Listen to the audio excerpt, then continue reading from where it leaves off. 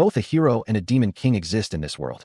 The hero is someone who fights for the sake of the empire. As for the demon king, looks like the hero this time is an aggressive one. He's the true ruler of the demonic realm. The hero gets his powers from the world and wields them for the sole purpose of killing the demon king. HAA. On the other hand, the demon king exists for the sake of killing the hero. Hero, I've got his back.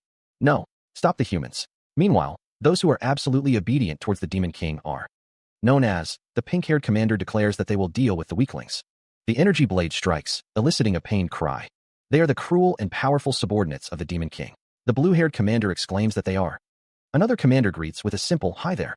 There are a total of 12 official corps, numbering from 1 to 12. They're the cruel and powerful subordinates of the demon king. The commanders declare that they will obliterate all of you. The blue-haired commander prepares to strike. It is said that there is no one who can stand up to them. One of the commanders laughs. A sword glows with power. The attack lands. A figure stands amidst falling embers, their gaze obscured by the shadows of a hooded cloak. A sharp, echoing sound reverberates. However, there exists a person who has killed a hero before. The Zero Corps commander stands over a fallen figure. The demon Eret. His identity as the Demon King's Joker card is an open secret. He is also the talent that the Demon King treasures most. A resignation letter lies on a desk.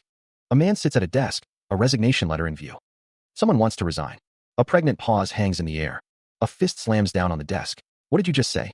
The sound of a sharp slap echoes through the room. The force of the blow sends a figure sprawling onto the floor. A figure with a face covering stands nearby, seemingly unaffected. His eyes glowing with fury, a man snarls, "How dare you?" A voice, laced with hurt, whispers, "Try to abandon me." He shouts, "No, never. I won't let you go." A figure embraces another, clinging tightly. His face contorted in anguish, he demands, "Why are you suddenly doing this?" His eyes reflect a deep, internal conflict. A voice questions, "Is there something you don't like about the Demon King Castle? Did your subordinates not show you respect?" The voice continues, "Did they discriminate against you because you're human?" His eyes widen in disbelief. "That's not possible." The name echoes, Demon Eret. He is someone undeniably strong, despite being human. He possesses overwhelming strength that can't be obtained even with hard work. He is someone who everyone reveres and respects. He's the strongest card that I have in my hands. But who would have the guts to mess with him? The cloaked figure stands tall. A heavy silence descends. A man with dark hair speaks. "My subordinates did nothing wrong. What's the reason for this then?" I can't tell what he's thinking from his expression. Eret stares intently. The dark-haired man exclaims, "Your subordinates? What?" The man continues, "No. Wait, there's no way I'll kill you. I just want to know why. Why would you say that when you know how much I treasure you?" The man continues, "Is it because I didn't send you to the borders recently? Are you doing this because your body is itching to fight? You know there's nothing I can do about that, don't you?" The white-haired man dismisses something, stating that it is not it. He asks to wait a minute, referring to Eret's current condition. Someone demands that they calm down. Eret apologizes for dirtying the floor, noting that he is bleeding again. The dark-haired man begins to say something, but is cut off. Someone shouts for a doctor, specifically the Zero Corps commander's doctor. Another person questions what the doctor is doing while Eret is so sick. A strange sound echoes. The scene shifts to a room with ornate decorations. Eret sits on a couch, attended to by the white-haired man and the dark-haired man. A hand glows with an ethereal light. Zero speaks to someone, their expression serious. Zero explains that what is happening is an after-effect, as they have probably guessed. The injury that he incurred in his fight against the hero is being discussed by Core Dr. Ben. A hand is shown, the figure stating that they didn't call the person to hear about something. The Demon King sits, stating that he already knows. A voice commands to find a way to cure him in the shortest time possible, threatening failure. The Demon King's eyes glow ominously as he asks if the other knows what will happen to them. A voice calls out to Eret, wanting to continue their talk next time. The unknown antagonist tells someone to go back and focus on their recovery. Eret responds affirmatively, addressing the speaker as "My lord." A hand clenches tightly. A chibi-style scene shows a character insisting they'll go by themselves, while another insists on bringing them there. Eret is wheeled away on a medical bed. Eret lies in bed as someone wonders if the Zero Corps commander threw up blood again, noting that he threw his body in front of the hero when the latter chose to self-destruct. It's honestly amazing that he only suffered such light injuries. One of the figures mentions that he's still the second strongest after the Demon King, even in his current weakened state. The other figure responds that he truly respects him, even though he's a human. They add that they're truly blessed to have him with them, as expected of a Zero Corps commander. A stark realization dawns. Fuck, I'm screwed. He simply wanted to resign and live a normal life, imagining a happy life. But they are just saying whatever they want. A voice calls out, urging everyone to hurry up. The voice exclaims that it's here, questioning if they killed the hero. Lord Eret is asked where he feels unwell, with the speaker noting that his pulse is now normal. The speaker wonders if he is strong.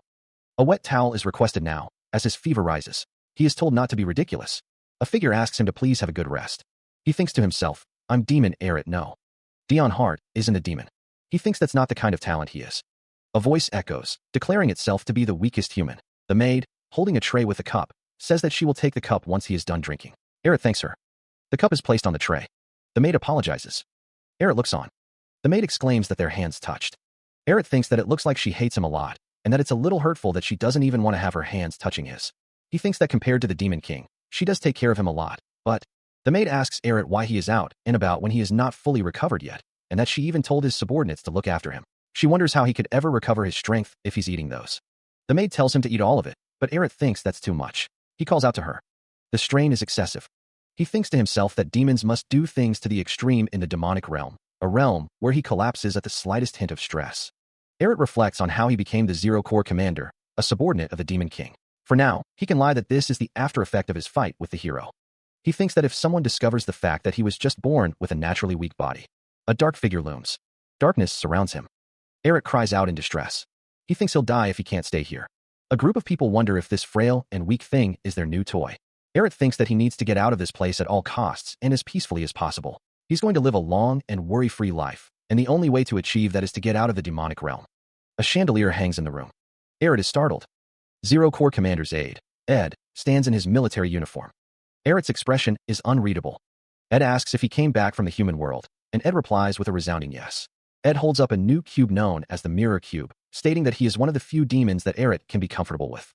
Eret thinks about how Ed would go to the human world and bring trinkets back for him to play to stave off his boredom. Ed presents the cube to Eret, who says that it is not what he wanted to say and asks if Ed didn't collapse. Ed replies that he is fine right now. Ed asks how he could be fine and what they can do about that after effect for him to get better, thinking that he probably needs to be reborn again. Eret thinks that he brought this all upon himself. Ed says that it is not true, and asks if Eret didn't stop the hero for the sake of saving them all. Eret thinks that is not it. Ed thinks that he will find a way to cure Eret even if he has to beat Ben up, and Eret thinks about what the hell he is talking about, and that demons are truly scary. Ed asks Eret to please have some ample rest. Eret thinks that there aren't many demons that would care about him as much as Ed does, and that he is thankful to him. Ed muses that the Demon King takes good care of him, perhaps a little too much, but he is grateful for surviving safely in this place. A silent hope echoes, that nothing will cause a misunderstanding. A towering castle stands silhouetted against a stormy, moonlit sky. The castle's interior is dimly lit, hinting at secrets within. Eret stands in a lavish room, holding a document. The resignation letter sits in his hand. There's just no telling what he's thinking with that expressionless face of his. Eret thinks to himself that he has indeed been unpredictable from the very first. A flashback shows a moment they met. Did he just kill that human hero? Ed embraces someone, and it seems like it. He seems to have killed and blocked the hero's self-destruction. How is he still on his feet after taking that power head-on? Eret reflects that the Empire sent a pretty interesting guy here. What is your name? He showed such great courage and loyalty by jumping into the middle of the battlefield for the Empire. I can't believe they sent someone as useful as him to such a dangerous place. Dion Hart's name hangs in the air. A voice muses that if it were them, they would never have sent him to such a place to die an insignificant death. A figure with piercing yellow eyes and slicked-back dark hair smiles, a sinister glint in their gaze. The voice continues, thinking back, noting that he has been way too free after he joined them. It wonders if it can send him on a mission. A figure sits at a desk, their back to the viewer. The figure looks at a paper in their hand, uttering a soft, "Oh." A commanding voice booms, declaring a meeting of the Corps commanders and ordering them to gather right away. A subordinate responds with, "Yes, my lord." The figure stands in a grand room, the floor reflecting the light from above. The figure states that Eret should be satisfied with this. Dion Hart looks up with a questioning expression. To be continued. The summons is causing distress. Lord Eret is falling, clearly annoyed. He thinks to himself, he lost his chance to get an enjoyable rest because the Demon King summoned him. Eret wonders why he is being called for a meeting of the Corps commanders so suddenly, after being told to rest. Eret realizes that all the living Corps commanders in the Demon King's castle must have been summoned as well. Eret can't believe he's going to meet the other Corps commanders when he's already scared to death of normal demons. He wonders if the Demon King wants him to walk to his death, or something. Eret wonders if he is feeling better now, and seems to be angry due to the sudden summons. Eret thinks he needs to maintain his expression. Eret thinks he had better not mess with them, as he won't win if they fought. Eret is rumored to be human. One of the demons says it's their first time seeing him in person, right? Another demon asks if the first is still unable to remember his name. He tells him to listen carefully, as he was there when he killed. Back then, when the Demon King asked him who he was, he replied nonchalantly, the hero. The man with white hair, red eyes, and a stern expression declares, I'm Demon Eret. Two chibi figures below him whisper, marveling at how he won't let anyone forget his name. Dion Hart, looking slightly annoyed, insists, I said my name was Dion Hart. The man named Dion Hart stands in a hallway, a visible aura of irritation emanating from him. One of the figures exclaims, "Whoa, watch out. I think he's in a bad mood." The other figure urges, "Let's go elsewhere before he kills us for just standing in his way, because he can't fight right now." Dion Hart looks down, muttering, "As if I could kill you guys. I'd definitely lose. 100% weak." The man named Dion Hart, looking distressed, thinks, "Why does it feel like the misunderstanding is getting deeper as time passes by?" A chibi version of him cries, "Don't look at me." In a flashback, Dion Hart thinks, "Well, on the bright side, nobody is messing with me thanks to that. If I get caught here, I'll die immediately. I mustn't let them discover that I'm weak before I escape. I'm removing them. I've got to act confident." Two figures stand guard in front of a large door. One of the figures thinks, "I must act like I'm not scared of anyone." The two figures react with surprise. A voice booms, declaring, "I'm the Zero Core Commander, Demon Eret." Eret commands, "Open the door." A voice announces, "Last but not least, we have the Zero Core Commander joining us." Eret stands before a grand, ornate door. A voice echoes from the darkness, "You're here." A figure with piercing yellow eyes and dark blue hair smirks. Eret's eyes widen slightly. "What?" he mutters. Eret's expression shifts to shock. "What is with this atmosphere?" The first Core Commander stands tall, a caption indicating, "You should sit next to the Demon King." Joker observes, "He seems weak, no matter how I look at him. I can't believe he's so strong. I'd love to fight him." The third Core Commander, Asild, is present. The fourth Core Commander, Idalia, and the sixth Core Commander, Velatin, are also in attendance. Idalia wonders how that block of muscle dares disrespect Lord Eret. The 11th Core Commander, Ririnel, sits with her hands clasped. The commanders are gathered around a long table. One thinks to themselves how scary and stressful this is, and that they want to go back to their room. Another wonders why there are so many Core Commanders. Eret is asked if he is all right. Eret apologizes for being late. Another commander tells him not to worry about it, that it's not like he was late on purpose. Eret thinks to himself that he was late on purpose because he was reluctant to come, though. A server addresses Lord Eret, offering to pour him a drink. The server pours a red liquid into a glass. The word alcohol is displayed. The panel shows a glass of red liquid. The text says that one can drink expensive alcohol to their heart's desires whenever there's a meeting in the demonic realm. Eret drinks the liquid, thinking that it is an alcohol. Idalia and Velatin are present. The text says grape juice. The tension in the room is palpable. The assembled Core Commanders sit in silent anticipation. The Demon King holds a glass, his expression unreadable. It seems to be alcohol, though. The Demon King's eyes narrow. He wonders if they are discriminating against him. The room is filled with a heavy silence. Eret raises his voice, cutting through the tension. "Stop it. Eret, I ordered them to do this. You and your love for alcohol." The Demon King looks at Eret, his expression unreadable. "I really don't. Discrimination against humans." The Demon King's thoughts race. Is he trying to save on alcohol because he discovered how useless he is? Did he finally find out about him? The Demon King's eyes widen in panic. In that case, have they gathered here? The tension in the room is thick enough to cut with a knife. The image of a broken mirror looms, the words "to announce my end" hanging in the air. Eret smiles, placing a hand on the Demon King's shoulder. Now, hear me out before you get angry, because you're the reason I called for this meeting." That really is their plan. Eret sits across from the Demon King, listening intently. A subordinate agrees. "Yes, my lord. Although the 12th Corps have been protecting the village so far." The demon emphasizes, there was a sharp, abrupt increase in their numbers. The text reads, "The 12th Corps can no longer handle them. After the demonic monsters destroyed half of the small village is shown in ruins." The text reads, "We evacuated the remaining residents to a big city with fortress walls. The destruction continues as the village burns." The Demon King sits with another demon, who states, "However, we don't know when that place will be ambushed, so we need more reinforcements to hunt the demonic monsters down." The text reads, "I was wondering why the 12th Corps Commander wasn't around. Did he get killed? By mere demonic monsters? Watch what you say." The text continues, "But they're just failed products, aren't they? They're making such." A character thinks, "I can understand their surprise though." The text describes demonic monsters. Among the demons that the Demon King created, there's senseless beings that are loyal only to their instincts and desires. The demonic monsters are described as failed products. Eret expresses disbelief that the 12th Corps Commander lost to those demonic monsters. A voice wonders what this has to do with them. The Demon King is told that they are at war every day because there are too many demonic monsters, and that the reason for their sharp and abrupt increase in numbers is unknown. Ben states that the now-deceased hero used to kill those monsters, so it's no surprise that he got killed when they gathered and charged at the village. The Demon King acknowledges the hero, and silence falls. Ririnel says that Lord Eret was the one who killed the hero. Eret wonders if this is it, and if they are intending to kill him using this as an excuse, but in the first place. Eret shouts that he never killed the hero. Eret is told that more importantly, the Demon King is the one who tried to kill the hero in the first place, and if anyone's responsible, it should be him. A close-up of Eret's face.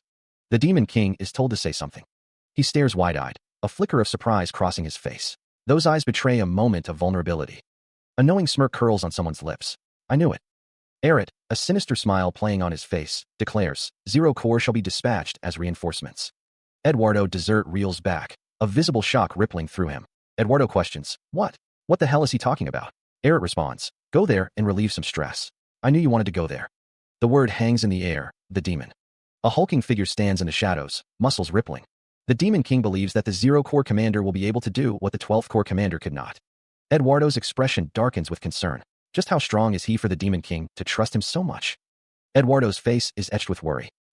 My body isn't in perfect condition though. Please. A hushed voice wonders, does he not want to go? A voice muses, no. I thought he'd make excuses and say that he doesn't want to go after hearing the report.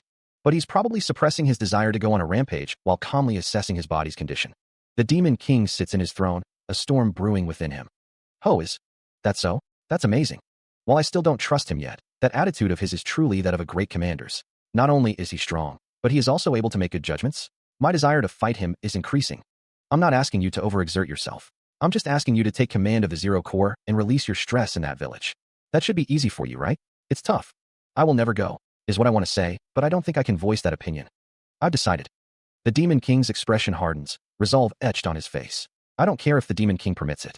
I'll definitely escape from. I'll go. This damned demonic realm. A carriage makes its way through the dark landscape under the light of twin moons. A heavy sigh escapes him. Dion Hart sits, a weary expression on his face. This day had finally come. Since he tried to run away, the D-Day has only gotten closer. A subordinate asks, Eret, you're already packing up? You wanted to go that badly. Dion replies, and no, this is, yes, I'm dying to go. Dion thinks to himself, and it's not like I could have told the Demon King I'm running off to the Empire. Of course, things won't be so easy even if I were to go to the Empire. He reflects on the lunatic emperor who sent him to the Demon King, and the brother who hates him to death. He thinks, but I suppose that's better than facing an untimely death amongst monsters. Dion places a hand to his forehead, thinking, no, let's think about this. A hand pulls back a curtain, revealing Dion. He thinks, I heard that the Zero Corps as well as Ed are very competent, so I'm sure I can just step away after acting the part, and they'll take care of the rest. Dion's subordinate says, we'll be arriving in the village in a moment. He thinks that there would even be a reason for him. Dion sits, thinking that even the Demon King said he doesn't need to overdo it, and a bag sits next to him. Since he's done worrying, Dion picks up a bottle. Dion holds up a bottle of Demonic Realm's specialty wine, a rare wine crafted only in the Demon Realm that has an exquisite taste and is loved by many demons. Dion recalls that he couldn't drink it because of the Demon King during the meeting, but they have another thing coming if they think he gave up so easily, as he stole it when the meeting was adjourned. They say the aura of the spirit who died drinking this is out of this world, so Dion thinks he should at least try this before he dies. Dion drinks the wine. The Demon Realm sure makes tasty booze, Dion thinks. Dion feels like he's alive for once. A carriage sits outside. Dion rides the carriage. Is Sir Eret still not feeling well? The thought crosses someone's mind, likely due to the incident before their departure. A voice calls out, Sir Eret, wait, as the carriage begins to move.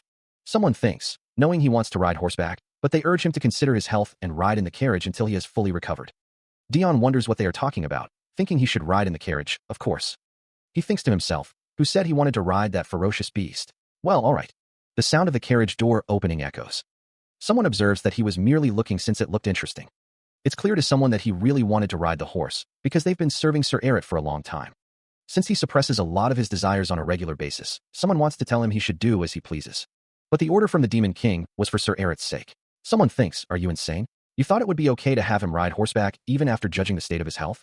The lieutenant announces, the village up ahead. The village is engulfed in flames. A hand lies amidst the debris of the burning village. How terrible. The demonic monsters have already swept this area and left. I'm sure they haven't gotten far, so chase after them. The dash. The destruction is immense. Were they waiting for us near the entrance? Everyone, get ready to battle. Fight for Sir Eret, who's depending on us. The village is engulfed in flames as demonic monsters wreak havoc, explosions rocking the foundations of every building. Rushing forward, Dion Hart moves with incredible speed, a blur of motion against the fiery backdrop. The blonde-haired man grits his teeth, realizing the demons are endless. A hulking demon lunges, its jaws wide, ready to tear into its prey. Dion Hart's eyes widen in alarm. He let his guard down. Meanwhile, in a distant castle, a voice echoes, addressing someone as Your Majesty. A figure with glowing yellow eyes looks up, a flicker of concern crossing his face. Two figures discuss the subjugation of the demonic monsters, one suggesting reinforcements due to the high numbers. The room is decorated with intricate patterns and a sense of foreboding. The figure from before reassures them, stating the Zero Corps are strong and guaranteeing their success. A voice declares that even if they face real danger, it will be fine. A sinister figure grins, his yellow eyes gleaming in the dim light. They have him. Flames engulf the battlefield, casting long, dancing shadows as the battle rages on. A figure with white hair and red eyes crouches low, a sword glinting in their grasp, ready to strike. Blood splatters across the ground, a grim testament to the ferocity of the fight. Blood trickles down a character's face as another looks on in shock, their eyes wide with horror. A voice calls out, the single word hanging in the air, "Sir." The scene blurs with motion, a whirlwind of action too fast to follow. Another voice cries out, desperation lacing their tone, "Sir Eret." A grateful voice echoes, "Thank you. I was just about to request your help, Hook." A figure's face is partially obscured, their eyes narrowed as they ask, "Are you my opponent as well?" The white-haired figure stands tall, a bloody sword held loosely in their hand, their red eyes gleaming with an unsettling light. The blond man's eyes widen in disbelief. This is Sir Eret's drinking habit? He stammers, "And no, sir, I am not. Is he drunk right now?" Then, a figure with piercing red eyes narrows his gaze. A shadowed figure wonders if he is his opponent. Sir Eret stands amidst the fiery chaos, his red coat billowing as he prepares for battle. The clash of unseen forces sends shockwaves through the air. An explosion rips through the battlefield, scattering debris and fire. A desperate cry rings out, someone shouting for Sir Eret. Eret grits his teeth, a fierce determination etched on his face. The world around him cracks and shatters, reflecting the intensity of the battle. With a swift, brutal motion, Eret unleashes a powerful kick. Eret's red eyes gleam with a dangerous light as he mutters, "He is, huh?" A heavy foot stomps down, crushing everything beneath it. Eret swings his sword in a wide arc, ready to strike down his foe. He is devoured by madness, overwhelmed by a swarm of shadowy figures. A blade pierces through him, the impact spraying blood in every direction. He falls, his body crashing to the ground as consciousness begins to fade. His eyes, burning with a crimson intensity, reflect the encroaching darkness. The blade continues its brutal work, a crimson dance of death. Velaton, Ed, and Ririnel watch in stunned silence. Ed whispers, "So that is." A disembodied voice echoes, "Commander of the Zero Corps, Demon Eret, do not leave a whole corpse behind." The sword plunges deeper, the sound of tearing flesh filling the air. Eret's face contorts in a grotesque grin, his red eyes gleaming with madness. "Now it's your turn." His body is a canvas of blood, a testament to the brutal assault. The voice continues, a chilling command. "Even when you deem the opponent to be dead, do not stop your mutilation." Eret's red eyes burn with a terrifying intensity, a promise of vengeance. Crimson blood splatters across the scene. A voice echoes, commanding the listener to deliver fear to their enemies. More blood splatters, accompanied by a declaration. "With this weak body of mine, Commander of the Zero Corps?" A figure stands amidst the carnage, a bloody blade in hand. A voice laughs maniacally, declaring that this is how they manage to survive in this world. Meanwhile, a visual transition indicates a shift in location. A cloaked figure stands before a grand throne, answering, "Yes," to an unheard question. A report comes in. A soldier surveying the demon realm has reported that the commander of the Zero Corps has participated in the subjugation. The hooded figure is described as extremely strong and brutal, as the rumors say. It is also said that the commander of the Zero Corps is the Demon King's most prized talent. A man in royal attire remarks that something is making him miss someone. Eduardo Desert states that if that's how they want to come out from the demon realm, they should make preparations as well. In the grand throne room, a figure kneels, head bowed. The figure thinks, "I seem to have the perfect candidate, too. What do you think?" Eduardo Desert's expression is one of sinister delight. He says, "I am going to give you a special opportunity to make an achievement." A cloaked figure, shrouded in shadow, declares, "I accept the royal orders." Eduardo Desert, seated on his throne, smiles faintly. He asks, "Yes, why don't you become that talent then?" The text speaks of an 8-year battle, the air thick with the stench of smoke and death. The text describes a place overflowing with blood, all for the glory of the Empire. The text speaks of the noble sacrifice of the vanguard in the front line. The text reveals a grim truth. They are merely meat shields forsaken by the Empire. A warrior stands amidst the carnage, his white hair stained with blood, his red eyes reflecting the hellish landscape. The text declares this place is simply hell, as soldiers cry out, urging each other not to fall back. The text commands to fight courageously for the Empire, a desperate cry amidst the chaos. A red energy blade slashes through the air, the warrior barely able to defend himself. For the Empire," he scoffs, blood dripping from his wounds. The text reveals his inner turmoil. A joke, he thinks. He did not want any of this. He fights on, but the text reveals his true feelings. He has absolutely no intention of risking his life fighting. He coughed, the taste of blood acrid on his tongue. The sacrifice for the Empire, it had landed him in this hell. He had merely done everything he could to survive. He refused to die according to their wishes. Revenge was the only path forward. He had to survive, no matter what. Survival was paramount. And to take revenge on them. His eyes snapped open, a gasp escaping his lips. A dream? What did he dream about? It felt serious. This is his room? Was he awake now? Ed stood over him, concern etched on his face. Ben added that he had been asleep for the entire day, but they managed to finish his treatment. While he was sleeping, someone mentions how shocked they were when he returned covered in blood. The room is dimly lit. The demonic monster subjugation was successful, and the monsters fled in fear. Someone states this to the unknown character. He apologizes, wishing he were just a little stronger. He is shocked, wondering what happened to the mission. He asks what they mean by over, and what they mean when they say he collapsed. Someone tells him that he is suffering from temporary amnesia and that it was quite a severe injury. They ask if he doesn't remember.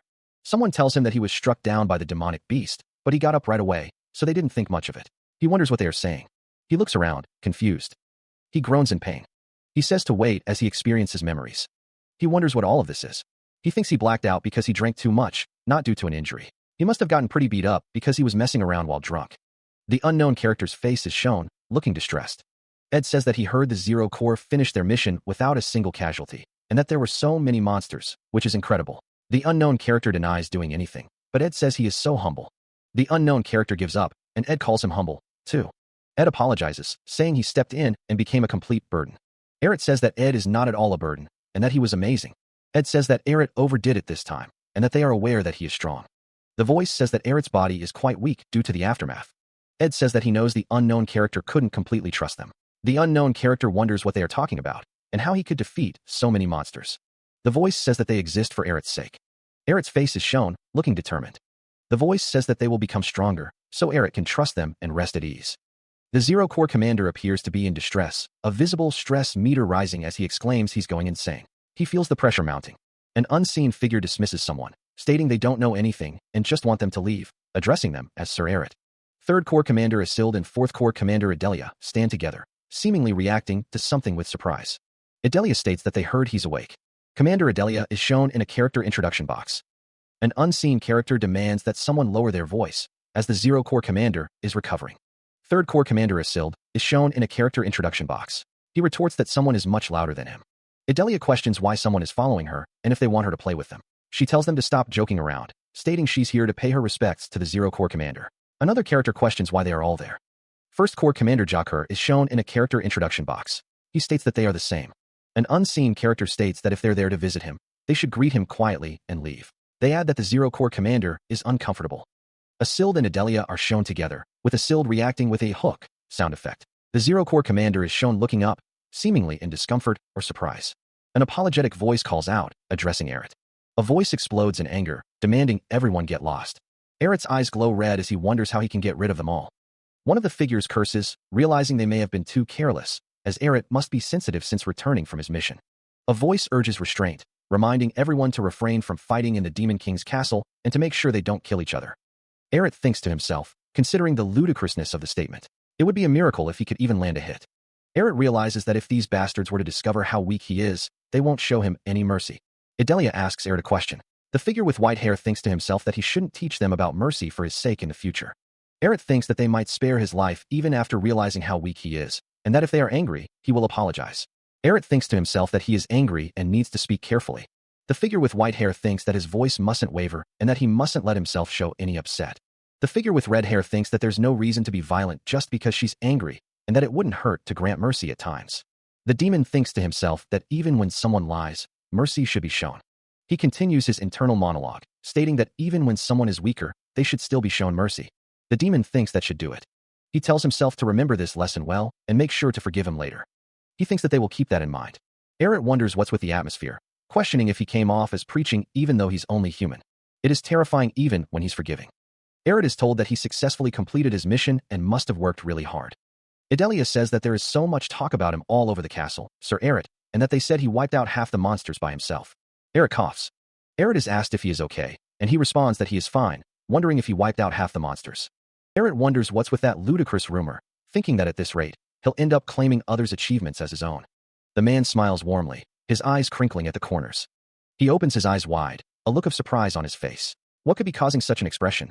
A taller figure looms over Eret, his expression unreadable. He speaks of a favor. Eret's brow furrows, sensing the ominous nature of the conversation. The taller figure dismisses the concern, stating it's no big deal after Eret has fully recovered. The figure asks if he could request a spar with Sir Eret, his tone laced with something unreadable. Eret seems confused by the request. The air crackles with energy as the figure declares it's not a spar with a mere demon. It's a spar between Eret, the third corps commander, who oversees elite guards that protect the Demon King. A sinister figure is revealed, his eyes glowing with malevolent energy. The sinister figure's face is contorted in a wicked grin, his eyes burning with power. The sinister figure asks, "And me?" A voice proposes a sparring match. Eret looks surprised. Someone gushes about Sir Eret's greatness. A demon with light blue hair and horn smiles as he speaks to Eret. The demon says that sparring sounds like fun. The speaker muses that the Zero Corps commander has never sparred since becoming the commander. The speaker wonders if Eret will accept the proposal. The demon with red hair says it's to see Sir Eret spar. She adds that the Fourth Corps deals with information and will get as many spectators as possible. Eret replies that he doesn't care about them coming, just that they don't interfere. Eret says he doesn't want to spar. The demon with light blue hair and horns stands with Eret and the demon with red hair. Someone internally screams, wondering why they're deciding things on their own. He wonders how any of this even makes sense. Eret imagines being obliterated into 1,000,000 pieces with a single strike. He clutches his head, overwhelmed by the thought. He thinks to himself that he is still feeling the aftermath of the battle with the monsters. Eret reflects on his strength, realizing he could die. No, he means to die. He curses, wondering what he is even saying right now. Idalia observes him, wondering if he is avoiding a fight. She notes his suspicious eyes, realizing he can't just get by with futile excuses. Amazing. Eret looks up, confused. Idalia thinks that even against the commander, he has such confidence. She realizes she always wondered why the Zero Corps commander didn't participate in spars, but she completely gets it now. The Zero Corps commander was actually concerned about his opponent. Two chibi figures, one with white hair and the other with blue hair and horns, are visibly confused. The two chibi figures remain in a state of bewilderment, question marks floating above their heads. Eret's eyes widen in shock, his mouth agape. He wonders, could it be? A figure with white hair and red eyes is startled, exclaiming, what is it?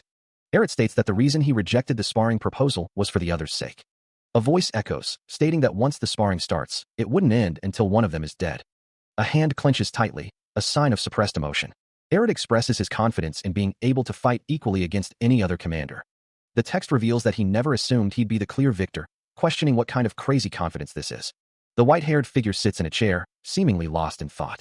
The white-haired figure wonders, his eyes narrowed, about the sheer talent that the Demon King acknowledged. A sigh escapes, laced with frustration. The speaker is clearly upset by recent events. Eret stands before two figures, one with red hair and the other is Velatin. He states that he cannot guarantee his victory or his survival. He admits he doesn't have the heart to fight to the death. The Zero Corps commander bows his head slightly, expressing his gratitude for the consideration. Eduardo Desert and another figure react with shock. He accepted it. Eduardo Desert exclaims that Sir Eret is incredible, noting how even hostile commanders treat him with respect. Ed appears troubled, his brow furrowed with concern. Ed doesn't understand why, but he thinks he'll get out of the spar. But he hasn't given up completely yet. Eret's eyes gleam with determination. He will request a spar again. He won't die, then he'll request a spar again. A close-up of Eret's eye reveals a burning intensity. Ed doesn't want to. A surge of enthusiasm fills the air, with declarations of just give up, already, and all right, echoing through the room. One voice proclaims, since making this promise with Sir Eret, I feel so much enthusiasm. A figure with fiery hair and a confident smirk leans in, saying, hey, please listen to me. A voice declares, then I'll be off to go train, as someone rushes out of the room. A second voice wonders, when did you get over? A hushed tone confirms, he's gone. The red-haired demon raises a hand, calling out, wait. Several figures stand around a bed, their expressions a mix of concern and contemplation. The red-haired demon continues, he had no ambition to do anything, but I guess he's finally fired up because of you. It's a good thing. Anyways, he's so loud. Lying in bed, a figure thinks, this is... A character calls out, Sir Eret, as they reach out to him. Eret looks concerned, saying, apologies, but Sir Eret needs more rest. Another character responds, right, sorry about that. I hope you recover soon. A voice says, please rest up, Sir Eret. We will take our leave. He gulps down the water, trying to steady his breathing as the words echo in his mind, escape from the demon realm. Asild says, when you're well enough to spar with the Third Corps commander, may I ask for you to spar with me as well? He looks forward to it. The others call out to Eret, concern etched on their faces. Eret thinks, I must escape the demon realm. Sir Eret is asked to calm down. He slams his hand against the wall. Eret, exhausted, thinks, I managed to run out of there somehow. Ed says, shouldn't you go see the Zero Corps members soon? Everyone is waiting for you, Sir Eret. Never-ending visits. Another voice says, if you keep cooped up in your room like this, you'll never get any better. If you want to recover, you need some moderate exercise. You're going to go see the Zero Corps? I'm training very hard. To keep my end of the promise. Please wait for me, Sir Eret. Flames erupt around a figure, dwarfed by a towering, muscular presence. A voice cries out, demanding to know what everyone wants. A figure, pleading to be left alone, kicks a dark, rock-like mass. A burst of purple energy explodes outward, accompanied by a scream of pain. 3 figures react with shock, wondering who was responsible for the attack. A close-up reveals a face contorted in rage, questioning which asshole is responsible. A figure lies defeated, declaring that they are done for. The figure thinks that it couldn't have flown anywhere else. A voice stutters, apologizing and addressing someone as Sir Eret. Another voice booms, greeting the Zero Corps commander. Bowing deeply, the figure offers their apologies for causing a disturbance. Lying prone, a voice questions the meaning of disturbance. A figure declares they'll teach someone a lesson, justifying it as blocking their way despite being a lowly incubus. They add that they will take care of it and make sure not to disturb Sir Eret. A voice simply states, "Uh-huh." The figure appears distressed, their expression a mixture of fear and concern. The speaker reveals that Eret is the Zero Corps commander, expressing disbelief that they were ganging up and bullying an incubus, the lowest rank in the demon realm. A voice nervously offers that they'll just go ahead and... A stern voice commands, "Leave now." Someone suggests they should run away, believing he isn't in a good mood. A voice questions what to do with this kid. Someone admits that seeing a demon weaker than them for the first time is bothering them. A close-up reveals a conflicted expression. He is being looked at, and it makes him nervous. He's heard that Eret is normally quiet, but when he's angry, he's known to be more brutal than any known demon. Eret is sure his presence has disturbed him. The incubus sits on the floor, looking up at Eret. Eret reassures him that those bastards from earlier are gone, so he doesn't need to worry. The incubus notes that Eret's eyes aren't looking at him with disgust, but with genuine goodwill. The incubus wonders how long it has been since he's been treated with such kindness. Eret offers his hand to the incubus, asking if he's disgusted by the fact that he'll be physically in contact with him. The incubus asks with what? Eret asks if he thinks that way, if he's a human, and if he's disgusting. The incubus stammers, saying of course not, and how could that be? Eret reassures the incubus, telling him that it's the same for him, so he shouldn't worry. The incubus thinks to himself that he's trying hard to survive in the tough demon realm. The incubus wonders how Eret could be so kind. He thinks to himself that he's so overjoyed right now, having never been treated with such kindness before. The incubus says that he would love to repay Eret, asking if he has some time to spare right now. Eret looks surprised and wonders what time it is. The incubus thinks to himself that he feels like he's gotten involved in something extremely bothersome, wondering if this is just a feeling. Someone asks Eret how he feels. Someone reacts with confusion, saying, "Huh." A new figure stands in the shadows. Someone wonders where he went. The story is to be continued. He clasped his hands together, a gentle smile gracing his lips. "How could you be so kind?" he wondered, his voice soft with gratitude. "I am so overjoyed right now. I've never been treated with such kindness before." He looked up, his eyes gleaming with sincerity. "I would love to repay you. Do you have some time to spare right now?" The other figure, a tail visible behind her, seemed taken aback by the offer, her eyes widening slightly. He paused, a thoughtful expression crossing his face. "I feel like I've gotten involved in something extremely bothersome. Is this just a feeling?" He stood before the other figure, the offer hanging in the air. "Time, you say?" He continued, his tone casual. "It's not like I have anything to do right now." Eret leaned forward, his expression earnest. "Yes, as a way to repay you, I'd like to give you a tour of the garden as well as give you some herbs that are great for fatigue." He added, "Since you're probably very busy as a commander, Sir Eret." The other figure looked up, a hint of disappointment in her eyes. "If you're busy, that's okay, but..." He wonders aloud if there is also a garden in the Demon King's castle. The thought echoes the awful nature of the Demon King's castle. The pair stand in a hallway. A voice booms, introducing himself as Hien, the gardener who takes care of all the plants inside the Demon King's castle. Hien stands in the hallway, smiling. Eret thinks to himself that such a peaceful career exists in the demon realm too, and that Hien looks like a good person. Eret considers the idea of a garden. A place with fresh air. A place with beautiful flowers and greenery. Hien sits in the garden, thinking that it would be a healing spot. Eret says that it sounds like the perfect place to calm his nerves, and asks Hien for his guidance. Hien happily agrees. Finally, he can breathe again. He leads Eret through a corridor, pointing the way. The night sky glows with a soft, purple light. Hien gestures towards the garden, inviting Eret to follow. Eret steps into the garden, marveling at the sight. Eret exclaims, "What a beautiful garden." The scent of greenery and fresh air fills the space. Hien smiles. "Yes, this is what healing." A strange plant lurks nearby, its tendrils twitching. A guttural sound echoes through the garden. The plant lashes out, attacking Hien with surprising speed. Eret gasps, "What? What was that?" "Plants, you can't pounce on Sir Eret like that." He is grabbed by a large, grotesque plant. A voice echoes, asking if he wants to be educated again. Apologizing, Sir Eret says that the plant was happy that he came by for a visit. A voice declares that since they are looking at a demon that's weaker than them for the first time, it's bothering them. Hien realizes that she's not normal either and thinks about the garden. "It only looks normal on the outside," a voice says, calling out to Sir Eret. "There's only plants like this inside, A voice says, stating that they need to get out of here. Hien apologizes, saying that something urgent has come up, so she needs to get going now. She adds that there's cooler plants than this one if they go further inside.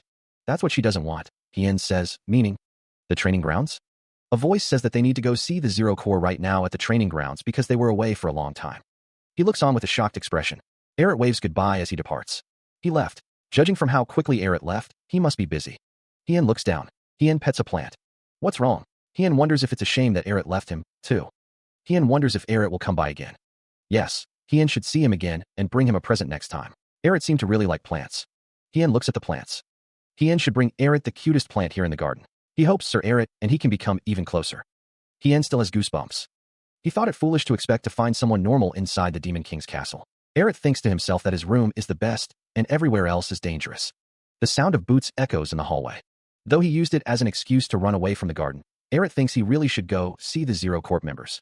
Since he wreaked such havoc while he was drunk, he kept putting it off because he was ashamed. But the Demon King and Ed keep pestering him. Ed says that instead of doing nothing in his room, why doesn't Eret come by and see his core members and give them a word or two of encouragement? Eret thinks that Ed never said this, but what he said isn't wrong, either. Yes, since he's outside, Eret thinks he should at least show them his face. They're going to keep working hard for his sake, anyways. Since he just experienced something so traumatic, Eret is not so afraid to see the core members. Eret thinks to himself that is what he was thinking, but nobody's here. Since he came here, Eret thinks he should just return, but isn't there any place he could sit down and wait? It's not like anything will get resolved by avoiding it. Eret is curious as to how strong the Arrow Corps are. A wooden sword. Is this what they train with? A rack of wooden swords stands ready for training. During the monster subjugation, he was out of his mind and doesn't recall a single thing. Eret raises a sword, examining it with a critical eye. He supposes this is a good opportunity to check himself out. Eret's eyes widen in surprise. The sword feels heavier than it should. Straining, Eret struggles to lift the sword. It's so heavy. Even on the battleground, he could barely lift a wooden sword, let alone an iron sword. Eret thinks he should just stick to using a dagger, cursing his own strength. He wonders what could be the reason for this. Eret notices a group of figures in the distance. The core members? When did they get here? One of the members exclaims, hoping that they didn't see him just now. A strange sound echoes. Eret's gaze is intense. The sword at his side gleams. A voice calls out, "Greetings. Are you feeling all right?" His subordinates rush to greet him. "You hadn't come by for a while, so we were worried," one of them says. Another adds, "We were just taking a break." "We weren't." The soldiers praise him. "Sir Eret, you were really outstanding during our last mission." One of the soldiers is confused by the praise. WHWH what? Another wonders, what's with them? Eret tries to calm them. "So please relax, everyone." Eret looks tired. A soldier thinks, "But you still look tired. Sir Eret always says that."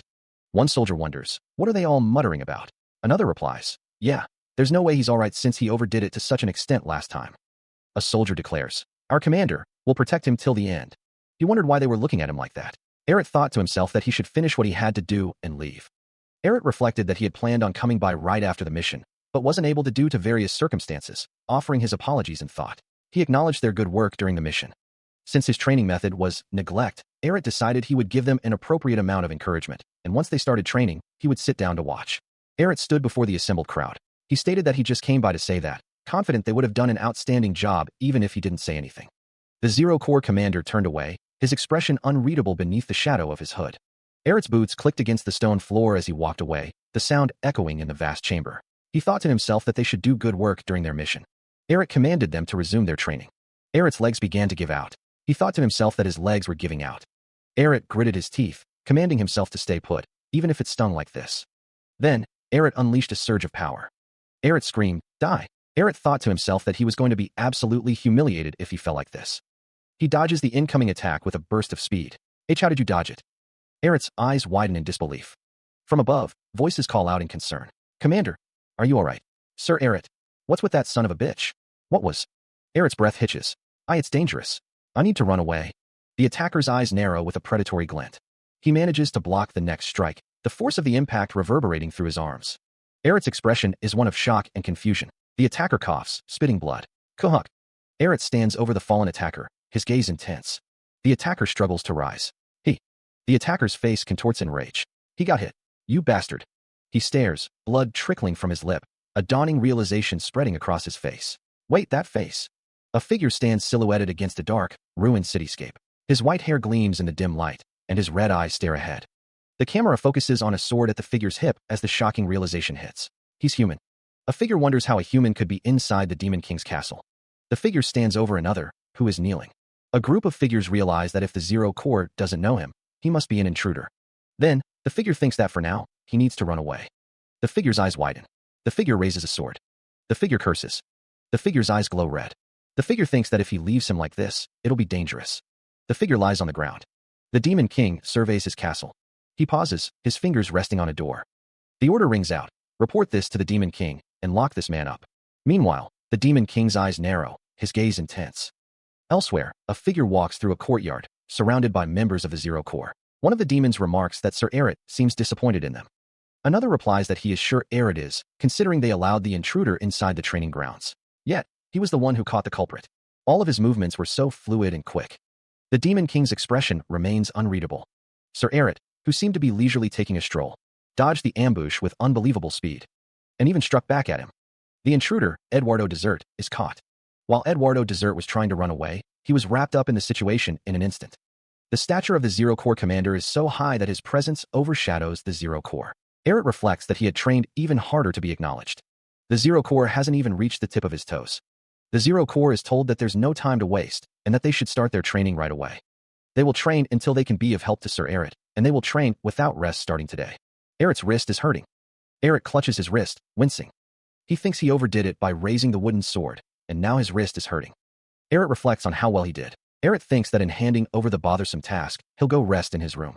He awoke, muttering that he slept well. A voice inquired about his rest and the time. The voice continued, noting how peacefully he slept, implying he must have been very tired.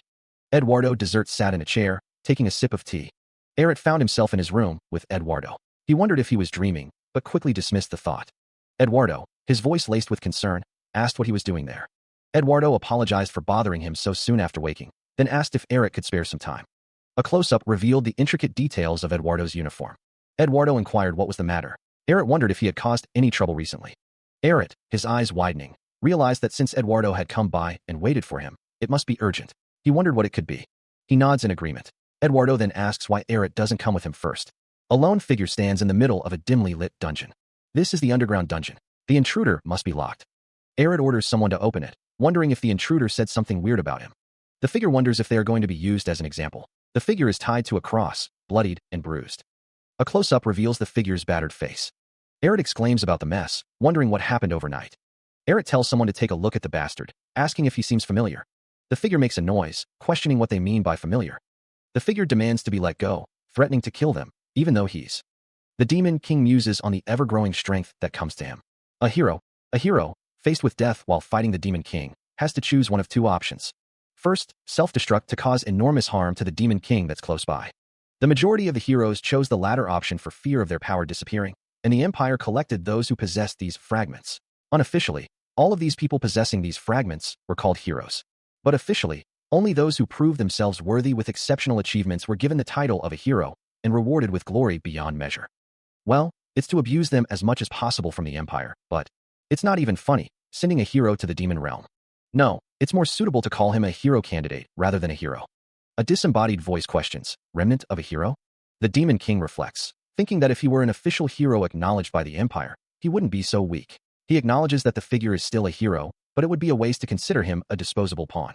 There's no way they'd have sent a hero candidate to the demon realm without a reason. The Demon King wonders just what the Emperor is thinking. Eduardo Desert is addressed as Your Majesty. He asks what it is. A close-up reveals a character's eye widening in shock. The Demon King requests to have a chat alone with this person. A figure stands over another, who is kneeling. Eduardo Desert says he'll be waiting in the front, and that he'll be quick. There was no message. He only targeted me, but for what reason? Just what is he thinking? Dion Hart. Dion Hart is called a fucking traitor. His red eyes narrowed. The demon accused. You earned the trust of the Emperor and became the hero of the Empire, yet you betrayed the Empire and switched sides to the demon realm. Did you think you could? The demon roared. Dion Hart raised a hand to his head, confusion clouding his features. What? Dion Hart responded. Okay, fine. You must be the deserted pawn, right? A fist clenched. The demon spat. Be bullshit. I received an important mission of eliminating the traitor from His Majesty. Dion Hart's eyes glowed crimson. The proof is that you called me a traitor. The demon continued. What sins have you committed to be cast aside by the Emperor? The demon's golden eyes narrowed. And deserted like this? The demon finished. The demon loomed over Dion Hart, sneering. His Majesty is aware of everything. The crimson stains on his uniform were stark against the pristine white fabric. Dion Hart, his face marred with blood, questioned what he was. The bloody Dion Hart wondered if His Majesty could have truly known. Dion Hart wondered why His Majesty would send him to the dangerous demon realm to eliminate the traitor. Dion Hart questioned if he had really deserted. Kneeling, Dion Hart thought he had sacrificed everything for the Empire. Eduardo Desert screamed that he would not forgive that fucking son of a bitch emperor, no matter what. The demon remarked on such superficial loyalty. The demon stated that he wasted his time on something that was worthless. The demon asked if his expression and curiosity had been satisfied. The demon asked what they should do with that bastard now.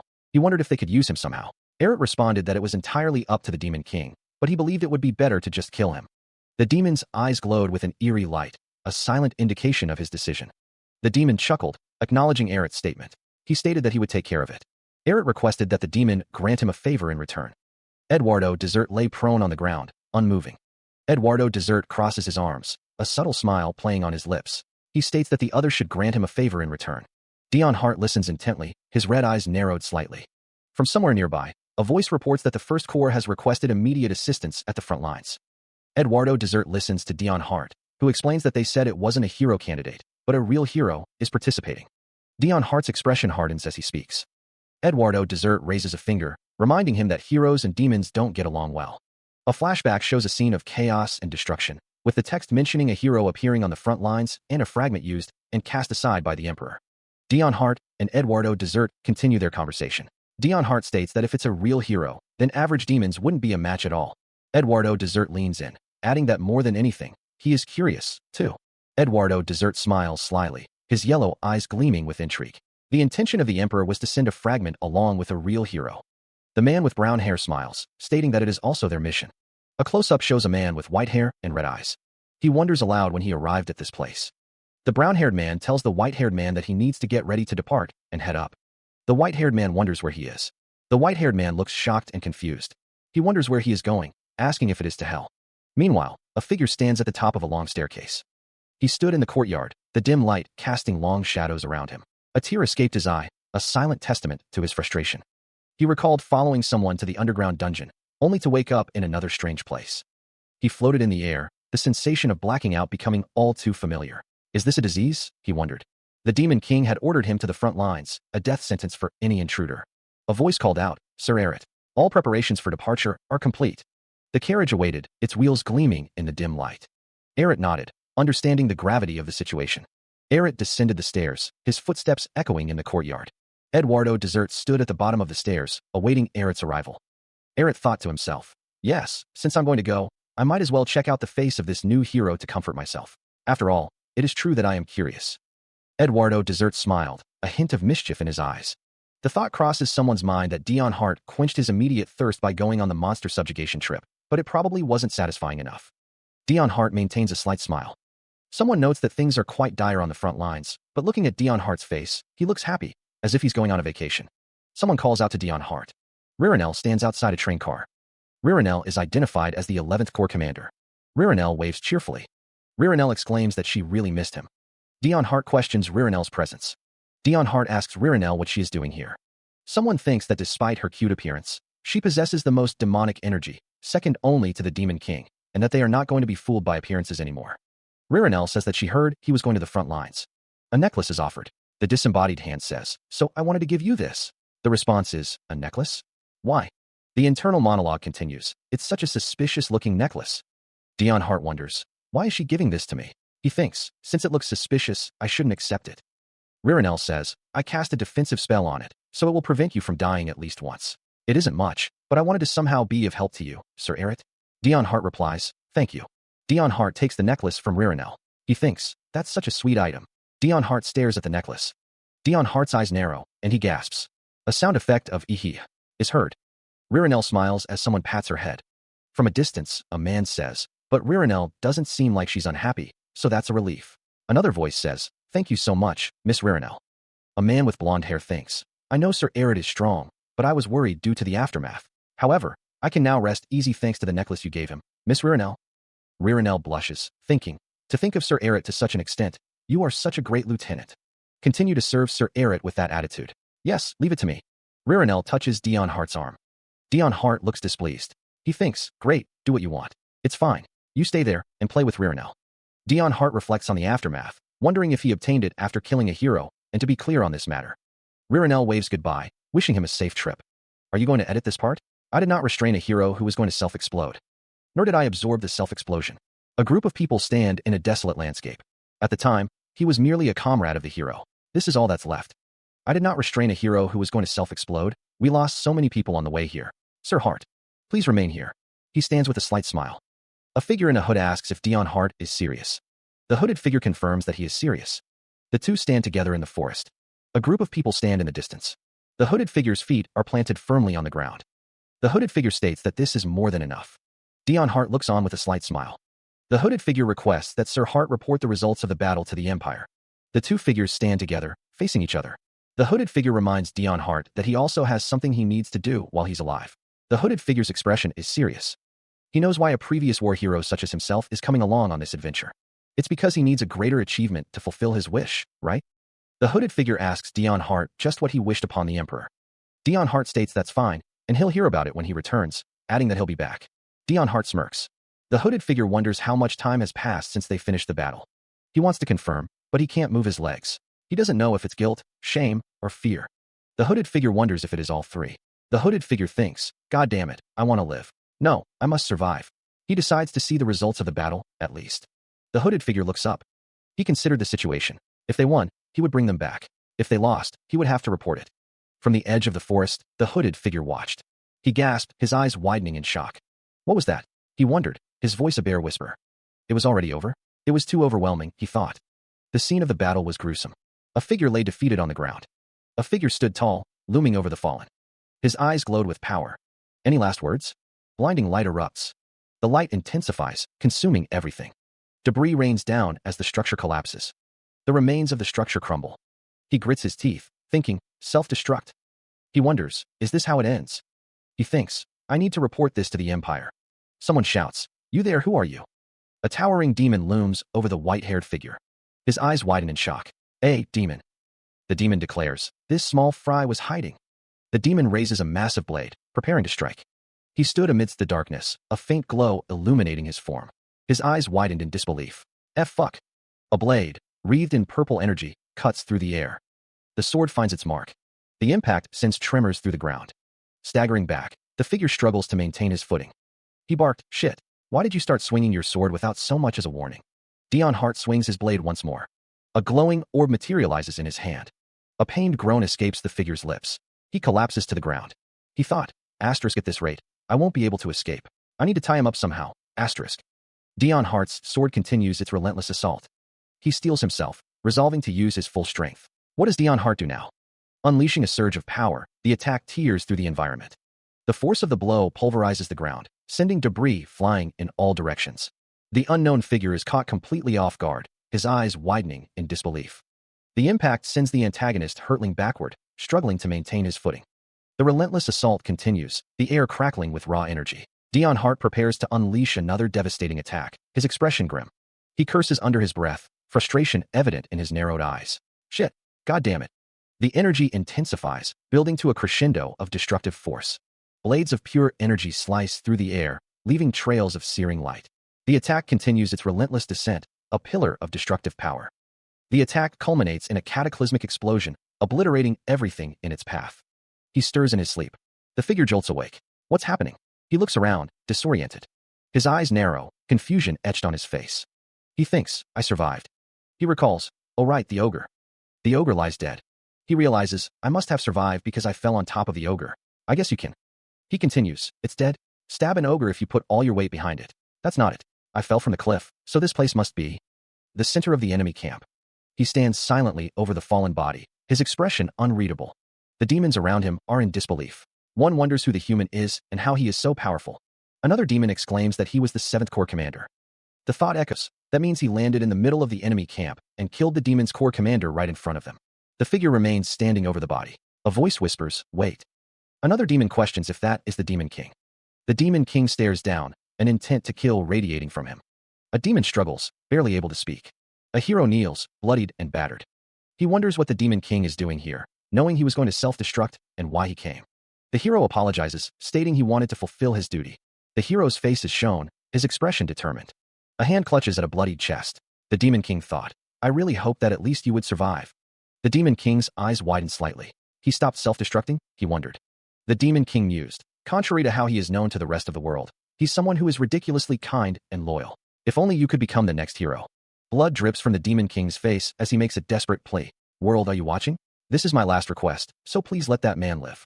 A figure is enveloped in a brilliant golden aura, the light radiating outwards. The golden aura intensifies, swirling with energy as it expands. A hand glows with golden energy, the power surging. The figure is now completely bathed in golden light, the energy coalescing around them. At least one fragment. Standing within a radiant golden circle, the figure emanates power. A blinding burst of golden light erupts from the figure, illuminating the surroundings. The figure stands cloaked in light. The hero's eyes widen, pupils glowing yellow. That light. It's different from the self-destruction. A voice declared that there was no need to worry about opposition from humans or demons. One figure stood over another, who was lying on the ground. After witnessing what happened here, they wouldn't even dream of opposing. The figure remained standing over the fallen one. Blood stained the face of the figure on the ground. A voice echoed, stating, I tried to survive. Close-up of hands. It started from that day. A voice chuckled, huh? All the people in the Demon King's castle, the king himself included, share the deluded opinion that I'm astoundingly powerful. They should really tone it down a notch. A voice announced, Sir Eret, we have arrived. The border between the human world and the demon realm. The front lines, where incessant battles occur between the demons and the Empire. Dion Hart stands before a group of people. He thinks, I have come to such a place. The Demon King says, I've been waiting for you. The Demon King thinks, judging from his shabby state, things must be really bad here. The Demon King and Dion Hart shake hands. Dion Hart thinks, I should have turned him down right then and there, but I thought I would die if I refused, so I couldn't help it. Dion Hart thinks, come to think of it, there was never an option from the start. The Demon King smiles. The Demon King thinks, my life. Dion Hart thinks, as expected, his expression has eased up after we left the Demon King's castle. I'm sure he's looking forward to the battle. Dion Hart thinks, sorry to disappoint you, but there is currently a lull in the fighting.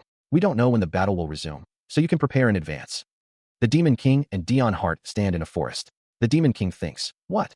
What are you talking about? Who's looking forward to what? The Demon King asks, do you mean the core? The Empire's barracks stand as a front line in the human world. The barracks are nestled in a valley. The first Corps Commander asks, Corps Commander, you say? The other officer confirms, yes, that's right. The officer salutes, reporting, according to our scout, thanks to the news that the Zero Corps Commander will. The report continues, the Demon King's troops are in quite high spirits as of yesterday. The first Corps Commander thinks, on the other hand, the Empire's troops, stop, that's enough. What a headache. Why did that infamous bastard come down here? A title card appears, the Zero Corps Commander. Another title card reads, the Joker of the Demon King. The text continues, and the presence that's known to be even more outstanding than the first Corps Commander, who's supposed to be the strongest out of all 12 commanders. What should we do? If this is true, then there's no. The first Corps Commander, overlooking a map, states, way to guarantee our victory. The decision is made, they will send an assassin. The idea of sending an assassin after the Zero Corps Commander is met with disbelief. There's no way they will succeed. One of the commanders scoffs, doubting the Zero Corps Commander's very existence. If the Zero Corps Commander actually exists, that is. The rumors surrounding him are incredible, but no one has been able to confirm them. These rumors, perhaps the Zero Corps Commander's existence is a rumor in itself. But that's enough to lift their spirits. Hero of humans, cruel. To reveal the truth with one assassin would be a huge accomplishment. Prioritize getting information on the Zero Corps Commander. The Zero Corps Commander is the priority. His hand is being bandaged. The other man sits beside him. He wonders if he seriously has to participate in the battle, too. Although he was worried because of the pressure and the outcome, he never resented the position of the Zero Corps Commander. It was actually. But today, he really resents this position he holds. Convenient, because everyone was delusional and avoided him. The other man asks, Sir Eret, are you not feeling well? It's hard for me to bandage you because you are shaking so much. Eret denies it. He says he will continue. Eret thinks to himself that he doesn't have to do it so carefully. He's just going to check out the face of the new hero and fall back anyways. Eret looks shocked. The other man asks what he is saying, as they don't know when the battle will start. Eret says, all right. He considers the proximity of the human world and the rising sun, reminding himself to bandage himself more carefully. Dion Hart thinks to himself that he really doesn't look after himself and that he doesn't even know how much he worries. He muses that it's nice that someone is worried about him and treats him well, but he doesn't understand how he follows him without so much as a complaint. Dion Hart wonders what's so charming about him. He reflects on his frail constitution, how he vomits blood and faints easily, and burns easily when his bare skin is exposed for prolonged periods in the sun. Dion Hart thinks that any way he looks at it, he's just a useless, weak human trash. He questions why Ed is remaining as his vice commander, wondering if Ed is not a demon but an angel. Dion Hart states that with this, they'll be able to wipe out all the humans without worrying. Of course not, he thinks. A cloth, specially made by the Demon King using magic, so you can fight to your heart's desire. It'll deflect the sun and keep your temperature regulated as well. Dion Hart states that as long as it isn't torn, it'll restore itself as well. He overheard that the Demon King was bragging about it, having even put a spell on it for transparency around his eyes, nose, and mouth. The Demon King was bragging so much about it, judging from how he's using his magic without a limit. Someone tells Dion Hart that His Majesty must really treasure him a lot, even putting a spell on his robe to secure a clear view. Because the Demon King's overflowing with magic, so he just uses it everywhere? Magic is something that violates the regulations of the world. The magic of the demons are limited, and the demonic energy spent in magic cannot be recovered. Furthermore, they say that the more demonic energy is used, the faster the new hero will appear. Isn't it? If he's using so much magic, that means he's confident he could defeat the new hero, right? Though that's none of my business. It's all finished. Dion Hart says, thank you. How annoying. It's so comfortable. Another character tells Sir Eret that as long as they have the zero core in him, they don't think they need to worry. Life is so agonizing. Since the fragment intruded on the training grounds, all of the core members trained like crazy. Dion Hart thinks to himself, yes, I have no one else to trust, so please take good care of me. Dion Hart states, I'm going to go check on the 9th Corps Commander's corpse and take a look around the tent. Someone asks, what? Wouldn't it be better for you to save your energy until the battle? Dion Hart thinks, then phew, I'm already strong enough. To think Sir Eret is that enthusiastic. Of course, it's an excuse. Dion Hart thinks, I'm going to go buy myself some time and look for places to hide dash. Elsewhere, 2 figures stand near some crates. One of them says, huh. One of the figures states, it's really the commander of the Zero Corps. We were struggling so hard, but now we don't need to worry anymore. Another figure asks, why don't you need to worry anymore? He stands alongside the Demon King. There's no denying it. They are going to be victorious next time. The Demon King looks forward to their next battle. As expected, his decision was right. Even with his presence alone, their spirits are lifted. Dion Hart asks that they don't pay him any attention. He won't be able to hide anymore.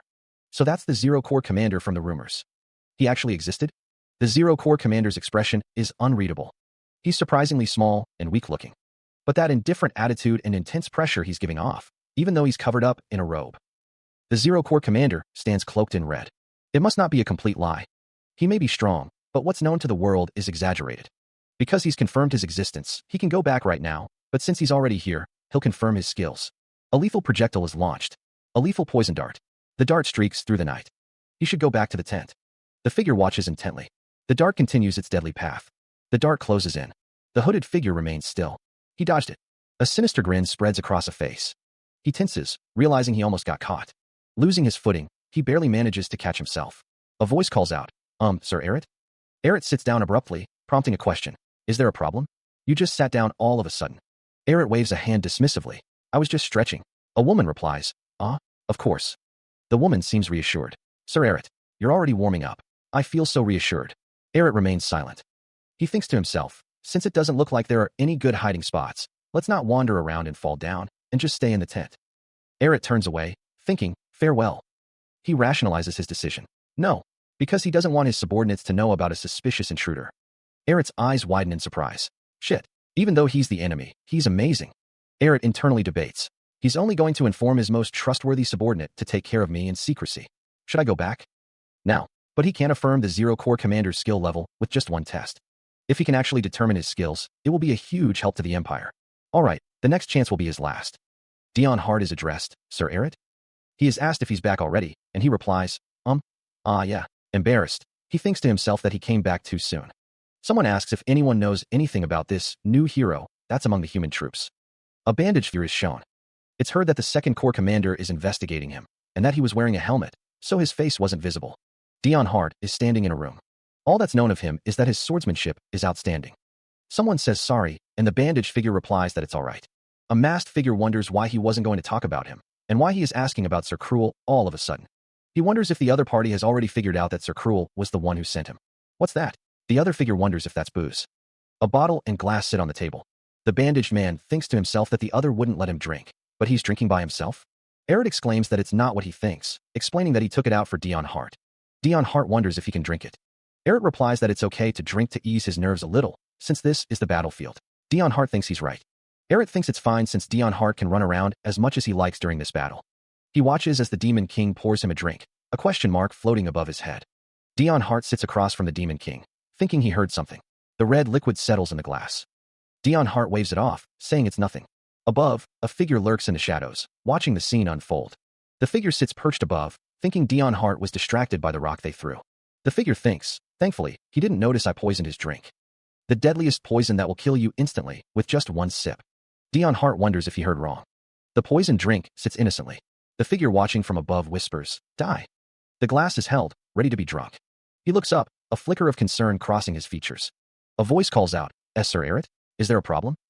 High above, a figure stands on a rooftop, their gaze fixed on Erit below. From the shadows, a voice declares, "There seems to be a pest among us.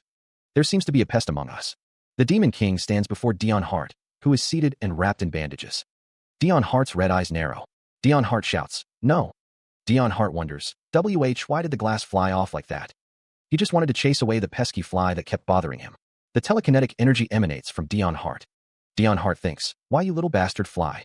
Get lost already." The glass flies off the table, shattering against the wall. Dion Hart exclaims, Huh? He wonders, why did that happen? A glass lies shattered on the floor, surrounded by a pool of crimson liquid. Dion Hart, his face partially covered in bandages, stammers, Ed, I didn't do that intentionally." He peers through the bandages, questioning. TSSSS. Two figures stand near the shattered glass, the air thick with tension. A voice booms, "Poison." Dion Hart's eyes widen in shock. Dion Hart turns, a look of disbelief on his face. "My drink was poisoned." His gaze drifts upward, searching for something unseen. A voice declares, "There was an intruder." Meanwhile, rain falls in sheets over a dense forest, obscuring the path ahead. A figure sprints through the trees, their movements urgent.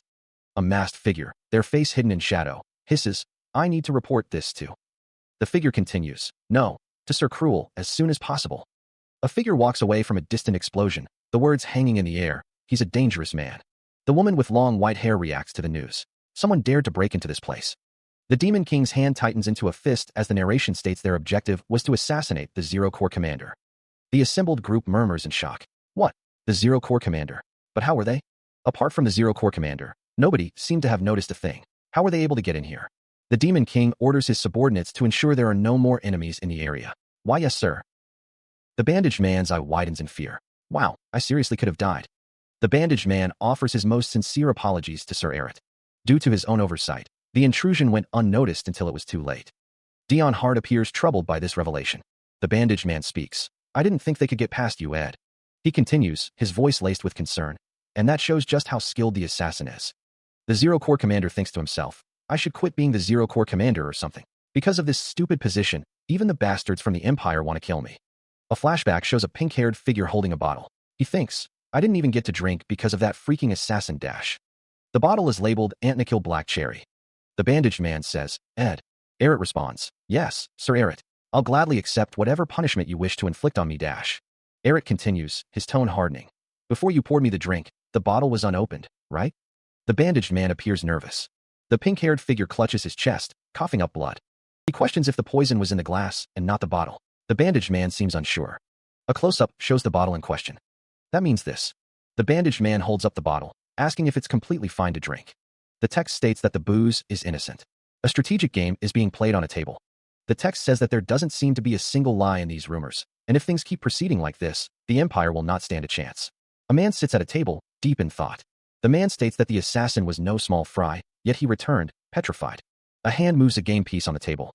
The text says that now that they've confirmed that the Zero Corps commander is truly as strong as he is said to be, the man says that they will need that bastard to gain victory over the demon faction, since they have the Zero Corps commander on their side. A voice questions if they mean the other hero of the Empire. But since he's not here right now, the decision is made. They will retreat. Dion Hart clasps his hands, considering the situation. The question is posed. If they were to retreat, wouldn't it seem like they ran away because they were scared of the Zero Corps commander? Another man speaks, his expression intense. The speaker warns of what will happen once they start looking down on them like that. Dion Hart declares that they will retreat, but if there are any shits that follow. Another figure states that they just need to make sure to give them a most certain death. The desolate lands are without a single ray of sunshine. Dion Hart looks up, his expression serious. He continues, stating that they do not need to raise their weapons for those useless lands at all. This is what they need to make these demons think. The plan is to retreat without showing them their weak side, and to indicate that they will not fight unless they invade them in the human world. He affirms that he will relay the message to everyone, but wonders what they will tell the Empire. The orders received were to repossess the Empire's lands taken over by the demonic realm, not to expand their territory into it. A stern gaze pierces the shadows. A disembodied voice declares that they have already reclaimed the Empire's land. A sword stands planted in the ground amidst a desolate landscape. The man states that they do not need to cause any more friction between their realms, so they decided to retreat. That is what they will report. Yes, that should do it. He thinks to himself that he doesn't need to go overboard and ruin his debut as a hero. He's come this far, and he won't let anything smear his reputation as a hero. A rustling sound fills the air. One man remarks that he heard it is very rare for the Zero Corps commander to directly engage in battle. Dion Hart asks if they think they'll be all right. That's a relief. Someone shouts to initiate the plan, calling out for the commander. Dion Hart and the bandaged man stand at attention, listening intently. Dion Hart's eyes widen in alarm. The demon troops are charging forward. The voice continues, and they are being led by. The voice booms, revealing the leader, the Zero Corps commander. The First Corps commander looks on with concern. The Demon King's expression hardens. A voice booms. Nothing is going according to plan. Meanwhile, Zero swings a crimson-edged blade, leaving a trail of destruction. The blade finds its mark, eliciting a choked gasp from the unseen victim. Zero laughs, a chilling sound amidst the carnage. The blade continues its dance, cutting down another foe. He unleashes a crimson slash, the energy crackling as it hurtles towards the Demon King. The Demon King cries out, clutching his arm as blood blossoms between his fingers. The Zero Corps commander stands over the fallen Demon King, his blade dripping with crimson. Cook! Haha! Eret continues his assault, his movements a blur of lethal intent. The Demon King collapses to the ground, defeated. The Demon King coughs, his eyes wide with disbelief. He thinks to himself, he drank the entire bottle. He's completely drunk right now. Still, it couldn't get any better than this. The Demon King is sent flying backwards, crashing to the ground.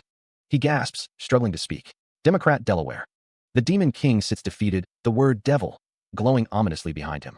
A looming figure cast in shadow stands over him, the air thick with the scent of ozone and spilled blood. Who else would call you a devil? The thought echoes, laced with a chilling realization. If not that man? The fragmented memory surfaces, a jagged shard of fear piercing his mind. His vision blurs, the world reduced to a single, bloodshot eye staring back at him from the abyss. I must fight to survive. The desperate mantra claws its way to the forefront of his consciousness. Don't want to. I am terrified. The admission hangs heavy, a suffocating shroud of dread. Don't come any closer. The plea is a ragged whisper, barely audible above the pounding of his heart. A hand reaches out, fingers twitching, grasping at nothing but the encroaching darkness. Blood pools on the cold stone, a stark testament to the brutal reality of his defeat. Why are you sitting down over here? The question echoes, laced with a mocking indifference. Won't I become a corpse, just like that one? The chilling premonition sends a shiver down his spine. Want to live? You should struggle. Safe. The final, desperate plea hangs in the air, a fragile hope against the encroaching darkness.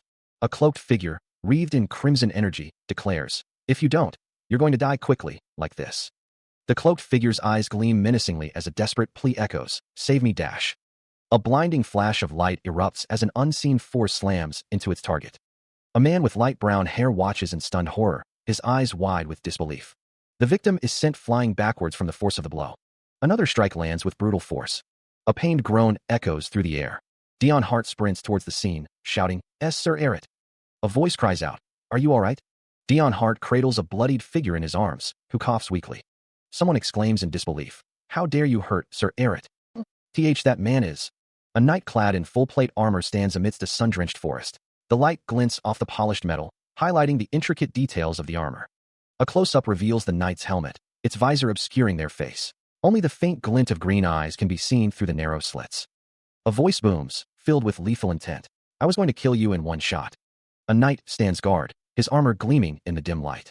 A man with blonde hair looks on, his expression a mix of awe and concern. That man is the hero. A figure coughs, blood staining his bandages. A voice cries out in alarm. Sir Eret, are you all right? A hand clutches a glowing necklace, pulsing with energy. A voice narrates, recalling a crucial detail. The defensive necklace from Miss Ririnel that would save him from instant death. The blonde man reflects on the past. If it weren't for that, Sir Eret would have died to that attack.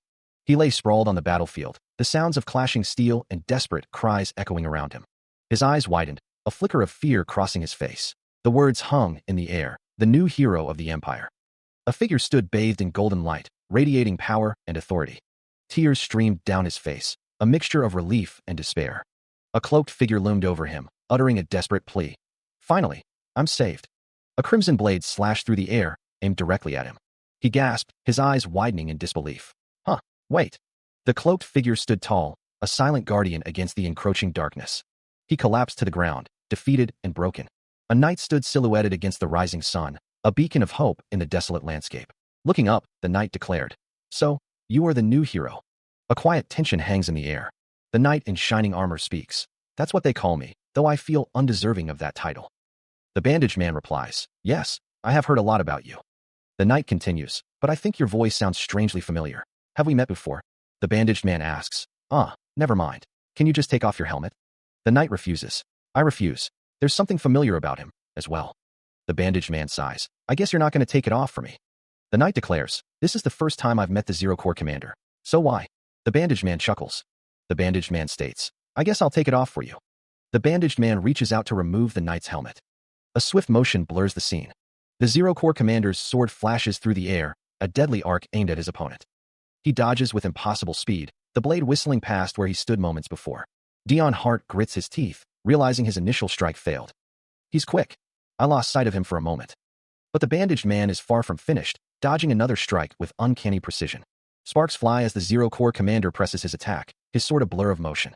The bandaged man's feet barely touch the ground as he weaves through the relentless assault. Each step is a calculated dance, a testament to his agility. The two warriors face each other, a silent acknowledgement of the other's skill hanging in the air. "You dodged that, huh? You must be pretty good." The Zero Corps commander's sword gleams, ready for another strike. But the bandaged man is already moving, dodging yet another attack with impossible grace. Come to think of it, he recalls the title of hero was a bit too much for the Zero Corps commander. Should he confirm that for him? The Zero Corps commander's sword meets an unseen resistance. He doesn't think there's any reason for the bandaged man. The Zero Corps commander declares his intent to confirm that. Though his speed is annoying, the Zero Corps commander continues his assault. His attacks continue. The Zero Corps commander notes that the bandaged man doesn't have much force behind his attacks. The clash of blades echoes through the forest. The Zero Corps commander's sword strikes the ground, sending sparks flying. He thinks he can manage somehow as long as he continues pressuring the Zero Corps commander with his strength and stamina. The Zero Corps commander continues his relentless assault. The bandaged man's red eyes glow with determination. The Zero Corps commander's sword is poised to strike. A blinding explosion of energy erupts, engulfing him in a maelstrom of light and force. The unseen attack slams into him, snapping his head back with brutal force. The force of the blow sends him hurtling backwards, a ragdoll tossed through the storm. He is sent flying through the torrential rain, the world a blur of motion. The ground rushes up to meet him as he plummets through the air. Crashing through the downpour, he continues his uncontrolled descent. The Zero Corps commander observes the scene, his expression unreadable. He thinks to himself, "I can't tell if he's hiding his true ability or if he's uninterested in this fight." The bandaged man's face is partially visible beneath his hood, his expression grim. Has he noticed already? The bandaged man stands, his body illuminated by a faint glow. "It's too bad, but that's it for today." A voice cries out, filled with rage, "How dare you?" Another voice declares, "The war isn't over yet. You are the ones who crossed the border first." The Zero Corps commander declares that it's over, stating that the Ninth Corps commander has been killed. The Zero Corps commander continues, noting that even after retrieving the Empire's land, the Demon King still didn't seem satisfied and proceeded to invade the demonic realm. A voice retorts that they merely took back what was theirs. Another voice questions if they are kidding, then says, "Anyways." The voice suggests not wasting energy and settling for the fact that they both defended their territories. A figure stands before a crowd, seemingly addressing them. A voice agrees, stating that he's right. A voice thinks that they don't need to go out of their way to fight him when they have already retrieved the Empire's land, but if they keep this up, they'll be able to get rid of the Zero Corps commander.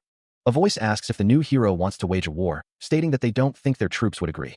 A figure stands silhouetted, seemingly reacting to the previous statement. A group of people stands together, observing the situation. The armored figure clicked his tongue, admitting he lost his cool for a moment. He declared that he would back off this time. The armored figure tightened his grip on his weapon. They seemed to be in high spirits now, while they suffered a great loss. It would be wise to back off. The cloaked figure responded, "Okay then." The armored figure hoped he would never see him again, adding that he hated the sound of his voice. The cloaked figure remained silent. The armored figure stated that they would retreat as well. The armored figures began to move away. The armored figure watched the cloaked figure. The armored figures were relieved that they finally made them back down. One of them couldn't remember all the shit they went through since coming here. One of the armored figures shouted, "That's Sir Eret for you." Elsewhere, a figure with white hair and dark skin stood with their arms crossed. Dion Hart places a hand on the hooded figure's head. "Good work." A voice groans, "Damn body." Huh. Dion Hart holds the hooded figure. The hooded figure coughs. Blood drips from the hooded figure's hand. Dion Hart cradles the hooded figure. One wonders why he returned to the fight, but it seems he had thought about the future and suppressed his desire to keep fighting so that their opponent would not notice his physical condition. The others rushed to his side. "Sir Eret, are you all right?" After all, his loss will directly impact the demon army's confidence. He's exhausted from fighting in that weakened state. He truly is incredible. Carry him inside immediately. The Zero Corps commander appeared out of the blue and secured a position. Yes, take good care of him. We'll get going first. The group departs. He killed the former 7th Corps commander and stopped the hero from self-destructing. Above all else, the Demon King recruited him. Though I know I cannot deny him. I couldn't help but feel uneasy somehow. But he showed us exactly why he is called the Zero Corps commander of the Demon Realm today. He declared that he would handle everything else. Miss Ririnel is asked what happened. She exclaimed that it broke. Ririnel questioned if the seal broke, expressing concern about the potential release of demonic monsters. She shouted, "No." Ririnel wondered how a mere demonic monster could break her seal, aghast at the thought. She exclaimed that the necklace she gave to Sir Eret broke. Ririnel expressed her concern that Sir Eret was in great danger. She decided that she should head over. Her companion looked on with wide, fearful eyes. An unseen figure shouts, demanding to know where someone is going, invoking the name of His Majesty. Dion Hart, kneeling on the ground, cries out that he was told to guard the seal. Surrounded by flames, Ririnel assures Sir Eret not to worry. A voice declares that Ririnel is coming. A voice echoes through the halls, a simple welcome back. The Demon King is greeted by the 2nd Corps commander. A smile plays on the Demon King's lips. The 2nd Corps commander bows his head. "Your Majesty." The Demon King chuckles, placing a hand on the 2nd Corps commander's shoulder. "I heard it from Jocker. You did a number this time, too, huh?" The Demon King continues. "You never let me down. So, how was your meeting with the new?" The 2nd Corps commander's eyes glow red. "There's something I need to inform you about. Judging from his mood, the 2nd Corps commander hasn't calmed down fully from the battle. The 2nd Corps commander suggests, "Why don't we go inside to chat?" The Demon King listens intently to the 2nd Corps commander. The 2nd Corps commander remarks on how good Sir Eret looks in the outfit, while another voice expresses a TSK of disapproval. The first voice then excitedly suggests that next time, he should wear something else. Judging from his expression, the 2nd Corps commander is not well liked. The other voice laughs, stating that they are very busy sorting through all the information. The first voice then says that they bought so many clothes for Sir Eret to try. They won't be able to get out of their room for a while, so there's no need to worry. The voice then instructs someone to get changed and come to the office. Dion Hart stands in a military uniform, a bandage visible on his face. A stack of papers is slammed onto a desk. The 2nd Corps commander tells Dion Hart to take a look at the papers first, mentioning that there's some fascinating information in there. Dion Hart sits on a couch, looking at the papers. Close up on hands holding the papers. Dion Hart stares intently at the papers, a look of concentration on his face. He thinks, this. Sir Eret is shocked by what he sees. He awakens, disoriented. Where is he? Dion Hart realizes he's inside the Demon King's castle. When did he get back? He recalls being at the battlefield just a moment ago. He is so relieved. Ririnel assures Dion Hart that he's safe. Dion Hart stares, his expression a mix of confusion and relief. He thinks to himself that he just wanted to get drunk before he died.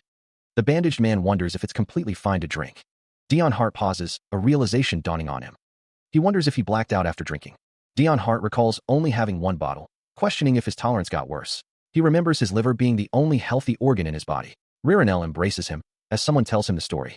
The story continues, mentioning the necklace he gave Ririnel broke.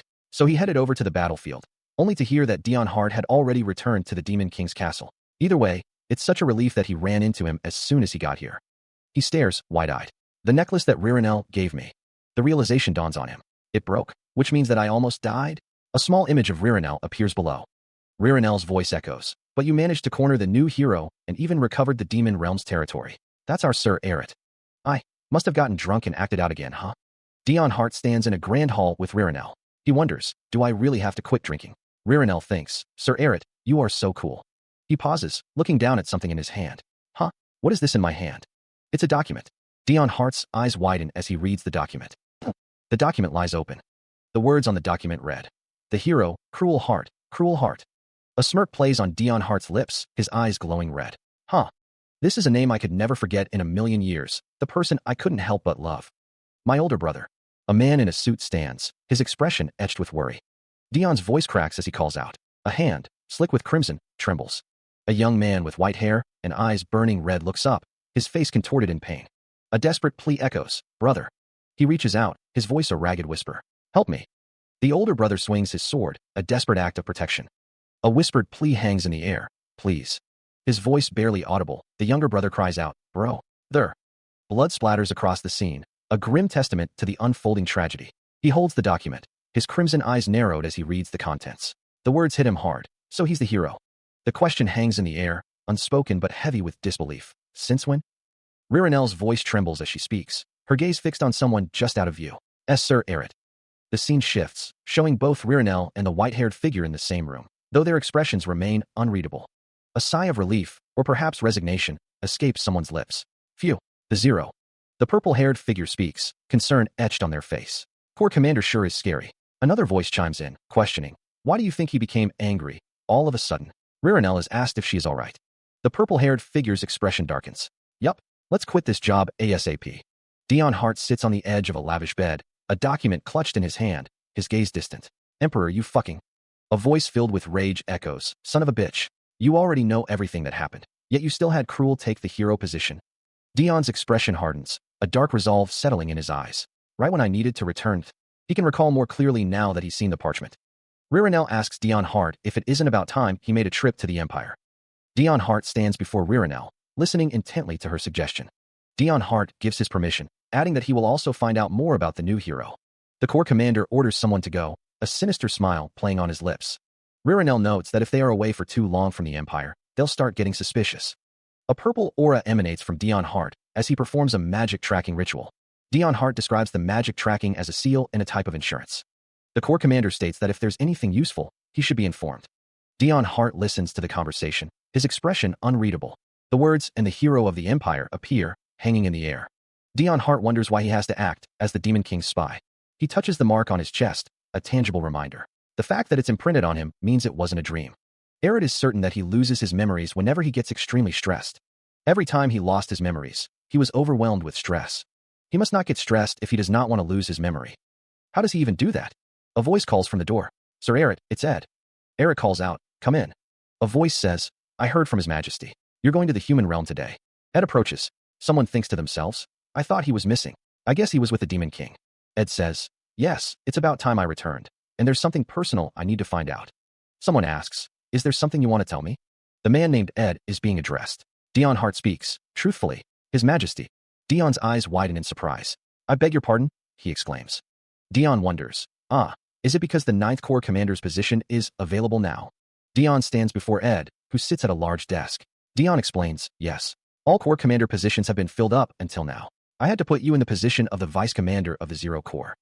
Dion continues, but you are more than qualified as a Corps Commander, given your skills. I'm offering you this position first, Ed. Ed clasps his hands together, considering the offer. How about it? Ed reflects. I had forgotten while I was serving Sir Eret, but it's a position I've always wanted. Ed pauses, thinking, but, if I become a Corps Commander, what about being the Vice Commander for Sir Eret? Dion sits at his desk, stating, we'll have to recruit someone new, someone who's next in line after you. He states that he is not trying to force the decision, encouraging Ed to take his time to think things through. Dion adds that if Ed refuses, the offer will go to another bastard. Dion asks if Ed is alright with a junior, who's weaker becoming his superior. He thinks to himself that this is as expected.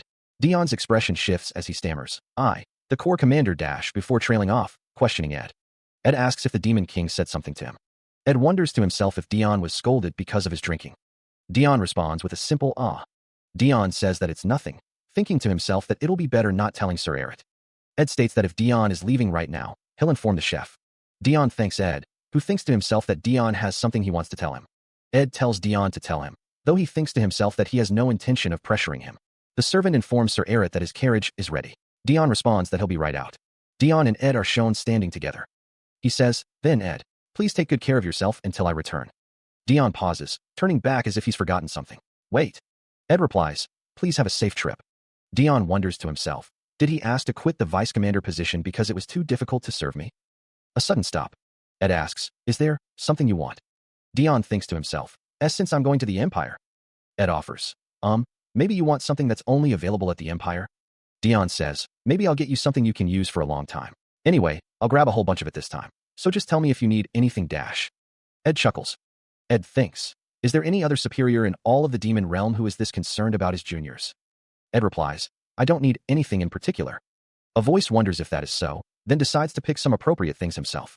Ed instructs Dion Hart to wear the necklace from Ben the whole time, and to wear the robe while he's in the Empire. The voice agrees, stating that there's no superior who needs so much help, either. Dion Hart walks away, a voice saying they'll be waiting for him. A voice says that the fact that Sir Eret needs him does not make him upset. The voice continues, saying that this shows that he respects Sir Eret that much more. The voice says that as expected, he does not want to become a Corps Commander. Ed's expression is serious. Ed smiles, saying he enjoys being the vice commander for Sir Eret, and above all, Ed wants to be of help to Sir Eret. A voice says, so, Zero Corps Commander, wherever you go, please have a safe trip. Dion Hart is leaving, and a voice says they will be waiting. Two guards stand at attention before the ornate gates of the estate. One of the guards perks up, noticing someone approaching. He wonders aloud who it could be. A cloaked figure strides down the path toward the gate, the sound of their footsteps echoing in the quiet air. The guards raise their voices, ordering the approaching figure to halt. This is Count Hart. A voice explains that the Count is away from his residence right now. The guards stand firm, spears raised, declaring that outsiders are not permitted entry. Count Hart orders the gates to be opened. The Count's expression is unreadable beneath the shadow of his hood. One of the guards questions the Count's attitude, wondering if he isn't worried about making Count Hart angry. He stands before the gate, a guard questioning if he is their enemy. Dion Hart states that he is trying to enter his own home. Dion Hart asks if they dare stop him. Someone shouts that he has returned, urging everyone to hurry up. The crowd welcomes Dion Hart back, addressing him as my lord. He sighs, clearly displeased. Dion Hart thinks to himself that he told them they don't need to greet him like this. A man approaches, his footsteps echoing in the hall. You've returned, he states. The man, Hart, stands formally, hand over his chest. My lord, he says. Hart thinks to himself that he's been here since he inherited the estate, and seeing Dion Hart makes him truly remember. Dion Hart replies that it feels like he's returned home, stating that it's been a long time. Hart agrees, adding that it really has been a long time, before asking if he successfully completed the monster subjugation.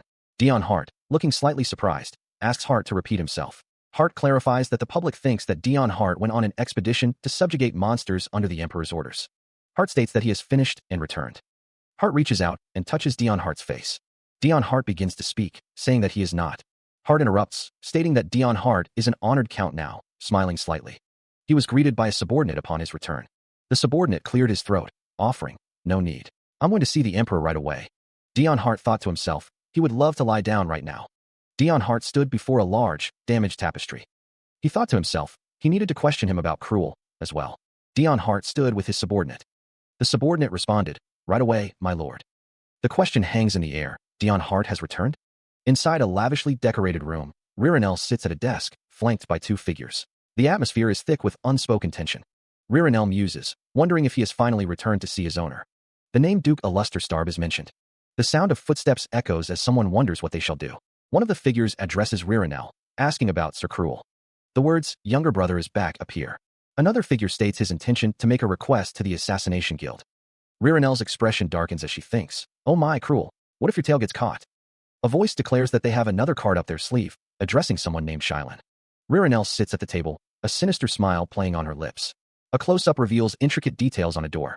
The man asks if the other is referring to the Revolutionary Army. A voice warns that if the group of people who are trying to kill the Emperor get involved. The voice continues, stating that it wouldn't matter if their tail was caught or not. Ririnel smirks, her hands clasped together. A voice muses that Sir Cruel wouldn't miss something so blatantly obvious. Ririnel wonders how skilled the Emperor's hero is. The Emperor's hero is mentioned. A maid exclaims that it's complete. A voice says that it suits the person well, referring to them as my lord. The scene shows maids attending to someone in a white and blue outfit. A voice describes the situation as chaotic, with bathing, getting dressed, and everything being over. A voice declares that it's finally over. Two maids stand side by side, their expressions unreadable. A voice muses that the outfit is amazing, but the white-haired man wonders if a military uniform would make him look even more outstanding. The white-haired man, a rose clenched between his teeth, declares that the trend these days is to appear austere. A voice wonders who that is, anyway. Someone asks what they are even discussing. A voice states that the sunlight is still strong, so they should wear the mask as well. A hand reaches out to touch a white cloth. A man with gray hair says to remember, acknowledging that he is late, but thanking someone for taking care of the estate while he was gone. One man states he has no regrets even if he dies right now, adding that the small young master has grown up to be such a great count, and that he is honored by his acknowledgement. Another man tells him not to say that, as he is still healthy. A voice replies that it is not at all, and that they are aching in so many different places now. A voice declares that he was going to discuss his retirement upon the Demon King's return. The Demon King reacts in shock, exclaiming, what? He thinks to himself that the man manages everything, including personnel, property, finances, and resources. The Demon King wonders where he would find such a talent. Dion Hart appears concerned. Dion Hart is drawn in a chibi style. Dion Hart thinks that it is his only joy to see the Demon King flustered, and asks him not to mind this old man, calling him an old bastard. Dion Hart informs the Demon King that the carriage is ready, so he can head out now. A carriage stands ready in front of a grand estate. The Demon King thinks that he doesn't need so many guards, and that he only needs a few tagging along. The Demon King enters the carriage as someone says, be but. The Demon King thinks that few in the Empire know of his return and that it won't take long. A close-up of the Demon King's face is shown. A voice responds, acknowledging the command. "Ah, yes, my lord." Dion Hart, standing near a window, declares that half the troops will follow him. He orders them to keep within their ranks, as they will depart soon. He reflects on his past actions, admitting he had to suck up to the Demon King in the demon realm. Dion Hart thinks that the Emperor is just as fearsome as the Demon King. The panel introduces the current Emperor, Eduardo Desire. It's revealed that Eduardo Desire is an emperor who seized the throne by eliminating all his competitors. The panel introduces the ninth prince, who killed all of his brothers and sisters. The ninth prince crowned himself while his clothes were still drenched in blood. The ninth prince's actions are still a topic of discussion. The end of the coronation started with the spilling of his siblings' blood, marking the beginning of the king. The ninth prince states he acquired his position by spilling a lot of blood. He would like to renounce the name of the old kingdom and declare this nation under his rule with a new name. He declared that the nation would be referred to as the Empire from then on. The map displays the nation, now known as the Empire. A decree deemed it so. Obviously, the other nations would not simply stand by and watch. And thus, the war began. A war that changed the entire course of his life, incredibly. A long 8-year war. Fuck, it was astronomical hell. Though half his memories were wiped out because it was so horrendous, he has no desire to remember anything. Why else would they say stuff like ignorance is bliss? But the empire that swallowed 1/3 of the continent became a real empire ruled by a true emperor. Thanks to his achievements during the war, he was given the title of honorary count. Though he can't recall his struggles, he's sure he fought desperately to survive. He doesn't remember anything else, but he does remember the life mission that he had decided on back then. Of course, because of that, he now has to go back and forth between the demon realm and the empire. The bandaged man rises, startled by something unseen. The sound of splintering wood echoes as the door bursts inward. A voice cries out, questioning the source of the disturbance. The clash of steel rings out as a fierce battle unfolds outside. A voice recognizes the distinctive uniform, blue garments adorned with a single white bird. He realizes with growing dread that it's the Revolutionary Army. The bandaged man resolves to join the fray, understanding the gravity of the situation. His expression hardens with determination as he prepares to face the enemy. A sharp intake of breath betrays his surprise. His red eyes widen, reflecting the chaos unfolding before him. His hands clench into fists, ready for battle. A deafening explosion rocks the area. His grip tightens, bracing for the impact. He looks up, a flicker of surprise crossing his face. Someone approaches, raising a crude axe. A voice booms out, filled with malice. "Found you, dog of the Empire." The speaker's face is revealed, twisted into a sneer. The organization that was formed during the dreadful 8-year war that was started by the Revolutionary Army. In the process of taking over other nations, they lost their nations and pivotal figures in their lives. So what else could be expected of those who have nothing else to lose? They completely lost their minds trying to eliminate the Empire and the Emperor himself. "Found you, dog of the Emperor." A man with long, dark hair glares intensely. The hooded figure, face obscured by bandages, spits out a curse. "That goddamn Emperor. He created reckless bastards like them. Whatever their beliefs are, I don't care. But I do not want to become their victim. I was nervous because they said you're a hero, but you're just a scrawny weakling." He struggles to sit up, pain lancing through his body. A voice echoes, calling him the Emperor's dog. The white-haired man looms over him, his expression unreadable. The man asks for his name, apologizing. Dion Hart, still on the ground, replies, stating his name. The white-haired man questions if he is the Emperor's dog, but Dion Hart denies it. The white-haired man's red eyes narrow, his expression hardening. Just as Dion Hart lets his guard down, an axe descends, poised to strike. The white-haired man watches, his arms crossed. The white-haired man curses under his breath. A voice shouts, demanding an end to the foolishness. He stands over the fallen figure, a blade glinting in his hand. The white-haired man struggles to breathe, blood staining his lips. "Shit, I can't breathe." His eyes narrow in pain. Were all the rumors wrong? Dion Hart looms over him. "Blame the Emperor." He stands over the injured man, his expression unreadable. "Fake hero." An axe descends towards the white-haired man. The injured man shouts, "Stop, you son dash." Dion Hart's eyes widen. "What the hell?" A voice exclaims with certainty, "Yes." A close-up reveals a sinister grin, the words "bullseye" appearing in a bubble. 3 figures stand together, the leader clenching his fist, a sense of grim determination hanging in the air. A face contorts in shock, the question marks hanging heavy in the air. The realization dawns, a slash through the Empire's emblem. The murderous ghost knights are revealed. The devils, birthed by the 8-year war, are led by Dion Hart. Panic sets in. How did they find us? Block them? A wave of dread washes over him. He hesitates, weighing the options. I don't think we can just let them go. Should we cause a scene? What's terrifying about them isn't their ability, but the fact that they have absolutely zero rationality left. His eyes glowing with an eerie light, Dion Hart surveys the unfolding carnage.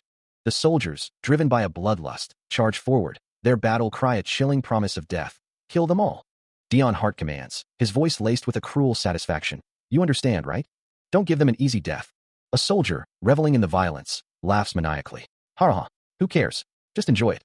The clash of steel and the spray of blood paint a gruesome tableau. A soldier plunges their weapon into a fallen foe, ending their life with brutal efficiency. A strategist warns, if we face them head-on, we'll be at a loss. Another voice urges, we have to finish him and retreat dash. A close-up reveals a face contorted with pain and desperation. In a shocking act, a figure slices open their own arm, the blood flowing freely. He stands, having severed his own arm. A heavy, ragged breath escapes. Blood drips from the wound. The other man stammers, horrified. My arm. You fucking lunatic. Dion Hart holds the severed limb.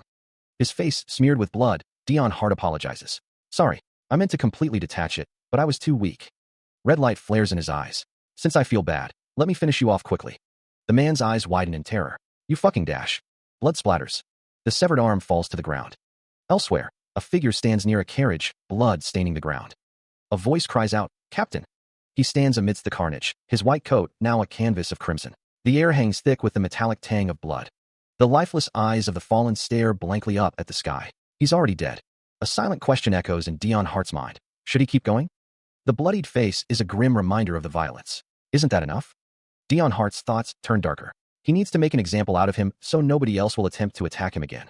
He can't stop. Just a little more. The crimson spray paints a macabre picture. Dion Hart is determined to completely ensure that. He can't stop. Nobody will be able to forget this scene again. The bloodied face is a testament to his brutality. Two soldiers observe the scene.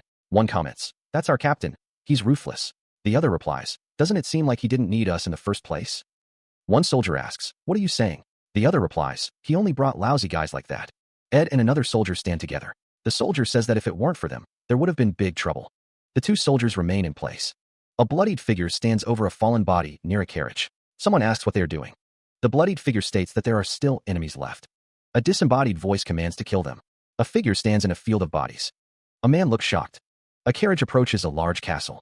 The man from before asks why the carriage is so spotty. A voice cuts through the air, demanding a halt. A carriage, stained crimson, pulls up, the dark liquid more than mere spots. A guard stammers, declaring that this is the royal palace and entry is forbidden without proper authorization. The guard recognizes the bloodied figure. It's Dion Hart, he realizes, who possesses an invitation. Dion Hart states his purpose, to see His Majesty. The bloodied figure peers out, red eyes gleaming. The guards, now recognizing Dion Hart, apologize profusely. One recalls that His Majesty granted the honorary count direct access. Dion Hart has permission to visit whenever he wants, but in that state? Another guard, visibly alarmed, asks where His Majesty is. He stammers that His Majesty is in the banquet hall. It seems there is a banquet being held to congratulate the new hero on his debut and success. The new hero? Dion Hart, covered in blood, stares intently. He muses, a flicker of something unreadable in his eyes. He thinks his elder brother is here. A voice echoes, inquiring, so you retrieve the land that was taken by the demons? Eduardo Desire, seated regally on his throne, declares the news, how outstanding. Kneeling before the throne, Dion Hart offers his report. Dion Hart states, I merely did my duty. The king remains seated on his throne as Dion Hart stands before him. A voice booms, so please enjoy yourselves, every dash. Suddenly, chaos erupts. A woman screams, yeah, he's got blood everywhere. A member of the court whispers, I don't know who that is, but he's incredibly rude. Another court member exclaims, wait, although I can't see clearly, doesn't he have red eyes and white hair? One of the onlookers wonders if that is the man they've been discussing. The scene is labeled the honorary. A voice questions if it is Count Dion Hart. Dion Hart is covered in blood. It seems Dion Hart has somehow gotten a hold of the hero's fragment. Brilliance to the Empire. Dion Hart kneels before Eduardo Desire. Dion Hart greets the Empire. The blood stains Dion Hart's uniform. Someone remarks on all the blood, saying he's the vampire count. Donghun wonders if the Hart family actually adopted a vampire and raised it as their own. One person heard he was abused as a child, and another wonders if they shunned him in the Hart family. He is addressed as Hart. A voice remarks on someone's tenacious return. Blood stains the steps of the banquet hall. It has been a long time, honorary Count Dion Hart. Eduardo Desire states that he said Dion could come see him whenever he liked. A voice questions the disrespect of arriving bloody and disrupting the banquet. Dion Hart is covered in blood. A voice reveals that there was an ambush on the way. A voice questions who would dare to attack the hero of the Empire. Eduardo Desire thinks it was a good thing he sent the knights to escort him. A voice speaks. A voice states that it seems someone has quite a lot to say and suggests they take this elsewhere since he has things he wants to hear as well. He holds a glass of wine, the crimson liquid swirling within. The weight of the world seems to settle on his shoulders as he gazes into the depths. Dion Hart reclines on a plush red couch, a bouquet of roses resting beside him. You said there was an ambush? I can already see it. He muses, his gaze distant. It was the Revolutionary Army, no doubt. From a high vantage point, a group observes Dion Hart. One voice, laced with concern, asks, sick bastards. So, are you feeling all right? Should I call a doctor? Dion Hart, seated and bearing fresh wounds, replies, I'm all right. A narration box states, it is openly known that everyone looks at him negatively. A voice echoes, filled with disdain, what fools. What other talent has achieved as much as Dion Hart? The narration continues, as the vanguard of the 8-Year War. The narration declares, he achieved a grander feat than any other. The narration continues, and when he left as the hero's comrade. The narration concludes, he managed to retrieve the corpse of the hero, which no one had been able to accomplish before. A hero defeated by the Demon King is normally tossed to the demons as fodder. So if Dion Hart had not been able to save him, the hero would have met the same fate. Same fate. It is an incredible achievement to accomplish while facing off against the Demon King. Eduardo Desire asks, have you figured out a way to undo the curse? The seal of the Demon King is shown. The unknown character replies, no, I have not. A curse, but a tracking spell. However, the Emperor thinks I have become weaker due to the curse of the Demon King. He still has the same attitude that disregards the well-being of his own body. I sent him to the Demon Realm since the Demon King is the only one who can undo the curse. Eduardo Desire says, I guess you need to go back to the Demon Realm, then. It gives me great discomfort to send such a rare talent to such a horrendous place. The unknown character thinks, he's using me as a spy at the Demon King's castle, but what a thing to say. What's going on at the Demon King's castle these days? Eduardo Desire tilts his head, a hint of skepticism in his eyes. But he cradles the bandaged man, his expression unreadable. I found the assassin you sent to the Demon King's castle. The bandaged man's face is marred by wounds, his red eyes gleaming with an unsettling intensity. To be merely considered a disposable pawn, he was a hero candidate. Why did you send him to the Demon Realm? Eduardo Desire sits back, his gaze hardening. Right? He was trash that soiled the name of the hero. Eduardo Desire continues, his voice laced with disdain. I figured he would die before he even got to the Demon Realm, but I guess he managed to survive since he had a fragment of the hero. But thanks to that trash, I think your status in the Demon Realm has become much better. Eduardo Desire looks away, his expression softening slightly. Isn't that right? The bandaged man, Zero Corps Commander Demon Eret, stands cloaked in shadow, his gaze intense. Eduardo Desire's eyes narrow, a flicker of understanding crossing his face. To think he knew so much already. Eduardo Desire rises, his tone laced with a hint of apology. Apologies. I did not have any ways to reject him. Eduardo Desire waves a hand dismissively. Phew, it's fine. I didn't bring it up to blame you. A teacup sits on the table, untouched. The more you are accepted, the easier it'll be for you to intercept information. To be acknowledged even in the Demon Realm shows that you really are a true talent. Zero Corps Commander Demon Eret sits across from Eduardo Desire, his expression hidden behind bandages. Eduardo Desire leans forward, a subtle intensity in his gaze. Now, isn't there something you really wanted to ask me? This is your last chance. The words cruel heart hang in the air, followed by a haunting question. Why did you place him in? The figure with white hair and crimson eyes asks, his voice laced with a hint of accusation. The position of the hero? You already know, your majesty. A regret, heavy and dark, echoes, that my only regret is that I wasn't able to kill Cruel Heart. A voice declares from behind a torn red curtain, he is the only survivor of the Hart family aside from myself. A sharp, desperate no cuts through the air. The words solidify the grim truth. He is the only remaining member of the Hart family who survived me, Dion Hart. A family portrait hangs on the wall, a silent testament to a lost legacy. Dion Hart stands alone, his back to the viewer, contemplating the weight of his family's history. A voice calls out, Dion, laced with worry. Mother and father will be. Donghoon looks up, a flicker of concern in his eyes. A young voice cries out, brother. A hurried exchange breaks the tension. Hook, is it lunchtime already? Sorry, it's all right. Let's hurry. He hears his brother ask if he will be scolded too, because of him. A hand reaches out. The young boy states that it's okay with him even if Dion's hands are dirty. The boy calls out for his brother to wait for him. The boy apologizes. The boy is flustered. Dion explains that he is dirty because he just got back from training, and that he is too fast for the boy to keep up. The boy struggles to keep up. Dion's brother asks if he really likes that family portrait, noting that he's been staring at it for days. The boy says that whenever he looks at it, he feels like it's telling him, we're family. The boy smiles brightly. Dion thinks to himself that it's just a painting, and asks if that's so. He pauses, a flicker of sadness in his eyes. Ed reminds him not to roam around too much, and to stay in his room. A soft thud echoes in the room. Meanwhile, a voice echoes, but brother. Two maids whisper, one questioning if the second young master's red eyes and white hair freak the other out. The other maid responds, wondering why he is the only one that's so different. Elsewhere, a thought surfaces, I've always felt like I was alone. The thought continues, but whenever I look at that family portrait, Dion walks down a grand staircase. A vision of the family portrait appears, accompanied by the thought, it feels like I'm a part of this family. Another thought follows. I wish I could have been born with green eyes and black hair that represents the... The thought trails off, replaced by the words, that represents the Hart family. Back in the present, Dion sits at a long table. A voice calls out, Dion, cruel, you're late. He is reminded that he was told to hurry, as they need to attend the banquet of the royal family tonight. A woman asks Dion if he is feeling unwell again.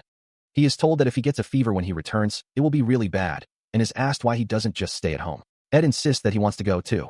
A woman tells Ed to calm down, saying it's not like Dion can stay at home forever. Another woman expresses her worry, wondering what will happen if something happens when Dion is already so weak. The Demon King asks if they're suggesting they lock Dion up forever. The Demon King clenches his fist, thinking about how they've never shown Dion's face to the Empire, so there's already a rumor going around. He thinks they can't live like this any longer. A voice warns Dion to always be careful when he goes outside, and that he cannot let anyone find out about his flaws. Dion agrees, saying he will bear that in mind. The Ninth Prince thinks that his parents are dissatisfied with him. It's described that an appearance that doesn't resemble them, and a weak body, are huge flaws in the highly renowned county. Eduardo Desert says, Father, I heard you hired a new swordmaster. The Ninth Prince wonders if his father changed the subject on his behalf. The Ninth Prince thinks that there's no way his brother isn't interested in anything else around him. Laughter fills the air as skills improve. The atmosphere in the dining room shifts as Dion Hart speaks. It's difficult to find a great sword master, but the search was exciting. Brother really is amazing. Since I'm a lacking child, am I lonely even though we're together? Yes, this loneliness is completely my fault. That's all right. I'm part of the Hart family too. If I try, I'm sure I can do as well as brother. Then my family will love me more. The Ninth Prince is startled. Are you talking to me? That's right. Are you Dion Hart? A question hangs in the air. The Ninth Prince stands before two attendants, his small stature emphasizing the grand scale of the hall. He beams, a thrill coursing through him. This is the first time someone his age has spoken to him. The Ninth Prince clasps his hands together, a wide smile plastered on his face, though a flicker of doubt crosses his mind. He wonders if he's making a mistake. The Ninth Prince is asked, Why are you by yourself? Dion Hart crosses his arms, a knowing smirk playing on his lips. My family went to see my brother's swordmaster. He says, his eyes glinting. You really have no clue, do you? The Ninth Prince's eyes widen slightly, a flicker of confusion in their depths. Dion Hart's voice echoes, the words laced with a hint of mockery. There's already a widespread rumor about you being the black sheep of the Hart family. The Ninth Prince's eyes widen in shock, his voice trembling as he asks, Is it true that your family locked you up? The Ninth Prince denies the accusation, his voice rising in protest. No, of course not. I just get sick a lot.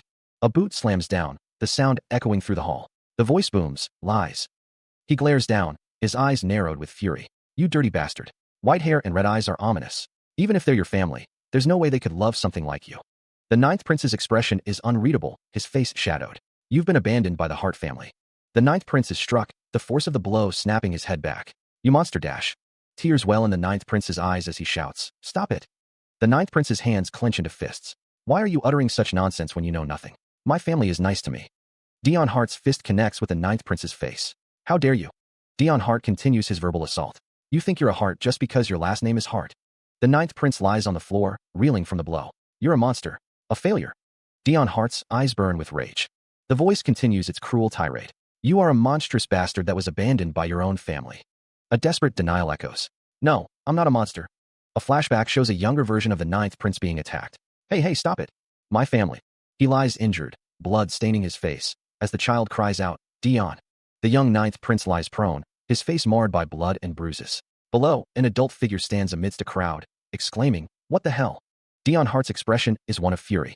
Tears stream down the young Ninth Prince's face as he whispers, And I.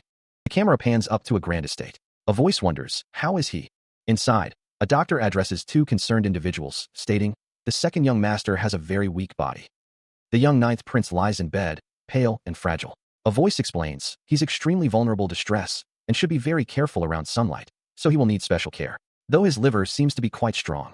Two figures stand in a dimly lit room, their faces etched with worry. Is it that bad? One asks. We've never had such a child in the Hart family. How could this happen?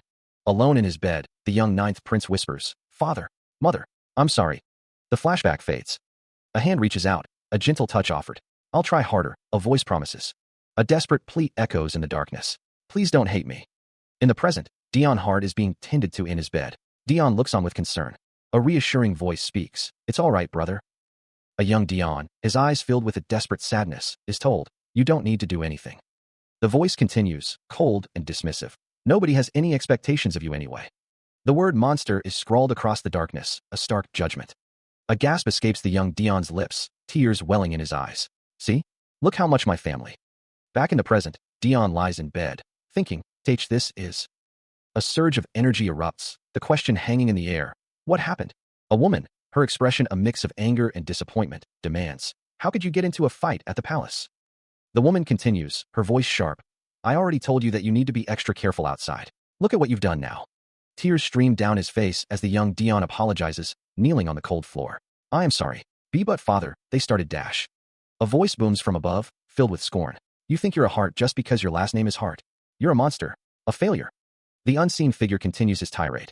You are a monstrous bastard that was abandoned by your own family. Monster. A close-up reveals the boy's bruised face, his eyes wide with fear and pain.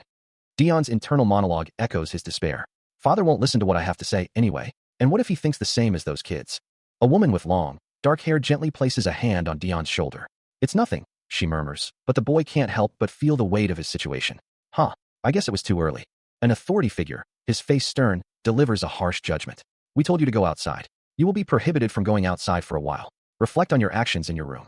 The sound of a door slamming shut echoes through the halls. Alone again, Dion's thoughts turn inward. I don't want to be abandoned. I'm sure they're disappointed in me. I want to be loved. He continues to berate himself. I can't cause any more trouble. I need to try harder to overcome my weaknesses, to become someone they won't be ashamed of. The words of having in the Hart family are emblazoned across the panel, highlighting the pressure and expectations placed upon him. In the present, servants discuss Dion's continued isolation. Is Master Dion not coming out of his room today either? Yeah, don't even mention it. I feel so bad when I look at him now. He's trying so hard. But who would even acknowledge him? A pen rests on a desk, poised above a letter. The faint scratching of ink fills the air as words take shape on the page. A grand room is filled with ornate furniture and a vibrant bouquet of yellow flowers. A chilling laugh echoes through the space. The words hang in the air, a heavy weight. The laughter of my family. A figure stands silhouetted in a doorway, the sound of laughter barely audible. A stern voice commands, yes, you must do well, cruel. Another voice responds, yes, just trust me. A close-up reveals a young Dion, his expression unreadable. A voice whispers, no, don't get greedy. The young boy's face is partially obscured, but his determination is clear. If I try hard, I'm sure my family will acknowledge me. He swings the wooden sword, the sound of exertion filling the air. The boy grits his teeth, pushing himself harder. If I want that to happen, I need to become stronger. Let's train for 30 minutes more today. A grand estate looms in the distance, bathed in the soft glow of the night sky. The boy's reflection ripples in the water, his voice strained. It's so hard. I feel like I am going to die. The boy's breath hitches in his throat, a desperate plea trapped within. More tears well in Dion's eyes as he struggles against unseen restraints. More, he cries out, his voice cracking with desperation. The sound of a sharp strike echoes. Dion, stop, a voice commands. A man in a suit stands over Dion, his face contorted in anger as he raises a rod to strike him again. Tears stream down Dion's face, mingling with the blood trickling from his lip. Be brother, he whispers, his voice barely audible. The man grabs Dion by the collar, shaking him violently. What the hell are you doing? He roars. The man's face is a mask of fury. I told you not to do anything and just stay quietly in your room. The man's expression is filled with rage. Dion's face is filled with pain and despair. You don't need to do anything, the man shouts. More tears stream down Dion's face. I don't even need to try at all, Dion thinks to himself. Dion's thoughts turn dark. Because I'm a failure, he concludes. Dion responds with a simple, okay. His eyes burning red, Dion thinks to himself, I won't do anything. Nobody expects anything of me. He apologizes to his brother, stating that he should rest now and asking if he would mind leaving. Dion leans against the doorframe, a look of resignation on his face. He wonders what he needs to do. The question echoes in his mind, to be loved in the Hart family? A knock echoes through the room. A servant asks if the young master will be eating in his room, as usual. Dion asks about the others. A caption informs that Dion Hart is 14 years old. It also states that the Count and Countess, his parents, went out to take care of something urgently.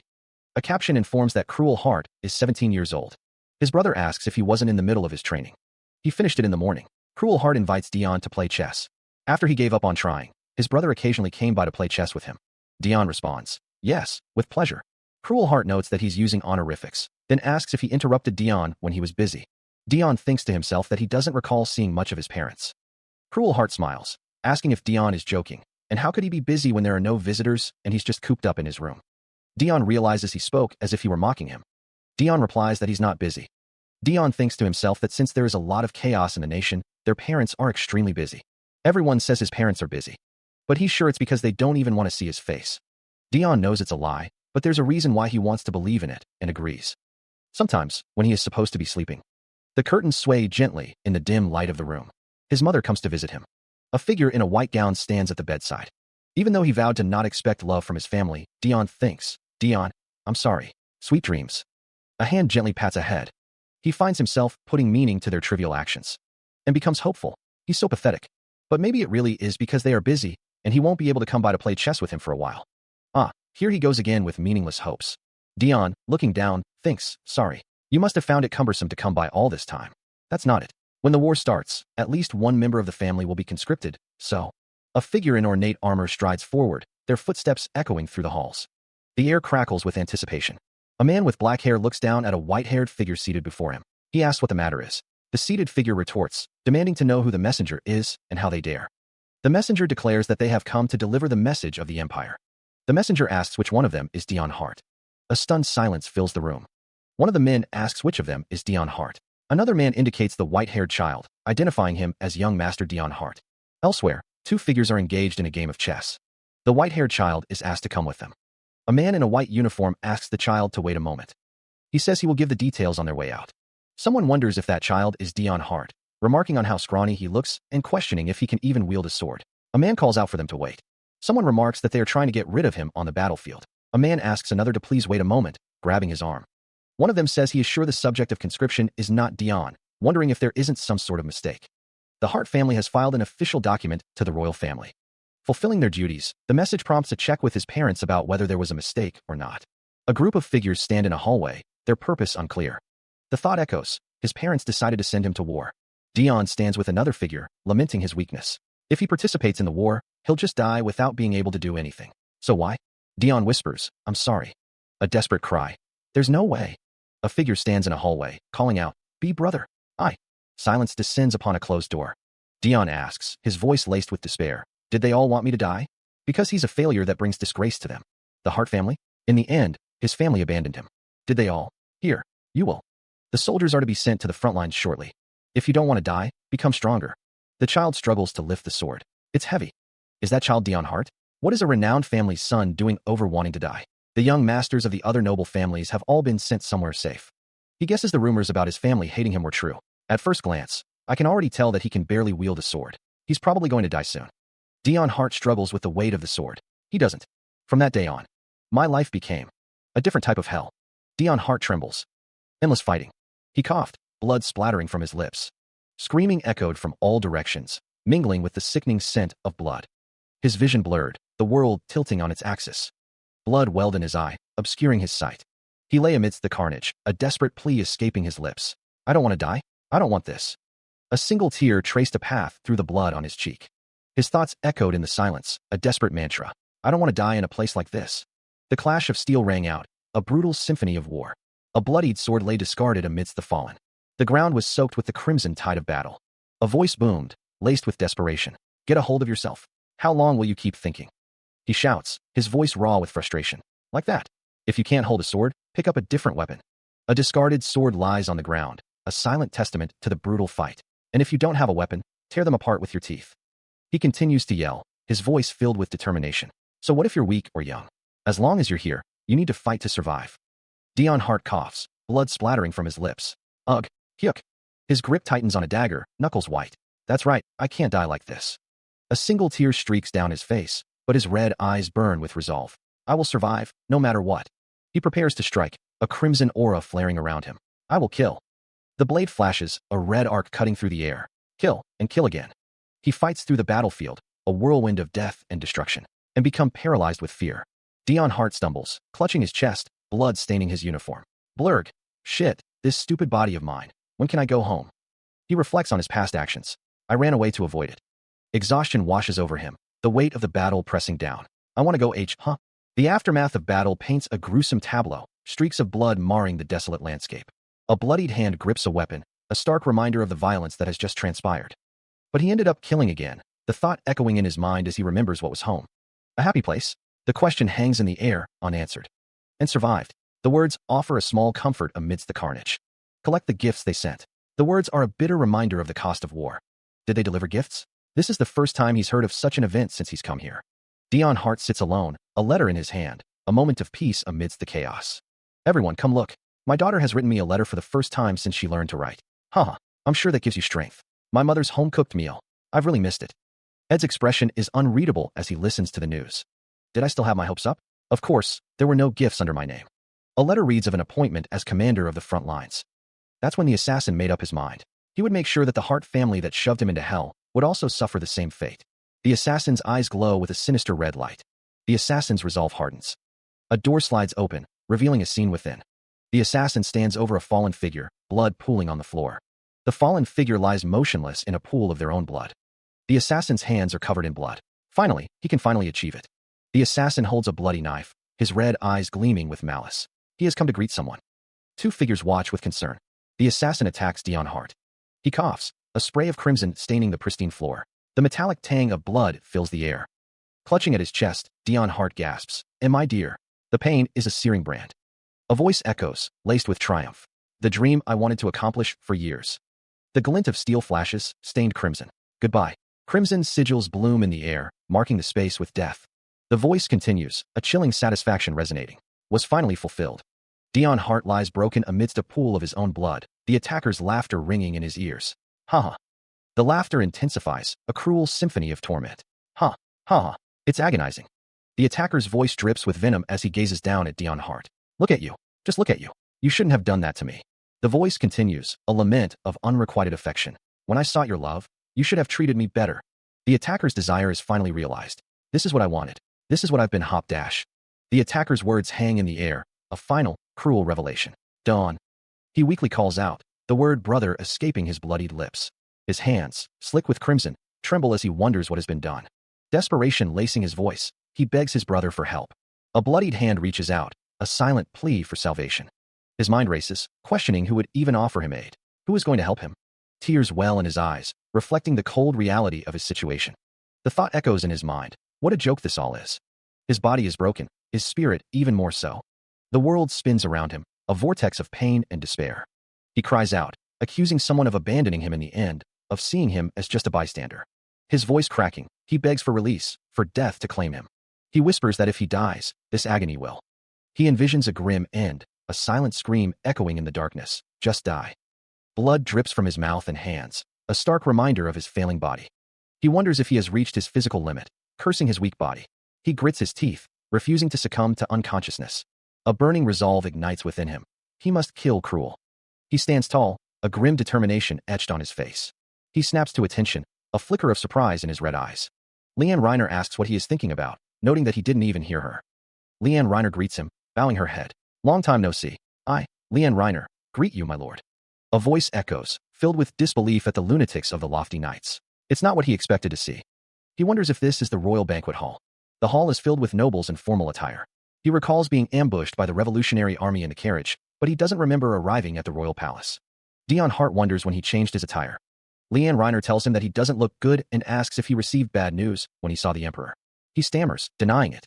Dion Hart thinks to himself when he saw the emperor. If that were the case, he's sure he would have been stressed to the max. He dismisses the Revolutionary Army, wondering what the occasion for this banquet is. Leanne Reiner asks if he's joking. Dion Hart looks confused. Leanne Reiner is surprised that Dion Hart really didn't know. This banquet is for the new hero, a celebratory banquet to congratulate the birth and debut of the new hero, Cruel Hart. He stares ahead, his expression unreadable. Dion stands tall, clad in his military attire. A voice calls out, "You're here, Dion." A figure with white hair reacts with a gasp. The figure mutters, "Shit, I knew I had a bad dream for a reason." A low murmur fills the air. Dion Hart remarks, "Long time no see, brother." A figure in a white cloak stands silently. The man thinks, and black hair, unlike me. The narration states, "The embodiment of the Hart family, which I didn't think I would see again." The narration continues, "And the person I never wanted to meet again." The scene shows Dion Hart and another figure standing before a table. The man thinks, "While I was out on an expedition, He recalls, encountered the Zero Corps commander of the Demon Army a few days ago. He wonders if the other man realized that it was him. Dion recalls, "When I saw the Zero Corps commander who raised the army's spirits with ease, I was reminded of you. The Demon Army's spirits were high." Dion continues, "You are also able to command the battlefield with ease. If we had you on our side." A burst of laughter erupts. Ed covers his face, chuckling. "Ah, sorry. It was just so ridiculous, I couldn't help it." "I have no reason to fight alongside you," Ed states. Dion sighs. "So please stop making up scenarios, brother." Ed stands tall, his expression unreadable. Dion observes. Those eyes are the same as before. Ed's indifferent eyes show no interest whatsoever. A voice echoes in Dion's mind, branding someone a shitty bastard. Ed wonders aloud if the honored guest shouldn't be on their way. He adds that he'll definitely enjoy himself before he leaves, so Dion shouldn't worry about him. Ed thinks that instead of talking to that bastard, he'd rather eat pudding, as that would be a much better use of his time. Ed internally complains about the stupid banquet, thinking he'll just kill some time before he goes home. Dion mentions that he heard Ed left for a monster subjugation mission. Ed wonders why Dion keeps talking to him. Ed thinks to himself not to give the lunatic any attention. He tells Dion that he doesn't want to speak to him, so he should get lost. Ed asks Dion if he is hurt anywhere. Dion asks why Ed is being so irritating today. Dion states that he can take care of his own body, so there's no need for Ed to pretend like he cares anymore. Dion thinks that even if he were hurt, he would never let Ed know, brother. Dion thinks that Ed should just observe from the sidelines, as he's always done. He stands in the rain, a younger Dion, the memory of a past event weighing heavily on his mind. Just like how you simply watched, echoes in his thoughts. The memory continues, showing Dion being dragged away. As I was dragged away to war that day, he recalls, the scene a stark reminder of his past. The scene shifts to a destroyed banquet hall, the aftermath of a chaotic event. Just like that, a voice seems to whisper, the destruction a testament to the past. Meanwhile, Ed and Leanne stand in a grand hall, speaking with an unknown figure. The atmosphere is formal, the conversation likely of political importance. Ed sighs, his expression weary. "Forget it, let's not waste my breath," he says, dismissing a previous thought. Ed drinks from a glass, standing beside Dion. "I shouldn't have come to the palace. This is just making me upset," he mutters, his frustration evident.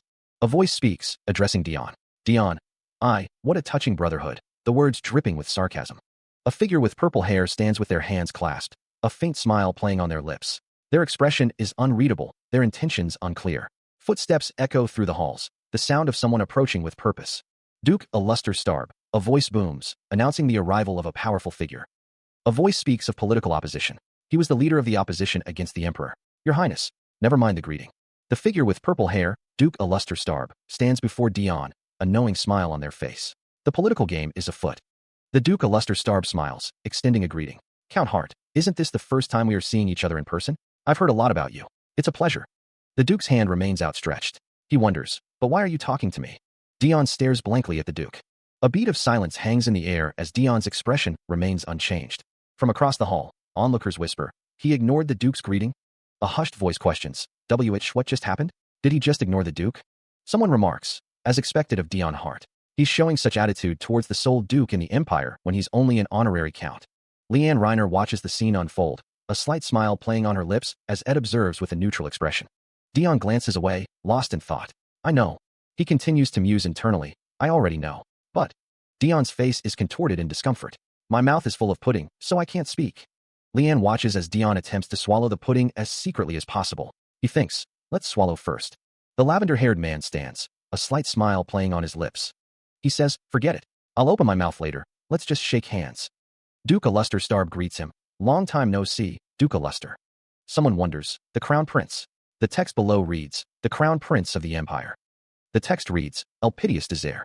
Duke Aluster asks, "Honey here or something? Why are they swarming like bees? Anyway, I need to greet him dash." Duke Aluster says, "You haven't been to the palace in a while. I guess you're busy." Elpidious Desire replies, "Apologies, Your Highness." Duke Aluster says, "Oh no, there's no need for apologies. I should be the one apologizing. It was assumptuous of me. I'm sure you had your reasons." Duke Aluster wonders, why is he? Someone observes, lurking around Count Hart right after arriving? Cunning bastard. Dion Hart thinks, "I'm not going to just sit by." The white-haired man clenches his fist, a determined look on his face. He vows to protect Count Hart. Suddenly, the man coughs violently, spitting blood onto the floor. A blonde woman gasps, rushing to his side. "Oh my brother, you should have called me if you were going to see the Count." Her eyes widen in shock, reflecting the gravity of the situation. "Count, I've really missed you dash." The blonde woman, Alethea, is seen with a dark-haired man, both looking concerned. The white-haired man is now on the ground, blood pooling around him. "Count, there's blood." A voice cries out in alarm. "What the hell dash? The royal doctor, call the..." The camera focuses on the blood spreading across the floor, as the blonde woman cries out, "Princess dash." Someone insists, "No, there's no need to call the doctor. This isn't blood, oop. Please don't speak anymore." Dion Hart covers the white-haired man's mouth, trying to silence him. A voice declares that it is their fault, realizing the state someone was in. They insist it's not blood, but pudding. Someone questions what all the ruckus is about. A man wonders if General Nemesis is behind someone. The panel introduces the first hero of the Empire, General Nemesis. Alethea Desire apologizes, stating that the Count is bleeding because of her. She explains she couldn't control her strength because she was so happy to see him. Someone apologizes and says they will scold the princess later. A voice denies that the Count would vomit up blood just because the princess leapt at him, insisting he is a hero. It's revealed that he was ambushed on the way to the palace. Someone states that the bleeding is probably due to the internal wound and exhaustion. Someone exclaims that they're so sensitive to something. The smell of blood is mentioned, but it's said that they can't tell because the banquet hall is engulfed by the scent of perfume. Someone asks if they should call the royal doctor, but another character insists they're fine now, telling them not to overdo it by standing up. He needs to explain himself before this misunderstanding gets even more out of hand. Since he keeps refusing, it must be due to the Demon King's curse. To be fair, if it's the curse, even the royal doctor wouldn't be able to do a thing. But what is he supposed to say in this atmosphere? General Nemesis asks if Dion Hart can walk, but the Count insists he is fine. Since things turned out this way, he'll just pretend he's not feeling well and go home. He's already achieved his objectives and seen the Emperor, so he can go home now. Dion Hart thinks he should be heading back, unsure if it's the stress, but he really doesn't feel well. Dion Hart apologizes for not being able to stay until the end. He feels dizzy. Alethea calls out to the Count. His hand grips something tightly. Dion Hart's eyes are bloodshot. He thinks he's safe. Dion Hart thanks Alethea and General Nemesis as they support him. A gloved hand clenches into a fist, blood trickling down the fingers. The grip tightens, a silent expression of contained fury. Dion Hart, his expression unreadable, declares he didn't need their assistance. General Nemesis, his face etched with concern, wonders why Dion is acting this way. Dion reflects on his past, a time when he was the object of endless hatred, and questions how dare they pretend to care for him now. A dark resolve hardens within him. He swears he will. Alethea Desire calls him by name, Dion Hart. Alethea tells him that he seems considerably unwell and suggests he should go back. Dion thinks to himself that he's being kicked out, and normally, this would be considered insulting. With a sigh, Dion apologizes and says he'll take his leave, then. General Nemesis kneels, thinking that this is being considerate. Dion reflects that he really doesn't think he can stand it any longer. A figure with braided purple hair is seen. Dion Hart stands next to another figure. A close-up of a character's face reveals a thoughtful expression. The figure with purple hair is seen again. A speech bubble reads, Oicho. The Emperor is certainly tolerant of Dion Hart. How dare he display such an attitude towards the honored guest at a banquet hosted by the royal family? The Emperor used the excuse that he was feeling unwell. Feeling unwell, so how could anyone reprimand Dion Hart and his rude behavior? Sir Cruel, you are also too gracious with your brother. I merely wanted to make sure the mood wasn't ruined as the honored guest of the banquet. He chuckled. Don't you worry. I didn't misunderstand. I know why you sought me out in the first place. You want me to sponsor you? The unfortunate man who lost his family and parents at the hands of his younger brother. If you could become my sponsor, I will become the greatest sword you have ever held. If he just wanted to survive, he would have countless options to choose from. The woman with pink hair smirks, thinking to herself, she's not foolish enough to reject a loyal dog that has come begging, but she wonders why she's being asked for such a request. Of all people, she muses, he sought her out. She wonders if he is intelligent or foolish. Dion Hart thinks to himself that he must make sure he can protect. One of the figures states that he always wondered what the other meant by protect that time, but he finally understands today. A voice booms, declaring that they must protect themselves. The words from Dion Hart appear. One of the figures states that is what the other meant. A voice responds with a simple yes. A voice declares that their paths align, referring to themselves as the loyal dog of. A voice states that the Emperor, Dion Hart, is someone who must be eliminated. The woman with pink hair thinks to herself that, to be honest, the fact that he's the loyal dog of the Emperor isn't even the main reason. A nobleman with braided purple hair places his hand over his heart, a subtle smirk playing on his lips. His hand clenches tightly, gripping the fabric of his coat. His heart pounds in his chest. He is of utmost danger to the Empire, they say, as a carriage waits nearby. A vow echoes in the darkness. He will kill, no matter what. Dion Hart's expression is unreadable. The name Dion Hart hangs in the air, heavy with unspoken meaning. He is not that kind of talent. Someone asks if he needs any support. Dion Hart assures them he'll be fine once he gets some rest, but then notices a strange smell. Why does he smell something? Burning. The dark-haired figure tilts their head, a question hanging in the air as they survey the scene. It was completely fine when they left. The air crackles with the sound of roaring flames. Figures stand silhouetted against the inferno, their forms indistinct in the heat haze. Why is their front yard now on fire? The lofty knights? What are they doing here? The light-haired figure squints, their brow furrowed. Is this a dream? Phew. Yes, this is just an illusion. Because they've been so stressed out lately. My ass. There's no way the heat on their skin could be an illusion. What the fuck is going on here? What are you all doing here? Captain. You idiot. It's not Captain, it's Count now. The Count's crimson eyes narrowed, his voice laced with fury. Since when has my home become a petting zoo for rabid dogs? A bead of silence hangs in the air, thick with unspoken tension. A spherical object, dark and ominous, is revealed. It looks exactly like a bomb. Dion Hart's face pales, his eyes widening in alarm. The Count's expression twists in disbelief. No. The bomb plummets towards the ground, a harbinger of destruction. The device glows with an intense light, moments before detonation. No matter how you look at it, it's a bomb. The bomb explodes, unleashing a cataclysmic wave of force. The explosion intensifies, consuming everything in its path. The world is engulfed in a blinding inferno. The Count clutches his head, reeling from the blast. What the hell? What are?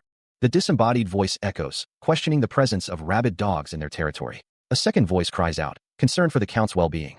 Dion Hart rushes to the Count's side, checking if he is all right. The scene is filled with the sounds of debris falling and urgent shouts. Amidst the chaos, a figure stands silhouetted against the fiery backdrop, seemingly unharmed. A speech bubble indicates shock and confusion.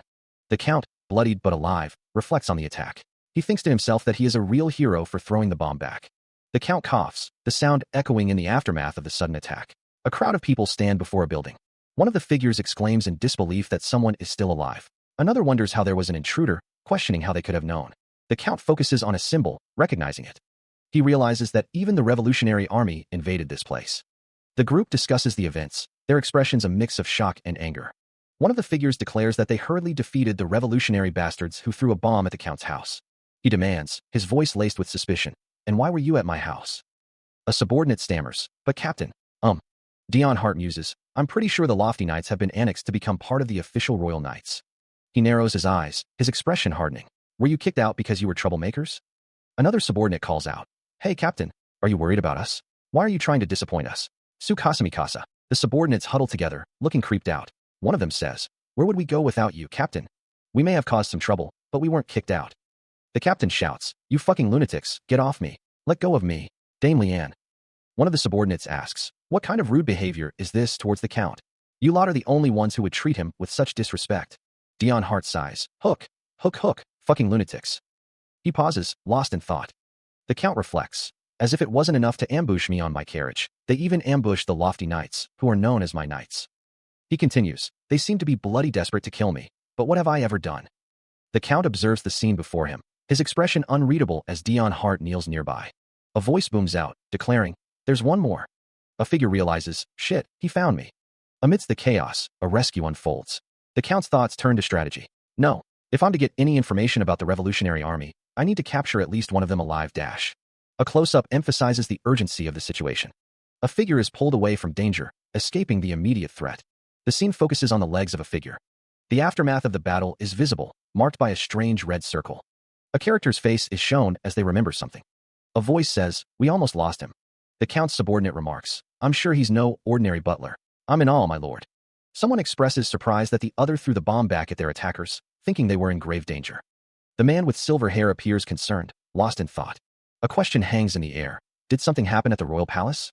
The blonde-haired man is told that despite it only being half a day, he looks quite fatigued.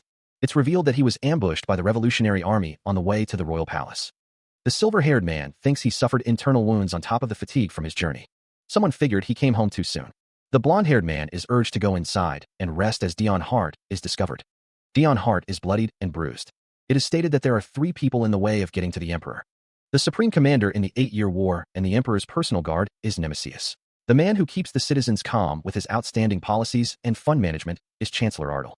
And lastly, Dion Hart is told that he can leave the matter to the other person who will escort him. It's noted that he normally operates in the shadows, making his presence unpredictable and difficult to monitor.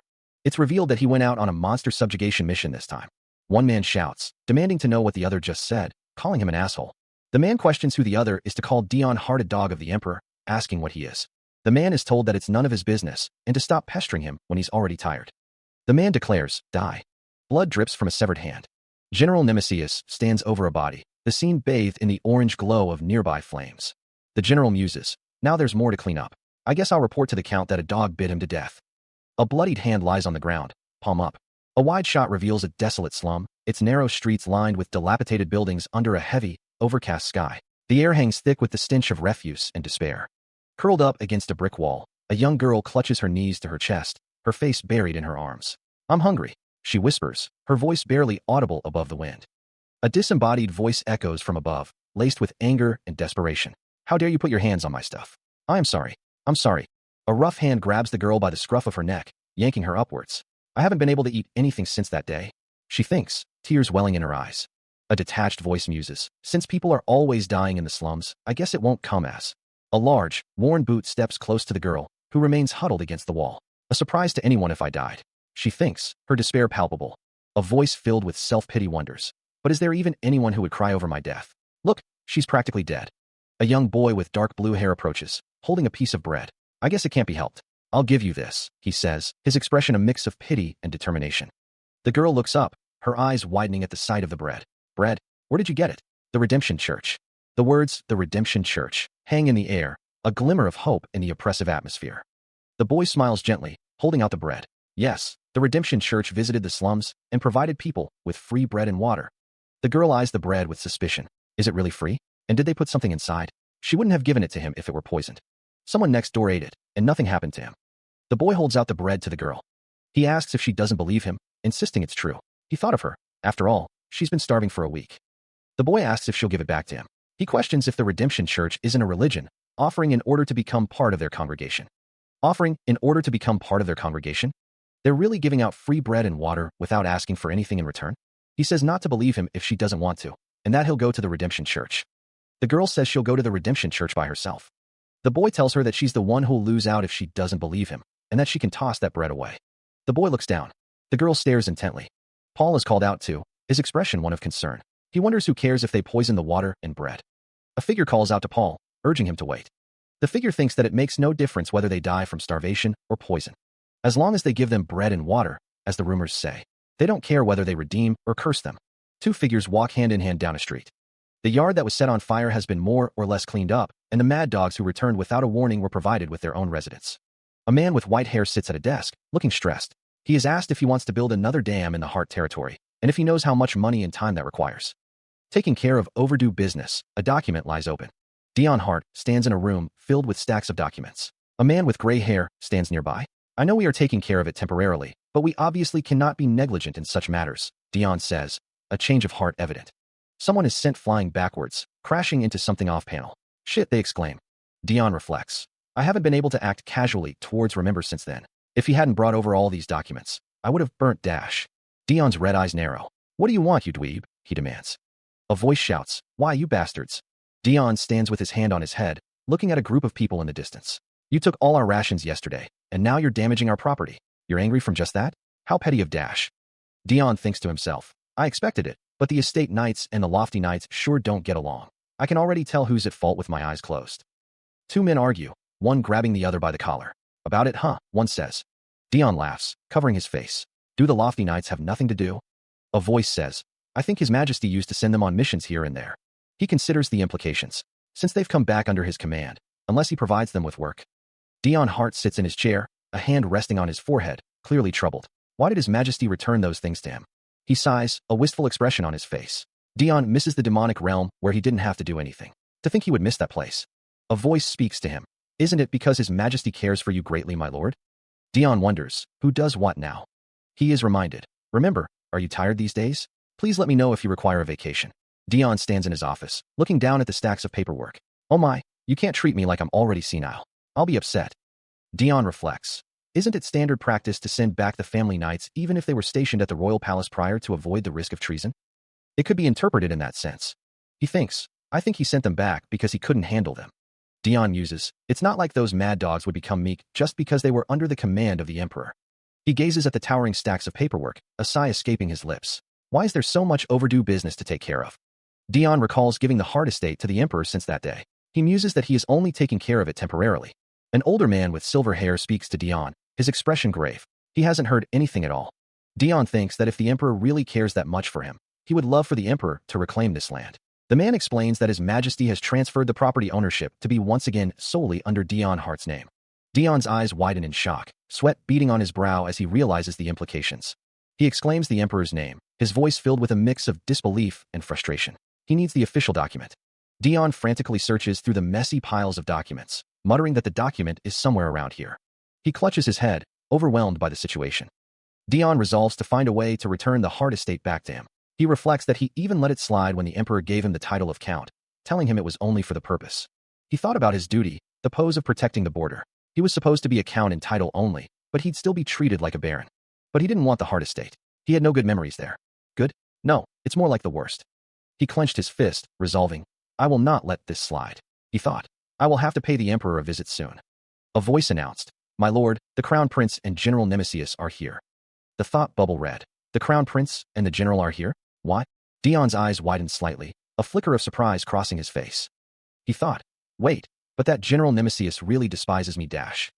The sound of footsteps echoed through the grand staircase as the two figures ascended. A heavy curtain partially obscured the scene. General Nemesis stood, his expression unreadable. He thought, though he moved to the new heart estate, I guess he still ended up bringing that here.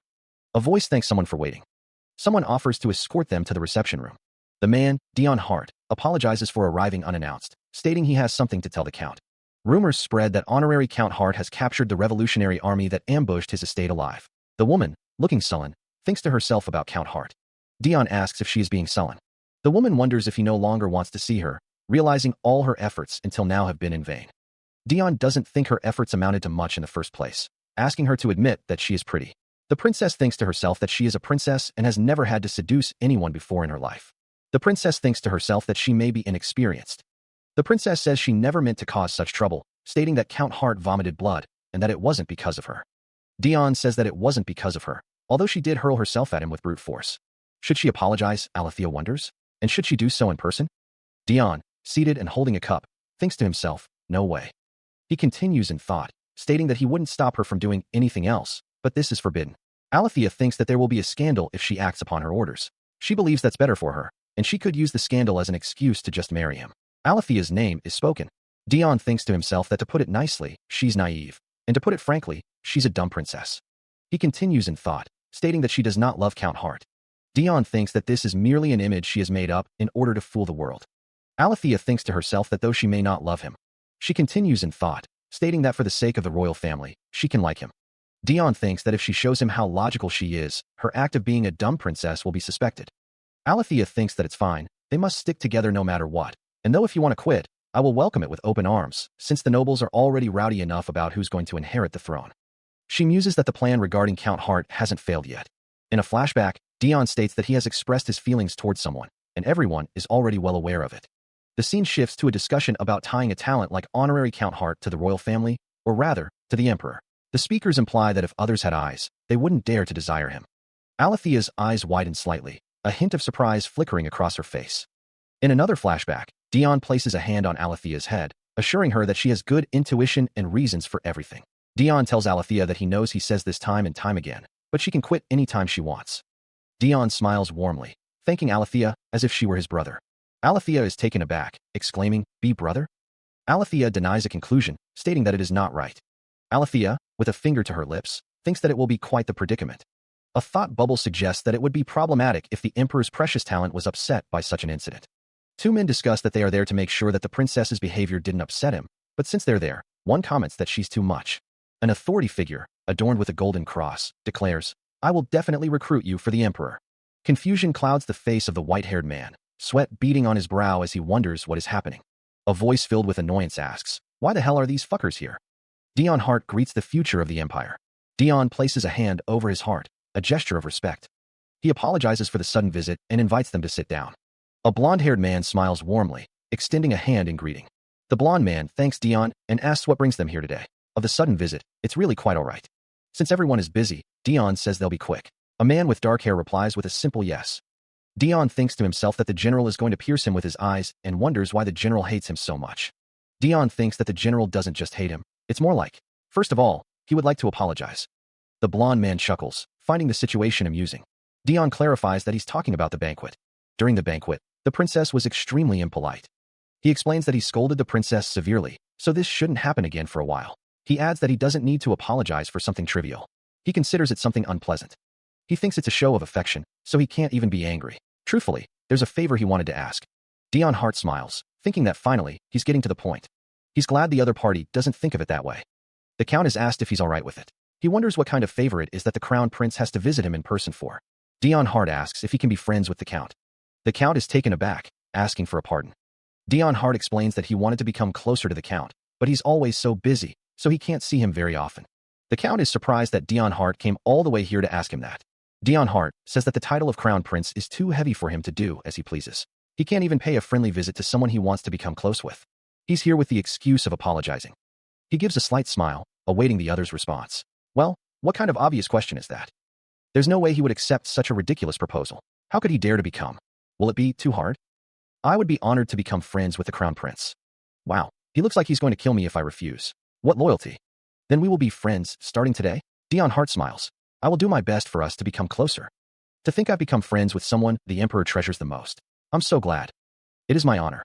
Dion Hart thinks, I will be truly glad if we can get closer. Then please come see me every time you come by the royal palace. We can spar, have tea, and have meaningful conversations together. Today was another fun day, friend. What a fulfilling day. He looks up, a flicker of surprise crossing his face. The other man sighs in relief. That might prove to be a bit different. Since I've heard my desired answer, I'll be off. No, the man begins, but is quickly cut off. You don't have to see me out, since you still have much to talk about with the general. The man waves as he heads out.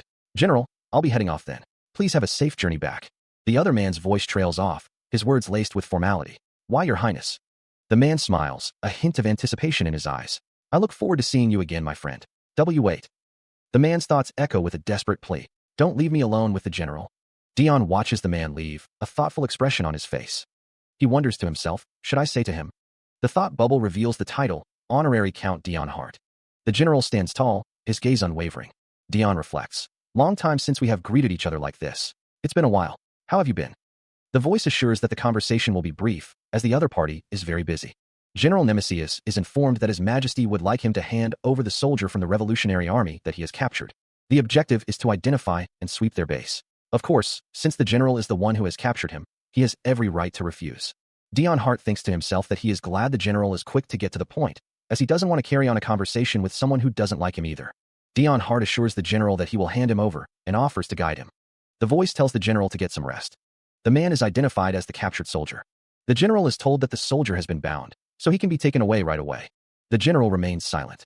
He listens intently as the other man states that there were 3 that ambushed him, and 2 of them died. The man explains that though it was reported that 1 died from an explosion, General Nemesius is told that the other's cause of death was not specified. The general looks on with a questioning expression. A voice asks what he is trying to get at. The scene shifts to a flashback, introducing Dion Hart. It is revealed that he does not dislike people for no reason. As he watched him from a close distance during the 8-Year War, he found out about the truth behind Dion Hart, and his sudden personality change is about to be revealed. It was the first time a noble had been conscripted to be an ordinary soldier. Since he was dispatched to my unit, I couldn't help but notice him. The child who was too weak to survive in a war zone chose cruelty as his survival method. A voice asks if he is all right. In order for him to survive, he chose to brutally end others' lives, so he was going insane.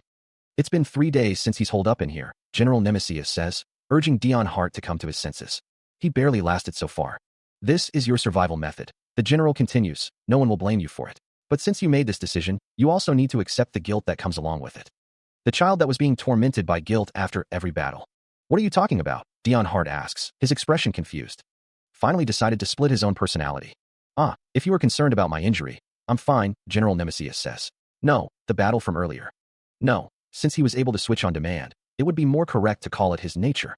I have no idea what you're talking about in the first place, Dion Hart replies, his tone sharp. Dion Hart's expression hardens. The insane nature that participates in the cruel, bloody battles with the primal instinct to survive, and the normal nature that participates in regular battles and only recalls his regular nature. A slight smile plays on Dion Hart's lips. Blood splatters against a dark background, a grim reminder of past events. The memories have been too exhausting for Dion to recall all the details, but he considers himself incredibly lucky to have survived without killing a single enemy. The thought hangs in the air, lucky? No, he couldn't even withstand the guilt that a human should face. He simply chose an extreme method to escape. General Nemesius's gaze is intense, his expression unreadable. The general continues, his voice laced with disdain. No, let him put this another way. How the other died. Can Dion even recall it? A voice echoes, wondering how much longer he'll be able to fool himself by turning a blind eye to his own actions. Dion stands impassively, listening to the accusations. The voice continues, expressing disgust since he's given up on being human. The voice continues, but if he chooses to not disregard it, unlike back then. General Nemesius's expression hardens, a barely suppressed rage simmering beneath the surface. He will. Dion remains silent, his red eyes betraying nothing. A voice explains that he happened to not be there at the time, so he does not know all the details. From what he heard, wild dogs tore him apart. Dion's expression is unreadable as he thinks, maybe. The figure agrees to leave, acknowledging the other's understanding. Dion Hart is told that he doesn't need to be walked out, as the other is busy. A voice wishes him a safe journey back. General Nemesis narrows his eyes, a storm brewing behind them. A voice thinks that, as expected, nothing has changed. The voice scoffs at the idea of wild dogs at the Hart County. Someone is sure that Dion Hart is the one who killed the bastard, likely using his convenient nature to do the deed. The weakness of someone shouldering heavy responsibilities could lead to even greater disaster, a voice muses. The voice thinks that this is why Dion Hart is an absolutely dangerous element. General Nemesis wonders why His Majesty. A close-up of General Nemesis's face shows a stern expression. Someone wonders why they should keep Dion Hart by his side. Dion Hart's eyes flutter open. He thinks to himself that he must have fallen asleep, even though he only intended to rest. General Nemesis asks if Dion is awake, startling him momentarily. Dion wonders if the general was waiting there the whole time while he slept. General Nemesis asks if it has been long. He replies that it hasn't been that long. General Nemesis asks how Dion Hart is feeling now, admitting that he was startled when he lost consciousness. Dion says he's alright now that he's gotten some rest. General Nemesis says that he called Dion's doctor to examine him, just in case. Dion thinks to himself that the doctor says his body is weak, but it's mostly fatigue and stress. He thinks that is to be expected, and that his blood pressure goes up at least once a day. Dion wonders nervously what it is. He sits in his chair, listening intently. Dion Hart suggests commanding the Lofty Knights on an expedition to subjugate monsters. The idea is well received. The monsters have been causing trouble. General Nemesis thinks they will be calmer if they exhaust their physical energy. Dion Hart would allow it. General Nemesis asks that they proceed with it as soon as possible. Dion Hart thinks those mad dogs will finally be out of his sight, and he'll finally be able to breathe again. Meanwhile, a rider approaches the border. She calls out to Count, informing him that they are almost there. The horses gallop onward. A hooded figure wonders if he got dragged along. A voice calls out, announcing, "Count, we're almost at the border." Dion Hart rides alongside a hooded figure on horseback. The hooded figure questions, "I'm just asking out of curiosity, but why did I have to come along?" Dion Hart turns to the hooded figure, who asks, "What are you talking about?" A voice replies, "Why would you miss out on such a fun mission?" Another voice chimes in, "You must have been bored sitting all day in your office. We already know you're trying to look after us since we've been going stir-crazy." A voice mutters, "Blood in a while. No, you fucking lunatics." The hooded figure thinks to himself, not seeing blood is obviously for the best. What the hell are they talking about? I wanted to refuse them until the very end, but, Someone grabs Dion Hart's leg, pleading, "My lord, please come with us on the expedition." Dion Hart shouts, "What the hell, let go." One of the knights says, "You're a part of the Lofty Knights, my lord." Another adds, "Let's go together." A third thinks, fun? Are they out of their minds? Why would you send us alone to such a fun place? A monster subjugation expedition near the Empire's border is being planned. The thought of it doesn't seem to amuse Dion Hart. An attendant informs Dion Hart that he will be handling the documents and dismisses him. Dion seems taken aback. The attendant explains that this vacation is a way of repaying Dion Hart for the bullying he has endured over the past week. 3 concerned subordinates lament that Dion Hart is too busy to join the expedition with them, their hearts breaking at the thought that they are the only ones who could rescue him. The subordinates exclaim their devotion to their lord, frustrated that even the butler allowed this to happen, calling him stubborn. An unknown voice echoes, reminding someone to remember something. The attendant insists that he cannot be treated the same as others, questioning what would happen if he were to make a move. The attendant wonders if the bastard hiding in the county would follow Dion Hart. The attendant smiles slyly. The attendant assures Dion Hart that he will catch the rat, urging him to go and relax. Dion Hart sighs, wondering how he can refuse such an offer. A voice declares that they do indeed need to catch the spy. One figure is being strangled by another, an explosion raging in the background. The masked figure thinks, if they don't, they might actually die. A voice booms, stating that it's just them and that the figure doesn't have to be so shy. They heard he went out on an expedition by himself recently to subjugate monsters and came back with the biggest smile on his face. Dion Hart retorts that he got enough rest at the Demon King's castle. A burst of energy fills the air, accompanied by a plea to relieve stress. A figure on horseback charges into battle, shouting for everyone to get ready for monsters. Someone shouts "all right," followed by a drawn-out exclamation of excitement. Dion Hart rides forward, a determined look on his face. Dion Hart thinks that he misses the demon realm. He exhales, the weight of his thoughts heavy on his mind. Dame Leanne is tired, he muses. The knight whom the Emperor personally recommended, the narration box states, was requested for someone who could take control of the murderous ghost knights. The narration box states that Dame Leanne could have easily joined whichever order of knights she wanted. Dion Hart thinks to himself that he feels so bad. He wonders if this is what a parent feels when their children are troublemakers. Leanne Reiner declares that he will not be participating in the battle. A soldier wonders about the battle, my lord. The battlefield is a scene of carnage, soldiers screaming as they clash with monstrous foes. A soldier thinks that he is being considerate. Another soldier thinks to himself, consideration, my ass. How the hell would I get in between those lunatics? Please just kill them all, so I do not have to step in. Two soldiers bicker, one yelling that he called dibs on that monster first, the other retorting that he doesn't care, he got to it first. A soldier questions, Captain, I mean my lord, aren't you coming? Another soldier thinks that they are enjoying his vacation far more than he is. He assures his companion that he will take care of his own vacation, telling her not to worry. A voice urges them to hurry, as they are almost done. Another voice retorts that they don't plan on going, so they should hurry the hell up, or they won't get their share at this rate. Dion Hart's eyes narrow, a sense of foreboding washing over him. He has a feeling that if he steps in, something might get wrecked. A sudden shift in the atmosphere, a palpable tension filling the air. An arrow pierces through the air, striking Dion Hart. Leanne Reiner cries out, asking if he is all right. Dion Hart thinks to himself that if he hadn't turned his body, he would have been shot in the throat. He wonders where the arrow came from. He realizes it's an ambush, questioning who could be behind it. He considers that no nation would do that unless they wanted to start a war.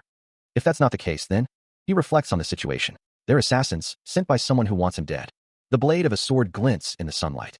Dion Hart winces in pain. My lord, Leanne Reiner asks. He orders, Dame Leanne, cut this off. A figure with glowing red eyes stares intently.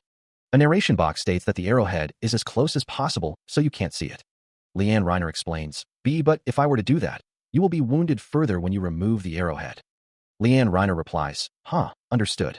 A narration box states that judging by his mood, he won't ask twice. The arrowhead is lodged deep in Dion Hart's neck. A narration box states that the arrowhead is going to dig deeper and deeper, so he'll be in excruciating pain. A narration box states, Lofty Knights.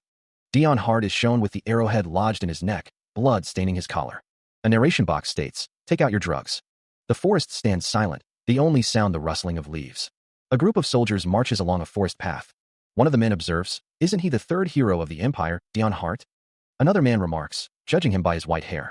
The man adds, and the fact that he is with the murderous ghost knights, it does seem that way. Another wonders, who is he battling over there? The man calmly subjugating the monsters wonders, so what's happening? Is it an internal conflict? Another man states, I know he's the hero of the Empire, but the injury he just sustained doesn't seem shallow at all. Someone exclaims, wait, an injury? One of the men thinks, shit, I thought he was. It's only been 2 years since the 8-year war ended, and the infamous Dion Hart is injured. I'm sure the Empire wouldn't want a war right now. Another man suggests, if we frame those bastards with the crime of attacking our kingdom, we could probably get a hefty reward from the Empire. The man's eyes gleam with avarice as he contemplates the potential reward. A partial view of a character is shown. A character asks, my lord, what is that drug? Another voice responds that it's a drug that shuts down your common sense temporarily. A character is held at knife point. A character questions, pardon, isn't that drug prohibited? Another voice responds that you just can't be blatantly obvious. A character reacts with surprise, exclaiming, what? What does that even mean? A voice orders, what are you waiting for? Kill them. A character with a sword shouts, all immediately. A character rides a horse. A group of people ride on horseback. A ground-level view of a strike is shown. A character is falling. A close-up of a character's face with red eyes is shown. Hook, he's fast, the figure thinks as blood splatters. The figure lies on the ground, a voice echoing, you better stay still before I do the same thing to your leg. Red eyes glare intensely. Since I captured one alive, I don't see the need for the rest of them. You bastard. A torso is shown, wounded. A hooded figure coughs, blood dripping. The figure is attacked. A figure attacks with a sword. The figure falls. Dion Hart orders, Dame Leanne, make sure this bastard doesn't die. Leanne replies, yes. Order received. A face, marred by what appears to be blood, is shown in close-up. The man, holding a bloodied sword aloft, looks at the scene before him in disbelief. Look at those bastards. The hooded figure considers the situation. I think he will die even if I don't finish him off. What do you think you are doing? A figure coughs up blood, the sound echoing in the air. The face is contorted in pain. The captain questions the actions of those before him. See, Captain, you mad dogs of the battlefield have now become knights. Is that why you think you should fight like decent human beings? A face is shown in close-up, the expression one of shock. The figure stands over others, issuing a harsh warning. Did you not take your drugs? You bastards are still so weak. If you won't even do this, none of you will survive.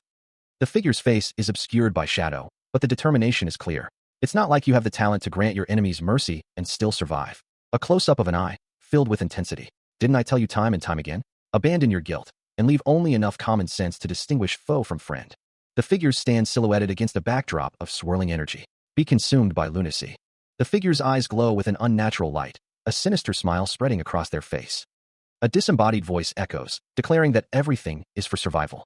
Crimson eyes gleam with sinister intent, blood splattered across a cruel smile. Two figures stand over a fallen body, the air thick with unspoken malice. A curse hangs in the air. The blond man's eyes widen in horror. They chose the wrong opponent, and now they must pay the price for their greed. The voice continues, admitting that the offer was too sweet to reject. Meanwhile, a man questions if he will really be all right. The man studies a document, his expression unreadable. The Duke asks if he will be paid half the reward even if they only inflict a wound. The man says that he merely put in an additional condition to the murder request, and that it will be fine. The order was to kill Dion Hart. The man states that he will take full responsibility if the Duke were to find out, so don't worry. The voice wonders what he wants to do with him, stating that he probably despises Dion Hart more than anyone else in the world, but he does odd things like this from time to time. He pauses, a hand resting on his shoulder. The touch seems to give him pause as he considers something. That child's in will be. The battle is rampant with swearing and screaming, and full of dirty tricks. An incredibly cruel battle unfolds. The person standing in the midst of it all. A figure swings their sword, leaving a trail of blood in its wake. The way his eyes sparkle while tearing his enemies apart is reminiscent of a bloodthirsty ghost. Such a man is the hero of the Empire? A voice echoes, we shouldn't have gotten involved in the first place. How could anyone remain sane after encountering such lunatics? It's no wonder they're referred to as the murderous ghost knights instead of the lofty knights. A close-up reveals a face filled with determination. A close-up reveals a bloodied face and a single, crimson eye. Rain falls in the background as the figure considers the nature of humanity. The figure, cloaked in shadows, muses, aren't they closer to being demons than humans? The figure wonders if it is both. The rain continues to fall. Dion Hart stands amidst the downpour, his red eyes glowing ominously. He thinks, I don't know whether you were blinded by money, or you're just plain stupid. The rain intensifies. Dion Hart states, I'm not fond of torture either, so I really would like for you to tell me who's behind this. The rain continues to fall, washing away the blood. Dion Hart curses, shit. A voice declares, there is a complaint from the kingdom of Ilion. His hands resting on the map, it's clear that honorary Count Dion Hart has been subjugating monsters nearby. The borders. General Nemesius stands with a document in hand. Wait, what ambush? Dion Hart was also injured. He was shot in the left shoulder with an arrow, and it will be difficult for him to use his arm for close to a month. The kingdom of Ilion seems to be asking for some sort of compensation in the midst of it all. Yes, that's correct. I bet they decided we wouldn't engage in a war since Count Hart is injured. Hart was also injured. They should at least have brains if they don't have brawn. I guess I've been too quiet all this time. General Nemesius and Leanne Reiner listen intently. He doesn't mean. He suggests blaming the ambush on the kingdom of Ilion to corner them. The message is clear, prepare for war.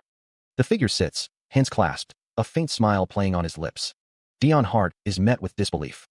The exclamation rings out, a war? The man argues that it has only been 2 years since the last war ended, but 2 years is a long time to rest. It is costly to wage a war, but they can get the money and resources while they proceed to conquer. That's what they did for the 8-year war, so there's no reason it won't work this time, but, Chancellor, I am a tyrant. The figure's gaze is intense, a hint of a smile playing on his lips. Dion Hart looks upset. He considered conquering the continent, deciding that it was just as well. If he wished to be a tyrant, he should not succumb to his responsibilities, His Majesty. Conquering the continent was his ultimate objective, since taking the throne by killing his brothers and sisters. He did not plan on being irresponsible at this point. And his responsibilities, which became shackles, the emperor was obsessed with taking responsibility because of his guilt, were calling forth a disaster. To be responsible, he's prioritizing his guilt of killing his siblings over the citizens of the empire, which is definitely in the wrong order of hierarchy. If a disaster cannot be avoided, he hoped the disaster doesn't reach the empire. He will work out a budget in secret. The Chancellor sure is quick-witted. Then he should get to work as well. Have you heard of the Redemption Church, General? The stained glass window depicts the symbol of the Redemption Church. A crowd of people reach towards the light, seeking solace. Since the nation is in chaos, citizens are turning to religion to calm their nerves. The Count's golden eyes reflect a deep contemplation. But the Redemption Church has gotten too powerful. Who would be fit to take care of it? The thought lingers. The Count muses, of course, he should leave it to Dion Hart since he caused a mess. He has no real intention of punishing him, the Count thinks. Yes, since it's just taking care of a few fanatics, even if Count Hart is injured, he's sure Dion Hart can take care of things. Oh my, he had forgotten. I object, Your Majesty. A voice declares that the man is dangerous. It's revealed that General Nemesius has always been wary of Dion Hart. Someone admits that they dislike that guy. Another voice suggests that it's just his method of survival. It's stated that Count Hart has given himself 2 split personalities. The bastard has a mentality as strong as a sand castle, unable to even take the weight of his own responsibilities. As soon as he comes to terms with reality, the wall he has built up will crumble to pieces. Someone asks, what of it? Someone asks, Your Majesty? A close-up of Dion Hart's face shows a look of intense focus. General Nemesius's expression hardens. He states that the decision rests with Dion Hart. The general continues, asserting that any consequences arising from Dion's actions will be his responsibility to bear. General Nemesius raises his voice, questioning how Dion could say such a thing. He argues that a broken sword will eventually affect its owner. Dion Hart responds, stating that he may take on that burden of responsibility. General Nemesius interrupts, demanding that Dion stop. Dion Hart states that it doesn't matter, as that is the role of the emperor. He continues, saying that he can be a great king to those he treasures. Dion's golden eyes narrow. Dion Hart declares that he will excuse General Nemesius's current disrespect. He adds that since he is not so incompetent, he can graciously forgive a loyal subordinate for his mistake, prompting General Nemesius to offer his apologies. However, Dion Hart smirks, a glint in his golden eyes. There's no way he would leave a dangerous person nearby without a reason. A cloaked figure kneels, shrouded in shadow. A voice echoes, "Please allow me to destroy my own family." The crystal-clear feelings of hatred, murderous intent, and rage emanate from the figure. He built up his rage against his family for the 8 years he survived when he was shoved into war at the tender age of 14.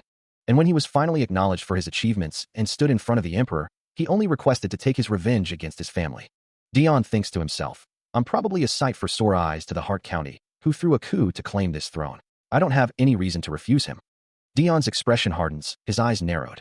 "Are you so valuable that I should allow you to destroy a renowned family? But if he is going to use him as a sword, he should refine him as much as possible to fortify him." Dion's red eyes gleam in the dim light, a sinister edge to his gaze. He wonders, "What must I do? The hero is going on an expedition to kill the Demon King. Why don't you go with him?" In order to face the Demon King as the hero's comrade. The result was incredible, since he managed to retrieve the corpse of a dead hero. Amazing. So, do you still harbor the same feelings? Yes, Your Majesty. An achievement.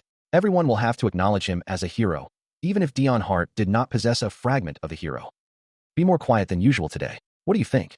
He gazes into the distance, a storm brewing behind his crimson eyes. Thank you for your consideration. I believe the Hart County will. But what is destiny? Cruel Hart came home late that night. Rain lashes against the windows, mirroring the turmoil within. Witness Dion Hart murdering the people of his household. Dion Hart. And managed to survive. He sits, contemplating his next move. Against Dion Hart. Whatever the reason, Dion Hart murdered his own family, and the only homework he has left is Cruel Hart. To get rid of his brother, he still needs me. A subtle smile plays on his lips as he considers the implications. Serving Duke a luster in order to guarantee his own survival. The two brothers. And Cruel are holding each other by their throats. So as long as Cruel Hart is alive, Dion Hart will be on my side. A wave of anguish washes over him, his brow furrowing in silent torment. He stands over a fallen figure, the scene awash in crimson light. Figures stand in a pool of red, their forms indistinct in the dim light. His eyes widen, blood staining his fingers as he cries out, "Shit. What is that?" His face contorted in confusion and pain, he asks, "What the hell is all of this dash?" Two figures stand silhouetted against the red light, a dark voice echoing, "Be consumed by lunacy." A voice whispers, "A little more." Coughing, he hears a voice urging, "Everything is for your survival dash." Overwhelmed, he clutches his head, his expression a mask of despair. His hands tremble, fingers stained with blood. A voice whispers, "You don't have to remember. Even if you remember, just ignore it." Tears well in his eyes, a crimson hue reflecting the turmoil within. That's not something monsters. He stands, his body wrapped in bandages, a silent testament to recent battles. He recoils, a sudden realization dawning. He thinks he just had a dream. A memory surfaces. He arrived at the border, only to be met with an assassin's arrow while subjugating. A portrait hangs in the air, a frozen moment in time. Monsters. Confusion clouds his mind. When do we get back? By the time he regained consciousness, the situation had already come to an end. He doesn't. Standing beside a grand carriage, he is told to remember anything. Supported by another, he wonders, if it weren't for his shoulder injury, he would have thought he was dreaming. His thoughts drift, a desperate question echoing in his mind. Where is remember? General Nemesius states, "I did somewhat expect this, but it still surprises me to find out that you are the spy." He demands, "Now, as for who's behind this? You. Just who are you?" A sudden realization dawns on him. You're no ordinary butler. A close-up reveals a face marred by blood, the eyes wide and lifeless. A voice echoes, stating that someone wanted to find out something, but they died. Dion Hart stands tall, his gaze fixed upon a body sprawled lifelessly on the ground. Crimson eyes stare intensely, a silent question hanging in the air. A white bird soars through the sky, carrying a message. It doesn't matter that the man is dead, as he wasn't the only source of information. The bird flies away as Dion Hart remains near the corpse, the scene bathed in an eerie light. Dion Hart stands amidst a rocky landscape, the weight of the situation heavy on his shoulders. A chilling reminder echoes. Count Hart has returned. Dion Hart adjusts his tie, his expression unreadable as he receives instructions to follow the bird and find out who it was communicating with. The question lingers, who is behind all of this? A realization dawns, marked by a close-up of a polished shoe. The scene returns to the gruesome sight of the dead body, blood staining the ground, and a document nearby. A voice calls out, announcing, "My lord, you're home." Dion Reiner sits, his expression unreadable. He is greeted by another, who asks, "I heard you were injured. Are you all right?" Dion replies, "It was my left shoulder, so it isn't affecting my day-to-day activities too badly." The other character notes that the documents have been piling up, then asks, "But were you injured as well, remember? You shed neither blood nor tears, old man." The white-haired figure states, "I smell blood." Dion raises a hand to his neck, sniffing. "Oh my, you could smell it." He continues, "I just apprehended the spy. It must have splashed on me. I was in such a rush to greet you that I didn't have time to mind the scent." The other character asks, "You found? No, you killed the spy?" Dion apologizes, "I was trying to capture him alive, but there was an accident. My apologies. And no, since it was an accident." He stood with an older gentleman, the identity of the butler still a mystery. All that was known was that he came from a small nation in the central continent. The older gentleman inquired if Dion Hart had managed to find out anything about the assassin he encountered. Dion Hart responded that they also died, so he couldn't find out who was behind them. The older gentleman admitted he couldn't recall a thing, but he was sure that's what happened, judging by the situation. The older gentleman stated that it probably meant the person behind all of this wasn't to be taken lightly. The older gentleman continued, saying that it would narrow their options to the Revolutionary Army, an enemy nation, or the head of the nobility, Duke Illuster. Dion Hart mused that it did seem like Duke Illuster would be the most likely culprit. The older gentleman added that he also failed, my lord. The older gentleman stated that either way, it didn't seem like the type of enemy Dion Hart could handle on his own, so why didn't he seek help from the emperor? The older gentleman apologized if he had overstepped his boundary. Dion Hart thanked him. Dion Hart thought to himself that he was going to visit the emperor anyway, so he might as well get this over with before he got caught up in anything else, like getting rid of the murderous ghost knights or quitting his job. A voice declares the intention to obtain a peaceful and quiet life as soon as possible. The sky stretches out, a canvas of blue and white. A voice announces that His Majesty is having a private meeting with Duke Illuster. A voice warns that someone might have to wait a moment. Dion Hart acknowledges the situation, understanding that he would be able to see him right away. A figure opens a door. A voice sighs, guessing it can't be helped, wondering where to go kill some time. A voice exclaims in surprise, followed by laughter. A man excuses a woman, referring to her as Count. The woman responds, calling him a meanie. Dion Hart greets the future of the empire. A voice tells someone not to be so formal, asking if they aren't friends. The two characters stand close, smiling. A pregnant pause hangs in the air, thick with unspoken words. A voice cuts through the silence, a question posed with a friendly tone. "Friend, I heard it in passing. Do you have some time to kill before seeing His Majesty?" Two figures share a cup of tea, their expressions serene as they savor the moment. Confusion clouds the Count's face. "Huh? Why am I here? I'm so glad we could have tea with you at the palace like this." The Count sips his tea, a dark thought crossing his mind. It's my honor. If I knew I'd run into these guys, I would have come later. A plate of delicate cookies sits invitingly beside an ornate teapot. One of the figures offers a cookie. "Count, aren't you tired of just drinking your tea? Please try this cookie." The Count and another figure sit in a serene garden, surrounded by blooming flowers. "Let's not think about anything. All in due time. Try this and this too." Concern laces the figure's voice. "I heard that you were injured when you went out to subjugate monsters. You should take extra caution because of the curse that's weakening your body." A question hangs in the air, tinged with suspicion. "Why did you actively participate in the monster subjugation?" The Count's eyes widen in shock. "What? Count, you were injured? I was coerced into it." Apologies echoed through the grand hall. The Count took a sip from his cup. It has been a long time. He hoped to enjoy a life of leisure soon, free of his duties. The Count thought to himself that becoming the emperor is so awkward, and he really doesn't want to become the emperor. The Count stated that he is the crown prince right now because it can't be helped. But since he is only 8 years apart from His Majesty, shouldn't he prepare to retire when His Majesty retires? Someone grabbed the Count's arm. He thought to himself, "Shit, what the hell is he saying?" Someone exclaimed, "Don't tell me things like that. I have no interest in politics, and I don't even want to hear it." She hoped that never happens, and if she were to take the throne before that, it would mean that something had happened to His Majesty. A man with a smirk on his face looked on. "As you already know, His Majesty is like a real brother to us."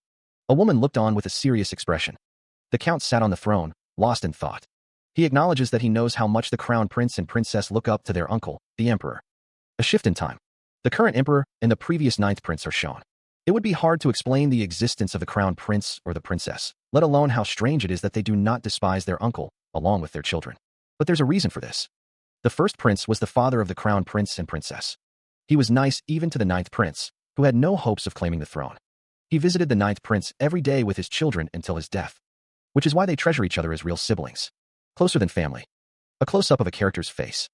They say that if the first prince were alive, the ninth prince never would have wielded his sword.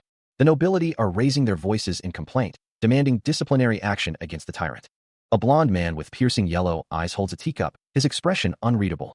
Appeasement has turned into appeasement with an underlying threat within the past 2 years. They don't know when they may take action to force their hand, so it will be good to prepare a solution in advance. Since Dion Hart is an outstanding individual, they couldn't ask for more if he were to side with them, which is why they are trying to coax him. A woman with light brown hair says she is sincere about her feelings toward the Count. She chuckles, agreeing with the sentiment. The speaker hopes honorary Count Dion Hart will be a faithful ally to His Majesty, an ally so faithful that regardless of what gets in the way of serving the Emperor, even if it is royalty, he would still be able to kill them without hesitation. He wonders where the washroom is. He thinks that since he always leaves immediately after seeing the Emperor, he can't tell where he is at all. He walks down the hall. Someone calls out to him. A man looks shocked. He wonders why he is so startled. He is used to people running away immediately upon seeing him, but that cannot happen right now. Someone asks how they can help him. He replies that he really needs to go right now. He says to be nice and smile, and asks if they know where they are. The man runs. He fails. He is attacked. Dion Hart's eyes narrowed, a cruel glint flashing within them. The man with white hair gaped, his eyes wide with disbelief. Bro, there, he stammered. His confusion deepened as he watched the scene unfold. What the hell? What's he doing over here? He wondered, his brow furrowed. The man's expression was a mixture of shock and bewilderment. Dion Hart's hand tightened around his victim's throat, cutting off his air supply. The man gasped, struggling to breathe. Please call. A document flutters to the ground. What document was he holding? Dion Hart stands pensively. A sudden realization dawns. Duke Luster. The woman with purple hair holds a document, a slight smile playing on her lips.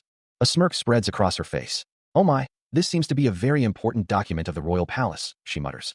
The woman says, long time no see, Count. I just saw the Emperor, but I didn't expect to run into you like this.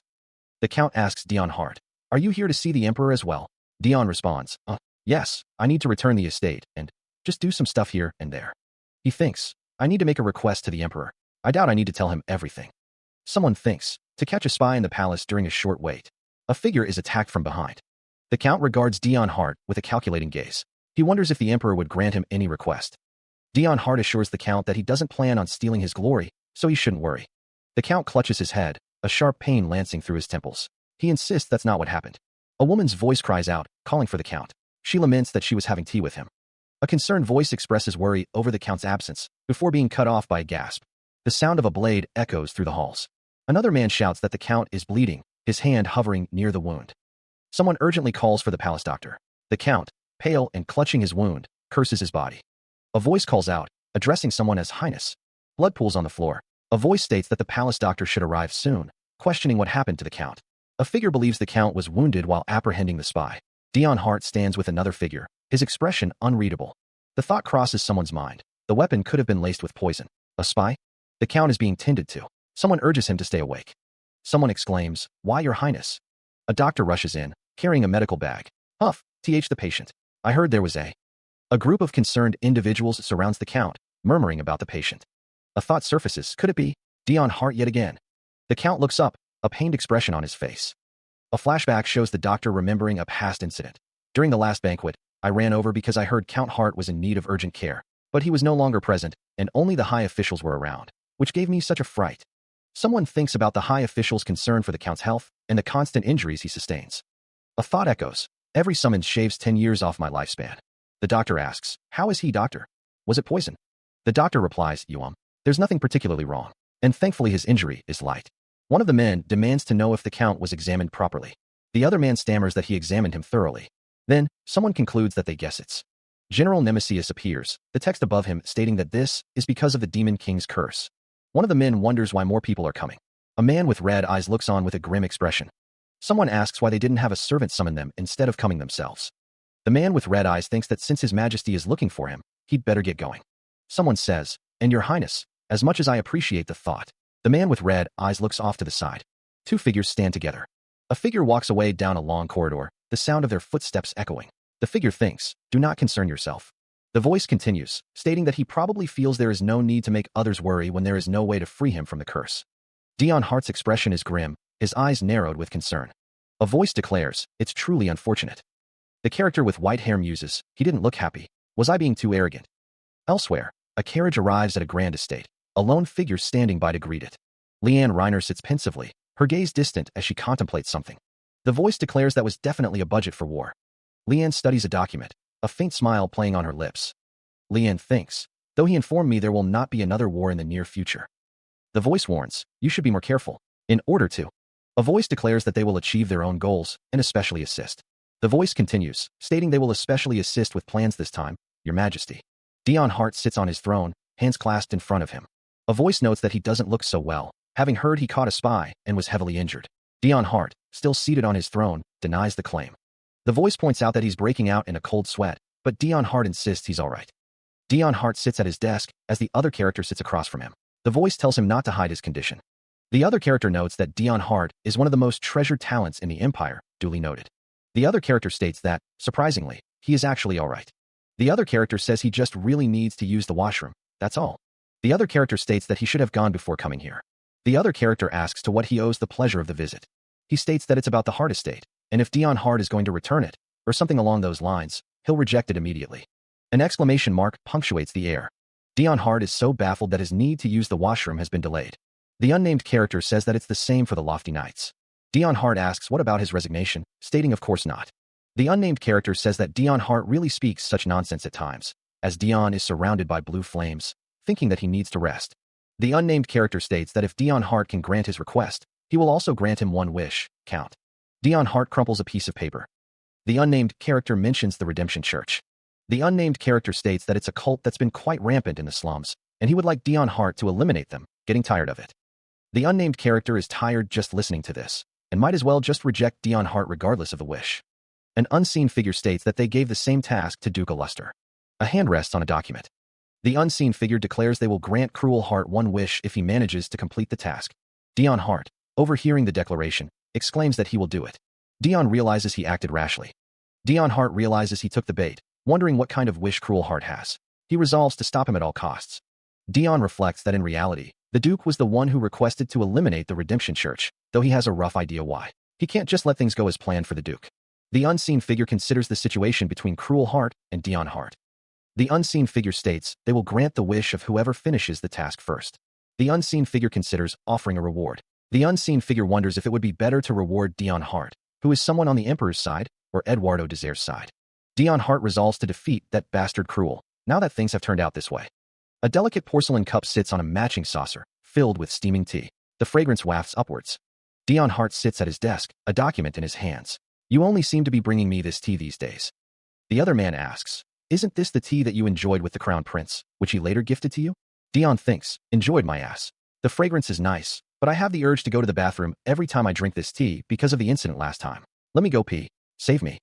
The tea set sits on a small table. The other man says, don't forget, you also have to drink the elixir. Dion wonders, do I have to drink that? A note lies next to the teapot and cup. Please drink this, for everyone's sake. Dion thinks, everyone's sake. I beg of you. Isn't it supposed to be good for your body, since it's from the royal physician? If you are concerned about poison, it's already been tested. Dion says, no, it's not about the poison. I don't like bitter things. Drip, drip. He is greeted by Leanne Reiner, who announces her return. The tea is bitter. Dion Hart, sipping the tea, asks if Leanne managed to gather any information on the Redemption Church. Leanne confirms that she did, stating that it seems to be a cult expanding its influence mainly in the slums. Leanne explains that they have been unconditionally offering free bread and water, gathering believers, and presents a document summarizing everything. The report notes that unlike most cults, they do not request faith or offerings. Dion Hart considers the concept of redemption, finding it too vague. The report states that they are suspicious on so many accounts. It must have cost them quite a fortune to hand out rations for free, the report continues. The report also notes that they currently have a few nobles sponsoring them. But considering the scale of their activities, it would have been quite a burden for the average noble to provide sponsorship. Dion Hart cleanses his palate, noting that they want neither money, nor to be put on a pedestal as a religious leader. He sits at his desk, contemplating, just what is their objective? Anyways, he's slowly starting to get the urge. Since he drank the elixir and the tea, Dion Hart says he'll head to the bathroom first, and they'll think about it after.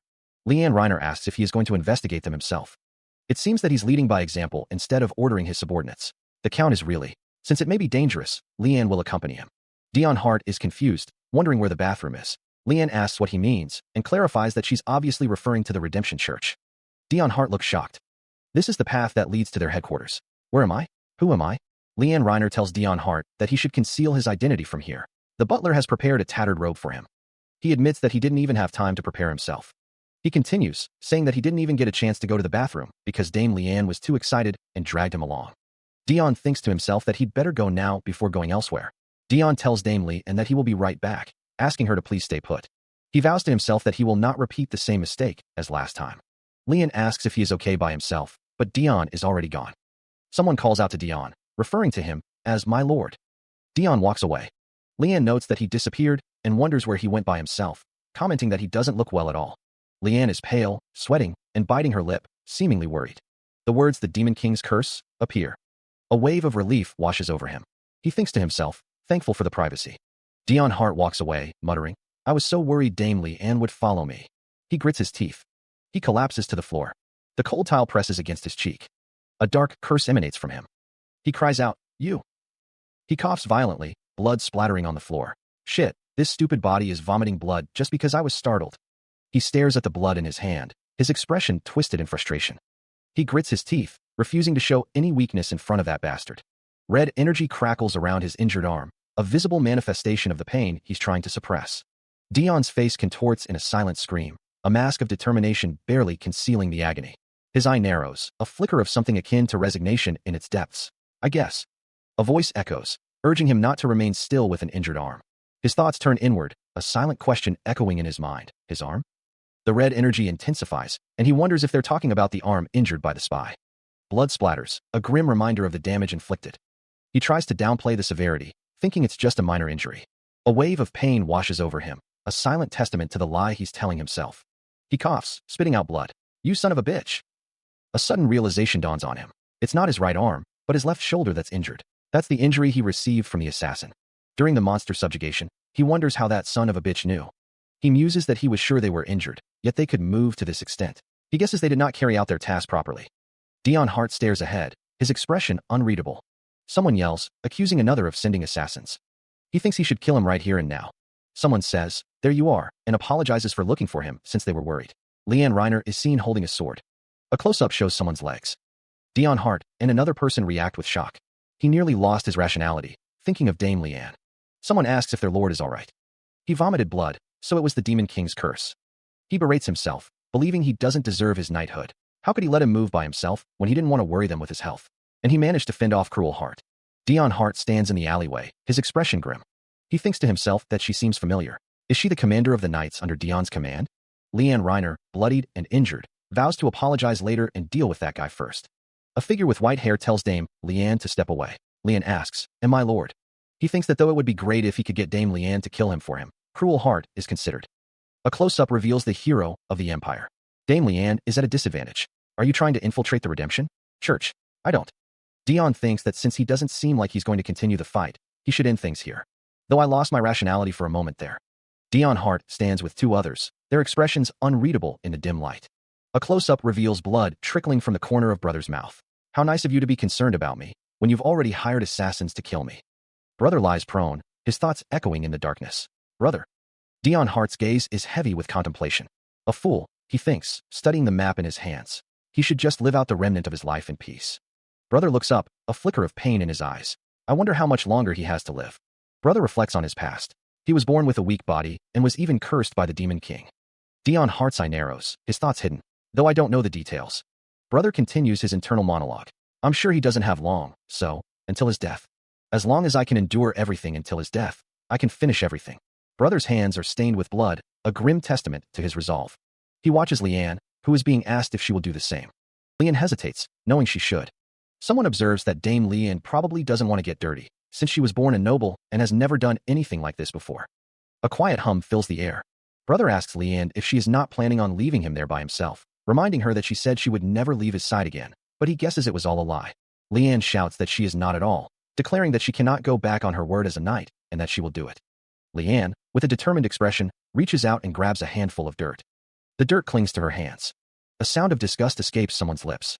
Brother watches Leanne. Leanne sniffs her hands, clearly disgusted. She thinks that she really hates it, but it can't be helped if they're going to act like they're from the slums. Someone feels bad, and they tell Leanne that she better put some dirt in her hair. Brother laughs, though he is annoyed by the advice he received. Brother thinks that the person is here for the same reason he is, since he's been assigned the same mission to eliminate the Redemption Church. Brother cannot finish this mission later than him, and he absolutely refuses to see him again during this mission. Leanne thinks they better hurry, and asks Dame Leanne to please hide her sword and come back. Leanne asks, "Pardon?" Brother tells Leanne to go inside first. Brother pulls up his hood. Brother apologizes, but he has no time to wait, Dame Leanne. Brother says he will. A character with green hair and glasses is shown. A voice echoes, declaring the need to complete the mission before Cruel. A figure is sent flying through the air with a shout. The figure cries out in pain as they crash to the ground. A hand reaches out, fingers splayed, as if grasping for something. A sudden shock ripples through the air. Two figures watch in horror, one exclaiming, "My lord!" The figure lies prone, their body still. A voice whispers, "Fuck." A desperate plea echoes, "Just kill me." A voice, filled with pain and resignation, echoes from the depths, "Fuck, just kill me." A figure approaches, concern etched on their face. Are you all right?" They ask, their voice laced with worry. The injured figure coughs, their body racked with pain. "I'm ALR dash." A sudden gasp of horror. "My God, there's blood. What awful timing." A voice explains, "Oh, this is due to a chronic illness." The figure continues, their voice soft and reassuring. "I was born with. It's all right. It's not contagious. It's okay. Let's head inside first. There is a place for you to rest inside." A voice praises, "You really are incredible. You put on a great act to infiltrate in the most natural way." Leanne's Poe is shown. A voice whispers, "He's definitely a poor person. All right, I'll follow in my lord's footsteps." A voice apologizes, explaining that they are full of new believers today. A figure with light green hair stands silently. Someone offers bread and water, asking if that's what is needed. A voice offers sincere apologies, inviting the person to come back another time. The figure with light green hair tells the other to take care. It is noted that pests are starting to appear. The narration states that her aura is one that dirt cannot ever hope to conceal. Her stride is described as controlled and powerful. It is revealed that a certain person is a spy trying to investigate the Redemption Church and is most likely a noble. Compared to that, the unsteady gait makes it clear that he's been starving for days. The arm that may be injured. "Please have some hot tea." The act of coughing up blood. It's clear that this man is from the slums. Someone says thank you, adding that they heard they would be able to receive rations if they came here, and it must have been true. A voice responds that that's right, and they'll bring it to them. So please make yourself at home. A person with green hair and glasses speaks to someone in a hooded cloak. Someone asks what's the cost. Someone states they didn't spot anything noteworthy when coming in, adding that it looks just like the typical temple, with kindly priests and impoverished yet happy people.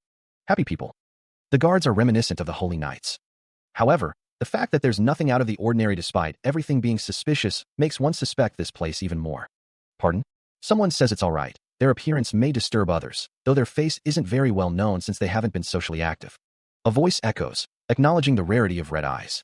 A close-up reveals a face with glasses, a slight smile playing on their lips. The voice continues, offering comfort. "If that's the reason for concern, there's no need to worry. No one here will judge you by your appearance." A figure in a dark robe stands behind a seated, white-haired individual, their expression unreadable. The white-haired person speaks, their words barely audible. A close-up reveals the white-haired person's face, marked with dirt and distress, an exclamation mark punctuating the moment. The figure with glasses looks on, their expression a mix of concern and contemplation. Hands gently touch the white-haired person's face, a soft sound escaping their lips. A sense of unease hangs in the air. The white-haired person's face is framed by hands, their red eyes glowing faintly. Panic sets in as the white-haired person curses under their breath, questioning what to do. A close-up of the figure with glasses, their expression now one of intense focus. A voice questions if something is disgusting. A figure with white hair and red eyes responds with a soft, "Pardon." It seems they knew the other person wouldn't like it. The figure's hands are shown. The figure wonders who could ever like their eyes, lamenting that even their own family abandoned them because of them. The figure continues to lament. A voice vehemently denies that the eyes are disgusting at all. A character with green hair asks if the other knows about Dion Hart. The green-haired character was just wondering since Dion Hart is rumored to have red eyes like the other. The white-haired figure acts dumb, wondering if that went over well. The green-haired character asks if they're talking about the hero of the Empire, adding that there are bad rumors that say he's a vampire or an evil ghost. The green-haired character wonders why such rumors circulate, stating that he's sure Dion Hart is a terrible man. The white-haired figure leans their head against the green-haired character, revealing that's what the rumors say about them. The voice declares that there's no way such a frail man could be the renowned Dion Hart. Dion Hart muses if the Redemption Church isn't a place that hands out bread and water to the poor without asking for anything in return. Hal Gast-Volward responds that yes, that's what most people think about the Redemption Church. He then asks to be told about how fast they were. The narration states that the religion was formed to be able to expand their forces. The narration states that the religion was formed to save those who are oppressed by and suffering under the rule of the tyrant, Eduardo. The narration states that the reason you live in such agony is also because of the emperor. If the emperor had ruled over the land in peace, would you have suffered as much? Hal Gast-Volward gasps, then stammers that he didn't say anything, Your Majesty. The narration states that even your fall earlier can be blamed on the fact that the emperor did not pave the roads properly. Hal Gast-Volward asks if that's for real. The narration states that nobody thus far has been able to save the poor, yet you're going to blame all this on the emperor? The narration states that the Redemption Church isn't like other religions. Dion Hart states that they only believe in redemption. They don't believe in money or anything else. He adds that it's an unreasonable belief. The narration states that it's all claim, sweet talk, and a ridiculous doctrine. However, when all of this is coupled with rations, it will become believable. Will faith truly bring me redemption? A voice echoes in the darkness, pleading, Who is the one who will save me? Dion Hart's crimson eyes narrow, his expression unreadable. He wonders what's actually behind it all. The sound of footsteps echoes through the halls as Dion walks. His boots click against the stone floor. Munching on something, Dion thinks, once you become a devout believer, you'll find out. My ass. Why would I become a believer of a cult? Everything seems suspicious, but there's no hard evidence to prove anything. It doesn't seem like they have done anything to the bread, either. He mutters, I guess I will have to investigate by digging up dirt from every corner. A rustling sound makes him pause, a question forming in his mind. He sees a girl, he wonders. She's probably around 12, he thinks. Though she might be poor, her face looks lively. He is asked if he is a new believer. More than anything, she looks happy. Sia introduces herself, pleased to meet him. Sia assures him not to worry, as he is with the Redemption Church now. Judging by her eyes, she hasn't been brainwashed, Dion thinks, so why is she praising this cult so much? He really wants to believe in redemption. He knew Sia would love it here, and he can't find anything suspicious in this fishy place. How does this even make sense? He decides he should look inside the guarded rooms. Sia exclaims that he'll be redeemed too, and that it's so nice. Someone asks what he is doing over there, and says they need to go. Someone is praying. Someone calls out to Paul. A young man with dark blue hair glares intensely, his expression conveying suspicion. He wonders why her brother is glaring at him. A girl with short brown hair apologizes, stating she has to leave now. She says goodbye. A character with gray hair peeks out from behind cover, their expression unreadable. A figure in a dark robe contemplates how to infiltrate the guarded rooms. A child is scolded for speaking to strangers, but defends himself, saying the man seemed nice. A hooded figure, recognizing someone, wonders what Leanne is doing outside and calls out to her to wait a minute. A close-up of a red eye, filled with intensity. A figure looks up at a building, a question forming in their mind. Leanne, standing near a brick wall, looks surprised. Leanne questions if she was wrong about sensing movement. A figure considers sneaking in from the back of a building, but dismisses the idea. A figure wonders if they can't even infiltrate properly, how will they face the count? A boot steps near scattered bread, a voice wonders why it's all on the ground. An order rings out to call the captain of the guards immediately. Someone asks what the others are talking about, only to be told there's an intruder. Two figures stand in conversation, the one with light green hair listening intently.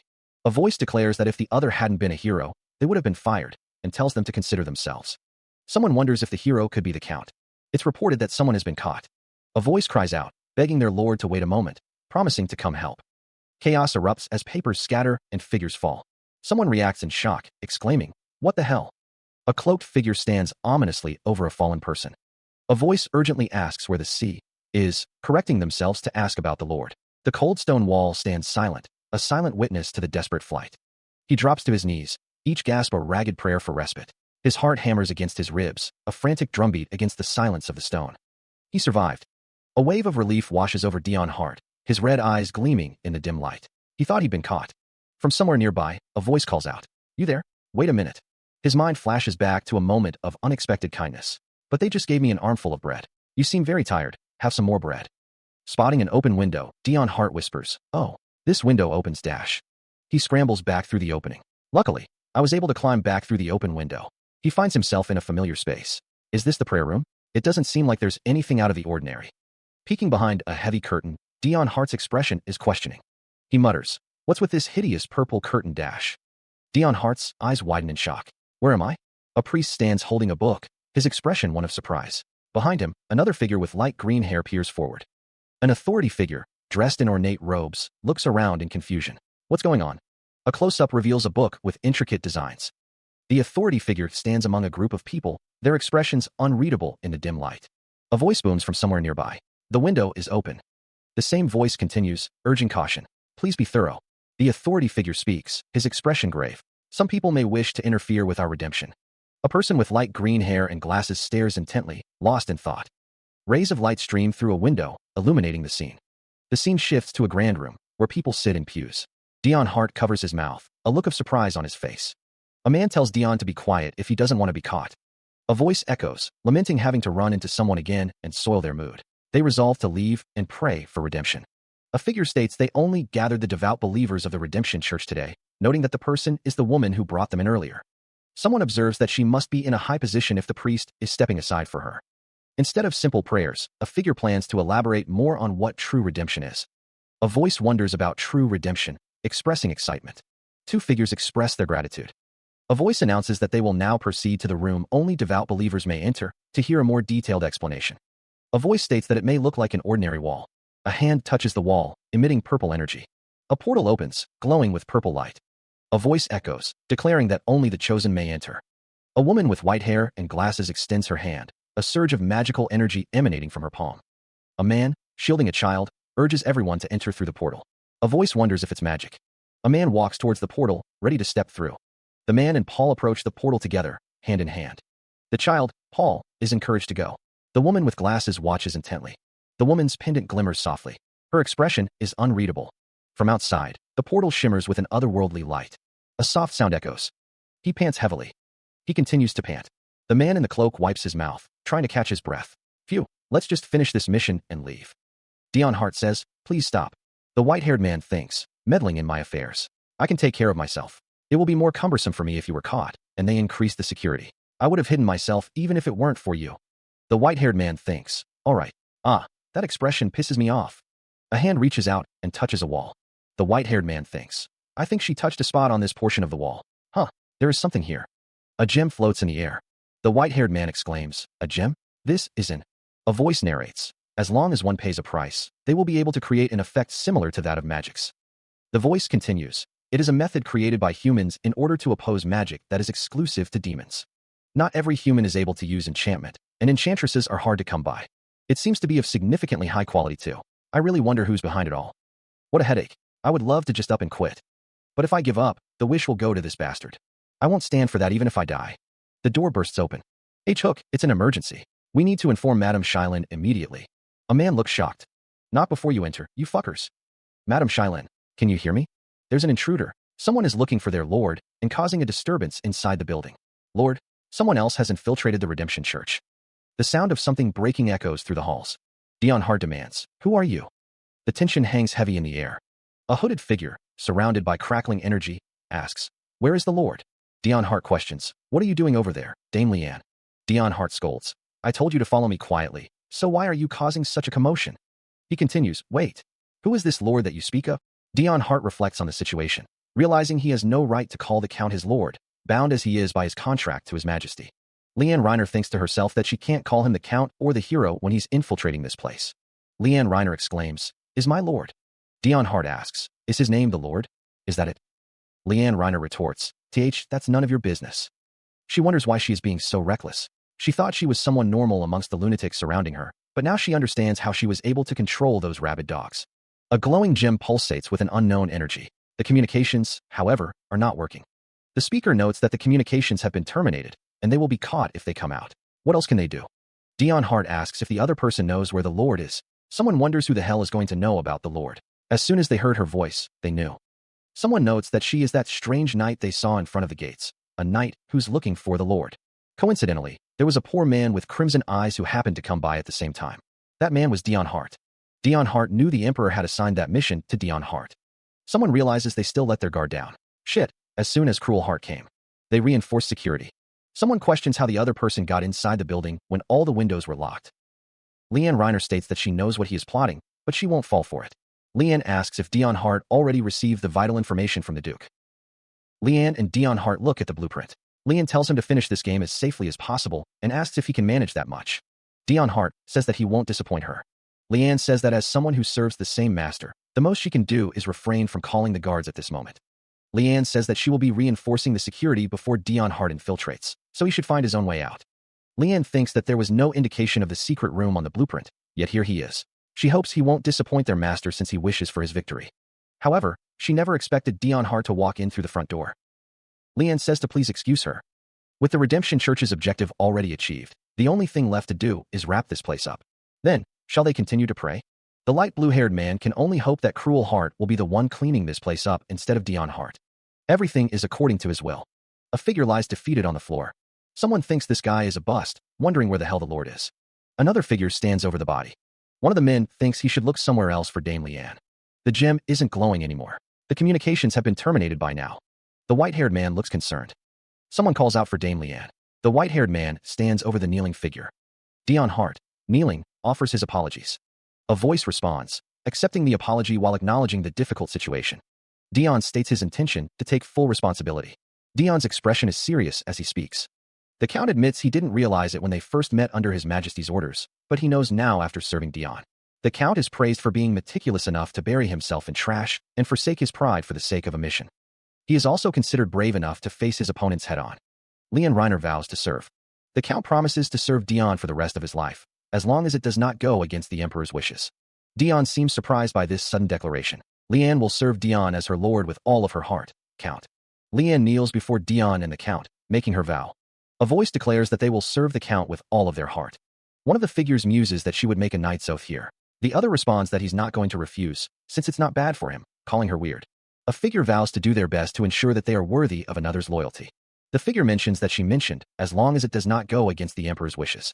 The text states that she is going to prioritize the Emperor and the Empire before her lord. The figure asks if they should head back now, addressing someone as my lord. The text states that they will retreat for today, and if they're going to do a proper search, they will need the lofty knights.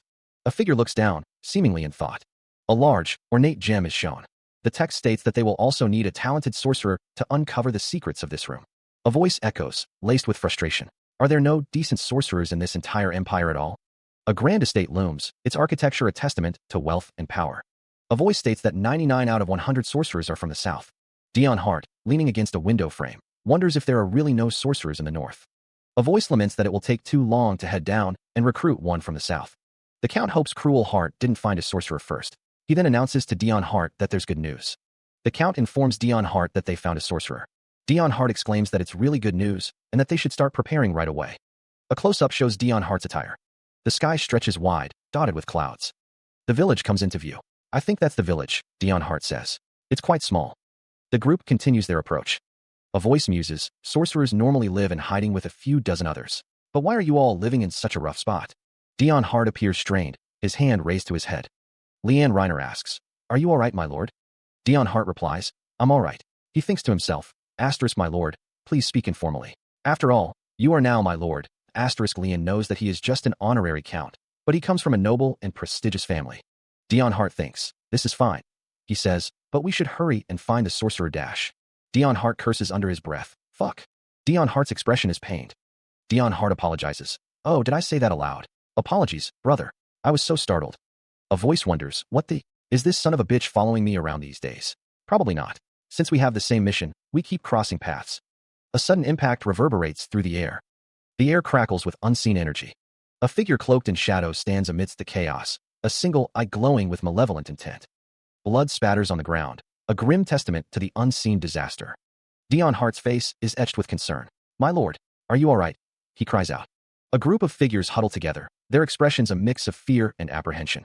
A voice cries out, laced with panic. The disaster has found us. The villagers, gripped by fear and anger, demand action. We must kick him out. No, we must kill him. A voice booms, filled with rage. Get out of this village. The villager's face contorts with fury, his eyes burning with hatred. A woman's voice shrieks, How dare you show such disrespect to the Lord? A chilling laughter echoes through the air, promising further chaos. He wonders aloud if this is a disaster. A sinister smile spreads across a bloodstained face. A desperate cry of no pierces the air as villagers huddle together. The hooded figure's voice echoes, stating that he is closer to evil than disaster.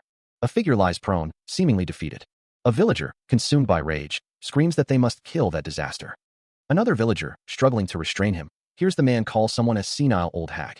A man pleads with Madam Sorcerer to calm down. The realization dawns. That old woman is the sorcerer. The hooded figure's red eyes narrow with determination. He declares that one must not hate anything. A hand grips a man's throat, cutting off his air. A disembodied voice warns, remember that. You must never hate anything or anyone. The face contorts in rage, the eyes burning with fury. If you do, an unstoppable disaster will occur. The hooded figure recoils, a gasp escaping their lips. A voice wonders, what kind of bullshit? The figure's eyes widen in shock. Weird old hag. When did she get so close? And why is she so strong? A voice whispers, grandmother. The man's expression is unreadable. A woman shouts, Ran. The woman stares intently. A voice states, of course I did. But that hasn't happened yet. You taught me not to judge a person preemptively. The hooded figure says, yes, that's right. You must not judge a person preemptively. A thought bubble reveals, she's seriously senile. He thought, if that grandmother is the sorcerer, he's going to have to give up on his plan to bring her back. Does he have to head south and find somebody else now? The hooded figure calls out, wait, I've been waiting for you. A woman wonders if she's been waiting for him. The woman introduces herself. My name is Ran. I'm the granddaughter of the old woman you spoke with. Firstly, I would like to offer you in. He thinks it's fine. The hooded figure says, it's fine. I'm planning to return, so don't worry about it. A glimpse of a suit and tie. The hooded figure asks, you're here to find a sorcerer, right? An exclamation of surprise. How did you? The hooded figure responds, because I am one too. Ran says, I knew that you would come to our village in search of a sorcerer. A moment of realization. A voice promises that bringing them along will ensure the achievement of their objectives. Dion is seen from the side, his expression unreadable. He muses that she really does know everything, and that this isn't public knowledge. He had been suspicious since she was too young to be a sorcerer, but she does seem skilled. Dion appears abruptly annoyed, thinking that if he doesn't take her, that bastard will. He thinks that this is probably still better than. He thinks that she is looking for all the sorcerers hiding down south. Besides, he would be delighted if he could hinder Cruel's mission. Then, he thinks, please take good care of him. Ran and Dion stand together. Ran says she is leaving first. Fuck her. LOL. Dion is shown from the front, his expression thoughtful. He thinks that it's fine if he doesn't obtain the sorcerer. He thinks that though the Duke requested him to prove his worth, he will prioritize his victory, so he'll definitely find another sorcerer or come up with a different plan. He thinks that, however, there is something he wants to confirm with that senile sorcerer. A hand reaches out, fingers gently caressing a dark fabric. Dion smiles warmly, his eyes crinkling at the corners. You're here, too. Let me embrace you. He pulls Ran into a tender embrace, his cloak enveloping her small frame. His gaze softens, a hint of vulnerability flickering within his green eyes. What is the meaning of? You're going through so much, but don't worry. I do not hate you. His hands tighten around her, a silent promise of protection. My child, an unloved creature will lead a shorter life. You have to live long and win the battle right. A tear escapes Dion's eye, tracing a path down his cheek. A figure bathed in light, surrounded by an intricate halo of stars and blood. The battle to see who will live longer. A sense of impending doom hangs heavy in the air. He looks down, a somber expression on his face. He hopes for victory. An older woman speaks, her words carrying a heavy weight. She declares that the listener is a child who harbors the start of destruction. The woman continues, stating that if they are at death's doorstep. The woman's face is etched with determination as she finishes her thought. She says if you wish to die, then. A surge of energy crackles in the air. Dion stands with the older woman, a sense of foreboding hanging in the air. The woman, now identified as Dion's grandmother, is shocked. A blade presses against her neck.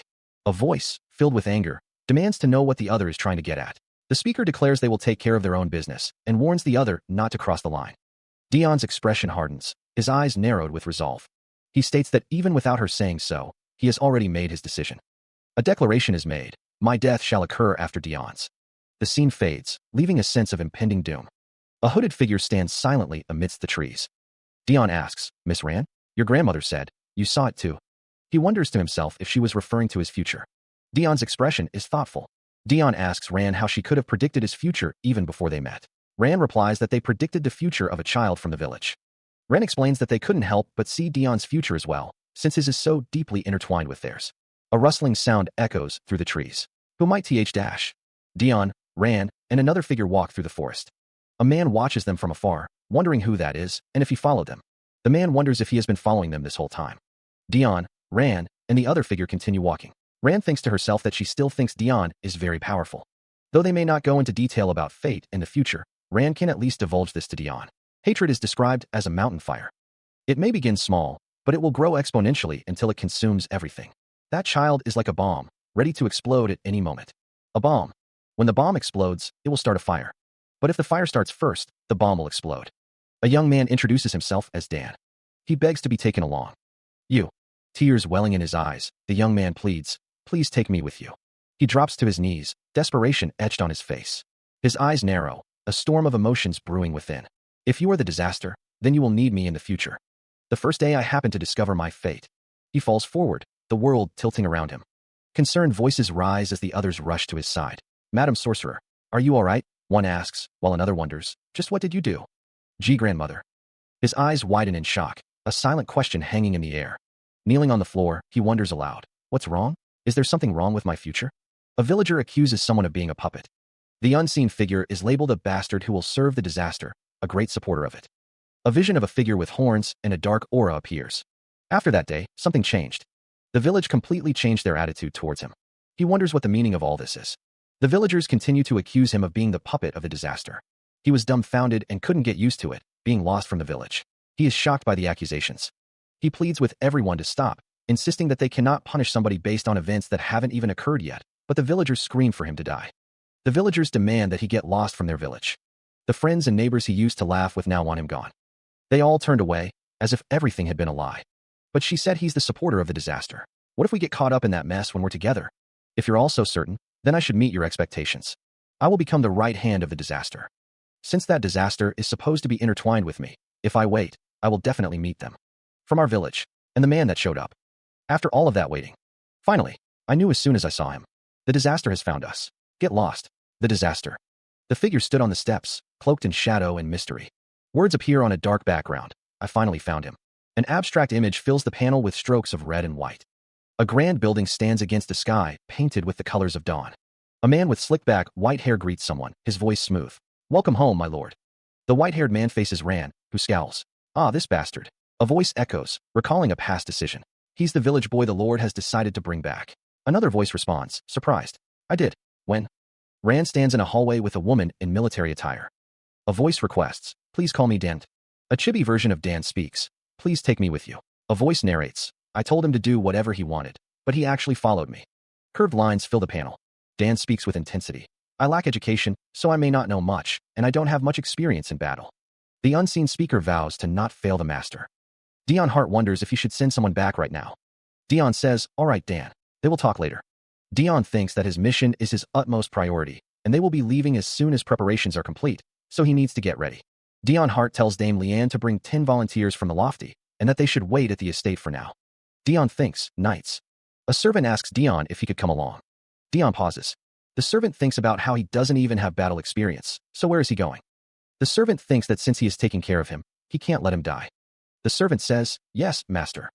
Dion thinks that the servant looks dissatisfied and wonders why he wants to tag along so badly. He considered his objective, finding the situation suspicious. But Dion didn't dislike him. Meanwhile, the Redemption Church loomed against the night sky. Its imposing structure stood silent under the stars. Elsewhere, inside the mansion, a servant paused, a flicker of unease in her eyes. She detected the scent of something burning.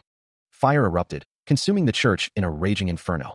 A voice boomed from within the blaze, commanding those inside to leave calmly, promising them life if they complied. Screams echoed amidst the chaos. A figure stood amidst the inferno, their expression unreadable. Back at the mansion, Dion declared his intention to set fire to the Redemption Church building. He ordered his subordinate to infiltrate, set fire, scout the area, and kill anyone who looked suspicious. He stands surrounded by his men, their expressions unreadable. A tense silence hangs in the air, broken only by the rustling of their uniforms. Not just the regular believers, but actually suspicious-looking bastards, the man states. A disembodied voice echoes, questioning the logic of restraint. So don't take the drugs. It's going to be bad if you lose your reason. Why? Wouldn't it be easier to just wipe out everything in sight? Dion Hart's companion expresses concern, his voice laced with a hint of fear. Yeah, Captain, you are being too soft. How are you going to survive in this world while being that soft? A voice, filled with disbelief, whispers, as soft. Dion's gaze hardens, his voice a low growl. Stop talking back and do as you're told. It was my request. Leanne Reiner stands before a subordinate, her expression unreadable. She remains silent. Dion's voice cuts through the tension. Since there's no need for bloodshed right now. He continues, his tone laced with a hint of uncertainty. Right now? I may not be able to reveal everything right now. A voice echoes, filled with a sense of duty. But it is all for the sake of the Count. A voice, filled with determination, declares, for the sake of the Count? Then leave it to us. Two voices blend together, their tone resolute. At the time, I just figured we needed to follow orders. As flames engulf the scene, a desperate plea rising from within. Please, sir, why are you doing this to us? His paradise now engulfed in flames, Dion Hart watches as the fire rages. A desperate plea rings out. Please put the fire out, sir. Amidst the chaos, a woman urges, get out quietly. She leads seniors and children away from the inferno. Dion's brow furrows, a bead of sweat trickling down his temple. Just how are we supposed to cause a commotion in such a place? The murmurs spread. Knights in white uniforms. I have heard of them before. Another voice exclaims, yes? The murderous ghost knights. A thought bubbles to the surface. Why would someone with so much power take interest in a place like this? Another ponders, who cares about that? I thought things were just getting better. I finally felt like living again. Dion's grip tightens. It doesn't matter, even if it's an evil cult that's disguised as redemption. A desperate voice cries out, "Why are you doing this? Please leave, mister." Because the destruction continues, a grim realization dawns. It doesn't matter if they have some evil scheme. Tears streaming down his face, a man shouts, "If you're going to wreck this place, kill me first." Dion's expression hardens. Whatever it. A voice declares with grim resolve, "Better than starving to death." A desperate plea echoes, "If this place disappears, I have nowhere else to go. Mister, I beg of you, please." A voice rationalizes, "Since she touched me while I'm on duty, I cannot just let her go. So I should use this child as an example and dash." A desperate cry pierces the air. "No, see ya." The building is consumed by an inferno, figures caught within the blaze. The desperate cry continues, "Come here, please, see ya." Amidst the chaos, a sword is raised, reflecting the fiery glow. The anguished shout echoes once more, "No, see ya." The sound of metal clanging against metal rings out. A man's internal struggle surfaces. "I can't do it. I wish we were ordered to kill everyone instead." Dion Hart thinks. Then we could be drugged up and wipe everyone out without any guilt.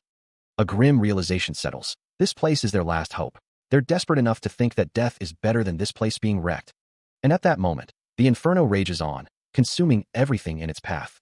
A building blazes, its inferno casting long shadows as people flee in terror. It is revealed that Dion Hart is the sword of the Emperor. Amidst the chaos, a group of people huddle together, their faces etched with worry and uncertainty. The destruction of the Redemption Church was also ordered by the Emperor. A bloodied sword gleams ominously, reflecting the burning rage in the eyes of its wielder. "I will not forgive them, since they destroyed our paradise." The sword is aimed towards the Emperor. Inside the church, a figure remarks, "So this is the gem." One of the figures touches the other's arm. Phew, the commotion happened at the right time. I don't sense anything in the prayer room. A voice muses, "I definitely sense something. I believe they used the gem as a medium for the enchantment. There are many functions to it, such as communication, space distortion." A figure is surrounded by purple energy. Why is this here?" The two figures are bathed in purple light. "This isn't an enchantment." A character looks on in shock.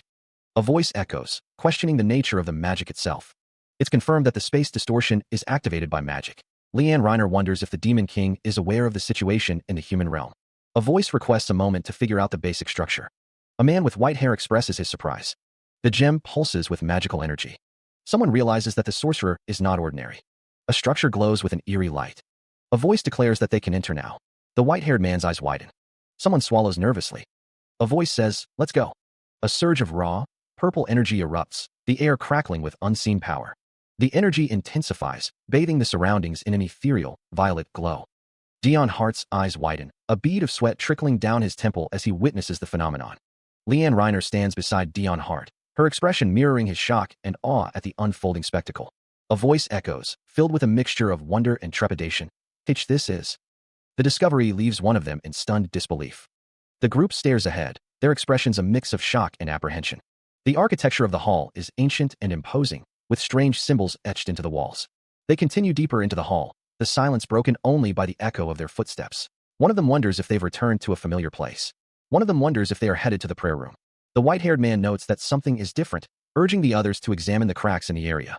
A seal covers the entire floor. The seal seems to be connected to the door at the center of everything. The woman with black hair wonders what lies behind the door, sensing danger. Dame Leon declares that she will go first, but someone shouts for her to wait. The air crackles with unseen energy. A strange portal-like structure hangs in the air. The forest floor is covered in a thick layer of leaves and moss. She observes the scene. Leon wonders what is going on. It's magic disguised as enchantment again. Leanne believes they have to open the door in a special manner in order to get to the true room behind it. "Yes, to be precise, I believe you have to do a certain action in order to be teleported automatically." Dion asks how long it would take for her to find out that action. Since magic is an unfamiliar domain for him, it's going to take her at least 10 minutes. Dion looks concerned. Leanne states that's too long, wondering what if somebody is already in that room. The man with dark hair considers their situation. If they already got what they came for, why are they still looking for another way out? A pair of crimson eyes glare intensely. Three figures stand anxiously. One mutters that he doesn't want to lose to Cruel. Dion Hart paces back and forth, his expression troubled. Leanne Reiner observes, noting that he seems pretty anxious. She recalls that His Majesty personally tasked him with this mission. A chair scrapes against the floor. Right. The chair is pulled out. The chair sits empty. Leanne Reiner kneels, her hands clasped. "My lord." Leanne Reiner's expression is intense. "Why don't you take a seat and wait?" Leanne Reiner is confused. Huh? He was just he, huh? Leanne Reiner kneels before the empty chair, the room silent. She calls out, her voice laced with desperation. My lord, where are you? A hand reaches for a door handle. Could it be? A man with white hair looks up, his expression unreadable. A cloaked figure stands ominously, an exclamation point punctuating the silence. A person holding a torch walks towards the cloaked figure. A close-up reveals a face contorted in anger. Cruel. The torchbearer stands firm, the flames dancing in their eyes. Debris rains down as the world burns. A building is engulfed in flames, a crowd of people watching helplessly. Leanne Reiner watches the inferno, her expression a mix of shock and disbelief. TSK, they set fire? The speaker believes they're trying to kick out the civilians and are searching for people who are deeply involved with this. Dion Hart observes that they're too soft. The speaker declares they would have sealed off the entire building. The speaker states they would have killed every single person inside. A lone figure walks away into a dark forest. Dion Hart supposes securing evidence is his highest priority. The text explains that since he'll need to obtain evidence of who's behind the Redemption Church, he needs to strike the head and completely annihilate them. The speaker believes it will be their victory in the end. Dion Hart's expression is unreadable. The text states Dion Hart will not be able to obtain what he wants. A figure holds a flame in their hand. The speaker remarks that they're sure quick, wherever they manage to get their source. The fire's reflection dances in Dion Hart's green eyes as he stands face to face with a man with white hair and red eyes. A hand clenches, as if making a fist around an unseen power. A burst of flame ignites against the brick wall, consuming everything in its path. Scattered documents, illuminated by the encroaching blaze, bear witness to the inferno.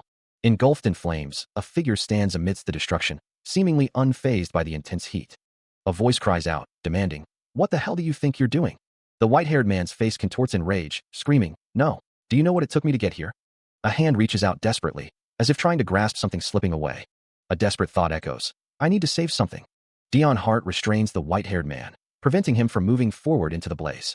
The fire rages on, consuming the building and its contents in a furious inferno. He grits his teeth, struggling against an unseen force. "Let go of me." The man with the green eyes watches him intently. A hand grips Dion's arm tightly. "Don't you need it too?" He thinks, shit. This goddamn body. I don't even have the strength to push his hand away, asterisk. Dion's face is contorted in pain and frustration. It's getting harder to breathe because of the heat. The cloaked figure embraces Dion tightly. Dion's eyes widen in disbelief. "What the hell? You fucking lunatic. You crazy fuck. Put me." He thinks, asterisk down. "As much as I'm questioning his actions right now, I can't stop asking the question in my head, asterisk." The cloaked figure continues to hold Dion. Who's behind the Redemption Church? He thinks, there aren't that many people who could pull off something of this caliber. Dion struggles to speak. Wait, aside from the royals, who possesses the greatest authority? A looming question hangs in the air. Authority?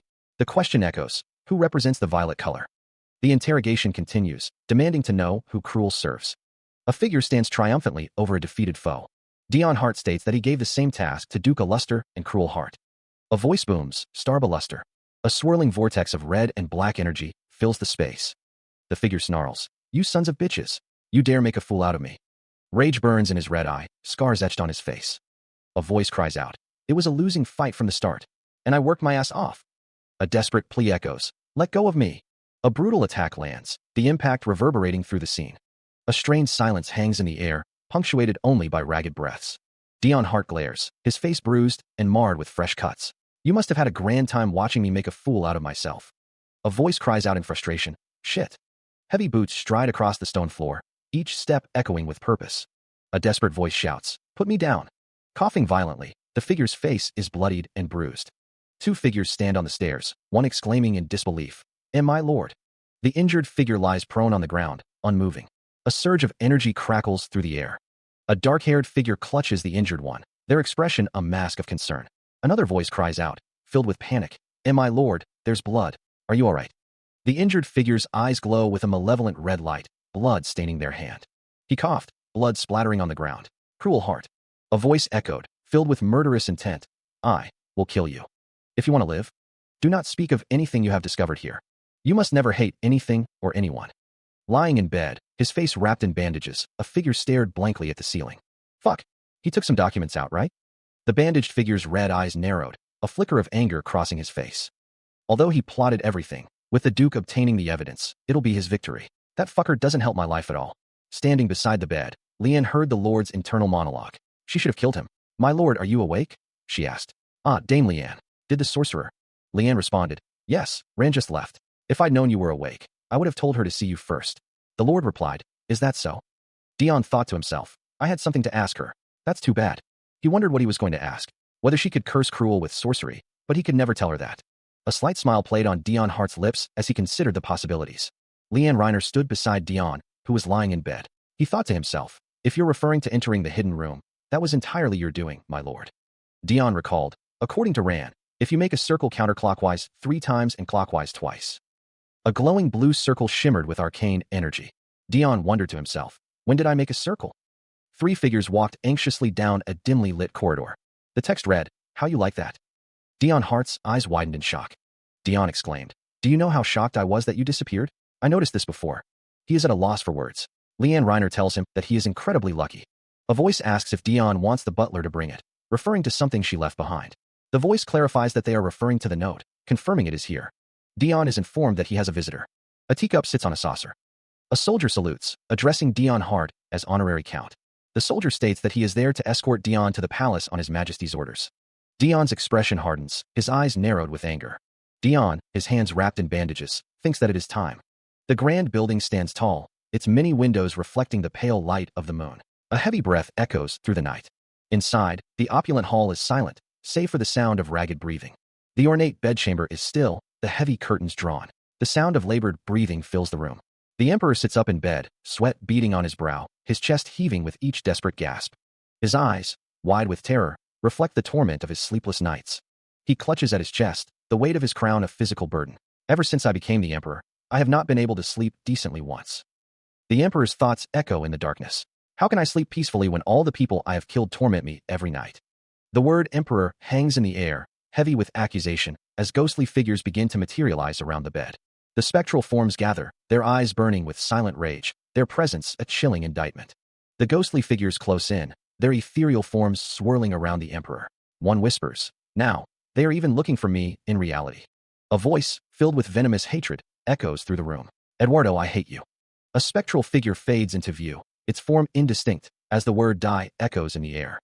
The ghostly voice continues its torment. Just die? You should die too. The spectral figure solidifies, its hatred palpable. You the only survivor. I hate you. The voices of the dead converge, their message clear. Just die? You've killed all of us. So.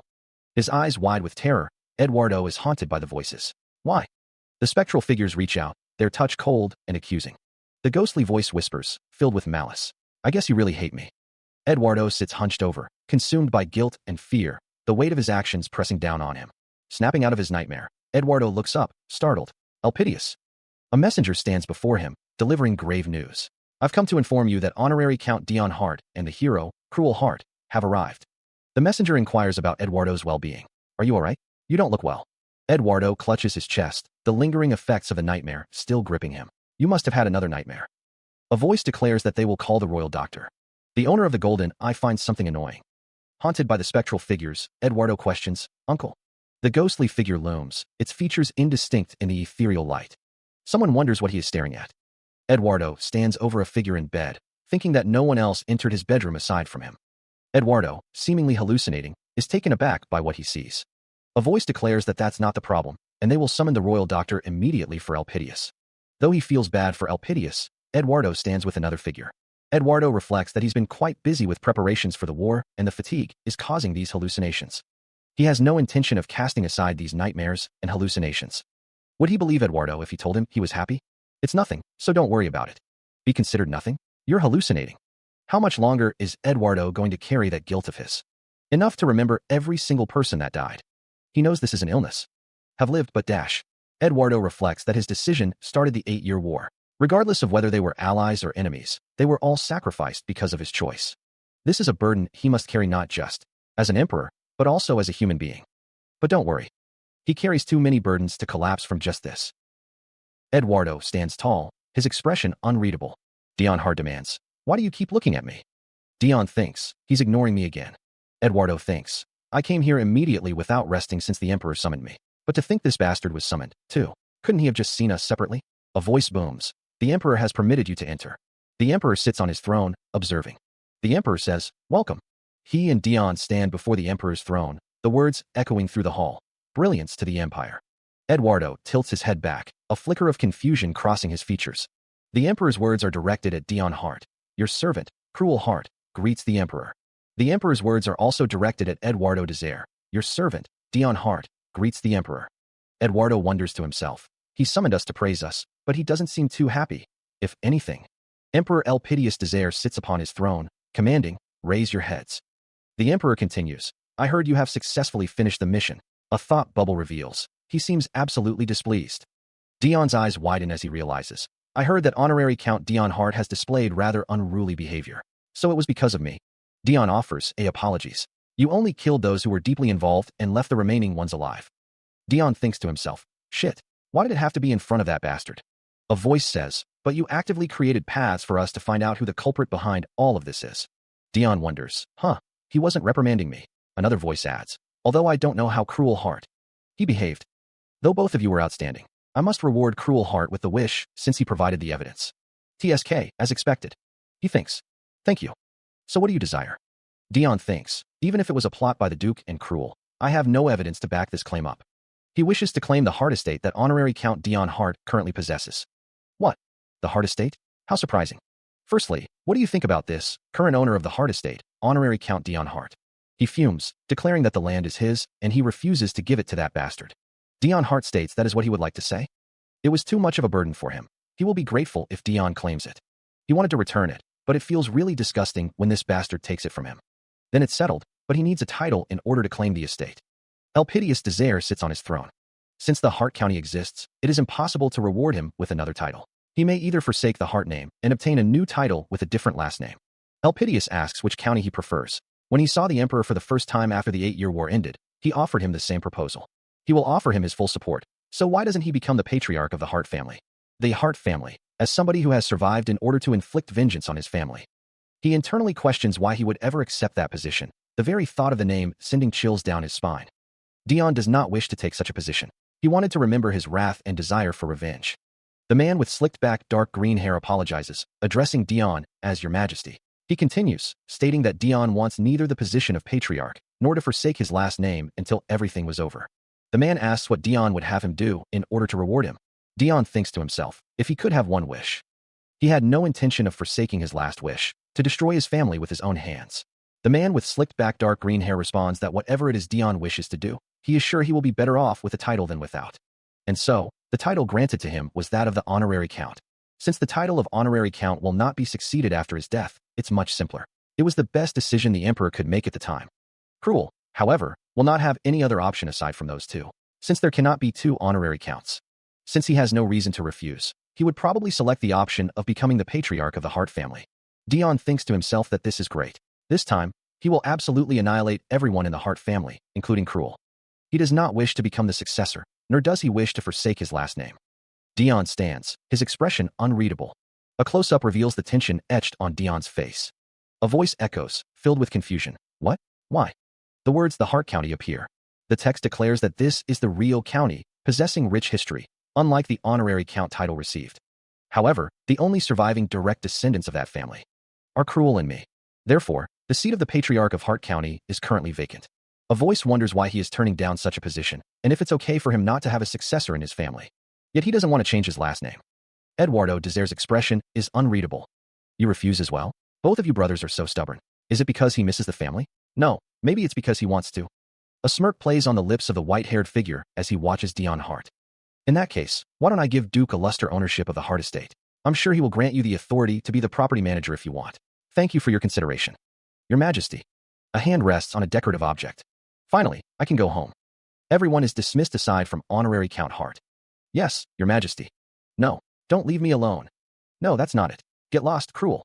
A disembodied head floats in the void, muttering to itself. The grand hall echoes with an unspoken tension. Dion Hart stands on the staircase, his expression unreadable. He wonders what he's going to do with this atmosphere. Dion internally rages, wondering if Eduardo has finally figured out that he's not a true talent from this mission. He curses the unfairness of being mistaken in the first place. Eduardo Desire stands in the hall, a thoughtful expression on his face. He doesn't seem happy.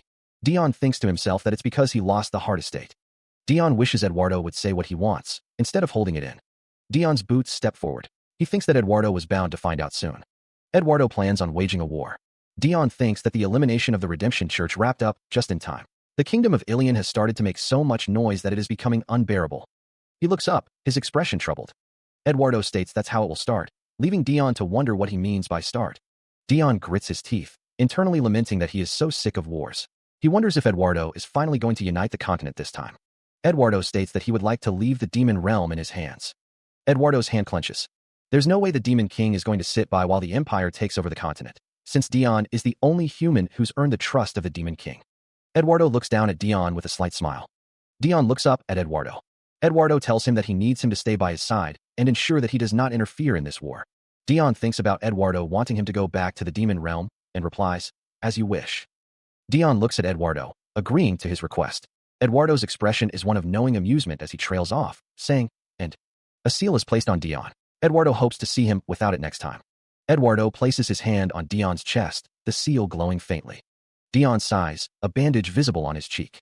He thinks to himself, "I will do my best." Dion's internal monologue reveals his frustration. He won't even accept my resignation letter, so how is that possible? Elpidius Desire inquires if the Heart Estate was enough of a reward. Dion Hart confirms that it was. Elpidius asks if there was anything else he wanted. A letter is shown, recalling when Elpidius ran into Count Hart at the palace. Hart had said he was trying to return the estate. Elpidius hopes that Dion didn't take the estate for his pathetic cake. Dion assures him that he didn't have to. Elpidius asks if there was anything else he wanted. Dion responds, "Of course." Elpidius thinks he's being sensitive due to the meeting he'll be having in a moment. He also thinks that it's definitely not true that Dion Hart possessed the property. Dion states that he's not blaming him, since this situation was merely an event. The woman with lavender hair offered a reward, inquiring if there was anything else of note. Dion Hart stated that there was nothing in particular. A voice, filled with rage, cursed those who had crossed them. It was revealed that Dion Hart had found out something, prompting a furious outburst. "You dare make a fool out of me?" Dion Hart's eyes narrowed, his thoughts consumed with achieving an appropriate outcome from this game and ordering someone to back off. He had already realized that the Duke was behind it, and that someone must have had a grand time watching him make a fool out of himself. A figure with glowing red eyes radiated an ominous aura. The thought of the Duke finding out hung heavy in the air, followed by the ominous title, Sir Cruel. Dion Hart's gaze hardened, his expression unreadable. Standing tall, Dion Hart loomed over a fallen figure. The woman with lavender hair smirked, suggesting they get going. He knew he had to conceal it, no matter what. If the Duke finds out that Dion knows he is behind it all, he will want me to kill Dion. Meanwhile, the purple-haired man greets Shylin. "You are back, Shylin." Shylin responds, "Your Highness." The purple-haired man smiles. "Good work with the Redemption Church." Shylin says, "I only did what I should have." The purple-haired man looks pleased. "At this rate, you should be able to achieve what you desire," the man thinks, as the objective of the Redemption Church is revealed. They're giving out free bread and water at the Redemption Church. Who would help people like us? Duke Aluster is sponsoring us? Is to create followers who are absolutely loyal to Duke Aluster. Oh my, how could we ever thank you? I can't believe such an esteemed person is looking after us. But shouldn't this be the Emperor's duty? He didn't do anything for us, yet he still got rid of the Redemption Church. The Emperor has forsaken us. Compared to him, the Duke is. The Duke is our redemption. Starb Aluster is our redemption. Lie low for a while. They cannot be found out by the Emperor. At this rate, the Duke will be able to achieve what he desires. Leave it to me. Dion Hart will succeed no matter what, for the sake of the Duke. A tense atmosphere fills the room. A Grand Council meeting is underway. The table awaits the unfolding events. A sudden meeting? Do you know what this is for? I'm not sure, but I'm certain it's important. Of course, there's no way His Majesty would call for a meeting without a reason. What fools. A sudden Grand Council meeting. There is only one thing he could announce. Dion Hart's eyes narrow. It is something the Emperor excels at, something he has been doing in order to prove his worth. A figure stands amidst the chaos of war, raising a flag high as explosions light up the sky. It's a conquest war, the map declares, with arrows pointing towards distant lands, each marked with the stain of conflict. Blood splatters across the scene, a grim reminder of the cost of war. A grand door stands closed, hinting at the important decisions being made within. Eduardo Desire asks, his voice carrying a hint of impatience, if everyone has gathered. An advisor stands ready, his expression unreadable as he awaits the Emperor's command. Brilliance to the Empire. The words echo as the meeting commences, the fate of nations hanging in the balance. Council members sit around a long table, their faces grim as they prepare for the coming conflict. One of the council members begins, thanking everyone for attending on such short notice, his face betraying a hint of irritation. The speaker declares, his voice resolute, that he will cut to the chase and declare war in 3 days. Eduardo Desire states simply, time. The declaration hangs heavy in the air, the exclamation points underscoring the gravity of the moment. The news of war elicits a shocked reaction from the assembled figures. A voice questions the decision, noting it has only been 2 years since the end of the last war. Another voice defends the declaration, stating it was necessary because no nations challenged them. Eduardo Desire stands with a stern expression, his arms crossed. A disembodied voice remarks that some have forgotten their fear of the empire. Another figure suggests there are other solutions besides waging war, especially concerning the kingdom of Ilion. It's not just Ilion, but other nations have also adopted a relaxed attitude towards the empire. Dion Hart was injured, someone states. The empire's vampire? When the hero was injured. That devil was injured. I guess the empire should be quiet for a while. Other kingdoms waited for an opportunity to strike. Troubled times give birth to a hero. Countless heroes were born and died during the 8-year war. There were only 3 survivors. The hooded figure watches from the shadows. He was the last to gain fame, yet he remains the most widely known. The figure's red eyes glow ominously. With the existence of Dion Hart, they were able to oppress half of their forces, so it's easy for them to assume that he is the bulk of the empire's forces. Eduardo Desire smirks, leaning back in his chair. That's the weight the name Dion Hart carries. The continent will find out that the empire does not only consist of Dion Hart. Eduardo's expression hardens. But it's still too early. But shouldn't for that. That's right. The court members react in shock. Dion Hart states that they haven't been able to uproot the revolutionary forces yet. A voice declares that it is too dangerous to start a war when there are internal enemies. Eduardo Desire, sipping from a cup, agrees that it is a good point, which is why he has called them all to find a solution. The voice continues, stating that it is not for the sake of the citizens, but for the sake of the empire. A cup is placed on the table. Eduardo Desire declares that he is the empire. A close-up shows Eduardo Desire sitting. The voice continues, stating that if they are doing this for him, the empire, then they do. Eduardo Desire states that he does not mean to insult them, but he thinks they all should refrain from continuing that sentence. Someone replies with a stutter, agreeing with Eduardo Desire. The war has been confirmed, and they are told to come up with solutions to deal with the revolutionary forces for the next meeting. Dion Hart wonders if this is how things will go, and another asks what they are supposed to do about this. The Duke stands before Eduardo Desire. Eduardo says, "Yes, Your Majesty." Eduardo continues, explaining that the culprit behind the Redemption Church was discovered and is under the opposing faction of nobles. The Duke apologizes for not being able to manage the internal members of the nobility. A sword lies on the floor. An exclamation mark appears. The Duke asks if Eduardo thinks him a fool, his eyes glowing with anger. The narration states that the Duke never leaves opponents alive. The Duke says, "Of course not." The narration explains that since the Duke couldn't directly aim for the supporters of the Emperor, he probably selected someone who was an eyesore to him to be the culprit behind the Redemption Church. Eduardo chuckles, stating that there's an interesting rumor going around these days. He wonders if the Emperor is truly evil, and if the Duke is their redemption. Duke Alusterstarb scoffs, dismissing the idea as nonsense from the ignorant. The Duke continues, stating that it certainly is nonsense, as he is more of a disaster than an evil.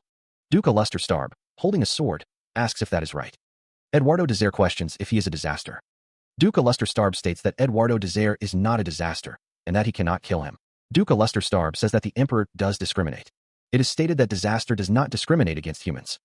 Eduardo Desire says that he seems to forget that he already wiped out one duchy, and asks if he thinks he will hesitate to wipe out the remaining one. It is stated that the Emperor does discriminate. Duke Alusterstarb says that he is sure Eduardo Desire won't hesitate just for that reason, but he still cannot kill him. Duke Alusterstarb states that it would be impossible to start a fight against a disaster. A disembodied voice warns that waging war will be difficult if the nobility begins to resist. Dion Hart smirks, thinking that if it's against a human, he cannot help but be greedy. The man with purple hair muses that he is called evil. Dion's expression darkens, a sinister glint in his eyes. Eduardo Desire thinks to himself that the evil lies elsewhere. The blonde-haired man grips his sword, internally declaring his desire for the Emperor's position. Footsteps echo through a grand hall. A voice declares that in order to steal the Emperor's power, the Emperor's dog must be eliminated first. 2 figures walk down a long, ornate hallway, their footsteps echoing in the vast space. Dion Hart decides he should start moving actively. A white-haired figure, seated in an ornate chair, asks for a pardon. Eduardo Desire, sipping from his teacup, inquired, "Are you heading to the demon realm now?" That is what he asked. The Crown Prince's lips curved into a knowing smile. The disembodied voice echoed with shock. The Crown Prince knows that. A voice asks if they are heading to the demon realm now. Eduardo Desire sips from his teacup. That is what he asked. The Crown Prince knows that. Eduardo Desire tells Elpidius Desire that he doesn't need to be so tense, as Elpidius has déjà vu. Elpidius Desire thinks to himself that as the future emperor, he must be fully prepared to become an emperor at any point in time, and that Eduardo wouldn't know his secret. Elpidius Desire guesses that the emperor is sharing important information with him. Eduardo Desire asks Elpidius Desire to pardon him, as he already knows. Elpidius Desire thinks to himself that His Majesty has ordered for him to come back immediately if the Demon King has decided to wage a war. Elpidius Desire and Eduardo Desire face each other, no matter what happens. Elpidius Desire is told that he must return. Eduardo Desire will keep that in mind, as he already knows. Elpidius says, "All right." The man with white hair continues, I'm always grateful for all that you do. Eduardo smiles, but his thoughts betray a deeper unease. Eduardo thinks, what if the demon realm proposes something that offers Dion far more advantages than the human realm? He continues in thought, I don't know what my uncle thinks, but I must always prepare for Dion Hart's betrayal. Eduardo shifts slightly, his expression unreadable. He thinks, obviously, I would rather have a friendly relationship than a coercive one. It may be due to his personality, but it sure is hard. He completely understands why the man is a subject of fear. Footsteps echo as Eduardo walks alongside the crown princess. The crown princess smiles, seemingly upset at being left out. You left me out, Hart? Eduardo explains, it couldn't be helped since we had to discuss something important. The crown princess retorts, why didn't you become the crown princess instead? I refuse to take on such an annoying position, comes the reply. You can do it instead. The crown princess's golden eyes glint. Why are you being so impatient, brother? Eduardo's expression hardens. Was I impatient? Eduardo and the crown princess continue their walk through the palace. The crown princess says, the empire is full of talk about the revolutionary army and the war. Eduardo takes the crown princess's hand. Come with me. A speech bubble declares that tea has been prepared in the garden. He dismisses the guards. Eduardo and the crown princess sit at a table in the garden. The crown princess smiles, saying that it has been a while. A voice declares that the uncle has started hallucinating. The crown princess continues to smile. Eduardo wonders if he is hallucinating instead of having nightmares. Eduardo wonders why the dead have such a strong hold on him, lamenting that he shouldn't say such things as a crown prince. But what can he do? A flashback shows Eduardo with his family. A voice declares that Eduardo Desire is precious family and worth enough to make them turn their back on the world. Eduardo wonders how he could ever convince him to see the royal physician, noting that he is too stubborn. Eduardo thinks that it's not like he can do anything about his sense of responsibility, stating that it's like an illness. The crown princess tells him that he misspoke, stating that it's guilt, not a sense of responsibility. Eduardo smiles, agreeing that she is right, thinking about guilt. A figure stands silhouetted against a backdrop of fire and dripping blood, a single, sorrowful plea echoing in the inferno, I'm sorry. Eduardo Desire's golden eyes reflect a burning resolve. Since it's my fault, I will take full responsibility. A resounding no shatters the silence, a desperate denial of some unspoken burden. You don't have to. A voice, tinged with urgency, cuts through the memory. Do you see, Alethea? We don't have much time. I finished all my preparations as soon as I realized he had started hallucinating. A solemn vow echoes in the stillness. I will do my best in my current position, so you. A gentle voice urges focus. Should focus on what you're learning. A whispered word hangs in the air, heavy with unspoken emotion. Uncle. A memory surfaces, tinged with regret. We were young back then. A somber truth is revealed. It was considered a sin to be young in the royal palace. A scene of devastation unfolds, a poignant embrace amidst the carnage. A disembodied voice echoes, stating that no matter what happens, one must return. Eduardo Desire reclines on a plush couch, lost in thought. He wonders what the crown prince knows, and to what extent. He also questions the emperor's intention behind informing him. Eduardo's eyes narrow, a dangerous glint flickering within. Eduardo is seen with Alethea Desire. A voice notes that Master's personality changes frequently, but it seems more severe than usual today. Alethea asks if he has something to say. Eduardo's subordinate stammers. Why yes, my lord. The atmosphere feels sharp. If he keeps stalling, his mood is just going to get worse. The subordinate begins to speak. He would like to try his hand at investing money. Eduardo asks about the money. The subordinate says that he has become greedy and wants to give Eduardo all of his profits. A pristine white shirt, buttoned high, hints at the formality of the setting. He is face to face with someone with white hair. The crisp fabric of a white shirt is seen. Eduardo Desire's crimson eyes glow with an unsettling intensity as he thinks, I've been wondering what your objective is since the day I met you. Eduardo Desire reflects. There's no way you would follow a complete stranger without a reason. Please call me Dent. Dion Hart kneels, his expression somber. He thinks, I lack education, so I may not know much, and I don't have much experience in battle, but I will. Dion Hart vows, not fail you, master. Eduardo Desire thinks, yet what you wanted all along is just money, and you're going to give me all the profits? A hand clutches a letter, the rustling of paper audible in the quiet room. Eduardo Desire thinks, or your objective is just to follow me, though I may not know your reasons. Dion Hart exclaims, whatever the truth is, it's irrelevant. Dion Hart holds a letter, a look of surprise on his face. A disembodied voice echoes, questioning, this is? A subordinate addresses Eduardo Desire as master, while another man states that showing something will guarantee a loan. A voice declares that they don't know what someone is trying to do by their side, but demands they not get in the way. Eduardo Desire's gaze is intense, his red eyes gleaming with determination. Hands grip a worn, crimson-bound book, its pages filled with arcane symbols. A polished shoe steps forward with purpose, the sound echoing in the silence. A figure on horseback states that they've put all the essentials in the backpack. Eduardo Desire declares that he will be away from the estate for a while. A voice cries out, filled with anguish, count. A voice filled with disbelief asks how someone could leave without so much as a goodbye. A group of figures rides away on horseback, disappearing into the distance. A voice shouts at the departing figures, calling them bastards and demanding they stop. A surge of energy erupts, accompanied by a startled exclamation. Someone asks if the other is all right. A figure on horseback responds with a firm denial. A character offers apologies to the butler, at least. A figure with a hood gives a thumbs up, saying you do you. The emperor is too scary. A night scene unfolds. Someone shouts to stop and get up, adding that the last one to return will run an additional 10 laps. Someone exclaims that they are going to die. A character looks up. Someone sobs, calling out to their lord, as they are urged to hurry up and get back. A blue, patterned surface stretches into the distance, hinting at an unknown path ahead. A voice echoes, filled with concern. Oh my, I don't think they will let you go quietly either, my lord. A blurred background of trees fades into the distance, shrouded in mist. A hooded figure wonders aloud. Is this the direction to the demon realm? The world fades into a blinding white. Two figures stand in the distance, their purpose unknown. The Revolutionary Army headquarters stands tall under the night sky. The man at the table questions if they shouldn't make a move until the emperor takes over at least half of the continent. He takes a sip of his tea, awaiting a response. A voice responds, simply stating, yes. The man continues, saying he dares not doubt the other person's highness, but asks to know why. He sits with his hands clasped, awaiting the explanation. The moment the war reaches its peak, Daniel listens intently, a slight smile playing on his lips. Will be your opportunity. At that point, they will try to replenish the troops they have lost. So the majority of the forces will be gathered from various places, including the royal palace. Which means, they wouldn't be able to apprehend us easily, even if we were to run amok in the empire. Daniel is pleased with the strategies. The woman with purple hair tells Daniel, you have such great strategies, your highness. I will follow your orders. Chief. Dion Hart has secretly left the county on the emperor's orders. A cloaked figure rides through the night. The cloaked figure rides on. Has he finally made a move? What a great opportunity. We don't know how he will change the situation, so we might as well send someone to observe him. He listened intently as the other man spoke. Since they had received much from him, they would send someone from their side. Daniel and Eduardo Desire sat across from each other at a large table, a tea set between them. Eduardo Desire responded, stating that if that was how Daniel thought, he would gladly accept his goodwill.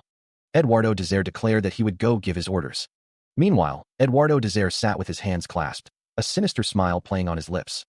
He thought that, unfortunately, the revolutionary troops would chase after Dion Hart. Will die. Elsewhere, a sharp cry echoed through the forest as a figure was struck. The victim recoiled from the blow, blood splattering across the ground.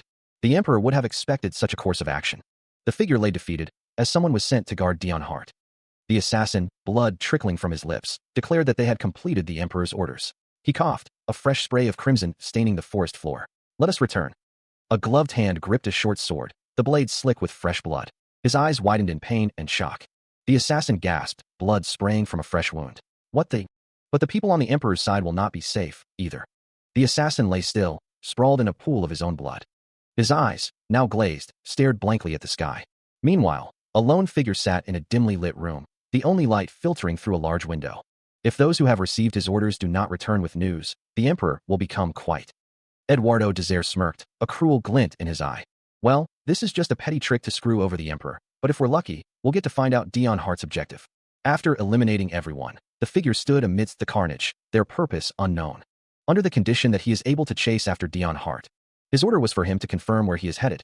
The path ahead is stained with blood. Rain lashed against the rooftops. The city loomed, shrouded in a perpetual downpour. A voice echoed, asking how long she would remain like this. He looked up, confused. Sia. If he hadn't introduced Sia to the Redemption Church. Though they would have to be constantly wary of their surroundings to survive. They would never have known that such a warm world existed, one that might have been better for them. Sia beams, surrounded by friends in a time long past. Especially since that world was going to disappear. Rain lashes down on a desolate slum. A lone child huddles in the downpour. Sia thinks to herself, she's going to join the Revolutionary Army. She vows to take revenge on the emperor who stole their happiness. A young man asks if she's going to come with him. Tears stream down the child's face. A child she found in the slums, younger than her. Sia calls out to Paul. A memory surfaces, two children, hand in hand, bathed in a soft, ethereal light. A question hangs in the air. Is this what it feels like to have a younger sister? Rain lashes down, each drop a tiny hammer blow against a clenched fist. The air is thick with the scent of wet stone and regret. The fist tightens further, knuckles bone white against the gloom. A silent scream echoes in the downpour. Paul strides away, the rain plastering his hair to his forehead. His voice echoes in his memory, a cold dismissal. Loss anyway if you don't come. Each step is deliberate, measured, a path away from something precious. The leather of his shoes squeaks softly against the slick cobblestones. He stands alone in the rain, the words a shield and a prison. Stay close, but don't become emotionally attached, he tells himself, the lie bitter on his tongue. The rain intensifies, mirroring the turmoil within. If he had followed the unspoken rules of the slums and had not become emotionally attached to Sia, the kneeling figure is shrouded in shadow and rain, a question hanging in the air. Would it not have hurt? Tears mingle with the rain, blurring the already indistinct world. Paul whispers, no, it's too late.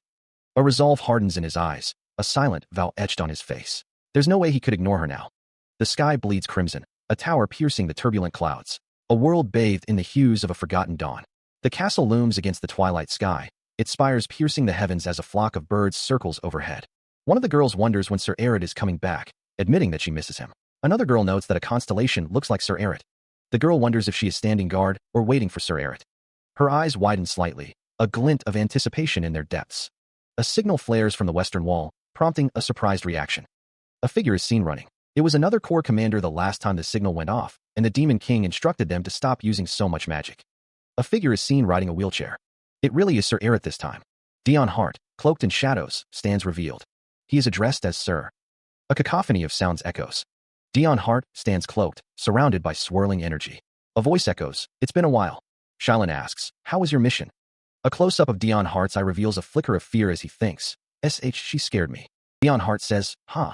Shylin, flustered, says, I am only asking for your opinion. I'm not trying to pry into your mission. It was tiring. Dion Hart looks down at Shylin. Dion Hart thinks, I found people who had created a false religion and believed in it with blind faith. Well, it's not like it's a huge secret. I went to the human realm, and it might be better than getting on her wrong side by not saying anything. Shylin says, she's kind of scary too. Dion Hart stands beside her. Shylin asks, what's a religion? Dion Hart thinks, oh right, do they not have the concept? She begins to explain, well, to put it simply, it's something similar to demons following their creator, the Demon King. Dion Hart thinks to himself, how stupid. I guess it seems like that to demons. Dion Hart continues to think, want to believe in something so meaningless, they might as well believe in Sir Erit. He then asks, pardon? Shylin asks, huh? Believe in Sir Erit? The religion of Erit, cult Erit. Dion Hart asks, what are you talking about? Shylin waves her hand dismissively. It's nothing. You're going to see the Demon King first, right? A disembodied voice declares, the Demon King is in the central garden right now. Another voice asks, it's been a while since you've been to the Demon King's palace. What is the matter? A group of people sit around a table. A voice states, the Demon Realm. You heard about the Empire attacking the Ilian Kingdom, right? The Elf King says, won't end simply. A voice dripping with sarcasm declares, well, this is great. The narration continues, revealing, the agent I had sent to the human realm. Someone announces that the agent has just returned. Footsteps echo, drawing closer. The agent is revealed to be Dion Hart, known as Erit. Erit's name hangs in the air. A figure asks, how was your trip? Around a table, figures sit in silent discussion. The figure with white hair says, I had a few questions for you anyway, so good timing. A voice declares, I heard the Empire attacked the kingdom of Ilion. The Emperor's objective is to take over the continent, right? Dion Hart responds, yes, your majesty. The seal is being examined. A voice questions, but, do you really think that human is trustworthy? The figures around the table remain in discussion. The cloaked figures stand guard. Dion Hart's expression darkens. Well, the white-haired figure states that as long as Erit is present, he believes he is trustworthy. As long as he is here, huh?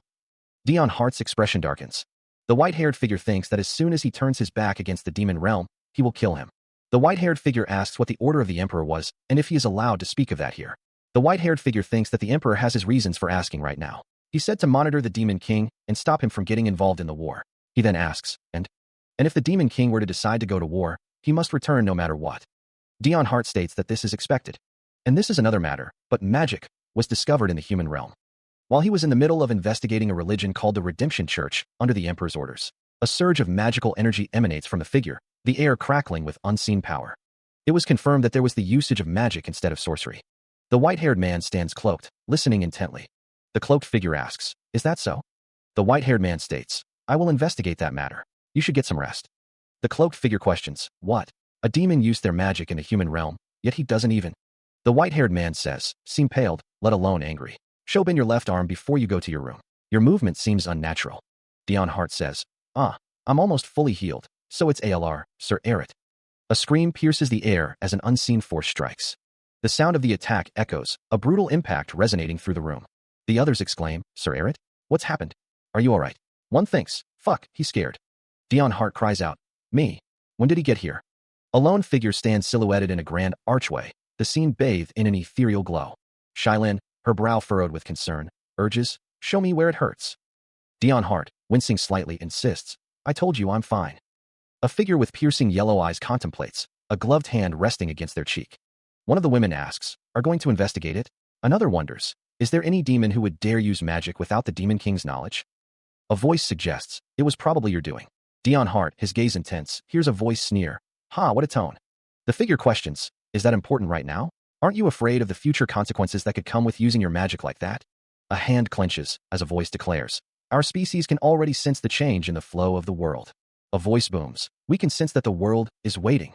A radiant figure declares that the world will soon send out a hero. Unlike before, this hero will be an absolute threat to the Demon King. A pair of hands are shown, glowing with red energy. A voice wonders why they must be afraid of the future. Shailin stands at a table, looking down at another figure. A voice states that there's no reason to be afraid. Dion Hart smiles.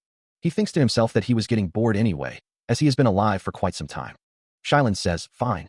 A voice declares that it doesn't matter to them whether they are stabbed to death or not. Shailin says, "Do as you wish." A voice says to be considerate, as he is the leader of the demons, who form the first line of defense against the humans. She stands with her arms crossed, listening intently as the others speak. Dion Hart stands nearby, his expression unreadable. Dion states that it is only a matter of time before the humans discover their existence and invade the demon realm. An elf king stands silently. A pair of red eyes glow with determination as the unseen speaker declares that they must plan against the human invasion. Shailin listens, her expression thoughtful. "That's all good and fine." Shailin coughs, then asks if he couldn't have chosen a better selection of words. Dion coughs. A dark symbol appears. Dion says that he doesn't expect her to use formal language at all. Dion continues, saying that she's just an elf king whose cradle cap hasn't even come off yet. The elf king coughs as Shailin looks on. Dion sighs. Dion thought to himself, "Never mind. What the hell am I doing with children?" He exhaled heavily. Dion stood with Shailin and another figure. Shailin thought, "I know the elves hate the demons." Shailin said, "But try not to be so obvious next time." Dion smiled. A close-up of clothing. Shailin exclaimed, "Eret, don't just say you are okay. Can't you just let me do a quick exam?" Eret thought, "I just need to rest." Shailin thought, "This again. He doesn't take care of himself properly, which is why everyone else around him is suffering." Shailin sighed. It would be nice if he could treasure himself as much as he treasures others. Shailin thought, "I guess that hasn't changed about him." He lies in bed, seemingly troubled. A speech bubble appears, indicating someone is speaking, but the words are cut off. And no, of course not. But. Dion Hart sits up, responding to an unseen person. "Why would I kill you, Ben? I'm fine, so go take care of your business." Dion Hart stares ahead, his expression unreadable. A character calls out to him, Dr. Ben, you're alive. Just how were you forgiven? Are you alright?" A character stammers, "I." Someone calls out, "Doctor." Dion Hart is shown with bandages on his face. Dion Hart reflects, "I knew he was the most gracious of the Corps commanders, but to think he would protect those who did not fulfill their duties." A narration box reads, "That day, I decided to try my best and ensure that something like that would never happen again." A white-haired character speaks, "I am extremely proud of the fact that I am Sir Eretz." The white-haired character continues, "I must examine you, even if it's just a quick look." A speech bubble reads, "I said I'm F, but look." Dion Hart and the white-haired character are shown in a tense moment. Dion Hart is holding a red object. A hand holds up a teardrop-shaped pendant, the crimson gem within glowing with an inner light. Runes are etched around its setting. The disembodied voice explains that it's a magic stone created using the blood and the Demon King's magic. Shailin looks up at a white-haired figure, her expression a mix of surprise and concern. She asks what the blood and the Demon King's magic could mean. The voice continues, explaining that if there are any problems with the blood, such as poor circulation or impurities, it will notify him. The voice adds that the stone also provides the speaker with the target's location, allowing them to be tracked down before it's too late, though it's a bit of an issue if the target is injured beyond the demon realm.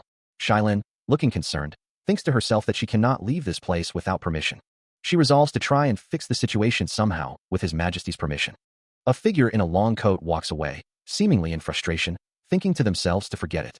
An unseen character asks for pardon, but if it's for Sir Eret, they are sure His Majesty will gladly do anything. A blonde-haired man smiles, as someone shouts that Sir Eret has returned. A close-up of a military uniform reveals the speaker was waiting. A voice speaks, mentioning that they heard the news of someone's return, then asks why Ben is here. Dion Hart adjusts his glasses, retorting that it should be obvious why he is here. Three anxious chibi figures wonder if Sir Eret was injured in the human realm since Ben is here.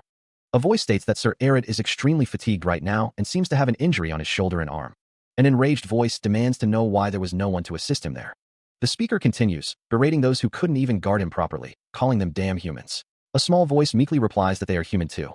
The enraged voice calls them useless, weak bastards, while a smaller voice admits they are probably the weakest. A voice calls out to Sir Eret. Hien is seen in the hallway. A voice asks Sir Eret if he has some time, then asks why he is here. Hien looks surprised.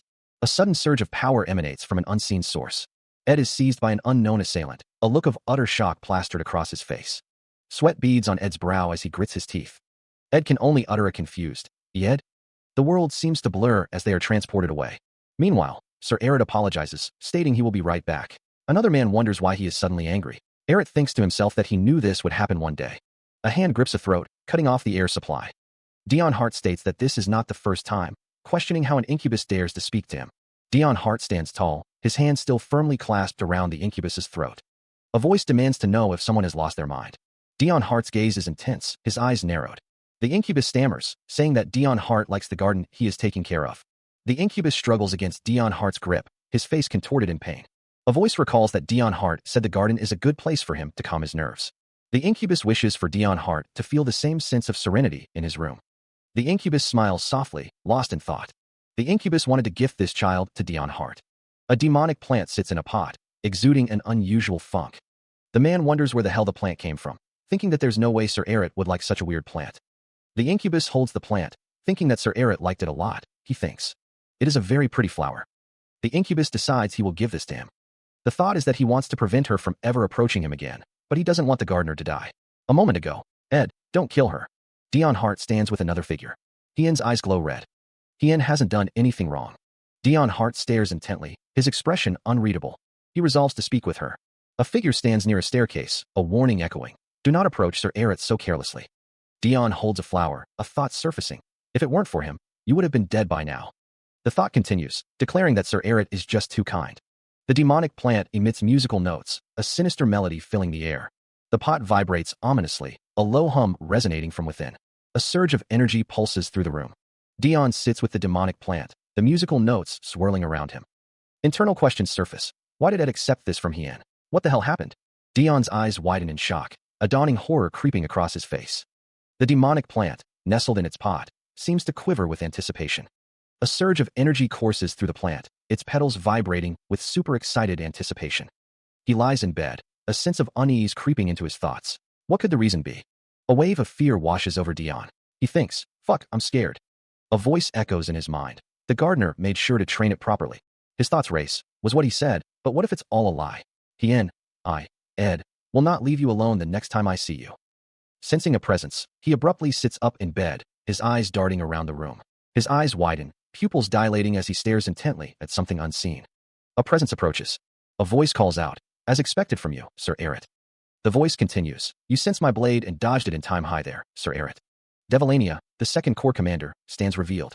She maintains such a calm demeanor, wondering if her blade doesn't even deserve a reaction. As the second corps commander, Devilania specializes in stealth, infiltration, and assassination. Silence hangs in the air as Dion remains speechless. He remains silent, a desperate plea echoing in his mind. Save me. Dion's eyes widen in shock, a silent scream trapped in his throat. He was so shocked he couldn't even let out a sound. Devilania wonders aloud if Dion didn't sense any murderous intent. She states that she sees, but questions how she could display any murderous intent towards Sir Eret. Dion's breathing becomes heavy, a subtle shift in his composure. He sits, a storm brewing beneath his calm exterior. As soon as he senses her murderous intent, Dion's eyes glow with a menacing red light, a transformation taking hold. You're going to turn on me and kill me. Devilania, the second corps commander, tells herself not to be too angry. She thinks that Dion is the person whom she dreads encountering the most in the Demon King's castle, because a chibi version of Devilania presents a pile of gifts. She says she prepared all of these gifts for Sir Eret. Devilania thinks that he's so freaking annoying. Dion says that it's not like he can refuse. Devilania responds that he will wear everything, right? Dion wonders how he can refuse, looking scared. Dion says, of course.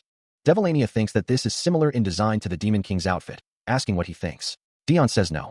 Devilania thinks that this outfit suits him so well.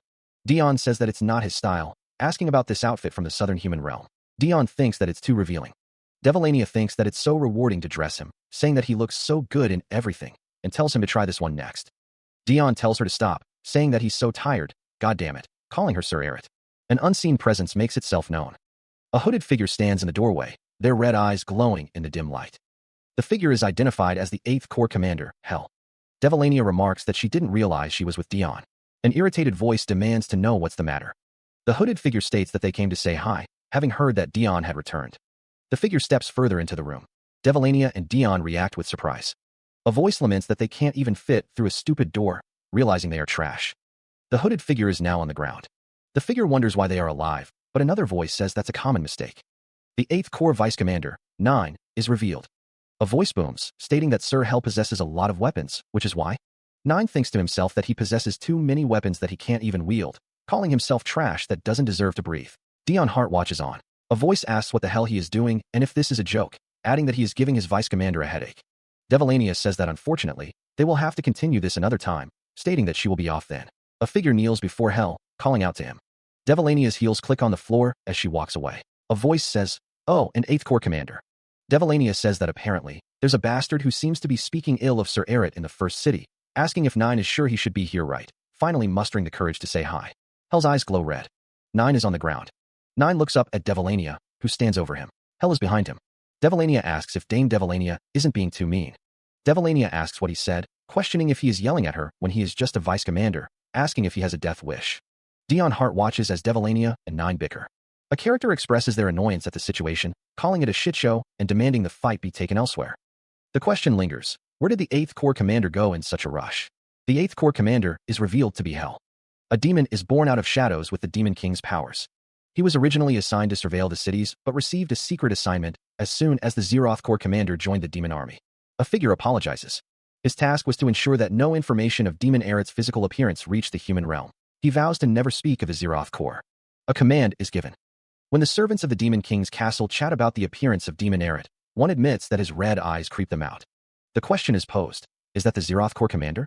His face was revealed during his first mission to the regular demons in the first city, even when he was battling the hero at the border. The cloaked figure muses that Hell found all the witnesses and made sure to shut them up. He thinks that he's been entrusted with such an important task that he cannot make a mistake. The cloaked figure thinks that could have been bad. The scene is covered in blood. It's no coincidence that the Empire's troops, no, the world, has no clue about the Zeroth Corps Commander. Footsteps echo through the halls. Sir Hell, you returned quickly. Hell is praised for recovering from his mistake. The cloaked figure asks if he thinks he has the qualifications to greet Sir Eret. The cloaked figure asks, then do you think I have the qualifications to greet Sir Eret? Hell assures the cloaked figure, of course. I am sure Sir Eret is waiting for you. The cloaked figure smiles. He sat on the edge of the bed, enjoying a snack, when a sudden fit of coughing seized him. His face contorted in discomfort as the coughing intensified. A gasp escaped the cloaked figure, his red eyes widening in alarm. The coughing fit reached a crescendo as Dion Hart coughed up blood, staining his hands. The cloaked figure spoke, his voice laced with regret. I just wanted to say hi, since I didn't get to greet you earlier. Hien rushed to Dion Hart's side, his expression filled with concern. Hey, are you all right? Should I call the doctor? Sir Eret. Hien's eyes widened in shock, his mouth agape. A voice echoed from the shadows, sensing a signal. Earlier, Hien asked, what's the matter? The cloaked figure responded, his voice heavy with guilt. It's because of me. The cloaked figure vowed. I shall repent for this with my life. The shadowy figure stood cloaked in darkness, a malevolent aura radiating from its form. Reaching out, Dion pleads with someone to stay, insisting he's glad to see them.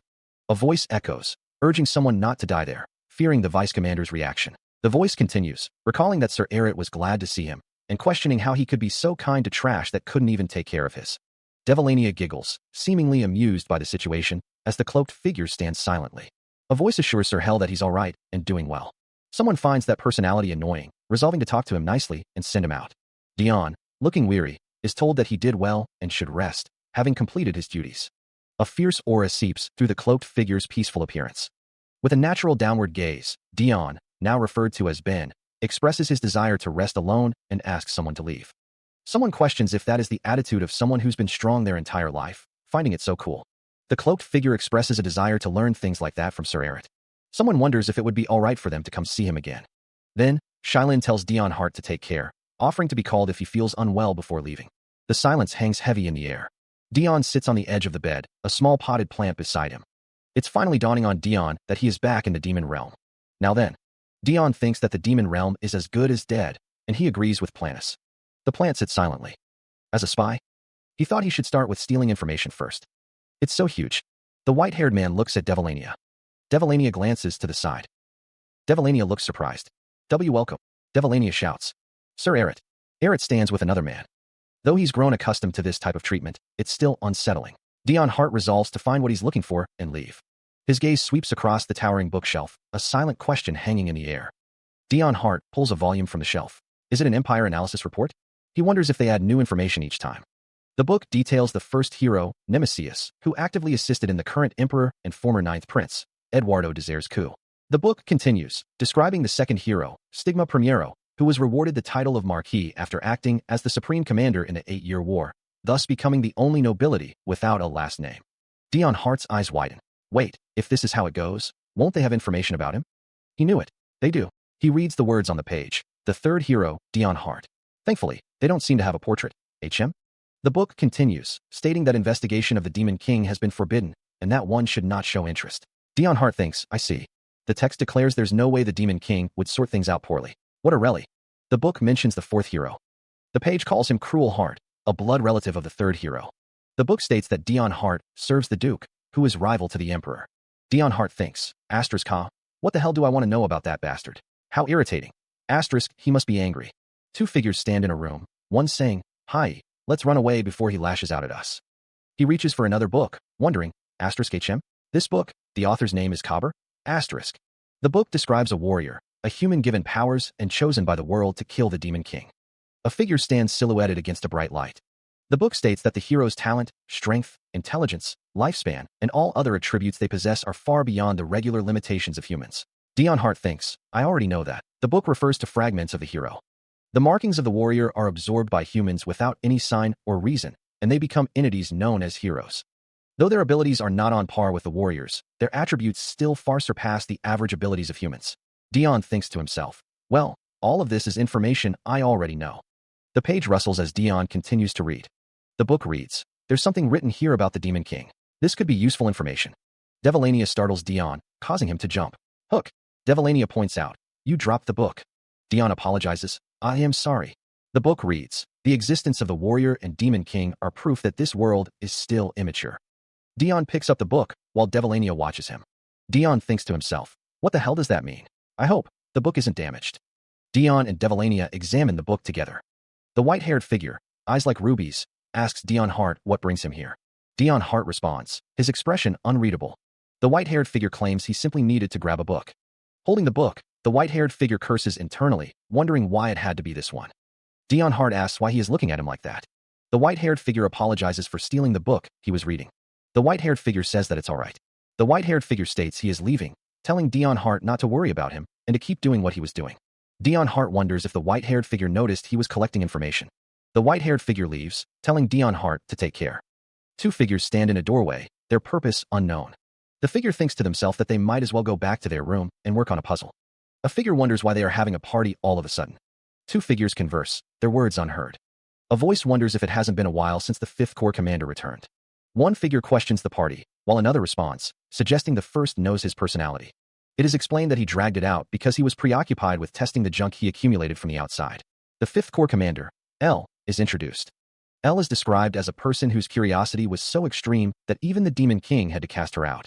It is stated that this isn't just any regular return-to-work party. Dame L and her vice commander, Sir Dernivan, are dating. The 5th Corps vice commander, Dernivan, is introduced. A bouquet of pink roses surrounds a pair of clasped hands. The gossiping pair reel from the revelation. One exclaims, what? That emotionless man who has fewer feelings than the undead is dating. The pair turn to see Dion Hart, the 0 Corps commander, standing behind them. Dion appears serious, thinking to himself, wow, so demons. The gossiper wonders if it's obvious that they are dating amongst themselves. He thinks to himself that Dion must have heard everything they said. The gossiper thinks that since they were caught gossiping about their superiors, they are in trouble. In their imagination, Dion Hart is attacking them, thinking, you arrogant bastards, I'll kill you all. The gossiper imagines that Sir Eric is going to kill them all. A close-up of Dion's eyes shows a menacing glare. The gossiping pair beg for their lives. The pair look around, confused. One of the pair asks, where did he go? He thinks to himself that he has zero interest in who's dating who. He wonders if they won't have it if it's a party. The text says that it's the demonic realm's specialty wine. Dion Hart smiles. Dion Hart stands in front of a large archway. The room is littered with discarded items. He wonders what the hell is going on, guessing it's already over. Dion Hart looks displeased. He thinks that this isn't even the demonic realm's specialty wine, just common wine that can be found in the human realm. Dion Hart guesses that Elle brought this back since she was curious about the human realm. He says, TSK, I came here for Noth Dash. Dion Hart notices other characters in the distance. The camera focuses on the lower half of a man in a suit. Two figures react with shock. One wonders what is going on. Dion Hart, holding a bottle, is asked if he drank all of it. Empty bottles litter the table. A character is annoyed that they didn't even see a drop of alcohol. Someone notes that he's using informal language, which means something. Emergency alarms blare as figures run. Someone asks what he is. It's announced that the Zero Corps commander drank. A building is shown. Emergency warnings are displayed. It is revealed that the Zero Corps commander is a demon. Arid, also known as Dion Hart, has consumed alcohol. A commanding voice cuts through the room. Everyone, take your defensive positions. Again, the Zero Corps commander has consumed alcohol. A figure stops abruptly. Dion Hart stands, a book clutched in his hand, his expression unreadable. A voice wonders, in that short while? Boots hit the ground, the sound echoing in the tense atmosphere. Another footstep, heavy and deliberate.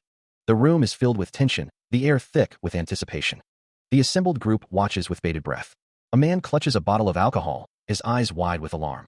Someone gasps, what the hell? A voice erupts in disbelief, exclaiming, the hell? Several figures stand guard. The man thought he'd been quiet for a while, but he ended up drinking. Like that day? 2 years ago, it was a welcome party for the Zero Corps commander. He coughs. A hand holds a knife, asking, are you an enemy? The man with white hair smiles, holding the knife. He hopes things will end quietly, but he's sure that won't be the case. That made every demon acknowledge Sir Arid. Sir Arid is stabbed. Someone says, if you're going to get drunk, do so quietly. He says, screw it. Fine, I'm an enemy. Sir Arid asks, what will you do if I'm an enemy? He thinks this is actually for the better. Someone says, I never liked the fact that the Demon King created a role for you and recruited you. The Zero Corps commander, which is at a higher rank than the First Corps commander. The flashback begins with the first instruction. If the Zero Corps commander asks if you are an enemy, respond no immediately. Sir Arid, with a slight smile, asks, are you an enemy? The second instruction follows. If he keeps asking for a reason, provide an explanation as clearly as possible. The image shows Sir Arid, eyes wide, asking, you're not? Whyyyy. The third instruction. If he has suspicions regarding your answer, assume a defensive position immediately. Arid declares, I belong in the Demon King's army, just like you, Sir Arid. Arid's expression darkens as he asks, but why are you looking at me like that? A large speech bubble emphasizes the importance of taking defensive positions. The scene shifts to a dimly lit room, setting the stage for a discussion. Two figures are shown discussing the instructions. One asks, but why are we assuming defensive positions? Shouldn't we attack him instead of defending ourselves if we want to live? A close-up of a character's face shows a look of concern. A warning is given. If we injure the Zero Corps commander, the Demon King will kill us. The two figures react with surprise and confusion. One exclaims, what? What kind of ridiculous bias is that? The other simply says, hup, you idiot. The instructions continue. Don't provoke the Zero Corps commander. The Demon King will subdue him. The flashback concludes with a close-up of Arid, his expression serious. Our objective is to survive for as long as possible dash. He wanted to make a move when the Empire had taken over at least half the continent, reading the news of the Kingdom of Ilian's surrender. But Dion Hart doesn't think they have much time left. Informing the entire demon realm, Dion Hart holds a glowing blue orb in his hand. A proclamation rings out. Any use of magic will be prohibited over the demon realm starting this moment. A dark castle looms in the distance, a symbol of the demon realm. Aside from magical devices that already have existing seals, the only exception to the rule is to not use any magic. The exception will be when your life is in imminent danger. The 2nd, 4th, and the 8th Corps commanders will ensure that you deliver appropriate punishment. To those who use magic without a good reason, you may kill them. The man looks pensively at a blue gem in his hand. A surge of energy emanates from the gem. She guesses she's going to be busy. A mission from the Demon King, because he trusts me. Normally, he wouldn't have bothered to pay attention to the appearance of a warrior. But it's a different story when we're in the midst of a war. Right now, our best option is to delay the appearance of the warrior as much as possible. A birdcage plummets through a swirling, blue-toned sky, its doors swinging open as if releasing its captive.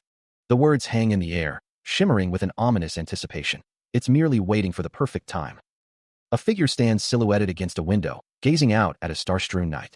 The text reads, the moment the world sends out the warrior. A figure in dark clothing stands before a window. The text declares, will become the worst moment for the Demon King. A blond man sits upon a grand throne, his expression unreadable. The words float in the void, and at the end of it all, a lavender-haired man sits in a lavish chair, calmly sipping from a teacup. A close-up reveals a man with sharp features and a determined gaze. A white-haired man sits alone in a train car, his arms crossed, lost in thought. A close-up shows a white-haired man with piercing red eyes, his expression resolute. The final words echo with finality. Only death remains. A voice offered apologies to the Majesty, hinting at some difficulty. The majesty sat upon the ornate throne, the weight of the crown seemingly heavy. The majesty remained still, the silence amplifying the tension in the room. Another voice questioned the reason for the difficulty. A figure began to explain the situation, the words hanging heavy in the air. The man's expression hardened, a grim understanding settling on his face. The explanation continued, revealing that the surrendering nations had been accepted and their citizens spared, unlike the previous war. A city burned in the distance, a stark reminder of the ongoing conflict. But as long as there are surviving royals. A figure knelt before a crown, head bowed in solemn respect, or perhaps defeat. The man's face was illuminated by the flames, his expression resolute. That nation's spirit will not be broken. A voice declared that the soldiers obtained from the conquest would not be loyal to the empire. The lack of military strength to continue the war is a pressing concern. Though they could replenish the supplies, they cannot get more soldiers. It's all for the sake of the empire. The blonde-haired figure sitting on the throne insists that the citizens must stop the war. Two figures sit in chairs, listening intently. A figure is in shock, muttering about silence and death. The figure thinks that they need to tell him that for the sake of the empire, even though they have no regrets, and hope he will give them an easy death. The blonde-haired figure remains silent. The blonde-haired figure is confused. The blonde-haired figure wonders why he isn't angry. One of the figures asks what the other is talking about. The blonde-haired figure thinks about commoners. One of the figures states that it's too rash to tell the citizens to fight for their empire, and wonders what the problem is. The figure thinks about the slums. Dion Hart is startled by something. He stands in a pool of red liquid. Dion Hart looks down with a slight smile. He thinks his hallucinations have gotten worse, and that they never used to affect his daily life. Dion Hart's eyes narrow. A voice calls out the name, Eduardo. A ghostly figure says, die. Dion Hart thinks to himself that they are such impatient bastards. A ghostly figure says, come with us. Multiple voices laugh. Someone thinks it's not like they were planning on living out the entirety of their lifespan, but why are they rushing so much? Dion Hart is behind bars. The southernmost part of the empire is in a constant state of war with the Barbai tribe. Under the emperor's silent permission, a massacre unfolds. It is the land where the second hero, Stigma Primero, manages. Dion Hart reads the news. The empire declares war on their next target, the kingdom of Sarahan, it says. He wonders if that is why the emperor ordered him to prepare for war. Second hero Stigma Primero. His growing forces have had to battle against the barbarians, as well as the plague in the rugged south. A soldier laughs. Haha, that's our emperor. Everything changed when word reached me of what Dion Hart requested of the emperor. His request was for permission to exterminate his entire family with his own hands. The thought struck him like lightning. How could he even conceive of such a thing? It wasn't just shock he felt, but pure ecstasy. The man with gray hair asks if Dion Hart will be joining them at the war. If they're talking about honorary Count Dion Hart, he will surely join them, however late. Dion Hart smirks, his eyes gleaming with dark amusement. The order is given to burn the rest of those still alive, since they could be carrying the plague. Soldiers respond with a resounding, yes, sir. The burning city serves as his reward, just like that bastards. He shall also request permission to exterminate his own family.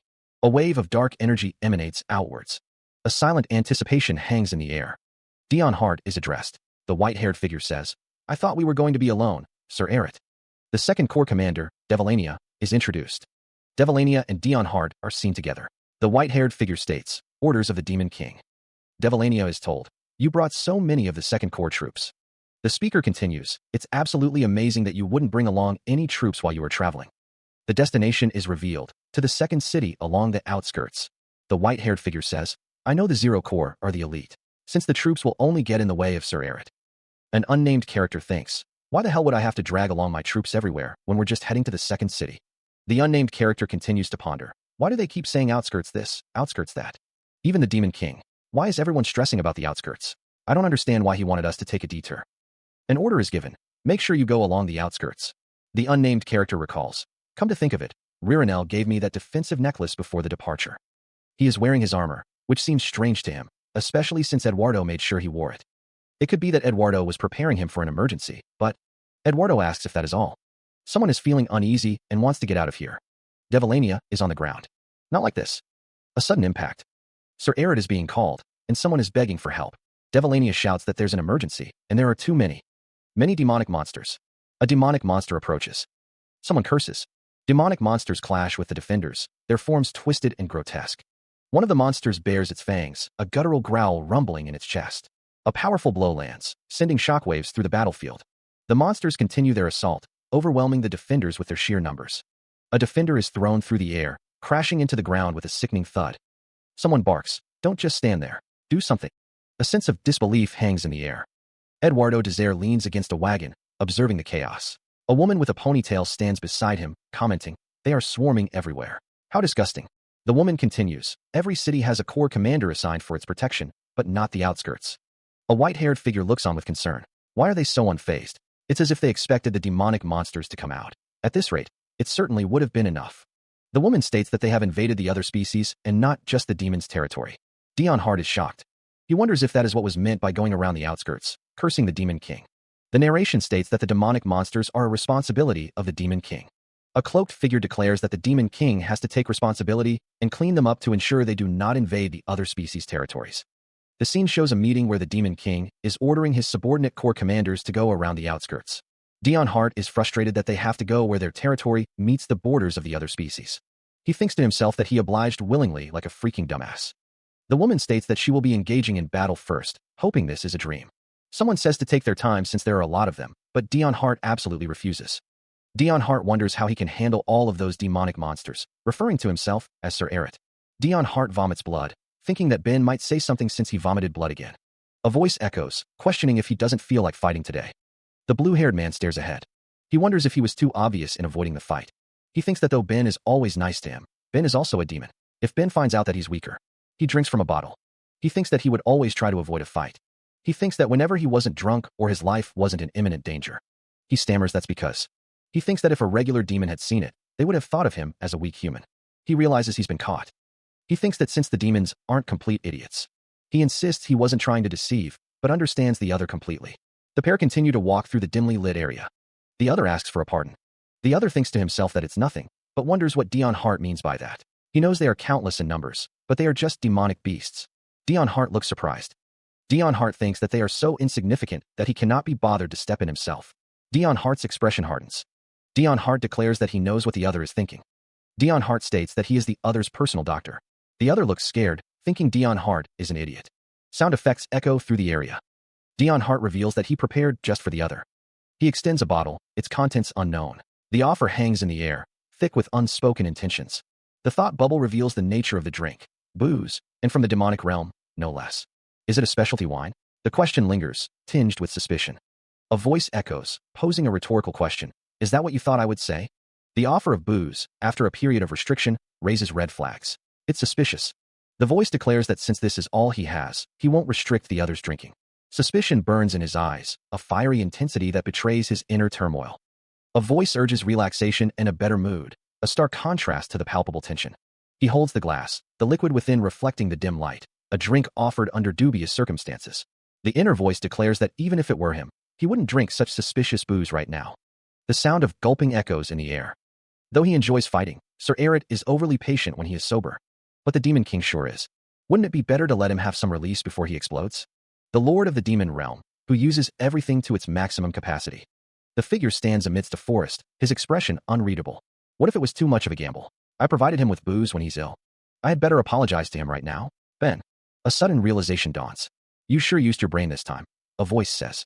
Sir Eret. Booze and medicine are a type of key. A close-up reveals a mixture of pills and liquid. It's only natural that a wall built using booze and medicine would be weakened by them. The thought surfaces that someone would blatantly use the key like that. The white-haired figure stands behind Dion. The Emperor was moving more quickly and boldly. The demonic monsters were increasing in numbers exponentially, and they didn't have any time to waste. The monster states that it's not that he doesn't understand their urgency. Dion is stabbed. The voice says that just because you understand me, doesn't mean it's okay for you to use me. The red-eyed figure holds a sword. Dion coughs, offering apologies. Dion coughs, thinking that this isn't just from his drinking. The voice says that since you've done a lot for me in the past, I'll let this slide, but there won't be a next time. A close-up of Dion's eyes. The only sound is the clicking of something. On the screen, Eduardo asks, Ben, what's the matter? You're not the type to use magic without. Eret. Eret replies, there's far more than we expected. Eduardo looks at the screen. A voice says, you're right. I thought 2 corps commanders and 1 set of troops would be enough. Monsters stand ready. Eret says, I'll send reinforcements. Hold on for 15 minutes. You can manage, right? The person on the other end of the line is seen from behind. The person replies, we'll try. A voice says, Eret must be really pissed off. The monsters advance. The person says, they're still swarming everywhere. 15 more minutes here, huh? It's been a while since I've been in such a situation. A desperate plan forms, about how to survive this situation. A blade finds its mark, piercing flesh with brutal efficiency. Eret coughs, blood splattering from his lips as the pain registers. A desperate cry rings out. Sir Eret. Agony contorts Eret's face as he reels from the unseen attack. The assassin's blade, stained crimson, reflects a grim purpose about what he can do. A gloved hand tightens around the hilt, knuckles white with intent. The attack continues, relentless and brutal. The assassin stands over Eret, a dark figure looming over his fallen prey. A chilling declaration echoes. My specialty isn't to kill, but to instill fear. The assassin's eyes gleam with cruel satisfaction, a promise of terror in their depths. The air crackles with unseen energy, a prelude to the storm of violence about to erupt. A figure moves with blinding speed, leaving trails of crimson in their wake. Her eyes wide with disbelief, the blue-haired woman gasps. How could that be? The long-haired figure's expression is obscured, but the blood staining their clothes speaks volumes. He lured. A voice echoes, laced with concern. Can he actually see all of them? A brutal clash unfolds, a whirlwind of limbs and lethal intent. A maniacal grin splits his blood-soaked face, the red in his eyes mirroring the carnage around him. A chilling declaration cuts through the chaos. I can see all of them. A single, crimson eye pierces the darkness, radiating an unnerving intensity. The sound of impact reverberates, a sickening thud that signals another blow landed. Spinning through the air, the figure struggles to maintain their grip on the sword, a desperate attempt to regain control. The world blurs as they plummet, the ground rushing up to meet them with brutal force. A voice echoes, confessing a lifelong sensitivity to light, a preference for the embrace of darkness. He plummets through the air, a figure cloaked in shadow and blood. The voice continues, stating that his current condition is the reason he is able to do this. The figure, bloodied and battered, mutters that this is just his luck. Rain lashes down upon a pack of grotesque monsters, their eyes gleaming with malevolent hunger. One of the figures observes that the flow of battle has changed, noting the monsters are too scared to push forward without thinking, but there are still a lot of them. A disembodied voice warns that something terrible could happen. Another figure remarks that he's already pushing his limits, and on top of that, his arm is injured. The figure wonders when they are going to send the reinforcements. He stands, battered but unbroken, amidst the carnage. A voice booms out, commanding, Sir Eret, stop right there. The face of a man, bruised and bloodied, contorts in a silent scream. He grits his teeth, muttering, I have to treat. A disembodied voice echoes, don't bother with a poor attempt, and proceed as planned. A figure, face smeared with blood, exhales heavily. Huffing, a figure trudges through the darkened forest. Heaving, the figure thinks, I feel like I'm going to collapse at any moment now. Though he avoided most of the blow, the figure still struggles to maintain his footing. Gasping for air, he thinks, the direct hits, I guess the shock has built up in my body. He continues, on top of that, my right arm isn't even responding anymore. With a cry, the figure launches a desperate attack. His face a mask of pain and blood, a voice calls out to him. A monstrous figure roars, addressing Dion Hart. The Zero Corps commander stands amidst a pack of snarling beasts. He grits his teeth, determined to endure. A blade pierces through flesh. The battlefield is littered with corpses. A voice calls out, hello, Sir Eret. A woman's voice chimes, long time no see. 7th Corps Commander Silua arrives on the scene. Silua exclaims, I ran over as fast as I could because I heard there was a party. A party, she says, wondering how insane it was to think that Dion Hart was the reinforcement the Demon King had sent. Silua asks how he could desert the border and come here, hoping he didn't bring all of his corps members. Dion Hart replies that he left his vice commander in charge. Silua asks if they aren't the perfect reinforcements, as orcs stand behind her. Silua says that things are almost wrapped up. Silua tells Dion Hart that he should also rest. Silua exclaims to Dion Hart that in his state, he can't overdo it any longer. Dion Hart asks Silua to please rest while they take care of everything else. Dion Hart says that he knows Silua must have been severely disappointed in him earlier, but asks Silua to please give him another chance. Dion Hart wonders what Silua means by earlier, and if he bled too much, as he can't think straight. The woman with light blue hair states that they are heading towards the second city for their own sake. The question hangs in the air. Does she know who is defending the second city? The second city, the 10th Corps commander. The woman with white hair grits her teeth, her expression a mask of fury. Her hand clenches into a fist, knuckles white with tension. The woman vows to see Sir Eret again. Elsewhere, Eret sits with 2 figures, the forest surrounding them. Eret muses that he thought she would be more clingy, though this suits him. If it's the 10th Corps commander, then they're talking about Gacytel. Eret's expression is unreadable. He wonders why she hates him so much. A festive atmosphere hangs in the air, colorful banners strung across the sky. Dion Hart, now adorned with dark wings, reflects on the passage of time. Sir Eret, wearing glasses, offers a polite greeting. The uniform of the 10th Corps commander, Gacytel, is displayed. A crowd cheers, celebrating the occasion. A voice muses, I think I understand her now. A chorus of cheers erupts. A golden horn is blown in celebration. A figure sits regally on a sedan chair, surrounded by festive decorations. The sedan chair is carried through an archway, revealing a town beyond. Sweat and blood trickle down the figure's face as he is addressed as Sir. A voice explains, I prepared this in a rush for you after I heard you were coming. This is called a sedan share within the human realm. Apparently, only humans of high stature get to ride them, which is perfect for you, Sir Eret. One of the figures exclaims, "This is so goddamn embarrassing, you fucker." A voice asks, "Oh no, do you have a headache?" Another voice inquires, "Oh, or is something bothering you?" Sir Eret's expression is one of discomfort. Something is bothering him, the entire situation is bothering him, and especially you. Fuck, he can understand why Silua hates the 10th Corps commander so much, even within that short moment. The figure scowls, a deep-seated anger etched on their face. The man's eyes widen in surprise, his mouth agape. Sir Eret exclaims, "Let me know what's bothering you, I'll dash," he continues. "Sir Eret, do you have a headache?" The 10th Corps commander declares, "Let me treat you right away." A murmur ripples through the crowd. One of the onlookers wonders, "So that's the 0 Corps commander?" Someone muses, "I was wondering who would get on such an embarrassing ride. But it looks so cool, now that I see it." One of the figures exclaims, "See the 0 Corps commander on it." Since nothing was known about him, only rumors continued to circulate. A voice declares that they know he's human since they don't sense any demonic energy. Someone wonders how a human could have such an aura.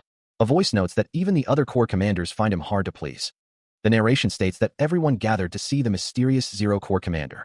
The narration describes him as the human who was given such a mighty title by the Demon King, whose presence was accepted by the proud Corps commanders. The narration states that his role and abilities were completely veiled. Those who witnessed him for themselves claimed. The 0 Corps commander is seen sitting amongst flowers, wearing a dark cloak. The narration states that he was second only to the Demon King in terms of strength. The 0 Corps commander is shown with blood on his face. He says, "Begone." Someone asks, "Pardon? Did you say something?" He commands, his voice laced with authority, "Begone." He shouts, "Wants all of you gone." The 0 Corps commander demands, "What are you doing? He's bothered by the demons surrounding us. Get rid of them at once." The 0 Corps commander's voice drips with disdain. "No, you bastard. These flowers and pollen are making me nauseous, so I want all of them to be gone." He questions, his tone sharp, "Why are you making all of the innocent demons move?" A subordinate whispers, "Hey, the 0 Corps commander wants you to get lost. The 0 Corps commander is angry now. If you don't want to die, get lost."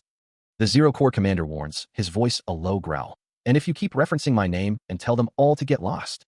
A demon seethes, "See? They are all pissed off. I'm going to become the common enemy of all demons of this city now." A townsfolk says, "Hey, I haven't seen the face of the 0 Corps commander yet." Another responds, "Maybe if you hit the right angle, you'll see him from over there." A townsfolk sighs, "I guess it's too late to rest at ease in this village." He seems to think that hell is going to have a tough time. The hooded figure appears shocked. "What in the world is that?" The crowd chants, "Everyone, let's all pray for Sir Eret." The text proclaims, "Long live Sir Demon Eret." A horned figure with glasses clasps their hands in prayer. The text reads, "Long live Sir Demon Eret? What the F? If they want to believe in something so meaningless, they might as well believe in Sir Eret." The text reads, "Huh? Believe in Sir Eret? The religion of Eret, cult Eret." Two figures stand before a larger, cloaked figure. The text reads, "Wait, it can't be." The panel displays the words, "Cult Eret." He stands bathed in light, a wreath of leaves adorning his head as his followers look on with adoration. A voice, laced with suspicion, cuts through the air. "Was it you, Ririnel?" Frustration boils over as someone laments. "I even gave her a cookie to stop her from doing anything useless." A palpable sense of annoyance permeates the atmosphere. "Fuck, this is driving me nuts." Sir Eret descends the stairs, a cascade of flowers framing his path. The camera focuses on the lower half of a figure, their legs obscured by shadows and the surrounding foliage. A voice offers, "Apologies. If I have bothered you in any way, I apologize." A masked figure stands in the shadows, their expression hidden from view. A close-up reveals a face marred by blood and distress. A sudden realization dawns. A thread around his neck? Devilania. Someone observes, "You seem to be bothered by him, Sir Eret." A chilling thought echoes in the darkness. Should I kill him? Her eyes narrowed. Ririnel swore they weren't allowed to kill. Among the Corps commanders, Dion Hart stood, holding flowers. He mused that they were just holding back. Maybe they just kill each other if they feel like it, whether they're the same Corps commanders or not. But that means. Ririnel stated that it's fine. She swore they aren't allowed to kill. Dion Hart said there's no need to kill another Corps commander. Ririnel suggested they just go shopping. Ririnel asked if that isn't why they are. A dark thought bubbled up. If things go south, they can just kill me on a whim. Dion Hart scoffed, saying, "If you say so, Sir Eret." Ririnel stammered, "Es Sir Eret." Ririnel pledged that she will serve him with the best of everything, as if her life depends on it.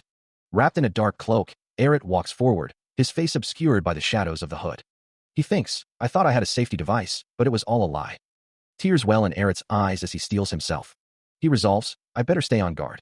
A voice bubbles with excitement. "I scored so many amazing outfits today, too." A woman with long white hair beams, arms outstretched. The camera focuses on the outfits she has acquired. She thinks, I thought I had become a dress-up doll. Although it is nice to change out of the blood-stained clothes. He adjusts the hood of the cloaked figure beside him. A voice calls out to Eret, suggesting they go to the next shop and inquiring about accessories. A character enthusiastically presents a handful of mangoes, explaining they are from the southern region of the human realm and offering them to someone. An exasperated voice demands someone stop butting in and asks where the bags were put. Someone grabs the face of the figure with glasses, expressing disbelief. A voice suggests that since Eret went to so many stores, he should eat now, mentioning that subordinates were left behind. Frustration boils over as someone laments not being left alone. Two figures stand together, one cloaked and hooded, the other with pointed ears. A close-up shows a leg clad in dark clothing. Someone questions if it's a horse, then asks Eret what's wrong. A cloaked figure stands in profile next to the dark-haired elf. In the distance, a town is visible, with a rider on horseback passing through the gates. The demonic monsters should be largely at bay, but it's strange. A desolate landscape stretches under a sky swirling with ominous colors. A group of figures on horseback traverses the terrain, their destination unknown. How could you hide this? A figure clutches their head, a dark aura emanating from them. A cloaked figure stands with a horse, a purple wisp swirling around them. But we even made regulations and went back and went us forth in secrecy so we wouldn't be detected by the humans. And as you can see, we did our best to prevent the demonic monsters from crossing into their realm. Yes, I suppose that's a relief. But what should we do now? If it's the southern region of the human realm, it's not part of the empire. Should I even bother? We have to report this to the Demon King. Two figures stand with a horse, cloaked in shadow. One of them acknowledges something, replying, yes, I know. The hooded figure declares that before they proceed, he must confirm something for himself. The figure states that he needs to check if it is indeed connected to the southern region of the human realm, and if it is, he has to check which nation it belongs to. The figure urges to move forward, stating, let's go. A close-up shows the two figures from panel 1. A text box states, the other side, a small nation in the south. A character exclaims, what? As they look at a city that has been blasted. The text describes that they're plastered head to toe in blood, and they crossed over to the human realm. The character exclaims, those insane demons. A figure addresses another, presumably royalty, in a room. The figure exclaims, why your majesty?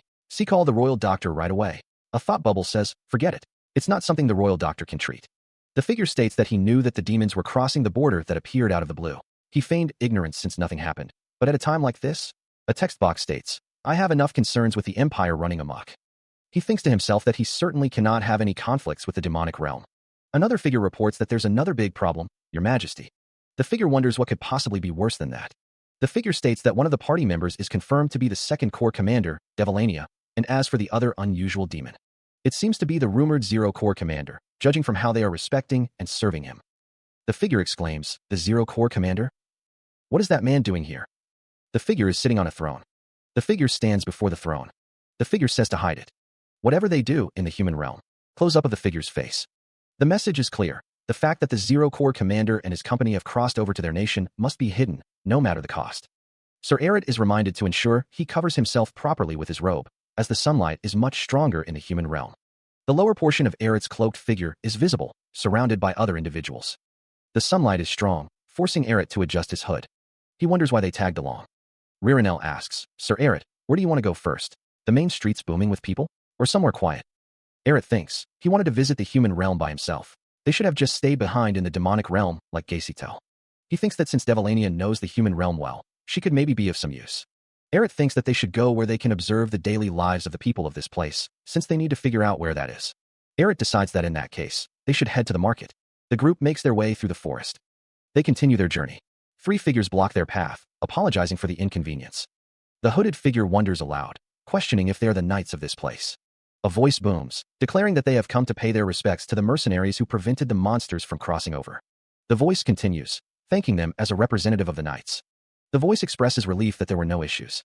The voice offers gold and robes as a token of their appreciation. The voice concludes, stating that it's a good thing they did. Eret and Ririnel stand with the others, the offered robes draped over an arm. The hooded figure curses under their breath, realizing something is amiss. The hooded figure realizes they were so concerned about themselves that they completely forgot they were covered in blood. The hooded figure wonders what's going on. The voice remarks that anyone can tell that Devilania and Ben aren't humans since they're not robed right now. The hooded figure questions why they are being welcomed instead of chased out. A bag is offered, tied with a golden string. Please take this as well. A hooded figure peers out from the forest, an aha escaping their lips. The hooded figure clutches the bag, thinking, they're scared but not surprised. Dion Hart holds the bag, his expression thoughtful. He muses, I guess this southern kingdom has already discovered the border a while ago. A close-up of Dion's face reveals a sinister smile. He thinks, since the Emperor didn't say anything when we met, I guess the Empire has no clue about it. A monologue continues, right? Since it's a time of war, it'll be difficult to reveal to the Empire that they have another border. So they want to conceal the fact that demons are coming and going as they please. The hooded figure's face is obscured by shadow, but their laughter echoes. Dion stands with his companions, rain falling around them. He thinks, if they choose to ignore us, that will be a huge relief for me. Dion examines his hand, his expression unreadable. The monologue continues. They probably hope that we return quietly without causing a scene. Then, please have a safe journey. The group walks away, Eret laughing. One of the companions says, Sir Eret seems to be in a great mood. Another adds, what a score. They even gave us money. Eret replies, don't worry. I have zero intentions of causing trouble.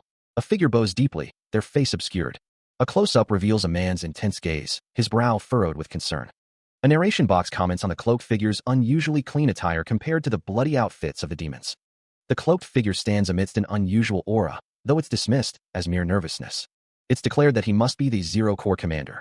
A subordinate kneels before a king, desperately claiming they tried their best. A voice declares, we leave the rest to them.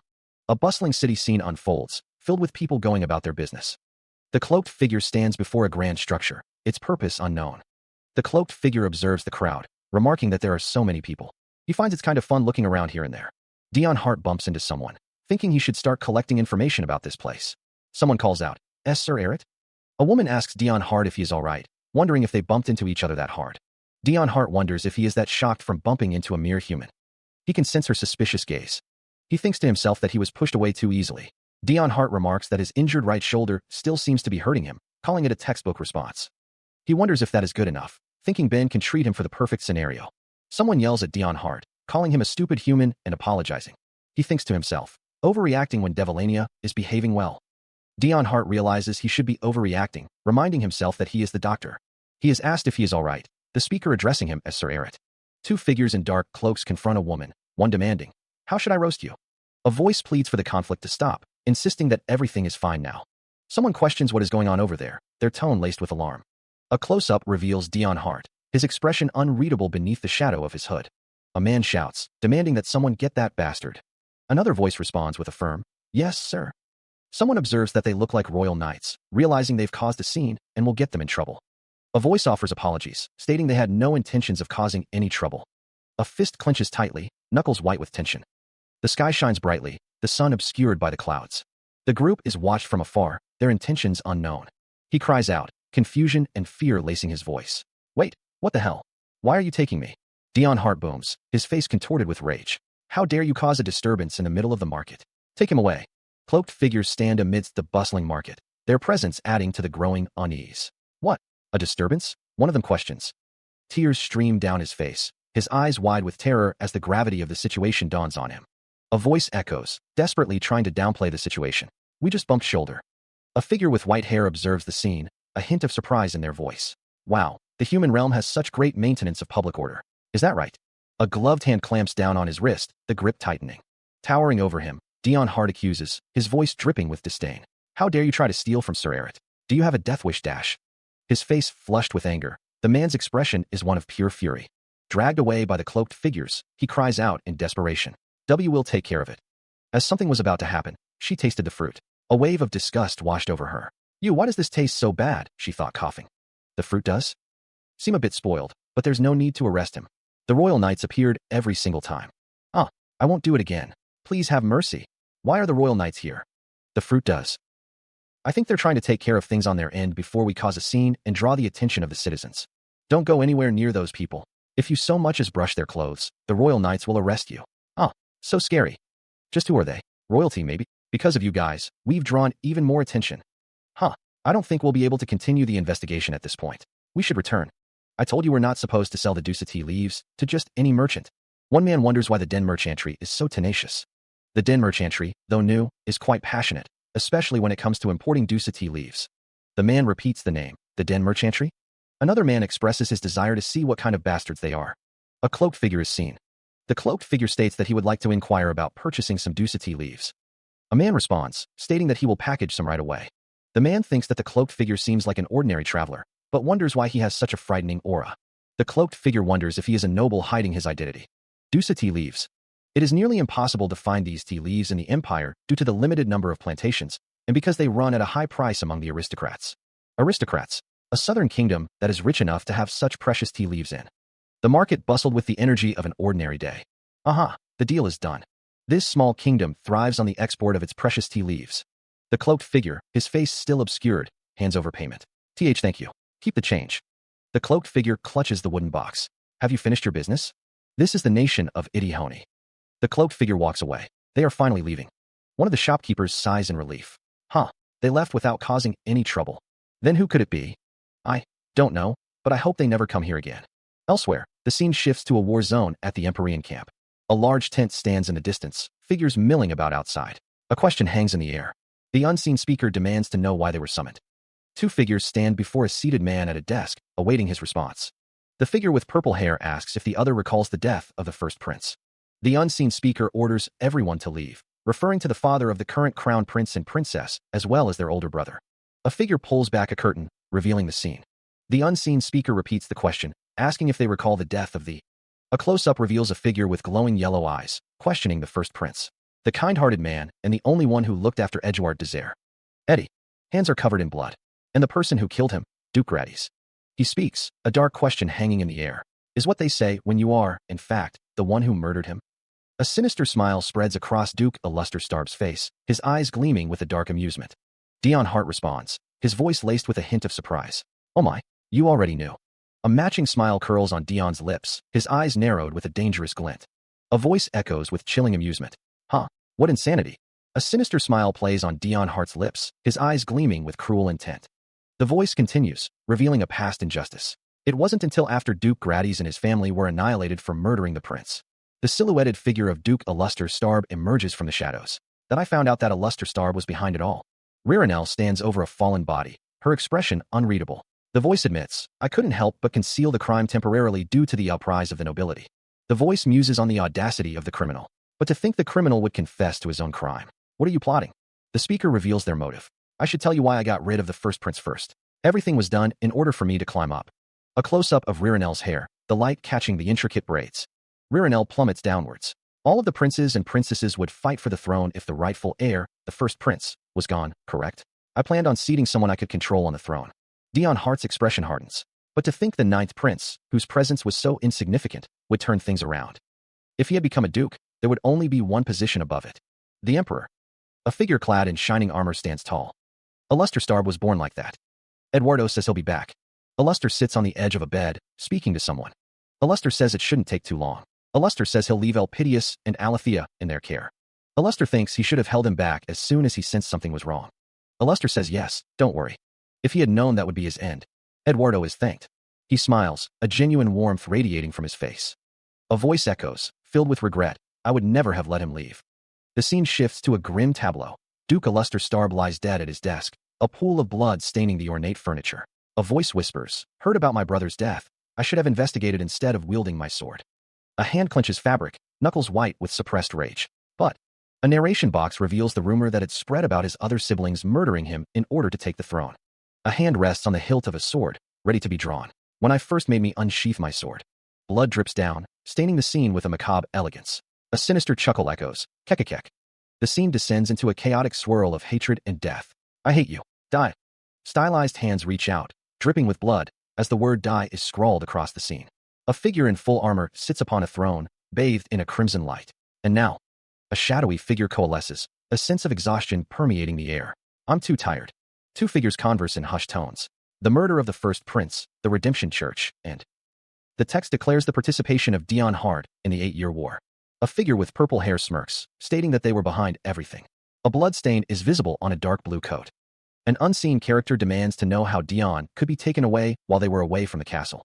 The text states that something's terribly wrong and that their first son, Cruel Heart, will be going into war. The text says that they already sent in a request for a correction, stating that there must have been an error with the draft.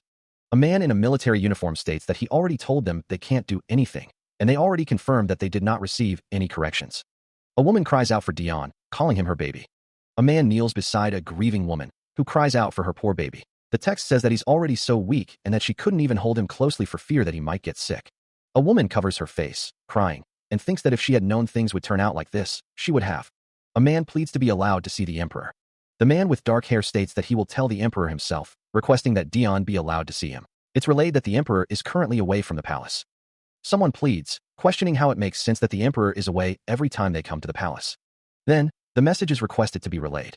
Ririnel stands with a document in hand, listening to Dion. Ririnel looks down. A close-up shows Ririnel's shoulder. Ririnel orders for the document to be burned as well. The document, titled Request for Correction, states that Dion Hart was conscripted by Count Hart's family. Someone admits to forging and hiding the documents, stating that is why it wouldn't have been known that Dion Hart was conscripted in error. Eduardo looks down, thinking that it was at least in the beginning. Dion sits alone. It's stated that when the truth was found out after the war, Eduardo stood by and watched while Dion Hart murdered his family. The young man's red eyes glinted with a dangerous light, blood streaking his face. If he finds out the truth. The silver-haired figure wondered what kind of reaction he would have. The figure's voice dripped with menace. Do you really wish to die? Eduardo Desire's golden eyes narrowed, a cruel smile playing on his lips. A woman with indigo hair offered herself up. Kill me, your majesty. The blonde man clasped his hands, his expression unreadable. Do you think I fear such disgrace? The blonde woman's gaze was distant, her expression sorrowful. The man's voice rose in anger. The authority of the royal family and its heirs will hit rock bottom. Scrolls and documents lay scattered across the table, hinting at secrets and conspiracies.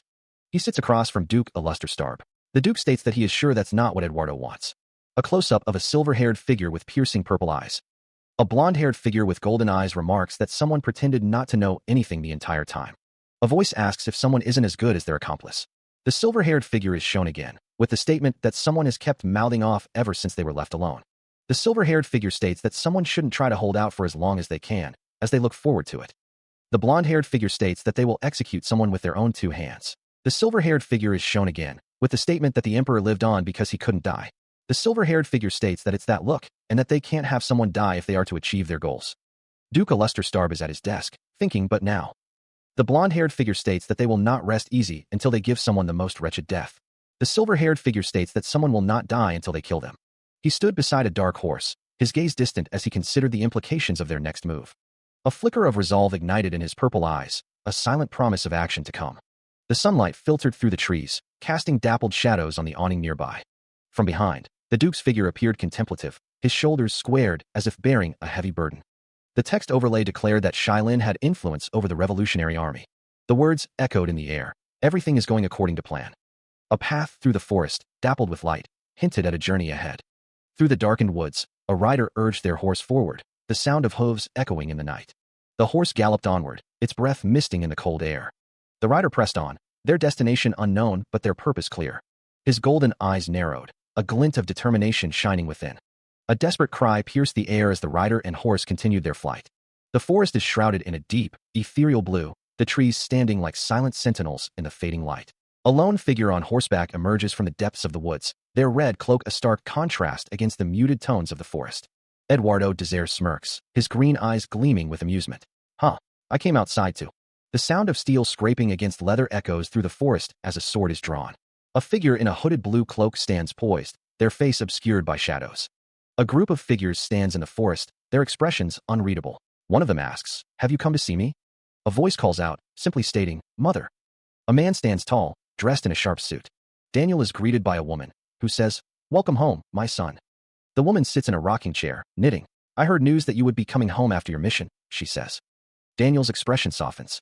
He replies, "When I went to Ilion, there was a conflict with the murderous ghost knights. I did get a minor injury, but it's nothing to be concerned about." Daniel takes his mother's hands in his. "I can't fool you, mother. I won't say anything about what you do and where."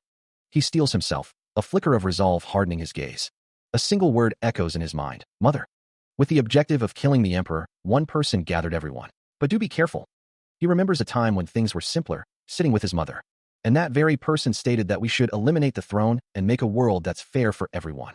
This is all for my mother. A memory of her gentle hands. My mother. His mother was a noble woman who eloped with a commoner. Even when she led a simple, married life. Even when his father had died at the hands of a terrible noble. Even when she had become weak due to the overwhelming stress. A young Elpidius stands beside his mother, her hand resting gently on his shoulder. "Mother," he cries out. The words echo in his memory. My mother. Always, she spoke of her dream. A world without a king or nobles. A world without a social hierarchy. A world where everyone can be an owner of this nation and its workers. Such a world will come one day. And he collected all of those stories in his head, one by one. He hoped that her son could see such a world one day. His mother's gentle embrace, a memory etched in his heart.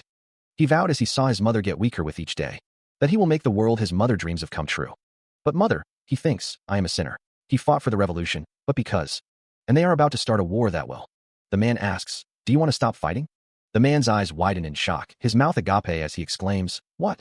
A disembodied voice questions with urgency, the emperor?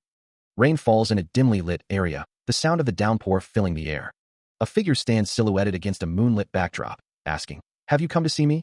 The rain continues to fall, the sound echoing through the night. Eduardo Desire smiles knowingly, stating, but it seems you aren't the only people who have come to see me. A figure looks up, questioning, what? As a blue glow surrounds them. Figures stand amidst a swirling blue energy, their forms indistinct. Armored feet step forward, the sound of metal on stone echoing. Eduardo Desire, mounted on a white horse, asks, do you know how I took the throne? A figure in ornate armor stands beside a white horse, their presence imposing. It seems you. A voice declares, do not know of one of the main leaders of the 8-year war. A surge of power emanates. He raises his hand, questioning who led the battle to victory. A surge of energy pulses. Blood splatters across the scene. A sharp sound echoes. Eduardo Desire stands with his sword drawn, questioning what the hell is going on. A dark mass spreads from his feet. He assures someone not to worry, explaining he just chased away some spirits that were bothering him. Figures stand in the background, watching. Eduardo Desire states that things are better now. The scene focuses on his armored hand. Eduardo Desire declares that he will continue, asking if they know of the unknown hero who possesses a fragment of the hero. A voice declares the reason for not keeping hidden guards is to protect someone. Someone shouts, questioning what is being talked about. A voice states there's no reason to continue listening to the current conversation. A character is attacked with a sword. A red cape is shown. A character swings a sword, blood splattering. A voice asks if the listener has heard the saying, beware of oblivion. A close-up reveals a red cape and armor. Action lines fill the panel. A voice shouts, die emperor. Two characters clash swords in a fierce battle. A close-up focuses on a sword. It's because those who are oblivious are bound to repeat their mistakes. Dion Hart strikes with his sword, the blade leaving a trail of crimson energy. He snarls, if you remember me when I had committed treason. The sword continues its deadly dance, blood splattering with each strike. Dion continues, if you remember me during the 8-year war. Dion Hart brings his sword down in a sweeping arc, the red energy intensifying around the blade. The sword finds its mark once more, sending another spray of blood into the air. Dion Hart continues his tirade, or at the very least, if you had investigated into what I had done during the 8-year war. Dion Hart's sword continues its relentless assault. He roars, then you wouldn't have dared to target me in such a poor manner. Elpidius Desire coughs up a mouthful of blood, the overwhelming strength of the attack taking its toll. The way he single-handedly wields his longsword with such ease is remarkable. Dion Hart continues his assault, his sword a blur of red energy and death. His swordsmanship was wild and fierce, as well as spirited. Dion Hart stands over his fallen opponent, his sword dripping with blood. He smirks, I caught you. Elpidius Desire kneels, his head bowed. A voice echoes, questioning why anyone would fight with such an annoying. The memory flashes to a close-up of Elpidius Desire's face, his expression one of shock. A glimpse of a red cape, blurring with speed. A figure wielding a sword, the impact of a blow resonating. The narration speaks of a great force, enough to slash a mountain or even the heavens. Dion Hart's face fills the frame, a sinister smile playing on his lips. He wonders why he would throw away the small tokens that signify that he is the emperor. A figure stands in the darkness, obscured by shadow. Elpidius Desire's eyes widen in realization. He remembers now. Dion Hart stands over a battlefield littered with corpses, bathed in a red glow. The talent covered by his titles of emperor and tyrant. Dion Hart looks back, a sinister smile on his face.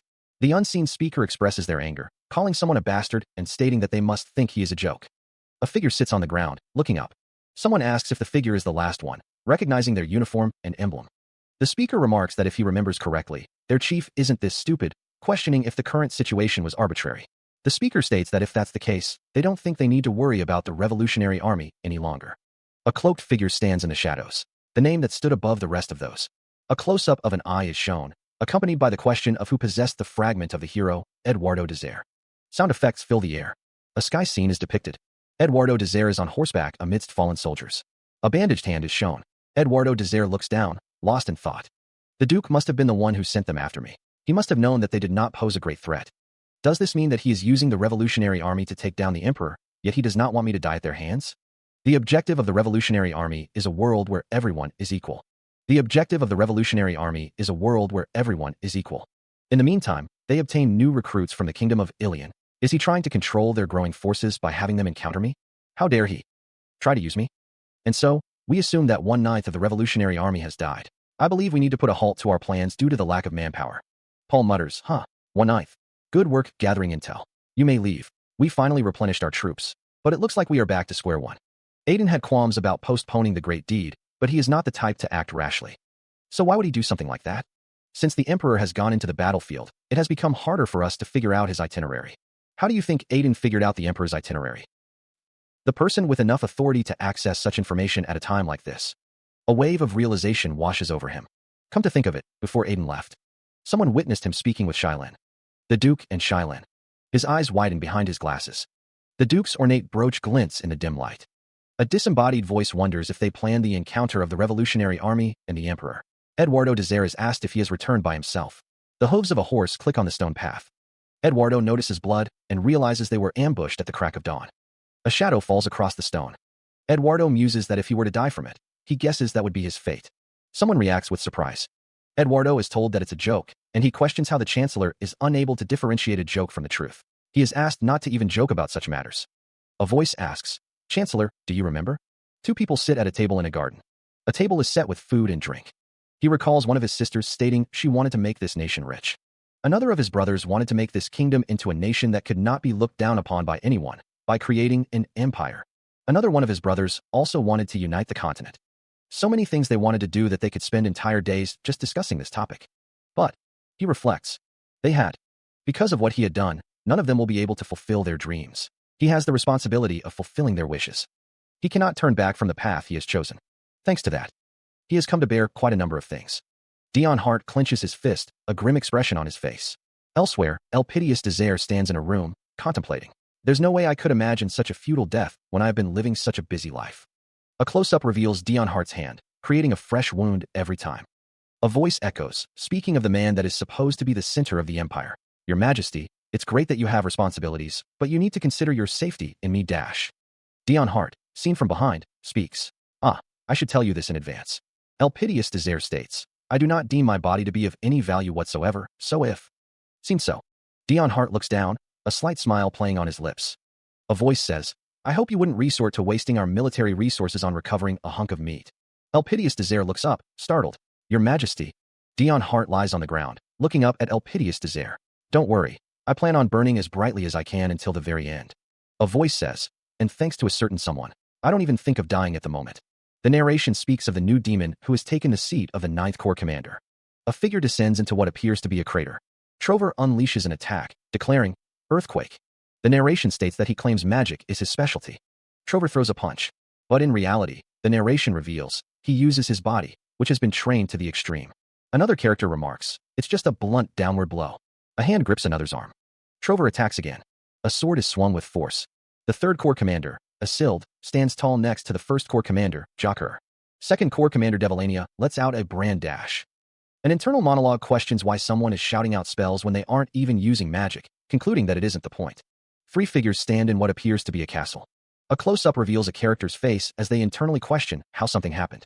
An internal monologue reveals that as soon as the character arrived at the Demon King's castle, Trover asked for a spar, but the character managed to turn him down using fatigue as an excuse. An internal monologue expresses excitement for a spar and asks Sir Eret to be the referee, requesting a spar with him once he is rested. A character states that he was asked to be the referee, which is how he ended up there. Someone shouts that the other should focus on them, referencing a romance novel where the knight dedicates his victory to the female lead. 2 characters embrace as one asks, is that so? 5th Corps Commander L asks Durnivan to dedicate his victory to her when he wins. 5th Corps Vice Commander Durnivan is shown in a close-up. A voice booms with frustration, declaring that they should just start the spar. A figure pleads with Sir Eret to begin, expressing that they don't want to suffer any longer. A voice responds with a simple, yes. The figure wonders what they are supposed to say when they start the spar in the demonic realm. Try your best, or do your best, all sound weird to him. A voice expresses the hope that they just don't kill each other since it's the demonic realm. The figure wonders if that should do it, if that was the right thing to say. The scene shifts to a wide shot of a grand hall. A figure wonders what is with this mood. A voice questions what is with this mood. The figure wonders if they said something wrong and why everyone reacted that way. A voice thinks that something would be suitable for these stupid and cruel demons. The figure thinks, this guy is. The 12th Corps Commander Myers is introduced. The 12th Corps Commander Myers sits silently, his expression unreadable. The weight of his silence is palpable. He truly looks like a Corps commander. Myers finally speaks, his voice low. Is there something you wish to say to me? His gaze is intense. He awaits a response. A voice interjects, cutting through the tension. We'll tell you instead. The 12th Corps Vice Commander, Dahar, steps forward. Dahar's expression is intense. He seems nervous. Dahar announces, Hello, my name is Dahar, and I'm the Vice Commander to the 12th Corps Commander. Please allow me to relay the message to you. The other figures in the room look on with curiosity. Ahem, a voice clears its throat, drawing attention to the unfolding drama. Jocker beams, expressing his delight. It was so cool when they said not to kill each other. The voice continues, questioning the decision to only end the battle when one side is unable to fight or surrender. And of course, you wouldn't accept their surrender. Shylin pauses, surprised by her own words. Wait, when did I say that? No Corps commander has ever been this cold-hearted. A voice booms, addressing Dion Hart. That's Sir Eret for you. Dion Hart remains silent, the weight of the situation settling in. That's all. Shylin contemplates the implications of the recent events, her mind racing with possibilities. The ridicule is palpable, leaving Shylin speechless. It's become much more interesting thanks to Sir Eret. Ivan observes the scene, his expression thoughtful. But I don't think the victor will be decided anytime soon. That seems to be the case. The information spreads, revealing a critical detail. Since Ivan received the proposal to become the 9th Corps commander before Trover, that means the battle intensifies, the combatants locked in a fierce struggle. They should be on the same level. Shylin reflects on the situation, a sense of unease washing over her. I heard the number of rejections to become the Corps commander was unusually high this time. At first, it was Ed. Dion Hart smiles. Ed. He remained my vice commander, even though he was offered such a great proposal. Then it was Ivan. And the third person that was offered the position was Trover, right? Blind. I was wondering why he rejected the offer, but when I saw him today, it was obvious. It's because he couldn't bear to be apart from me due to his immense love. Ah shit, you scared me. Since when did she get here? Hey sir. Eret, they say that you can create a baby with a certain probability when you love each other. Is that true? Is she referring to pregnancy? Well, I guess she wants a child, but I thought demons couldn't have children. The woman considers the common phrase that children are often referred to as blessings. Dion Hart's expression is unreadable in the dim light. A meteor plummets from the sky. A red-haired man prepares for battle. The man questions if something is a blessing. A wolf-like character sits in contemplation. The wolf-like character's gaze is intense. The woman expresses her desire to have a blessing with Ivan. A pink-haired character is shocked. Someone wonders about Sir Eret. Dion Hart sits in a dark room. A bloody scene unfolds. A painting hangs, its subjects obscured by shadow and age. Then, a stark declaration. Then I. The crimson gaze of Dion Hart pierces the darkness, a silent promise hanging in the air. The words to be continued linger, a beckoning call to the unknown. A red-haired figure unleashes a flurry of attacks with a blade of crimson energy. The red energy blade cuts through the air, leaving trails of light in its wake. The pink-haired girl looks on, as one of the group asks why Dion Hart looks so unhappy. A voice wonders if the current spectacle is not entertaining enough for him. The pink-haired girl wonders what Sir Eret would find interesting. The pink-haired girl exclaims that Trover originally used magic, as Dion Hart listens. Someone thinks that what was said is not interesting. The pink-haired girl and Dion Hart stand together. Someone asks if he is using it now, since he is fully depleted of his mana. The red-haired figure continues to attack with the red energy blade, as mana that is used in magic cannot be. He recovered, and I'm sure he knew to control it. A surge of power emanates. The red-haired demon grits his teeth, a fierce determination etched on his face. But his personality, which prioritizes fun over anything else, has made him use up all of his mana. It's not like he had much mana to begin with, dumbass. Does that mean the 9th Corps commander cannot use magic for the rest of his life? Nope. There is one last resort to use magic. The Demon King's power that our physical bodies contain. Since we are children of the Demon King, a dark energy swirls around a figure's hand, crackling with ominous power. Bodies are also composed of his powers. You could say it is the purest and most powerful mana. You could use precisely that. Our physical, meaning, you would have to put your life on the line. The battle unfolds in a grand hall, the combatants moving too fast to track. A red-haired figure stands opposite Trover. Trover muses, questioning why he would waste such precious mana for mere entertainment, calling himself a lunatic. The floor trembles as Trover stomps down with immense force, a shockwave rippling outwards. An unseen opponent shouts, calling Trover a slippery fish and a wolf bastard. Trover glances down, his expression unreadable. The bandages on Trover's hands are highlighted, a subtle reminder of his injuries. A crimson blade materializes, arcing through the air with deadly speed. The unseen foe declares a lethal move. Trover unleashes a barrage of attacks, combining earthquake, blind, and physical reinforcement. The combined assault explodes outwards, shattering the ground. Debris rains down as the force of the attack devastates the area. The unseen opponent exclaims that Trover has literally combined all his moves. He shields his eyes from the dust cloud, the force of the unseen attack sending tremors through the ruined structure. Eric coughs, the dust stinging his throat. Ugh, the dust in the wind dash. A chunk of debris hangs suspended in the air, a silent question mark etched against the swirling dust. He is sent sprawling, the impact driving the air from his lungs. Fuck. Tears well in his eyes, the pain a searing brand. It's too late to dodge th dash. The dust settles, revealing the scale of the destruction. Eric clutches his arm, struggling to rise amidst the rubble. A voice calls out in alarm. Ed. Another figure rushes to his side, concern etched on their face. Are you alright? A disembodied voice echoes, laced with disbelief. How did he strike that giant debris down as if it were a pesky fly? Coughing, Eric struggles to sit up. I'm Finn, cough, cough. A subordinate cries out, Sir Eric. Eric grits his teeth, a familiar frustration rising within him. This fucking body is at it again. The voice wonders if they stopped sparring on his account, noting their expressions. A red-haired figure panics, thinking Sir Eric is going to kill him. Another figure notes that he is brave to attack the Zero Corps commander, calling it a mistake. A voice apologizes to Sir Eric. Eric is surprised, as Eduardo calls out his name. A voice says that they did not realize this environment would be the worst atmosphere for Eric with all of this dust. They add that they didn't think there would be anyone stupid enough to attack him. 3 figures are present. One asks what's up with them. 2 figures are present. One is scared shitless, and the other is angry.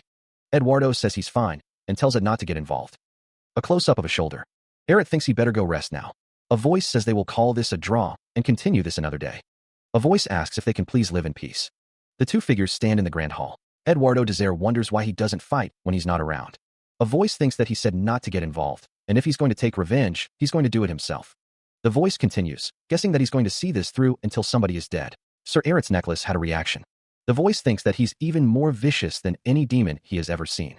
Eric, sitting in a chair, is told that he better go visit the Empire. He apologizes for calling so suddenly. Eric thinks that no wonder he placed a seal on him as soon as he saw him. Eric sits in a chair. Eduardo Desire asks if something is the matter. Eduardo Desire says yes, and asks if Eric could take a look at this map. He guesses the Empire isn't just for show. A map is shown with blood on it. He stares intently at a map, the conquered territories marked in red. They've already conquered half of the continent.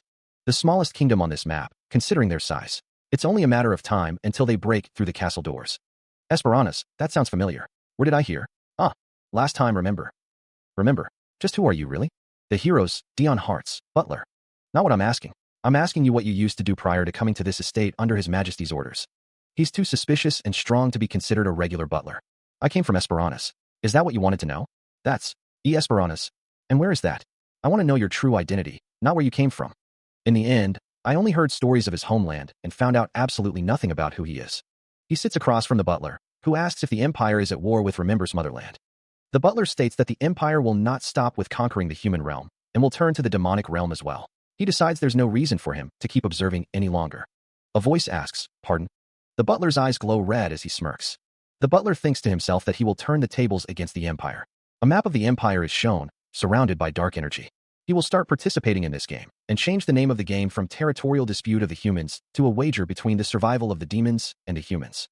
The butler sits, surrounded by dark energy. His eyes narrow, and he thinks that then he will. Dion tells him that he should depart right now, since it's dawn in the human realm, and by the time he gets there, it should be morning. The butler is shown from the torso down, and he thinks that is. The butler holds a pocket watch, stating that it's really useful since it's hard to tell the time in the demonic realm. He states that he will get going. The butler recalls giving Dion Hart whatever he had in his bag since he was pestering him after coming back to the demonic realm. Jocker heard that Dion Hart gave Ririnel cookies as a gift, and asks what about him. Dion Hart looks out the window. Dion Hart thinks that if he must, he should only bring back something for him. Dion Hart thinks that maybe he should bring something like information. Dion Hart stands in a hallway. The sky is dark and ominous. Dion Hart sits on a couch, drinking from a glass. Dion Hart thinks that he doesn't want to send him, but that would be against the rules, since this is a war and a game between him and the Emperor. To decide who wins the prize known as Dion Hart. The only rule is that a hand slams a blood-red stamp onto a photograph, the image depicting a person with a severe head wound. A disembodied voice warns that anyone who tries to hog or kill him will be deemed a coward and a loser. Dion Hart's eyes glow with a sinister yellow light as he chuckles to himself. He thinks that he should be careful when he uses Dion Hart, since he doesn't want such a fun game to end so quickly. A white-haired man states that he has to go on a mission right away. The butler confirms that he will pack his bags. It is stated that he is useful, but he can't be trusted. Dion Hart sits on a couch, thinking that he should follow the rules. He thinks that he is quite the dangerous card. The man's face is shadowed, his expression unreadable. A voice declares that it's about to get exhausting. The scene shifts to a bedroom. The white-haired man and the butler stand together, the word war hanging in the air. A voice thinks that there will come a situation for him to actually engage in battle. He wonders if he has to shove a cloth in his mouth and deal with all that fuckery again. He coughs, a hand raised to his mouth. Dion Hart thinks to himself, wondering why he is vomiting up so much blood, and if he is an Imperial soldier. Wiping the blood from his mouth, Dion Hart glares, telling someone to get lost, or he will kill them. A memory surfaces. In battle, the seemingly weakest are the first targets of the average soldier. He is told to either swallow his blood or shove the cloth in his mouth. He is told that he better hide the fact that he is ill. The butler rushes to Dion Hart's side, concern etched on his face as he asks if he is all right. The butler exclaims, "Sir Errett, are you all right?" The training grounds were obviously not the best. Dion Hart insists that it is nothing, wondering who that kid was. He thinks that he no longer has to hide his state since everyone is aware of it now, but it was definitely helpful advice at the time. The butler asks if he is sure he is all right, suggesting they get him checked up on just in case. Dion Hart replies that he is fine, it is just his regular stress. A strange plant sits in a pot. Then he'll be. He rides through the forest, the sound of hooves echoing through the trees. The forest path winds onward, the air growing colder as he continues his journey. A voice calls out, "Gweg, make sure to look after Sir Errett for me." He continues on his way, deeper into the woods. Eduardo Desire sits on a plush couch, a briefcase resting beside him on the table. An older man in a suit stands before Eduardo. He thanks him for taking care of the estate. A voice questions why the briefcase isn't being left to the servants. Eduardo Desire holds a cup, thinking that something important is inside the briefcase, so he will take care of it himself. He curses under his breath. Eduardo thinks that there's no way he could leave this to the servants, then wonders what that stupid plant is doing here. His eyes widen in alarm. Eduardo Desire stares at a carnivorous plant, exclaiming, "What the?" Eduardo coughs, thinking about when the hell the plant crawled inside the bag. He realizes this is going to be a disaster if someone sees it, and no one must find out. He coughs into a handkerchief, a slight grimace on his face as he sips the tea. A stifled chuckle escapes. Dion Hart asks if his lord is all right, offering him more tea and telling him to take his time. Eduardo thinks he must change the topic. He remarks that the tea is especially fragrant today. Dion says that he brewed the Dusa tea leaves that Eduardo brought back. Dion thinks to himself that Eduardo just brought back a lot of Dusa leaves last time. He then mentions that the merchant group he's formed has started trading these tea leaves. Dion wonders if he started a merchant group. Eduardo recalls that Dan borrowed money before he left for the demonic realm. A man says he would like to try his hand at investing money. If he shows that to remember, he'll loan you the money. He calls out to his master. Dion explains that it's called the Den Merchantry, and it seems to have grown exponentially in a short amount of time. He invites Eduardo to take a seat and drink with him. Eduardo comes to think of the Den Merchantry. He wonders if that would be all right, remembering when they were in Tehan after they crossed the border of the demonic realm. The city sprawls beneath a sky streaked with ominous clouds. A voice wonders why those bastards are so tenacious. Eduardo stands with Dion, the latter explaining that they're called the Den Merchantry, and that they seem to be quite passionate. A thought bubble forms, questioning if that tenacious merchantry was Dan's. Dion asks if Eduardo doesn't think Dan is quite resourceful, suggesting he stop by the merchantry when he's got some time. Eduardo replies that he will when he's free, thinking to himself that he guesses Remember likes Dan quite a bit. He wonders if Dan is actually Dan's grandfather or something, and if he would even have the time. Eduardo takes a sip of his drink, realizing that an all-out war between the demonic realm and the Empire is about to break out. Dion asks if Eduardo is okay, reminding him that if he tells him to make time, of course he will make the time. Dion says no, not that, explaining that Eduardo's motherland is being attacked by the Empire right now. The sound of a cup hitting a saucer echoes as Dion clarifies that he's referring to Esperanza. Eduardo thinks to himself that he heard news of his home as well, remembering. Dion says he knew it, thinking that since Eduardo's home is being attacked, he must have mixed field dash. Eduardo states that it's all right. Eduardo asks, huh? As Dion tells him that he told him briefly about Esperanza last time, my lord. He recalls that Esperanza was a small kingdom in the middle of the continent. A map highlights Esperanza, noting that if anyone wishes to conquer it, they would have to go to war with Esperanza and the other surrounding nations. The map shifts, showing a fiery scene of war. There would be more to lose than to gain. A voice declares that His Majesty will turn the army around shortly. Eduardo sips from his teacup, thinking that since Esperanza isn't an easy target.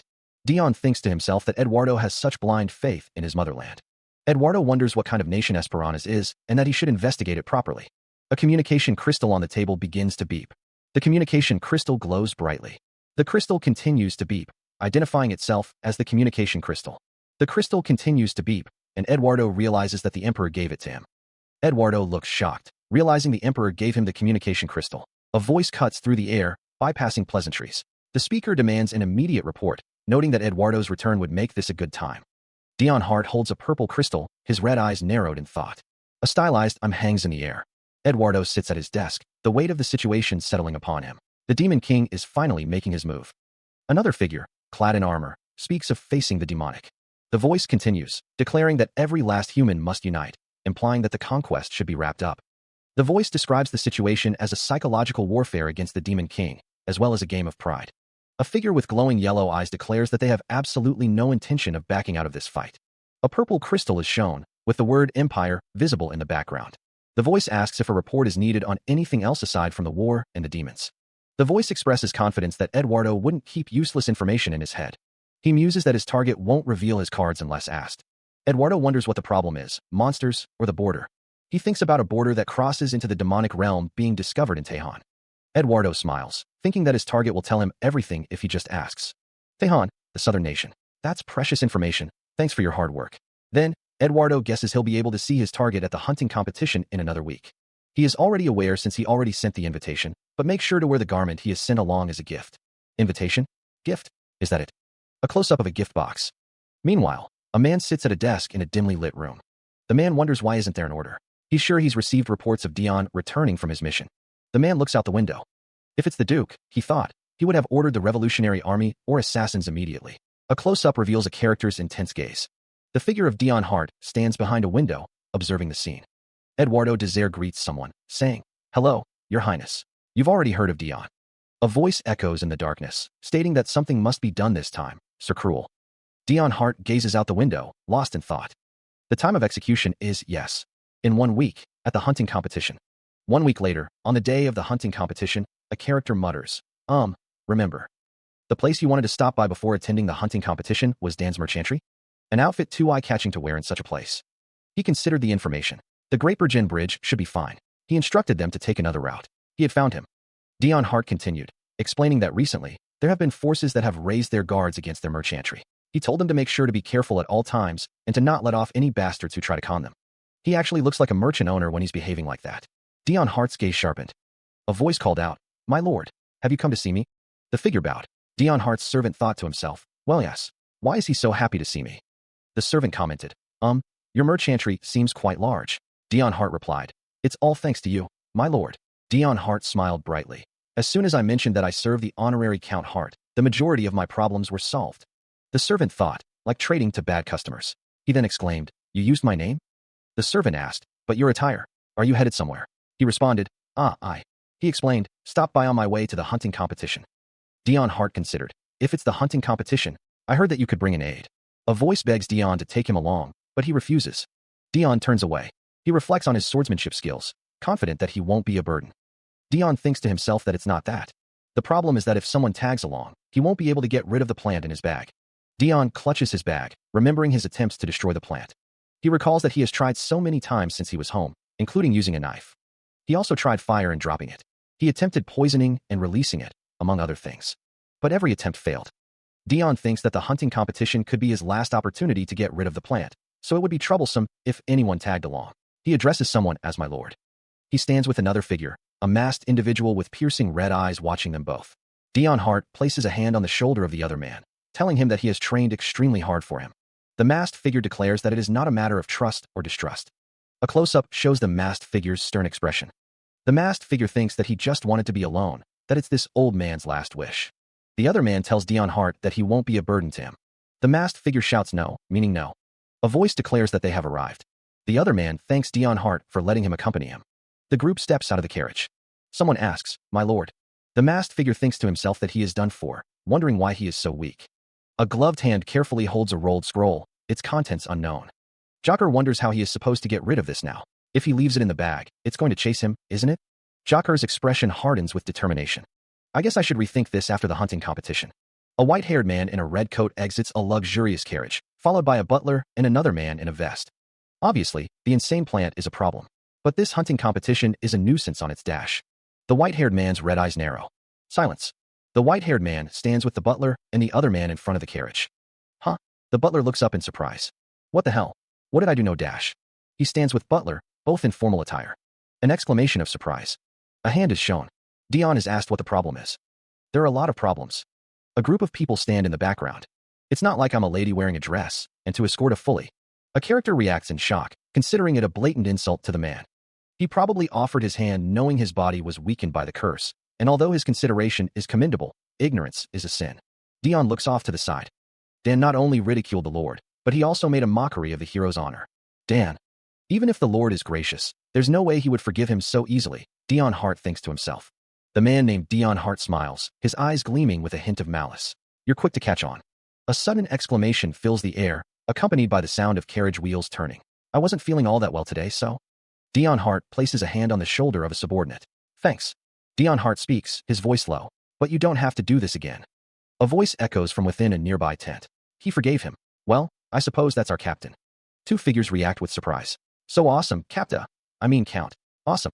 One of the figures speaks, his expression thoughtful. Everyone would accept it if he were to lash out. Yet he forgave him. Another responds. I guess you shouldn't believe rumors. That's true. Dion Hart stands among his subordinates. Their face is a mix of awe and respect. Admirable. A figure reacts with a knowing smile. Another figure speaks, their voice laced with admiration. Did you people see? The grace with which he forgave his subordinate. The declaration echoes with fervent conviction. That's their lord. The white-haired man, visibly shaken, mutters under his breath. Ah, fuck. I was almost done for. He reflects on his experiences, realizing, I didn't even realize how weird that might have looked like since I got so used to the way the people treat me in the demonic realm.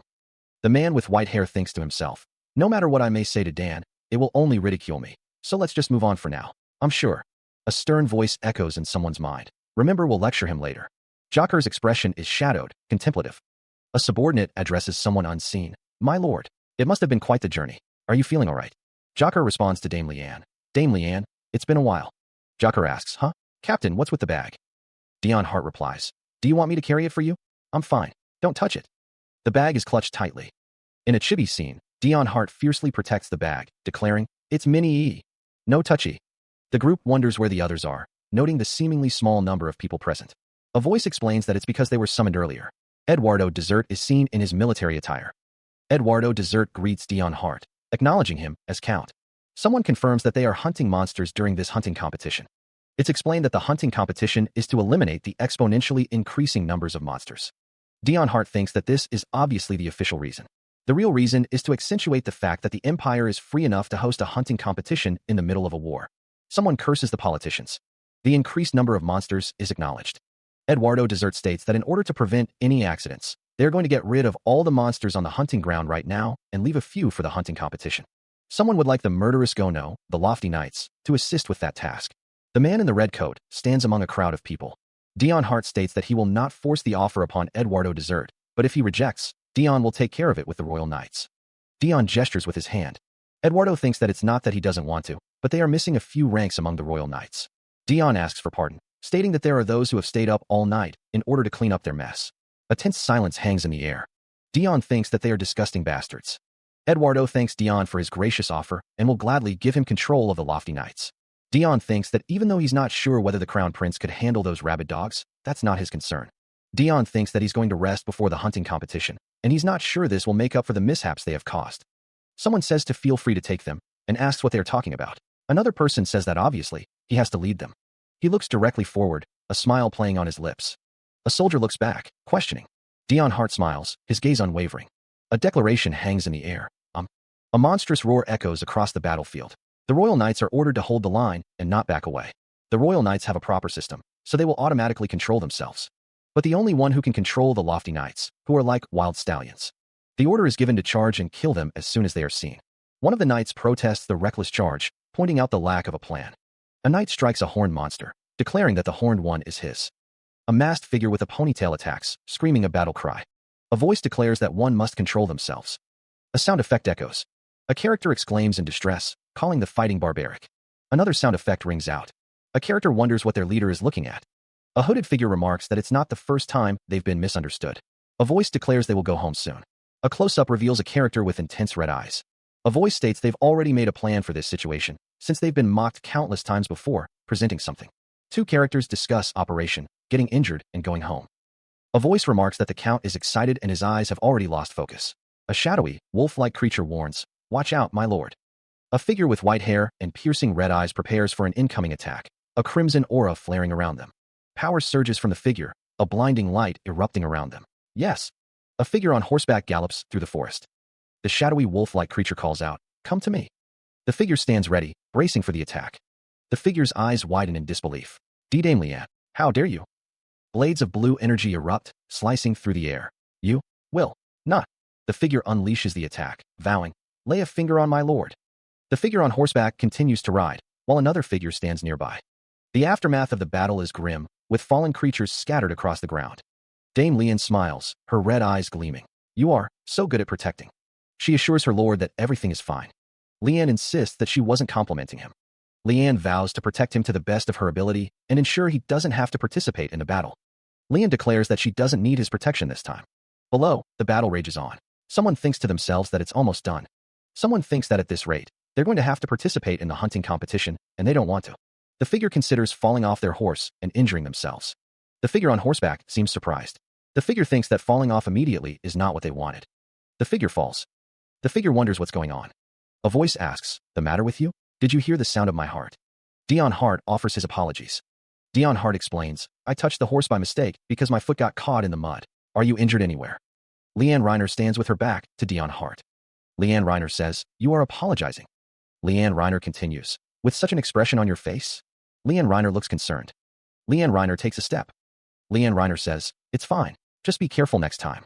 Dion Hart thinks, "Though something feels fishy, I don't want to say anything in case he's planning something. Why the hell is this thing so quiet now?" A flower emits a strange sound. Dion Hart curses, "Fuck. Obviously, you wouldn't have." A voice says, "Died from a little fall." He commands someone to get back inside and not come out, addressing them as "my lord." A figure with piercing red eyes declares that they will talk later. Someone calls out, questioning if it's Dan. The focus shifts to a character's lower body, clad in formal attire. A voice echoes, repeating "my lord." A close-up reveals a stern expression on a character's face. A question hangs in the air. Why don't you ever get angry? A gentle breeze rustles through the air. A horse stands patiently as a brown-haired man assists Dion Hart. Dion Hart speaks, "I've been making so many mistakes today, my lord. Yet you never get mad at me." A close-up of a brown eye reveals a hidden thought. "I followed Dion Hart because he is the disaster." Dion Hart stands with the brown-haired man in front of a carriage. The brown-haired man places a hand on Dion Hart's shoulder. "I expected rage befitting that title," a voice says. A thought lingers in the air. But he was only kind and considerate. Dion Hart stands alone, his expression unreadable. Dion Hart's red eyes narrow. "It seems like he wants me to get angry," he thinks. A question hangs in the balance. What if Dion Hart isn't the disaster? Monsters appear, their red eyes glowing menacingly in the darkness. Growls echo through the air, signaling the impending threat. More are coming their way. A voice urges focus as the figures prepare for the onslaught. A figure stands ready, the rain streaking down their face as they brace for the coming battle. A figure on horseback, sword raised, declares that they will talk after the hunt. A desperate thought echoes, this is their ticket home. A figure's eyes narrow, a question hanging in the air. Are they really the disaster? Or are they? A hand grips a weapon, ready for the fight. A figure resolves to get injured this time, no matter what, and head home. A monstrous figure declares that a certain bastard will do. Since it's not too big, a figure hopes they won't suffer a serious injury. How dare you? Leanne Reiner rides her horse into the fray, her sword glinting in the light. Blood streaks down Leanne Reiner's face, a grim testament to the battle's ferocity. A voice echoes with disbelief and anger. You again? The rider decides to seek easier prey. This won't do.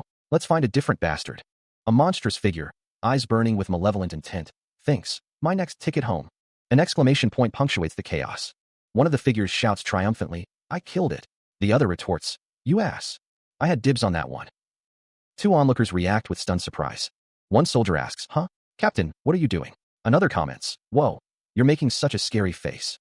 A voice wonders, why are these fuckers working so hard? A masked figure in a red cloak observes the scene, their expression unreadable. The figure wonders what about the others. He searches for the remaining monsters. Dion Hart exclaims in frustration, shit, I lost one. A glint of determination flashes in his eye. His hand tightens around the hilt of his sword. He declares, mine. Dion Hart moves with blinding speed. Jocker exclaims, he's in such a prepared stance. It can't be. Jocker hopes he's not planning on using that skill. A voice cries out in anguish, W knew. The voice continues, how could he use such a skill on just a stupid monster hunt?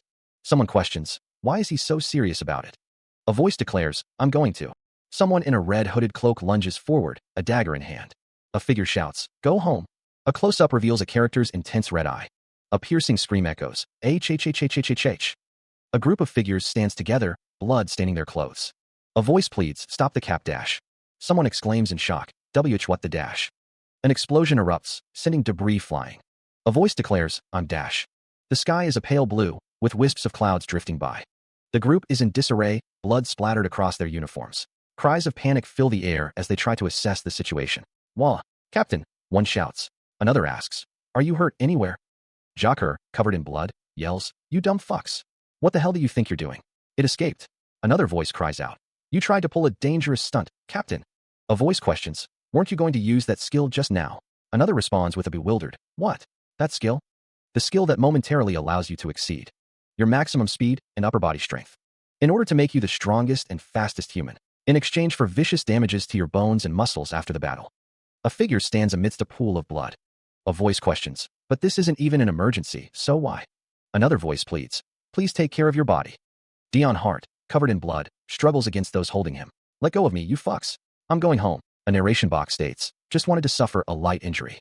A voice asks, "Do you think you're a worker bee or something?" Another voice exclaims, "You are really making me upset. You are suffocating me, you fucks." A voice thinks, "I think we can head back to the competition grounds since the subjugation is over." A voice exclaims, "What? Already?" "Well," Dion Hart remarks that even if they want them, they still need to leave a few monsters for the competition. "He's so scary," someone thinks. Leanne Reiner corrects herself, stating that the official hunting competition will start soon, so they should just hold on a bit longer. A figure stands with bloodied hands. Someone exclaims that it's right, and asks why they don't kill as much as they'd like later. They add that they're so incredibly lucky that Count Hart is on their side. Dion Hart's expression is unreadable. A lone figure stands in a forest clearing. A character's eyes glow with a crimson light. A voice calls out, questioning, "Dan?" A group of people stand near a horse, seemingly preparing for the hunting competition. Someone wonders if they really have to participate in the hunting competition. Dion Hart lies in bed, seemingly troubled by something. The thought crosses his mind that the Emperor will be present when the competition starts. He reflects on the invitation and the garment sent as a gift, wondering if it's regarding the war. The war looms large in his thoughts. He thinks to himself, expressing his dislike for the competition and his unwillingness to be a part of it. The thought intensifies, especially since this war is against the demonic realm. He shifts in bed, a clear sign of his inner turmoil. The sound of rustling sheets fills the room. Sitting up abruptly, Dion Hart snaps at someone, telling them to stop crawling out of the... The butler asks for permission to enter, his voice laced with urgency. A series of knocks echoes through the room. The butler's expression is a mix of concern and anticipation. Huffing, the butler enters Dion's room. Dion asks what he is doing. Dion says he was just warming up. Joker thinks the captain is really excited about the hunting competition and is glad. Dion asks why the butler is there and if he could bring another person aside from Dan as his aide for the hunting competition. He then asks why he should do that. Leanne feels uneasy about leaving Dion alone with that bastard, thinking about when he was looking at him during the subjugation. Eduardo thinks it was something like extreme irritation. Joker says, "Is that so? I see." The butler asks if Dion understands. Dion smiles. The order rings out. Dame Leanne is instructed to take the man away. A hand clamps down hard, fingers digging into an ear. A sharp cry of pain escapes, the victim's face contorted in agony. "Yes, my lord." A pained owl echoes.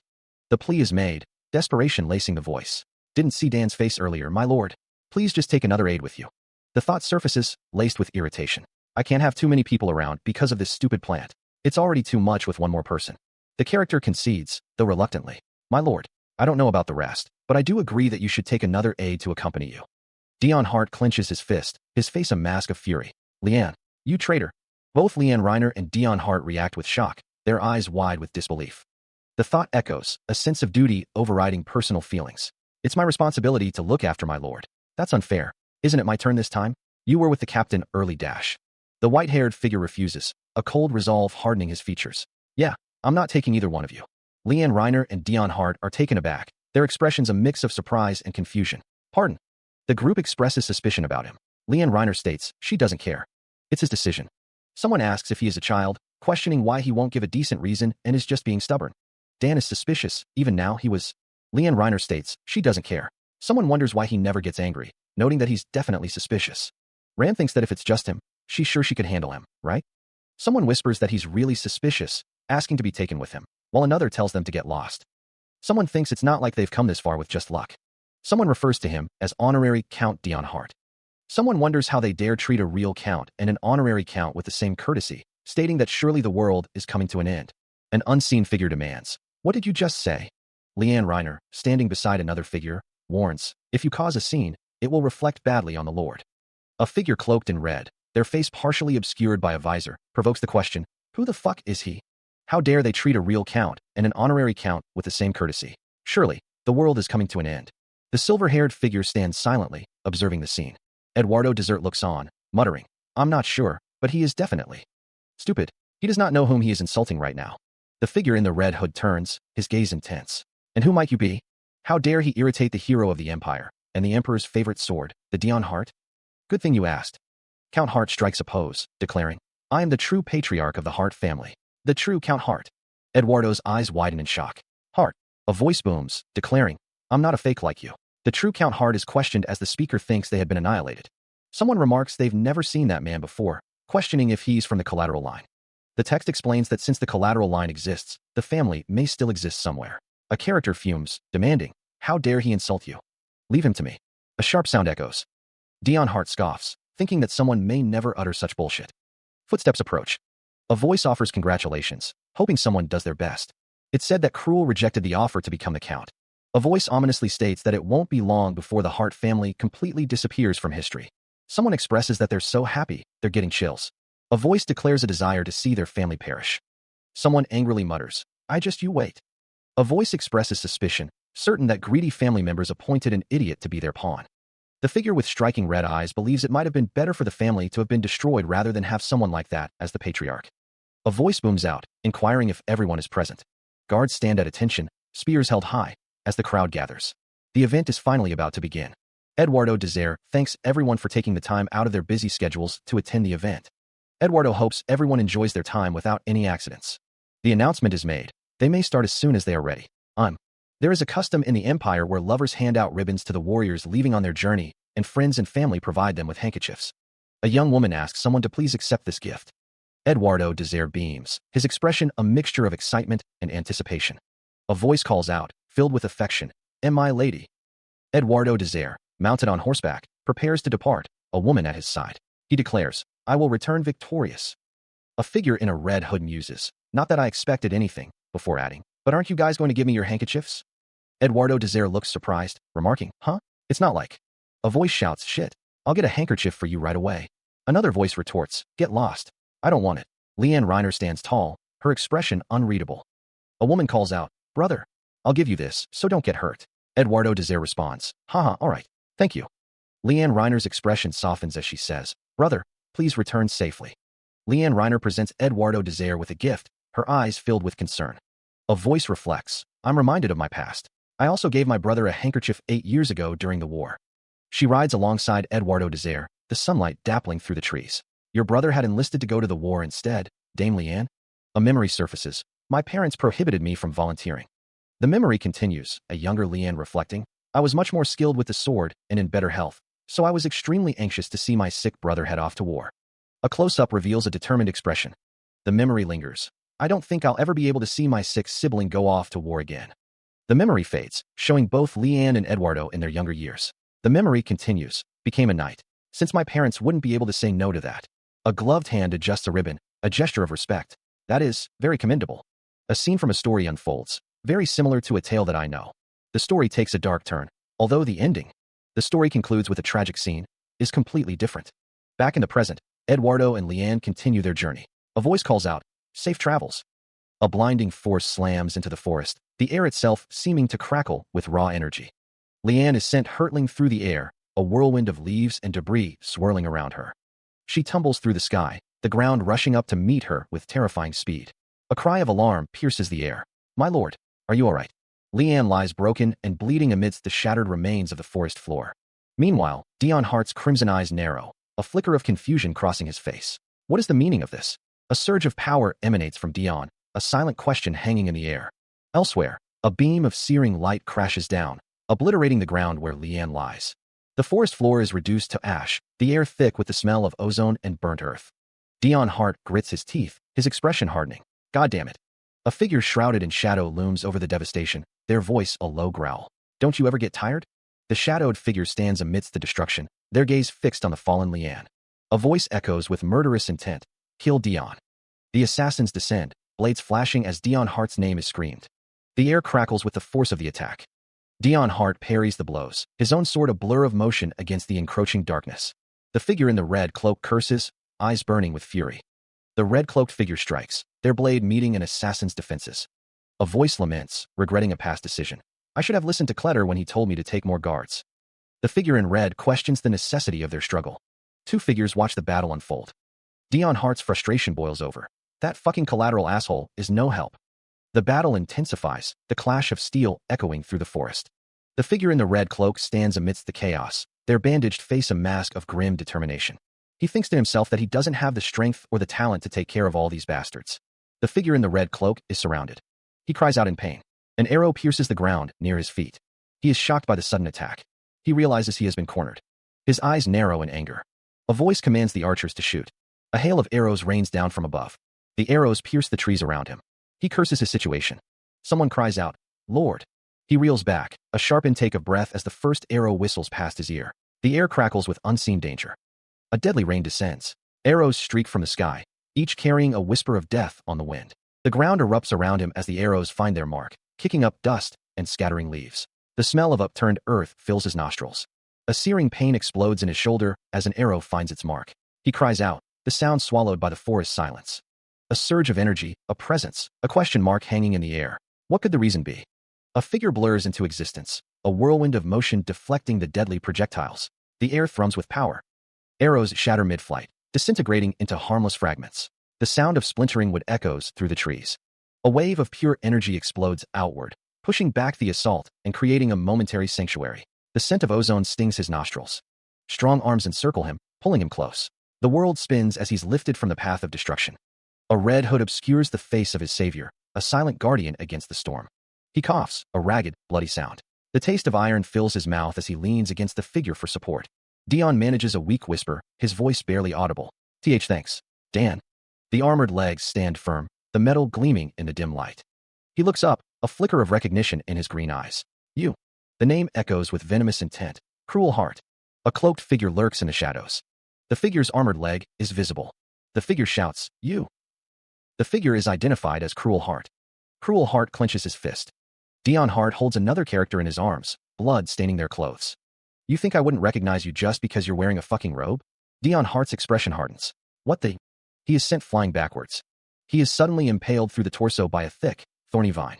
Dion Hart gasps, blood blossoming from the wound. What the hell? The plant monster looms over him. Is that the crazy plant? The plant monster has grown to an enormous size. Why has it gotten so big? The plant monster continues its assault, its thorny vines slashing through the air. Is it eliminating all of the assassins? The plant monster stands tall, its flower-like head dripping with blood. The plant monster attacks again. What the fuck? How is it that powerful? The plant monster's maw opens wide, revealing rows of sharp teeth. The plant monster makes a gurgling sound. The plant monster says, "Stop waving at me. It's nice that it took care of the assassins." The sound of an alarm echoes through the forest. I heard the alarm, Hyuk. He and his soldiers react with alarm, their hands flying to their swords. A voice cries out, questioning the nature of the unseen threat. What the hell is that? I've never. Count Dion Hart's eyes widen in disbelief. One of the soldiers points out a bag, exclaiming that it saved Dion Hart from the assassins. A monstrous entity pulses with dark energy. It must be the one controlling it. Count Dion Hart is shown with blood splattered across his face. A close-up of his coat reveals a single, whispered word. Monster? Dion Hart stands with a soldier, the situation growing more dire. From afar, an unknown figure fumes, questioning what the collateral relative is mouthing off about. Another character wonders if he is just fearless because he's an imbecile, calling someone a wretched bastard. And it seems Cruel Heart has already run away. The person and that, they're all annoying Dion Hart to death. Anyway, the situation seems to be getting worse for Dion, so he needs to take care of this stupid demonic plant first. The demonic plant thrashes. The demonic plant looms over Dion. Dion wonders if he should kill it for real this time. The demonic plant continues to thrash. It's easier said than done. If he could kill it, he would have done so already. The demonic plant continues its assault.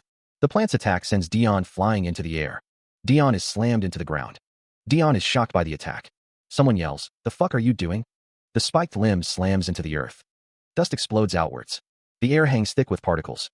The monster looms, its grotesque form filling the vision. He coughs, blood splattering from his lips. A figure looms over him. A voice rings out, laced with disbelief. I thought you said they're on the same side? The speaker's face is contorted with rage. Dion thinks to himself, why would anyone risk their life to act like that? Hurry up and help the count. He coughs, his breath ragged. Dion struggles to breathe, his vision blurring. This bastard was waving at me earlier, so why is it acting like this now? Cook. I can't breathe. I can't. The monster's maw opens wide, revealing rows of razor-sharp teeth. He coughs, blood flecking his lips as the battle takes its toll. The monster, refusing to yield, continues its assault. Dion Hart cries out, "Let go of me." With a final burst of strength, Dion retaliates. The monster reels from the counterattack. Weakened, Dion collapses to the ground. The monster gurgles, its life force fading. The final blow lands. The monster lies defeated, its body a mangled mess. A voice cries out, he defeated it. Allies rush to the scene, marveling at the fallen monster. Master, he defeated such a formidable breed of new monster. One of his allies kneels beside Dion Hart. Heart for you. Are you all right? You have bled a lot. He wonders if he truly defeated it in one attack, questioning if he is okay. Dion Hart breathes heavily, blood staining his hands and uniform. Of course, he thinks. He reflects that he vomited blood thanks to his weak body, but he didn't suffer any serious injuries. It might have seemed like he was violently attacked, but before he hit the ground, the vines protected his head. And when he was wielding his weapon around out of pure instinct, it happened to place its vital point directly on the blade and killed itself. Two figures observe the scene. One remarks that it's even more grotesque up close. It realized that he would be in trouble if they were to appear on the same side. He stands with another figure amidst the aftermath of the battle. An unseen speaker declares that they were attacked to prove they weren't working together. Dion is embraced, the speaker musing that no matter how many times he tried to kill it, it survived, but for his sake. A close-up shows the red cloak. Someone mutters, idiot. Another unseen speaker exclaims that the monster came out of Dion Hart's bag, and that he must be controlling it. Another voice confirms that they saw the monster plant crawling out of the Lord's bag. It was a suspicious situation no matter how you look at it, but with the monster attacking the Lord and killing itself. The monster got rid of everyone's suspicions. It was the perfect way to end things. Someone insists that they were acting, and that the monster belongs to Dion Hart, urging the listener to believe the true Count Hart. A figure tells another to give it a rest. How can a human control a monster? Are you satisfied now? The figure with the white hair and red eyes stands beside Dion Hart. Yes, as soon as I saw the monster crawling out of the Lord's bag, I stopped assisting and simply watched. And I became certain. Of course, master. A sinister smile spreads across the face of the figure with the white hair and red eyes. That Dion Hart is indeed the disaster. What kind of a human would be able to control monsters? Unless he is the disaster. That would be impossible. I will never doubt Dion Hart again. Murmurs spread through the crowd. The hushed tones continue. Muttering fills the air. What the hell is up with that collateral bastard? He was hiding as soon as you were ambushed to save his own skin. He sits at the table, lost in thought. He thinks, I need to get out of that estate as soon as possible. Otherwise, I will die too. Eduardo Desire looks distressed, wondering who knew that the rumors were true. Eduardo Desire shouts, that bastard staged the whole thing. Why doesn't anyone believe me? Eduardo Desire asks, aren't you staying at the Hart estate right now?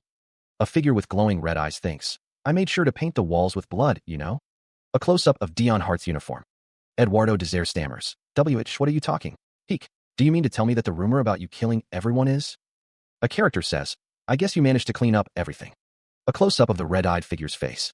A character says, victimized spirits that are roaming the halls, or something like that. A character says, and if you do not wish to be a part of the cleanup. He grips the other's throat, a silent threat hanging in the air. You better stop acting out. The world fades into a dark abyss, the stars like distant, uncaring eyes. The man with white hair, his face partially obscured by a mask, muses, who knows? Maybe the hunting competition is super scary for him. The dark-haired man scoffs. How did such a fool become a patriarch of anything? A booming voice announces, His Royal Majesty the Emperor is making his entrance. The assembled crowd murmurs, Glory to the Empire.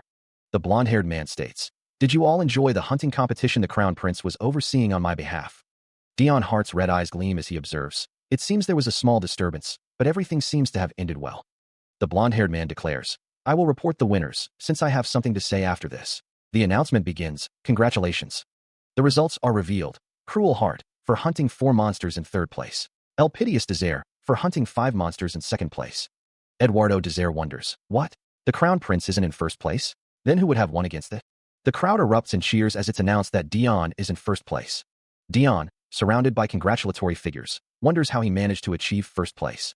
He thinks to himself that technically, he only killed 1 monster, though he did manage to eliminate a lot of assassins. Eduardo explains that it was the first time a monster plant had been discovered, so he awarded Dion additional points. Dion thinks to himself that he doesn't need them.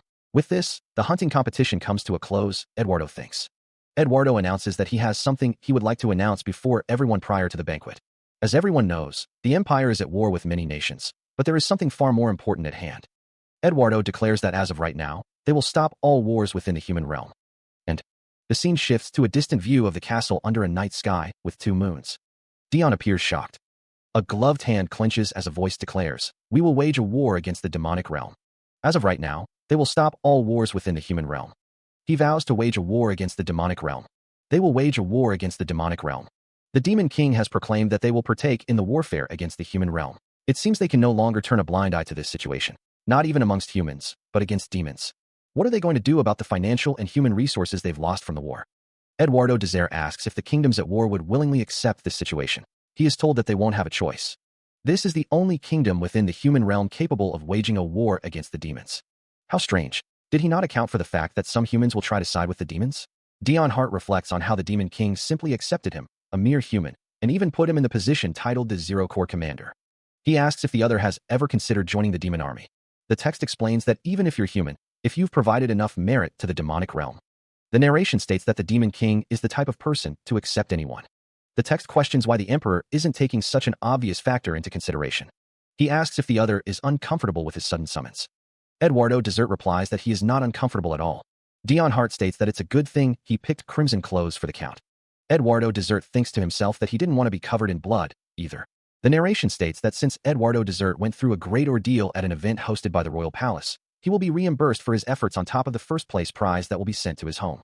Dion Hart is close to Eduardo Desert. Eduardo Desert thanks Dion Hart, stating that he doesn't really need money anyway. Dion Hart thinks to himself, wondering since when the Emperor started wearing gloves. He states that he summoned Eduardo Desert privately to discuss a separate matter, asking if he is listening. He thought he disliked the sensation of anything dulling his sense of touch.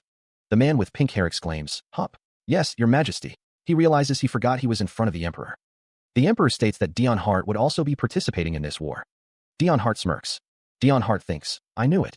He reflects on the ability to decide which side of him should hear what subject is absolutely phenomenal. Dion Hart looks down. Dion Hart's hands are clasped. The Emperor says, "So, I believe it's about time you've made a decision." Dion Hart wonders who he will side with. Dion Hart stands with the Emperor. Dion Hart says, "I believe." The Emperor states, "I've provided you with plenty of opportunities so far." The narration states that Dion Hart, who was out on a monster subjugation mission, returned with the corpse of the hero. The corpse of the hero lies still. It was an incredible feat. But thanks to that, he was an absolute mess. It doesn't seem like he suffered any serious injuries, yet he's vomiting so much blood. Coughing, Eduardo Desire sits on his throne. Is that seal around his collarbone the curse of the Demon King? Eduardo asks if a way has been found to get rid of that seal. Eduardo believes he would have to return to the demonic realm. Eduardo could not imagine the turn of events that would take place when he sent him back to the demonic realm at the time. Eduardo is told that the intel he brought back in regards to the Corps commanders will be of great help to the Empire, but he must return to the demonic realm. He apologizes, saying he has not yet found a way to undo the curse. Eduardo reflects that Dion Hart came across the Demon King to undo the curse, but failed. Yet the Demon King sent him back in one piece. Eduardo supposes he could keep using Dion Hart as a spy, so he's not suffering any losses, but how strange. The Demon King is choosing to leave him alone? Eduardo wonders what the Demon King could gain from such a... Who would have thought Dion Hart could be so cunning behind my back? The intel that Dion Hart brought back from the demonic realm was detailed enough, and could only be obtained by those closest to the Demon King. Rumors began circulating about the Zero Corps Commander as Dion Hart traveled back and forth between the human and demonic realms. Dion Hart stands with his head bowed, his expression unreadable. Papers flutter down, carrying secrets and schemes. Now, Dion Hart is not only working for the Empire. The Zero Corps Commander's eyes gleam with understanding. I understand. The Demon King is also using him. Dion Hart stands at a desk, reviewing documents. As he continues to work as a double agent, the stakes grow ever higher. A grand castle looms in the distance, a symbol of power and intrigue. A voice echoes, "I did not detain you in the human realm, even after I found out that you were providing intel to the Demon King." The voice continues, questioning, "Do you need another opportunity?" The figure responds, "I did not tell you a single lie when I responded to your questions." The voice declared, its tone dismissive, that the subject was left alone for a reason. Eduardo Desire mused that he was initially disgusted, but killing the subject would have been a waste. The internal monologue revealed that the subject is not on their side. Eduardo Desire and Dion Hart stood together, the scene hinting at a strategic alliance. The internal monologue continued, stating that the subject is not on their side either. The character holding the gem will not disclose any information unless questioned about it. The internal monologue revealed that the subject may not make any moves voluntarily, but he follows every order. Despite any misunderstandings, the subject is outstanding and talented. As long as they possess him, he will become the most useful piece. The one who holds the sword is its owner. That's how the game started, between the Demon King and I, with unspoken rules, Dion Hart thought. The Demon King, it seems, thought the same. The question lingers, who can best utilize Dion Hart? The scene is set, the players are in place. Who will be the first to lure Dion Hart to their side?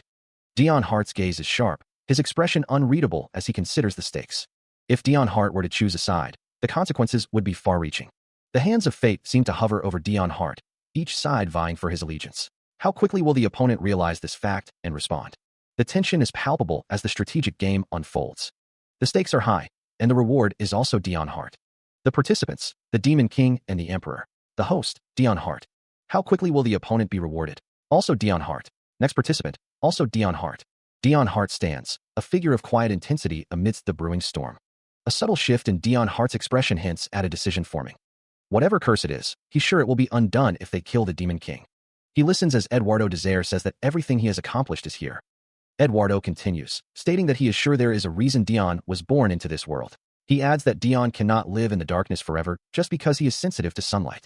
The night sky twinkles with distant stars. Dion's red eyes narrow as Eduardo tells him to remain here. Eduardo's gloved hand rests on Dion's shoulder. Dion knew this situation would come up eventually. But Eduardo hopes Dion will provide him with a good answer. Dion thinks about all of his accomplishments to date. Eduardo will elevate Dion's title to honorary title to Marquis.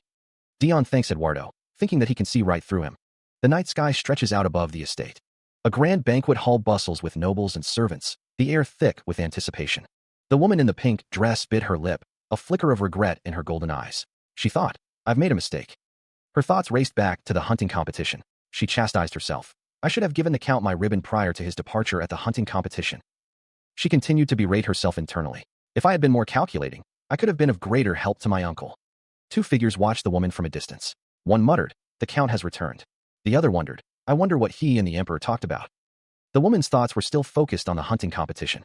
The woman greeted Dion Hart, her voice laced with formality. My lord, your servant Dion Hart greets the future of the... Her eyes widened with a sudden realization. It may not be too late, she thought, a glimmer of hope igniting within her. She continued her internal monologue, a sense of urgency building. Since I've already laid down the traps, if I continue like this... Her eyes darted around, a sense of mounting panic in her expression. I should have paid more attention, your highness. Dion Hart stood before her, his expression unreadable. The woman asked, if it's not too forward, could we take this somewhere quiet? Dion Hart says, all right. Leanne Reiner says, I would go anywhere with you if it meant we could be alone. Leanne Reiner asks, are you feeling all right? I was regretting my actions for not being able to give you a ribbon earlier to wish you a safe hunt. Leanne Reiner continues, so I was quite startled to hear that you were ambushed. Dion Hart replies, I'm all right. Dion Hart says, I still feel so upset. There was no other reason, aside from the fact that I... He continues, simply forgot. Leanne Reiner thinks, of course it's easy to forget. Dion Hart says with a smirk, I thought it was obvious that you would forget about me. Leanne Reiner asks, pardon? Leanne Reiner wonders, what does that expression mean? Is he upset? There's no way. Dion Hart says, since you do not. Dion Hart thinks, actually like me. He is blatantly mocking me. He is blatantly mocking me. The pair walked away. He knew that everything was an act. Leanne thought, you're right, my lord. It's incredibly embarrassing, but if we were together, we could benefit each other. It's not such a terrible suggestion, too. Leanne's face contorted in a mix of shock and embarrassment. Leanne's eyes widened as she thought, your highness. Ah. Dion thought, I have utterly failed. Dion clenched his fist. Leanne thought, please do not waste any of your precious time on me. A figure stood in the distance, thinking, you've only got one life. He is still in the garden, the rain falling around him. Leanne thinks to herself, could it be? Leanne clutches her arms, hugging herself tightly. Dion thinks to himself that he was so curt, he couldn't even think to ask for more chances. He wonders if she does not want to marry him.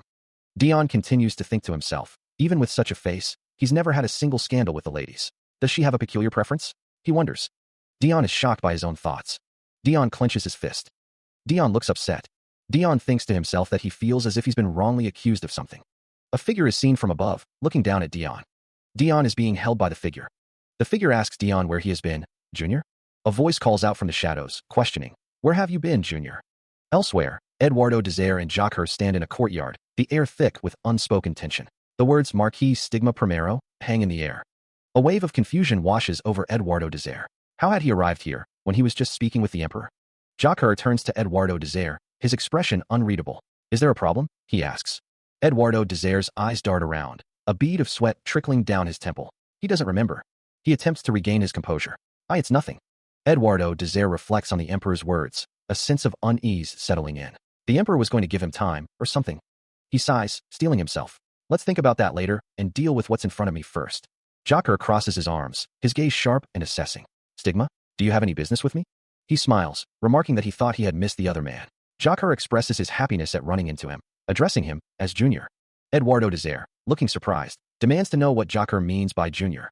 Jocker argues that it's unfair for him to act as the judge if he's biased toward Eduardo. A man with white hair wonders aloud if he should act as a judge. Jocker asks when he ever claimed to be acquainted with the white-haired man, stating that this is the first time he's speaking with his junior. He then questions why Eduardo is referring to him as such. The white-haired man states that it's because he likes him. The group stands together, the tension palpable. Eduardo, visibly shocked, wonders what the hell the white-haired man is talking about, questioning whether he likes him or not. Leanne Reiner suggests that they ask the count to be the judge. Someone pleads not to be let go. A man introduces himself as Tinter Amiable, stating that it's a pleasure to make their acquaintance. The white-haired man then introduces himself as Dion Hart. Heard of for his accomplishments, Marquis Stigma Primero introduces himself. Eduardo Desert expresses his pleasure to make the decision. Eduardo thinks about the people around him. Eduardo asks if Marquis Stigma Primero would like to be the judge. Marquis Stigma Primero dismisses the idea, saying it was just a slight disagreement with the Margrave. Eduardo is surprised, but Marquis Stigma Primero assures him that their arguments are quite simple. Marquis Stigma Primero tells them to decide on their own. Jocker explains that the barbarians that live in the southernmost region of the empire are the Berberi tribe, but their tribe name is too long to remember. Meanwhile, the barbarians continue to invade the estate. They steal food and kill people, which has been quite the nuisance of the southern region for a while. Marquis Stigma Primero informs the emperor that he doesn't expect reinforcements, but prior to their war against the demonic realm, he will personally wipe them out. A sword rests over a blazing fire. The voice declared, but the Margrave was foolish, and another voice interjected. That's right. I objected. Jocker listened to the conversation. A voice thought, right. Such a short train of thought. Oh shit, they already went to see the emperor. Eduardo Desert frowned, thinking, since our estates are being affected, we should deal with this problem ourselves. A voice inquired, is that so? Jocker listened as a voice explained. So they want to know whether it would be smarter to eliminate the threat of the Berberi tribe prior to the war. A voice continued, or to convince them to join the fight against the demons. Those are their arguments. A voice questioned, but why do these people, including the emperor? Eduardo Desert apologized. I apologize if I am mistaken. A voice stated, but it seems that the Margrave is certain the Berberi tribe will not ally with the demons. Jocker listened intently to the conversation. A voice exclaimed, but they are humans, like us. Even though they may think of the Empire as enemies, they wouldn't stand with the demons. The white-haired man states that there's no guarantee that they will side with their own species. A close-up reveals a pair of narrowed eyes. The man with brown hair is shocked. A gloved hand touches a chin. The white-haired man laughs, saying that's right, and that he is very smart. The green-haired man states that the only flaw with the Margrave is that he's such a softie. The brown-haired man says that the forces move people to make a decision. The blonde-haired woman states that they are absolute strength and hatred. A hand grabs the green-haired man's shoulder. The brown-haired man is surrounded by purple energy. A hand grabs the brown-haired man's collar. The green-haired man states that those very same humans are willing to sell their souls to the devils in order to eliminate those they hate. Dion Hart states that species is not an important factor. He believes there is a higher probability the barbarians will side with the demons, since they do not have a good relationship with them. A hand gestures, signifying that a decision has been made. Now, then it's decided. Someone expresses that they knew someone would side with them, calling them Junior. Jocker retorts, stating that he did not take anyone's side. He will report this to the emperor, so the other person may leave now, Margrave. A character places their hand on Dion Hart's shoulder. Dion Hart states that he shall take his leave. Jocker asks what about the two of them. Someone replies that they will also, and that they plan on staying to talk with their junior. Some more. Jocker appears surprised. Jocker exclaims in frustration. Someone asks him what's wrong, addressing him as Junior and my lord.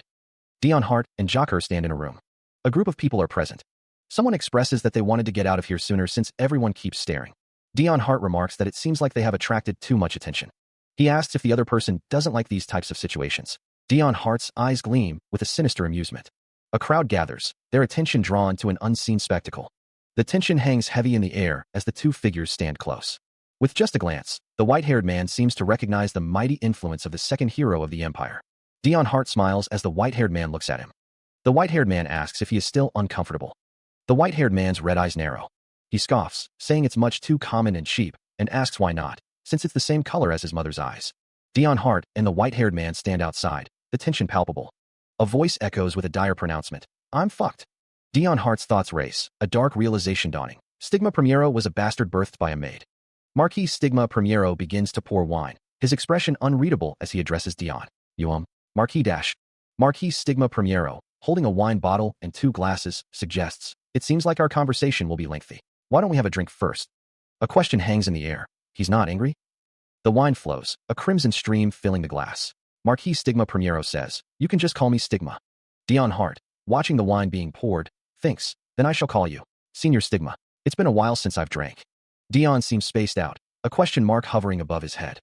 Marquis Stigma Primero holds the wine bottle, saying, "Thank you, Marquis." A voice thinks, "Senior?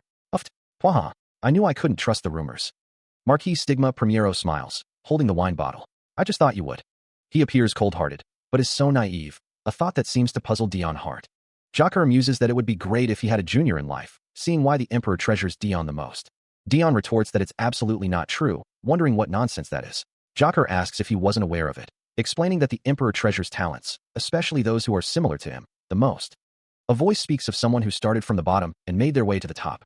Another voice speaks of someone who fails to acknowledge their own position and obsesses.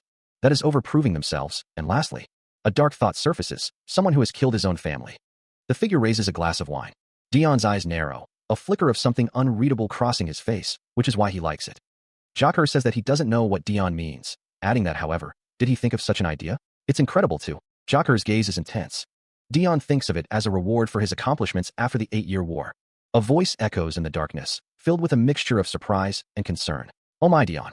A younger Dion, seated beside a child with stark white hair and crimson eyes, is addressed. "Have you come to take lessons to become the successor too? It might be a bit difficult for you." A book lies open, its pages filled with dense text. A voice remarks, "That's all right, father," since Dion is intelligent.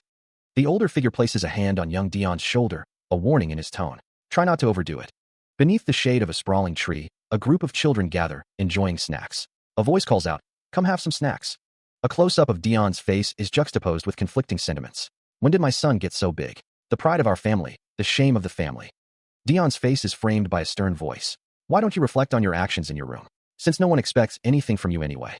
Dion's expression is troubled, his eyes reflecting a deep-seated worry. A figure with long, flowing hair is labeled with a venomous cry. "Monster." A close-up of a face contorted with malice accompanies a chilling declaration. "I'm sorry. You should die." The word, instead, hangs in the air, a stark and ominous shift in tone. The close-up reveals a face etched with anguish, tears welling in the eyes. He exhales sharply, his breath visible in the cold air. Jocker asks, "Junior, are you ALRI?" Dion replies, "I don't know what you're talking about." A voice echoes, "Didn't I just tell you that?" Jocker presses, his expression concerned. A voice booms, "I knew it." Dion's expression hardens. The Duke suggests, "Why don't we stop talking about this and have a drink instead?" Jocker gestures, "There's a great bottle from the south I brought." He asks, "Do you like stronger drinks?" If his normal state. The scene shifts to a distant view of a grand building. Jocker says, "You here again, Duke? I do hope this will be quick, since I need to attend the banquet." He states that since the other is busy, he will get to the point. Jocker is behind Dion, helping him put on a coat. Jocker asks if His Majesty happens to hallucinate. Dion looks down. Jocker asks what? A voice echoes, questioning, "Your Majesty, do you happen to hallucinate?" A figure in a dark coat stands before another, who asks, "What kind of nonsense are you talking about? I took my precious time to grant you an audience, yet you are saying something preposterous." A woman with braided purple hair implores, "Please don't deny it." A close-up reveals a bandaged left hand, as a voice narrates, "Your left hand, which does not heal even though you possess a fragment of the warrior." The voice continues, "And your habit of staring into space makes it quite difficult for me to ignore this fact. The Emperor is a person of great importance that should be progressing forward." A red robe cascades down, hinting at royalty. A somber narration states, "Yet he only focuses on the past, and those who are gone. It is just so unfortunate." The narration concludes that he feels guilty at the smallest things and succumbs to it so easily. A heavy crown sits in the darkness, a symbol of overwhelming responsibility. How can anyone acknowledge an emperor so crushed by the weight of his own crown? The man with blonde hair asks, "What are you trying to say, Duke?" The lavender-haired man smiles faintly. The lavender-haired man continues, "Simply that your position seems quite burdensome. Isn't it time that you passed it on to someone? What a scary concept." The lavender-haired man smiles, his expression unreadable. Duke laughs, a sharp, dismissive sound. Duke says, "Why try to use empty words when you can try to take this crown by force from my detached head?" The lavender-haired man replies, "I merely wanted you to offer it to me if I had the qualifications." The lavender-haired man continues, "And don't you know by now that I am turning a blind eye to quite a few matters?" Duke's golden eyes narrow. A voice declares, "Certainly. He's the leader of the nobles, has one of the heroes of the empire as his subordinate." A figure stands silhouetted against a radiant backdrop. A sword lies in wait. A figure stands in a radiant dress. An army is represented by a dove. Yet he controls the citizens and nobles to not overstep their boundaries, and tied down the revolutionary army to ensure they do not roam freely.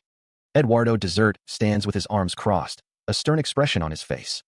The text bubble reads, "What's the reason you want this position? There has been no real attempt for the Duke to dethrone me." Dion Hart looks down, A question hanging in the air. Anyone need a reason to desire power? He merely protests and pressures me to give up the throne. Eduardo stands in a room, a thoughtful expression on his face. I highly doubt that is the only reason. Oh my, perhaps you do not understand. In that case. A candle burns as a text bubble appears. What if I were to tell you that I need absolute power in order to protect something? Is that a good enough reason? Dion Hart smiles faintly.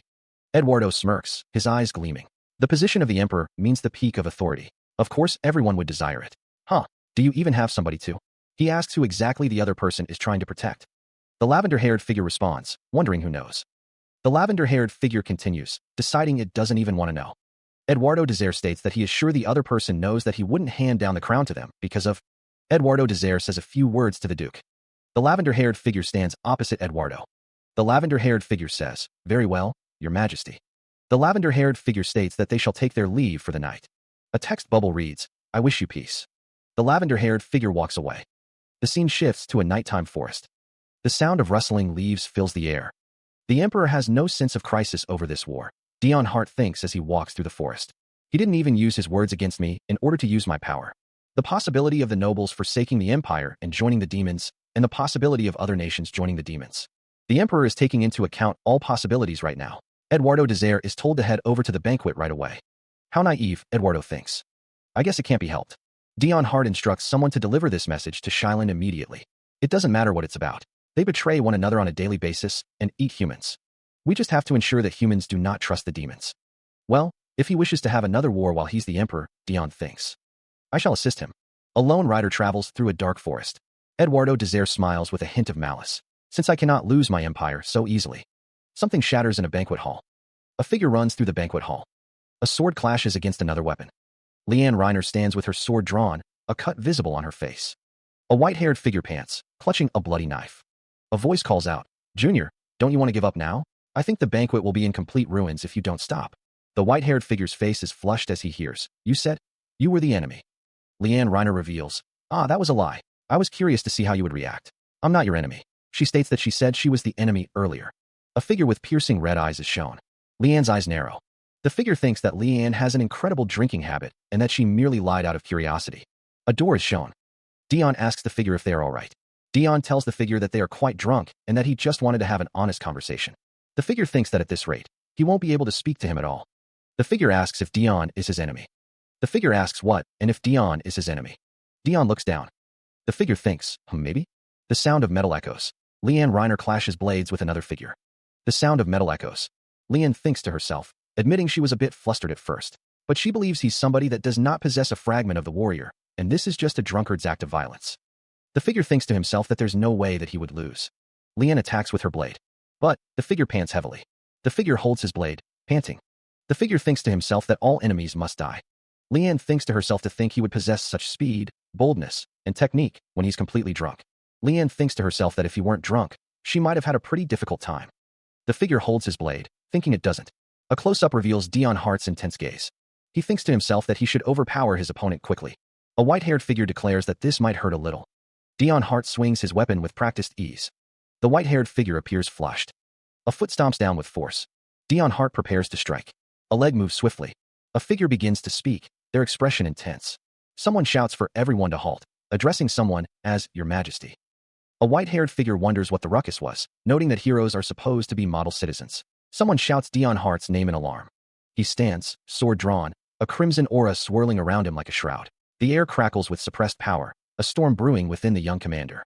The blade slams into the ground, the impact sending tremors through the very earth. Runes glow with malevolent energy, a promise of destruction unleashed. His face contorted in a mask of fury, Dion's eyes burn with a crimson light. You, he hisses, the word dripping with venom, are my enemy. A desperate hand clutches at his throat, a futile attempt to stem the tide of his rage. He just decided to stop, Dion Hart. The sword pulses with dark energy as Dion's thoughts become a chilling mantra. I must kill them. All enemies must die. The shadows deepen, obscuring the face of the one he addresses, but the accusation rings clear. You are my enemy. His red eyes blaze with murderous intent, the single word echoing in the silence. Die dash. The figure, face etched with determination, resolves to intervene. He just decided to stop Dion Hart. The sword gleams, reflecting the madness in his eyes. The air grows heavy with the weight of his intent. His vision blurs as hands tighten around his throat, cutting off his air. A desperate plea escapes his lips. Give up. The grip tightens, a desperate struggle against the encroaching darkness. You cannot shake me off with your strength, right? No dash. The hand continues to choke, the struggle intensifying. Eduardo Desire, eyes wide with disbelief, demands, what are you dash? Eduardo kneels, his hand outstretched in supplication, a silent plea hanging in the air. He dislocated his wrist by shifting his weight. A single tear traces a path down Dion Hart's cheek, betraying the turmoil within. His eyes burning crimson, Dion Hart vows, all enemies must die. The internal struggle intensifies, etched on Dion's face. The words echo again, a chilling mantra, all enemies must die. A figure with stark white hair and a crimson gaze declares that all enemies must die, the words echoing with chilling resolve. A close-up reveals a man's face, his expression obscured by shadow, hinting at an internal struggle. The white-haired figure repeats the chilling mantra, the intensity in their red eyes amplified. The word die reverberates, a stark and brutal declaration of intent. A man is held, his face contorted in fear, a silent scream trapped in his throat. A close-up of a face, the features blurred and indistinct, conveys a sense of vulnerability and pain. The words die, cruel, explode with venomous fury, a promise of retribution. A sinister smile spreads across a face, hinting at a dark and twisted satisfaction. A voice echoes, a chilling reminder. I thought I told you. A figure is shown, their head bowed in submission or defeat, the weight of the situation pressing down. A figure is held down, their struggles futile, a sense of impending doom hanging heavy in the air. A strange silence hangs in the air. He strains against his restraints, his red eyes burning with fury. An insolent bastard, Dion Hart thinks to himself. He dislocated his wrist as soon as I grabbed him, because he knows I can't restrain him for a prolonged period of time for fear of injury. Didn't I tell you to look after yourself?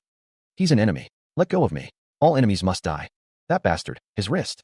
He uses his conscious and subconscious personalities to his advantage. Fool. Dion Hart declares, this is not a battlefield.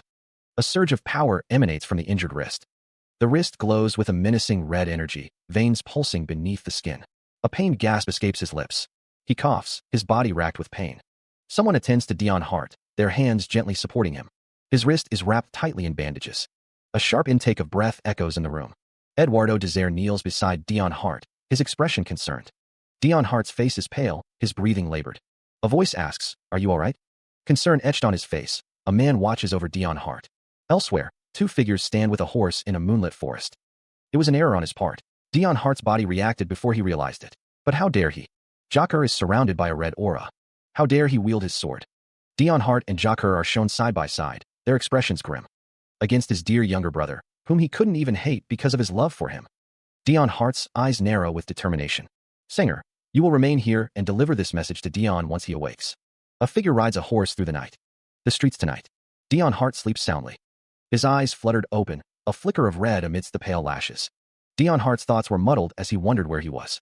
Why was his body aching? And why was the royal physician present? What had he done while drunk? The royal physician, Duke Starb, stated that since His Majesty had already relocated the joint, there wasn't much he could do. Dion Hart realized his wrist was dislocated. No wonder it felt like it was burning. He wondered why they were here. Eduardo Desire stated that he did not permit any strong alcohol to be distributed at the banquet. Leanne Reiner apologized, stating that she had personally requested her subordinates to bring it. There were weaklings that tended to rely on drinks and drugs in order to sustain themselves. A hand gently held his. Duke Starb exclaimed that his lord was awake. The touch was comforting. Someone asked how he was feeling. He apologizes for causing such a scene. The camera focuses on the bedsheets. Joker says he is sorry, believing he offered Dion too much to drink since he was carried away. Eduardo Desire tells Joker that it's no problem, hoping he wasn't too much of a burden because he was drunk. Dion says not to worry, it was fun. He questions if it was fun. Joker looks on. A voice booms, stating that it's time to snap back to reality, and that this is not a battlefield. Judging from His Majesty's words, it wasn't just some drunken tomfoolery. A phenomenon in which the person suffers from hallucinations, imaginary voices, extreme depression, or aggression, and everyone appearing as the person's enemy. A common occurrence among those who have been wounded and killed others in battle post-traumatic stress disorder. Did they say he went into battle at the age of 14? My junior is human, despite all of those vicious rumors. He lies in bed, pale and weak. Duke asks why Dion doesn't rest a bit more. Dion replies that he is all right.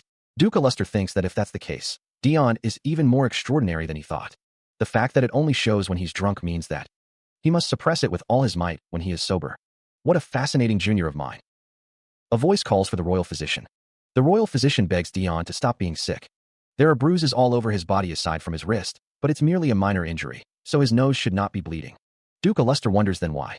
A close-up of Duke arm. A voice believes Dion is naturally sick, But it's the Demon King's curse, since the curse weakens his body. He stands before Duca Luster, the weight of his condition pressing down on him. A flicker of something unreadable crosses his gaze. The subtle tension in his neck hints at the strain he's under. Eduardo's expression is unreadable as he dismisses someone. You've done enough. You may leave. Dion sits on the edge of a bed, his shoulders slumped with exhaustion as two figures stand nearby. The curse, the word hangs heavy in the air. A voice muses, that's right. I forgot, since he didn't seem like he had any problems. I guess he must have worked extremely hard to not appear weak. A figure thinks, I'm loving him even more. I should get back and rest. The figure clutches a glowing emblem to their chest, bandages covering their face. Elsewhere, a grand building stands silhouetted against the night sky. A figure enters the room, their features obscured by the dim light.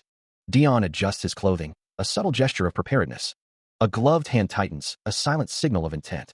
Dion and Duca Luster are engaged in a game of chess, the pieces arranged in a strategic formation. Duca Luster speaks, addressing someone as Highness. A command echoes in the air, kneel.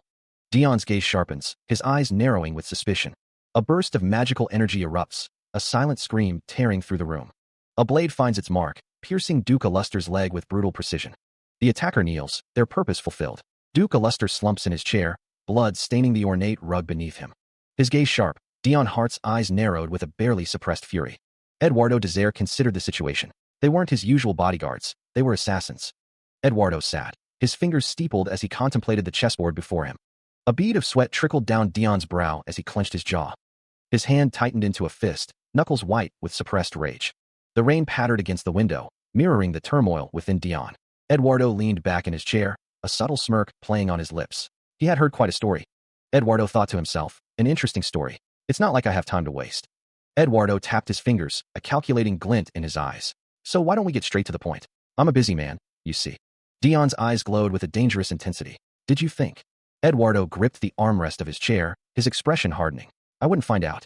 Dion stood, his figure silhouetted against the dim light, a storm brewing within him. A faint sound echoes across the patterned floor. A figure with pink hair asks, that you? The same figure continues, their voice laced with suspicion. We're protecting Dion Hart. A figure with spiky black hair remains silent, their expression obscured by shadows. Dion Hart glances back, a flicker of surprise in his crimson eyes. His expression hardens, a curse brewing on his lips. He hears the message, delivered by an unknown source. He told you to tell me to go home immediately instead of roaming around outside. The messenger, cloaked and dutiful, responds, yes, my lord. Dion Hart rides through the forest, scoffing at the order. What a joke. Would I ever listen to that bastard? The messenger remains silent. The messenger's back is turned. Singer is told, you will remain here and deliver this message to Dion once he awakes. Return home immediately instead of roaming the streets tonight. The messenger rides through the forest. The messenger asks, may I ask why? The messenger is told, that child never listens to me, so if he hears that, he'll try and go outside. One of Dion's subordinates observes that his injured state will likely lead him into more trouble, which they believe will create a better situation for them. Dion glares, his red eyes burning with defiance. How dare they order him to return home? He questions what makes them think they are his guardian. One of the subordinates calls out to Dion, addressing him as my lord. Leanne Reiner gestures towards a prepared carriage. Leanne Reiner cries out, questioning where Dion is going as he rides away on horseback. The messenger asks if Dion is not taking the carriage, offering to accompany him due to the potential danger. Leanne Reiner calls out, reminding Dion that he forgot about her again. Leanne Reiner's expression hardens, a sense of isolation washing over her. Dion thinks to himself that going home now would mean he loses, declaring that he will get some fresh air alone. A crimson aura flares around Dion as he warns them not to dare follow him. Leanne Reiner stammers, seemingly at a loss for words. Then, someone asks Dion to at least wear the robe. The person warns that if he goes around like that, everyone will recognize him as Count Hart. Another asks if they may assist him in getting dressed. The man insists that he does not have to feel pressured at all. Dion states that it's fine and he will dress himself. He thinks that this bastard reminds him of another man. A chibi-style character wonders if someone is talking about him. Elsewhere, a nearby village is having a festival. Dion managed to come to a nearby village, noting that they're having a festival in the middle of a war. He tied the horse near the entrance due to the crowds. Is this another way of showing the Empire's freedom, like the hunting competition? I wouldn't have come anywhere close to such crowds when I am normally this tired. He said to go home immediately instead of roaming around outside tonight. Because of Cruel, that bastard. What the hell is he? Plotting? He must know that I wouldn't listen to him, which means he's trying to entice me somehow? Or could it be a trap? A lone figure stands in the darkness. I wouldn't move there. Do you really think that's the wisest decision? When I was young, I had countless strategic battles with Cruel over a game of chess. This is quite surprising. That was an amazing move, Dion, but could the knight in front of me be a trap? What's the truth and what's the lie? I haven't got a clue. Whether he's genuinely concerned or he is trying to trap me, both are unpleasant.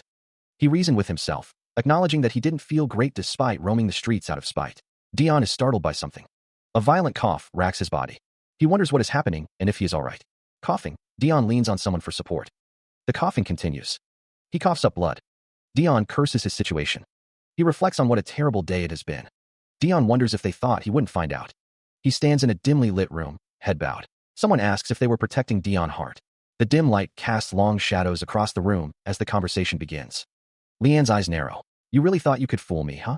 Dion's expression remains unreadable. You chose to hire assassins instead of using the Revolutionary Army. He continues. I'll make a request to the Assassination Guild, who would have done the job without costing anything for the sake of their goal. Leanne's gaze pierces him. When I had entrusted you to assassinate Dion Hart before. She states. You changed the condition to pay them with only an injury. Dion replies. You personally rescued Dion Hart at the hunting competition this time. Leanne presses. Why don't you explain yourself? Dion asks. Do you really want to kill Dion Hart in the first place? He continues. To be honest, I wanted the opportunity to kill him myself instead of entrusting it to someone else. Leanne stares at him, her expression unreadable. She asks, then why didn't you say so? He listens as Leanne states that they only ended up wasting their resources. The dame offers her apologies. A chessboard sits on a table, the pieces arranged in a strategic formation.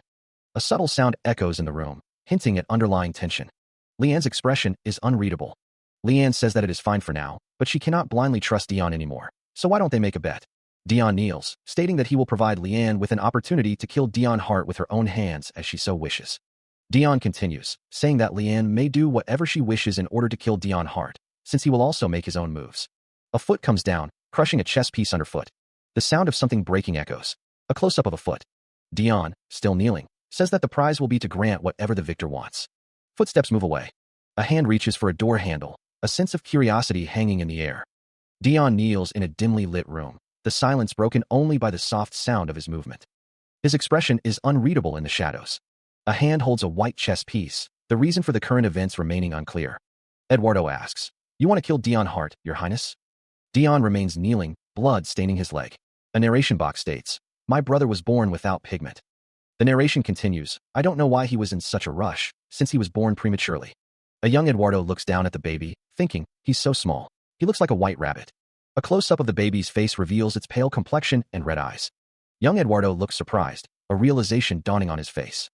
Though he was weak and small, the infant lay nestled in the soft bedding. The mother recalled how happy her parents were with the fact that he was all right. A young boy mused, Oh my, I guess Dion likes you too, cruel. His heart was stolen by the tiniest bit of warmth. But, does that mean he will vomit blood, even when he is simply slightly stressed? The doctor examined the child, his expression grave. The doctor explained that he is highly vulnerable to stress, as well as sunlight, so he will require special care in his daily life. The mother asked to what extent. How could this happen to such a small, innocent child? Dion watched over the child. The second young master is extremely. It's all right. Don't overdo it. If you want, you don't have to do anything at all. All you have to do is be with us. Cruel, your brother managed to give us quite a scare when he was being born. But it seems it's going to be a frequent occurrence. It will be extremely difficult for him as the odd one out. I'm worried that he will be hurt by it. One of the adults insists that they shouldn't treat him any different. Another adult responds that if they were to treat him differently, he could get the wrong idea and become ashamed of himself. The narration states that in the cold-hearted Hart family, they took the wrong approach. They would just keep some distance and look after him, since he is the older brother. One of the adults says that they will leave it to Cruel. Eduardo agrees, stating to leave it with him. The sound of training echoes. The narration states that they are taking care of the sick child. Dion is called out. The narration states that this is leaving Dion with a huge misunderstanding, anxiety, and mistrust of his family. Someone asks what he is doing right now. Dion stammers that he just wanted to train. He is told not to overdo it and just rest in his room. Dion is told to look at himself, that he is bleeding and they have to treat him. Dion responds that he won't do anything. He thought to himself that he should have realized it sooner, asking if someone would mind leaving. He was told that he didn't have to worry about it. His brother had been continuously hurt and had built a wall around his heart. They couldn't even manage to stop them from taking him to the battlefield. Dion walked forward, his path stained with blood. When he had returned from the 8-year war, there was only angst in his heart. Dion was left bloodied and broken. After his parents were killed, his world seemed to crumble. His heart broke watching him in agony, no matter how much he hated him. A sword came down upon Dion. A hand reached out. Everything was their family's fault for leaving him in such pain. He stood in formal attire, the weight of the situation pressing down on him. A hand gripped a bloody sword, the metal gleaming ominously. A body lay lifeless on the floor, blood pooling around it. The face of the fallen was pale and still, a stark reminder of mortality. A voice echoed, a haunting explanation. We made you change because we couldn't protect you. A lone figure rode through the rain-soaked streets, the downpour mirroring the turmoil within. A tormented thought surfaced. So how could I hate my brother, whose life meant more to me than my own? He sat alone in a room stained with blood, the scene a grim tableau of past events. The narration continued, and I found out through much investigation. Scattered documents revealed fragments of the past, whispers of secrets and betrayals. Here are the documents we spoke about. These were the only remnants since everything else had been burned. A somber realization dawned, that there was a reason that caused all of this heartbreak. A quiet, what the hell dash. The face contorted in anguish, a name escaping his lips. Starb. A luster. A question hung in the air, heavy with doubt. Why am I trying to kill Dion Hart? The man's gaze is sharp, a hint of a cruel smile playing on his lips. A thought echoes in Dion's mind. How did the Duke know about him, when he had never stepped foot into society? Why does he target him so? His hatred towards Dion did not falter even after the war had ended. Standing before Duke Illuster Starb, Dion recalls the question, would you be willing to become my sponsor? A woman with pink hair asks, her tone laced with curiosity, what the reason is for making such a request of her. Dion thinks to himself, vowing to protect it this time, his younger brother. So, he decided to become his subordinate. A voice echoes in the darkness, wondering why he wants Dion Hart dead. His inexplicable hostility towards Dion Hart is palpable. The voice muses on how he even knew about Dion, who had barely even shown his face in high society. The voice continues, questioning why he is after him. Dion Hart thinks to himself that he has a clear reason to kill him, but he doesn't think he's ever heard why he's so intent on killing him. He reflects on how, as he worked for this man, he was able to keep Dion out of harm's way by deliberately disobeying orders to end his life. The Duke thinks to himself that he never found out why the Duke wants him dead in the first place. As the head of the aristocratic, the Duke asks if that doesn't suffice, questioning what the other person means and why. Needless to say, he clutches his chest. It's because he made a pact with the Demon King. A whole different kind of power, one not subject to the rules of this world, surged within him. Dion Hart held a small orb of power in his hand. Even the fraction of the Demon King's mana he got from the pact was more powerful than he could have ever expected. When he was younger, Dion Hart believed that the more power and influence he wielded, the better, so he wanted to make a pact with the Demon King. A pact? I'm not interested, the Demon King shrugged. Dion Hart got his hands on a forbidden book and sacrificed many lives in order to summon the Demon King, but he never considered the possibility that the Demon King would be uninterested. However, as luck would have it, he came up with a brilliant idea. Then let me suggest a bet. A bet? A great toy to pique the curiosity of the Demon King, who was bored out of his mind. He assures someone that his plan will be worth the effort. A memory surfaces, a boy of noble birth, human, yet possessing naturally red eyes and white hair. A grand banquet hall stretches into the distance. Whispers circulate about the boy's poor health and secluded life, only venturing out for a royal banquet. The boy with red eyes and white hair stands, looking forlorn. Dion Hart reflects on the rotten luck that led him to this point, yet the boy looks inhuman for sure. Dion Hart recalls that day when the boy caught his eye. A question lingers, how long can a boy like that last on a battlefield? A cruel suggestion, devoid of any morality, hangs in the air. A figure wonders who dared to summon him, realizing it's a total sociopath. The plan will work. Since Dion Hart isn't interested in a pact, the figure must provide him with some other entertainment, noticing a storm brewing in the human realm that's about to culminate in a war. He finds the situation amusing. Dion Hart hasn't laughed like that in a long time, finding it fine to bet on his survival. A figure reacts with surprise, wondering why.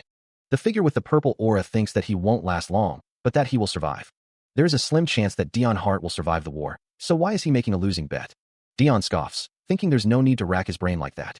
It's typically more fun to bet on the less likely outcome. If the boy dies before the war is over, you win, and if he doesn't, I win.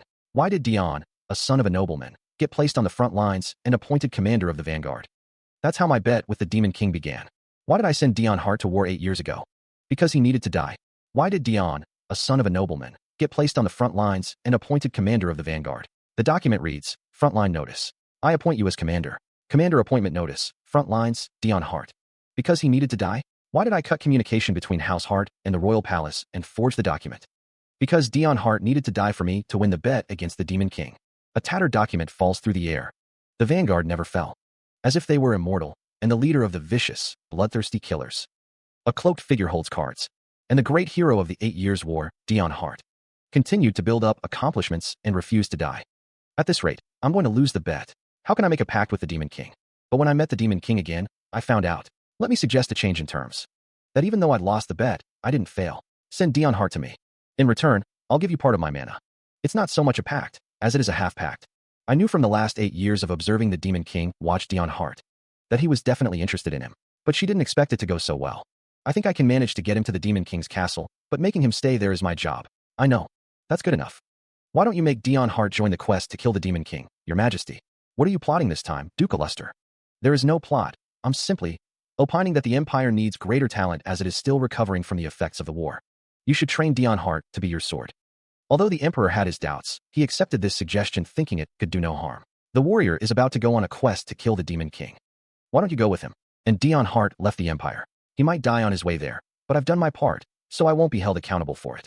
And just when I thought I had everything I wanted in my grasp. Your Grace. The announcement echoes through the room. Dion Hart is back. A fist slams down with a resounding crack.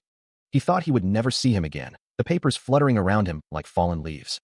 And not only did he make it back alive, but he came back with the warrior's body. Dion Hart, that insufferable leech. How is Dion Hart back? Why would the Demon King let go of something that's so easily? What in the world happened? Then let me ask you this. Did you find out anything on your last mission? My last mission. After you get everyone else out of the way, find out where your brother is going. The man's expression is unreadable. As I told you before, Dion Hart was already gone, so I didn't see anything worth reporting. I don't know if you're being honest or playing dumb. The sound of a door creaking open echoes as someone enters the room. It's quiet, but the sound is distinct. Dion Hart's eyes narrow, a flicker of determination in their depths. He thinks to himself, hoping to win the bet. The word shut appears, a stark command hanging in the air. A grand building stands silhouetted against the night sky, its many windows hinting at the secrets held within. A voice echoes, declaring that there are no parts of the human realm that their eyes can't reach. Dion Hart walks down a long hallway, his footsteps echoing in the silence. The walls are adorned with intricate patterns. A voice states that the location Dion Hart was headed to was probably nowhere, one day, and the hero of the Empire that is adored by the Emperor. The sound of a thud resonates as Dion Hart sits heavily on a couch, his posture suggesting exhaustion or despair. The two must be the same person. Dion Hart buries his face in his hands, a moment of quiet contemplation. He realizes he's a double agent. Someone who occupies an important position in the demon realm is also highly regarded in the Empire. For now, the Demon King and the Emperor are both using Dion Hart to their advantage, but there will come a time when he needs to pick a side. If he sides with the Demon King, all hell will break loose. A sharp sound echoes. A woman with purple hair, her expression shadowed, thinks to herself, she must kill him before that happens. A circular image appears, bearing the inscription, "For the sake of my empire." A man with white hair lies in bed. A voice assures him that he's going to be fine, and what he needs is plenty of rest rather than medical treatment. Someone notes that his hemoptysis was simply caused by stress, and that he has a naturally fragile body. Dion Hart stands with his arms crossed, as someone asks if he knew that when he brought him here, Captain. He replies that he was too disoriented, and it was a mistake on his part. A close-up of clothing. Someone reflects that they couldn't really see his face because of the robe, and all they could think about was taking him to a doctor. Hands tap on a table. Someone says not to worry, they won't say a word. Someone thinks that they wouldn't remember this for long, since their amnesia has gotten worse. Dion Hart taps someone on the shoulder. A voice whispers a faint, "Thank you," before silence descends. He looms over the figure lying prone in the bed, a dark silhouette against the dim light. Shallow breaths escape the figure in the bed, each inhale a ragged struggle. The name hangs in the air, a silent accusation, Dion Hart. A chilling resolve hardens within him. One of the first people I must kill as the captain of the Revolutionary Army. Now, a perfect chance. He presses down, intent on ending a life. A choked gasp, a desperate struggle for air. Dion Hart's face is a mask of grim determination. The eyes gleam with a cold, unwavering purpose. A hand clenches tightly, knuckles white with strain.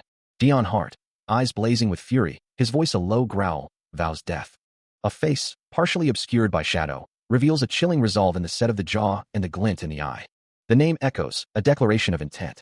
Bandages and blood stain the face, a silent scream of pain etched in the furrowed brow. A figure looms over the bedridden form, casting a long, ominous shadow. The eyes, wide with a mixture of fear and determination, reflect the dim light. Dion Hart stands at the bedside, his expression unreadable in the flickering lamplight. A hand reaches out, grasping for something, anything. He sits heavily, the weight of exhaustion pressing down on him. His breath comes in ragged gasps, each exhale a visible cloud in the dimly lit room. A bloodied hand lies limp, the crimson staining the pristine white fabric beneath. The air hangs thick with the metallic tang of fresh blood. Dion Hart clenches his fist, knuckles white against the dark fabric of his gloves. "Consider yourself lucky, Dion Hart," he mutters, a steely glint in his eyes. Meanwhile, earlier that day, at a Revolutionary Army executive meeting, a voice booms with barely restrained fury. "Do you even have any intentions of accomplishing our objective?" The speaker continues, their voice laced with frustration. "The timing isn't great. There will be a war between the humans and the demons. So when can we possibly revolt?" Around a table, Figures in blue uniforms sit in tense discussion, their faces etched with concern as they consider the map laid out before them. Eduardo Desire runs a hand through his hair, a familiar wave of weariness washing over him. This again, he thinks, the weight of responsibility heavy on his shoulders. The accusatory voice rises again, sharp and insistent. We are preparing the revolt to the best of our abilities, so, with how you keep postponing the revolt, are you sure there's no ulterior motive behind it? A hand clenches tightly, the knuckles straining against the pressure.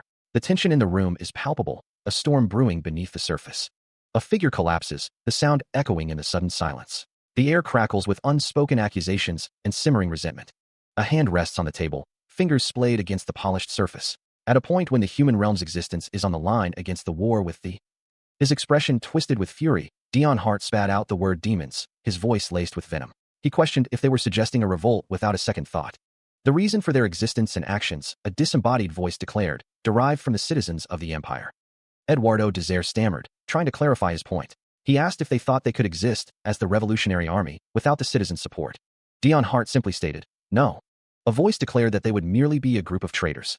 Eduardo Desire looked at Dion Hart, awaiting his response. A child's voice called out, Paul. A voice declared that they must convince the citizens of the empire of their ideology of equality. A voice declared that in order to do that, they must kill the nobility and be acknowledged for their beliefs. A scene of chaos and violence unfolded, with figures brandishing weapons amidst a blood-soaked backdrop. A voice stated that, in their opinion, that is how they can be acknowledged as the Revolutionary Army. Dion Hart stood over a map, deep in thought, as Eduardo Desire looked on. Dion Hart's lips curve into a knowing smirk. That's right. A hand, presumably his, moves a blue game piece across a detailed map. We must enter the front gates of the royal palace to get to the emperor. The blue piece clicks softly as it's placed on the map. Dion sits back, his gaze intense. But do you think we have the manpower to execute this plan? The others at the table remain silent, considering the question. Meanwhile, not long ago, two figures converse in hushed tones. A voice echoes, recounting past events. There was a person who acted on his own and diminished the forces of the Revolutionary Army. Bodies litter the ground, a testament to the past conflict. Who was it that did not stop them, even though they were fully aware of the error of their plan? Are you here for me? The voice continues, filled with accusation. They were people like you, who urged on the revolt. The faces of those involved in the past revolt are shown in fragmented panels, their expressions grim.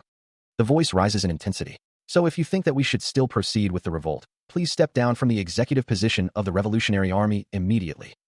Returning to the present, Dion slams his fist on the table, the sound echoing in the room. He thought to himself, that's right, he can't give up now. He promised his mother that he would show her the world that she's always dreamt of. The carriage pulls up to a familiar house as Eduardo Desire announces, Mother, I'm home. Entering the house, Eduardo finds his mother lying still on the floor, but the world was cruel. A crimson stain blooms beneath her still form. Eduardo cries out, Mother! His voice cracks with anguish. His face contorts in a silent scream. It has been a long time since his mother has been suffering from an incurable disease. Eduardo cradles her lifeless body, tears streaming down his face. How could this have happened? Why? His voice trembles as he asks, since when have you been ill? He demands, why have you not reported this? Eduardo's voice rises in fury. Any of this to me? His comrades had concealed this fact from him, even though they knew everything. A voice whispers, Daniel, my son, I'm feeling just fine. Blood trickles from his lips as he pleads, please don't be mad at them. Tears stream down Eduardo's face as he sobs. I pleaded them not to tell you. He understood it in his head. The sound of a strike echoes. Dion Hart yells, hey, watch where you're going. He continues, because I do not want to hurt my son. Because it's important to ensure the leader of the Revolutionary Army does not falter, whatever the reason. It made sense. Eduardo Desire stands in a dark cavern, the weight of his mother's impending death pressing down on him. But, my mother is going to die? Eduardo's eyes widen, a tremor running through his body as blood drips from his hand. Without even seeing the world after our revolt dash. Eduardo coughs, a pained expression on his face. Sorry dash. A figure reacts with shock, their face obscured. Eduardo coughs up blood, his face contorted in pain. Blood stains a hand, the scene shrouded in darkness. Eduardo cries out in anguish. No. He coughs, blood staining his hand. Dion supports him, trying to keep him upright. Calm down. This person isn't your mother, but dash. Dion's voice trembles as he says, it's all right. Please hold on. I'll do whatever it takes. Dion continues to hold Eduardo, his expression a mask of concern. Eduardo's voice is weak as he pleads, please don't die. Mother. Eduardo reflects. At the time, this man reminded me of my mother, so I reacted with sheer emotion. Dion gazes down at Eduardo, a storm of conflicting emotions brewing within him. And even now, I cannot kill him. How am I this soft? Dion clenches his fists, the internal struggle evident in his tense posture. Eduardo lies in bed, oblivious to the turmoil within Dion. You have no idea how lucky you are. Dion's internal monologue continues, a harsh edge to his thoughts. I should have killed him as soon as I recognized him, but I really couldn't do anything to him today. A close-up reveals a strange mark on Eduardo's chest. Is that the curse mark from the rumors? The scene darkens, highlighting the severity of Eduardo's condition. On top of vomiting blood, he's cursed. Dion stands alone, his face shadowed as he thinks, he's going to die soon enough, even if I don't kill him. He walks away, his thoughts a whirlwind of conflicting loyalties. This contradicts what he told the executives, but they should hurry. He resolves to find the best plan of action and carry it out before his mother dies. His hand reaches for the cold metal of the door handle. A curse. If you were cursed by the Demon King. He reflects, I suppose my mother was cursed by the world. Since the world was always cruel to his poor mother. He vows, I'm going to show her the utopia she's dreamt of before she dies. The room is silent, save for the soft breathing of the sleeping figure in the bed. A sudden noise shatters the stillness. Dion Hart realizes, fuck, he's finally gone. Eduardo Desire sits up in bed, bandages covering his arm and face, his expression troubled. He wonders, did he just try to strangle me to death? He thought he was really going to die. Eduardo figured he better get out of here before that bastard comes back. But where exactly was this place? Was it like an infirmary? Eduardo sat on the edge of the platform. The sound of a door opening echoed through the room. Eduardo looked up, startled. A man appeared in the doorway, wondering who Eduardo was and if he was a doctor. Eduardo, flustered, insisted he wasn't trying to escape. He offered to pay, but admitted he didn't have anything on him right now. The man assured him he didn't have to worry about the payment. If he was leaving, he should take this. A robe and a blindfold.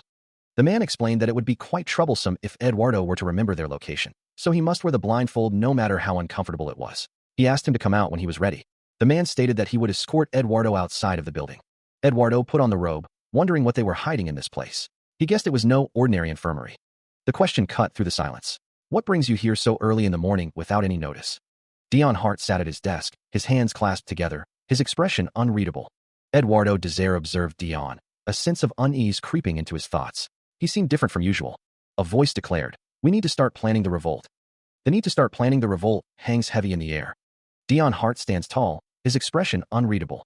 A voice echoes, filled with anticipation. When can we finally make our move? The upcoming war against the demons weighs heavily on his mind. The forces of their empire are of utmost importance. Conflict will be lethal, she warns, her gaze unwavering. But the executives are begging for us to revolt on a daily basis, a voice insists. His attitude has suddenly changed. He must have heard about his mother's condition. I hope you don't expect us to sit still, a voice declares. Another responds, resolute. Yes, I do. Why don't you take a momentary break and put a halt to everything?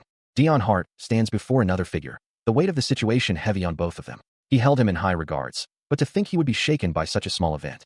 Daniel, I think it would be a good idea for you to cool your head during this time. You realize how much you were trying to rush things, don't you? What's gotten into him all of a sudden? Dion Hart thinks to himself that he better make sure Eduardo Desire doesn't get any other ideas during the war. Eduardo Desire is asked what his response is. Shadows dance across Eduardo's face as he considers the question. Dion Hart simply states that he understands. A dark, swirling void fills the space. Dion Hart walks away, suggesting that someone take a momentary break and put a halt to everything. Eduardo Desire sips from a cup, thinking that thanks to Duke Illuster Starb, he has come to terms with where he stands. He wonders if they want him to stay put until the Emperor has taken over half of the continent. Leanne Reiner states that Aiden took troops with him to bring down the Emperor. Leanne Reiner thinks that, come to think of it, before Aiden left, someone witnessed him speaking with Shylin. A hand rests on a formal, green-toned garment, the fabric shimmering with subtle details. Did the Duke and Shylin plan this? The encounter of the Revolutionary Army and the Emperor. I hope the Empire will not fall. Of course, there's no way someone in a position like the Duke would give up his status voluntarily. I knew I sensed something suspicious about him from the start. The reason he approached the Revolutionary Army in the first place was to ensure that we fall into his trap. How foolish. I should have been more careful in accepting any assistance from a higher authority. Brother. A man calls out, Paul, you haven't left yet. What is it? Did you bring Dion Hart here? Paul asks how Eduardo knew that. He questions if Paul saw him leaving, adding that he should have. Paul expresses his annoyance, referring to Eduardo as brother. Paul tells Eduardo to calm down, stating that he is the only witness. Eduardo explains that the person was wearing a robe and a blindfold while leaving, but he saw his hair. Paul responds, acknowledging that they should have covered him up more thoroughly. Eduardo says he doesn't understand.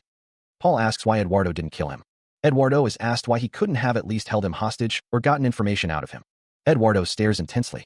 Paul says that since he's the dog of the Emperor, he's sure the Emperor would be affected too. A figure stands before a burning building. A burning building blazes as the narrator reflects on the destruction of the Redemption Church and what happened to Sia. A hand reaches out, seemingly in desperation. A voice questions why he came alone, reminding him that he was supposed to bring his sister as well. Paul embraces the other character, concern etched on his face. The other character sniffles, calling out for his brother. Paul explains that Sia said she doesn't want to go anywhere, recalling when she took his hand last time. Paul responds with a quiet, I see. Paul suggests that his sister needs some time to gather her thoughts. The other character, tears streaming down his face, is asked why they don't pay her a visit later, with Paul offering to come along. Paul asks why it matters if his sister isn't there, stating that he just has to become strong enough to protect her. Paul smiles gently, reassuring the other character, who responds with a quiet, yeah. It wasn't that long ago you came crying to me, the unseen character mused, noting how much the other had grown. But I'm sure you will see a lot of flaws in the future as well, the character continued. Seriously, why did you do that? I don't understand the course of action you took, he questioned. It was a personal reason. I know the character trailed off, a slight smirk playing on his lips. Made the wrong decision, Paul thought to himself. Nobody is perfect, Paul, the character stated. I'm planning on teaching you as much as I can in a short time span, the character continued, his tone serious. Ignore anything that does not make sense, and only learn what seems necessary and beneficial to you, he advised. I hope you will be able to learn quickly, Paul thought, a bead of sweat trickling down his temple. The position of being my successor isn't to be taken lightly. After all, the character declared. Why your successor? Paul stammered, his eyes widening in disbelief. No way. Is that the reason you let me tag along with you everywhere? Paul realized, the implications of the statement hitting him hard. The text speaks of corruption. The text suggests that those who are knowledgeable will start a revolution. Dion Hart stands with Paul, telling him not to worry, that he will teach him. The text emphasizes the importance of education, as told by someone's mother. Dion Hart tells Paul that he thought he said he was all grown up. Paul stammers, caught off guard. Paul thinks to himself that it's good to be young. The text states that it's possible to see the world from a different perspective and not fear change. Dion Hart tells Paul that he may be from the Empire, but he's a child who survived in the slums by himself without any assistance or care from the nation. A close-up shows Dion Hart's collar and tie. Dion Hart explains that Paul is aware that there are people from many nations within the Revolutionary Army, and the fact that he has no attachment to the Empire will only prove their fairness within the organization. The text says, one of the reasons, but Dion Hart states that most importantly, Paul knows how to love. Paul reacts with surprise and disgust, thinking he hasn't dated a single person.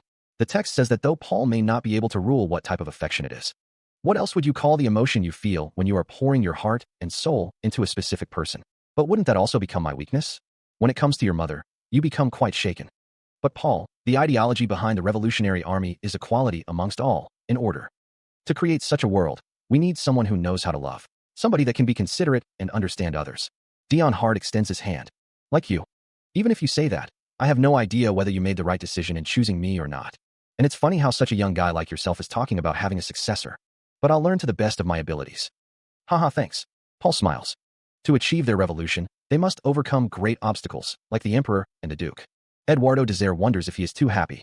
But they will succeed. Eduardo Desire asks why they don't get started since time is of the essence. Even the Duke has a weakness. Someone suggests reading all of these books, then quickly retracts the statement. His weakness being, why don't they start by discussing the natural rights of man? Pride. Pride. A wolf is shot with an arrow.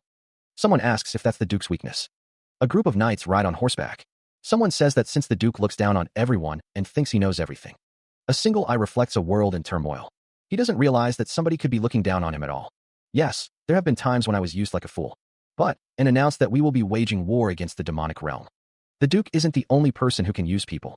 Before a looming castle, figures gather, their intentions unclear under the pale moonlight. Eduardo's face contorts in a mix of anger and determination. There were nations that cheered. Nations that raged. He started the war by himself, and he's quitting by himself, too. What the hell does he take us for? What an impudent fool. But we cannot sit by idly while the empire falls, as that would signify the downfall of humanity as well, and nations that try to strategize level-headedly. However, no nation even thought to side with the demonic realm. Since the Duke willed it so, the riders continue through the forest. The voice muses that he's made it so that anyone without any knowledge would view the demonic realm under a negative light. After all, that's his specialty. The wolf stands silently, its red eyes gleaming in the dim light. It only makes things easier for me, the voice thinks. Dion Hart's eyes narrow. He put on a show in front of the Duke earlier. The figure stands in a room, thinking that it's as if he believes humans do not side with demons. A smirk plays across the face of the figure. The voice continues, and so, he stepped in and made it so. The voice scoffs, wondering how he could not have seen through such an obvious play. What a joke. The figure draws back the string of a bow, eyes narrowed in focus. The voice states that he merely let the Duke fulfill this role as a courtesy, whilst he pretended not to know. A spray of blood erupts. The voice concludes that thanks to the Duke taking action on his own, he resolved the problem without so much as lifting a finger, saving himself manpower. Arrows protrude from a body lying on the ground, blood pooling around the wounds. Dion Hart remarks on the bold move to place such an important resolution in the hands of their enemy. He notes that all the monsters in the area seem to have been taken care of. That's exactly why he entrusted him with it, a voice declares. There's no way the Duke would let the Empire fall. Eduardo Desire asks why they don't head back, since the Duke wants the Empire for himself.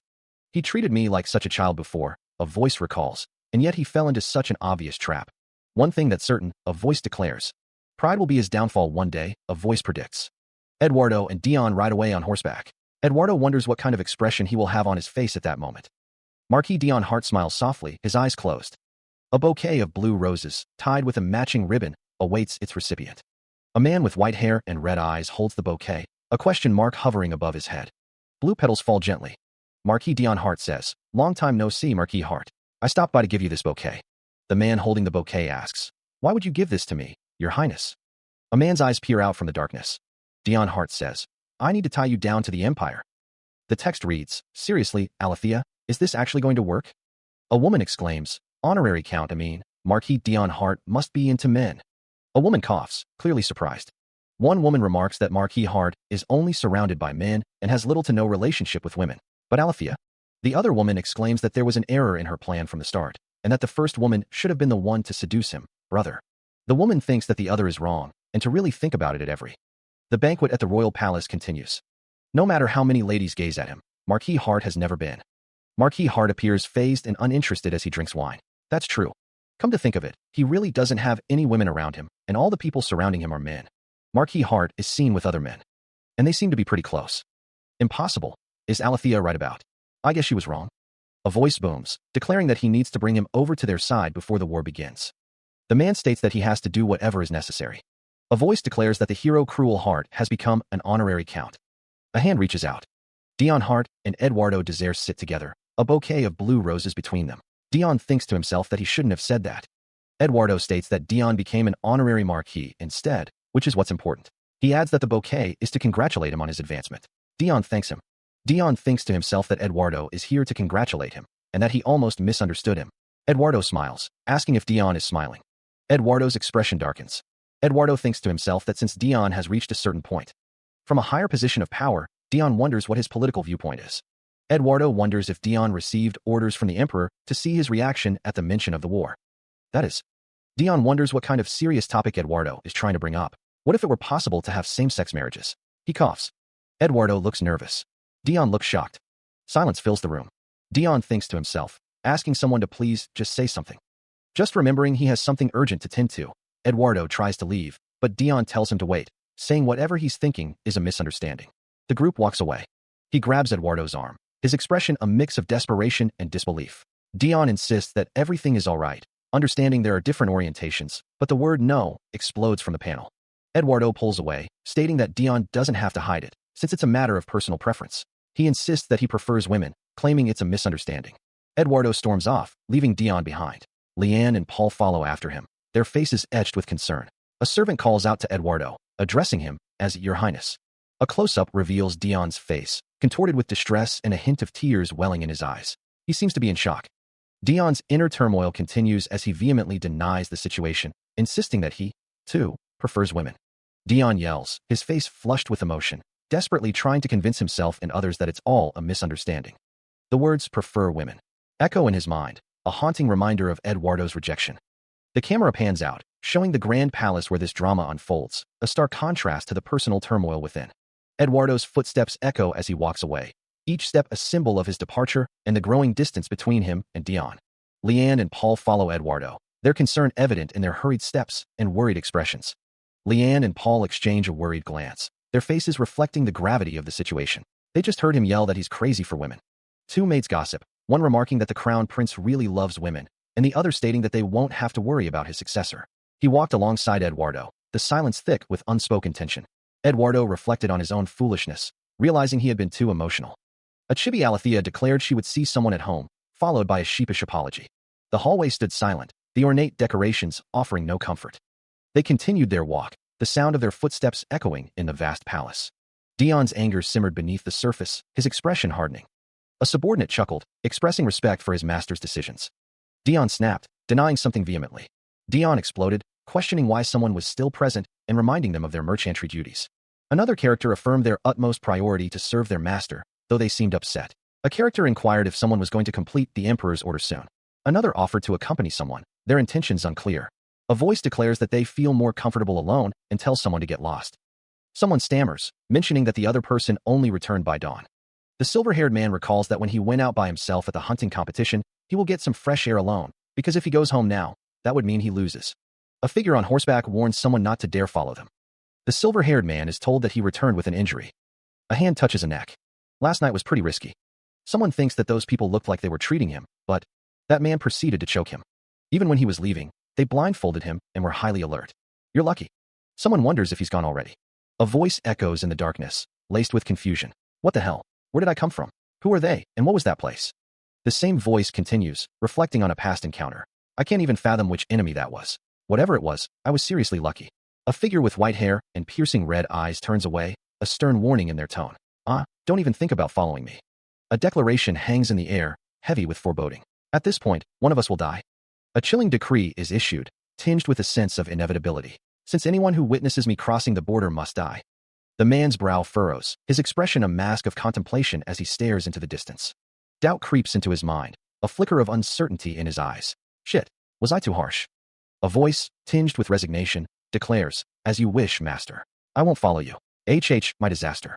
A figure stands bathed in crimson light, their eyes burning with an eerie glow. A voice, laced with disbelief, echoes in the void. I never thought you could threaten me like this under normal circumstances. The white-haired figure glances back, a bead of sweat trickling down their temple. A voice, tinged with confusion and suspicion, wonders, why does he look happy? What a strange bastard. A voice welcomes someone, addressing them as my lord, as the Duke Illusterstarb is seen walking into a grand hall. Elsewhere, a character shouts, asking if the captain is there to eat and offering him a sausage. Several characters are shown calling out, seemingly in jest. One of the characters asks if the count would eat their dirty leftovers, calling them lofty knights and obnoxious bastards. Dion Hart is shown waking up, wondering how long they must depart soon and if this will take long. Another character yells at the others, telling them they have to call him Marquis now. Dion Hart is shown at the table, looking confused. A close-up reveals that Dion Hart is suffering from narcolepsy or something similar. The sound of something breaking echoes. The scene shows the aftermath of someone waking up abruptly. Finally, a character observes that they could chat for 10 whole minutes even when they've been drugged with sleeping pills strong enough to knock out elephants. He exhales, the leader of the rabid dog's words echoing in his mind. They're far from normal. Anyway, thanks for that. It was really annoying last time, but this time, he can leave in peace. It's because they all love you so much, my lord. Please have a safe trip. The tiniest of manholes on the border. That solely exists for Dion Hart, who escort him, do not follow him past the mountains. The two kings made a silent vow not to expose the location of the border for his safety until he decides which side he will serve. Which is why those. Will the Demon King keep his silence when he finds out that the Emperor is going to start a war? Of course not. It was time for him to make a decision.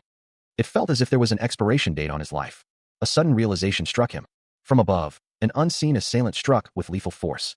The blow sent him crashing to the forest floor. Blood trickled down Dion Hart's face as he struggled to rise. The attacker's identity was revealed, Cruel Heart.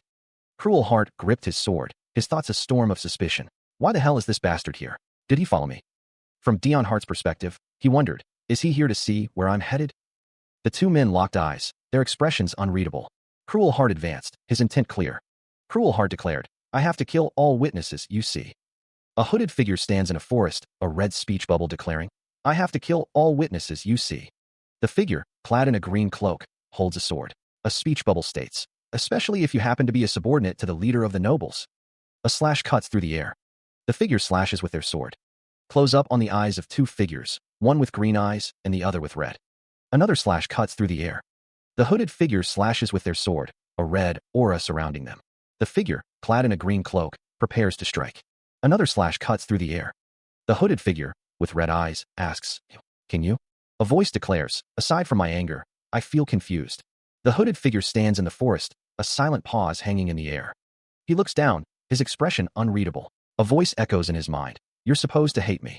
A memory surfaces, a younger Dion Hart stands with a white-haired boy in a grand hall. A voice narrates, I was a useless and bothersome younger brother to you. The memory continues, the younger Dion standing alone. You're supposed to hate me, the voice repeats. The person who took your family away. I do not wish to become the successor, nor do I wish to forsake my last name. Back in the present, Dion's eyes narrow. The question hangs in the air. So why do you? He walks forward, his breath misting in the cold air. The sound of his footsteps echoes through the forest. His red eyes gleam in the darkness, reflecting a burning intensity. A memory resurfaces, stained with blood. A voice cries out, "Keep acting like you're trying to save me?" Dion continues his march through the forest, his face obscured by the shadows of his hood. The memory concludes with a bloodied hand gripping a sword, the scene awash in crimson. TSK. He ran away like a fucking rat again. What am I feeling right now? It's as if I'm missing the big picture. The sound of shattering echoes. A fist slams down with brutal force. Of all times, Dion Hart chose to be away now. As soon as I started a bet to see who would get to kill him first between Cruel Heart and me. I must eliminate him before the war, at least. What a lucky bastard. It just makes me obsess over him out of spite since I keep losing him. At this point, it feels like the world is protecting him. But obviously, that's not possible. After all, the world was the one that provided him with the cruelest fate. Eduardo hopes he returns shortly. Foliage rustles in the wind. The Demon King prepared a horse. He thinks he knows he's on his way since he can track him using a spell of his. This feels awful. Eduardo lies on the ground, exhausted. The medicine he remembers packed for him. Eduardo stands on a cliff, looking out at the landscape. An object falls. The ground shakes. Toss it here. No, the medicine we invented to taste like coffee. We made it because you don't like the taste of medicine.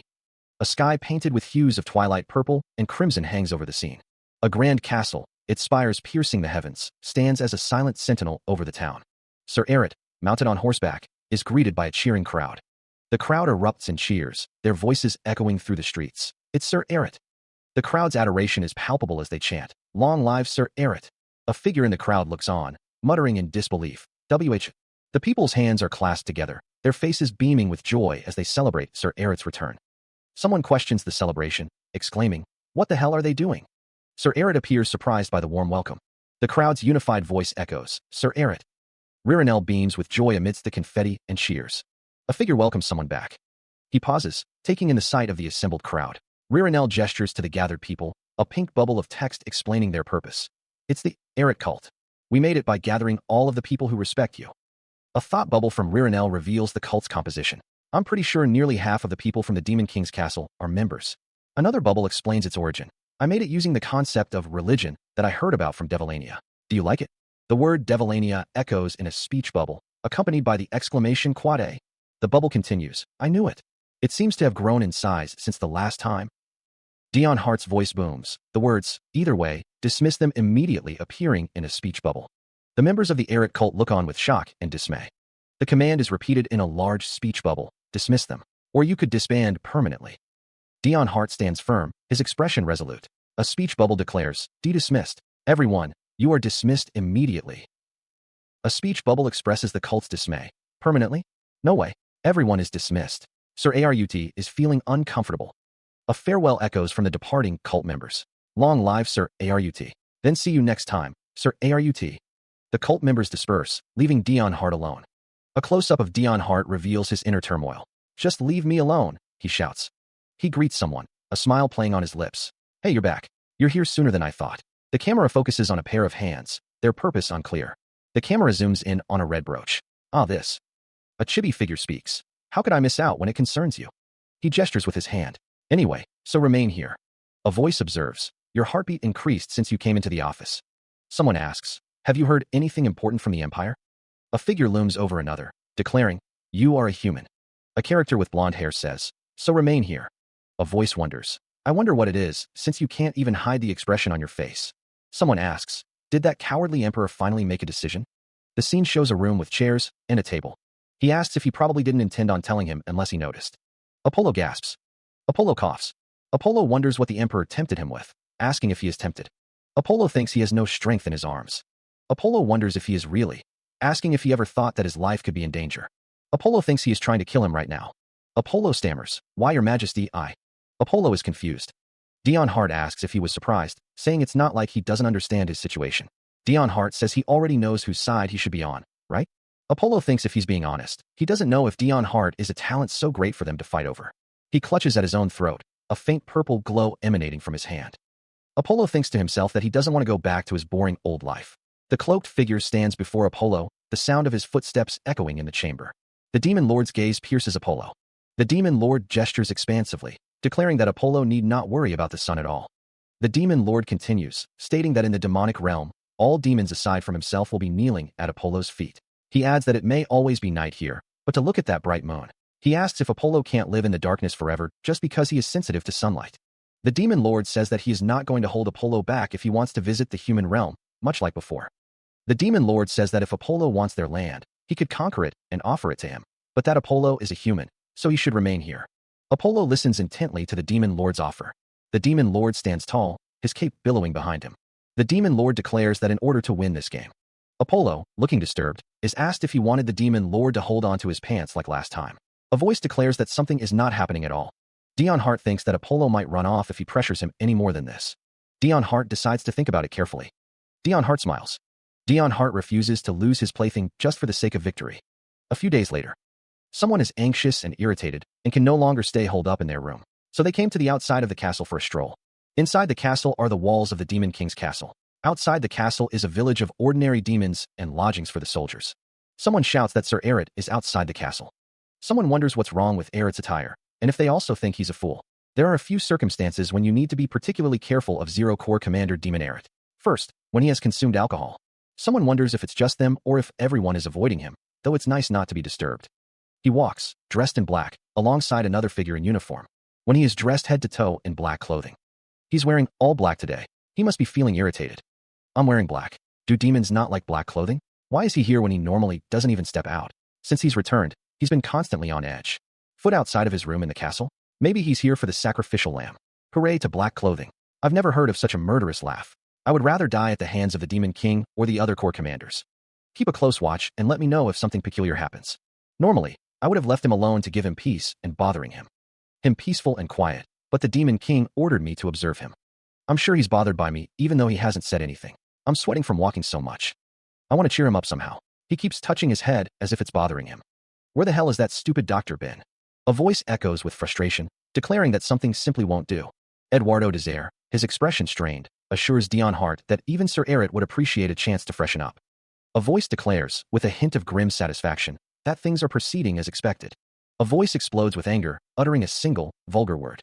A subordinate stammers, addressing Dion Hart as Sir Eret. A voice expresses disbelief, questioning if the current situation is a joke. Dion Hart's expression is unreadable, his gaze intense. A voice suggests to Sir Eret a place where he could freshen up. Eret places a hand on his chest, considering what was said. Someone declares that they have to show Sir Eret, so bring that thing over. The authority too. Why are we at the training grounds? Does he want to fight? A woman stammers, seemingly in response to Eret, but she doesn't want to die. The woman looks up, terrified, as she is asked if she really wants to die.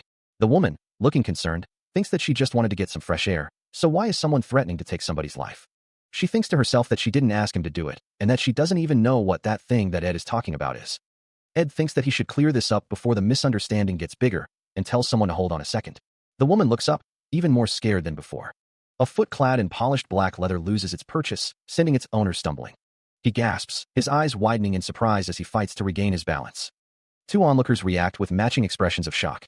The sound of a heavy impact echoes through the hall. A blinding flash momentarily obscures the scene. A frustrated curse escapes his lips. Two figures stand in a grand hallway, the scene lit by an ethereal glow. A voice calls out, Sir Eret. Eret's eyes glow red with disbelief. Are you kidding me right now? He asks, his voice laced with incredulity. The camera focuses on the collar of his uniform, the fabric immaculate despite the recent mishap. Eret's internal monologue rages. Does he think this is some fantasy manhwa? What do they have against him? No matter how weak his body is, does it make sense to keep tripping over himself? Another voice, hesitant and respectful, breaks through his thoughts. Sir Eret. A second figure speaks. I understand your frustration, but this isn't a good time to be killing demons at the Demon King's castle. He wonders what could be bothering the Demon King. Dion Hart is told not to forget that this is his last chance. He must be angry since he had to waste time with such an unnecessary altercation. The red-haired character is surprised and thanks someone for sparing her. Someone says they will prepare it right away for Sir Eret. Dion Hart stands with other figures. The signal was resounding strongly.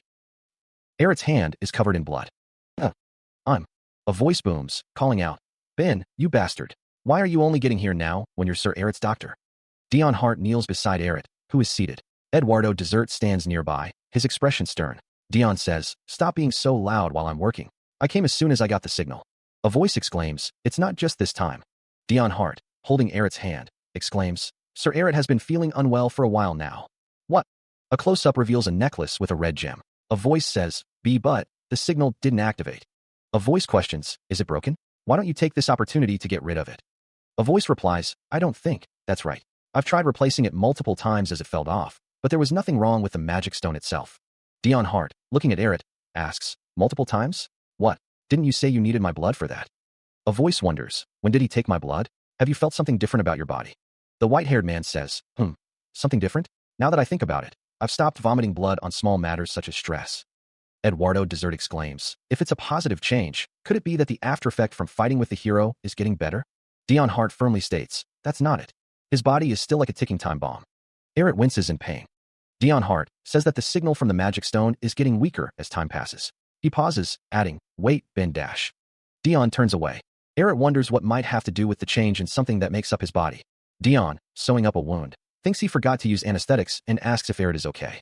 Someone exclaims, shocked that Dion was sewing up his skin without any anesthetics, questioning what he was doing. Eret thinks about how he could make such a mistake, saying he has no words to say even if they kill him. Eduardo is seen in the background. Eret thinks he is used to pain. He also thinks that he couldn't stop Ben since Ben's expression was so scary. Someone whispers that Eret was suppressing the pain from getting his wounds sewed up, and that he's not condemning the doctor that made the mistake either. The two figures in the background whisper, no way. Sir Eret is told that he shouldn't be hiding pain from his doctor. The Zero Corps commander is benevolent. Ririnelle announces that she has brought the snowflower sticks. The text bubble describes the snowflower sticks. The text bubble describes the Demon King giving permission to use the snowflower sticks. Dion Hart wonders why he even needs permission from the Demon King for these things.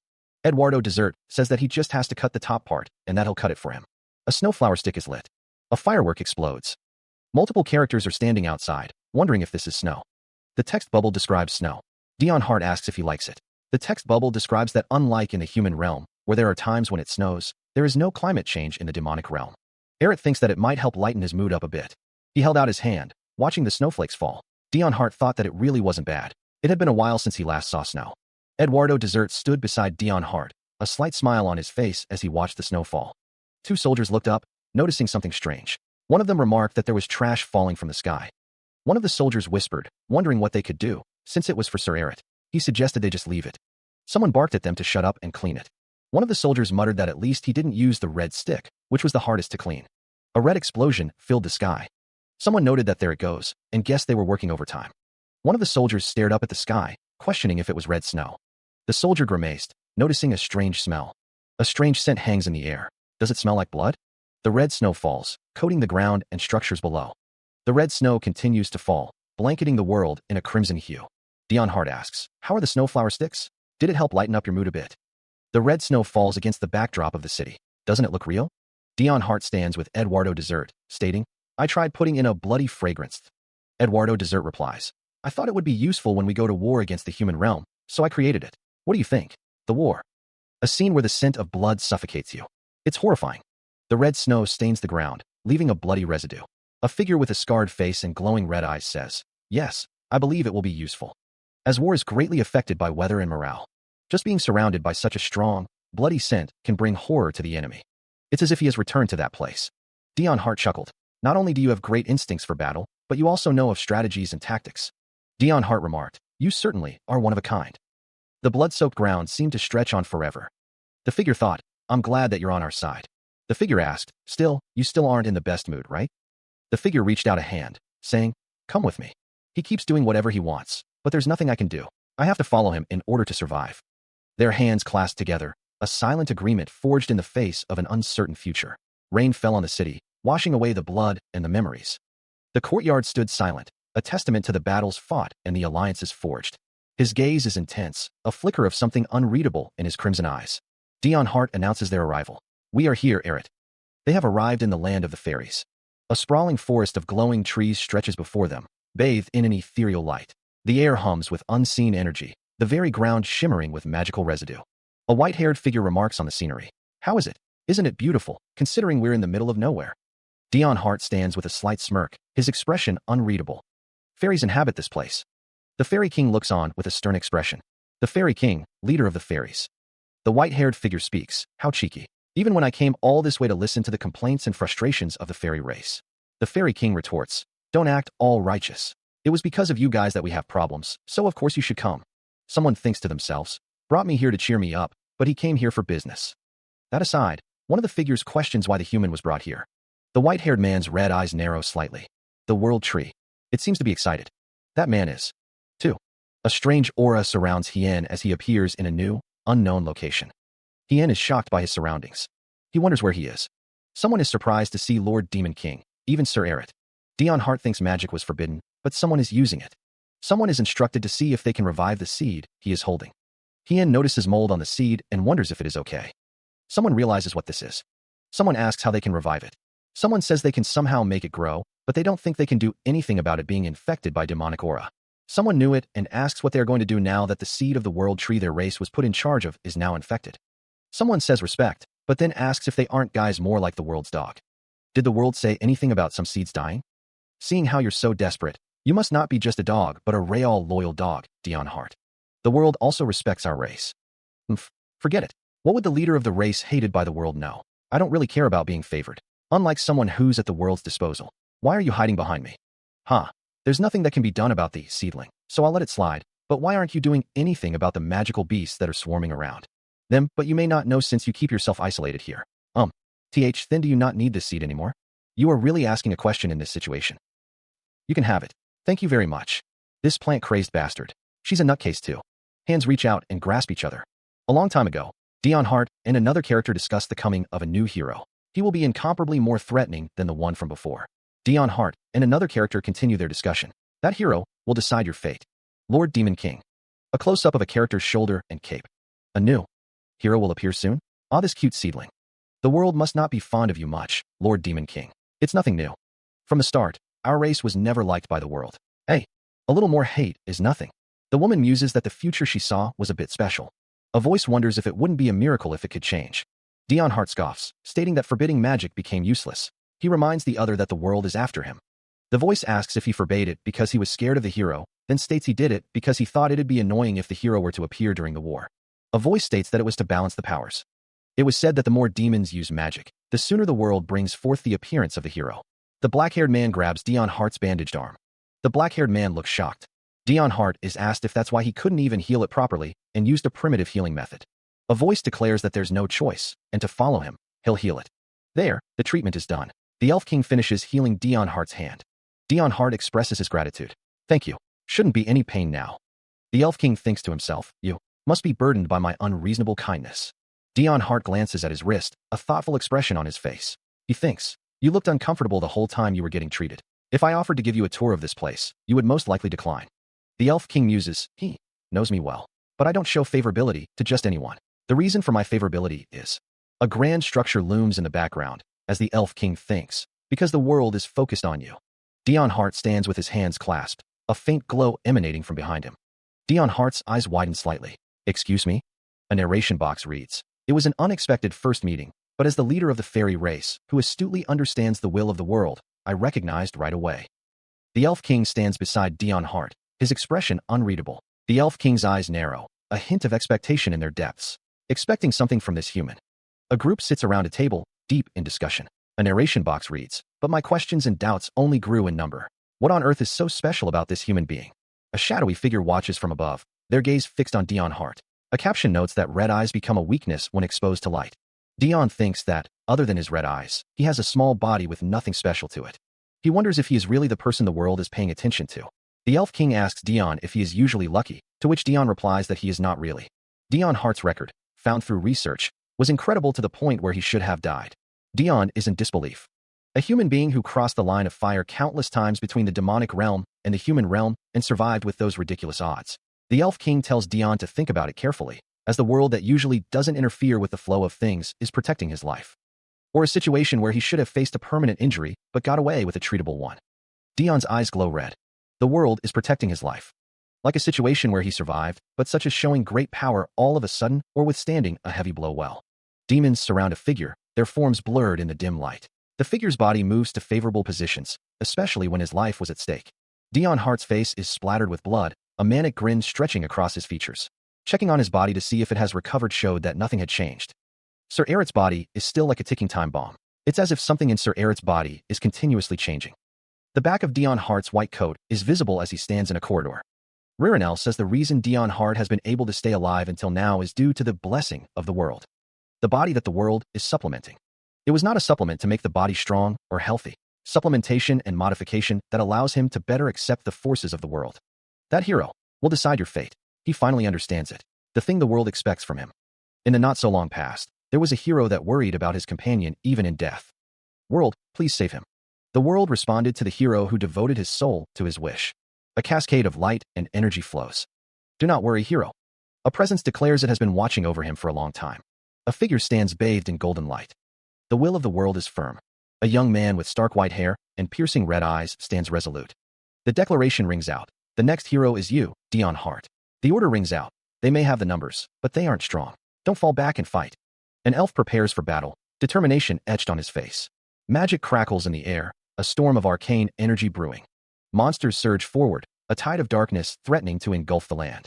Suddenly, a figure emerges, bow drawn and ready to strike. Monsters invaded. Do you not need to go there and fight, Sir Eret? Eret crosses his arms, his gaze cold. I don't think there's a need for me to go out personally. The text bubble reads, the Demon King and the leaders of the other races are all here. Why are they invading at a time like this? They can't even put up a fight. The battle rages on, a clash of steel and magic against the invading horde. The conversation with the Fairy King was interrupted due to them, because the world is focused on you. Just what did those words mean? So you were saying the reason those monsters lost their survival instinct is inside this pouch? They got stronger. They got scarier. It happened after they ate some weird brown liquid inside this pouch. That looks strangely familiar. Wait, is that? For what reason did someone spread this brown liquid? It smells like coffee. Could it be Dash? No, humans don't know of our existence yet. Also, the Demon King is the type to use strength to deal with things, not the type to resort to these cheap tactics, which only leaves a human that can enter here freely. Here freely. He acted like he wasn't interested, but he really did want to fight. Just when did she? It's probably not that human, right? Probably. If it was something he had planned, he wouldn't be fighting so hard like this.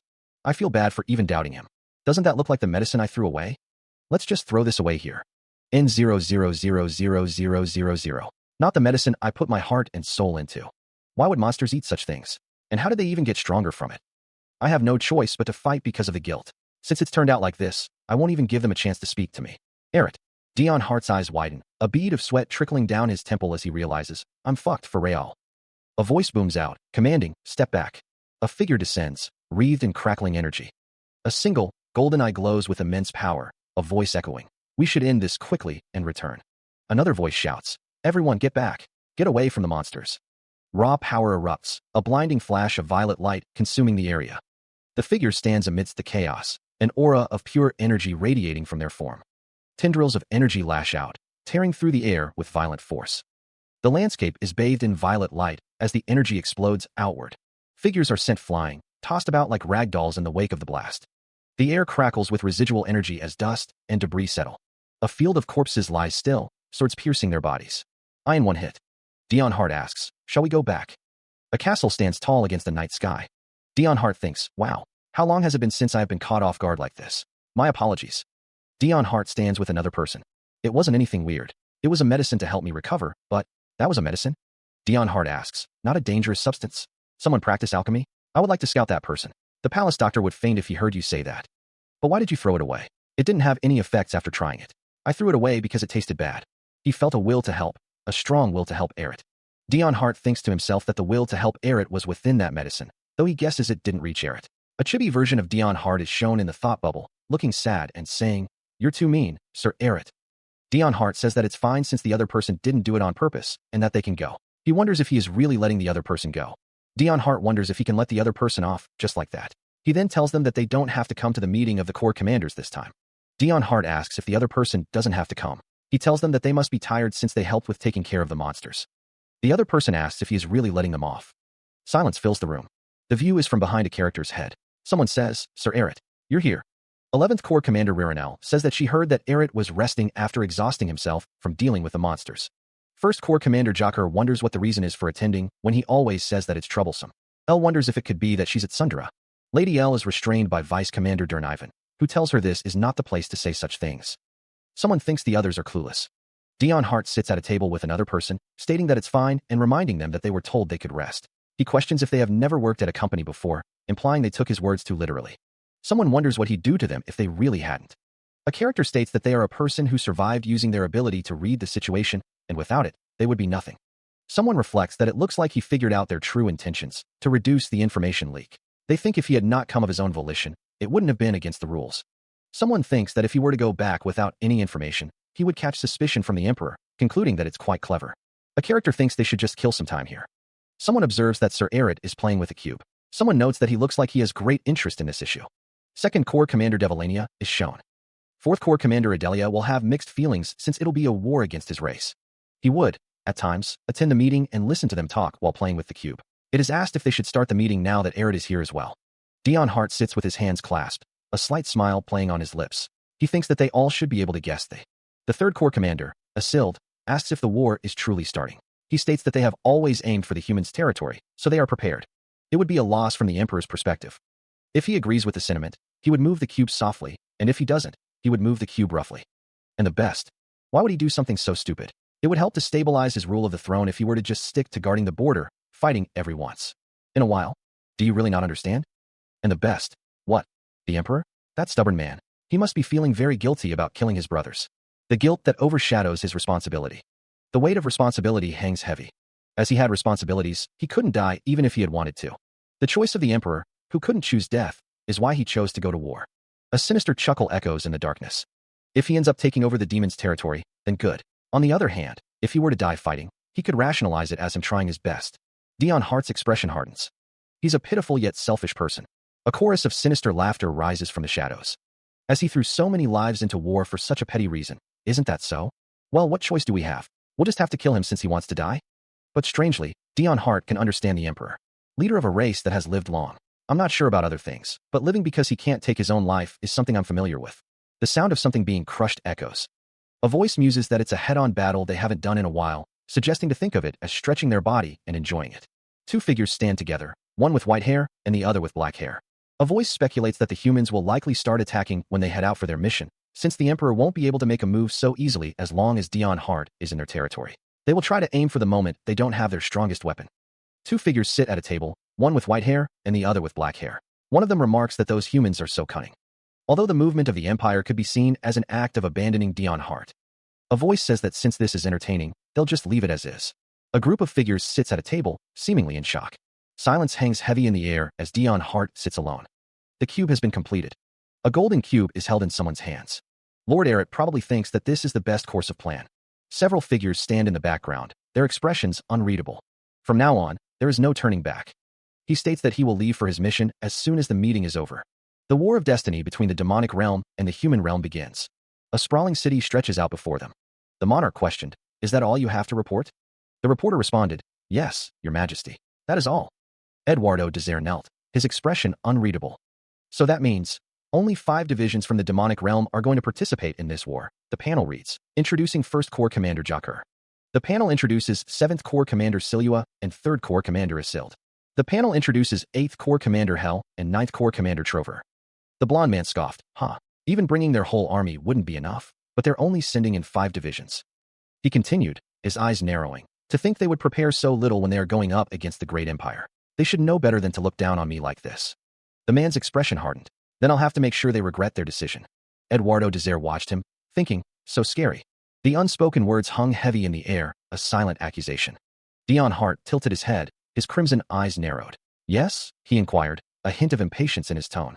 Eduardo Desire averted his gaze, dismissing the matter with a wave of his hand. "Never mind. Go ahead and get some rest. There's no need to press for answers."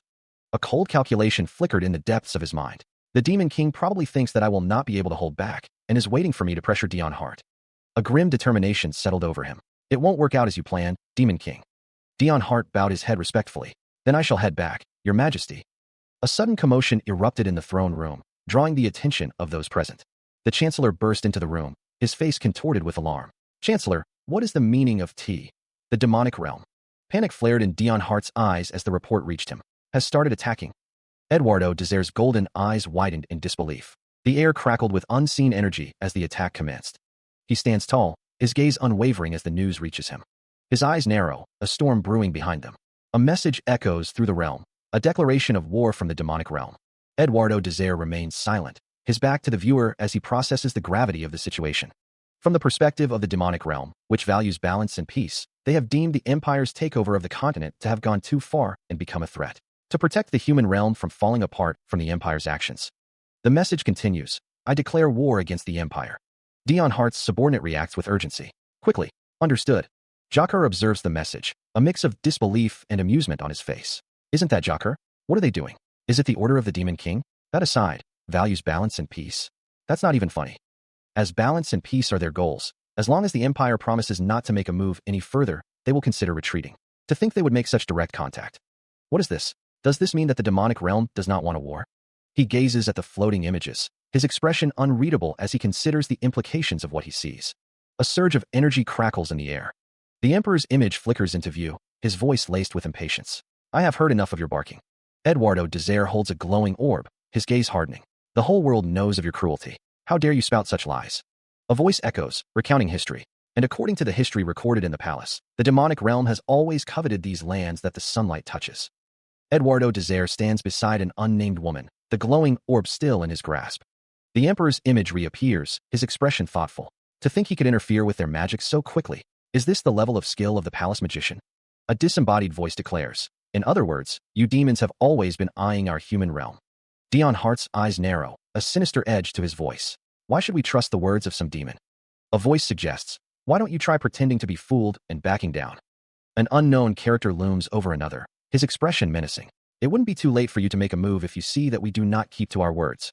The unknown character smiles, a hint of cruelty in his eyes. Whispers spread among the crowd, some remarking that the Demon King looks more normal than they had imagined. One person even thinks he's actually pretty handsome. The demonic race might not be as scary as the rumors say. Someone whispers that they believe it is the Demon King. Another voice, filled with disbelief, questions what they are saying, reminding them that he is their enemy. A voice muses that sacrificing one's people simply because of greed is too much. A voice declares that war is not child's play. A figure firmly states, no. A narration box explains that it's a matter of selling the future for temporary peace, or taking advantage of the fact that the Empire is at its peak. Two figures react with shock. The crowd agrees that they have to secure their future, even if it might be hard for them, to provide a better future for their offspring. A voice explains that he instantly shut down the people's curiosity about the Demon King and turned it into a war with a noble cause for future generations. Revolutionary Army leader Daniel stands next to successor Paul.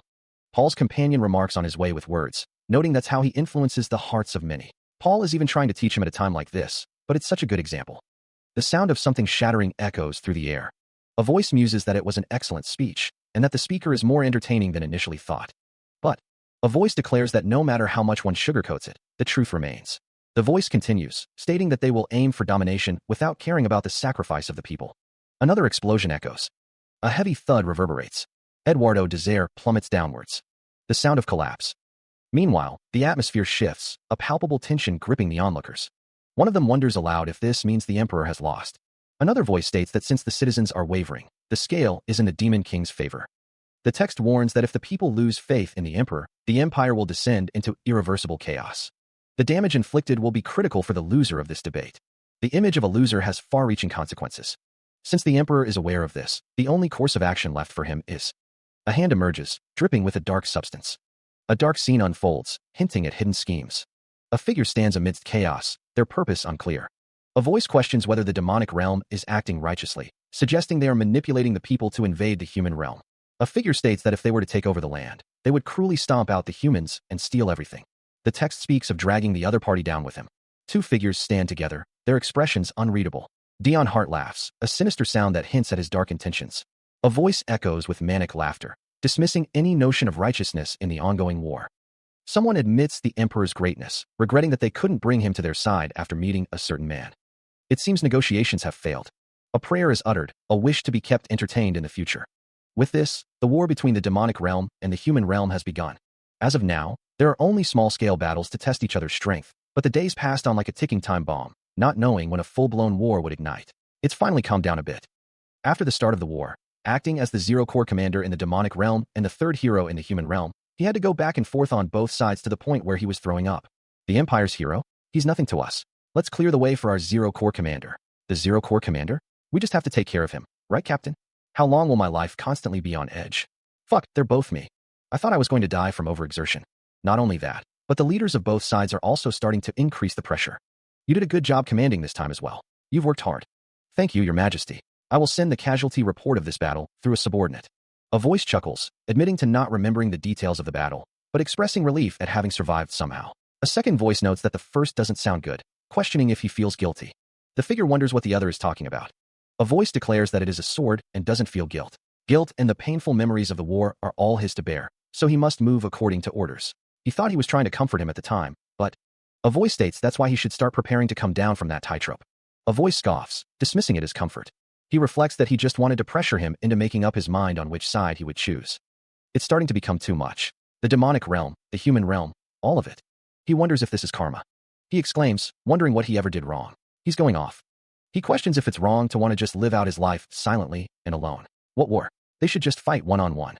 He affirms, yes, Demon King, with a reaction speed of 0.1 seconds. Another voice asks, oh, Eret, have you rested well these past few days?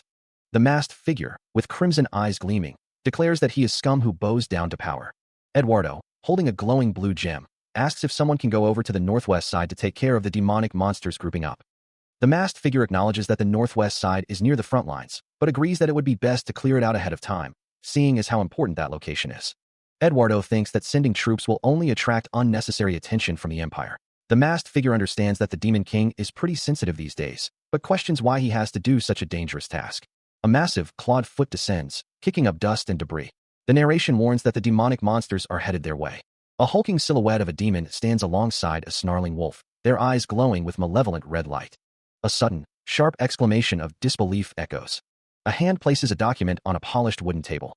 The narration reveals that the bet of who will kill Dion Hart first, with the Duke, which was delayed, has resumed now that Dion Hart has returned to the Empire. Although there were plenty of surprise attacks and poisoning attempts, Dion Hart caught on to most of them. He took care of them himself, acting as if he didn't notice the speaker taking care of a few of them and seemed to be weighing the situation.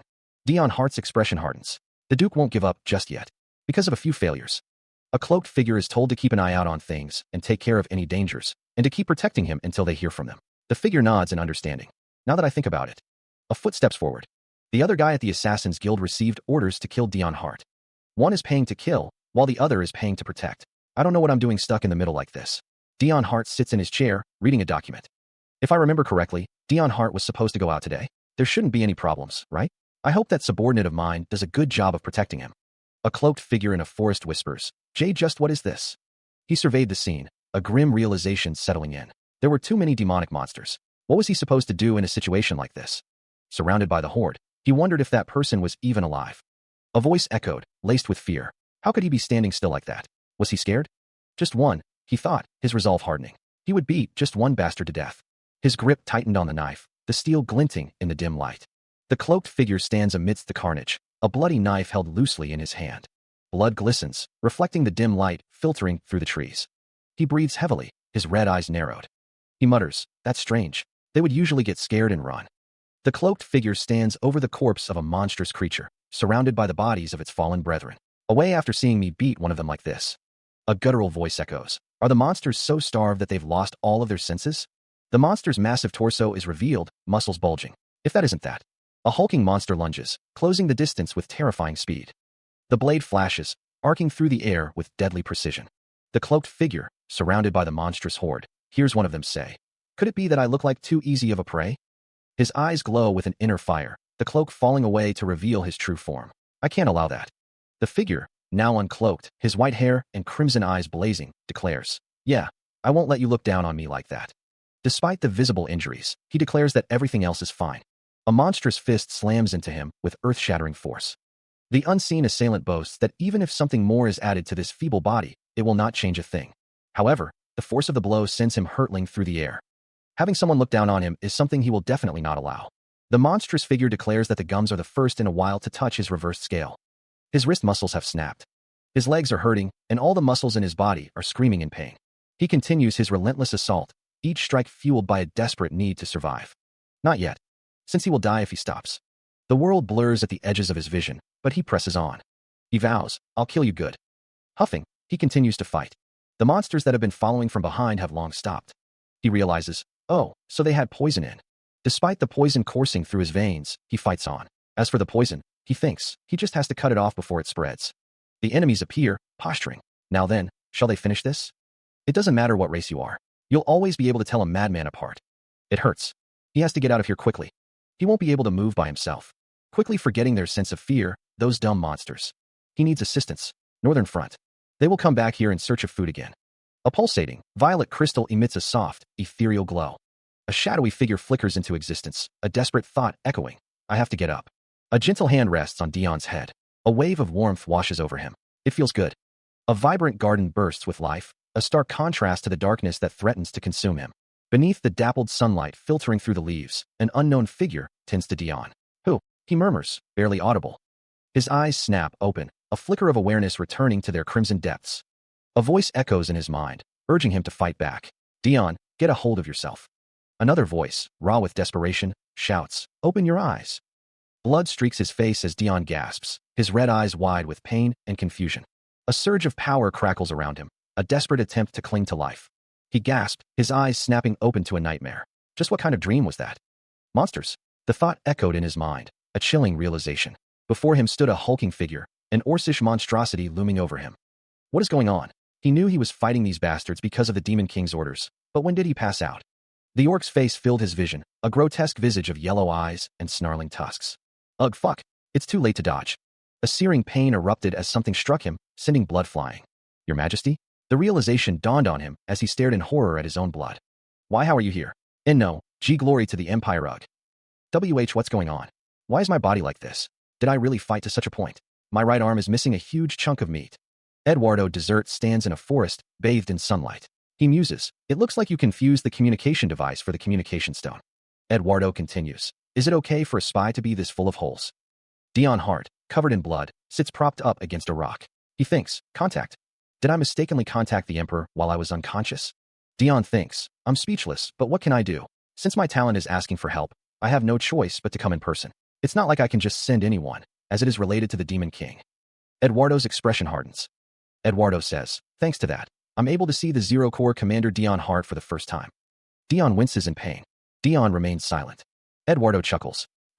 There's no need to be so nervous. I don't have any intentions to do anything right now. Dion thinks, fuck, this is scary. Why is my life like this? This is driving me crazy. Eduardo says, I'll leave new clothes and medicine here, so take care of yourself and return. Eduardo continues, I'll send a night over, seeing as you won't even be able to walk properly. Dion says, thank you very much. He thinks, that's a relief. I really can't even stand up right now. Eduardo, mounted on a white horse, states that because he moved according to the Demon King's wishes this time, next time, he'll have to move for him. A voice promises to call soon.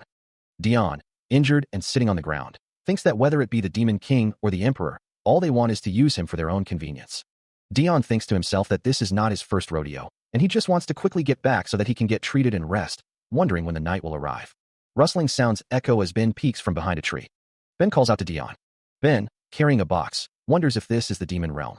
Ben asks Dion why he is here, stating that he got a really strong signal from the necklace, so he got worried and secretly escaped. Ben exclaims that Dion gets hurt so badly, wondering if he killed all these monsters on the ground by himself. A voice says that it was probably the Emperor, stating that someone should be coming soon, so before they get caught, Honorable Marquis Dion, he has come to fetch him by the orders of His Majesty. A knight in a white uniform arrives. He stares ahead, a question forming on his lips as realization dawns. A voice booms out, the words echoing with dread. We got caught. Eyes wide with shock, the figure with glasses stares into the distance. A chilling question hangs in the air. Are you a demon? Dion draws his sword, the steel glinting in the dim light as he prepares to defend himself. Another figure's face contorts in terror, their mouth agape in a silent scream. A voice, laced with desperation, cries out, I'm fucked. A voice cries out, admitting they've been caught and are in deep trouble. Two figures stand in a forest clearing, one looking down at the other. What should they do? Someone shouts for the Marquis to get away from the demon. A figure wonders if they should kill him. The figure thinks that if they explain the situation, the Emperor will understand, even if they were to kill him. But the figure is injured. The figure thinks they should avoid fighting with their body in this condition. The figure whispers to Sir Eret to push them away and run. A whisper. Someone asks if the Marquis is okay. He stands over the fallen figure, his sword still drawn, an exclamation point hanging in the air.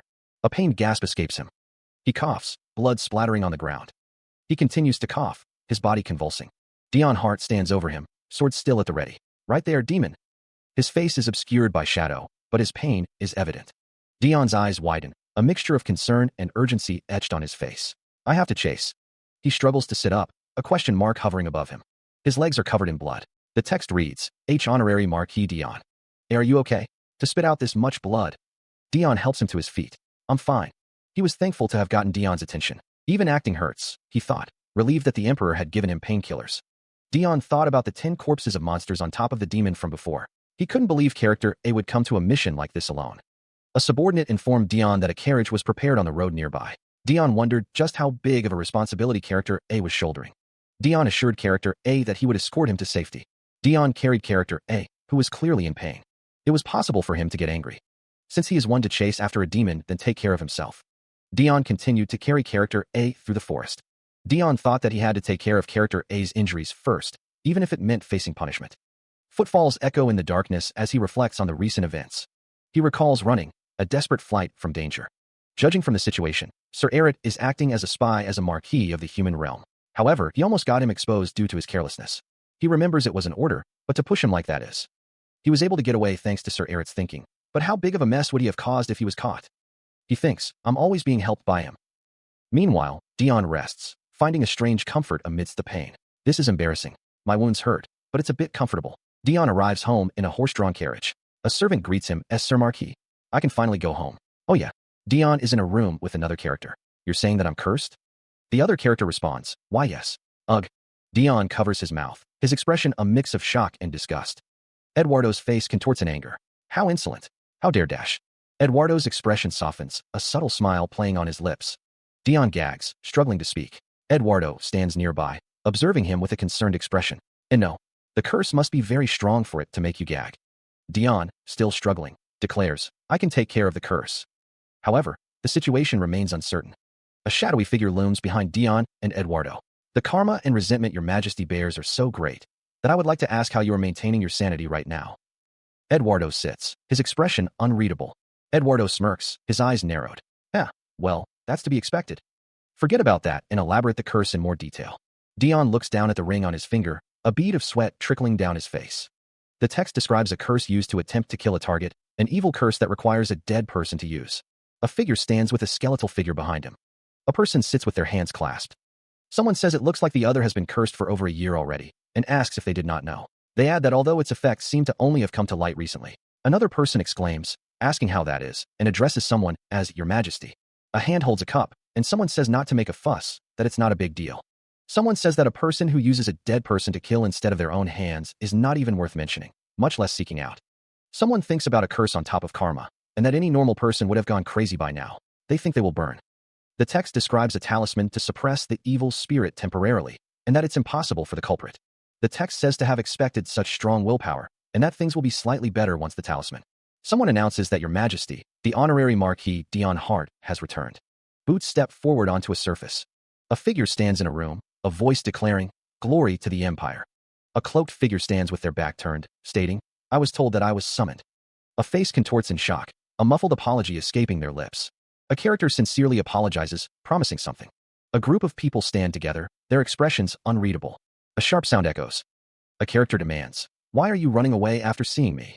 A character chuckles, musing that someone must be shouldering a lot of resentment. He dismisses it as nothing when questioned.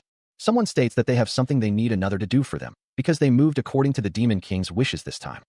A character gasps, Someone curses, thinking that they thought he had forgotten because he's been quiet lately. The teacup settles with a soft clink.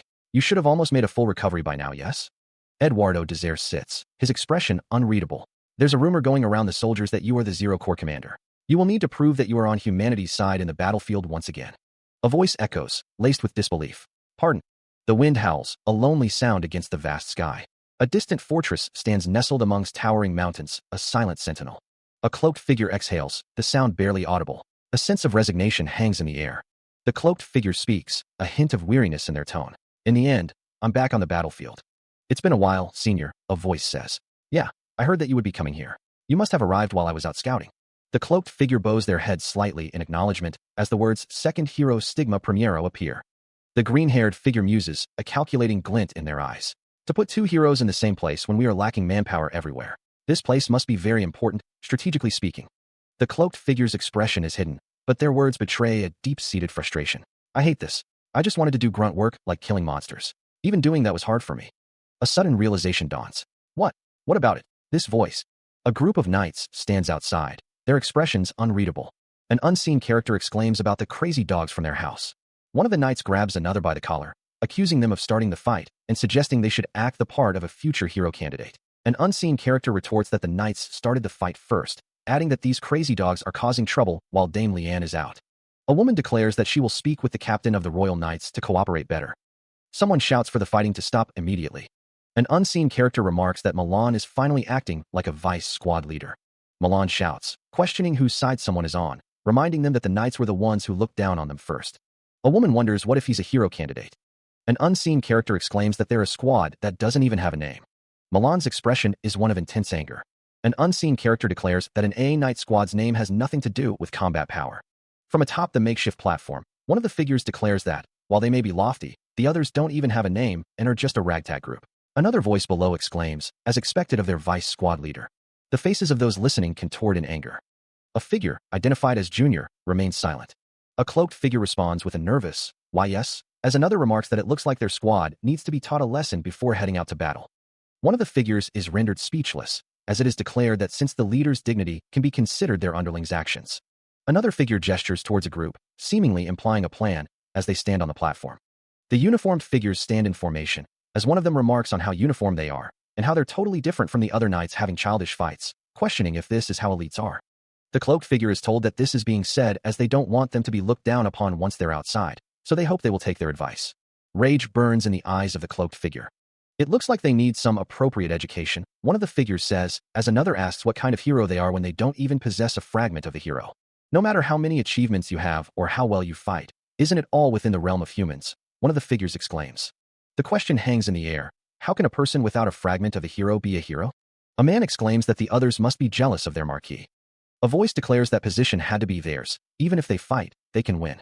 A sound of pain echoes. Eduardo Desire questions the situation. A voice states that they don't even know their place. A group of figures stand together, their eyes glowing red. A voice questions how they dare look down on their boss, their marquis. The chapter concludes. Dion Hart reflects, realizing that the person he was introduced to from afar is just a little kid. The figure with long, dark purple hair declares that they should only stop when they can no longer move. Lying on the ground, Dion Hart is already dead. A voice booms, reminding everyone to get a grip, as this place is the battlefield. Dion Hart asks why the figure with long, dark purple hair is opposing him, calling him weak.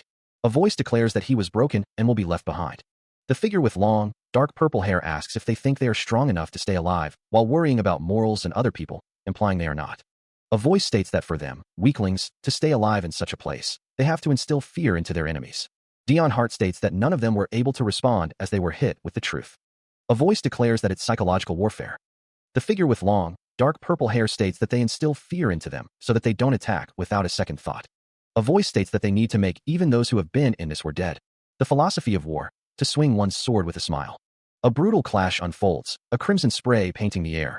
The weight of the situation crashes down, leaving a warrior stunned. A frantic target proves elusive, a difficult prey to capture. The abyss of madness threatens to consume all. Bloodied hands grip tight, a grim reminder of the cost.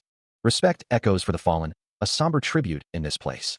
A ruthless decree, those who impede must be eliminated. Broken and defeated, the warrior lies prone. Those words, etched in memory, became a lifeline. A legion of crimson-eyed warriors stands ready. The potential outcome hangs heavy in the air. The world demands one thing, doing everything to survive. They survive by relying on each other. A vice captain is being attacked, crying out in pain. Dion Hart is not only their benefactor, but also their hero. By using the current front line's tension as a distraction, the demon army invaded through another route. Human realm. The emperor, who took notice of the demon king's intentions, quickly sent out his army, but ultimately struggled with defending, so he gathered the main forces. With that, the second hero, Stigma Primero. He stands with his arms crossed, a slight smirk playing on his lips as he looks down at the white-haired boy beside him. The air is thick with the scent of ozone and blood. The third hero, Dion Hart, observes the scene with a calculating gaze. His expression betrays nothing of his inner thoughts. And even the hero candidates who possessed the fragment of the hero were summoned. A blue fragment glows intensely, radiating power. Like that, the battle with the demons took a turn and slowly came to an end. The battlefield is littered with the fallen, a testament to the ferocity of the conflict. A sweeping arc of crimson energy cuts through the air, leaving a trail of destruction in its wake. The air crackles with residual power. A figure lies defeated, blood staining the ground around them. The scent of iron hangs heavy in the air. The impact point is a gruesome display of force, blood splattered across the ground and armor. The sound of labored breathing fills the silence. Standing over the fallen, a figure delivers the final blow, the word die echoing in the air. The taste of ash lingers on the tongue. The battlefield is a scene of carnage, littered with bodies and stained with blood. The silence is broken only by the moans of the wounded. Isn't it okay to stop now? A voice questions, laced with concern. Is there a need to butcher them like that? Another voice whispers, ugh, I don't feel so good. I was overconfident. A voice admits, laced with regret. We'll win if we fight. No. A voice whispers, filled with doubt. I don't think we can win, even if we have the fragment of a hero on our side. Even though he was scared for his life, he couldn't take his eyes off of them. As if he's facing a predator, unable to turn away. The blade drips crimson. Heh, they were acting as if they were ready to fight us at any given moment, but now they're scared out of their wits. Those dumbass. Well, it's not like I don't understand. Even a hero candidate with a fragment would be scared. Even we, who have bore witness to so many things similar to this, still get goosebumps. The morale of the demons have taken a huge hit, most likely because of the marquee. They aren't charging at us like before, making it easier to fight. But that agitated state. Die. Looks like he still can't control himself. In the battlefield where you had to be consumed by madness to survive. That's enough. Huff, huff. He gasped, blood staining his white hair. Senior. Dion Hart smiled faintly, his green hair swaying slightly in the breeze. The battlefield stretched out before them, a desolate landscape of death. A voice echoed in the distance. Side is almost done, but it seems like this place is finished too. The scene was filled with the moans of the dying and the stench of blood. Dion Hart remarked, yeah, I came. I had thought that your Night Order was only known for their cruelty, but apparently, they possess the skills to back it up. A fallen soldier lay nearby, muttering, trying to fight without any medical support is rough. It's not surprising, or else they wouldn't have survived the 8-year war. A voice questioned, is yelling die while fighting a habit? Character A stood, covered in blood, his expression unreadable. Character A paused, considering something. Dion Hart continued, those barbaric words detract from your prestige, so it would be better if you fix that habit. Character A responded, I don't really care for things like prestige. Dion Hart straightened him back, causing Character A to exclaim in surprise. Dion Hart states that something is just enough. The sound of footsteps echoes. Dion Hart advises to spread your shoulders and lift your chin when speaking to someone, and to be straight and stern in the way you walk. Dion Hart continues, saying that a simple change in posture will improve many things. Dion Hart states, again. Dion Hart also advises to make eye contact. Dion Hart explains that hand signs will be conveyed more clearly if you give them out with words alongside actions. He recalls Stigma giving him advice like this one. He states that Character A should stop throwing himself into fights mindlessly, wondering if he feels that he has to look out for him since he is his senior. Dion Hart's advice is useful, but the results are always. Character A states that you just need overwhelming power. The figure, face smeared with blood, stands amidst the chaos, his white hair stark against the dark cloak.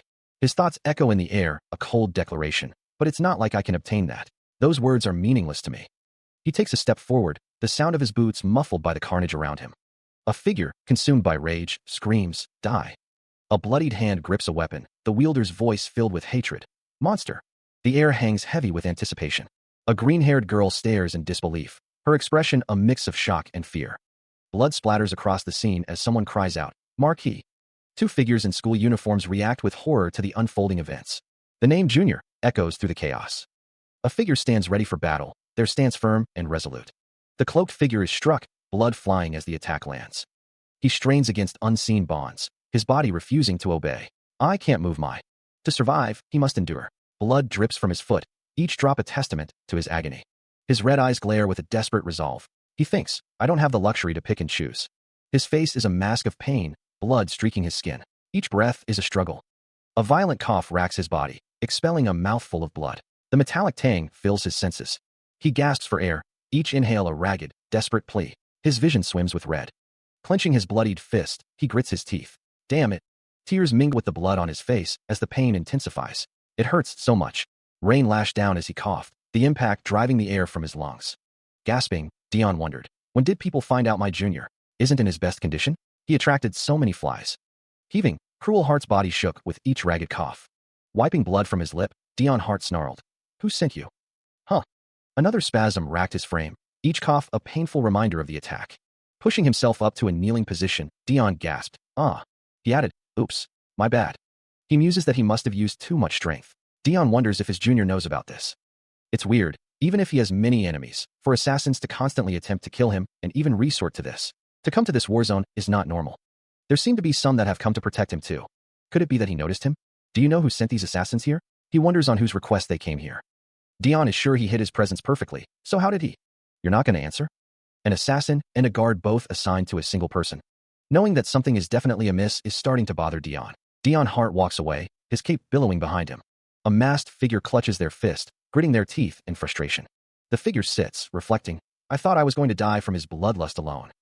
The figure wonders, why is being around Dion Hart so dangerous? A man exclaims, Captain, I mean Marquis, are you crazy? What are you going to do about your shoulder? Who would be crazy enough to hold on to the enemy with a wound like that? A man lies bandaged, as another tends to him. He thinks, it either. I don't even remember what happened that well. The caretaker says, be so dramatic over his shoulder wow. So you are awake. A voice calls out, Senior. Dion Hart stands in a room with others as one of them says, you don't have to get up. He stood with his arms crossed, a calculating look in his eyes. Was he fighting all this time by using himself as bait? He looks like he's mad. Why? A war he entered at a young age. Commander, you fastened the button wrong today too. Let's go. I can do it by myself. He was like a child at times. But when it came down to fighting, even when his body was worn down by alcohol, medicine, and wounds, as if everything would be fine as long as he survives, I was left with no choice. Eduardo Desire states that Dion Hart also ran after the enemy commander without thinking before. A close-up reveals blood on Dion Hart's face. Eduardo Desire explains that because Dion Hart actually killed the commander, the enemy forces all scattered, resulting in most of them getting away. He wonders if they would have retreated if he wasn't there. Eduardo Desire tells Dion Hart that he should have at least left the small fries alone and focused on his safety. Eduardo Desire mentions that the enemy scout found out about Dion Hart's shoulder wound because of this incident too. Dion Hart is shown with the wound. Dion Hart is seen in a field. Eduardo Desire states that one of the important commanders being injured will spread to the demon army, which will. Eduardo Desire believes that the forces that retreated will most likely come back and attack. Dion Hart is shown with bandages. Dion Hart says he's right. Eduardo Desire asks if Dion Hart gets it, saying that his actions weren't the best and that he should take care of himself. Dion Hart says he will keep that in mind. An exclamation mark punctuates the air as two figures react to unseen events. He didn't even acknowledge us when we said those things. Sir Stigma is the best. The word marquee explodes from a speech bubble, accompanied by sounds of impact. From a high vantage point, a group of figures stands in a grand hall. The army that retreated is on its way back. A sudden realization dawns on two figures, their expressions mirroring shock. Bandaged and weary, a figure remarks, already? Things are getting troublesome. A clenched fist slams down, accompanied by the declaration, it's all my fault because of my injury dash. Junior, looking bewildered, clutches his head. Now, Junior, get a hold of yourself. A figure with green hair speaks to Junior. It would be best to take those hero fragments along with you. Junior replies, a retreat? By myself? But what about you? The green-haired figure reacts with a sharp intake of breath. The green-haired figure chuckles. Oh my, do I look so weak that you need to worry about me? For the mere minions of the demon army, my knights and I are more than enough. The green-haired figure strides away, a line of knights standing at attention behind him. Dion Hart smirks, a glint in his dark eyes. Dion Hart says, you might be injured, but you should still be able to escape by yourself, right? Meanwhile, the sound of horses thunders across the battlefield. The pounding hooves kick up dust and debris. A cavalry charge barrels forward. Elsewhere, a voice reports, according to our scouts, most of the demon army is being sent elsewhere. A figure lies injured, their white hair stained with blood. A voice declares, meaning, this battle here should be the final one. As long as we kill off the army that's returned, we will have accomplished our mission of wiping out the enemies. A voice says, I'll see you later. Candles flicker in a dimly lit room. Dion Hart and Eduardo Desert sit across from each other, playing chess. Cruel and the Duke have a strange relationship. Although Cruel volunteered to follow the Duke as his subordinate, their relationship was more complex than it seemed. A hand moved a chess piece across the checkered board. Dion Hart sat in his chair, clad in armor. The Duke treats Cruel with respect, even as he moves another piece. Their relationship was a peculiar one, where they were neither equals nor superior and subordinate. Eduardo Desert sighed. I have lost. It seems like you're having a hard time focusing today. The two men sat across from each other at the chess table, the pieces arranged between them. Eduardo's eyes narrowed. Oh, are you perhaps worried about your younger brother? Dion's expression remained unreadable. He responded, I have sent assassins after assassins. The camera focused on the chessboard. Still, not a lot were able to even successfully get near Dion Hart. However, Eduardo looked concerned. Their relationship suddenly tilted to one side. A heavy atmosphere descends. They were able to capture one of your dogs. I can't retaliate here. Dion Hart's expression hardens. I'm usually not the type of person to give second chances to a traitor or a spy, but you are so precious to me that I have no choice but to do so. We'll leave it at this. A surge of emotion. A knife plunges into a gloved hand. Do you really remember that your brother killed your parents? Don't you feel sorry for them? A young boy is embraced by his parents, their faces filled with love and affection. A question hangs in the air. Were they not your precious parents? Yet, Dion Hart still killed them without a second thought, didn't he? No matter what reason or misunderstanding he could have had. A single tear streaks down Dion's face, reflecting the turmoil within. Dion Hart still. Would that be enough for you, who lost your parents? Between a brother like that and your own life, which one is more important? This stubborn guy, he didn't make a single noise this entire time. I'll have someone watch over you, so don't think about doing anything stupid. Unless you want to die? One chance. I will give you one last chance. Bring me Dion Hearts. A collection of swords rests against a barrel in a dimly lit room. Dion Hart stands in a room, a long sword resting on a nearby table. Dion Hart speaks to an elderly woman, his words laced with a dark suggestion. If you ever feel like dying, you should kill that child before you do. Kneeling over a prone figure, Dion Hart poses a chilling question. Between your brother's life and your own life, which is more important? The crimson glow of a text bubble illuminates Dion Hart's face as a threat is issued. Unless you want to die, bring me Dion Hart's head. Dion Hart, his hand wrapped in bandages, thinks to himself, that's right. I think it's about time. A text bubble declares, it's time to put this to an end dash. Dion Hart stands, an exclamation mark punctuating the air. A close-up reveals a rack of gleaming swords. Dion Hart clutches his bandaged hand, thinking, the Duke must have cut a nerve with his dagger back then. A close-up of Dion Hart's bloodied, bandaged hand accompanies his internal resolve. I can't let something like this stop me. A heavy darkness blankets the scene. Dion Hart pauses, a flicker of thought crossing his face. He peers through a gap in the curtains, his expression unreadable. Dion reflects, I've thought about it. He continues his train of thought. Asterisk the dog, the Duke, caught must have been someone from the guild that I hired to protect Dion. They move stealthier than anyone. Asterisk. Dion Hart turns to a figure cloaked in shadow. I will follow you. He thinks to himself, most people wouldn't even be able to notice their presence. Dion Hart issues a sharp command. No, you stay here and do what you have to do. My job is to protect the Count Dash. His thoughts drift back to the problem at hand. If there is one way to detect them, protect? Dion Hart stands with the shadowed figure, their faces obscured. The shadowed figure speaks. As Dion thinks to himself, it would be through bribery. The figure asks, did the Duke ask you to do so? Dion Hart's expression hardens, a flicker of surprise in his eyes. He asks, his gaze sharp, Singer, since when have you become the eyes of the Duke? A voice narrates, now that I think about it, Singer had stopped calling me Lord at some point. Dion Hart presses, I'm asking, since when did you start reporting my movements to the Duke? The voice continues, he was a trustworthy subordinate that has been with me even before going under the Duke. The tension hangs heavy in the air. Singer replies, is that important? A voice narrates, it would be a lie to say I wasn't shocked. However, Singer adds, yeah, I guess that doesn't really matter now. Dion Hart declares, his tone final, I won't allow you to follow me any longer. Dion Hart thinks, I'm not kind enough to keep a traitor around me during an important mission. Singer's expression is downcast, his eyes shadowed with regret. A voice narrates, that was the last time, so it doesn't matter anymore. A voice narrates, no need for applause. The play is over, applaud. A figure rides on horseback through the forest. It would be best to end the play without anyone knowing. A lone rider continues through the desolate landscape. That way, get dash. That way, the demon shouts, pointing. When I'm with the demons, I am the #1 most wanted by the Empire, one of the soldiers states. The sound of hooves echoes through the forest. When I'm with the Empire, I am the #1 most wanted by the demons. Dion Hart, riding on horseback, curses. Damn it, even from behind. That's me, Dion Hart. First-person point of view. Happy. He continues to cut down the endless horde of demons, red energy crackling around his blade. A demon's face, contorted in rage, is splattered with its own blood. The onslaught continues, the demons falling one after another. A voice booms out, questioning the seemingly endless supply of demonic forces. Just where are these demon bastards keep coming from? A shout rings out, alerting the captain and Marquis to an unknown presence. Captain. No, Marquis. There is something. The white-haired figure points, shouting, over there. A distant voice murmurs, that's. Through the trees, a group of riders can be seen traveling along a path. A voice notes the demon's first unit and carriage, questioning if they are carrying supplies. A close-up reveals supplies being transported. The white-haired figure realizes the path is a supply route, while another exclaims, we've been caught. The characters react with shock and concern. A figure stands amidst the carnage, a bloody blade glinting in their hand. A demon screams, realizing the ambush. No, stop him. Another demon shouts, stop Dion. The name Hart echoes through the forest in a desperate cry. Demons react in alarm. What's going on? One of the demons asks, did we get caught by the humans? Another thinks, as long as the supplies are gone.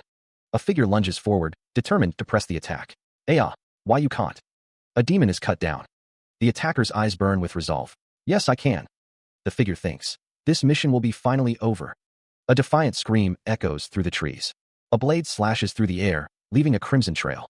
A fractured landscape lies in pieces. A swirling vortex of energy obscures the view. The map details the power distribution by merging. The human realm joined hands, forming an alliance between the Empire, the Sen Empire, Ryuesh, and Esperanus. A fated storm started brewing in the Empire. Marquis Stigma arrives. One of the soldiers asks if his junior is back. The sign reads, important base of the Empire. Talking about Marquis Hart, he returned yesterday and is resting inside the tent after his treatment. Getting rid of the supply squad, he caused a landslide, which resulted in the supply route getting blocked. Thanks to that, the morale of the demons took a big hit. Someone chuckles, stating they have to leave it to him. Rumors say Marquis Hart found the supply route while he was. A figure lies prone in the snow, an exclamation mark hovering above him. Eduardo Desert grabs the white-haired man, demanding, what is this? Hey, get a hold of yourself. A heavy curtain hangs ominously. A hand pulls back the curtain. Eduardo Desert's expression is grim. A voice declares, seems that he's gone. The white-haired man struggles, shouting, hey, let go of me. His red eyes glare with defiance. A voice filled with rage shouts, arg fuck, you crazy bastard. Why are you acting like this? Eduardo Desert grips the man's wrist tightly. He's so strong that I can't break free from his grip. The white-haired man continues to struggle. Hey, can't you hear me? I have nothing to talk to you about. The white-haired man breaks free and runs. He curses under his breath, clearly frustrated by the situation. Why did he come here? The question echoes in his mind. Muffled sounds escape him as he wonders why he was suddenly kidnapped. He is dragged further into the snowy landscape, his muffled protests unheard. The captor tells him to follow, claiming to have something to say. He thinks to himself that he was dragged out here without a single explanation. Whatever the reason may be, he can't just let him keep dragging him along. What if he's planning on taking him somewhere remote to take care of him? His injuries are pretty bad. There's no way he's going to win if it boils down to a fight. The captor, cruel, says he got it, and to let's just talk here. Why did he suddenly dash? Bloodlust. He's definitely trying to kill him. You. The sound of something breaking echoes through the snowy landscape. He pushes through the heavy snow, his breath misting in the frigid air as he continues his desperate flight. Eduardo Desert's eyes widen with concern. Keep heading in the direction we've been going. The forest blurs around him as he sprints, the snow crunching beneath his boots. Eduardo Desert's voice rises in alarm. Wait. If I keep going this way, it'll lead to the war front connected to the demonic realm. A sharp, whistling sound cuts through the air. Arrows streak past, narrowly missing their mark. Eduardo Desert's face is grim. I don't have time to explain. A voice echoes from behind. There are people after your life. The sound of footsteps grows louder. It'll be hard to get away from them this time. A dark presence looms. Sent me, a force that's able to kill heroes. He continues to push forward, the forest a blur of white and gray. He stops short, his eyes widening in surprise at what lies ahead. A wave of despair washes over him. All these people came just to kill him. A firm grip tightens on his shoulder, a silent warning. This side is too dangerous now. Dion is told to go to the other side and never return again. A disembodied voice echoes, commanding someone to go to the other side and never return. Dion Hart stands with another figure in a snowy forest. A voice wonders if the other side could be that person. Someone wonders how he knows about them going back and forth to the demon's side. Dion Hart stands before a group of soldiers. A voice says that he ended up taking his side, and that they didn't want to face two of the heroes. The voice then calls someone a traitor and asks if they forgot their orders. Dion Hart stands with another figure in a snowy forest. A voice commands to kill them both. A group of soldiers stands in a snowy forest. A close-up of a sword. Dion Hart stands before a group of soldiers. Swords clash with furious intensity, the air crackling with unseen energy as two figures engage in a deadly dance. A sharp intake of breath, the glint of determination in his eyes as he prepares for what's to come. Snow falls softly in a desolate forest, the wind whispering secrets as a lone figure stands amidst the frozen trees. Footprints stain the snow crimson, a grim testament to a recent battle as the figure stands amidst the carnage. Deep within the shadows, two figures huddle, their faces obscured by the darkness as they plot their next move. He secretly followed Dion deep into the forest that day, his intentions shrouded in mystery. The figure gazes upon a surreal landscape bathed in the eerie glow of a blood-red moon. This place is the land with three moons, the demonic realm. The appearance of the Zero Corps commander not long after Dion's absence, and then, seeing Dion casually cross over to the demonic realm. Energy crackles around him, a storm of power contained within a single figure. That's right, it was all you. Dion stands amidst the chaos, his expression unreadable as the truth begins to unfold. The clash of steel echoes through the air, a symphony of destruction as the battle reaches its climax. He stands in the snowy forest, assassins closing in, bestowing him the position of the Zero Corps commander. His life and the way he's treated in the demonic realm must be pretty good. So instead, a blade flashes, arcing through the air with deadly intent. It's impossible for him to take care of them alone when there are so many of them. Even if I were to run, they'd easily catch up. I don't know the reason, but it seems like Cruel is trying to help me. I made a bad call. I shouldn't have brought Dion over at this moment. The assassin's blade slices through the air. Right now, I have no choice but to work with him. Blood splatters as one of the figures is struck. I made a bad call. I shouldn't have brought Dion over at this moment. I wanted to send him over to the demonic realm since it's dangerous for him to stay here. I didn't expect the assassin sent by the Duke to be so fast. I have to look for an opening to take Dion to . Swords clash in a flurry of motion. A crimson eye stares out, the pupil a pinpoint of intense focus. A sudden burst of blood paints the air. A spear pierces through something unseen, leaving a trail of crimson. Elsewhere, two figures stand in a snow-swept forest, the silence broken only by the wind. Boots crunch on the blood-stained snow, each step a heavy echo. A face, marred by bandages, betrays a flicker of pain. The bandaged man is confronted by another, his expression unreadable. Up to? He asks, acting like. Rage contorts his features. You care about me now, you dash. A film reel flickers, showing fragmented memories. Does he even have a reason to act like this? At this point in time, the reel continues to spin. Something feels off. Faults are starting to appear in my memories. The film shows a distorted image. No, but didn't he abandon me? In a quiet library, Dion sits with another figure, reading. Cruel, I want to see the outside world. He thought, hiding his disgust for me under his stoic face. Really? He chuckled. Hee, I'm joking. He mused. I like reading and playing chess with you like this. A gentle touch. He smiled warmly. The truth is, he thought, don't read too much into it. Wasn't he trying to kill me? Accept it and forget it. A sharp intake of breath. He glanced away, a flicker of pain in his eyes. The family died at the hands of the mistaken Dion. A close-up of his face, etched with sorrow. Yeah, it was a misunderstanding. A sword, slick with crimson, cuts through the air. The blade falls, leaving a trail of blood in its wake. If it wasn't for the misunderstanding. If it weren't for the Duke, he would never have done something like that. Eyes glowing with an eerie green light, the sword is swung once more. A memory of innocence. A child smiles, clutching a teddy bear. My friendly and kind younger brother. Do you even remember that your brother was the one who killed your parents? Between such a younger brother and you, whose life is more important? The day my only brother's hands were covered in blood, I made up my mind. The blade crashes down, a crimson spray erupting from the point of impact. A guttural cry echoes in the confined space. Kneeling, the figure presses the attack, the metallic tang of blood heavy in the air. For pain to affect me now of all times. The crimson-soaked blade rises again, poised to strike. A flicker of determination burns in the attacker's eyes. Another blow lands, the sound of tearing flesh mingling with the attacker's ragged breathing. Blood splatters across the ground. The attacker's leg, stained crimson, stands firm amidst the carnage. The air crackles with a strange energy. A pained grunt escapes the attacker's lips, but their resolve remains unbroken. To protect my only family, my younger brother. Meanwhile, staggering through the snow, he is supported by another. Their breath mists in the frigid air. Just go. His green eyes, bloodied and weary, reflect a grim acceptance. Once I die, you will sooner or later learn of the truth. He's in the right state of mind right now. A gasp escapes him, his mind racing with dark thoughts. If he were to find out the truth, he'd go crazy with guilt and thoughts of revenge, which would cause him to kill everyone around him, and, in the end, to take his own life. His hand clenches, a silent struggle raging within. This is my last request. He presses on, driven by a desperate resolve. The snow falls softly around him, a stark contrast to the turmoil within. He's in the right state of mind right now. The thought echoes, a cold wave washing over him. He didn't want anyone to uncover the truth. Someone shouts that Dion Hart is getting away as he walks through the snowy landscape, leaving a trail of blood behind him. A voice filled with frustration exclaims, questioning how they can't get past a single person. Dion's face is marred by a bloody wound, his expression a mix of pain and determination. His sword is slick with crimson, a testament to the battle he's enduring. An assassin raises a gloved hand, perhaps signaling an attack. The sound of steel echoes through the air. Dion stands surrounded, a lone figure against a group of armed adversaries. A voice echoes in his mind, commanding him not to question his. He clashes swords with an unseen foe, the snow stained red with blood. A voice whispers, urging him to focus on his hatred for them. The assassins close in, their blades glinting in the dim light as they surround Dion. His face was a canvas of pain, blood painting streaks across his skin. The crimson liquid dripped from his brow, obscuring his vision as the weight of his actions crashed down on him. Once I die? He ran, the frigid air burning his lungs as he pushed through the snow-laden forest. Each stride was a desperate attempt to outrun the ghosts of his past, the icy wind whispering accusations in his ears. His breath hitched in ragged gasps, each inhale a struggle against the crushing weight of his regrets. The cold bit at his exposed skin, a physical manifestation of the chill that had settled in his heart. But in the end, you've never listened to me. He faltered, his steps grinding to a halt as the words echoed in his mind.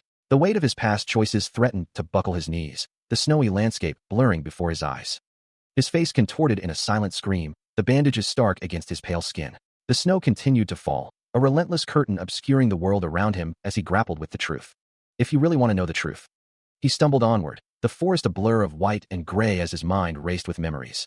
Each step was a painful reminder of the path he had chosen, the consequences now bearing down on him with relentless force. The weight of his past pressed down on him, the cold seeping into his bones as he struggled to maintain his balance. The snow swirled around him, a silent witness to his internal turmoil. His body gave way, collapsing onto the snow-covered ground with a muffled thud. The world spun around him as darkness crept in at the edges of his vision, the weight of his actions finally claiming him. Face reality, everything you've done until now. He lay in the snow, the crimson stain of his blood blooming around him like a macabre flower. The cold seeped into his bones, a chilling prelude to the end. His gloved hand rested limply on the ground, the pristine white now marred by the dark reality of his fading life. The snow continued to fall, a silent shroud. The end. The thought echoed in his mind, a hollow question hanging in the frigid air. People may laugh at me for living such a miserable and pathetic life. A memory flickered, kneeling beside two lifeless bodies, the weight of failure crushing him. Not being able to stop my parents from dying at the hands of my brother. Another vision, astride a warhorse, clad in shining armor, he recalled his ambition, and even going as far as to rise to a high position in order to protect my brother, putting in much effort to become a hero of the empire. And working like a dog under my enemy. The thought was laced with bitterness, a testament to his sacrifices.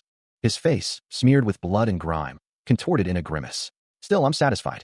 The words were a defiant whisper against the encroaching darkness. Have I not lost my life protecting my brother? The question hung in the air, unanswered, a haunting echo of his choices.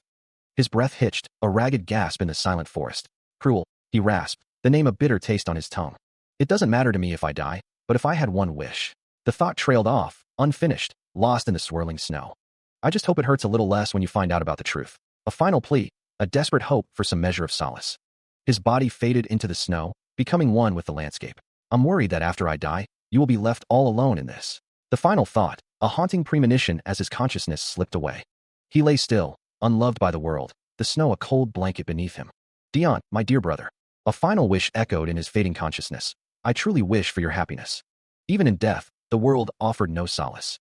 His eyes, glazed over with the coming darkness, reflected the falling snow. A promise whispered on the wind, I will be protecting you. Oh, it's a perfect ending. Lying prone in the snow, the figure is still. The blizzard rages around him, obscuring the landscape. From somewhere in the distance, voices shout, after him.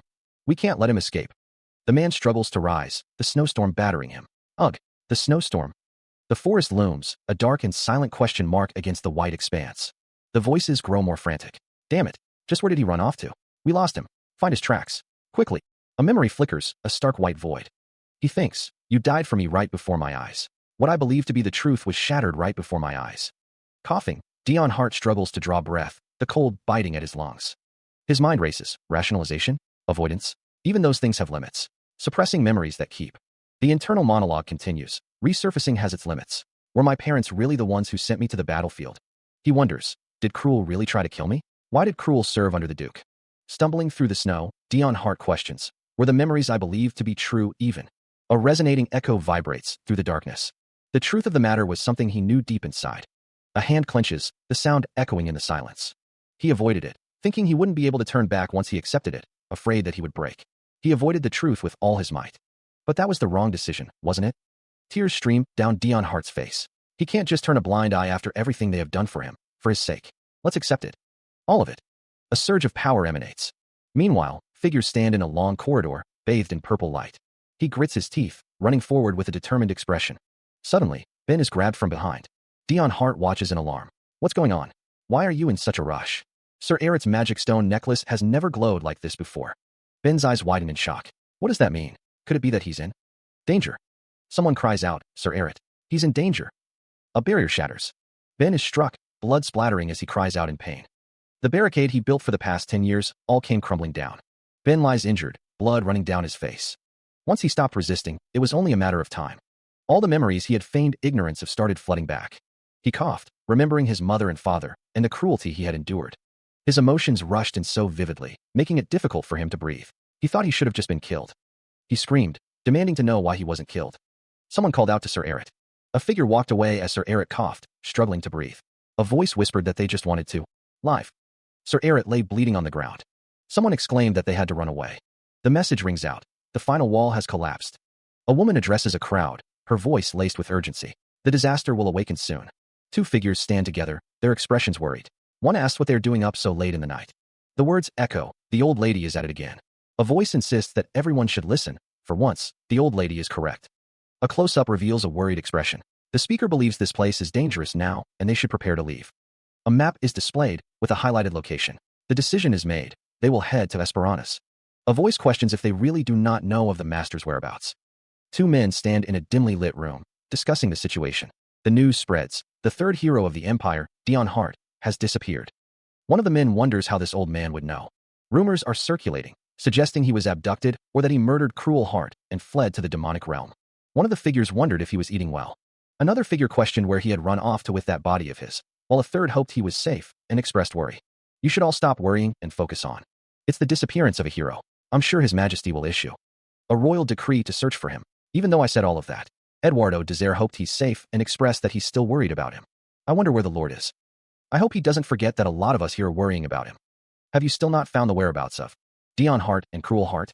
Yes, there has been a report of the two last being seen in the northern area. However, we weren't able to find their traces. It turned out like this in the end. A voice declares that for now, the focus should be on defending their land and finding the two heroes. Someone is told, you've done well. A voice promises to let someone keep their life as promised. Dion Hart looks on, a flicker of concern in his eyes. Dion Hart thinks to himself that someone ultimately threw his life away for his brother, calling him a foolish man. Eduardo Desire laments that it was such a good chance, regretting not being able to kill Dion Hart. Someone is sure that he scurried to the demonic realm. A voice wonders how the actions of Dion Hart in the future will affect the Empire. Someone exclaims in distress, oh no, what do we do? The scene focuses on a bloodied and injured figure. Someone notes that he keeps on crying. Someone questions, something, aren't you his doctor? The voice explains that the external wounds are already present, and they are a result of his mental health deteriorating, so nothing can be done about it. Eduardo Desire wonders what Dion Hart saw to make him cry so painfully. Someone thinks about the Demon King. Dion Hart coughs up blood. A voice declares that he has decided to accept the truth, that is hell, Eret. Someone thinks that Dion Hart is going to die if they leave him alone at this rate. Dion Hart struggles to breathe. He thinks that this would be a good opportunity to test his destiny. Someone wonders if it could be the Demon King. Someone tells everyone to go outside. A magical exchange occurs. Someone thinks that it just started to get interesting and that they can't throw away such an opportunity so easily.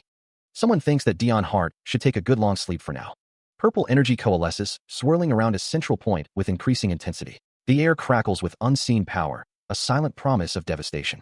The energy flares, bathing the surroundings in an ethereal glow. The sound of tearing fabric echoes in the silence as the power surges. The purple light intensifies, reaching a blinding crescendo. The air vibrates, heavy with the weight of unleashed magic. He lies broken, blood staining his white hair. Tears stream down his face, mixing with the crimson. Each breath is a ragged gasp. A voice whispers, laced with malice and triumph, cruel. Dion Hart sits at his desk, contemplating his next move. Since he's received the Duke's suspicions once, he needs to prepare for the end. Everyone is aiming for Dion. If Dion could just be a little bit safer. First of all, he needs to separate Dion's common enemies, the Duke and the Revolutionary Army. The reason the chief of the Revolutionary Army created the organization was to make his mother's will come true. If he finds out that his mother is sick, he will clearly go find the Duke out of anxiety. The Duke will oppose it. And the chief of the Revolutionary Army will finally become convinced. Convinced that the Duke does not want a revolution. He needs to time it right and let the chief hear that his mother is sick. That way, they won't have time to focus on Dion due to an internal divide. If it makes the chances of your survival even a little bit better, then that's all I need. I may have only been able to do this much, but you've always been a smart kid. You will definitely be able to do well. Now, allow me to leave the stage first. His vision blurred, the cold seeping into his bones as he lay bleeding in the snow. Meanwhile, a younger Dion stood in a sunlit garden, a gentle hand resting on his head. The man smiled warmly, his eyes crinkling at the corners. I support every decision you make. Dion leaned into the touch, a rare moment of peace washing over him. So go ahead and do whatever you want. The memory faded, leaving only the biting wind and the crimson stain on the snow. We'll always love you. A bloodied hand grips a sword, the scene obscured by falling snow or ash. A blurry, indistinct pattern fills the view. Meanwhile, a grand library stretches into the distance, filled with towering shelves and scattered desks. A group of figures stand in hushed conversation, their voices barely audible. A red-haired figure leans in, concern etched on their face. Sir Eret, are you okay? I heard you were ill. A white-haired figure sits at a desk, their back turned to the speaker.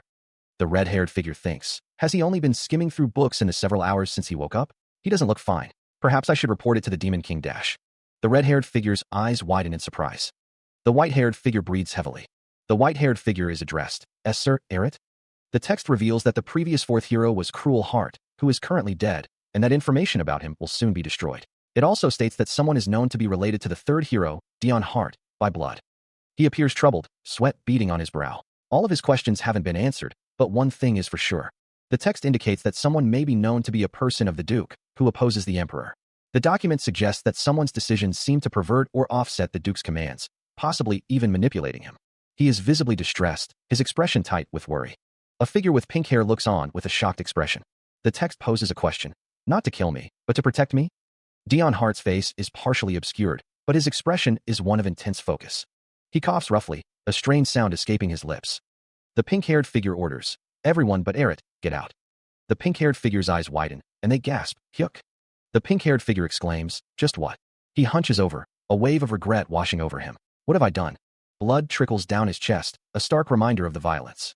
A fist clenches, knuckles white with suppressed fury. A figure restrains Dion, their grip firm on his arm. A voice echoes, laced with disappointment. "I saved you, yet this is what you did the moment you woke up?"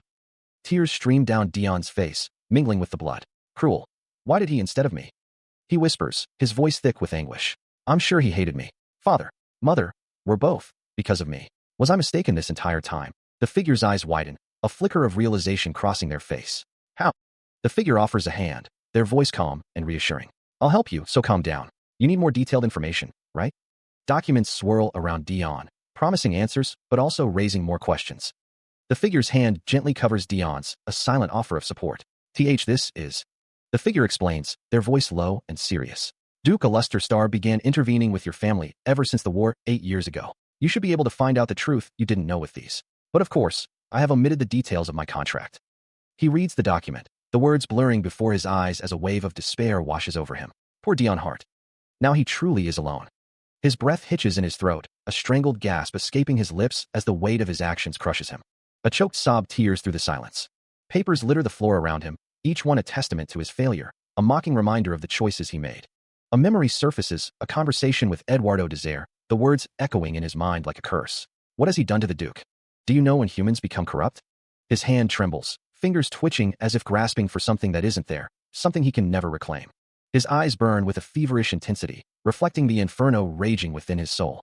It is when they lose what is precious to them, or, to be more specific, when they have nothing more to lose. "I want to die. I'll kill myself. Let's kill me." His fist clenches, knuckles white, a silent vow etched on his face. He wants to kill himself. He thought, "Let's take this useless body and kill it with the cruelest method possible." No. Dion clutches his hand tightly. The camera focuses on his hand. Dion's hand is covered in blood. He thinks, only you will be satisfied by dying like this. Isn't it your life your brother saved through his sacrifice? Dion is with Eduardo, who is holding his hand.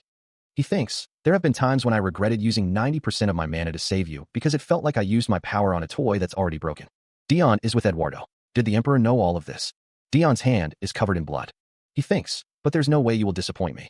As I thought, there's no way the Emperor, who investigated the Hart family himself, doesn't know. Dion's eyes glow with a sinister intent. A hand hovers over a dark, swirling substance. A small, doll-like figure sits suspended in the air. The sound of impact echoes as text declares that Dion Hart killed Cruel Hart and ran into the demonic realm. A hand writes on a document with a quill. A disembodied voice suggests that a rumor might not be false. Eduardo Desire looks on as another man wonders what Cruel Hart wanted.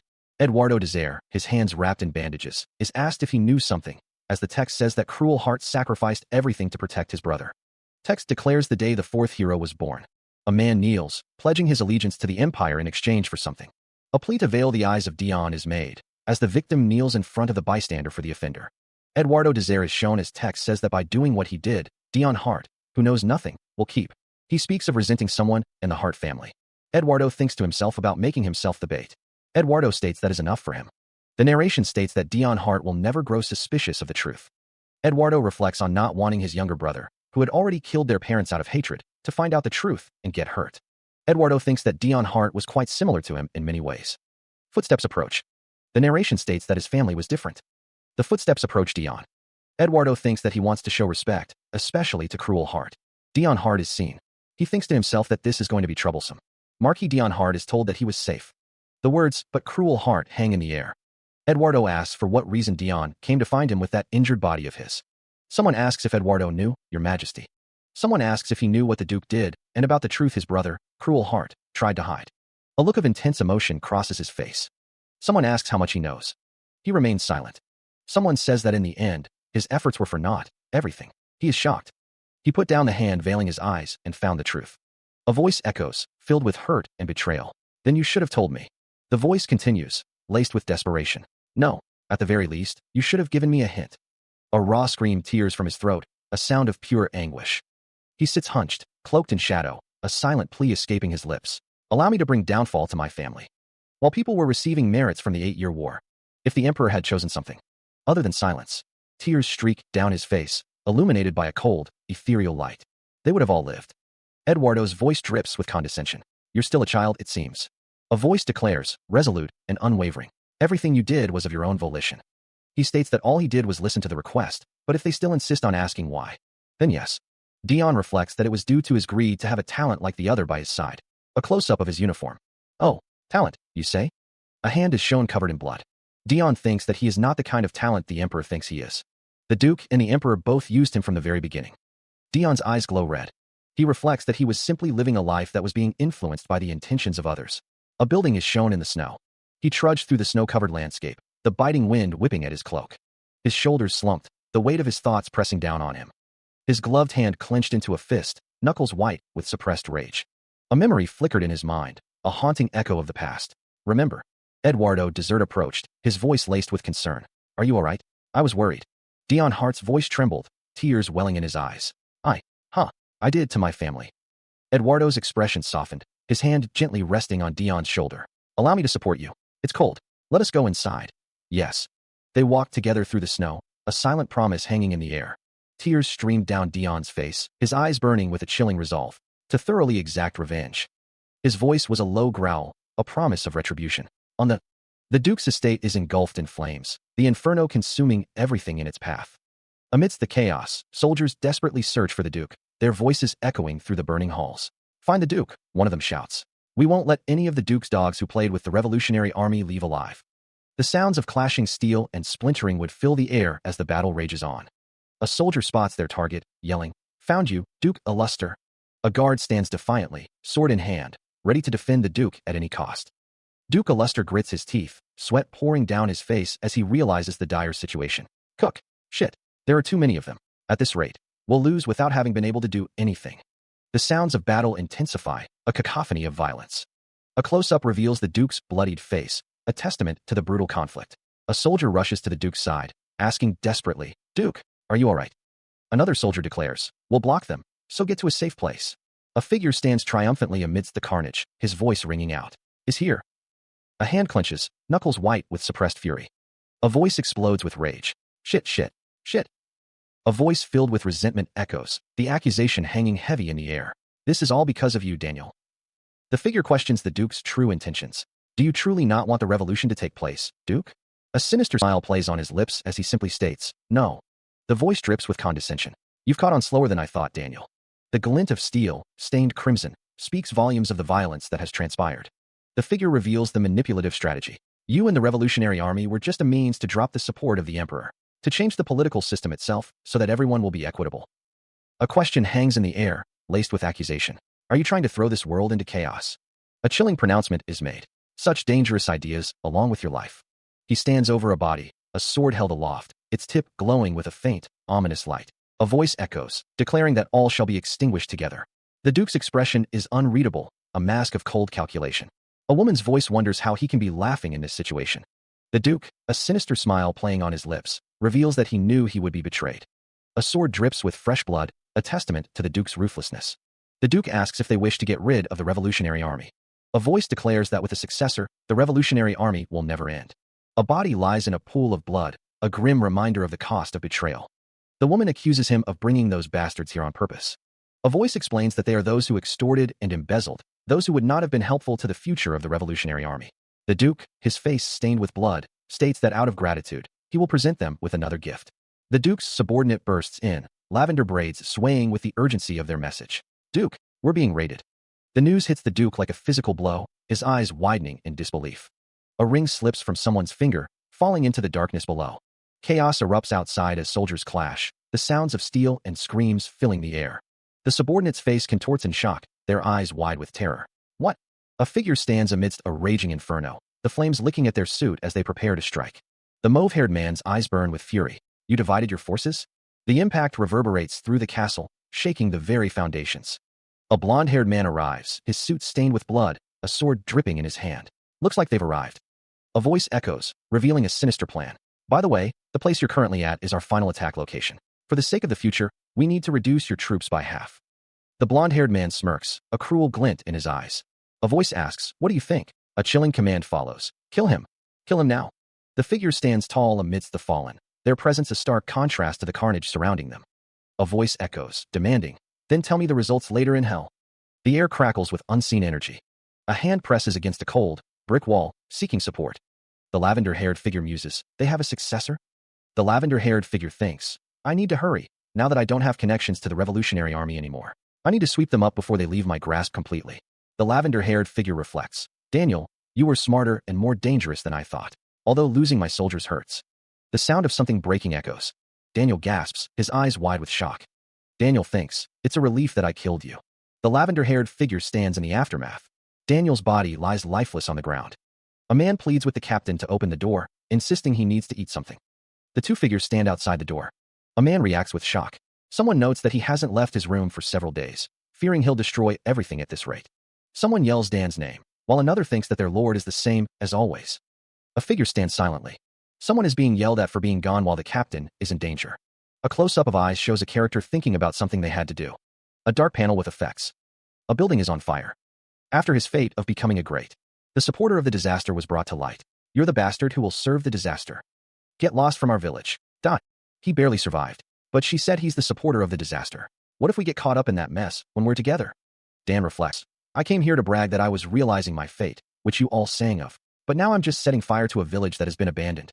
He never wanted to be understood. "Oh, don't worry. I'm not saying I'll come find them and kill them." Dan looks down at the village. Dan thinks, "I need the old hag to see me fulfilling my fate." Dan looks thoughtful. He hopes she lives in guilt for the rest of her life. Tell her that I'm the sin she created. Dan looks down. The voice warns Dion to be careful of his eyes. A silent prayer echoes, hoping he doesn't commit too many sins. Dion stands silhouetted against a fiery backdrop, his expression unreadable. A lone figure stands amidst a sea of flames. A voice wonders about his eyes. A question hangs in the air. Did she see his lord's future? Dion's gaze is intense. Two figures react with surprise. One wonders if lockpicking is not a basic skill, while another questions how it's supposed to be a basic skill. Dan is told that now might be dangerous, but he insists on giving something to him. A voice declares that they have something to talk about with their lord. Dion carries a tray with food, his expression unreadable as he approaches. Eduardo sits in a large, ornate room, his gaze distant. "My lord," he thinks, the words echoing in his mind. He sits hunched over, his posture reflecting a deep weariness. The thought lingers, to think the one they call the disaster is in this state. Dion places the tray on a nearby table. "Everyone is worried," he says, his voice soft. Eduardo's red-rimmed eyes narrow, a flicker of pain crossing his face. The clink of the tray echoes in the silence as Dion sets it down. Eduardo's thoughts continue, a mix of self-pity and defiance. "Just what am I to you for you to keep following me? I've never received a proper response." A dark shadow falls across Eduardo's face, obscuring his expression. His inner turmoil intensifies.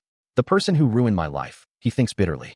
Dion stands silently by the bed, watching Eduardo with a concerned gaze. Eduardo's internal monologue continues, a mix of obsession and despair. "You are my disaster, as well as my goal. So I beg you, allow me to continue following you like this." A menacing aura emanates from Dion. His red eyes gleam with a sinister light, a fresh scar marring his cheek. Dion thinks to himself, affirming that Dan is not a person of the Emperor, nor is he the Demon King's. He vows to never be controlled by anyone ever again. Eduardo thinks, "He is my person. You're a disaster? I love that. Great. Let's go together, Dan." Eduardo sits on a bed, looking down at someone kneeling before him. Dion reaffirms that he will not be controlled by anyone ever again. A voice echoes, promising to return soon and asking someone to wait there. Rand says, "I understand," as she and Eduardo walk through a doorway. Someone wonders if he is the human Sir. Dion thinks to himself, Eret brought himself? Sir Eret is a special case. Someone thinks that other humans are a bit. A voice booms, questioning if the pink-haired figure is the human Sir Eret brought himself. The speaker, an executive of the Eret cult, declares they won't forgive him.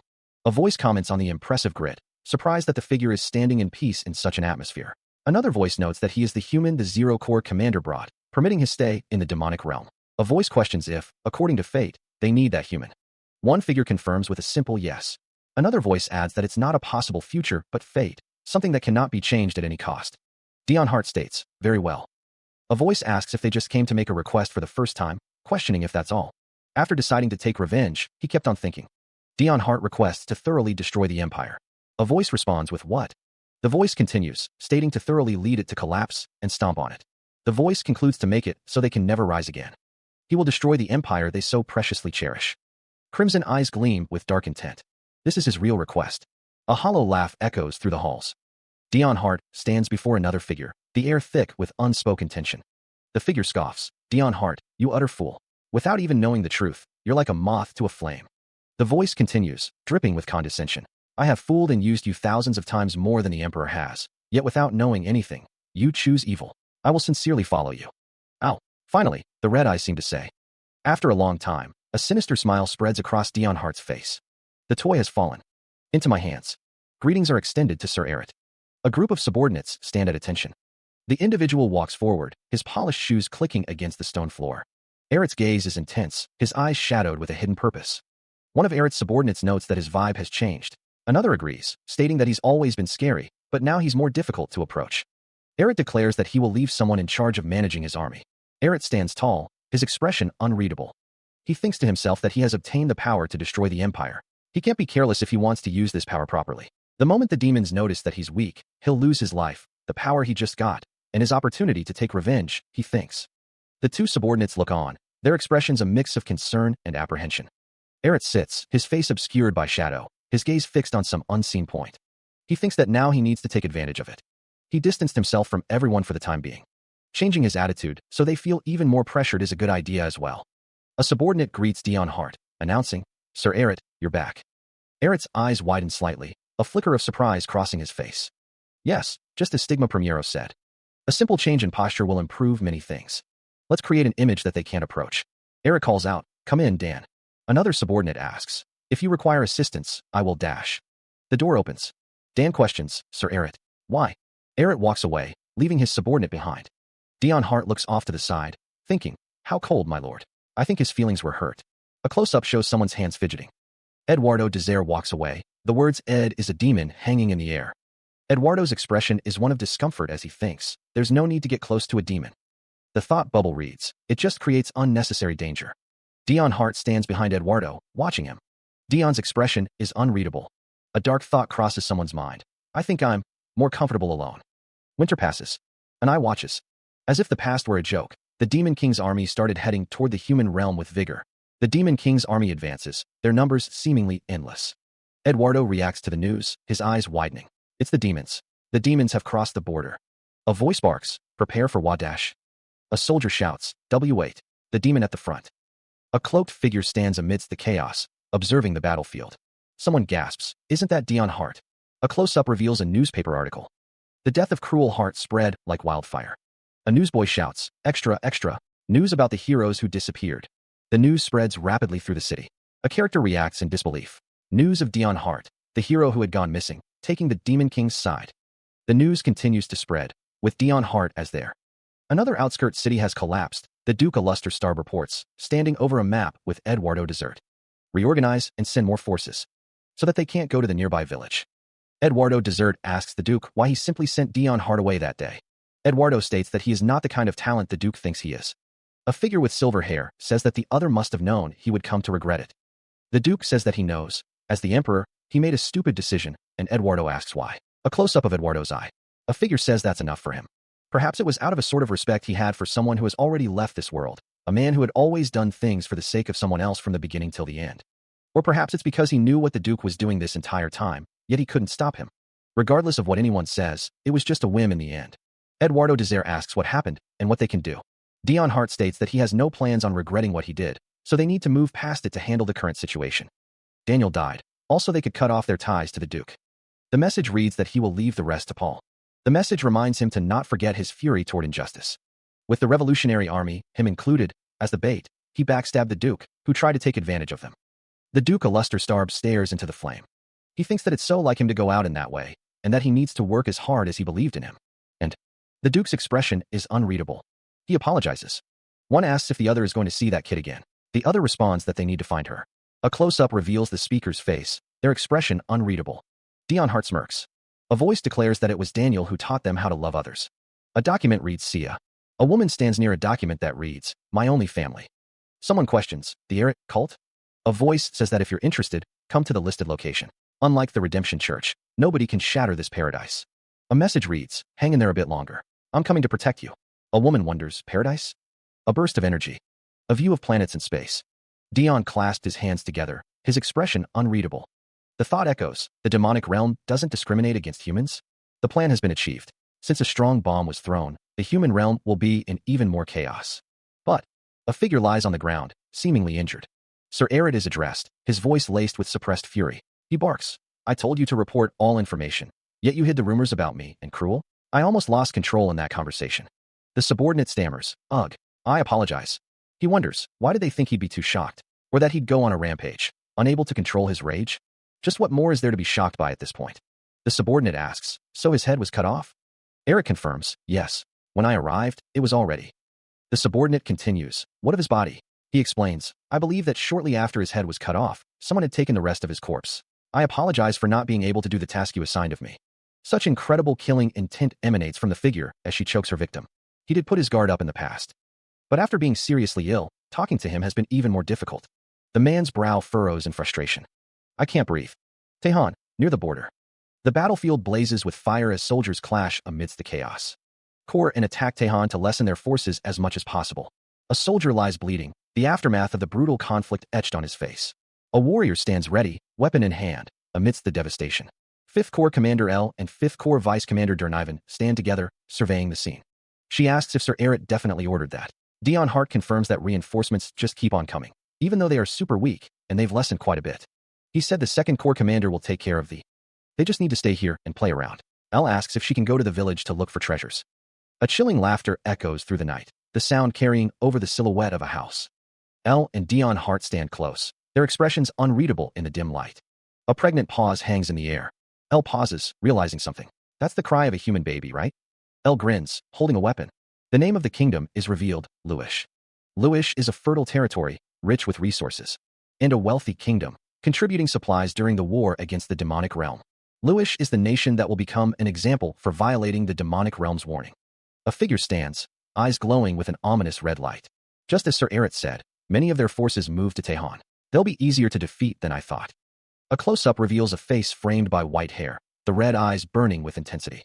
Since both the Empire and the Sand Empire are busy fighting their own battles, they can't help. They'll have no choice but to hold out, waiting for their allied nation reinforcements to arrive. The figure stands amidst a scene of carnage, blood staining their chest. Then soon, you evil demons. That's enough. The king of Luish, it is said, has a younger brother he cannot live without, supposedly a general. Dion Hart holds a small, glowing object in his hands. Once the younger brother is forced to participate in the war because the 2nd Corps is too strong. A guttural sound escapes from the figure's throat. The word kill hangs ominously in the air as a figure stands poised in a doorway. The focus narrows on him. A contemplative expression settles on the figure's face, their fingers resting against their chin. A voice echoes, declaring, You've finally come out, my sacrificial lamb. York. A desperate plea fills the air. No, please, tell me this isn't my younger brother. Dion Hart clenches his fist, his expression grim as he stands alongside another soldier in the dimly lit corridor. The air crackles with unspoken tension. A voice echoes, laced with disbelief. There's no head, then there's a chance this is a mistake, right? The words hang heavy in the air, followed by a desperate denial. Before the throne, a figure kneels in supplication, the weight of the moment pressing down on them as guards stand watch. Leanne Reiner, a previous Lofty Knights commander and Imperial Knights member, stands with a determined look, her hand clenched. Tears stream down a face, a voice urging someone to get up, mentioning a brother. Your brother's here now. Your brother's, huh? A hand clutches a crown, the weight of responsibility evident. As soon as the castle gates began to get attacked, the younger brother, who was inside, took the lead. More tears fall as a voice whispers, I'll go. The words are heavy with resignation and resolve. A concerned voice warns that doing it alone is dangerous, urging someone to wait for more reinforcements to arrive. A general declares their duty to fulfill their role in the kingdom, their expression resolute. Word arrives that allied reinforcements are coming, offering a glimmer of hope. A voice urges someone to hold out a bit longer and come back safely. Who do you think I take after? Regret hangs heavy as a voice laments, I should have stopped him. Although allied reinforcements did arrive shortly after, the Sand Empire's reinforcements were not enough and full of poor conscripts who were hired through the Empire's support. After protecting the castle's gates, they all died. A hand grips a sword tightly, the knuckles white with strain. Offering my life isn't enough when I have basically disgraced my lord's name. The sword gleams, its polished surface reflecting the dim light of the castle. A symbol of duty, now stained with failure. Leanne Reiner kneels before the 9th prince, her head bowed in supplication. The air hangs heavy with unspoken accusations. Tears stream down Dion Hart's face, his expression a mask of anguish and regret. If you had sent proper reinforcements, then... Dion Hart draws his sword, the steel singing as it leaves its scabbard. A desperate act of defiance or a final, fatal gesture? His eyes burn with a fierce determination, a refusal to surrender to despair. The weight of his failure crushes him, but he will not break. The blade flashes, catching the light as Dion Hart prepares to strike. The air crackles with tension, the silence broken only by the rasp of steel. A flicker of doubt crosses his face, a brief moment of hesitation before the storm. The consequences of his actions weigh heavily on his soul. The sword is raised high, a symbol of his resolve. The fate of the kingdom hangs in the balance, resting on his shoulders. Dion Hart's thoughts race, a whirlwind of regret and determination. Never mind. What excuse could I possibly make for killing you? Leanne Reiner remains kneeling, her posture unwavering. The king stands tall, his gaze cold and unforgiving. The ninth prince commands, his voice ringing with authority. Go back and tell this to the emperor. The message rings out, the alliance is over. Is that so? There's no helping it. The order is given to come back immediately. A voice muses, knowing this would happen when they were sent.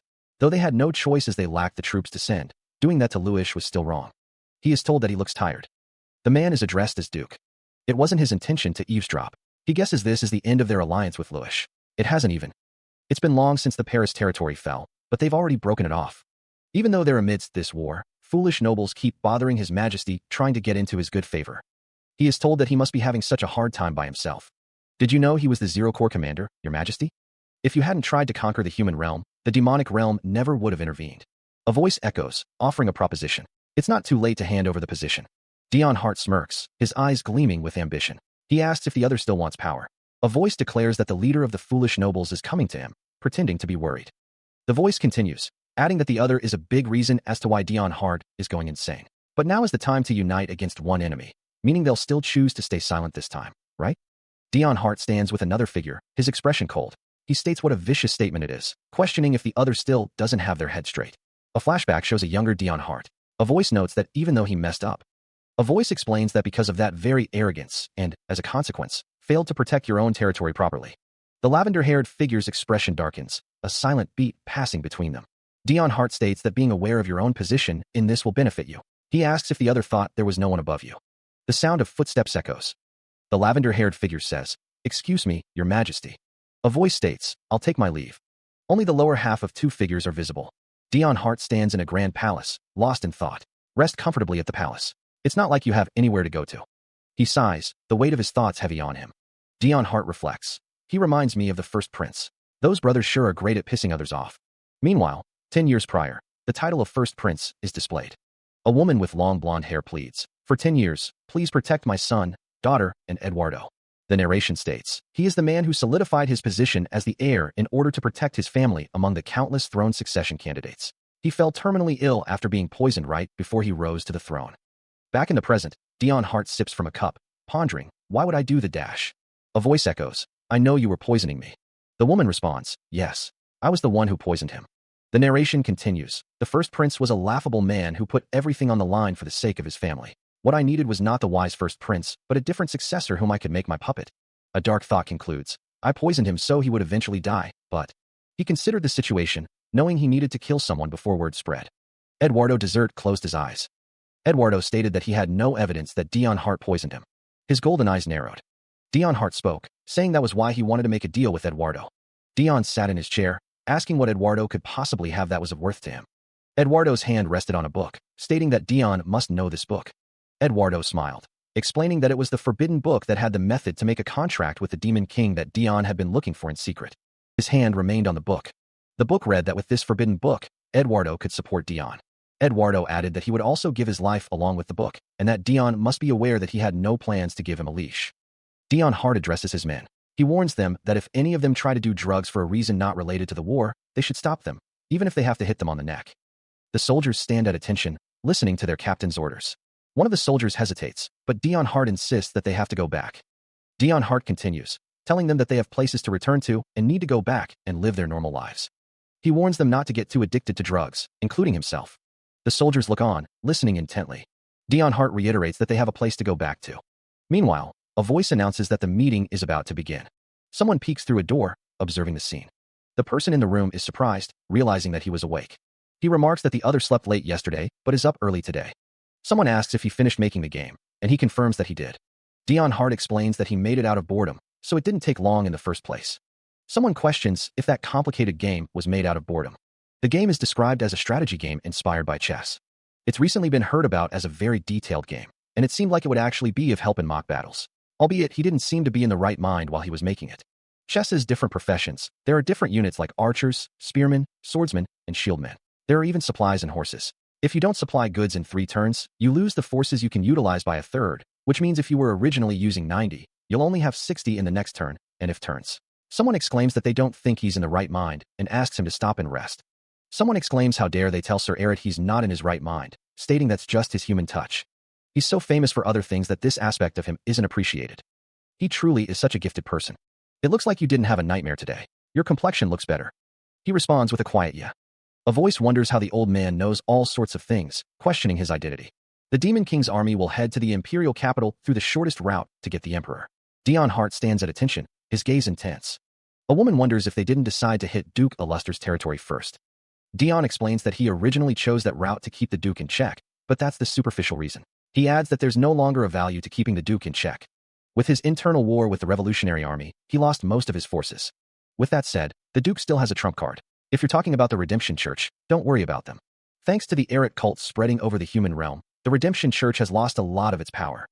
A girl with pink hair tilts her head, uttering, "Oh ho." He muses, wondering what the other party was doing without asking him. It sounds like they've done something more interesting than he thought. Eduardo stammers that it's because it'll be helpful to the Demon King as well, which is why. He adds that he is not scolding Dion. He simply finds it interesting. Good. The Duke has already lost a lot of his power, and since I found out that, Eduardo thinks that the Emperor is his trigger. The first part of my revenge. Eduardo thinks that he will be killing the Emperor. Experience the despair of losing someone you treasure. Eduardo thinks that there's no longer a need to go out of their way. Dion stands with his hand on his hip. Though the situation just changed, you're too amazing. Dion thinks, yes, thanks to our commander-in-chief, I'm having fun every day. The Demon King probably understands my intentions, yet he's just letting me do as I please. That laugh of his pisses me off. Near Stigma Primero, Leon Reiner wonders what would happen if he provides support. Eduardo Desire acknowledges that it is obviously a possibility, and that's why. Dion Hart declares that he is going to meet him himself. Leanne Reiner sits pensively, her expression unreadable. Eduardo Desire remarks that it's been a while. Dion Hart says he has no idea where Eduardo Desire got the guts to go here. Dion Hart asks why. After becoming the enemy of humanity, Eduardo Desire has come to his, a hero's, residence. Eduardo Desire responds that he was able to comfortably enter thanks to Dion Hart, making everyone stand down. Eduardo Desire reveals that when Dan of the Den Merchantry requested a secret meeting, he knew it must have been Dion Hart who sent it. Eduardo Desire states that after all, that's the merchantry that Dion Hart founded, though his subordinates think this is a conversation about supplies. Leanne Reiner observes that Eduardo Desire has changed a lot since the last time she saw him. It is stated that Eduardo Desire's attitude and gaze have changed. Dion Hart states that he has an honor to protect, too. He thought there might be a chance of this happening, but he didn't expect it. He needs to find another way. Leanne Reiner tells the person on the other end of the line to wait. She asks if they heard about those sons of bitches, meaning the Lofty Knights. She is asked why she is suddenly mentioning them, and she responds with a pardon. He has an honor. Dion Hart is seen with a gloved hand. But a while ago, he sent them to Miller. That was when they disappeared while moving. Pardon? Where did those crazy bastards run off to? If we have deserters, this won't end with simple disciplinary action. We'll be court-martialed. Hurry up and find them. When they deserted, they must have been trying to find their master. He assumes they failed. The rhythmic clatter of hooves echoes through the night as a horse and rider journey onward. The thought lingers. One is truly blessed when it comes to the people in their life. Gaining the kind of loyalty isn't possible for just anyone. Since the Lofty Knights belong to the Empire, Dion Hart purposely didn't contact them. Where did those crazy bastards go? The group can't believe they deserted with no care for their lives. A tense silence hangs in the air as the gravity of the situation settles in. First, Dion Hart orders to find survivors of the Burberry tribe. He wonders if he is being attacked. When the battle starts, he's sure Stigma Primero will receive in order to support Miller. In that case, he needs to create a reason so that he can't go. The Burberry tribe invaded Stigma Primero's territory and were almost annihilated. Egg them on. They're quiet now, but they must be starving for revenge. If we encourage them a bit, they'll begin. And if a battle starts in his territory, his hands will be tied. My lord, come to the Demon King CA. Please, please let us meet him. A low rumble echoes. Inside the Demon King's castle, a figure wonders at the commotion. Another figure questions the source of the disturbance. A voice booms, demanding, "Bring out our captain." The voice continues, "Why are you human bastards making such a fuss here? Do you want to die? Listen to us. We have a hostage." The voice declares, "The Lofty Knights are here." The figure inside the castle reacts with shock, exclaiming, "What?"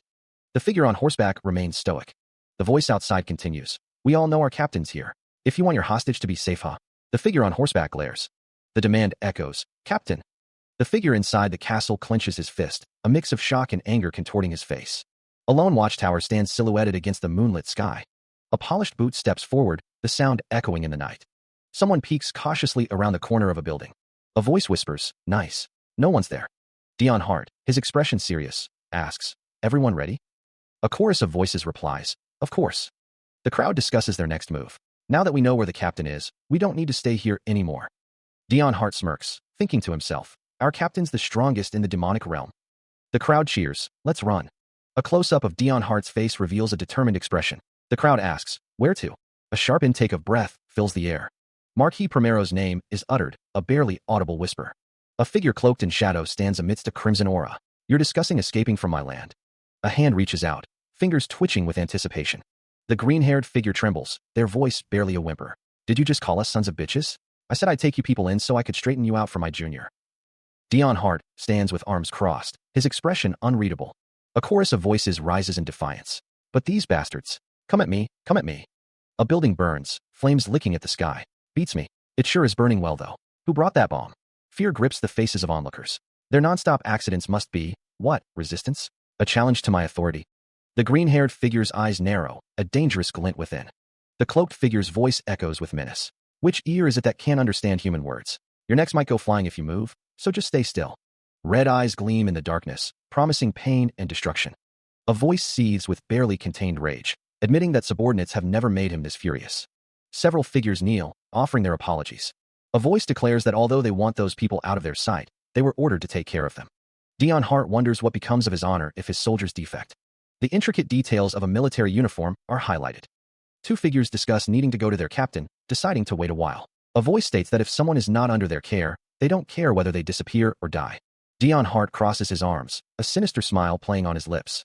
A voice explains that they were handed over to someone else, and while on the move, they defected. Several figures remark on how someone managed to piss him off to that extent, stating they're pretty talented. A close-up reveals a character's intense gaze. Someone asks if Dame Lian came with them. He lay in bed, thinking about leaving a letter. He thought to himself that they couldn't bring up the subject and ask her to come with them, so they just left her a letter saying they were leaving.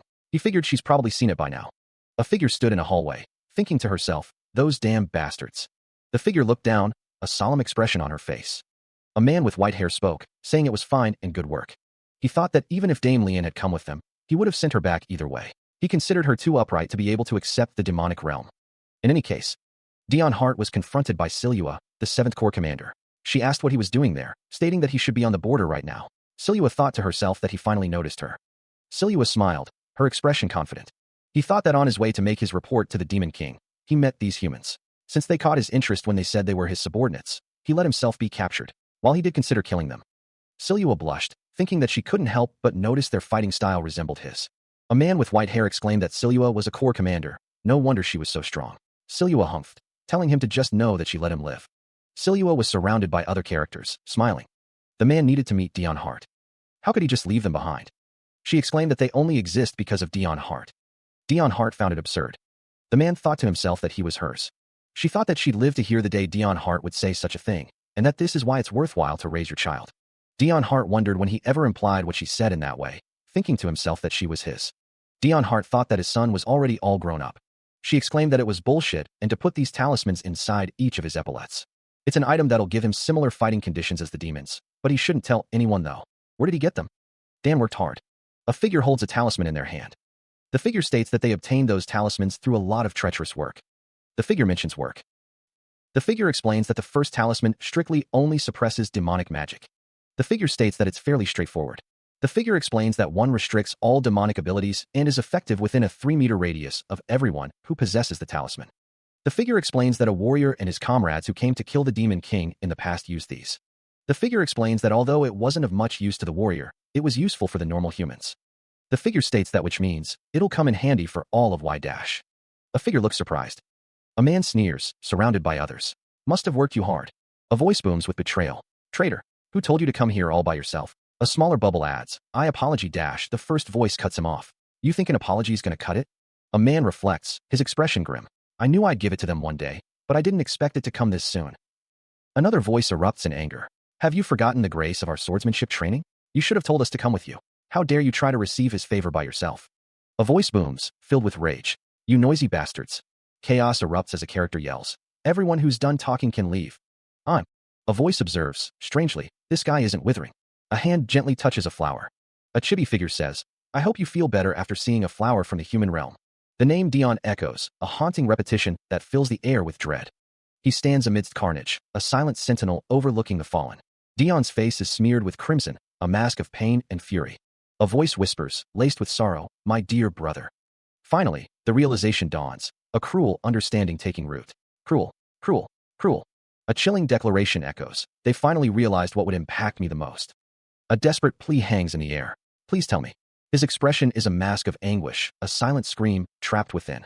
A confession, heavy with self-loathing, escapes his lips. That you hate me.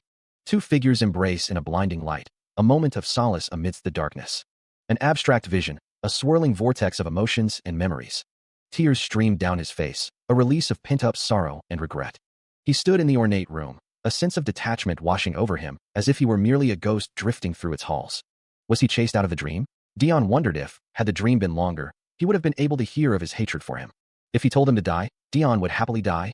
He muttered that he didn't have time for this. He wanted to see his revenge to its end, but if he didn't get a move on. Eduardo observed that Dion was sweating buckets. Sweat trickled down Dion's face, a testament to the turmoil within.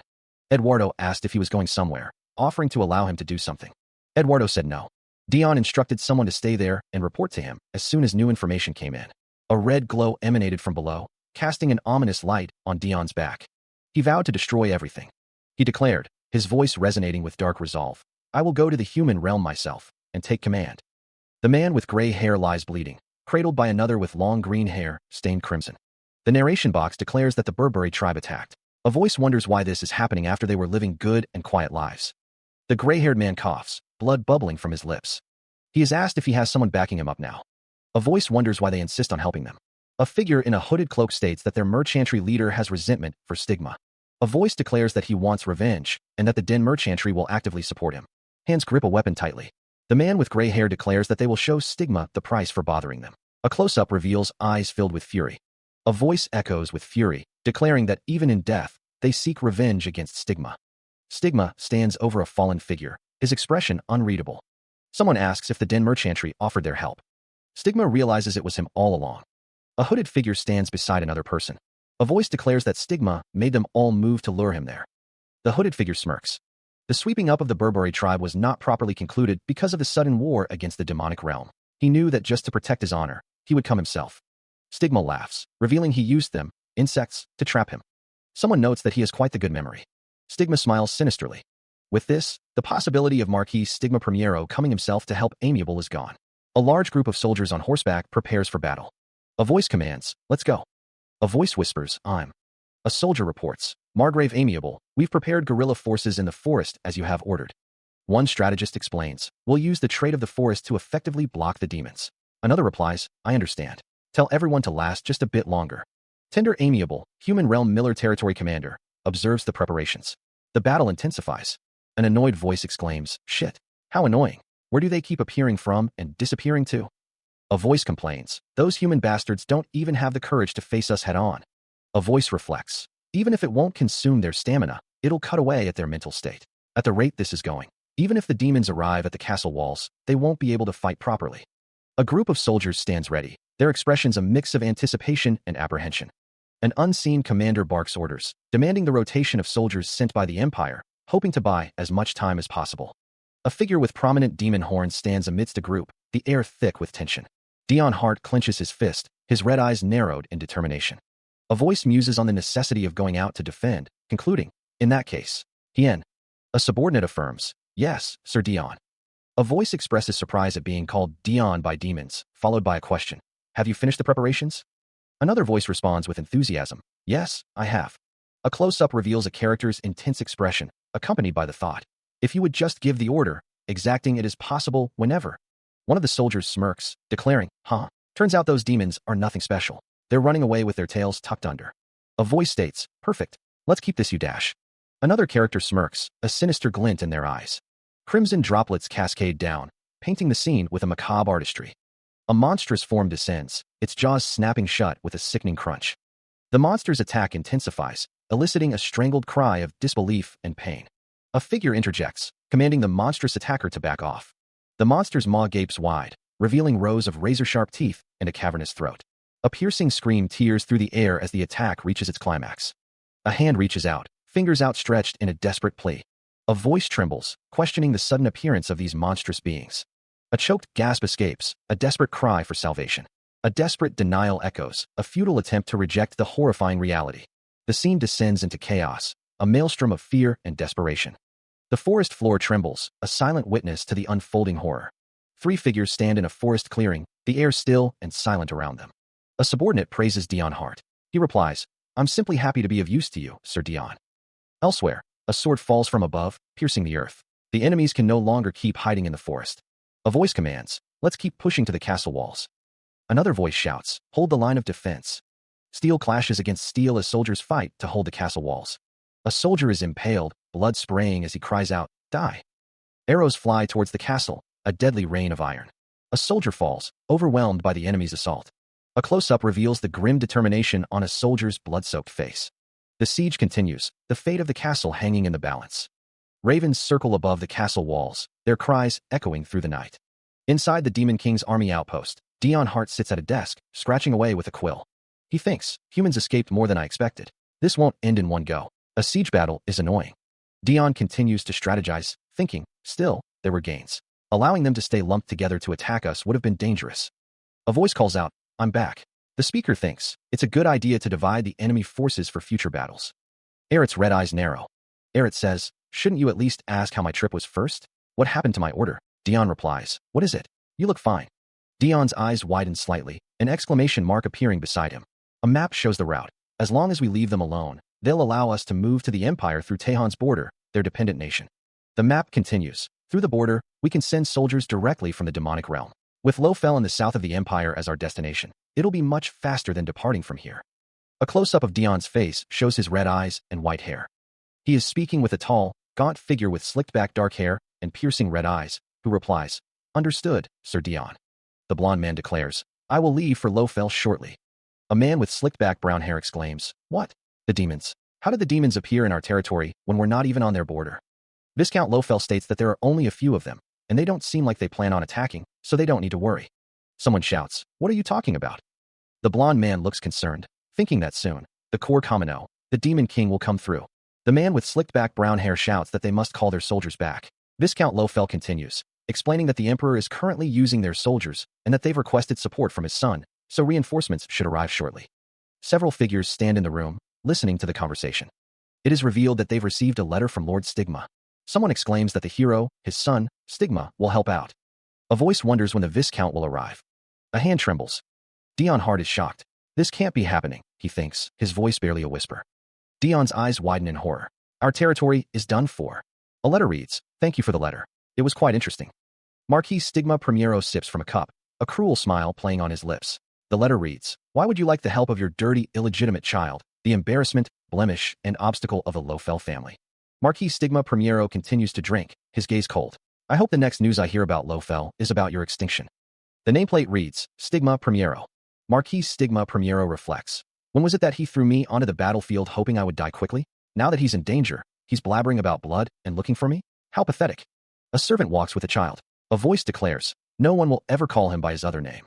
The nameplate reads, Stigma Lofel, ever again. Marquis Stigma Primero muses, this must also be a part of his plan. I've been entertained thanks to him, but just what could he be possibly up to? A figure holds a cup, seemingly observing the events unfolding. However, now that it's come to this, things have become annoying for His Majesty. Although a small number of forces have appeared, they don't seem to be preparing to attack. It's certain that they are just figureheads to shake their forces up. Dion Hart observes the situation with a calculating gaze. That probably is the case.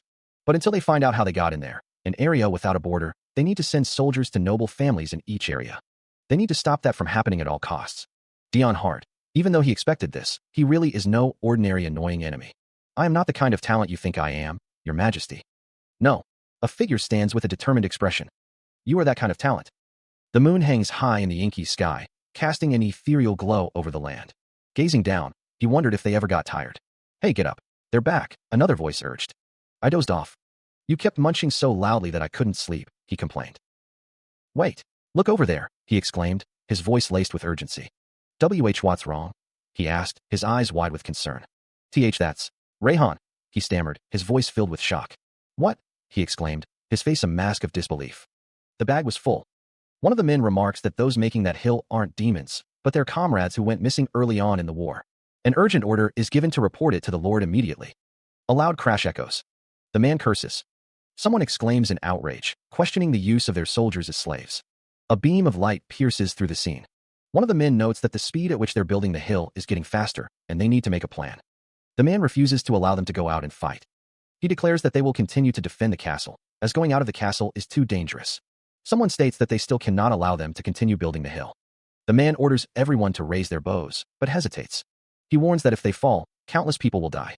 One of them warns that their partners, children, and precious people will be stomped on and violated by those people. A hand grips a weapon tightly, the question hanging in the air, do you still want that? Someone orders the archers to raise their bows and shoot. The archers on the wall raise their bows, preparing to fire. A voice urges them not to hesitate and to hurry up. Someone expresses surprise, not expecting this from someone amiable. The communication stone causes a reaction. A voice questions abandoning subordinates who fought so hard, asking if that's too much. Someone is impressed, even amidst this situation, that he maintained his rationality and decided to fight, a smile playing on his lips. Margrave, with a sinister smile, decides he should aim for something else. Someone scoffs, wondering what the traitor of humanity knows to be blabbering away. Even though he's saying all of this, he really is a kind and gentle person. But no matter how calm he's pretending to be, it's clear it'd be difficult to maintain his senses when he's attacking his allies, especially since the moment they began to build that hill. The words echo in the air, they were no longer his soldiers. The sentiment continues, declaring them traitors of humanity, a thought best left unspoken in his current state. Margrave stands atop the wall, Eduardo Desert visible below. Eduardo Desert remains below. The disembodied voice declares that he'll self-destruct. Dion Hart walks, his thoughts heavy. The solid trust of his people in him has collapsed, and chaos has arrived. Dion Hart's expression is grim, a slip of the tongue out of fury and hastiness. Dion Hart thinks that even he thinks that's too much. After being captured as prisoners, they had no choice. He asks what Margrave is doing. The order is given, raise your bows. If he had thought about it a bit more, he would have tried to give them honorable deaths. Not only do you want them to kill their comrades, but you're also taking their honor away by calling them traitors. The Marquis's face contorts in anguish, sweat beading on his brow as he grits his teeth. A voice booms, commanding all soldiers to raise their weapons and fight. But another, colder voice declares that there are no plans to give him time. A blood-red line stretches across the darkness. Two distant red lights pierce the night sky, ominous and foreboding. Dion Hart lies prone, his uniform soaked in blood, a grim testament to the ferocity of the battle. A figure with white hair stands silhouetted against a backdrop of swirling blue energy, his expression unreadable. A voice expresses respect for tender amiable, acknowledging that he fought better than expected, even with his spirit crushed. The white-haired figure's red eyes gleam in the darkness, a single drop of blood tracing a path down his cheek. He muses that it was only a matter of time, as the Empire's reinforcements would not arrive midway, and they weren't going to last any longer anyway. A strategic overview reveals that it's not just Miller experiencing difficulties, but other areas as well. The Empire's forces have been divided as planned, sending soldiers to other areas being invaded by demons. Eduardo Desert stands over a fallen foe, his sword dripping with blood, as another figure looks on. Eduardo stands, his expression grim, blood staining his uniform. A voice reflects that it was a good thing some demons were sent to the Lofel territory through Ed. A figure stands cloaked in shadow, the scene before them a testament to recent violence. A cigarette is held to pale lips, red eyes gleaming in the dim light. The declaration rings out. Nobody can stop them on their way to the capital. A lone figure stands amidst the fallen, the imposing structure of the breached barony looming behind them. The aftermath of the assault is painted in crimson. Eduardo Desert's brow furrows. The Miller barony was breached. A woman with golden hair confirms the grim news. Yes, Your Majesty. Margrave Amiable died in a battle with the demons. That's. A guttural sound escapes someone's throat. A figure in a pristine white uniform sits, their expression unreadable. Sweat beads on a brow, the tension palpable. One of the men addresses Eduardo, concerned. He waves off the concern, stating that he is fine. Eduardo tells them not to make a fuss, explaining that he simply has no appetite because of the persisting scent of blood. A hand places food on a plate, ensuring the meat is cooked all the way through. Eduardo states that he has something he would like to discuss with His Majesty, so everyone should take their leave. The others understand. The doors close. Eduardo asks what they sent everyone out to nag him about. He wants to hear clearly about his bodily condition, uncle. The character speaking says that he'll simply say he's fine, won't call the palace doctor, and won't tell him. The woman says to allow her to ask him something else. She states that he evacuated all imperial citizens who are in Miller's direct path to the capital, as well as the nobles and soldiers, someplace else. At this rate, it won't be long before Dion Hart arrives at the capital. Dion Hart stands in the city, a purple aura emanating from his hand. He thinks to himself, there's no one in the city either. Dion clenches his fist, his expression unreadable. He wonders if someone really cleared the path to the capital for him, and if the emperor has finally lost it. Dion questions why someone would do that. Meanwhile, Eduardo Desert stands in a grand hall, his back to the viewer. He says it's because it doesn't matter. Eduardo continues, stating that when they arrive at the capital will be empty, too. Another person is present, listening to Eduardo's words about the capital. Someone asks, "Move the capital? Your Majesty." Eduardo is asked if he is serious. Eduardo confirms that he has been preparing for it for a long time, and that it's finally time. The map details the direction of Dion's soldiers' attack and the direction of the new capital, noting that Lofel might not be Esperana's, but it's still a strong fortress. Food has already been moved there. The area is suitable for farming, ensuring survival even if besieged. Since when did you start preparing this? A close-up reveals a subtle smile. Since the moment Dion Hart turned his back on me. Hands clasped, a subtle hint of anticipation. No, to say that it was at the moment Dion Hart went missing would be more accurate. A line divides the panels. A close-up of a character with piercing red eyes. Who are you? Two figures are bound in a nighttime setting. He wonders why the one who should have escaped first is still here. It's Count Hart. Despair washes over Count Hart. This is the Hart's territory, he thinks, lamenting that all he has left is this. What would escaping do? A woman with purple hair assures herself that she locked everything. Count Hart thinks to himself that he has all of the secret paths in the territories and estates of Hart memorized. A voice exclaims in surprise, "What?" Count Hart smirks, thinking that you can't know that unless you're an heir. The figure wonders why Father and Cruel didn't chase them out. Someone peeks through a door. The young second child, who kept listening in during their class. Eduardo Desert says, "You can come in. Back then, I thought they let me in because I was so weak that they didn't even think of me as someone worthy of being on guard against. But it turns out they just trusted me." Dion Hart stands with Eduardo Desert as a child reads a book. Thanks to their tacit permission, I was able to learn this kind of thing. A figure kneels before another, calling him master. A voice says, "Yeah, I'm in the mood. I'll let you live. Even if he's a bastard, I don't want to kill any more people of the Hart family." A tied-up woman says, Thank you." Is Dion Hart really such a cold person? A close-up of a character with white hair and red eyes. Now I'm right next to the capital. I'll soon get what I want. The two figures walked along the winding path, the imposing silhouette of a castle growing larger in the distance. The air was still, carrying the scent of pine and damp earth as they ventured deeper into the woods. Footsteps echo. The Duke is thanked for his words and wished a safe trip back. The Duke wonders what someone is up to. The Duke is seen off. Someone wonders if the ones who just returned were dissatisfied with the recent circumstances. A close-up reveals a character's intense gaze. Someone reflects on the Duke's unexpected actions and wonders about his motives for moving the capital and withdrawing forces. The Duke thinks that someone would have nothing to say if he said he was putting the Empire in danger. Someone states that the Duke did it all for the Empire. A character admits they can't tell what he's up to. A close-up reveals violet eyes, framed by sleek, dark purple hair. The man with the purple hair expresses gratitude. He says, "Thank you for helping me out with something bothersome." The Duke, adorned in a red and white fur-lined coat, cautions, "Do not forget, however, Your Majesty." The Duke continues, his voice laced with warning. "One wrong decision, and plenty of people will try to bring you down." A speech bubble declares, "Don't worry." The Duke states, "I don't plan on showing an undignified side of myself." The Duke's expression hardens as he thinks, "The moment I realize I can't maintain my rationality any longer, I will personally end my life." Dion Hart's eyes narrow, a subtle frown creasing his brow. He muses, is probably what he's thinking. How silly. A narration box explains, "If you were to collapse, the Empire will turn into a mess right away, which is why we need to move somehow before then." The narration continues, "That's not enough, which is why I first need to." A hand holds a glowing pink gem. A speech bubble declares, "I'll refuse your request." Dion Hart, his expression shifting to surprise, asks, "Pardon?" Whether it's to withdraw the Demon King's army or to ask him to stop for a bit, the Duke holds a glowing orb in his hand, its light reflecting in his eyes. An unseen speaker declares that they have no plans of listening regardless. Seated at his ornate desk, the Duke declines another bet, stating, "No thanks." Dion observes the Duke, thinking that something so interesting is happening right in front of his eyes, and wonders why they would need to bet. The Duke states that he's been having enough fun lately. A hand reaches for a book on a table. The Duke sits on a couch, holding a glowing object in his hand. Dion smiles subtly. An unseen speaker says they didn't want to use this method, but supposes there's no helping it. A hooded figure gazes into the distance, their expression unreadable. A hand carefully holds a glowing, pink crystal. A figure with pointed ears demands, "What are you up to now?" The pink crystal is held aloft, radiating a soft light. A disembodied voice questions, "Device?"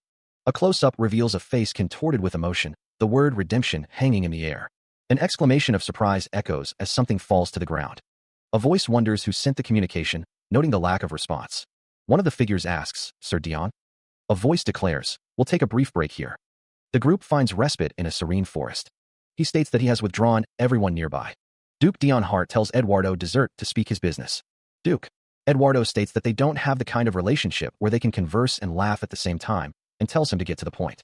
Eduardo says that Dion is impatient. Dion says he just wanted to ease the atmosphere before they have a serious conversation. Eduardo says that it seems to him that Dion is just trying to buy time. So he is hanging up and asks how much of the truth Dion knows right now. Eduardo asks what Dion means. Eduardo says that judging by Dion's attitude, he knows that he killed Cruel, but instead of taking revenge on him. Dion says that Eduardo keeps going for the capital, hence the reason behind his confusion. Eduardo asks if Dion means how he ended up partaking in the 8-year war because of him. Eduardo asks if Dion is talking about the other truth. The other truth they insist on hiding is the fact that Starbaluster knows how to use magic. Dion Hart's expression is unreadable. Humans are only ever allowed to wield sorcery. Magic can only be used by demons. However, oddly enough, traces of magic were found when he went to the Redemption Church. Although it was disguised as sorcery, thanks to a certain talented sorcerer, they were able to find out it was, in fact, magic.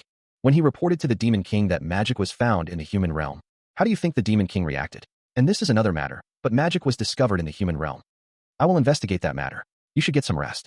Dion Hart is seen speaking with Eduardo Desert. He spoke very vaguely, even though it would have been natural to get furious about someone daring to use magic in the human realm. Dion Hart is smart.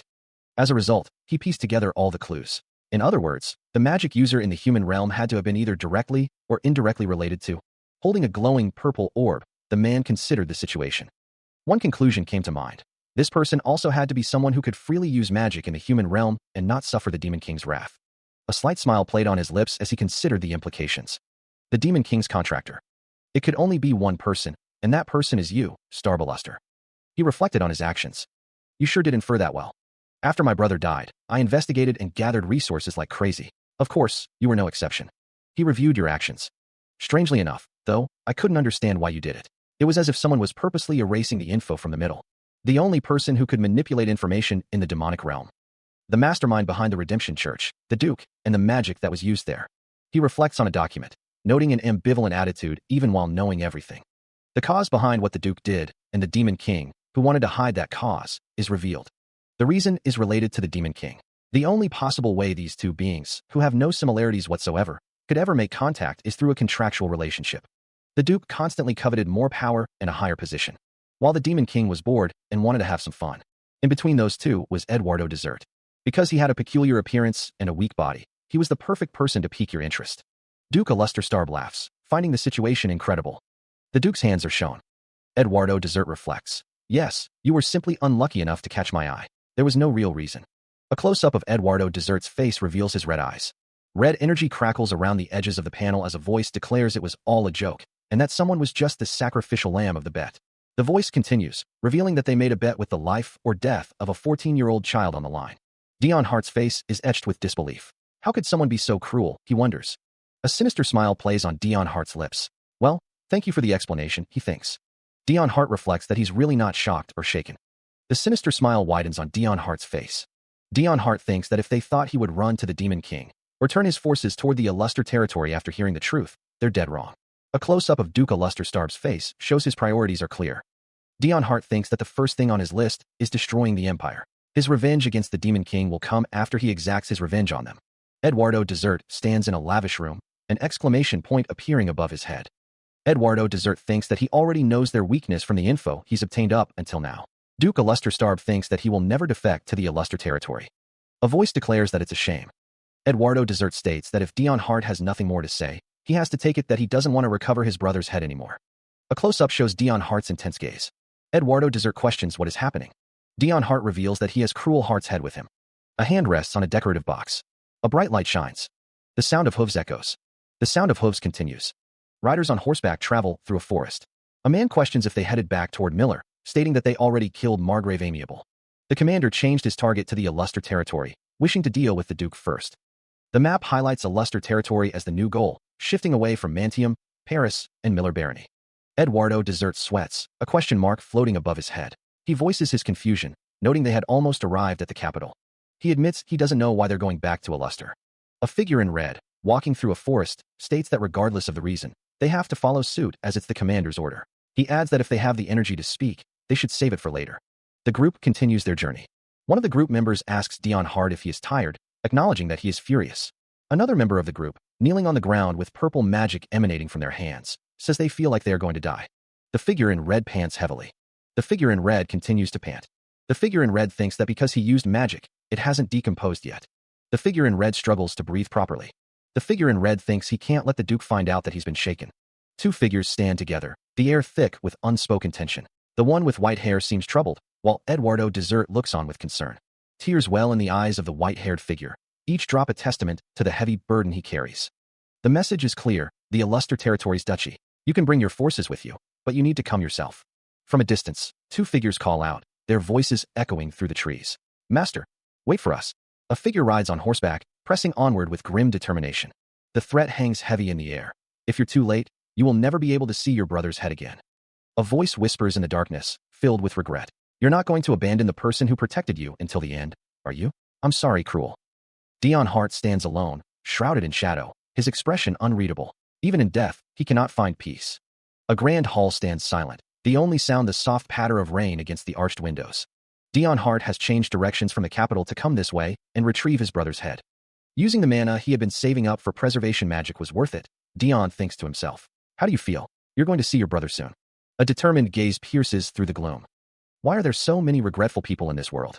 What's so important about family to risk your life for it? A flash of violet light illuminates narrowed eyes.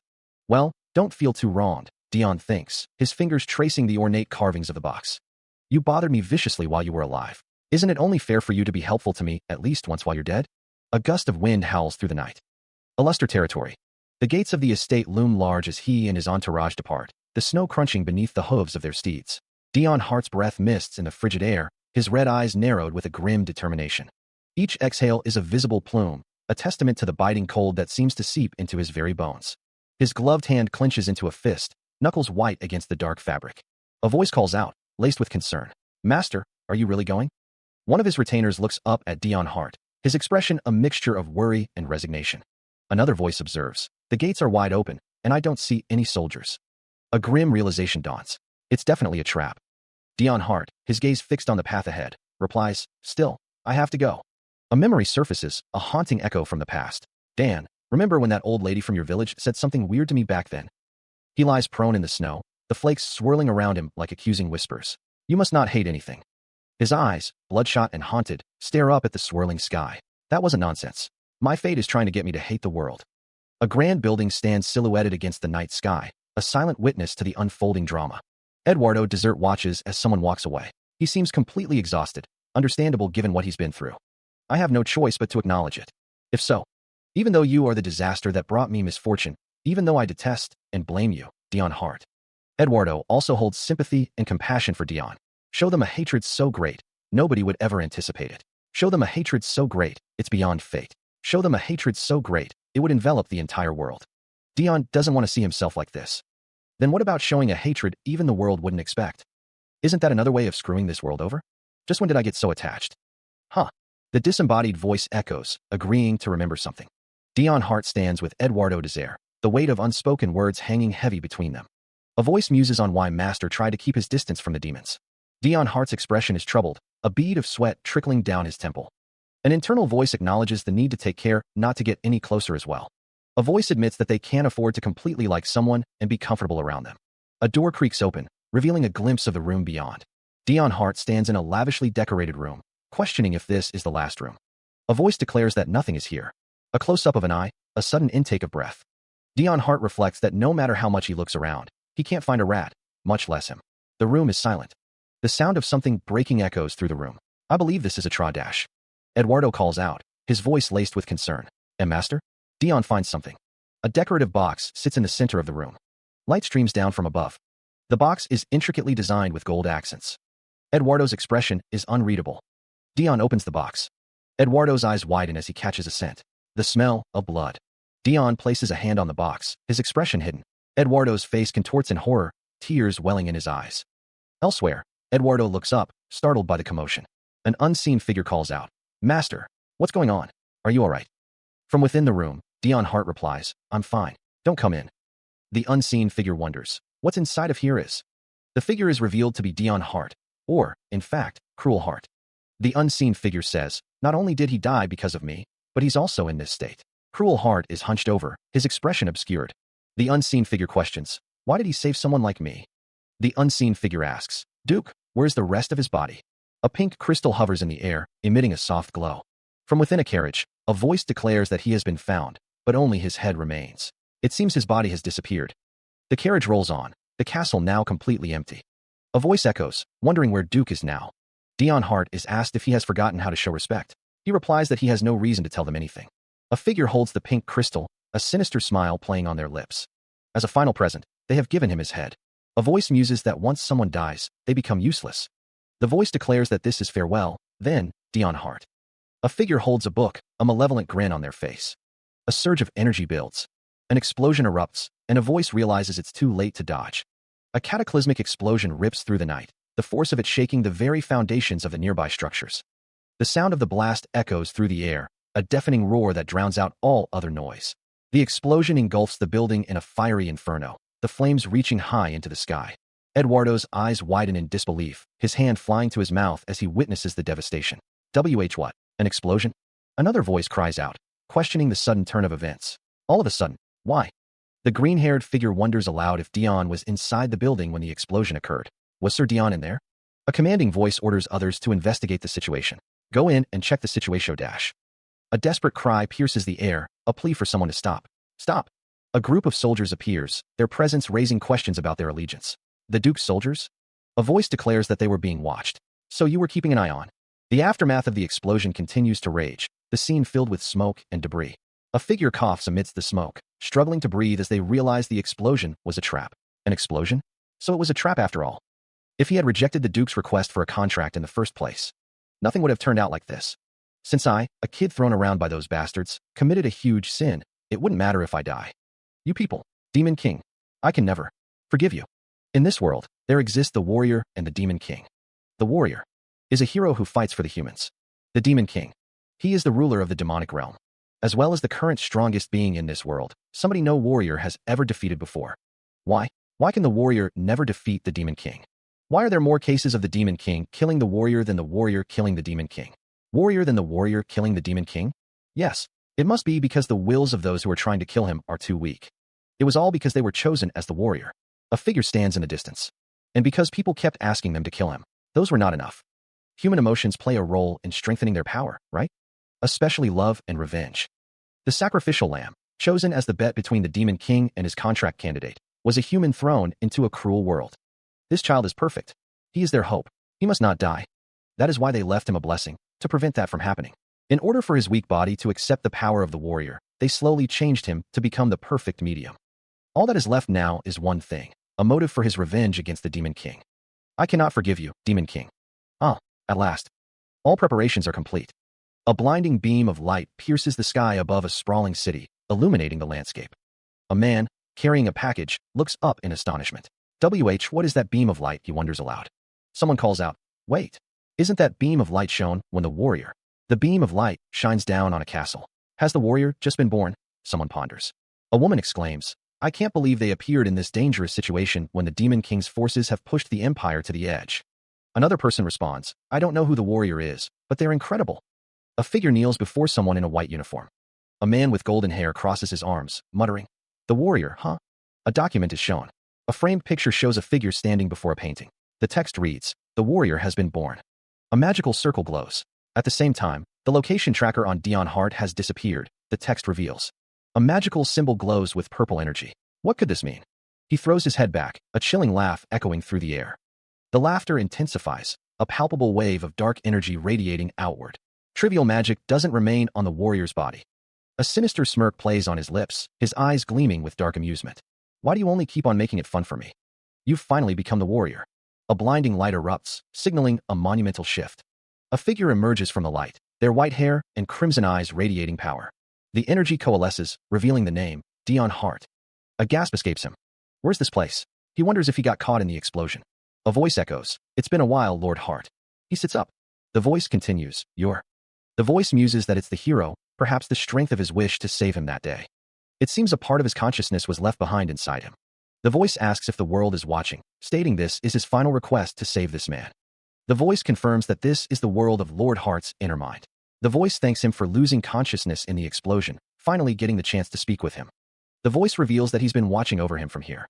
He reflects on the past, realizing something after watching his life unfold. He thinks of people who don't want him to be bound or held back by anything. The figure with white hair and red eyes states that even the wish he had for Dion to live might have been a burden instead. The figure continues, saying that was selfish of him. He feels there is no longer any happiness left for him in life, questioning why he should keep on living. Dion thinks that there are people who desperately wish for him to keep on living. The figure says that Dion is loved far more than he thinks. Dion thinks. A close-up of the figure's red eye. The figure states that he met them in person. The figure tells Dion that he is loved far more than he thinks. Dion sighs. Dion thinks of people who don't want him to be bound or held back by anything. People who simply want him to live freely, however that may be. Dion smiles. The figure asks if Dion has a guess as to who they might be. The words father, mother appear. Dion envisions his parents. Tears stream down his face. Why him? A man like him shouldn't be alive. Even if it wasn't for their wishes, he would still survive. What is this? A blinding light erupted. He looked up, his expression unreadable. His body in the real world was likely recovering already. He was embraced from behind. You may not like it, but that is the will of the world. Because the world has chosen him as its hero. Tears flowed freely, his eyes glowing with an inner light. His hand trembled. What? A hand reaches out, bathed in light. A voice echoes, seems our time is up. A figure smiles sadly, bidding farewell. You've got a loyal knight by your side now. Rest easy. The light intensifies, illuminating a face with a serene smile. A voice whispers a promise. A man who protects you, even if it means death. A figure gasps, eyes widening in shock. And master. Energy crackles in the air, a sign of immense power. A figure with glowing red eyes questions. What's that? A surge of power emanates from a figure, their presence commanding. Dion Hart's name is revealed, his face illuminated by a divine light. The text proclaims, awakened as the hero. The grand building stands silent, unaware of the chaos about to unfold. A figure lies bleeding, the aftermath of some unseen force. Heavy breaths fill the air, a sign of exertion or fear. A blonde-haired figure stands over the fallen, a sword dripping with crimson. Eduardo Desire demands to know what is happening, questioning the pillar of light from the sky. Another figure asks if he knows what's going on. A voice booms, declaring that there is no time for questions and that they need to secure something before the Zero Corps commander arrives. Two figures stand on a grand staircase, one with white hair and red eyes. A box, adorned with intricate designs, sits prominently. A figure runs, and a voice shouts, "Sea Corps Commander, Sir Dion." A figure cries out as they are struck down. He announces his arrival with a booming voice. A sharp sound echoes. Duke Alusterstarb asks if he is okay. A small figure declares they have finally found him. The necklace kept ringing, so he came looking for him. Just a moment ago, the jewel was making a huge food dash. A sudden shift occurs. A character holds a box. The box is held carefully. A close-up of a face reveals a change. What happened to his face? He was already considered handsome before, but now he's just beauty and aura that transcend one's preferences. That pillar of light just now, and this overwhelming aura. I can't believe the Zero Corps commander of the Demon King's army has been chosen as the hero, as expected of you, Sir Deo. Protect this. The man looks surprised. The sound of something heavy echoes. The figure is attacked. Sir Deo stands over the fallen figure. I'm overflowing with strength. It is sharp. My breathing is steady. Sir Deo stands over the fallen figure. My vision, my body, which always needed full force just to move. Now, he responds effortlessly, lightly, even just from thought. Dion Hart stands amidst the carnage, his blade dripping crimson as he surveys the fallen. He staggers slightly, a gasp escaping his lips. The sound of impact echoes through the air. Dion Hart remains standing, surrounded by the aftermath of battle, his gaze unwavering. A blur of red paints the scene. He stands over another fallen foe, the silence broken only by the dripping of blood. His eyes gleam with a cold intensity, reflecting the carnage around him. A voice cries out, filled with desperation, "Aron." Dion Hart reflects, his thoughts heavy. To think I can even feel the presence of my lifelong enemy, the Demon King. He continues his internal monologue. I really have become the hero. Another strike lands with brutal force. A voice declares that no one will escape. The air crackles with unseen force, blood painting the scene. The unseen battle continues, leaving a trail of crimson in its wake. A face, streaked with blood, betrays a chilling resolve. A fist clenches, ready to deliver another devastating blow. A boot grinds against the fallen, a brutal punctuation to the carnage. A lone figure stands amidst the aftermath, the grand building looming behind him. The ground is littered with bodies, a testament to the ferocity of the battle. One of the onlookers gasps, remarking on the incredible speed. Dion Hart's expression hardens, his gaze intense. He reflects on his situation, disgusted by the feeling of being a pawn in a larger game. This is disgusting. It feels like I've become a chess piece moving at the world's whim. The bloodied face twists in disbelief. I can't believe all of you were. He is asked by the figure beside him if he is okay. Dion Hart is told that he has a loyal knight by his side and to rest easy. A man who protects you, even if it means death. Dion Hart holds the ornate box, his expression unreadable. A voice wonders if Cruel is still protecting him. A voice speaks of wanting to be happy, to live freely, without restraints. Dan is told that he'll have to take the box and go to the demonic realm ahead of him. A voice expresses regret, stating that they cannot follow because they cannot stop this revenge. Regarding the box, the figure assures that he will guard it with his life. The figure holds the box, his expression determined. Dion Hart is shocked. Dion Hart thinks that he is just a mere human and has no choice but to move as the world wills, and says good. But what if he showed the world a hatred it could never have anticipated? Show them a hatred so great, nobody would ever anticipate it. Show them a hatred so great, it's beyond fate. Show them a hatred so great, it would envelop the entire world. He won't be a complete puppet. He'll do it. A figure cloaked in white stands bathed in divine light, a stark contrast to the darkness that festers within. A hand reaches out, as if grasping for control, or perhaps being pulled towards an unknown destiny. A blade gleams, ready to strike, a symbol of the power he now embraces. He will become a disaster so immense. His eyes burn with a newfound resolve, a chilling determination hardening his gaze. Even the world itself will be horrified. Dion Hart states that he needs the Duke's help as Esperanza's middleman. Dion Hart kneels before the Duke. Dion Hart offers the Duke the entire duchy's fortune if he helps, ensuring that it won't damage the Esperanza's kingdom's existence. The Duke says that Dion Hart makes his heart weaken. Dion Hart thinks that it was correct to appeal to emotion rather than give a lengthy logical explanation. Dion Hart's expression darkens. Dion Hart thinks that all of his actions are strategic and that there's no way he'd bow his head to anyone. The Duke tells Dion Hart that he makes him feel uncomfortable and asks him to stand up, offering to bring him tea. Dion Hart thinks that even if he has to lie, if it means protecting the Empire, he will not hesitate to abandon everything. Dion Hart thinks that someone he wants to protect is as if. He recalls that the Duke said he'd send around 70 people in advance, and then a sizable amount of additional forces shortly after. Dion Hart thinks that he needs to hurry to the palace, Duke. The Duke asks if it is necessary for Dion Hart to go. He stands in the room, his hand resting on his hip. Shylin says, I apologize, but I really don't have a good feeling this time. An exclamation point hangs in the air as Shylin urges, hurry up and evacuate. Dion Hart looks down at Shylin, who is holding his hand. Shylin says, you'll understand, right Shylin? Dion Hart stares down, his expression unreadable. Dion Hart's hand clenches into a fist. Shylin asks, how could I block you if you do this? A voice says, you use my feelings against me so thoroughly. Shylin stands by the window, looking out at the city. A voice says, if the Emperor made the order and not me, would you have been stopped? I wonder if you, a man who uses others with no concern for their feelings. Dion Hart looks out the window, his expression thoughtful. A voice says, are aware that you're being dragged around with your feelings as a leash. But he doubted she'd ever acknowledge that. I, Eduardo Desire, am notifying. Eduardo Desire declares the annulment of his alliance with the San Empire. From this moment onward, as long as he lives, he won't worry about the Empire's movements. Eduardo Desire sits on his throne, a glowing orb in his hand. Is it really okay to break our alliance with the San Empire at a time like this? Why are you two still here? The nobles already left. A woman kneels before a man. As His Majesty still remains here, how could we dare to escape first? That would display unfaithfulness. The woman smiles. He declares that he has tolerated enough stubbornness and orders someone to leave for the new capital immediately. The words, Your Majesty, this isn't stubbornness, and nemesis appear in speech bubbles. Dion Hart asks, you called Your Majesty? A voice pleads, wait. Here is you dash. A desperate cry of uncle echoes as the command rings out. Leave the palace and take the crown prince and princess with you. A woman and a child stand together, concern etched on their faces.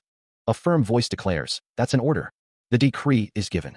The past empire will remain here, so you must protect the current and future empire. I will escort them and come back as quickly. A voice filled with sorrow whispers, no, don't come back. Someone questions, General, do you intend to listen to that order as well? A voice filled with betrayal asks, Uncle, was this your plan all along? Just why would you make such a decision dash? A sword gleams, reflecting the gravity of the unfolding events. He resolved, a steely glint in his eyes, that he must remain here until the very end. A question echoed in his mind. Had they forgotten the expression, I greet the present of the Empire?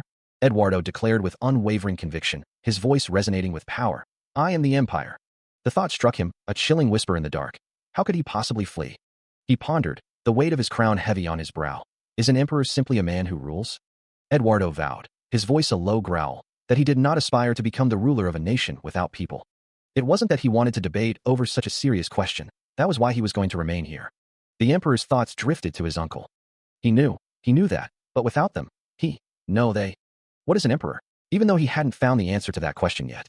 His gaze hardened, a storm brewing within. Perhaps these clever children, who resembled his brother, would find out the answer. The words echo, a declaration of purpose. The empire's survival is intertwined with his very existence. He will be allowed to live, so stand proud. Eduardo looks down, a faint smile playing on his lips. The weight of his decision settles upon him.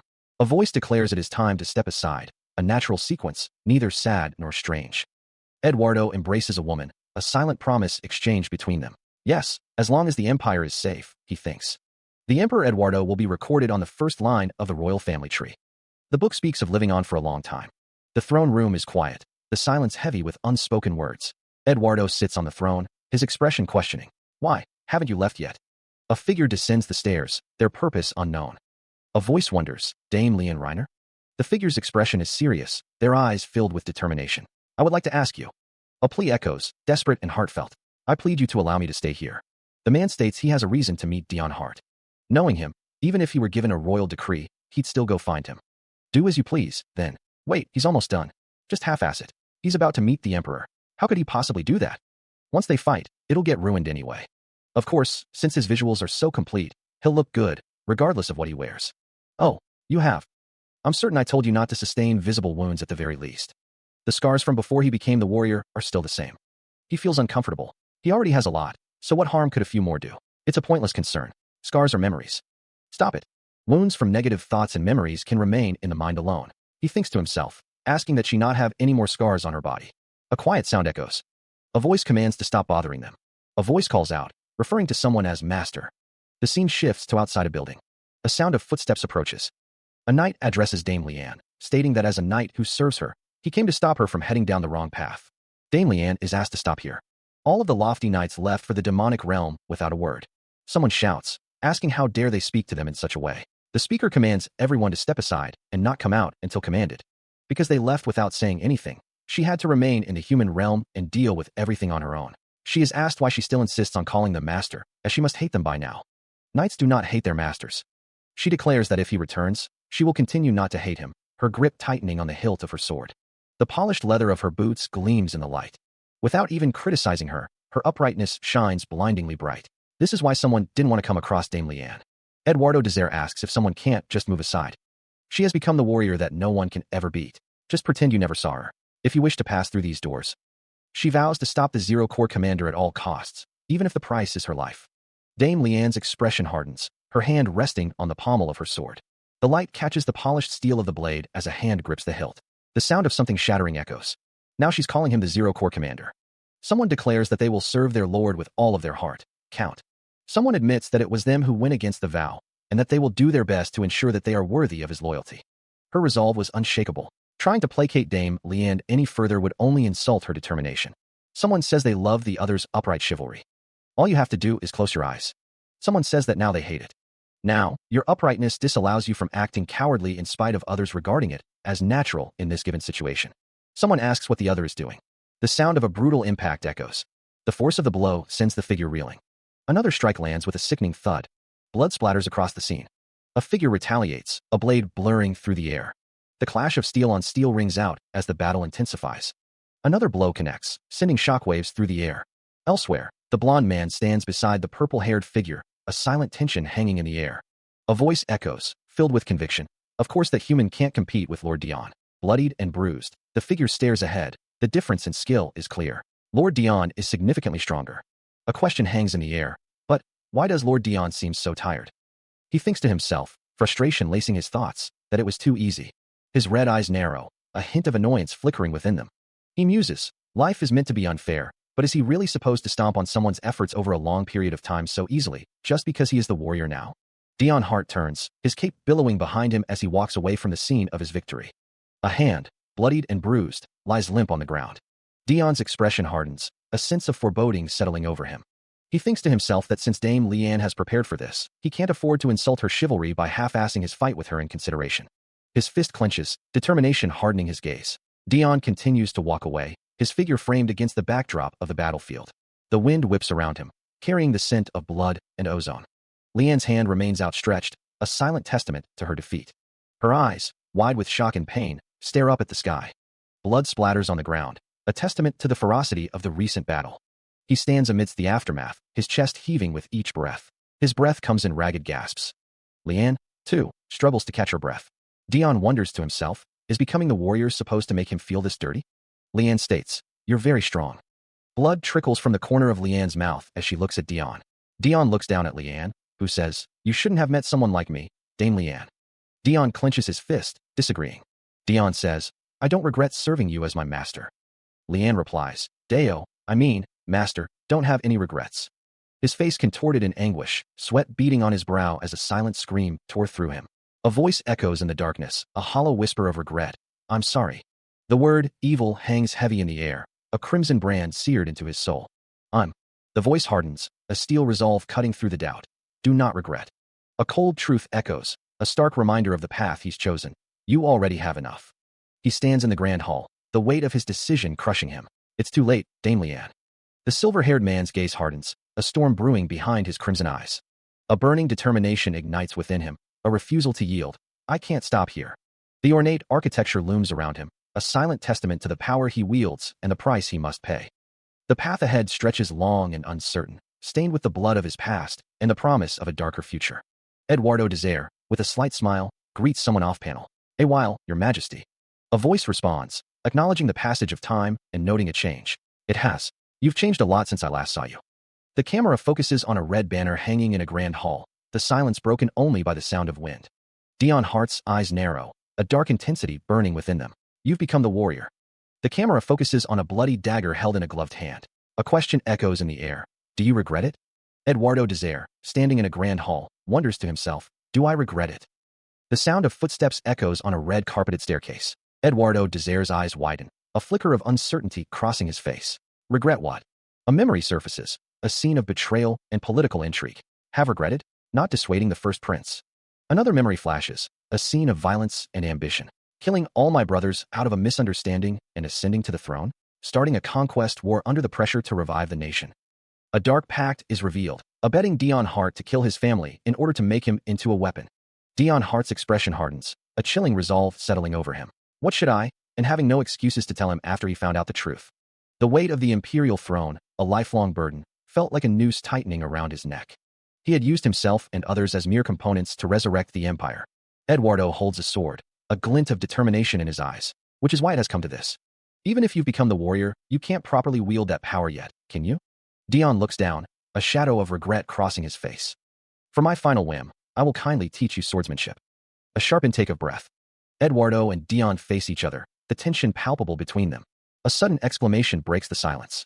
The air crackles with unseen energy. Eduardo prepares to strike, his sword gleaming in the light. He lunges forward, his sword a blur of motion. The blade drips crimson, a testament to its deadly purpose. Even though he is the warrior now, his arm feels like it's going to break from that blow. Dion's expression is grim, his eyes narrowed with determination. Eduardo lies on the ground, defeated. The air crackles with unseen energy. Dion stands over Eduardo, the victor in this brutal exchange. Scattered swords litter the ground, remnants of the fierce battle. His power and speed make no sense. He barely blocked that. If his swordsmanship had improved as well, he might be losing right now. A voice echoes, acknowledging his strength. You truly are the warrior. But the voice continues, a hint of criticism in its tone. But you haven't gotten rid of your past habits. Because of the never-ending hallucinations and his awful body condition due to stress, he is starting to fall behind in terms of skill. Funnily enough, though, Dion's heart is oddly at ease. A scream pierces the air as the palace begins to crumble around them. Someone shouts, "Cook! The palace will collapse at this rate." Another voice calls out, "However, we're almost here. We must leave before the palace caves in." Panting heavily, the group presses onward, the sounds of the collapsing palace echoing around them. Their footsteps echo on the stone floor as they hurry towards their escape. The palace crumbles further, explosions rocking the structure. The blonde-haired man calls out, "Uncle." His voice is filled with urgency. A character responds, "Your Highness." A voice calls out, questioning, "Sir Illuster?" A group arrives, having come through the back. A voice commands, "So you were here. Perfect timing. We will guide you from now on, so stand back."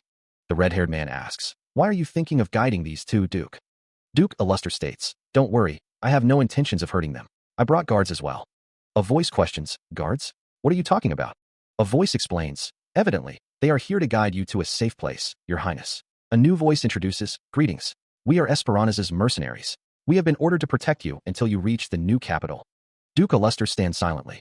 Duke Aluster thinks, I don't want our empire to collapse like this either. A voice declares, in politics, there is no such thing as an eternal enemy or ally. I have come to help His Majesty this time. The blonde-haired woman thinks, magic? No, it must be sorcery. Humans can't use magic. But how does the Duke have such a power? The man with blonde hair asks, where is His Majesty? He wonders why only the two of them are out here. Even though he doesn't know how much he can trust him, he's definitely not on Dion Hart's side. And that power might make him the sole person who can help Uncle. Uncle decided to remain in the palace by himself. The man with purple hair exclaims, are you saying His Majesty is inside, all alone, in the collapsing palace? You stupid emperor, in the end you. I will go to His Majesty, your highnesses, please. Leave with the mercenaries. The two men stand together. Sir Aluster. A close-up of clothing. Here's a map of the secret passages. It'll be faster to go through them. The two men look at each other. A voice echoes, expressing gratitude. Much obliged. Dion Hart walks towards a grand building, the sound of his footsteps echoing against the stone. Blood drips from a gloved hand, the crimson liquid splattering onto the polished floor. But still, the Emperor, kneeling in a pool of his own blood, looks up at his attacker. I, the Emperor? No, I don't regret it. His face is streaked with blood, but his gaze remains defiant. The light catches the blood on his cheek, turning it into a macabre jewel. A voice cries out in anguish, Your Majesty. Despair fills the lavender-haired courtier's eyes. The assassin turns and walks away, his duty complete. The Emperor remains kneeling, the assassin's legs disappearing into the shadows. Hands reach out, desperate to help. No. The lavender-haired courtier embraces the Emperor, both figures now stained crimson. A hollow, broken laughter echoes through the halls. A sinister laugh echoes, declaring that this is not a story of talent. The laughter continues, filling the void.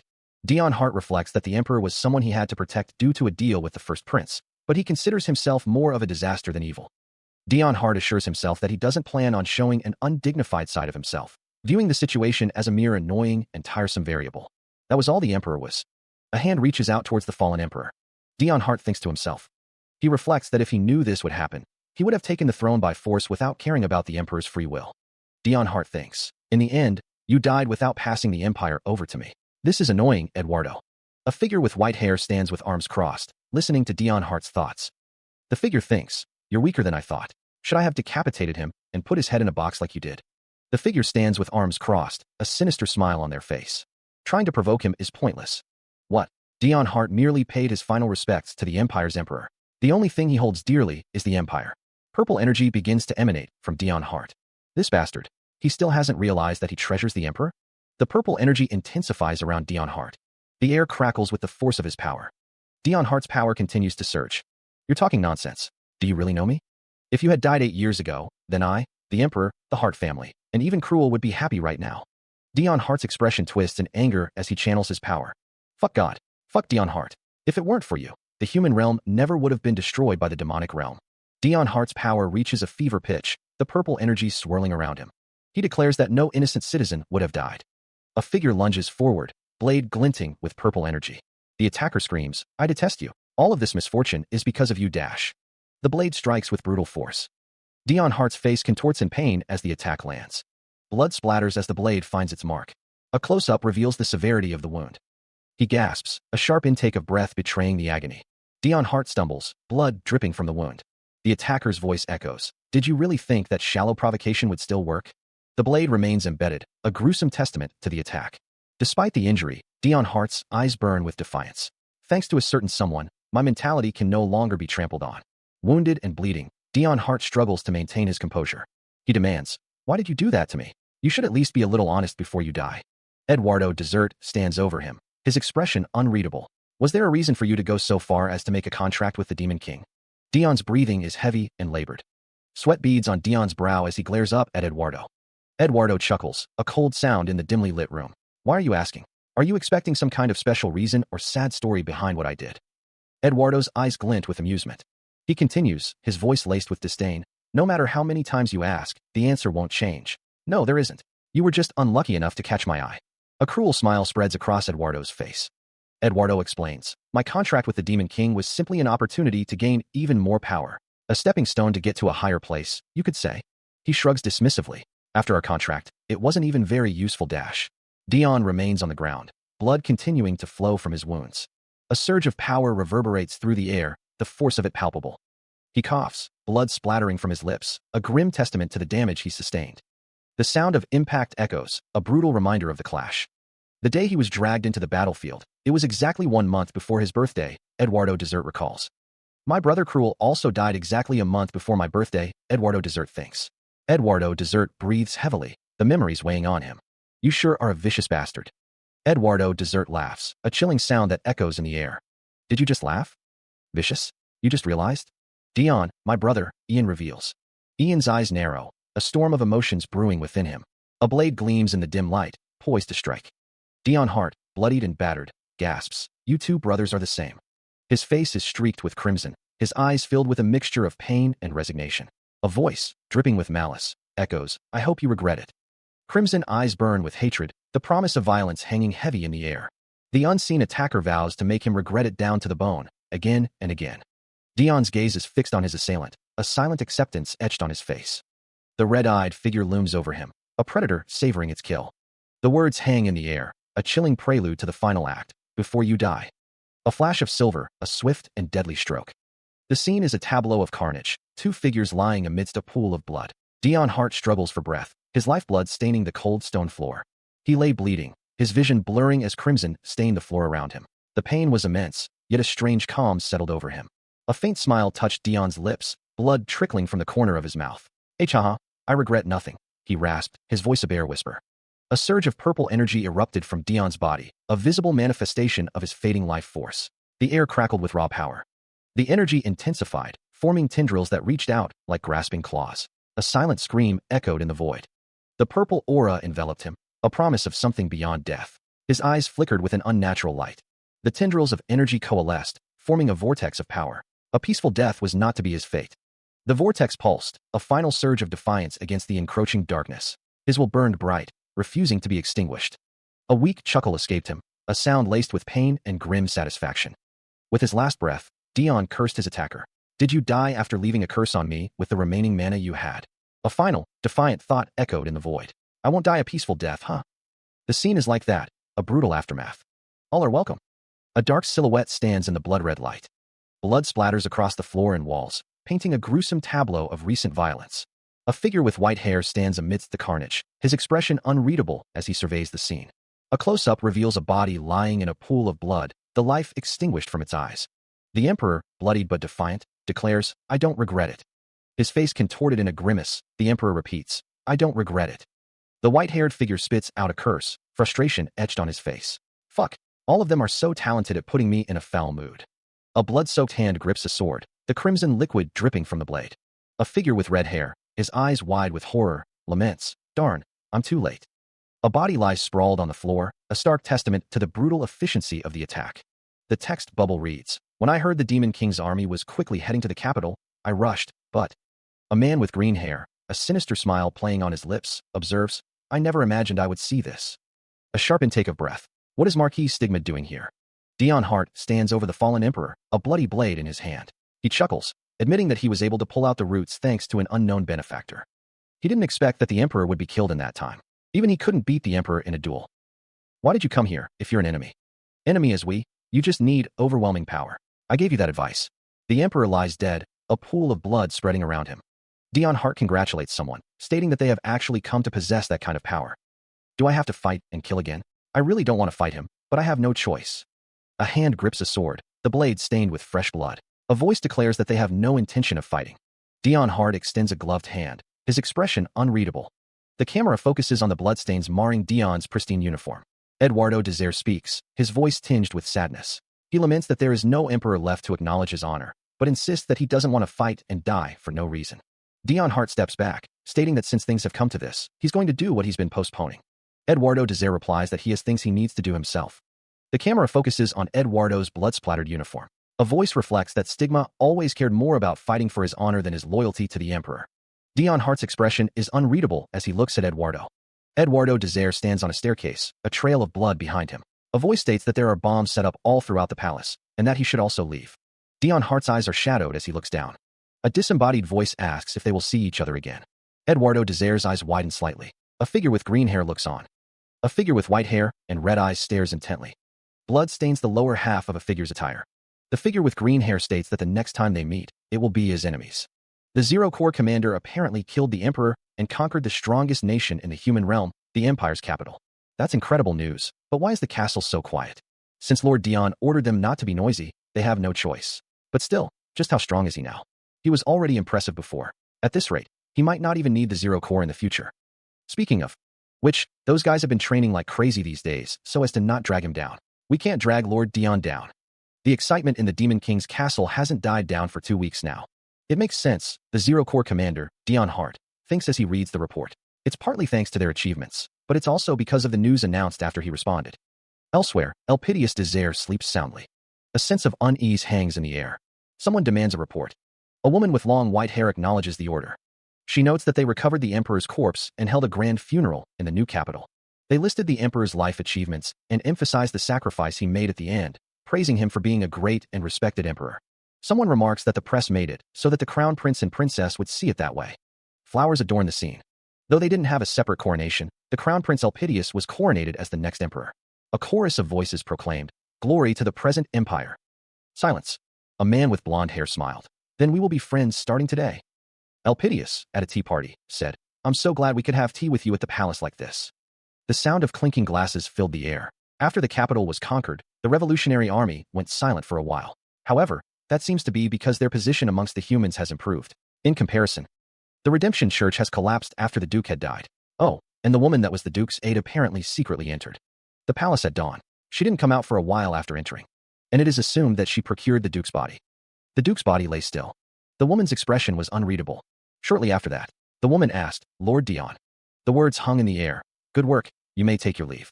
A dismissal, understood with a heavy heart. His expression was a mask of torment, a silent scream etched upon his face. Crimson stained his vision, the world bleeding into a single, horrifying hue. Ever since he returned to the demonic realm, the same dream haunted him, a relentless echo of a past he couldn't escape. In the dream, Cruel embraces him, weeping in an ocean of blood. What was there? This weak child, why? Although he looked different from normal, it was not an evil spirit in the form of him. It was, without a doubt, the real Cruel. "What are you trying to protect me from this time? I'm begging you, stop it. Stop intervening for me. Stop doing things for me." The crimson tide rises, threatening to drown him in its sorrowful depths. "I think I'm going to suffocate from the guilt." After that, he started seeing puddles of blood, not just in dreams, but also in reality. Is this the curse the Duke spoke of? He wondered, kneeling in the crimson pool. Of course, he still doesn't care about nightmares or hallucinations, but it's hard to deal with his brother when someone thinks that Cruel actually doesn't hate him and should resent him. Dion Hart stands surrounded by his subordinates. One of the subordinates asks if they want to save this baby, and another responds with a yes. Dion Hart holds the baby carefully. The baby cries, having thrown up all the meat, fruits, and bread he was given. One of the subordinates questions if they really think a baby could eat those things, stating that a baby at this age can only have breast milk or formula. One of the subordinates says that he sees, but asks if they can save the baby. Someone thinks that from the way he's speaking, it doesn't look like he's interested in the baby, and that it must be because of her. A blonde woman stands with her hands clasped together. Someone thinks that the boss will get really mad if he finds out though. Dion Hart holds the baby, and one of the subordinates says that if they can save that baby, he'll repay them. He dismisses the need for concern, instructing the other to take good care of the Zero Corps commander. A grim thought surfaces, this won't do. If the Demon King finds out about the human baby, along with Elf for hiding it, they will not be safe. A voice echoes with a chilling intent. "I need to kill it." The same voice continues, a chilling mantra. "I need to kill the baby, and all." A hand with long, sharp claws clenches, the threat palpable. Eduardo understands, stating that they will repay Lord Dion instead. The man's gaze is intense, his expression unreadable. Ivan is described as apathetic and a rule follower to AT. It is revealed that he has beaten his superior before. Someone asks what is meant by repay. The man's expression hardens, a silent warning. Dion Hart inquires about what the others are discussing. He is asked if he finally feels like coming out of his room. Eduardo Desert then asks if the baby is his clutter. Dion Hart is holding a baby. Eduardo Desert asks when he had a baby and if he has been taking care of his body well. Eduardo Desert says that he likes that Dion Hart has no prejudice, but men can't have children. He adds that the baby is not his. He thought it might be possible since they're in the demonic realm and all. If that's not it then? A voice demands that the 5th Corps commander explain this situation. Two figures stand together, looking concerned. A while ago, Eduardo Desert lies in bed, as someone stands over him. The figure asks, "Master, how long will you be?" The figure says, "Like this for?" You heard the 2nd Corps commander's explanation. The Empire is organizing the situation and is preparing to move forward. Meanwhile, Eduardo Desert remains idle. The figure says, "You're lying down with no will all fortnight long, and judging from your attitude, It seems like you already obtained what you wanted.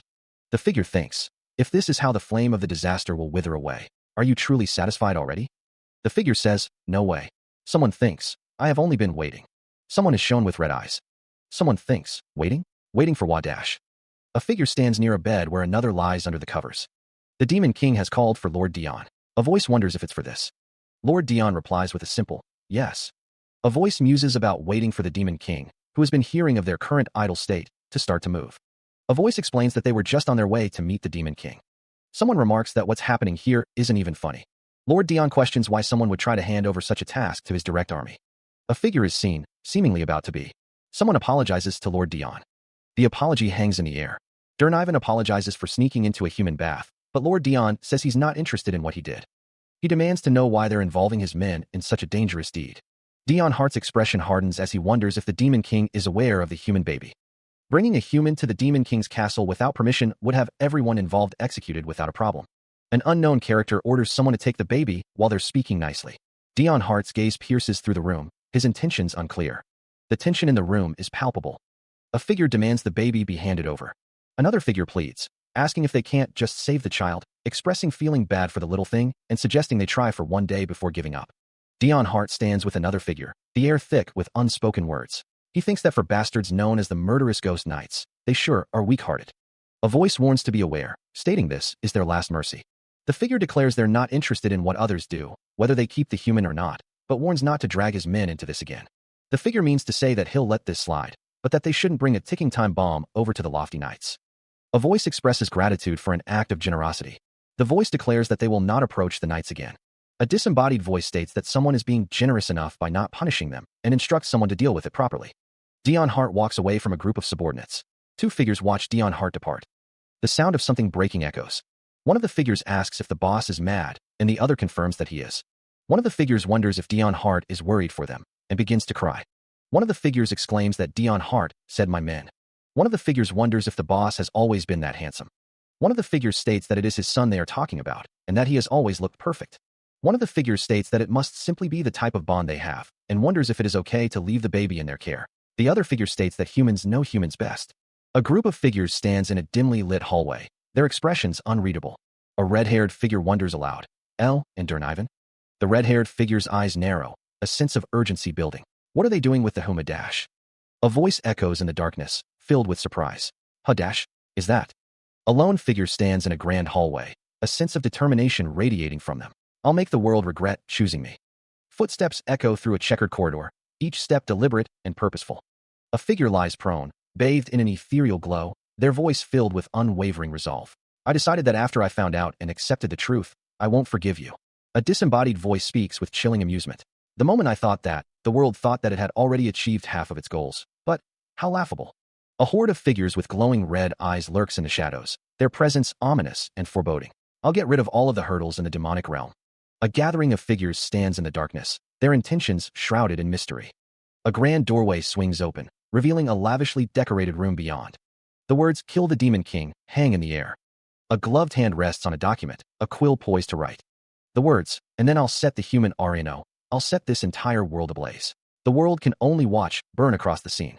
Eduardo Desert's face is etched with anxiety. Flames flicker in the background as Dion Hart sits in shadow. The words, "At the disaster it has created," fill the panel. A cup clatters against its saucer. Eduardo Desert is late. The words, "Perhaps it's because you've become the warrior, but seeing your face has become difficult," appear in a speech bubble. Eduardo Desert sits across from Dion Hart at a table. Eduardo Desert states that he had urgent business to take care of. Dion Hart remarks that he heard Eduardo Desert had been lying down all day long, questioning what type of urgent business it was. A chibi Eduardo Desert appears. Eduardo Desert's expression is one of amusement. A voice expresses concern for Eduardo, noting he seemed worn out after killing the two humans he had been so concerned about. The speaker wonders how they can reignite his desire.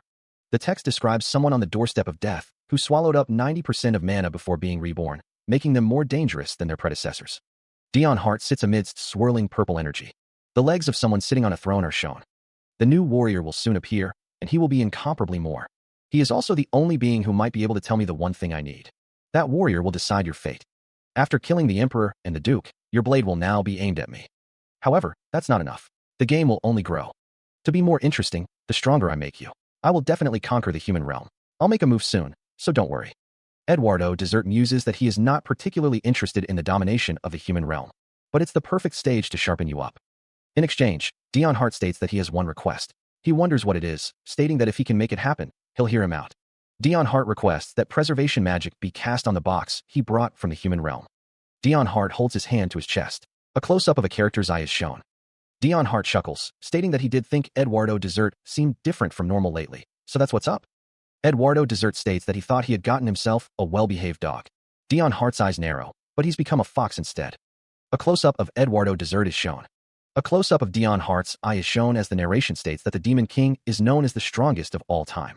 However, even though he's known for his never-ending mana, he recently used a lot to save him. But still, a character asks if the other knows how much of the Demon King's mana is left.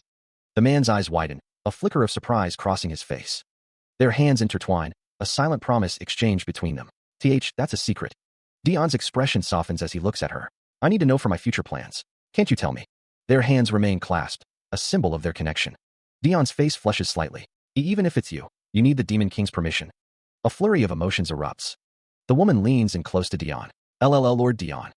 Ririnel pleads, her voice soft. I won't tell anyone. Please, Ririnel. Dion's gaze is intense. Their hands remain intertwined. A chibi version of Ririnel expresses her frustration. Why you're so mean? The Demon King has the same quantity of mana as me now. Dion sits at the table with Ririnel. She notes that while she doesn't have as much mana as the Demon King, Ririnel has quite a lot as well, comparable to his remaining reserves. The fact that the Demon King still possesses massive amounts of mana is troublesome. He needs to continuously expend it. He inquires if the news has been heard that the Empire has received support from Esperana's mercenaries, and if Ririnel will listen to his request. He intends to have their mercenaries withdraw within a month. On the approaching day, in order to properly kill him, since he's told all of these little things to the Demon King, so he would use mana, he might catch on to his plan. It doesn't matter even if he does. Dion is told that he is working hard. If the Demon King is going so far as to say this to him, then sure. As long as the Demon King is having fun, he'll go along with anything he says without a care. A voice declares that if the plan fails, the speaker will relinquish the spell they cast. From behind, a figure acknowledges the statement, expressing their gratitude and intention to move forward. A sound echoes as something is being opened. Dion is called out as he walks down the stairs. A voice promises to teach someone how to play the piano when they return. A reminder echoes, do not forget. Dion smiles. A voice emphasizes the importance of taking breaks from mental health, even if only briefly, because the one you want to kill is still here. A sound effect rings out. A message appears. Once upon a time, death from a world long ago said. A warning is given, do not commit sins. A final message warns that after death, the soul will be crushed by the weight of the sins committed. A figure stands amidst a fiery glow, their face obscured in shadow, with only streaks of red visible. The disembodied voice warns that getting one's soul destroyed without paying the price for one's sins is too much of a comfortable evasion, hinting at a greater sin. The white-haired man wonders how old that song is. A close-up reveals the fine tailoring of a dark suit. An older man with white hair and a neatly trimmed mustache gazes into the distance, a slight smile playing on his lips. It has been a while. The figure in the hooded cloak clutches a golden box, its surface intricately decorated. A voice echoes, noting the passage of time. A cloaked figure stands amidst the trees. The cloaked figure asks how Dion Hart arrived. Dion Hart muses that a walk is the enjoyment of an old man distant from war. Dion Hart doesn't plan on responding. He realizes this is the first time he's seen the cloaked figure since he was taken to the Hart Duchy. After meeting the previous emperor, Dion Hart remembers being lost within the snowstorm. A few days prior, he was taken to the Hart estate. Later, he left with Dan to go to the demonic realm, so he had no reason to meet him. Dion Hart is told that since he hid his traces so suddenly, the speaker was very worried. Lord Hart is mentioned. He mused over the title, a foreign concept to his memory, so he wouldn't be calling him my lord anymore. The question hung in the air, a subtle accusation. It was him who lent the Empire mercenaries, wasn't it? A voice questioned, its tone laced with suspicion. Could this be taken as Esperana's standing against the demonic realm? Dion Hart's gaze intensified, his red eyes gleaming with an unreadable emotion. The fabric of a uniform, a symbol of authority and allegiance, was highlighted. Dion Hart denied the accusation. Esperana's, he insisted, had always maintained neutrality, since it was akin to the sword. A voice declared that nobody gets mad at a weapon. The figure claimed to have merely played the role of a mediator. Two figures stood in what appeared to be a royal court, their expressions unreadable. A hand rested on the hilt of a sword, a symbol of power and responsibility. It was for the person who put his all on the line, asking him to dispatch some mercenaries to the crown prince and princess. The back of Ririnel's head was visible, her lavender hair braided neatly. A voice wondered if Duke Illuster went that far. He holds a decorative box, its contents unseen. A voice cuts through the air. For now, it's 6 months. but it could be extended if wanted. Then let me ask one thing. The speaker's red eyes narrow as he presses. If I pay you, can you dispatch mercenaries to the demonic realm as well? Dion Hart replies, that will be difficult. A close-up reveals the weight of his words. The other man's expression hardens. He declares, so your words were mere sophistry. The man questions, Esperanza's is a sword? Dion Hart stands impassively as the other man continues his interrogation. The man states, if it were a mere weapon, the owner shouldn't matter. The man continues, this is a period where we are close to conquering the capital. He concludes, but the new emperor has allied with the San Empire, and since they've also been dispatched mercenaries from Esperanza. The weight of his decisions pressed down on him. He couldn't simply let things go. A flicker of defiance ignited in Dion's eyes, a refusal to surrender to the past. A sword, described as unwieldable, stood as a symbol of the burdens he carried. His hand tightened on the hilt of a blade, a silent promise of action. A memory surfaced, a cloaked figure amidst a desolate landscape, a reminder that some things were better off broken. Dion cradled a lifeless body in his arms, a scene etched in his mind. The glint of steel reflected in the dim light, a constant companion in his struggles. The cloaked figure loomed over him, a silent observer of his burden. Though the deal failed, he could kill them in order. A burning intensity flared in Dion Hart's crimson eye. Dion wondered, having heard that Lord Cruel's headless corpse was taken by someone. A hand, stained with fresh blood, clenches into a fist. Dion Hart asks, his expression unreadable, so you took him? Dion Hart continues, explaining, I secured the corpse near the border of the human realm and demonic realm, so you could see it as you came through. A hand reaches out towards a glowing, ethereal form. I can't believe it was here the whole time, Dion Hart thinks, longing evident in his voice. I can finally meet you again, Cruel. A sword rests in its sheath, radiating a faint purple glow. A voice declares, I've also set up a barrier to sword. The voice continues, protect the grave, so there's no need for you to worry. Dion Hart states, as he is a man who has sacrificed his all for one person, I prepared him to show my respect for him. A hand draws a sword from its sheath with a soft shick sound. This is Cruel's sword. The voice finishes as blood drips down the blade. The day his life ended, the last thing he was holding was. He reflects on being the cause of someone's unfortunate life. He remembers being the one who protected someone for their entire life, the blood a stark reminder of the cost. He laments being the cause of someone's death, the weight of the guilt heavy in the air. Kneeling in what appears to be a pool of blood, Dion Hart clutches a sword, his head bowed in sorrow before a decorative chest. The thought echoes in his mind. If it weren't for him, Cruel would never have died in this way. Dion Hart kneels before the chest, the word Lord hanging in the air. His red eyes narrow, a silent intensity burning within. His hand rests on the cold, unyielding stone of the tombstone. Dion Hart thinks to himself, who else should inscribe on it if not the man, the owner of the tombstone, who tried to protect until the very end? He kneels before the chest once more, the weight of his memories pressing down on him. Dion Hart remembers someone has been waiting for him, to tell him about Cruel's grave. He scoffs at the thought of a walk. What could the reason be? Dion's hand rests on a cold, stone surface. In a flashback, Dion stands over a box, a question hanging in the air. While I inscribe on it, can you make Cruel's body whole? Dion thinks to himself that his brother's body can be whole again, just like when he was alive. The memory shifts to a flower. Remember, that flower. Dion recalls, no matter how many times he plucks it, it keeps blooming on the grave. Since it didn't look bad, he decided to keep it. He remembers being told that it was a flower that blooms near the border of the demonic realm and the human realm. Of course, he hopes Cruel feels better after seeing a flower from the human realm.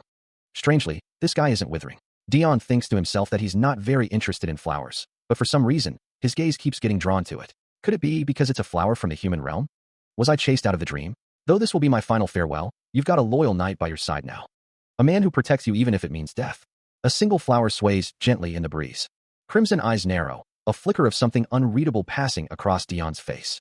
A dry, humorless laugh escapes him. He sits, a small, ornate box resting on his lap. His hand rises, obscuring his expression as memories flood back. The question hangs in the air, Lord Hart. A thought bubbles to the surface. Maybe he's just interpreting things in his own way, but a soft light illuminates his face as he wonders, that's you, right, Cruel? A figure stands bathed in a soft glow, a gentle smile gracing his lips. The memory echoes, you should have gone to rest when you died. He reflects, no wonder I didn't have nightmares in the rooms with that flower in it. My brother who continues to protect me, even in his death. A final thought drifts through his mind. As long as you don't interfere any further, I'll leave Esperanza alone. He recalls a time long ago. A needle pierces fabric, meticulously stitching a seam. Dion stands near a gravestone, a younger figure seated beside it. He thinks he can only pay that much back. With this as the last case, Esperanza will also no longer interfere in the war. He wonders what the other is inscribing on the gravestone. The younger figure carefully etches words into the stone. Dion remembers when he was younger. He recalls that the other would loudly read cultural books next to him. The younger Dion sits beside another, listening to the book. He wondered why he read it so loudly back then. Turns out it was to help him, who had a hard time learning to read. The other smiles as he reads aloud, the book glowing softly. He wrote down a quote from that book. It was such an obvious act, so why didn't he notice back then? He thinks to himself that Cruel would be happy. He reflects, thinking he won't ask why he was saved by Cruel. Dion recalls someone saying they finished with a corpse and asking if he would like to see it. He thinks of himself as nothing but a burden to the family, a useless son who killed his parents and brother without knowing their grace. Dion reflects that he will no longer ask why he wasn't just killed. Standing before a grave, Dion is lost in thought. The camera focuses on the lilies surrounding the grave. He thinks that doing so would be denying both his life and his death. The lilies stand tall, surrounding the grave. Dion stands at the grave, thinking he will live a life free of regrets, as someone wished. He thinks to himself, Cruel, you can rest now until the day I come to find you. Dion reflects that he really is okay now. A tear streaks down Dion's face, reflecting the somber mood. A coffin rests beneath a sky filled with sparkling lights, a scene of sweet dreams. Streaks of light pierce through the clouds, illuminating the path to the afterlife. Etched into the tombstone are the words, Nali matur, unaticum bona mala tolerabimus. Do not worry, since I will endure both good and bad things alongside you.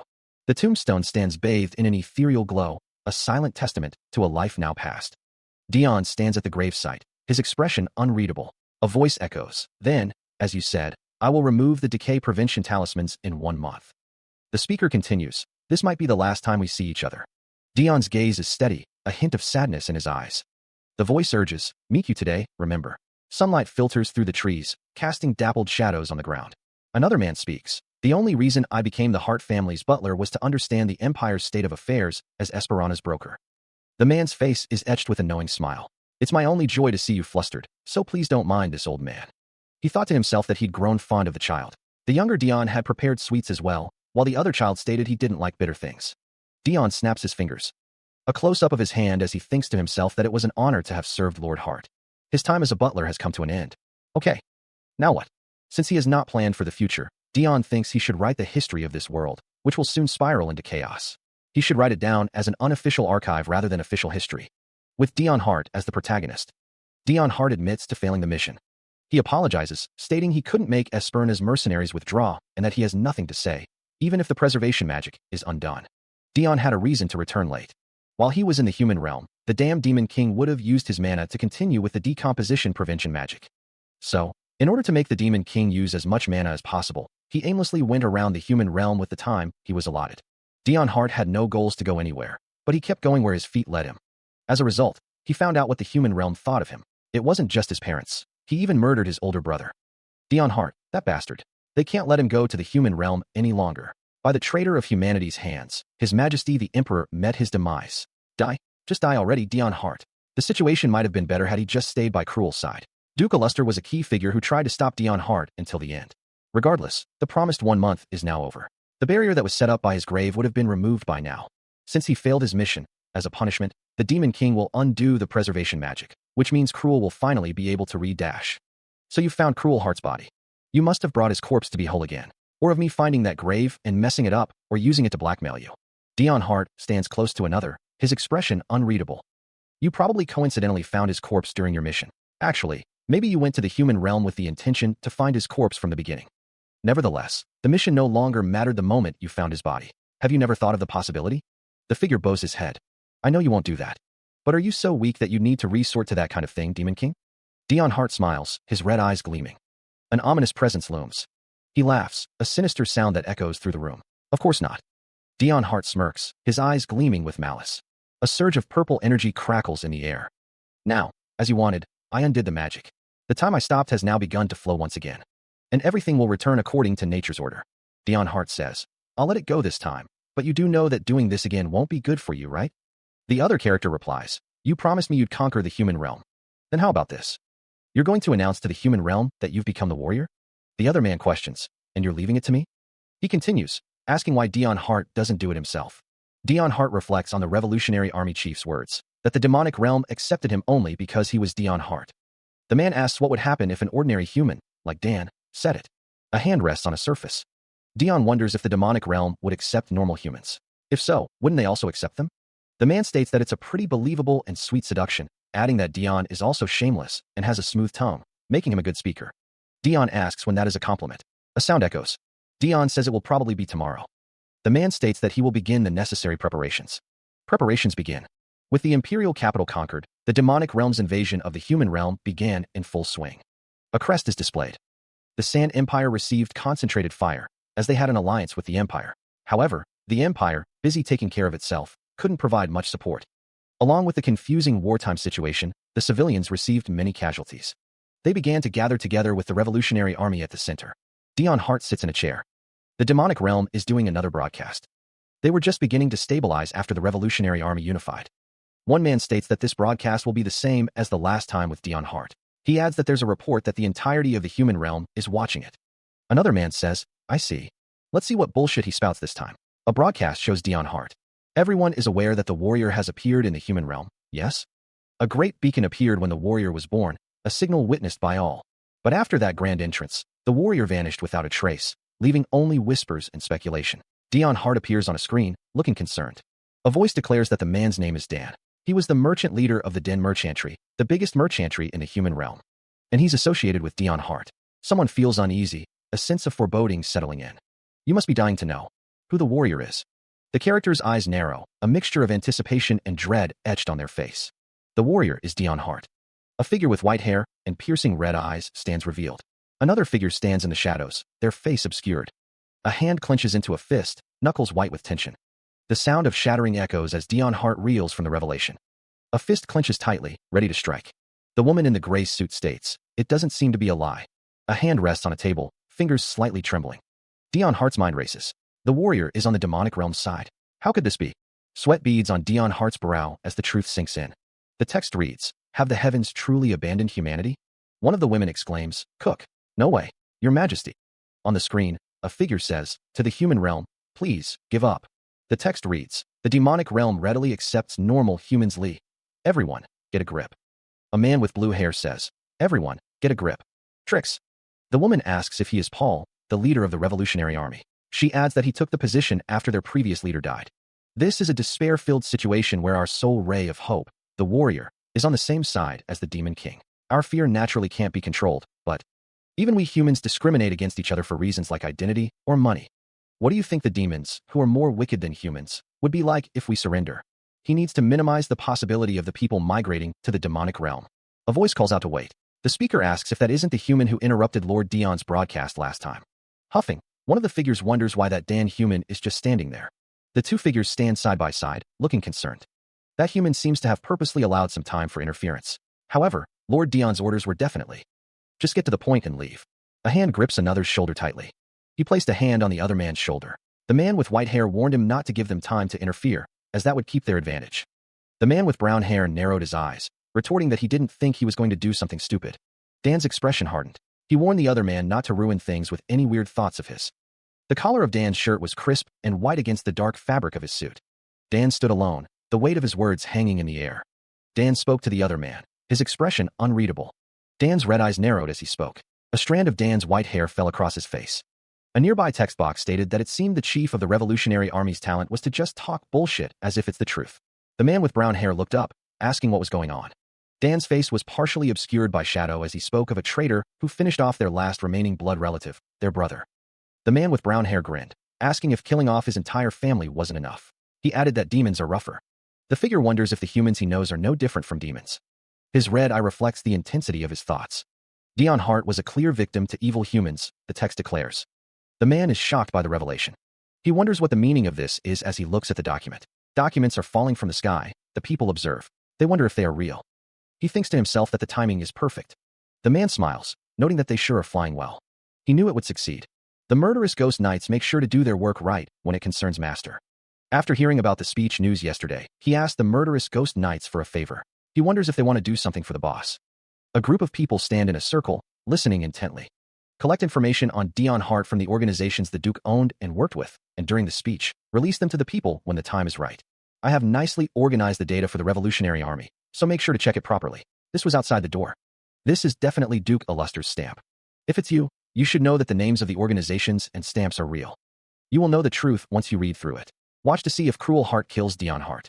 And if he doesn't, kill him along with Dion Hart. In the end, Cruel Heart sacrificed himself to protect Dion Hart and sent him to the demonic realm, meaning The true villain all along was Duke Starbaluster.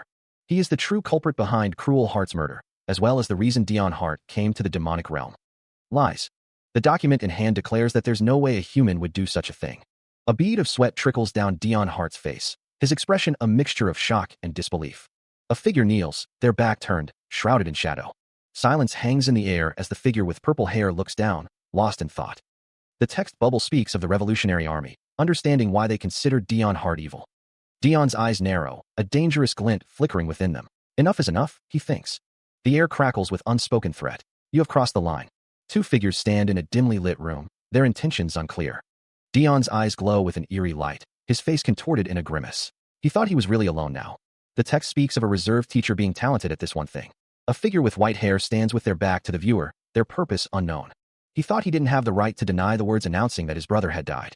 He was definitely told to just say what he had to. The man with white hair thought he didn't do anything because he didn't know how to clear his name. That's why he didn't do anything, but Dan ruined all of it. Dion Hart apologizes. Dion Hart wonders why it is that having the Duke praised as a great and brave man was too annoying. The man with white hair asks if he's laughing. The man with white hair thinks perhaps he wanted someone to know. Dion Hart calls someone a bastard. The white-haired man exhales, relieved. He'll let it go since things ended well. One of the men can't believe he praised that bastard, his mouth feeling dirty. The other man thinks they shouldn't even call him the Duke. Someone like him should be killed twice. After Dion Hart's false reputation was cleared, the Duke's honor began to fall. The man with dark purple hair curses, realizing they got screwed over. Now they can't. Now they can't criticize those who defect to the demonic realm. At the same time, their original goal of causing a division in the human realm began. Tehan. The white-haired man doesn't believe it. He doesn't believe Dion Hart is the warrior. The bigger nations will be in danger, but they, a weaker, smaller nation who also happens to be near the border line, are basically like a small candle fire in the eye of a storm. The white-bearded man looks concerned.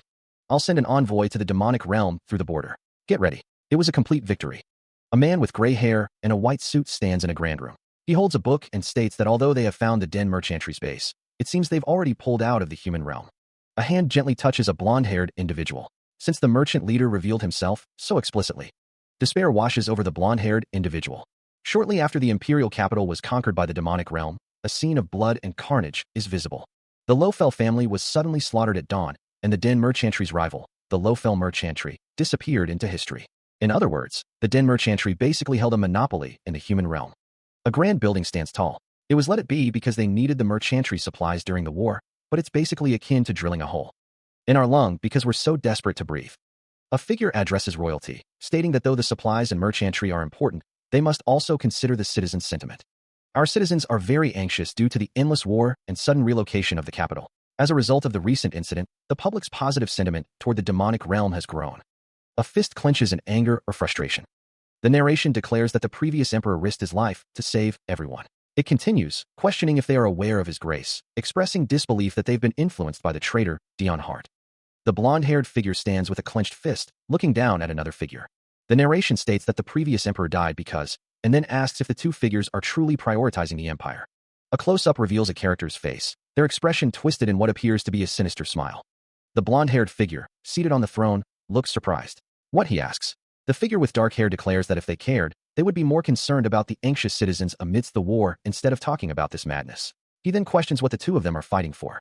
The blonde-haired figure states that if he answered that revenge is more important to them than the empire. The dark-haired figure asks if the blonde-haired figure would pull him off the throne. The dark-haired figure is interrupted, someone exclaiming, "Your Majesty, how could you say the dash?" The dark-haired figure, revealed to be the Chancellor, commands the speaker to watch their mouth. The blonde-haired figure and the Chancellor stare intently at each other, tension hanging heavy in the air. The blonde-haired figure is taken aback. The narration states to abandon the thought that just because the previous emperor treasured them, they will as well. The Chancellor, Dion Hart, is addressed. "Chancellor, I know how much you care for the empire." A voice muses, "Why else would the previous emperor keep you by his side? He was the type of person to stop you, even if it meant killing you, if you stepped out of line." A voice declares, "But I need someone who will only support and push me, nothing else." Another voice interjects, "Uncle, I'm sure you want us to focus more on building a better empire rather than fixating on revenge." The voice continues, "You do know what would happen to the empire if we, the sole heirs to the throne, were to disappear." A figure responds, "Yes." A voice states, "But we can't live completely for the citizens like you." A dark presence declares, "Since I am the empire." The emblem of the San Empire is displayed. The San Empire boasts average military power and production output of different supplies. The San Empire is called the Empire of the South because of a talented leader. Citizens express their devotion. Ah, Lord Yanawa. The people's fervor intensifies. Lord Yanawa is out. Ah, our God. A woman expresses gratitude. Thank you for protecting us. Including their vassals, the entire nation's people became religious fanatics who only. San Empire's King Yanawa stands overlooking his domain. Yanawa muses, though I did become a god from a king, I didn't expect to receive this level of support and cheers. Yanawa continues his internal monologue, revealing his plans. Now I can effectively control my vassal nations and their citizens, have them find the traitors, and make them punish the traitors themselves. I'll be killing two birds with one stone. The text declares that all of these changes are thanks to the San Empire's new tactician. The figure in the red coat states that it's only possible because Yanawa is such a wise king, otherwise, the resistance would have been great. The text says that he merely created a small change with the heart of praising a wise king. Paul adjusts his glasses. Paul says that he's so happy someone as capable as him came to the San Empire. Dion Hart asks if Paul said he'd leave after he gets his revenge. Dion Hart states that in exchange, he wishes for Dion Hart's death. Paul says that he'll help the San Empire as much as he can, but knows that his first priority is revenge.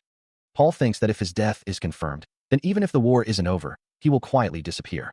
He also thinks that the Duke never gave him a second glance until the end, and wonders why he is so tied up with love, noting that he heard he was the one who glorified him to the public as well. Paul smiles, thinking that a person's heart doesn't behave the way you think it does. Even though he used his feelings and was clearly cruel to him, Paul thinks. A voice echoes over a scene of carnage. He was the first man to recognize my value. The same voice continues, the words hanging over the bloodied floor. And to my Duke, Dion Hart was. A man with green hair and glasses looks on, his expression unreadable. A hand clenches into a fist, the unseen speaker vowing, I won't let him die peacefully. Meanwhile, the scene shifts to the demonic realm, outside a garden. Dion Hart, now with white hair, sits at a piano, a question hanging in the air. We received contact from Tehan? A figure responds, yeah, they said they want to side with us. Another voice wonders, what about the San Empire's vassal nations? The first figure replies, I was aiming for them. The first figure continues, we received no contact from the San Empire. The second figure replies, there seem to be changes in their political situation recently, so wait it out a little longer. I heard their king gave a speech.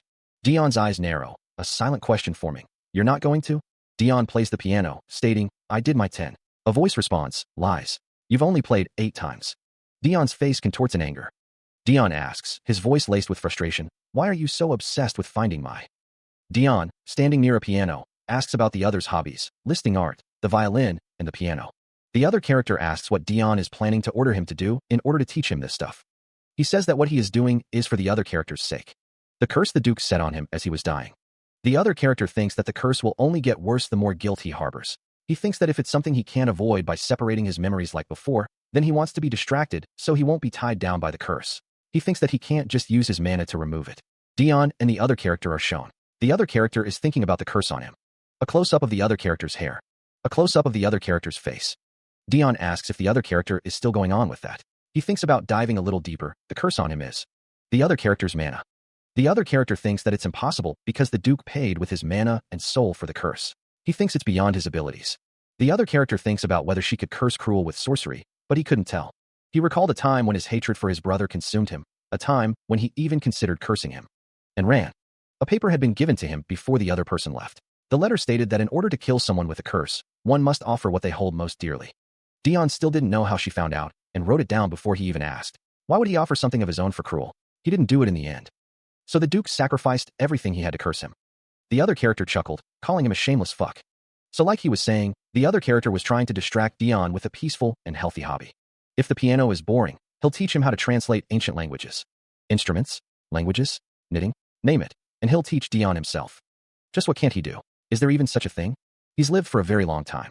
Long enough to learn one thing, reach its peak, and still have time. There was just one thing he couldn't learn despite all of that time. A hand reaches out. And only one person can teach it to him, the warrior. Dion's gaze is distant. That's why. He wishes he would hurry up and teach him that one thing. A figure with golden eyes smirks.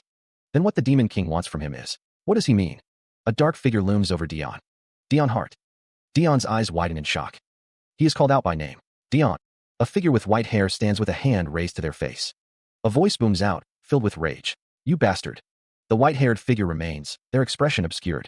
A voice declares, laced with a hint of satisfaction, I knew you were dangerous the first time I saw you. A figure with long, dark red hair and piercing red eyes smirks. A voice filled with hatred spits out, you damn human.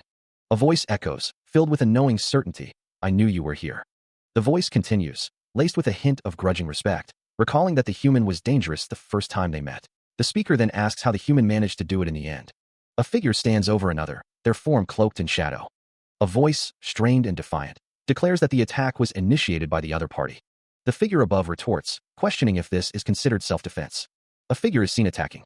A figure lies on the ground. A voice, filled with rage, vows to kill. A figure stands, poised and menacing. The figure is revealed to be the Vampire Queen. A surge of dark energy emanates from the Vampire Queen as she questions the disrespect she is receiving. She struggles to breathe, the pressure mounting. The Vampire Queen reflects on the fact that she was not allowed entrance into the Central Garden for this. A figure, resembling Dion Hart, stands in the shadows, observing the unfolding events. She reminds herself not to become conceited. The Vampire Queen thinks that without the interesting toy of Dion Hart, things would be different.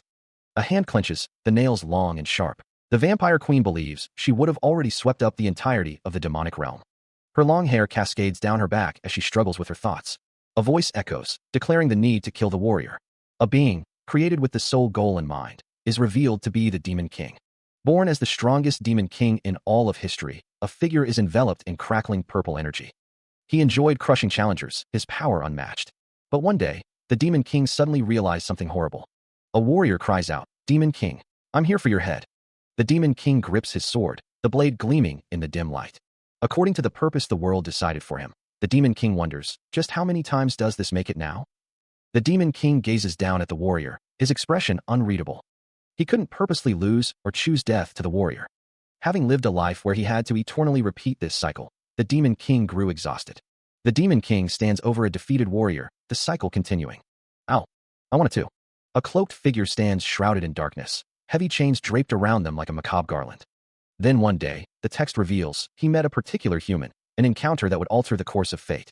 A smirk plays on the lips of a figure with light purple hair, as if contemplating a dangerous game. Then might I wager a bet? The words hang in the air. Are you not curious to see how long such a young master would last on the battlefield? A figure is trapped within a swirling purple orb, their expression a mask of anguish. A pair of piercing yellow eyes watches with amusement, a hint of cruelty lurking in their depths. Huh, interesting. The scene shifts to a figure with striking blue hair, the words, entertaining, even echoing in the silence. A question lingers. How was he born with such a fate? I've finally found it. The only toy that can make me endure this boring time. Two figures stand together, their faces obscured by shadow. Just what exactly has transpired? A figure with burning red eyes gazes into the distance, a question forming on their lips. Is the world thinking? The yellow eyes return, now filled with a chilling intensity. Dion's lips curl into a sinister smile, his fingers steepled beneath his chin. Ah, Dion, you've opened up, eh? A voice echoes, contemplating a whole new world of possibilities. A surge of anger rises within Dion. His expression hardens into a grimace. The Demon King asks, his voice laced with a hint of amusement, "What should I do with you?" Dion's gaze pierces through the shadows. Dion apologizes, his voice tight with suppressed frustration. "I apologize for coming to you in such a way." He continues, his brow furrowed with concern. "As the general situation of the demonic realm isn't well, I felt anxious." The Demon King retorts, his eyes narrowed. "You mean? You don't know anything, Demon King." Dion's voice rises in frustration. "Because you're continuously at war, you've neglected dealing with the monsters.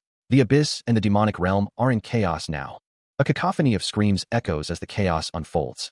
Dion presses, his voice laced with accusation. "You've only been going into war as a pretense until now. Do you even truly intend to conquer the human realm this time?" The Demon King is told. "Not to mention you've been exhausting all our forces to keep up with this human's rhythm." The gears turn in Dion's mind, his crimson eyes gleaming in the dim light. He muses that perhaps this doesn't appeal to everyone, but the other demons have always wanted the sun. Stealing the land using this opportunity isn't such a bad idea, he thinks. Dion scoffs, questioning if they're willing to shake up the order of the abyss, which is finally stabilized after all this time. For that, he thinks that if this goes on, their species from the demonic realm finding a place in the human realm isn't too unrealistic. The Vampire Queen and the warrior listen intently.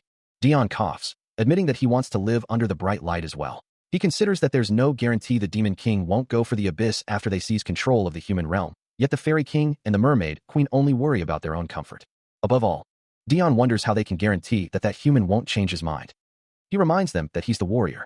Dion suggests that it would be better to just kill him now. If they don't want to, he says he can. Dion's fist clenches, a possessive fire in his eyes. He thinks he's mine. Whether he dies, lives, or gets abandoned, the decision is up to him and him alone, Dion thinks. Dion's expression hardens, his eyes narrowed in determination. He thinks that it's not up to someone next to him to pressure him. He's his toy he found after thousands of years. Sweat beads on Dion's brow as he breathes heavily, his expression a mix of distress and regret. He thinks to himself, questioning why the Demon King would go to such lengths to protect a mere human. Dion's eyes narrow, a flicker of remorse crossing his face. I'm sorry, he mutters. His chest heaving, Dion struggles to regain his composure, the weight of his actions pressing down on him. Turning away, Dion warns that if the other party acts like this again, he'll get rid of them before he does the human realm. Dion grits his teeth, his face contorted in frustration. Shit, he curses under his breath. The Zero Corps commander walks away, another figure following closely behind. Meanwhile, a character with white hair smirks, his red eyes gleaming with malice.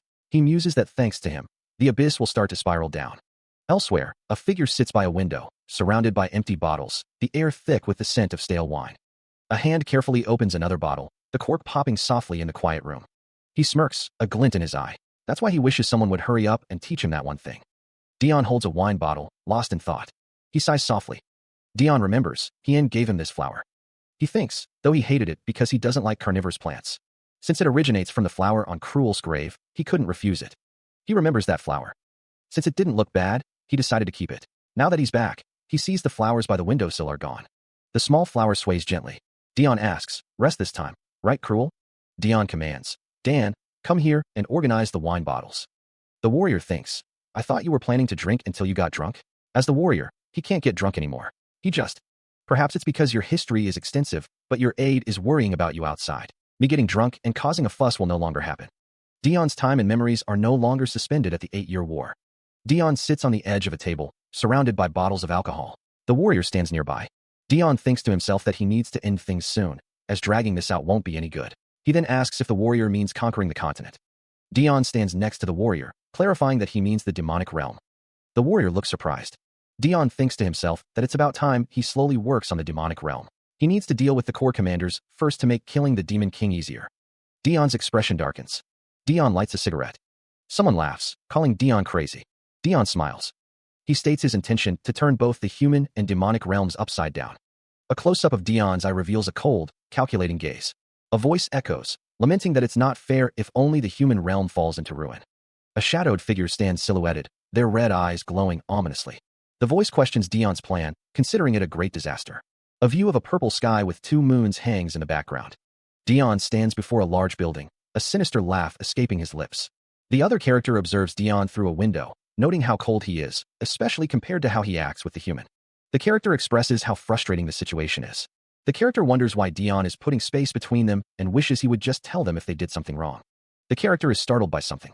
A woman with long red hair remarks that Lord Dion is sure cold. The 4th Corps commander, Edel, stands tall, her presence commanding attention. Dion stands beside Edel, listening intently as she speaks. She cautions him not to speak carelessly. Edel expresses her sympathy. The vampire queen conceals her expression behind an ornate fan, a subtle smile playing on her lips as she considers Dion's talents. Edel muses that his talents are quite useful to her. The vampire queen states that she couldn't covet him before because he was Lord Dion's aide, but she doesn't believe that's a problem now. Edel's fingers tighten around the fan, her gaze unwavering. Edel refuses, stating that he should think about it first. Dion stands beside Edel, a slight smile on his face as he listens to her response. Dion suggests that if she has a lot on her mind, she should take a break. A sense of unease hangs in the air. How strange. Meanwhile, the Demon King orders someone to go to the first city and deal with the monsters there, which is what he came to talk about. Her words possessed no tangible form, yet their impact resonated deeply. The vampire queen held a small, ornate object, a subtle smile playing on her lips as she gazed at Dion Hart. The vampire queen's voice echoed, an invitation laced with subtle persuasion. Think about my offer again while you're at it. And if you ever change your mind, let me know, will you? You're always welcome. The vampire queen leaned closer, her gaze intense and knowing. Dion Hart stood silhouetted against the purple-tinged light, his expression unreadable. So why do they feel like a knife stabbing me, he wondered. A figure named Ed stands amidst swirling energy. A demon was born after demonic energy filled the wind. He was fantastic as the Zero Corps commander's right-hand man, on top of being an excellent combatant. He was the best genius everyone envied. A voice echoes, wanting to be of help to Sir Eret. The figure kneels before another. Dion Hart smiles. As your vice commander, I will always. You've been abandoned. Lord Dion sure is cold. An explosion rocks the area. A surge of power erupts. The energy swirls. Dion Hart grits his teeth. Blood drips from his hand. His eyes narrow. The vortex intensifies. Dion Hart stands amidst the swirling energy. The vampire queen muses, your talents are quite useful to me. Although I couldn't covet you before because you were Lord Dion's aide, I don't believe that's a problem now. The vortex of power continues to spin. The energy crackles. Dion Hart's legs are visible. Dion Hart stands in a forest. A shadowy figure, resembling a wolf, stands silhouetted against a dark, ominous landscape. The blonde-haired man exhales, his expression tense. A fist clenches, the intricate tattoo on the forearm pulsing with dark energy. He thinks he's done dealing with most of them. A hand extends, fingers slightly curled. A soft ah escapes. A voice echoes, stating that Lord Dion won't care about this kind of thing now, the pattern erased. The white-haired man looks back, a question hanging in the air. My vice commander? Ed beams, introducing himself to Sir Eret. He thinks that Eret looks the least scary of all the demons he's met until now. The white-haired man states that it's nice to meet him, habitually. The blonde-haired man's expression is quizzical as a hand adjusts his tie. The white-haired man is asked if there is a problem. The white-haired man, Dion Hart, pauses, a soft ah escaping his lips. A voice muses that Sir Eret, a human, must feel repulsed by demonic things. Dion Hart extends his hand, a gentle smile gracing his lips. The unnamed character thinks to himself that he will hide his demonic side as much as possible in front of Sir Eret. He resolves to serve him sincerely, thinking that he is kind. Dion Hart and the unnamed character shake hands, solidifying their bond. A narration box states that ever since then, the unnamed character has always covered his arms with magic. Time continued to pass. A hand places a gift on a table. Dion Hart looks at the gift, wondering if it is for him. Dion Hart asks if there is anything the unnamed character wants. Dion Hart remembers something, thinking about going to the Empire. The unnamed character says that he will take great care of it. Dion Hart replies that it is not very expensive, so he should just use it and throw it away as he wishes. The unnamed character thinks to himself that he only got him a moderate one, and him being so happy makes him feel guilty. A narration box states that as they spent more time together, it seemed like Lord Dion began to trust him. A close-up of the unnamed character's face reveals a subtle smile. A frothy beverage sloshes within a wooden mug. The sign outside reads, First City Remote Bar. A figure slumps over the bar, lost in thought. How did it all lead to this? A voice calls out, Come in, Dan. Dan looks up, startled. Oh yes, sir, he replies. Assistance, I will. The blonde man stands in a dimly lit room, his thoughts troubled. I can't even properly tend to him lately because Lord Dion has only been taking that human around with him. What exactly did I do wrong? A figure lies in bed, lost in thought. I want to be with Lord Dion like before. I never wore them in the past because I thought they'd wear and tear. But now I need to wear them just to feel like his vice commander. What's the problem? A figure lies on the floor, seemingly unconscious. Aiga's voice echoes, a greeting to someone he hasn't seen in a long time. The panel identifies the character as Aiga, an incubus. Another character leans in, questioning Aiga about Lord Dion, pressing him to reveal what he knows. Aiga dismisses the inquiry with a curt, buzz off. His expression hardening, Aiga declares that this is between him and someone else. Aiga challenges the other character, questioning if that is how one speaks to a friend. A smirk plays on Aiga's lips. The narration describes succubi and mares as the lowest class of the demonic realm, surrounded by stereotypes and often scorned. Another demon questions Aiga's motives, asking if he intends to seduce another demon parasitically. A demon crouches on the ground, stammering that they just came to play. Huh. You lie as easily as you breathe, so how can we possibly trust you dash? A voice booms, laced with accusation. The speaker's words hang in the air, unanswered. Another voice echoes, dripping with disdain. Pathetic bastards. What are they doing to other demons? Silence descends as the unseen observers watch. He asks, You really have no prejudice, do you? His expression is unreadable. The disembodied voice continues, It's not like good and bad are divided by species. As long as you don't betray my trust, it doesn't matter what species you are. A tear traces a path down his cheek as he whispers, all right. Trust is important between friends. But, he questions, you were a mare? Their hands are close, but not touching. Ed whispers, Ed, I'm sorry for lying. Why did you hide your identity? You know I don't care about that. He confessed, his voice barely a whisper. I was just scared to tell you. Ed recoiled, the sound of his disappointment echoing in the air. He internalized, the weight of the betrayal heavy on his heart. I betrayed his trust. Ed spat, Friend? I thought that was over the moment you tricked me. Aiga remained silent, his expression unreadable. Ed continued, his voice laced with bitterness. Then you should have slammed my head to the table the moment you saw me.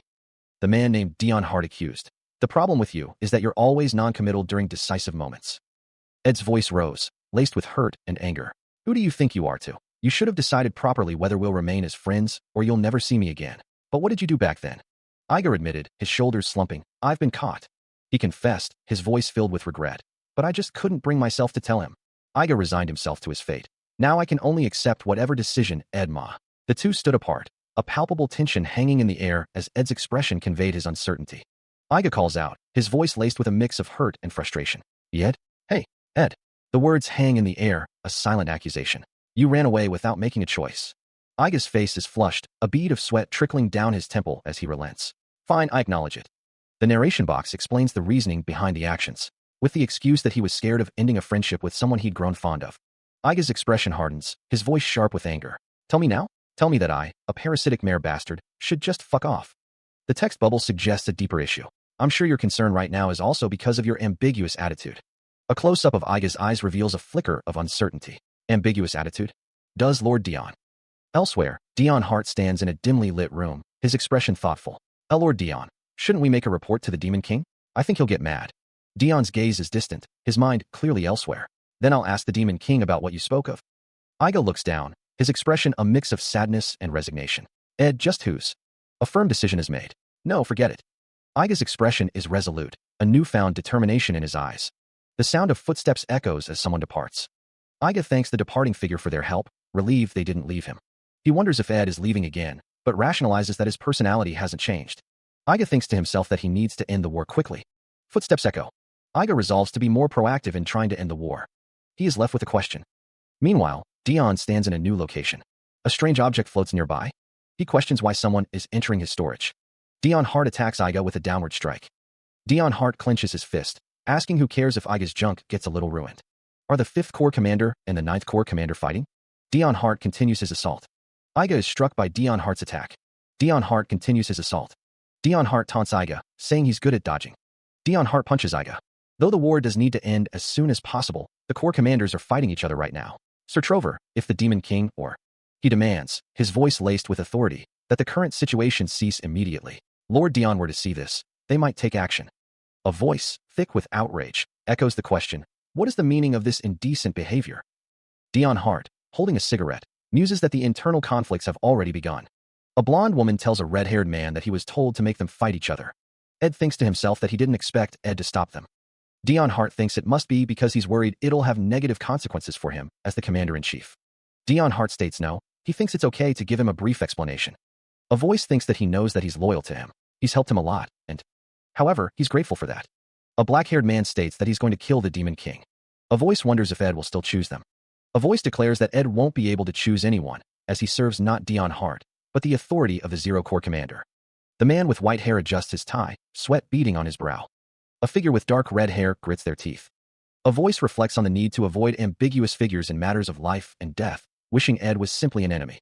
The man with white hair stands by a window, his expression unreadable. A voice expresses disbelief that a demon could be so nice for no reason. A group of figures stands together, their expressions obscured. A voice reflects on the loyalty of demons, admitting to feeling more comfortable among them than in the human realm. A chaotic scene unfolds, filled with various figures and expressions. 2 figures stand side by side, their expressions enigmatic. A voice declares that demons are beings who follow the Demon King. Even if he let them live, they would only get in the way of him killing the Demon King. A voice cries out, Sir Dion. A figure looks down, questioning, Ririnel? A nervous tremor runs through the figure. Panic rising, a voice shouts, there's trouble. The heir at cult is. A close-up reveals the character's torso. A stern voice declares, we're arresting you for treason. Don't try to attempt anything. A desperate cry rings out, run, as someone is attacked. The command to flee is repeated, run. A conflicting order is barked, stay still. A figure stands ominously over a glowing magic circle. A heavy thud echoes through the stone halls. Tears stream down a face contorted in fear. Trembling hands trace the lines of a complex magic circle. I don't want to die. I beg you, please. A voice pleads. A desperate whisper cuts through the air. Please. A figure scrambles back, their eyes wide with terror. Panic rising, the figure shouts, I know you're inside. Open up. And no, a choked voice manages. The magic circle glows with an eerie purple light as the desperate plea echoes, I don't want to die. A blinding flash of light erupts. A gasp of shock escapes as the light intensifies. Kneeling within the glowing circle, the figure is bathed in its ethereal light. Tears well up, reflecting the violet glow in wide, terrified eyes. The ritual continues, a purple glow emanating from the figure in the hooded cloak. The figure pauses, chopsticks in hand. Had it worked? Kneeling on the ground, 10th Corps Commander Hell remains still. A pair of glowing red eyes peer out from the darkness of a hooded cloak, a question hanging in the air. The figure in the cloak cries out, their voice laced with desperation. Human. I was in the middle of eating. 10th Corps Commander Hell remains kneeling, unaware of the danger. The figure in the cloak screams, are you the one who summoned me? 10th Corps Commander Hell is struck by an unseen force, recoiling in pain. Tears welling in their eyes, the figure in the cloak pleads, "Hurry up and make a contract with me. If you don't, you and I will both die." 10th Corps Commander Hell gasps, their eyes wide with fear. The figure in the cloak cries out in pain. The figure in the cloak desperately calls out, "Sir Dion. What do I do?" Sir Dion Hart holds a cigarette between his lips, his expression unreadable. A voice questions the wisdom of making a contract with a human. Dion Hart stands before a pink-haired figure and the cloaked vampire queen, offering a somewhat apologetic response. The voice continues, noting that demons with contracts have fewer power restrictions, which could be helpful, despite the Eric cult's attack. Dion Hart thinks to himself that he would have been happy if they were trying to quickly conquer the human realm. The pink-haired figure asks Sir Dion why he looks mad. The pink-haired figure reassures someone that they did great and shouldn't be scared. The pink-haired figure thinks that if all the Corps commanders are this good, she'll have to prepare. Since he fought and defeated the entire Imperial force by himself, he's definitely strong. Dion Hart states that now that it's come to this, he needs to know the others' abilities in more detail. The cloaked vampire queen is asked to show them her abilities. The vampire queen responds with enthusiasm. The air crackles with unseen energy. The plan to sweep the Eric cult has failed. The raven seems to croak, delivering the message to its master. The raven flies through an ornate doorway. A messenger reports the grim news. An unidentified man appeared in the middle of the sweep and killed all the soldiers. He then vanished without a trace when they tried to follow him. The messenger continues, relaying the question of whether they succeeded in summoning a demon. Another messenger laments that he sent the army as soon as he received news about the Eric cult, but they were already too late. Dion Hart declares that there are only enemies both in the demonic realm and the Empire. The messenger is ordered to send a unit one more time. Dion Hart orders General Nemesis to go himself this time. The messenger is told that if he finds anyone who's even a little related to the Eric cult, kill them. The messenger confirms the order. "Yes, Your Majesty." The order to exterminate anyone related to the Eric cult hangs heavy in the air. The subordinate asks if the order extends to normal civilians, not just believers. Dion Hart's voice echoes with chilling resolve. He commands that anyone who receives even a slice of bread from the Eric cult be killed. A sinister smile plays on Dion's lips as he contemplates the extent of his decree. The subordinate confirms the order with a respectful, "Yes, Your Majesty." The sound of a door clicking shut punctuates the grim exchange. Though he knows this is the definite way of ensuring the extermination, the subordinate seems to question the cruelty of the order. The subordinate wonders if this isn't too cruel. Dion Hart's smile widens, a hint of madness flickering in his eyes. Dion Hart declares that this is a command based on necessity. The subordinate is told that there's no need to keep beasts alive. Dion Hart continues, stating that they need to make an example out of those who communicate with the demons. He reacts, beads of sweat forming on his brow. Beasts. Even the previous emperor at least felt guilt when it came to murder. If this isn't a real tyrant, what is? Revolutionary Army's base. So the Empire sent more forces to the Eric cult. That's a good call. It's a good idea to root them out before they succeed at summoning demons again. That expression. Dion Hart looks concerned. "I am sorry. I didn't know the Empire would go for the Eric cult this quickly." "What do you mean?" "Don't let anyone live." A disembodied voice declares that she's in the Eric cult right now. Someone is running, desperately trying to reach their missing sister. Sia is shown, her expression conveying a mix of fear and determination. A voice expresses shock and disbelief, questioning the revelation. A man's face contorts in a mixture of anger and concern, his eyes wide with worry. The words leap off the page. Sia is in the Eric cult. The sword blurs through the air, a crimson arc of lethal intent. The blade finds its mark, erupting in a burst of light and splintered debris. The sound of the impact echoes through the air. The wielder continues the swing, momentum driving the blade forward. The force of the blow sends shockwaves rippling outwards. The sword wielder prepares for another strike, the air crackling with anticipation. The blade gleams, ready to deliver another blow. Another impact reverberates, shaking the very foundations. The sword descends, a silver flash against the gloom. The blade cuts through the air, leaving a trail of dark energy in its wake. The final strike lands, the sound echoing into silence. The sword descends, a blur of motion and lethal intent. The blade slams into the earth, pulverizing stone and sending tremors through the ground. The crimson-edged sword remains embedded, a testament to the force unleashed. The air crackles with the echo of the impact. Eyes glow with an ominous light, reflecting the power now grounded in the earth. Fingers tighten around the hilt, knuckles white with the strain of control. Standing on the precipice, the sword wielder surveys the devastation below. A grim determination hardens the features, the red eyes burning with purpose. The grip remains firm, a promise of further destruction. The sound of steel slicing through the air echoes once more. Streaks of light trace the path of the blade, a dance of death. Again, the sword plunges downwards, seeking its next target. The cloaked figure stood, twin swords glinting in the dim light, a silent threat hanging in the air. A burst of speed, a blur of motion, tore through the space. The ground erupted, stone and dust flying as the force of the impact reverberated through the chamber. Dion Hart glanced back, his expression unreadable in the shadows. A voice echoed, declaring that he dodged the attack. Crimson eyes flared in the darkness, a predatory gaze piercing the gloom. Another surge of energy ripped through the air. Dion's red eyes narrowed, his face partially obscured by shadow.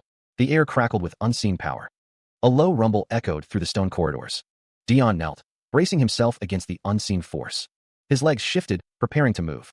A figure in a dark cloak stands silently, their pink eyes glowing ominously in the shadows. The figure is being praised. The cloaked figure seems pleased by the compliment. Dion Hart stands with his arms crossed, listening intently. The cloaked figure, addressed as Lord Dion, is considered strong. The figure with light green hair compliments Dion Hart. The cloaked figure stands silently. Dion Hart listens to the figure with light green hair. Dion Hart thinks to himself that he needs to eliminate him as quickly as possible. Dion Hart is shown with the figure with light green hair. He mutters, stating that Sia is Hell's human contractor. The voice asks if she was the girl seen at the Redemption Church, confirming her name is Sia. It's confirmed that she is indeed Hell's contractor. Dion Hart thinks about Sia being the weakness of the Revolutionary Army's second-generation leader. The thought occurs that if it's true, they should make use of that child. Dion Hart laughs maniacally. He thinks he's got an idea. He reflects on being too used to war, unable to believe he's thinking of such a devious plan. A hand clenches tightly. The question lingers, to use an innocent girl? Dion Hart acknowledges that he's no different from that disgusting man. But even so, he can't stop. A figure with white hair and red eyes states that certain tasks can be left to them. Someone recoils, questioning what gives as they clutch their head. A man with brown hair tied back in a ponytail asks if someone knows where he is. The sign reads, Village Bar. The text bubble says, to think that the source of this state is Duke Starbaluster. A group of people discuss who tried to heroify that bastard. Another voice adds that it could have gotten worse. A man with black hair sits at a table inside the village bar. A character expresses disbelief at someone telling a man to kill his younger brother just because he was unpleasant. The text on the document reads, the newly emerged nobleman became a good prey to the people. Someone says that Dion Hart may be a bad guy, but they feel a bit bad for him considering how he got swept up into a political fight. They add, TSK, TSK, damn nobles. A pair of black boots stand on a wooden floor. A voice calls out, hey, can I ask you something? A hooded figure is asked, who are you? A man with purple hair holds a plate of food and replies, just a wanderer. I heard a monster appeared somewhere near. The man is handed a bag of money. If you're looking for monsters, then once you exit the castle gates, there's a mountain on the right full of them. A voice speaks, but the source is unseen. A hooded figure with striking green hair peers out from the shadows. A rustling sound echoes. One man exclaims, W was that man. Another responds, the hero from the rumors? A voice asks, what? What rumor? A voice describes, the one who appears randomly throughout the continent to kill monsters. The figure is declared, the green-haired hero. A figure, cloaked and distant, moves through the forest. The scene is obscured. A strike cuts through the night. Stigma Primero. Born as an illegitimate child, he was given the name Stigma by his family. Honor over his own life. Isn't being humanity's hero more honorable than being the hero of a fallen nation? Stigma walks away. He stands in a dimly lit area, lost in thought. A figure approaches, a sword hanging at their side. The figure speaks, so. The figure asks, who sent you? The approaching figure responds, I'm from the Erit cult. The figure continues, the Erit cult? Yes, I've seen you before. My master sent this. Please. The figure extends their hands, offering something. The figure says, read it. A grand doorway looms in the background. The figure stands on the steps, the offering now delivered. Elsewhere, a white-haired figure muses, I don't think he'd reject that favor. The white-haired figure continues, why are you acting like this when you're so talented? I don't think I'll do well. The figure with mint green hair stands, a determined look on his face, as he grips a sword. A thought echoes, a declaration of self-reliance. I can only do what I can. Hell, looking anxious, is reassured. You'll do great, Hell, Stigma says. A worried thought lingers. Is it really okay for someone like me to receive the mission of conquering the human REA dash? A hooded figure, eyes glowing with an eerie pink light, commands, enough, get up. Stigma stands, his expression unreadable.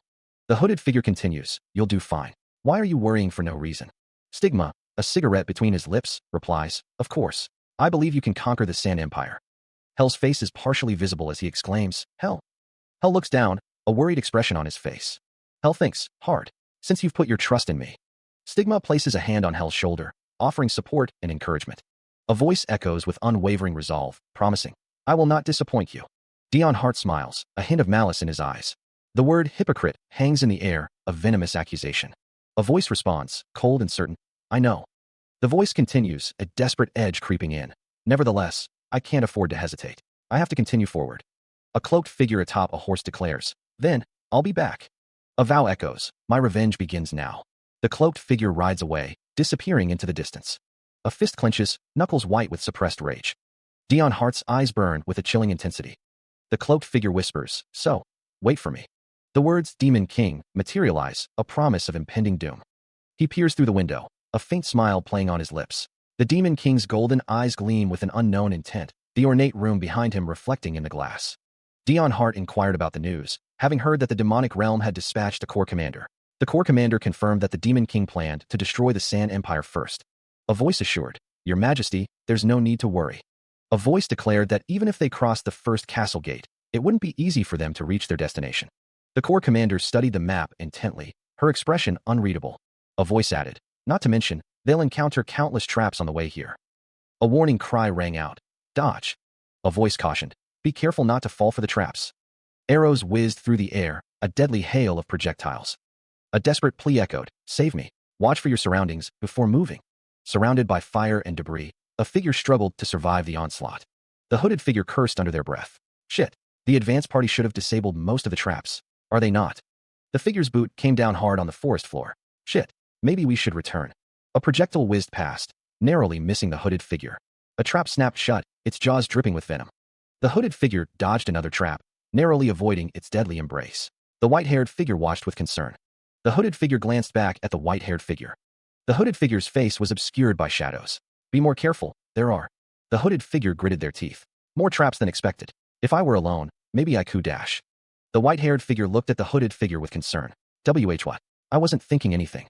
The white-haired figure spoke softly. "You could easily pass through these traps by yourself. They aren't members of the 8th Corps, nor are they elite soldiers. It'll be way easier for you." The hooded figure stared ahead, their expression unreadable. "There are." He thought to himself that he couldn't even take care of his subordinates properly, deeming himself an embarrassment. Dion Hart called out, bringing everyone along, but then stopped himself, saying no. The hooded figure stated that these were the soldiers Lord Dion entrusted to him, and that he needed to take responsibility for them until the end. The hooded figure stood silently, his sword strapped to his back. Dion Hart thought that telling Lord Dion he believed in him was too much. It was effective, so good that it was having a negative effect. The hooded figure's hand clenched into a fist. A moment of stunned silence hung in the air. The hooded figure stood firm. Dion Hart exclaimed in disbelief that Stigma was the Empire's hero. The hooded figure stood tall, his sword at his side. What an incredible... A dark, ominous presence filled the air. The sound of tearing fills the air. Dion Hart stands over a hooded figure. The hooded figure asks, "Are you allied with the Sand Empire?" Dion Hart smirks. A narration box reads, "After all, it was my junior who requested this." A hand presents a letter. The letter reads, "A shadow will come across a lamp barely lit in a place with gusting wind." The letter continues, "Only you can get rid of that shadow. A present from a naughty junior." A map of the Sand Empire is shown. A narration box reads, "Must be talking about the Sand Empire." A narration box reads, "Is this shadow a danger to the Sand Empire then? He said only I can get rid of it." Another narration box reads, "It seems a Corps Commander from the demonic realm is partaking in this battle." The hooded figure says, "My master sent this, please read it." Dion Hart thinks, "Tell my cheeky junior." The letter concludes, "A lamp barely lit in a place with gusting wind. He fulfill this favor for him." A voice booms, declaring that the situation is dire and ordering everyone to retreat. A hooded figure with glowing red eyes extends a hand, as if reaching out. A figure, splattered with blood, is cut off mid-sentence, unable to finish the declaration that someone cannot face the... The figure is shown again, blood dripping from their face. A splatter of blood erupts. The hooded figure is shown again, their red eyes glowing ominously. A blonde-haired figure, also covered in blood, says, "Sorry." A voice declares that none will escape. The words, "I'm not that kind of talent," are displayed.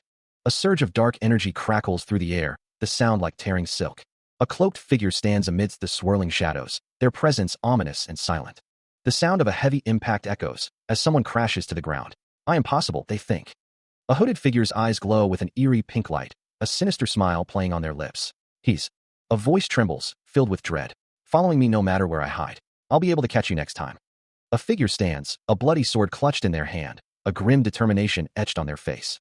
The thought echoes, laced with fear. "Facing a hero is too much for me. I need to hide first." A desperate cry pierces the air. "HL." A concerned voice follows. "Are you okay?"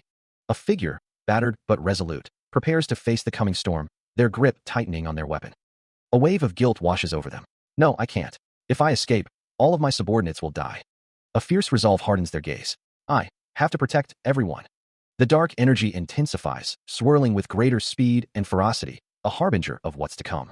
Dark energy crackles around the figure, a malevolent aura that seems to feed on despair. The words echo in Dion Hart's mind. Lord Dion said he believes in me. Dion stands alone in a desolate field, the wind whispering through the ravaged landscape. A voice, laced with contempt, declares, "You're desperate." A sinister smile curls across Dion's face. Unfortunately, that won't lead to a miracle. Power surges through his veins, a tangible force that crackles with dark intent. Dion stands amidst the carnage, his sword dripping with the blood of the fallen. The air hangs heavy with the stench of death. A broken body lies amidst the ruin, a testament to the brutal efficiency of the massacre. Dion's eyes narrow, a hint of regret flickering across his features. "I was going to pretend not to notice had you run away." A voice, strained with urgency, cuts through the silence. "Vice Commander, what's going on?" A figure with glowing eyes reports, "There are 0 survivors." A voice wonders how contact was made, declaring that the human is a monster. Another voice questions if the 8th Corps commander is also involved. A voice admits to hearing that he was outstanding even among the heroes, but didn't expect him to be this skilled, demanding that he move his foot. The vice commander stands over the prone figure of Hell, his sword dripping with blood. Hell struggles to speak. A close-up shows Hell's bloodied form. The sword lies nearby, stained crimson. The vice commander states that Hell is his superior, whom he has served for 10 years. The vice commander, his green hair swaying slightly, acknowledges that they also have loyalty and affection. A voice declares that Hell worked hard to carry out Lord Dion's order until the end. The vice commander states that he will continue his mission. The vice commander raises his sword, preparing to strike. Dion Hart, consumed by rage, vows to kill his opponent and conquer the Sand Empire. He strikes with his sword, a blur of motion aimed at Hell. The blade finds its mark, blood erupting from the wound. A figure introduces himself. "You're the 8th Corps commander, right? I'm 9. It's nice to meet you."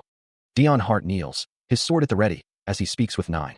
Dion Hart strikes again, the sword cutting through the air towards Hell. A voice praises Hell, declaring, "You're so amazing, Hell." 9 responds with a hint of amusement. Really?" Dion Hart's face contorts in a mask of rage and pain. He continues his assault, the sword drawing more blood from Hell. A voice declares, "Enough." A hand reaches out, seemingly to stop the fight. Streaks of red and purple energy fill the air as the battle intensifies. A hand, wreathed in dark energy, pierces through flesh and bone. A voice cries out in pain and frustration. "Damn it." Dion Hart, his green hair slightly disheveled, speaks with a hint of annoyance. "You're making me look like the villain here." Tears stream down a pale face, the blue eyes filled with sorrow and anger. "But don't forget, you're the ones who invaded us." A swirling vortex of dark energy pulsates with ominous intent. A barrage of spears shatters a protective barrier, the sound echoing through the battlefield. A figure in a white suit plunges a spear into a cloaked opponent, the attack swift and deadly. Dion Hart's expression hardens, his eyes narrowed. "Calm down." A deafening impact reverberates through the air, shaking the very foundations of the fortress. A lone spear stands as a silent testament to the ferocity of the battle. Another spear finds its mark, piercing through armor and flesh with brutal efficiency. He asks if someone is going to go all out against the newbie. The warrior states that if they go all out, he'll be forced to respond in kind. He says that they should try dueling with May Dash. He wonders what that should be about. A close-up of a character's face is shown. The Demon King receives a dire report. The 8th Corps, sent to support the conquest of the Sand Empire, has been completely wiped out. The scene shows the aftermath of the battle, littered with the bodies of the fallen soldiers. The report continues, questioning the fate of the 8th Corps commander. The panel shows a fallen figure, presumably Lord Hell, the 8th Corps commander, lying amidst the carnage. The report confirms the loss of contact with the vice commander, whom they were speaking to, presuming her death as well. A figure, presumably the one who delivered the report, says, "I'm sorry." The scene shows more fallen soldiers, emphasizing the scale of the disaster. The report states that they were attacked by the green-haired hero. The figure is told, "Don't get upset." One fortunate piece of news is that most of the force that went in advance is safe. The Demon King states that everything has gone according to plan, and then they'll be off. A figure vows not to disappoint Lord Deo. Dion is told to breathe. Dion stands with another figure. Someone laughs. Dion stands with another figure. A voice muses that if Hell was left alone, he would have been able to return alive. A hand places a piece on a game board. A voice wonders if he was capable enough. Someone states that they assigned a lot of soldiers to him. Dion stands with another figure as a voice recalls telling him that they believe in him on purpose, figuring that if it was Hell, he'd stay in order to live up to their expectations. A voice wonders why he trusted him so much. Dion sits. He felt disgusted with himself. Did he say what he was thinking aloud? "You must be torturing yourself again right now. If his brother gave him his life, he should live as much as he can, exact revenge as much as he wants, and then when you meet him again, apologize to your brother for being the way you are. No matter how great of a sin you commit in this life, he will forgive you. You sure do say whatever you want even though it's none of your business. If you do this every time, you'll never last. Yes, feeling guilt is more deceitful. After all, he had no plans of stopping. He asks, "You're here?" A character holds a paper, thinking, "I'll take the crazy dude dash." The character continues, I'll take the lofty knights with me and fight in the human realm." The Demon King responds, "Good. I also figured it was about time for that." Then, a hand places a paper down. A question arises. Which corps commander will you take this time? Someone refers to Dion as, "this guy." A character thinks, "Since I need to arrive at my destination as quickly as possible." Another character plans, "I'm planning on taking the 10th Corps commander, who is in charge of horseback riding." The Demon King states, "Lord Dion needs me." He acknowledges the other's point, noting that since they can't use magic near the castle walls, the 10th Corps commander will be more helpful than Ririnel. He adds that it would be bad for them to leave the city walls, which the 10th Corps commander was protecting. Dion asks if the Demon King will head to the castle walls himself. The Demon King responds that if that's the case, he can just take a different corps commander with him, but Dion needs Gacytel for his plan. The Demon King tells Dion to take him and do what he needs. A character thinks that even if the corps commander positions are left vacant, they won't be filled anymore. The Demon King tells Dion to go ahead and run wild. A character thinks to themselves not to get caught by others, though. The character questions if they shouldn't get caught by others. Someone wonders just what he is up to for him to just let him go. The character is getting pissed off. The Demon King stands with Dion Hart, the two of them in conversation. Someone shouts for their boss. They ask if it's time. Someone shouts that they are ready to go wild with the boss. They missed going to the battlefield with the boss. They shout for the boss to wait for them, wondering where he went. A fox ear twitches. The Demon King and Dion Hart stand together. A sound effect. A character with fox ears holds a baby, asking if something is wrong. It's a sound effect. Two figures lie on the floor, seemingly unconscious. Dion Hart is shown in a close-up, his expression unreadable in the dim light. Dion Hart sighs in relief, muttering that he was almost caught. Dion Hart wonders if someone is insane, as he recalls hearing that Elle obtained a precious treasure recently. Dion Hart recalls seeing her entering the back storage room near the 5th Corps training room, wondering what she was trying so hard to hide. A blonde-haired figure stands amidst a shattered landscape. Dion Hart can't believe those fearless bastards. Someone brought a human into the Demon King's castle, as a baby sleeps soundly. Bandaged hands are shown in a close-up. Wine is poured into a glass. After Lord Dion became the warrior, both of them have basically been jobless, but one of them heard the other is going with him to the human realm, while the other is left behind. Two figures sit at a table, one pouring a drink for the other. The Demon King states that he wants to be informed of everything that happens in the demonic realm while he is in the human realm, expressing that he is glad someone believes in him. One of the figures responds that he wanted to help him from his side. The figure with glasses is seen holding a glass. The figure with dark hair says, "If." The Demon King and Dion Hart are shown together as a question is posed. If Lord Dion and the Demon King were to oppose each other, what would you do? A visual effect is shown. The Corps commander asks if they are saying that Lord Dion is planning treason, and tells them to calm down and think of it as a slight difference in opinion or a minor conflict.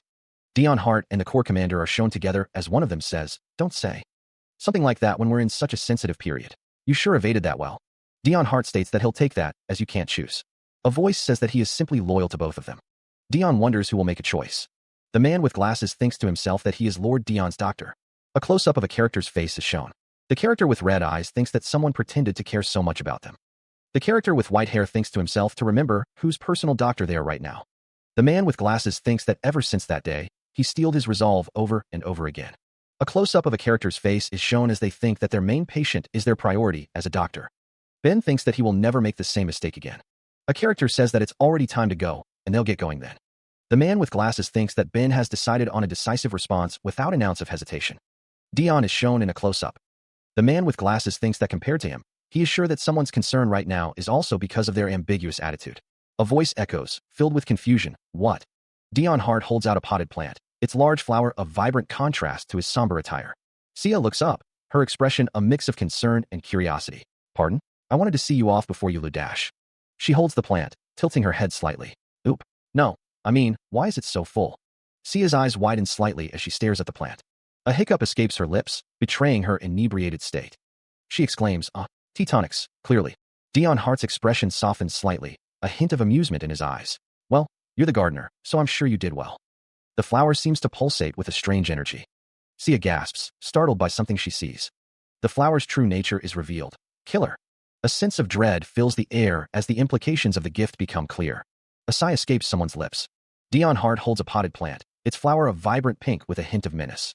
"Got it?" he asks the plant, a faint scratching sound accompanying his words. He thinks to himself that he lied. The pure affection and goodwill it shows me is, if you shit about trying to sacrifice yourself for me, I won't let you be. Be it humans, demons, or even plants, they're all a handful to me. Someone says that they are leaving. Another character responds with, yes, sir. A dark, indistinct background looms. A group of characters is seen in the distance. Someone says, okay, let's go. The man muses that Dion has departed safely. Now then, a voice declares, let's deal with this. A voice booms, questioning why there is a human in the demonic realm that he did not permit. The woman is addressed by name. L. A voice states, in the end, we got caught. L begins to speak, but is cut off. Someone apologizes, admitting they couldn't help but laugh at the situation involving the 5th Corps commander. A voice seethes, placing the blame squarely on the 9th Corps commander. Regret hangs heavy as someone reflects on a missed opportunity to eliminate a potential threat who was snooping around. Elle is asked if she is going to answer. As she explains, she brought the child out of curiosity. A firm resolve hardens as someone decides they cannot abandon the baby. Elle clutches her arm, a pained expression on her face. A declaration echoes, stating that a certain baby has just begun to walk. A stern command rings out, kill him. A blonde-haired figure glances upward, a question hanging in the air. A stark warning is delivered, your time limit is 1 week. A dark-haired man, Dion Hart, stands with a blonde child, his expression unreadable. A voice declares that if someone is killed, the fact that a human was brought into the demonic realm will be overlooked. The blonde-haired figure is asked if they understand. After the target is killed, Trover is instructed to confirm the corpse before reporting to Dion Hart. Dion Hart states that he doesn't need to see the corpse of a human. A voice responds with a simple, yes, sir. The blonde-haired figure's expression is unreadable. A voice muses that perhaps what Dion Hart has been wanting will happen soon. Dion Hart's eyes gleam with a sinister anticipation. He is in a situation that he created as well, right, Dion? Dion Hart is seen in a cloak. The 102nd panel. The 10th Corps commander is holding papers. The 10th Corps commander walks. Someone calls out, Ivan, are you here? Elle asks, what's row dash? A hand reaches out. Elle asks, why did you bring the BA dash? Ivan pleads. Please, Ivan. A figure with silver hair and sharp eyes pleads, please help me. A disembodied voice declares, we need to send our baby to the human realm. Tears well in the eyes of a blonde-haired individual. The blonde-haired individual appears distressed, sweat trickling down their face. Rain falls, obscuring the view. The words demonic realm appear. A towering, Gothic structure dominates the landscape of the demonic realm. A pink-haired figure laughs, their expression sinister. 2 figures stand before a large structure in the demonic realm. A cloaked figure moves through the demonic realm. The cloaked figure takes a step forward. The cloaked figure with blue hair states, you said you looked into a human who could take care of this. The gray-haired demon asks if they should take the baby. Elle stands beside him, holding the child. A voice declares that the demon king has caught on to the baby's existence. The gray-haired demon and Elle look concerned. A voice cries out, you can't kill him. The voice continues, stating that if the baby is killed, they will die too. The speaker questions Ivan, reminding him that he is her vice commander and lover, and should be on her side. The speaker pleads for help. A baby sleeps peacefully. A voice admits that even now, they want to kill the baby. The speaker declares that they knew Elle would do this. A figure is struck by a crimson blade of energy. The sudden attack elicits a sharp intake of breath. The attacker's feet are planted firmly on the ground, ready for the next strike. One of the figures remarks that it's a good thing he kept watch. He adds that they are planning on sending that human to the human realm, right? A voice expresses disbelief at the stupid choice that was made. The speaker's face is contorted in anger. The situation is met with shock and disbelief. Elle's name is called out. Ivan is urged to go. A voice declares that they will deal with this bastard themselves. Determination hardens the speaker's features. Dion Hart chuckles, a sinister glint in his eyes. The crisp fabric of a uniform shifts. A boot strikes the ground with force. The sign reads, SAN, Empire's second castle. The second castle looms in the distance. A sharp intake of breath. Figures rush forward, a blur of motion. A shout rings out, reinforcements are coming. A figure sprints, urgency etched on their face. Hurry and deef dash. A spear explodes through Dion Hart's chest. Dion Hart's eyes widen in disbelief. How did a spear reach this place? A figure races across the landscape, mounted on horseback. A voice echoes, disbelief lacing every syllable. I can't believe that actually worked. This body is incredible. Despite the recent attack, he stands tall, his red eyes burning with determination. A hand reaches out, its intentions unclear. The announcement echoes across the battlefield. The 0 Corps commander has arrived. Someone shouts, their voice filled with excitement. A figure is sent tumbling backwards, the impact shaking the ground. A voice rings out, praising Lord Dion and the boost he's given to their side's morale. Dion Hart prepares to face his enemies, ready to partake in the battle. Another voice promises to create a stage for Dion to shine. A voice declares they'll be back after warming up. Dion tells Dan to stay where he is. Someone expresses their eagerness to fight, stating they haven't fought properly in a while. A sinister smile spreads across a face, the eyes gleaming with malice. It's time to take their medicine. He strides forward, his expression unreadable. Figures stand in wait, weapons drawn. A figure stands ready, sword gleaming in the dim light. A voice echoes, manipulating the morale will be up to the mad dogs. A figure grips a weapon, eyes narrowed in determination. The blade reflects the harsh light, ready to strike. Meanwhile, a figure is sent flying backward, blood splattering. The figure raises their sword, poised for another attack. A close-up reveals a face contorted in rage. The figure screams, "Die!" His eyes glowed with a fierce, crimson light, a storm brewing within. A dark and imposing castle loomed in the distance, its spires piercing the night sky. Enveloped in a swirling vortex of energy, he prepared to move. Dion Hart thought to himself, I should go greet the Sand Empire. Clutching the hilt of his sword, Dion Hart steeled himself for what was to come. The clash of steel rings out as two swords meet, sparks flying from the point of impact. A blade, stained with crimson, is held aloft. A desperate plea echoes through the battlefield. Save me. The sword descends, a blur of motion and lethal intent. The blow lands, eliciting a choked gasp of pain. A defiant roar tears through the air. The battle rages on, a chaotic dance of death and desperation. The blade, slick with blood, awaits its next victim. The sword is poised, ready to strike. The clash of steel echoes against the sky. A figure is struck down amidst the chaos of battle, the clash of steel echoing through the castle walls. One of the figures observes, the demons have complete control over the situation. It's almost as if Dion Hart is involved. The man's expression is grim as he mutters, is a natural disaster. Another soldier falls, the sound of impact muffled by the ongoing conflict. From the battlefield, a desperate cry rings out, Dion Hart. A figure stands amidst the carnage, sword in hand, ready to strike. Steel sings as a blade is drawn, the promise of violence hanging in the air. The warrior turns his back on the carnage, leaving the battlefield behind. Two figures stand together, observing the unfolding events. The narration states, Dion Hart was using the battlefield as a stage, making his entire body scream in the process. Another soldier is struck down, the brutal reality of war on full display. The warrior turned his back on humanity. A surge of power emanates, the air crackling with unseen energy. The murderous ghost knights had returned, their presence a chilling reminder of the battles to come. A small figure stands amidst the looming shadows of the ghost knights, dwarfed by their menacing presence. The warrior's face contorts in despair. Neither fighting in close combat nor long distance seems to work. It just feels like they've become prey waiting for their turn to die. A look of utter shock and disbelief washes over the man's face. The silver-haired man falls to his knees, defeated. A voice echoes, laced with doubt and desperation. How could they possibly defeat a monster? Tears well up in the red-eyed man's eyes as he spits out, You're a walking disaster. The silver-haired man retorts sarcastically, Yeah, thanks. A surge of power emanates, the air crackling with unseen energy. A sword lies on the ground, surrounded by scattered blue gems, a silent testament to the battles fought and the challenges that lie ahead.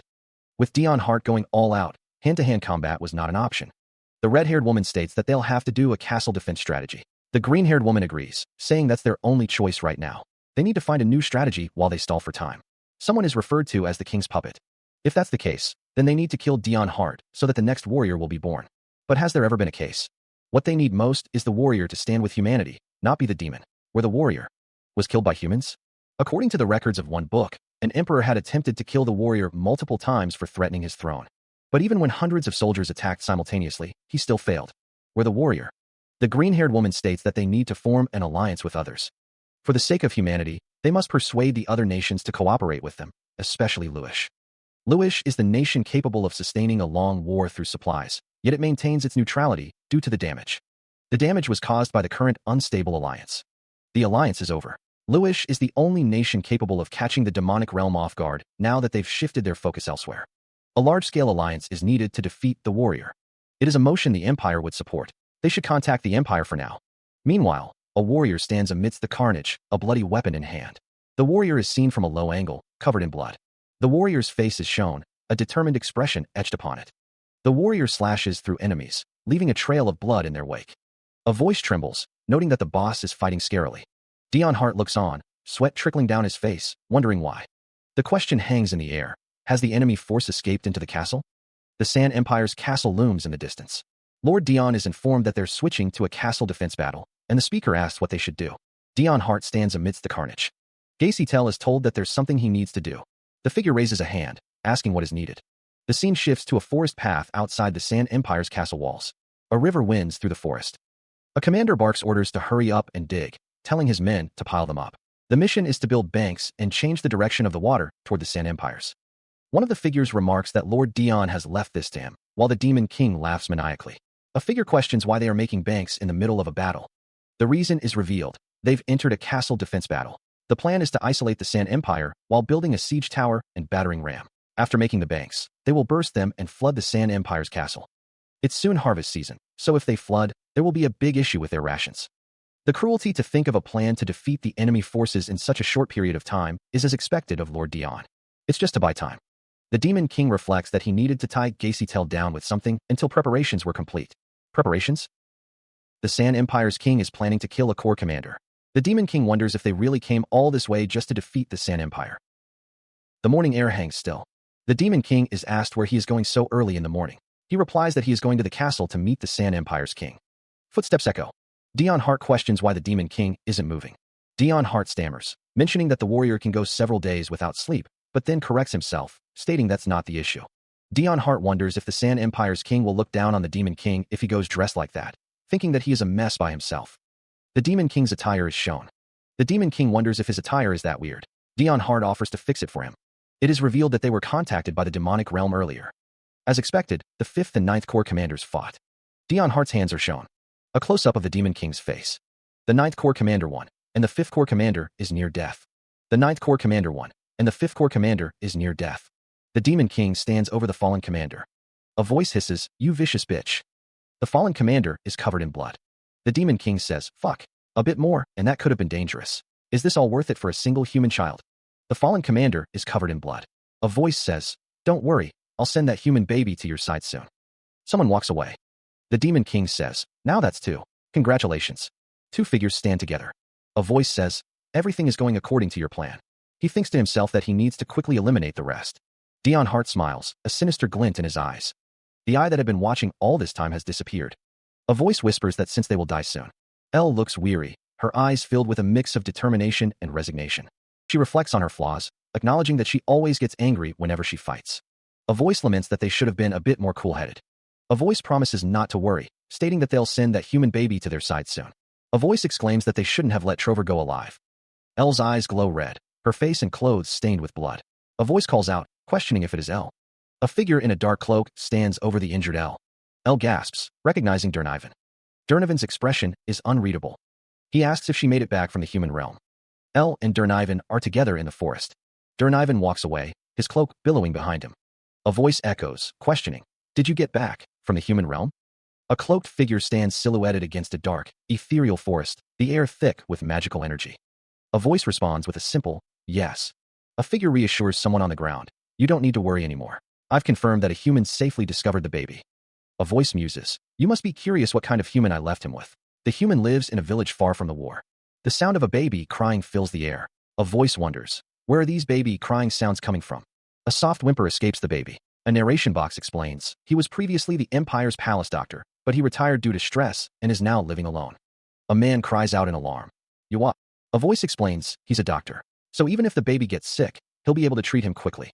A man questions a baby, "Hey baby? Why are you here all by yourself without your guardian?" "Yawa." He reflects on the kindness and reception he received, hoping he'll be able to look after the baby. An exclamation marks the moment. He thinks he did good in trusting him to someone. He apologizes for being so. She realizes she's never done anything for him as a mother. A figure is wrapped in bandages. Magic that a demon can only use once, one that exhausts the caster's life. She gave him a parting gift. With this, the baby won't be sick until he comes of age. He asks the baby if he is hurt anywhere. The baby cries, wanting to not get hurt, not get sick, and stay healthy. She wishes the baby well. Dernivan expresses his love. A character with wolf ears appears, seemingly surprised. The figure stumbles through the dark forest, the air thick with an unnatural energy. Dion Hart's expression is grim, his gaze fixed on some unseen point in the distance. The forest floor is littered with debris, the trees casting long, eerie shadows. Collapsing to his knees, the figure is shrouded in darkness. A dark castle looms in the distance, a hand reaching out towards it. The Demon King winces, clutching his side. "I'm more severely injured than I thought." A surge of red energy pulses through the air. The red energy intensifies, crackling with power. Dion Hart sighs in relief. "What a relief I'm not late." The Demon King coughs, blood dripping from his mouth. "I'll report to the Demon King after I get." A voice interrupts him, dripping with malice. "Forget making your report." A clawed hand, wrapped in bandages, declares that someone is going to die here. The sound of an impact echoes. A foot moves, as if kicking something. A voice, strained and desperate, exclaims, "Fuck, he's already back. I don't have." Dion Hart grits his teeth, blood dripping down his face. He thinks he needs energy to fight right now, before asking, Ivan R. The figure with the red and white hair snaps. You stupid? Do you want to die? I'm carrying out the Demon King's order here. The figure continues. Don't worry, I've already thought of a pretext to kill you. After taking the baby hostage, you called Elle out and killed them both. The figure finishes, witnessing that, I fought you, and in the process, you died. What do you think? Ivan, standing with another figure, asks, why are you acting so unlike yourself? The figure thinks, I thought you were just playing along with Elle when you were acting as her lover? Yeah, I think that's a pretty good scenario. The figure shouts, did you think I came unprepared? The figure stands, radiating menace. He reflects on having already given his vice commander an order. The vice commander will report to the Demon King if he doesn't return after a certain period of time. Hart realizes that time is almost up, and killing him is pointless. A figure with white hair and animal ears snarls, declaring that regardless of whether it's insubordination or treason, Hart is dead.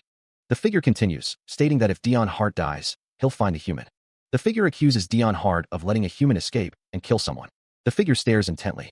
The figure states that he can't let that happen. The figure stands with his arms crossed. The figure asks if Hart doesn't want him to die, adding that Elle must have told him to protect the figure's expression is menacing. The figure warns that because the moment the Demon King receives that report, Hart will be the first to die. The figure says he doesn't want to fight Hart for no reason either, suggesting they just let this issue slide. A figure with white hair stands, their expression obscured. A voice declares that it would be best to forget the baby as well. A red-haired figure gasps, admitting they almost died. The red-haired figure is shown covered in blood. It's said that ever since he began spending time with Elle, he also started acting weird. The text describes a demon born after being granted power from a wolf's carcass. Two figures stand close, one with blonde hair and the other with white hair. The blonde-haired figure declares, I love you. The name Ivan is displayed. A hand is shown, adorned with a ring. A voice responds, I love you too. The scene is set at the Revolutionary Army headquarters. Against the backdrop of a grand estate, the question hangs in the air. You still haven't found Sia? A woman with dark hair offers a somber apology. I'm sorry. A clenched fist punctuates the rising anger. Why? The unseen speaker demands action. Find Sia and bring her to me immediately. The woman stands before the man, awaiting further instructions. The man's voice hardens. If she's already dead, then at least bring her corpse. His expression is one of intense frustration. The man turns away, dismissing the matter. Moving on. A new topic arises.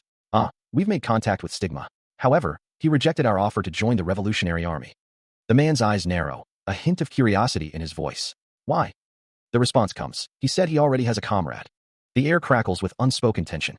The figure with green hair stands amidst a scene of carnage. Blood splatters across the scene. The green-haired figure turns his head, a slight smile playing on his lips. The Demon King states that his presence wouldn't have mattered.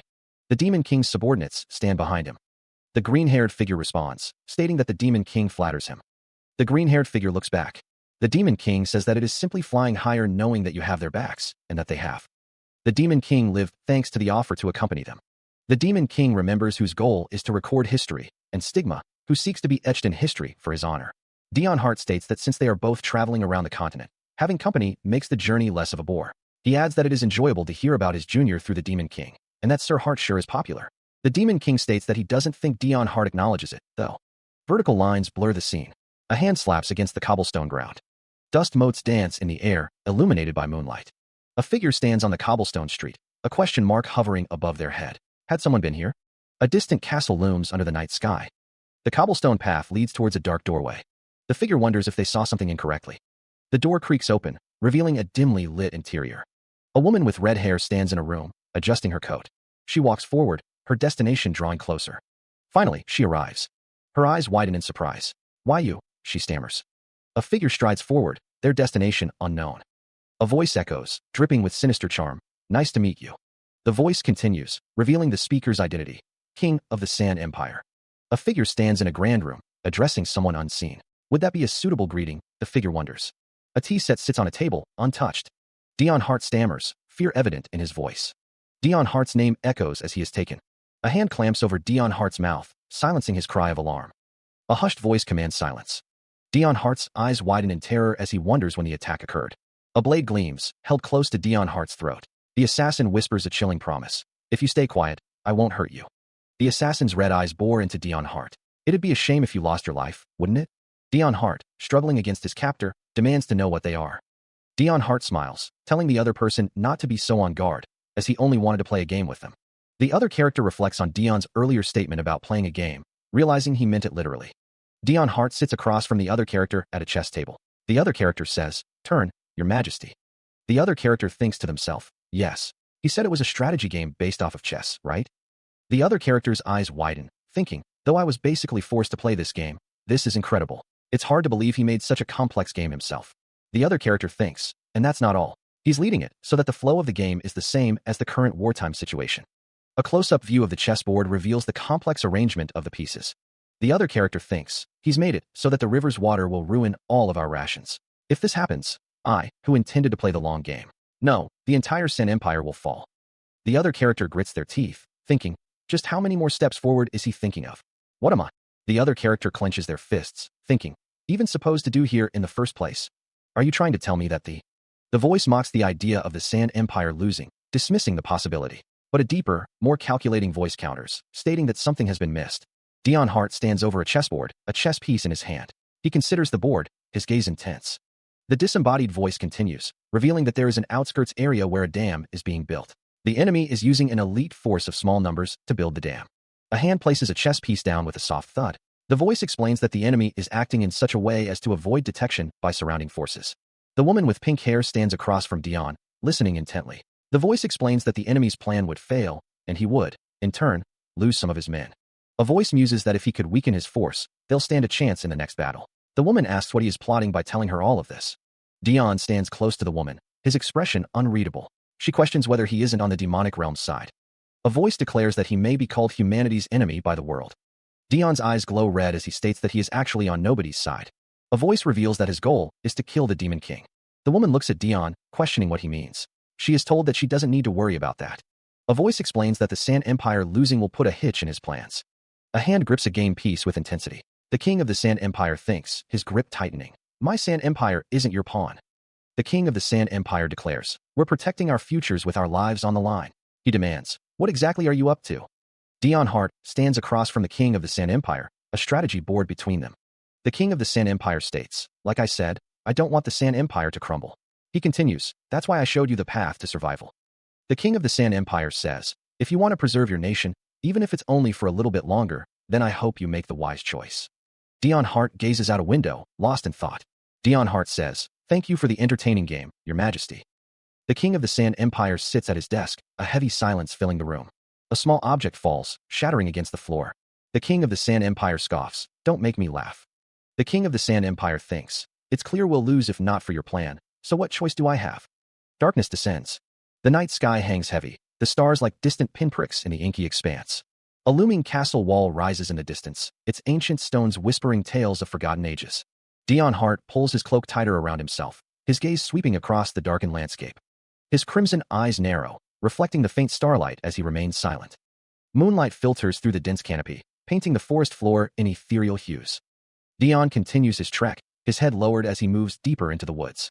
His fingers tighten around the hilt of a weapon concealed beneath his cloak, the leather cool against his skin.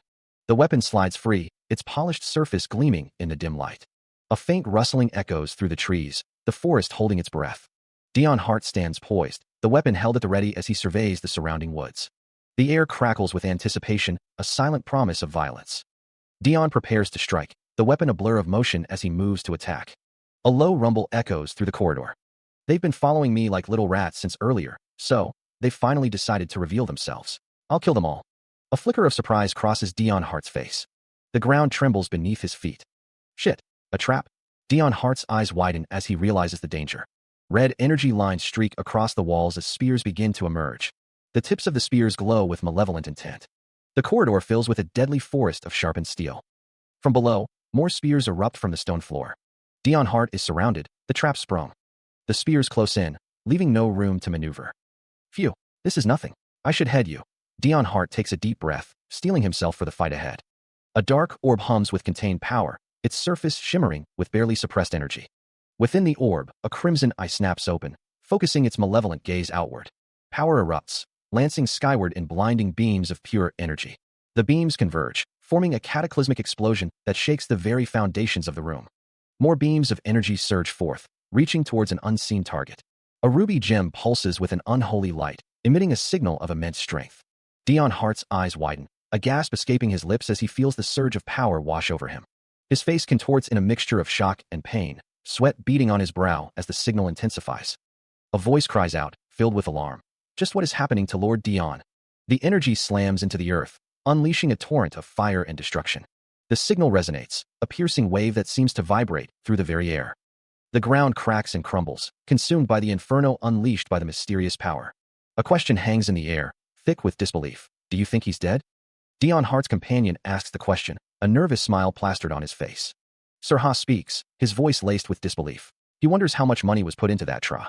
The word, thanks, appears, surrounded by a dark, swirling energy. Dion Hart's face is a mask of shock. He thinks it impossible that the target survived. A voice expresses gratitude for a wake-up call, for being complacent after becoming the warrior. A figure kneels, head bowed, bathed in the warm glow of a nearby fire. The ground is cracked and scorched, embers floating in the air. The sky is a canvas of orange and purple, the colors of a dying sunset. The figure thinks there's no way the Sand Empire is behind this. The figure's thoughts continue, revealing that this organization attempted to hide its members' identities while stubbornly trying to kill him with explosions. A scene of carnage unfolds, bodies strewn across the ground, blood staining the earth. The figure stands amidst the fallen, a grim silhouette against the dying light. Only one organization of this caliber comes to mind. The Revolutionary Army. A sharp intake of breath. A voice calls out, asking if someone is all right. Support Ben speaks, his name revealed to be Ben. The figure asks if he was ambushed. Ben replies that it wasn't a big deal, a wave of relief washing over him. Ben wonders if he is going to be interrogated on where he's been. He thinks it'll be troublesome if the fact that he's been out and about is revealed, and that he may need to shut him up. Lord Dion states that he trusts him. He says that he does not doubt that there are reasons behind his actions, and if he doesn't wish to tell him, then he dares not to even wonder. Ben states that he simply came here to treat him as his doctor. Dion's expression is unreadable, his gaze fixed on something unseen. Bloodstains mar his crisp white shirt and black suit. A woman with black hair and glasses stands beside Dion, looking up at him. Do as you please, she says. Her eyes widen, a gasp escaping her lips. The woman stammers, with that said, are you really not hurt anywhere? Dion walks away, the woman following close behind. Fine, she mutters, checking him over. A hand rests on a table, a pink gem glowing beside it. The king of the Sand Empire contacts someone, apologizing. What brings him to contact them at this time? The response explains that they are contacting him without prior notice, but their current situation is dire. The king of the Sand Empire asks what happened to their alliance with Lewis. The man responds that it sounds like something came up, and if it concerns Lewis, he asks the king to wait a bit longer. The man adjusts his uniform. The man explains that they have found the perfect person, and he will contact the king again as soon as possible. The narration explains that he who has the perfect reason to get revenge against Dion Hart will definitely perform well for this. A figure stands over a body, a sword in his hand. Sinrindel Reiner greets the present of the Empire. The man stands with a book in hand. A voice asks if the Revolutionary Army attacked him, checking his state. The speaker notes that though they tried to hide their identities, there's no doubt about it. The white-haired man is asked if he's not just going to let this go, master. He responds that of course he won't, and that as soon as they finish wrapping up the important matters in the human realm, they must act immediately. The black-haired man stands behind the white-haired man. Another man states that the Revolutionary Army has continuously been hostile toward him, master. He continues, saying they can't let a surprise attack of theirs simply go by. The white-haired man wonders if they're letting the Revolutionary Army be. The strategy is laid bare. They are a force centered around a single leader, so exploiting that leader's weakness is the key. Dion Hart's eyes narrow. They aren't going to use a young child as a hostage, not yet. The silver-haired man's red eyes gleam.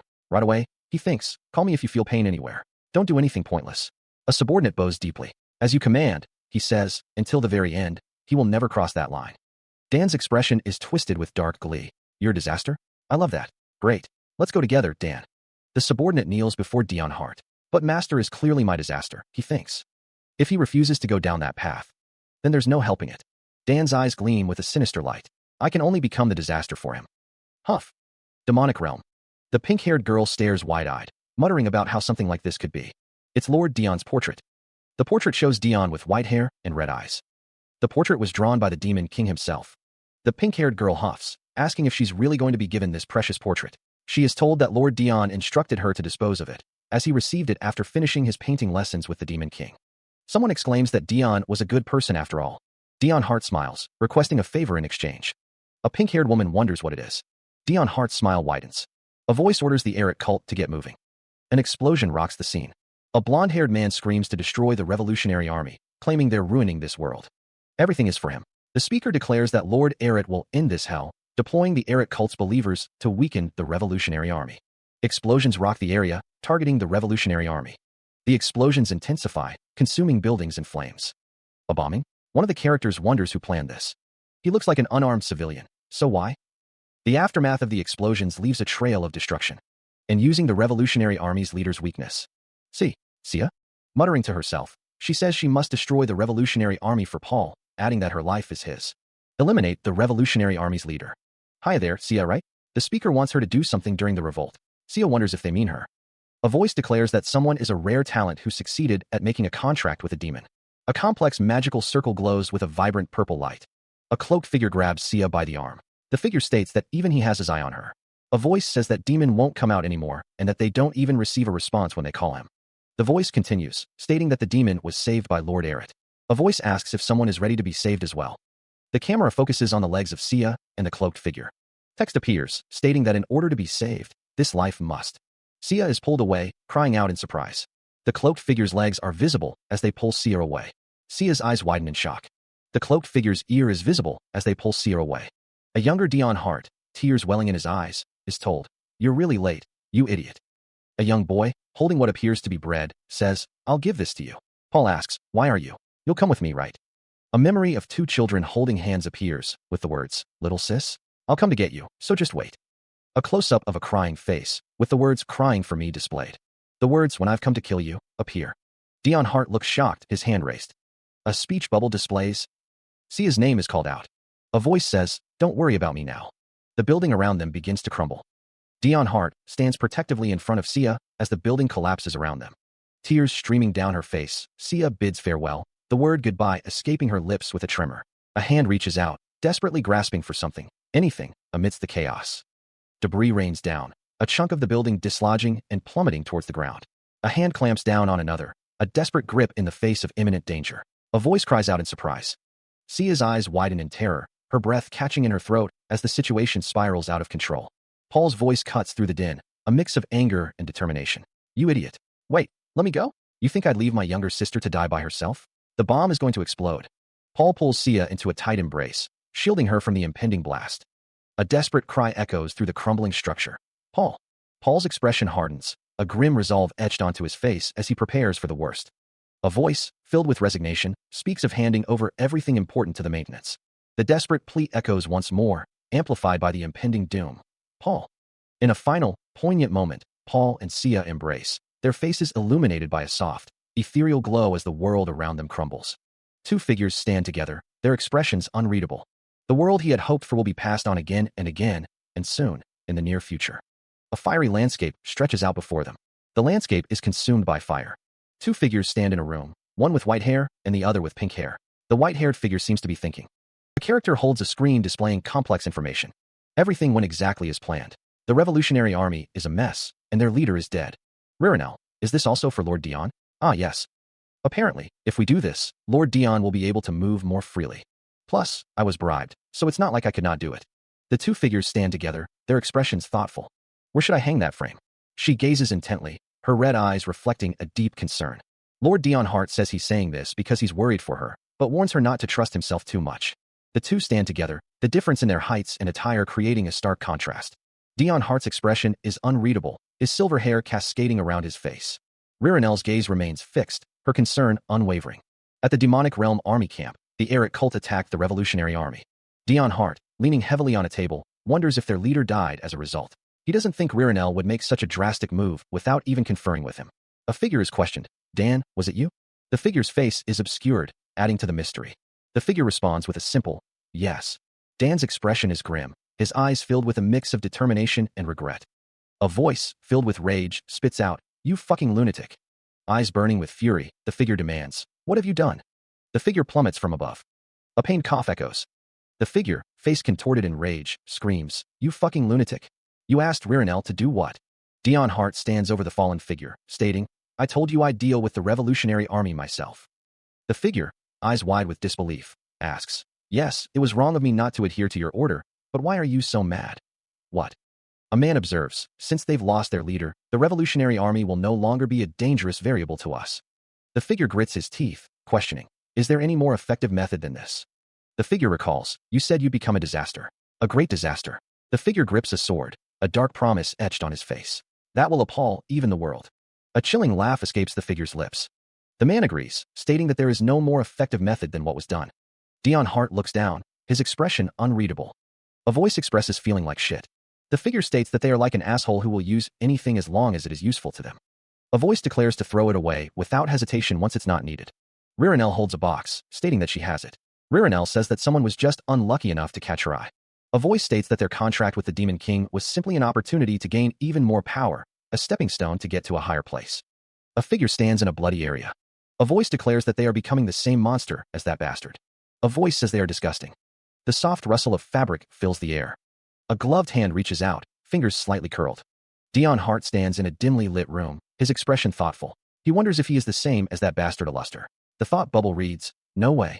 Dion's brow furrows as he considers the implications. If he were the same as that monster, he wouldn't be so tormented. Dion Hart touches his chin, a flicker of pain in his eyes. He recalls being hit by the warrior. Someone lies prone on a bed, seemingly unconscious. A concerned voice asks what's wrong, questioning if they are being told not to worry about it. Dion Hart's expression hardens, a resolve settling in his eyes. He's going to continue doing what he can without hesitation. Dion's face is marked with a fresh wound. He thinks to himself, but still. He stares blankly at the potted plant. Dion Hart sighs, a wave of self-loathing washing over him. Even in his current state, he finds himself without anyone to confide in. The plant pulsates ominously. The plant seems to be speaking to him, and Dion is taken aback. What's up with you, you insane plant? The plant continues its bizarre actions. I'm not in the mood for jokes. Hey, where are you touching? Why are you taking my clothes off? The plant emits a strange, high-pitched sound. A communication stone begins to glow. He wonders why he even has such a thing. His eyes widen in shock. Lord Dion. The voice echoes in his mind. This voice. Dion Hart stares at the communication stone, a flicker of doubt crossing his face. Oh, did he call by accident? He's frustrated by the call. What are you doing? Why would you call Ryrene? Dion Hart pauses, a wave of self-loathing washing over him. Even in his current state, he finds himself without anyone to confide in. A strange flower seems to be thinking to itself, wondering if it could be that person, and then happily exclaims that it is good. The flower sits in its pot, seemingly vibrating with anticipation. A voice declares that it wasn't by accident, Ririnel, and asks how she is, noting that it has been a while. A tall, dark building looms in the background, a single figure standing atop it. Ririnel smiles, her eyes sparkling with delight. She says she heard something. A voice congratulates Ririnel on her safe return, adding that the demonic realm is brimming with stories of her incredible leadership. The voice apologizes, explaining that they were too excited, as this is the first time Ririnel has contacted them, making them really happy. The voice asks why Ririnel called, wondering if she has an order for them. It then states that they were wondering why she contacted Ririnel, and that they heard Dan asked her to handle the Eric cult incident. Ririnel's smile widens, her eyes sparkling with amusement. Ririnel holds a glowing object in her hands as she is told that she must be talking about the Revolutionary Army sweep, and asks if it was helpful. Dion Hart thinks that it must be because Ririnel is more friendly toward him than anyone else. He was wondering what she was doing when she didn't reply, and it turns out she's up to something more interesting than he thought. A voice states that it's to the point where sometimes she will prioritize him over the Demon King, and then asks why.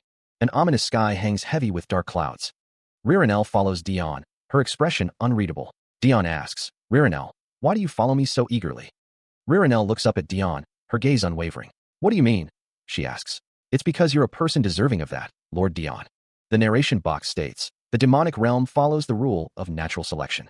A close-up reveals Ririnel's intense gaze. Ririnel's hand clenches slightly as she thinks, I've always served the role of ruling for others here. Magic crackles around Ririnel, a display of her power. Dion's boots step forward, his path resolute. Dion's hand is shown, a symbol of his authority. Dion and Ririnel stand together, a powerful duo. It was very warm. Ririnel's thoughts bubble with affection. You're not even aware about how caring you are. Ever since I met you, my days have been filled with joy. Of course, your pretty face plays a role in that too. She muses that others might think her feelings are excessive, but Ririnel loves the feeling. Ririnel clenches her hands, her resolve hardening. Ririnel vows that even if Dion orders her to her death, she will follow him. Ririnel begins to speak, but is interrupted. An urgent voice calls for the commander. News arrives that the Sand Empire has ambushed the banks, an act of unconditional love. Dion's expression hardens as he receives the report. Dion abruptly tells Ririnel that he has to hang up. Elsewhere, the construction of the siege tower and battering ram is almost complete. The builders believe they'll be done by tomorrow. Someone asks Dion if he is okay. He looks pale, as if the very air is suffocating him. A sharp intake of breath echoes in the room. Dion Hart reassures someone, his red eyes intense. Don't worry about me. Ririnel reports, her expression grim. Lofty nights have already gone. The blonde-haired figure looks up, a question forming on their lips. What? Ririnel asks, concern etched on her face. The lofty knights went to the area that was attacked. A voice recalls, they said they're going to help with your plans. Hyuk. Dion's expression twists into a snarl, his red eyes burning with fury. A tense silence fills the air. Paul's eyes widen in alarm. Paul asks, his voice laced with apprehension, where is this killing intent coming from? A figure commands, their voice sharp and dangerous, shut up, and Milan shouts a battle cry as he swings his sword. The blade is slick with fresh blood. A soldier cries out in pain. Milan grips his sword tightly, ready for the next attack. A soldier grits his teeth, a bead of sweat rolling down his cheek. Panic sets in as one of the soldiers realizes, shit, we're almost done with Lord Dion's order. Why did they have to ambush us now? The grim reality sets in. Almost all the soldiers working on making the banks have died. The soldiers lament their lack of power, cursing the Sand Empire bastards for setting up a magic circle near the castle walls. If only they could use their magic. One soldier urges, no, we need to leave the area of the magic circle. A figure plummets from the sky, causing a stir among the remaining soldiers. The soldiers cry out, hey, where are you going on your own? Huh, you cheater. Take us with you. The two of them came to support, but they're just being a hindrance. He commands them to stay still. A dark aura emanates from the winged figure. Several figures plummet through the air, their expressions a mix of fear and desperation. Since Lord Dion treasures them, it'd be good to keep them alive. Don't let them go. That's a core commander. We need to kill him here. A gleaming blade slices through the air, poised to strike. Dion Hart stands over a fallen figure, his wings spread wide. Those persistent human bastards. Just where did the info leak from? The Sand Empire wouldn't have the time to search the forest. Milan lies on the ground, groaning in pain. A voice echoes in the darkness, certain of betrayal. Yes, there must be a traitor. The figure stands amidst a group of shadowy figures, a crimson aura surrounding them. He vows to find those responsible and tear them to shreds. Before that, the figure pauses, a sinister aura emanating from him. He acknowledges the success of those following him. The figure's foot descends, crushing something beneath it. A voice booms, declaring that those who followed are all done for, you imbeciles. The figure stands amidst a swirling purple energy, declaring that they are now outside of the circle. The figure's hands glow with intense purple energy, crackling with power. The figure's words hang in the air, dripping with malice. You're all done for. A hand hovers over a surface, a question lingering in the air. Two figures stand before a looming armored figure, the tension palpable. The figure's face is obscured, a question forming in his mind. Could it be? Two figures stand side by side, their eyes glowing red with an ominous light. A question hangs in the air. Why? You can't use your magic? The question hangs in the air. Talismans? One talisman is designed to suppress the magic of demons, while the other restricts a demon's other abilities. The white-haired man states that this will make the conditions for fighting against demons similar, and warns not to tell anyone. The text explains to put the talismans inside each epaulet, but something is wrong. A man with glowing red eyes wonders what it could be. Another man with glowing red eyes stands nearby. The text asks why someone can't use their magic. A man wonders what this is all of a sudden, an internal fight? The man suggests to just watch for now. A voice muses that it would be good if they ran out of energy by fighting each other. Dion Hart draws his sword. Dion Hart is struck by a sword. A question mark hangs in the air. Dion Hart says, you. What are you dash? Another voice says, we left without telling our boss, so we don't have much time. Dion Hart shouts, you bastards. A voice exclaims, whoa there. He coughed, blood splattering from his lips. A figure stood over him, radiating a palpable sense of menace. Why are? Another voice cut in. You see, it's quite unlike me, but I've been doing some thinking. The voice continued. These days, it looked like the boss was aiming for something else, not just conquering the Sand Empire. Puss, how are you? Dion Hart was confronted. What have you been doing late at night? The man with white hair demanded. Dion snapped, shut up. The first voice spoke again. I figured it must be related to you demons because he gave us talismans, but I wasn't sure. The voice continued. What really sealed the deal was that he focused a lot on you during this battle. Others might not notice, but we could see it clearly. In other words, we came to the conclusion that our captain wants you to die. A hand pointed accusingly at Dion. The voice declared, that's why we'll kill you here ourselves. Dion's thoughts raced. Why? Why would Lord Dion want my death? I don't believe it. His eyes glowed with a crimson light, a sign of the power stirring within. The figure of Dion Hart was revealed, now bearing demonic wings. Has Lord Dion betrayed us? The voice concluded. If so, the one who leaked what we're doing to the Sand Empire must have also been him. No, sending me to build the embankment here was a trap in the first place. He thinks to himself that he must report to the Demon King immediately. The sound of flapping wings echoes through the area. Dion Hart barks, demanding that the humans get out of his way. He strikes with incredible speed. His hand moves with blinding speed. His hair flows behind him as he moves. The force of the blow sends shockwaves through the air. Dion Hart continues his assault, striking with relentless power.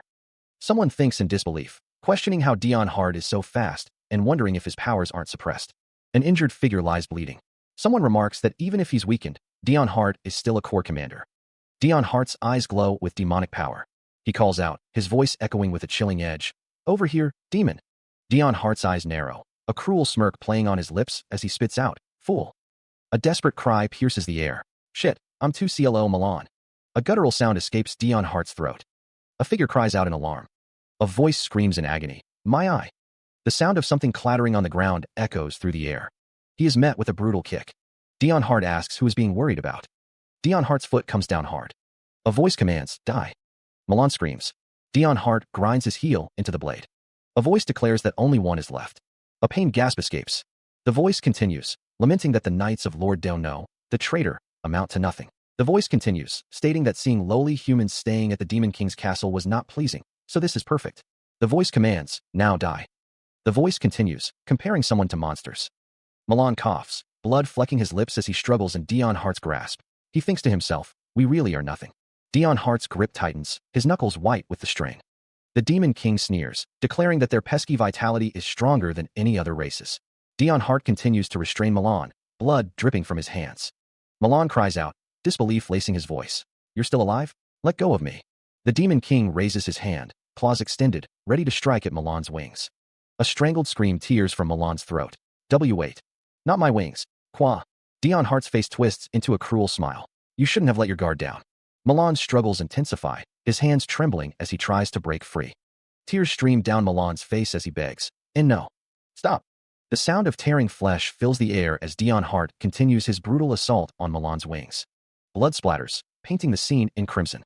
The air hangs thick with the metallic tang of blood, the silence broken only by the faint, mournful whisper of the wind through the crossed blades.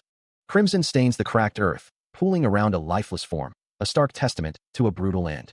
A chilling smile curls across Dion Hart's lips, his eyes gleaming with a predatory light. Ha, I am going to kill you. A grim realization dawns. This is bad. He needs to inform the Demon King.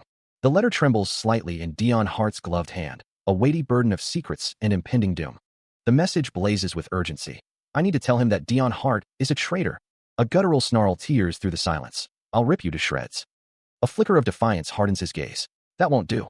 A desperate plea echoes in the darkness. If we die, here, the boss will kill us. A scene of carnage unfolds, bodies strewn amidst a storm of blood and broken steel, a testament to a battle fought and lost. A gasp escapes his lips, his eyes widening in horrified realization. A final, chilling farewell hangs in the air. Good night. The sound of an attack echoes. The attack continues. The sound of the attack intensifies. Standing over a fallen body, Dion Hart hears, of the Sand Empire, you need him, right? Take him. More sounds of attacks fill the air as someone says, Core Commander with just the two of you. Aren't you going to go? Two figures stand close, their expressions intense. The sound of an attack rings out as a voice asks, do you want to come at us too? Dion Hart stands with two silhouettes behind him, a sound of pain escaping his lips. A voice orders, our retreat. The scene shifts to the demonic realm barracks. Dion Hart stands with two others, the air thick with tension. The soldier with the bandaged face is greeted. Whoa, you came back alive. He asks, did you think we'd lose to that bastard? A chuckle escapes him. One of the soldiers says, oh, he really almost killed us. I'm hella swollen over here. Another responds, I was talking about the boss. Dion Hart collapses to the ground. We messed up after all. A soldier sits on a ledge, recovering. Dion Hart's face is shown, covered in bandages. A close-up of a soldier's torso is shown. After scaring the soldiers of the Sand Empire a bit, they took Gacy-Tell's head and left quietly. Their goal was the core commander anyway, so they must have thought fighting us was unnecessary.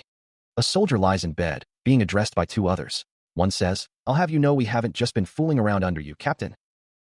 A soldier groans in pain. A soldier reacts in surprise. Ow, wow, we're patients. Injured soldiers lie on the ground, recovering from their recent ordeal. A voice erupts, demanding, why did you do something I didn't ask you to do? The speaker continues, stating that it's over since they've come back alive. His head wrapped in bandages, Dion Hart is addressed as boss. A man with long white hair tells someone, good work, now go and rest. A close-up reveals a face, eyes closed in exhaustion or pain. A sharp intake of breath echoes in the room. The white-haired man sits, his expression unreadable. A voice declares, we made him worry a lot. Someone asks, who beat you up though, Dan? Another voice responds, Master. A third voice adds, yeah? Then you must have been in the wrong. A hand carefully holds a small, ornate object. The white-haired man looks down, his expression thoughtful. A voice reveals, I wanted to use the Sand Empire to kill Gacy-Tell. I didn't expect this to happen. Someone states, I need to wrap this up. The figure orders a guard to go to each barack and tell everyone to gather right away. The guard acknowledges the order with a yes, sir. Before the day breaks tomorrow, the figure declares, we will attack the San Empire. A booming voice echoes across the battlefield, commanding all forces to charge. A soldier raises his fist high, a primal roar tearing from his throat as he answers the call to arms. Another soldier shouts, his voice filled with desperate hope, that if they break through, the San Empire is done for. A wave of soldiers surges forward, a dark tide crashing against the walls of the San Empire. The clash is immediate and brutal, one soldier sent flying backward from the force of the impact. Steel sings as a soldier cuts down an enemy, the blade a blur of deadly motion. Amidst the chaos, a lone soldier stands near a massive rock, the air thick with the scent of blood and the thunder of war. A sword hurtles through the air, a desperate projectile aimed at an unseen foe. Another soldier is overwhelmed, the attack a whirlwind of destruction. The sound of shattering stone and splintering wood echoes across the battlefield. Weak and battered, a soldier whispers his gratitude. Thank you, master. He looks on at the carnage, his expression unreadable. A soldier kneels, his head bowed in defeat or despair. Blood paints the ground, a grim testament to the ferocity of the unseen battle. Another warrior falls, his body twisting in a silent scream as he plummets to the blood-soaked earth. The ground is slick with crimson, a macabre mosaic of war's brutal artistry. A blinding beam pierces through the chaos, impaling a soldier and leaving a trail of destruction in its wake. The warrior's face is contorted in agony, a mask of pain etched against the backdrop of carnage. Amidst the swirling debris and the stench of blood, another soldier succumbs to the unseen force, his body crashing to the ground. From behind, the scene is a panorama of devastation, a landscape scarred by the ravages of war. A close-up reveals the horror etched on a soldier's face, a testament to the brutality he has witnessed. Dion Hart surveys the scene, his expression a mixture of calculation and grim satisfaction. Beside him, Ririnel's eyes widen in disbelief. A voice cries out in awe and terror, Lord Dion is with us. A cacophony of war cries erupts as the army surges forward, blades glinting under the stormy sky. Their objective is clear, annihilation. Steel clashes against steel as the soldiers engage the enemy, a brutal dance of death unfolding on the battlefield. Meanwhile, Dion Hart observes the unfolding battle. Ririnel stands beside him, the demon's morale bolstered by his mere presence. The conversation replays in his mind, a constant reminder of his purpose. His goal remains fixed, to kill the Demon King.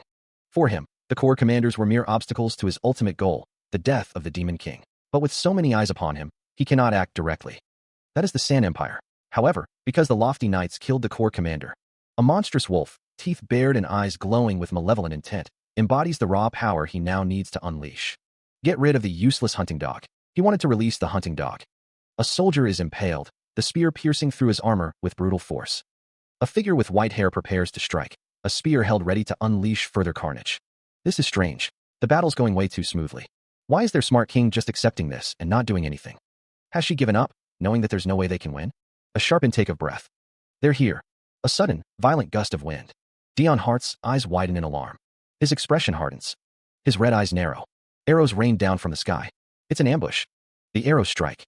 Reinforcements? They must have been waiting for this. The Imperial Army and Esperanus. Amidst the chaos of battle, a desperate struggle unfolds, with unseen forces at play. Even Lewis is here? A voice echoes, surprised by the unexpected arrival. Soldiers stand ready, their faces grim as they prepare for the coming conflict. A hand grips a sword, the emblem of the royal family gleaming in the dim light. I can't believe they betrayed me, a voice whispers, filled with disbelief and pain. The heroes sent to assist the San Empire have entered the secret pathway, a report confirms. Will this really be fine? If the demonic realm finds out, where neutral Lewis stands in a room, contemplating the potential consequences. Even so, a crowned figure muses, his expression thoughtful. When I was in despair after losing my younger brother, I wanted to burn everything up. I have come to propose an alliance to kill Dion Hart.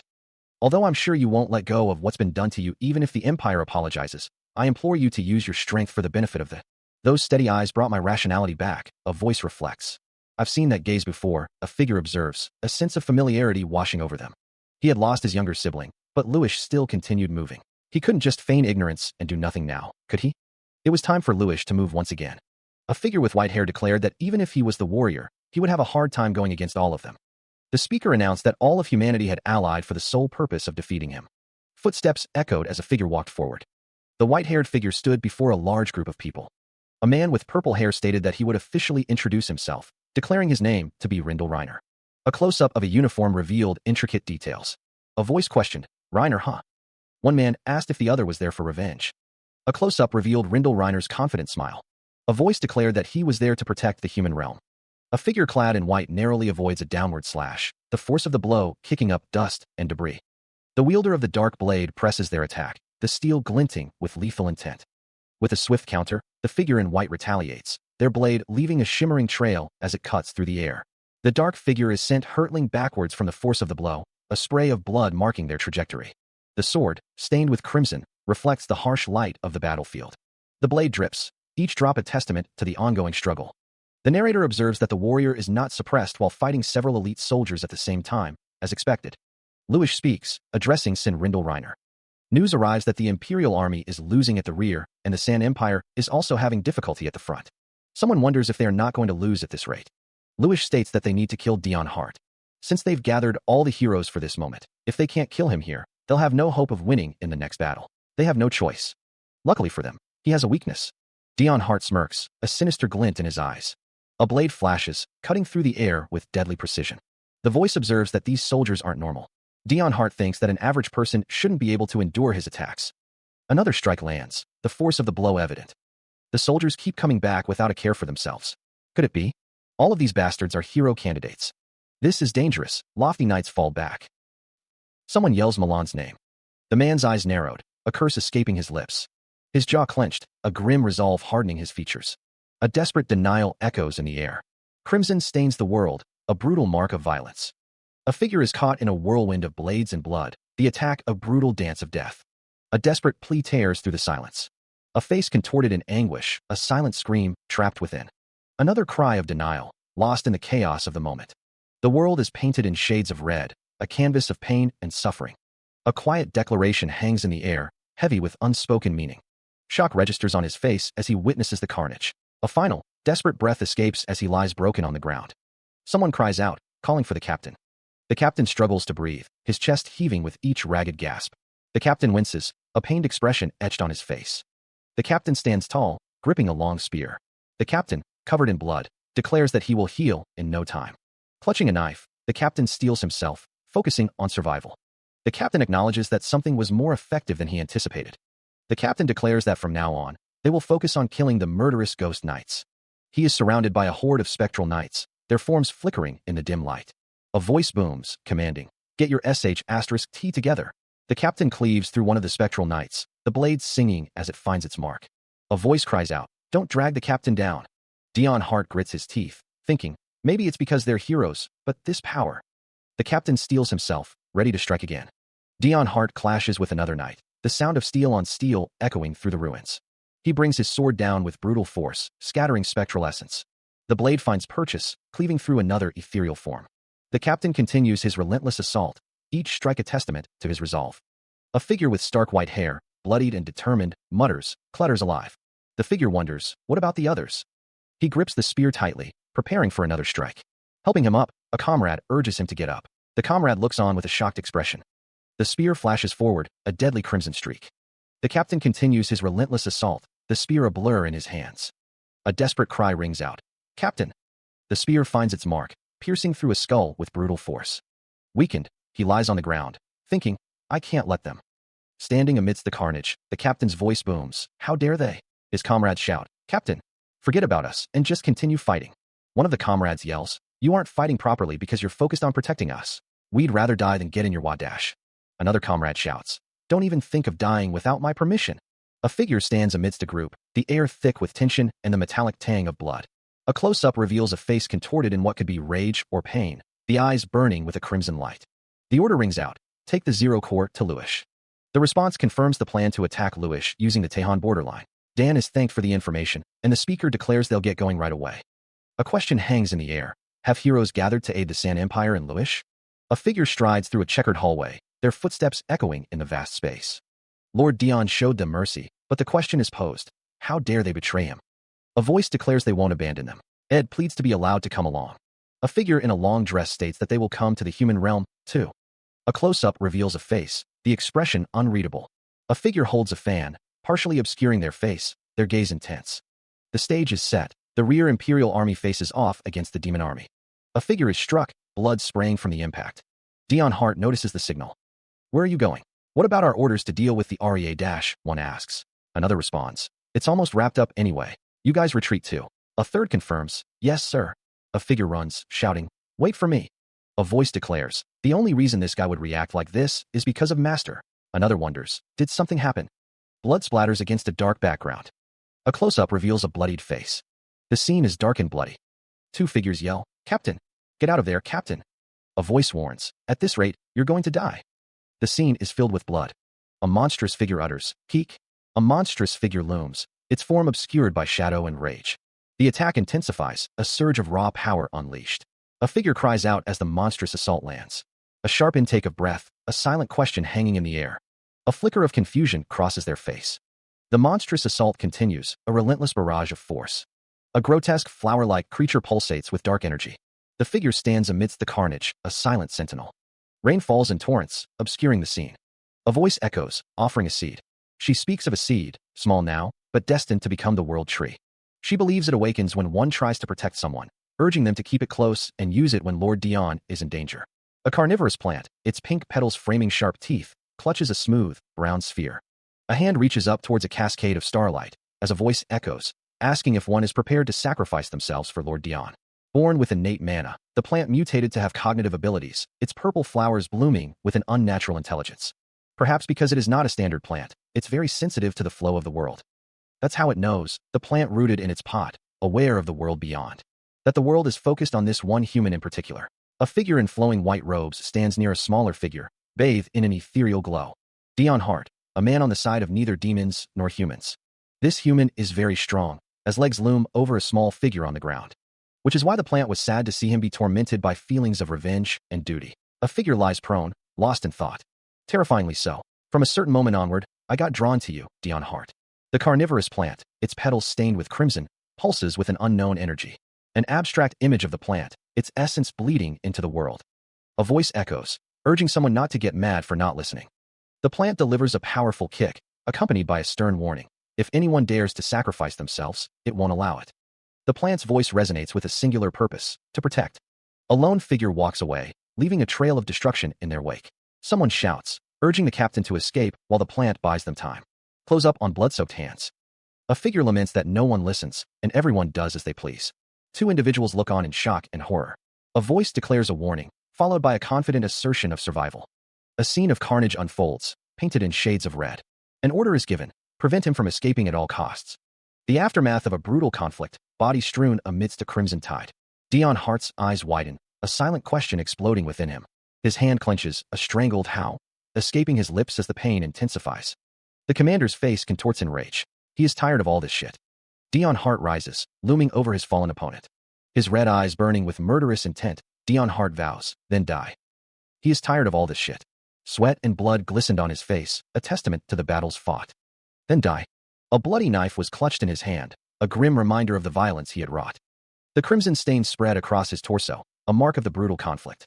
His eye burned with a fierce intensity, reflecting a resolve that bordered on madness. Even the hesitation that lingered in his eyes has disappeared. He spat the words, a venomous question laced with contempt. Have you even thrown away the emotions a human should naturally have? His hands, stained with blood, clenched into fists as he recalled the past. I can't believe my younger sister gave her life to protect a monster like you. Dion Hart. He grits his teeth, a dark determination hardening his gaze. A bloodied hand reaches out, a voice dripping with malice. I sincerely hope you die. Blood trickles down a pale face, the attack having landed. A voice, strained but defiant, asks, is that all you have to say? The attacker whispers a chilling farewell. Goodbye. The blade descends, poised to strike a fatal blow. The air crackles with violent energy as the attack intensifies. The sword plunges downward, a crimson arc painting the air. A desperate cry pierces the air. Get away from Rindle. A figure in a purple cloak rushes to intervene, their silhouette a beacon of hope amidst the carnage. Rindle's face is a mask of pain and blood, the attack having taken a heavy toll. The final blow lands, leaving Rindle battered and broken. The sound of a brutal impact echoes through the air as a figure looms over Rindle, who is already on the ground. Dion Hart and another figure watch the assault unfold, their expressions unreadable in the dim light. A question hangs in the air, unspoken. One of the attackers snarls, "You've been an annoyance since earlier. Come at me at once, all of you." The air crackles with unseen energy as the assault intensifies. Blades flash, leaving trails of crimson in their wake as the attackers press their advantage. Rindle collapses further, blood staining his clothes as he succumbs to the relentless onslaught. A rain of blows descends, each strike carrying the weight of malice. One of the attackers screams, "Die," as they continue their assault. Another attacker declares, they're attacking at the same dash. Rindel's face contorts in agony as the blows continue to rain down, each impact a fresh wave of pain. The scene blurs with motion and violence, a chaotic dance of death. The attackers stand over Rindel, their victory seemingly assured as their victim lies broken and bleeding at their feet. Crimson streaks paint the scene, a testament to the brutal assault. More blood splatters against a stark, white background, the violence lingering in the air. Rindel stands, blood trickling down his face, a grim reminder of the recent attack. Sunlight pierces through the forest canopy, illuminating the scene with an ethereal glow. A cloaked figure stands silhouetted against the light, a quiver full of arrows at their side, hinting at a savior from afar. A voice echoes, questioning the attacker's range. He hit him from that distance? Who could that be? From a distance, a concerned voice calls out, "Rindel, are you okay?" Dion Hart supports Rindel, his expression a mix of concern and relief. "Thankfully, my head doesn't." A voice wonders, "Seem to be broken. Where did this sudden help come from?" Dion Hart, his face etched with determination, declares, "In any case, we need to retreat." While Dion Hart's distracted, "We have no choice. Fall back." The sound of hurried footsteps echoes through the air. A close-up reveals Rindel's bloodied face, his eyes wide with shock. A splatter of blood stains the ground, a grim reminder of the recent conflict. A figure plummets from above, a casualty of the battle. A lone figure walks away from the scene of the battle. The order rings out. They retreated in the end. A hand clenches tightly, the owner wondering if they should chase after them. Heaving, Rindel stands among the wounded, the air thick with the metallic tang of blood and the groans of the injured. A close-up reveals a crimson object, its purpose unknown. Dion Hart stands alone, the setting sun casting long shadows around him. The order is given. They will withdraw as well, gathering the wounded. A voice wonders if this is all they have left. The speaker laments that not only could they not kill Dion Hart, but their losses are also tremendous. Trying to exploit his weakness ended up driving him into a frenzy instead. A cloaked figure stands silhouetted against a backdrop of spears and a somber sky. A voice echoes in the darkness, questioning, "Who was that?" Dion Hart, his expression thoughtful, muses, "Nothing's more frightening than an enemy you don't know." Another cloaked figure stands amidst a forest, their presence imposing. A seated figure with white hair observes the cloaked figure from a distance. A hand rests on a book, a voice declaring, "I see you've returned safely." A cloaked figure is partially visible as a voice asks, "How was he?" Sin Rindel Reiner smiles faintly, his expression unreadable. A voice laments, "More people want to kill him than expected, so things aren't going exactly as he hoped." Sin Rindel Reiner, standing beside the white-haired figure, hears him say, "Oh, dear, the situation looks grim." He replies, "Don't worry, he won't fall apart so easily." Sin Rindel Reiner smirks, thinking, "I'm looking forward." A promise hangs in the air, "To the day we meet again." Shouts of alarm pierce the air, cries of "Lord Dion, Master," echoing across the battlefield. Dion Hart's face is a mask of shock and worry, his glasses askew as he looks around. A concerned voice cuts through the din, "Is everybody dash?" The battlefield stretches into the distance, a scene of devastation painted in the fading light. The atmosphere hangs heavy, thick with the stench of blood and the acrid tang of ozone. A group frantically tends to a figure lying prone on the blood-soaked ground. Panic etched on his face, the man's eyes dart around, searching for something, someone. A wet, splattering sound fills the air, a grim reminder of the battle's cost. Kneeling amidst the carnage, a figure is bathed in the ethereal glow of a massive, pulsating orb. The man's expression is obscured by shadow, but his posture speaks of grim determination. A desperate cry rings out, "Lord Dion, are you all right?" Dion Hart is cradled in someone's arms, his face pale. "You're covered in blood," a voice exclaims. The figure with glasses examines a small plant, holding it delicately in their gloved hand. From a distance, a voice wonders if it is the plant. Lord Dion holds his hand out, a red glow emanating from his palm. Lord Dion considers that he must be devastated, considering he treasured that plant. He wonders if it will come back if he plants it, and decides to allow someone to do so. The figure with glasses looks down at Lord Dion. A voice shouts, demanding to know who the other person is and how they know Ran. Lord Dion looks down, and someone asks if he knows him. Sorceress Ran stands calmly. Someone asks why she has come, and Ran replies that she is there to retrieve what the world left behind. A hand reaches out. The plant is the seed of the world tree. A sudden realization. Is this the seed of the world tree? Because the Demon King came near it with his contagious demonic aura, the seed, which is sensitive to ambient energy, was infected. She exclaims, "Thank you very much." Since it was all rotten, he ended up not giving it back to the Fairy King. She wonders why it is so full. A gasp escapes. Was that really the world tree seed back then? You can't. And here I was, wondering where its power came from. Life for you. Simply from its pure devotion, its contaminated seed was purified. Dion Hart says, "If you bring it back to the demonic realm now, it will be tainted once again. Take it." Rant's eyes narrow. The air crackles with dark energy as the disembodied voice echoes, stating that the blood of countless lives surrounds her. The voice continues, urging her to stop cursing herself before she's completely submerged in it, as many have their eyes on her. The fiery landscape swirls, the unseen speaker's words hanging heavy on her. The voice warns that she has taken on a lifetime's worth of karmic curses, and if she attacks herself, it will destroy her. The world is furious at her deeds, the voice declares, as shadowy hands reach out. The voice ominously states that at this rate, her next life will face unprecedented suffering. Dion's heart appears, a bead of sweat trickling down his temple as he listens intently. The voice continues, stating that the world has already messed with him to this extent, yet he's also supposed to suffer in his next life. Dion scoffs. Rand smiles, her eyes gleaming with a hint of madness. Sorceress, do you seriously think?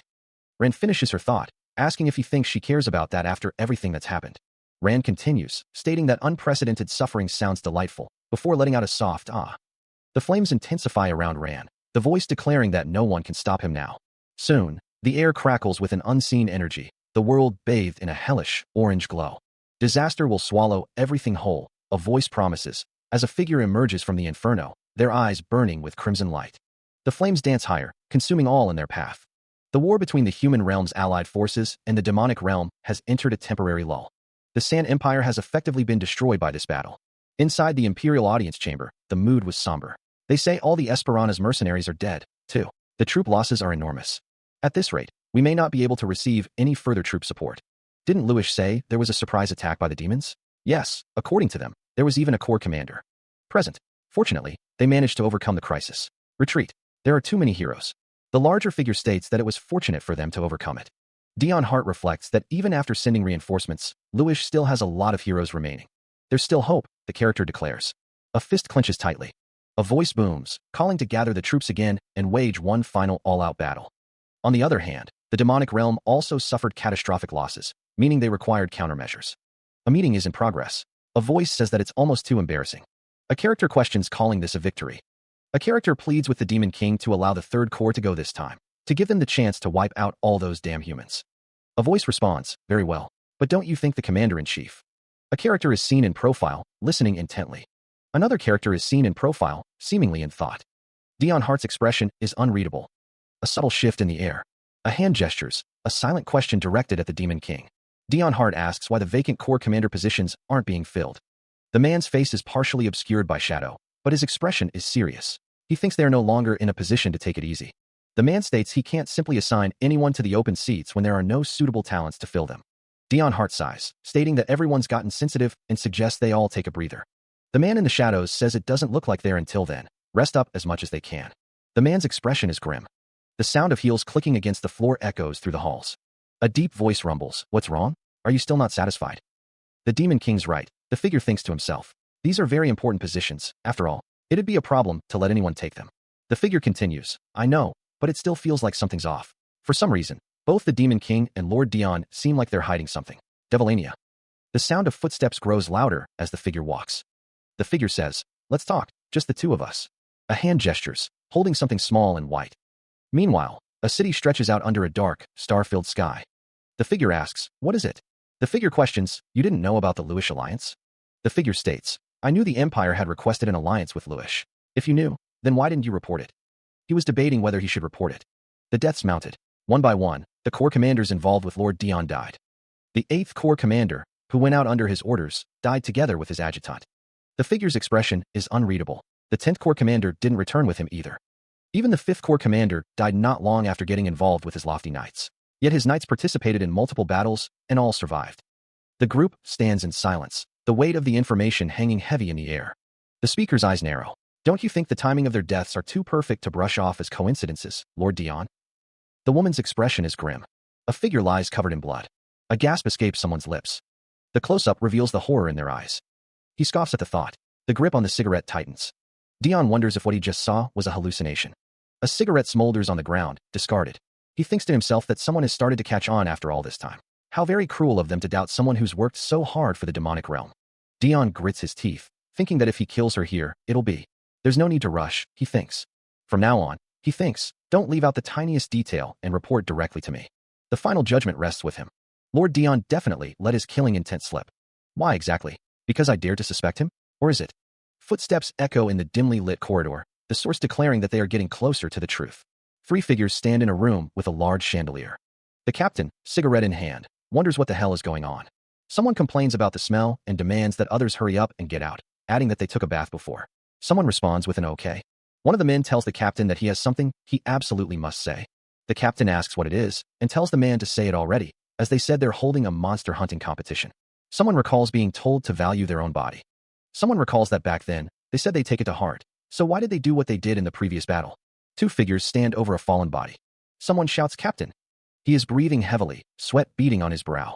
The weight of their words hangs heavy in the air. Why did you protect us when it meant you'd get hurt?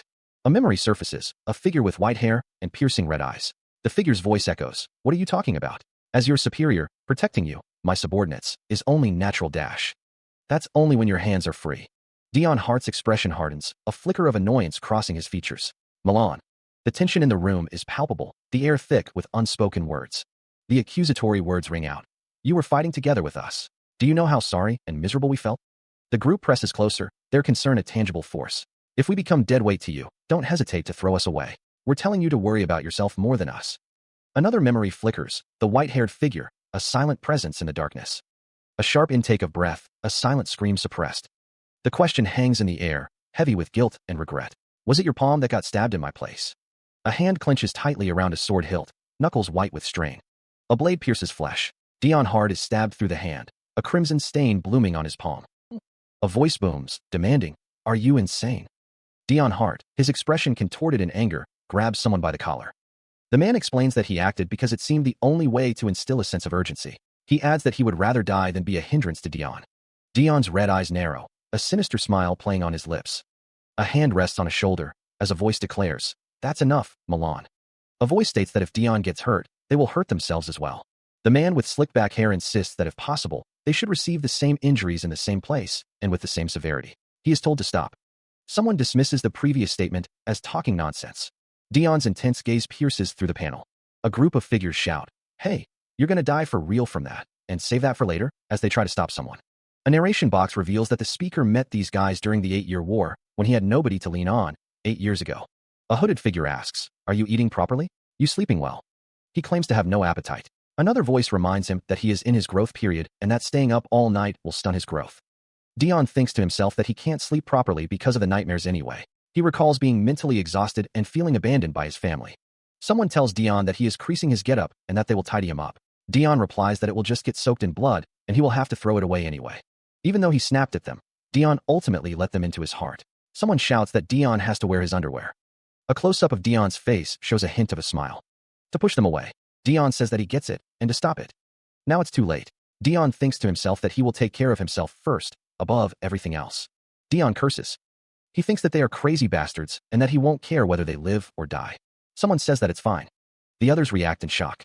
A voice echoes, relieved. "You finally promised us properly. Don't worry about us too much." The voice continues, stating that these guys won't sacrifice themselves for him like Cruel or that freaky plant. A voice orders, "Now get lost. And Milan, go get yourself treated right now." A voice thinks, "No matter what happens, they'll try to keep living together with me." The voice concludes, "So I won't worry anymore." From above, a voice calls out, inquiring if everyone is present. A wide shot reveals a gathering of numerous figures. Dion Hart, standing with his arms outstretched, suggests relaxing with a brief hunt, given the chaotic situation with the war against the human realm. A voice announces the start of the monster hunting competition, urging everyone to go all out. Dion Hart encourages the attendees to relieve their stress today.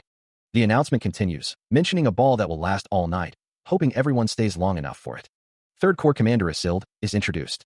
9th Corps Commander Trover and 7th Corps Commander Silua are shown. One wonders if even those on the border are present, questioning what would happen if the humans invaded. 11th Corps Commander Riranel is introduced, stating that everything is thanks to Lord Dion killing all of the human realm's heroes.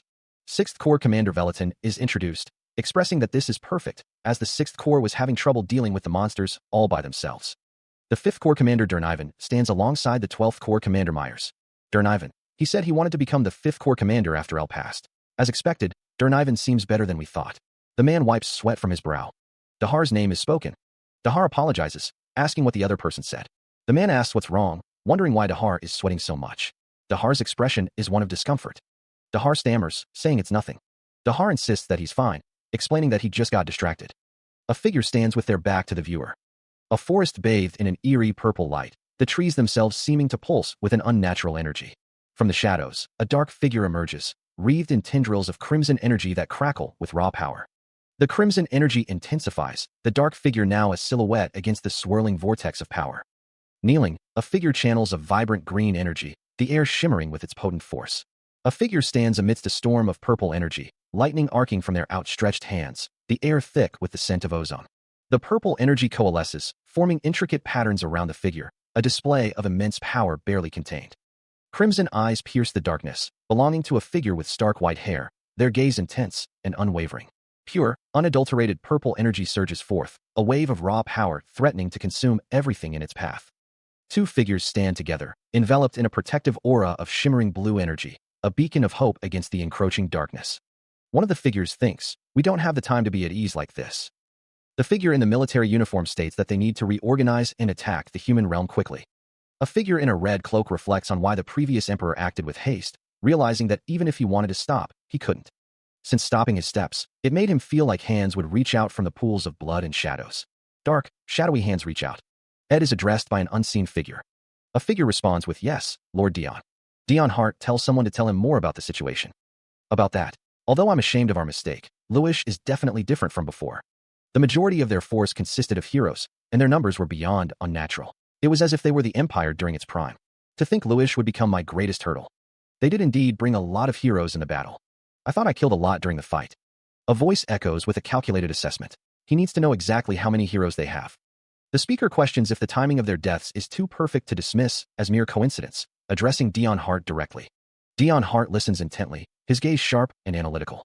He considers his options, realizing he can't trust her right now. In that case, a powerful surge of energy erupts. A voice cries out, declaring allegiance to the boss. A blade descends with lethal speed, the air whistling as it cuts through the space. The strike lands, blood splattering as the attacker declares that they will end this. A gasp escapes the victim as the blade finds its mark. The blade continues its descent, the sound of tearing flesh echoing in the air. A voice filled with disappointment echoes, questioning the skill level of someone serving the Zero Corps commander. Eyes narrow with a mixture of anger and determination. He stands in the distance, the scene unfolding before him. The world blurs, a silent observer to the unfolding events. From afar, the question hangs in the air, why are they fighting each other? A voice echoes, dripping with sarcasm, are you enjoying this? A close-up reveals a face, eyes narrowed, a hint of a smile playing on the lips. Dion Hart asks, About what? He is waiting from a distance. A disembodied voice observes, you seem at peace. A woman with red hair fans herself, declaring, Fourth Corps, my babies, we just need to beat the Third Corps. A man with blue hair stands beside her, listening intently. Listen up, Third Corps. If you lose to the Fourth Corps, I won't let you be.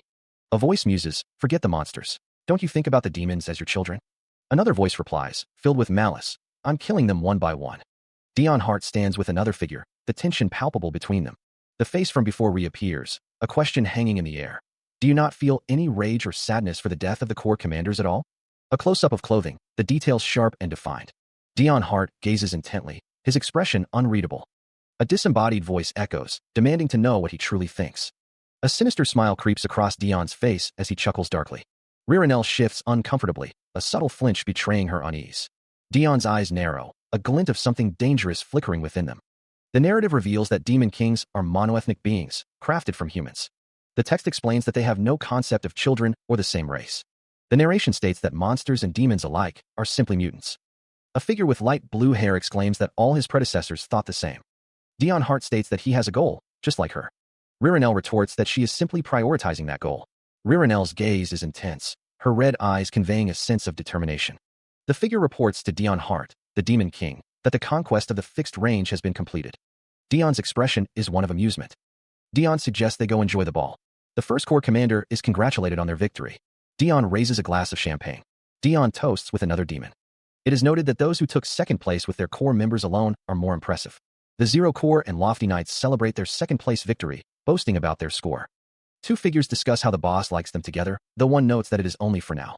It is observed that the humans Lord Dion took in are all unique. A hand slams down a winning card. A gambler announces that he has won, having gambled with Corps commanders. Cards are laid out on the table. Trover exclaims, frustrated by his luck. A blonde-haired woman looks on. Trover holds his cards, a smirk playing on his lips. He muses that he needs to fulfill the human's request, regretting a previous promise he made with his mana. Trover stares intently at someone, a slight smile on his face. Trover relents, stating he will do it and asking what the other party wishes for. A voice echoes, declaring, "I want you to." The voice trails off, leaving the sentence unfinished. Meanwhile, a figure stands on a balcony overlooking a grand hall. Dahar, the 12th Corps vice commander, holds a glass of wine, lost in thought as he gazes outside. The figure on the balcony takes a sip of their drink, a thoughtful expression on their face. The figure's hands rest on the railing, their gaze fixed on Dahar. The figure thinks of Lord Dion. The figure continues to observe Dahar from the balcony, their intentions unclear. A sigh escapes the white-haired figure. The figure holds a bottle. The pink-haired figure offers a drink. "Would you be so kind as to give me some of your time?" The white-haired figure finishes their drink. "Fine, I just finished my drink." The white-haired figure holds the glass. The pink-haired figure states, "It's only a matter of time before we conquer the human realm under your incredible." The pink-haired figure wonders, however, the 12th Corps has not participated in this war at all. Will my commander not have a chance to be active in the future either? The white-haired figure looks away. The white-haired figure thinks, "What?" The 12th Corps commander, Myers. The white-haired figure states, "As you know, Commander Myers isn't the type to be proactive." The pink-haired figure says, "I'm worried he won't have any achievements until the end." The pink-haired figure smiles. "Of course he'll have his chance. As the war continues, I will." A voice muses about not actively using their men, but expresses curiosity. A violent cough echoes. More coughing. The figure staggers, clutching at their chest. Dion Hart wonders what someone is up to. His hand trembles as he grips a glass of red liquid. Dion Hart demands an explanation. A sudden sound echoes through the room. Another sharp noise pierces the silence. A figure stumbles, racked by a violent cough. Lord Dion coughs violently, blood splattering from his lips. A voice cries out, demanding to know what happened. Someone exclaims that Dion is coughing up blood. A wave of energy emanates from Dion. Is it poison? A voice declares that only a demon's poison could inflict such damage on a warrior. The thought occurs, isn't Dahar the only one skilled in handling poison? Dion is supported, his face pale and strained. A voice whispers in disbelief, questioning if someone actually did it. Dahar's eyes widened, a bead of sweat trickling down his temple as he heard his name whispered in the air. A pristine white cloak, fastened with an ornate clasp, billowed slightly. Dion Hart, his expression grim, questioned, "You didn't do this, right?" He added, "Wasn't Dahar talking to the Zero Corps?" A voice echoed in the shadows. Couldn't someone have framed him? A figure, shrouded in darkness, lowered their gaze, the silence thick with unspoken accusations. Dahar gasped, clutching at his chest, a look of utter disbelief etched on his face. A lone figure stood silhouetted against the dim light, a sense of foreboding permeating the air. Either way, the circumstances point to him being the culprit. Another figure, their face obscured by shadows, winced, their hand pressed against their chest. A voice declared, "Here is a shard of the glass Lord Dion dropped. Check it." A crimson cloak, adorned with a large bow, seemed to pulse with an unseen energy. A gloved fist clenched tightly, knuckles white with suppressed rage. A subordinate responds, "Why yes, ma'am. Right away." A character's hands glow with a dark energy. A horned figure wonders, "This is insane. What the hell is going on?" A character exclaims, "Commander! That fucking demon. How dare he?" The grand hall is silent. A figure strides through the hall, a sense of urgency in their step. A character's expression is one of concern. A realization dawns on a character's face. So that's the situation. Lord Dion looks down, his expression unreadable. A character cries out, "Misunderstanding. It might not be Dahar's poison dash." A close-up reveals a foot, the scene shifting to a different perspective. It is, after analyzing the drink in Lord Dion's glass. A trace of Dahar's poison was detected. Although faint, it was distinct. A figure stands with their back turned, clad in dark attire. A woman with long, white hair sips from a glass. The text bubble reads, "Had Lord Dion not been the warrior, he would have been in danger." The text bubble reads, "What? Then that bastard really did attack Lord Dion." Dahar denies the accusation. And no, that's not true. There's no way Dahar would. A character declares, "I did this alone." Another text bubble reads, "Commander Myers has nothing to do with this." A figure overhears a conversation. The text bubble reads, "I heard that Lord Dion was planning to appoint Commander Myers soon." The character speaks, however, with the Corps commanders involved with Lord Dion dying one after another. Another text bubble reads, "His words to me sounded like he was saying it's Commander Myers' turn to die." A character says, "I'm telling you this because your loyalty to your commander is commendable." The text bubble reads, "Myers' life is in danger." The text bubble reads, "Because right now, Lord Dion is." The character exclaims, "I could not let Commander Myers die too." The character states, "Because it's my duty to protect my superior." There is power in a voice. The scene shifts to a grand interior, the architecture imposing and ornate. The perpetrator's desperate cry echoes. Several figures stand in attendance, their expressions unreadable in the dim light. The situation caused those watching to harbor doubts. The figure muses that Devilanium must have instigated Dahar. A figure stands in a military uniform, the weight of the situation heavy on their shoulders. The atmosphere is thick with tension. A voice thinks to themselves that they should have killed Dahar earlier on the terrace. A figure apologizes for causing trouble, Commander. However, they could not readily tell anyone that there is someone inside who knows everything yet remains silent. A figure stands amidst the chaos, their expression unreadable. The revelation hits hard, a visible shock rippling across his face. Dion Hart's expression hardens, his eyes narrowing with suspicion. The figure stands alone in the grand hall, a silent observer of the unfolding drama. The voice accuses, the words hanging heavy in the air. So it is true that you poisoned a corps commander. His eyes widen, the weight of the accusation pressing down on him. The figure scoffs, how absurd. You try to kill a corps commander based on nothing but suspicion, and then you appeal to emotion? There is nothing more to see of all of you. Disperse. The figure's eyes narrow, a sinister smile playing on his lips.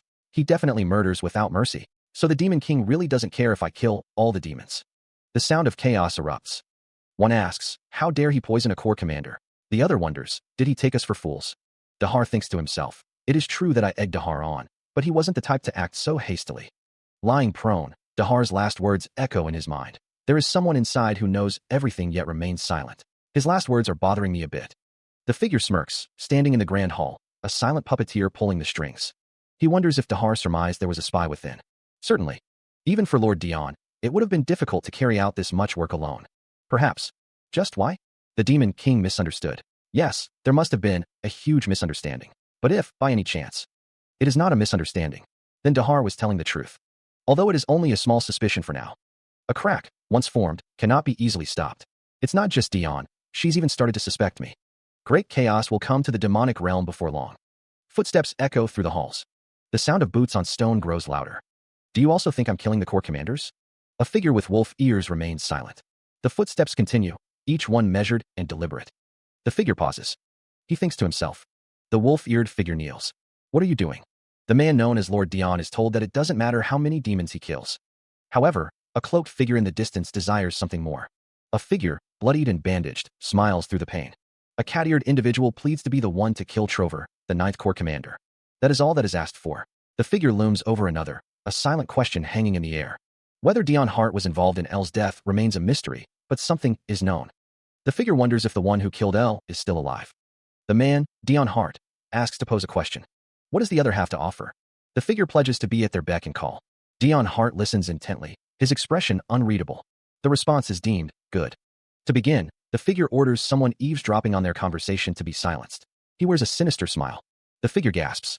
The text identifies the figure as 1st Corps Commander Joker. Silence hangs in the air. A clawed hand declares, as you wish. The figure falls. The figure gazes down from above. Dion Hart says, stop being so cautious, Dion Hart.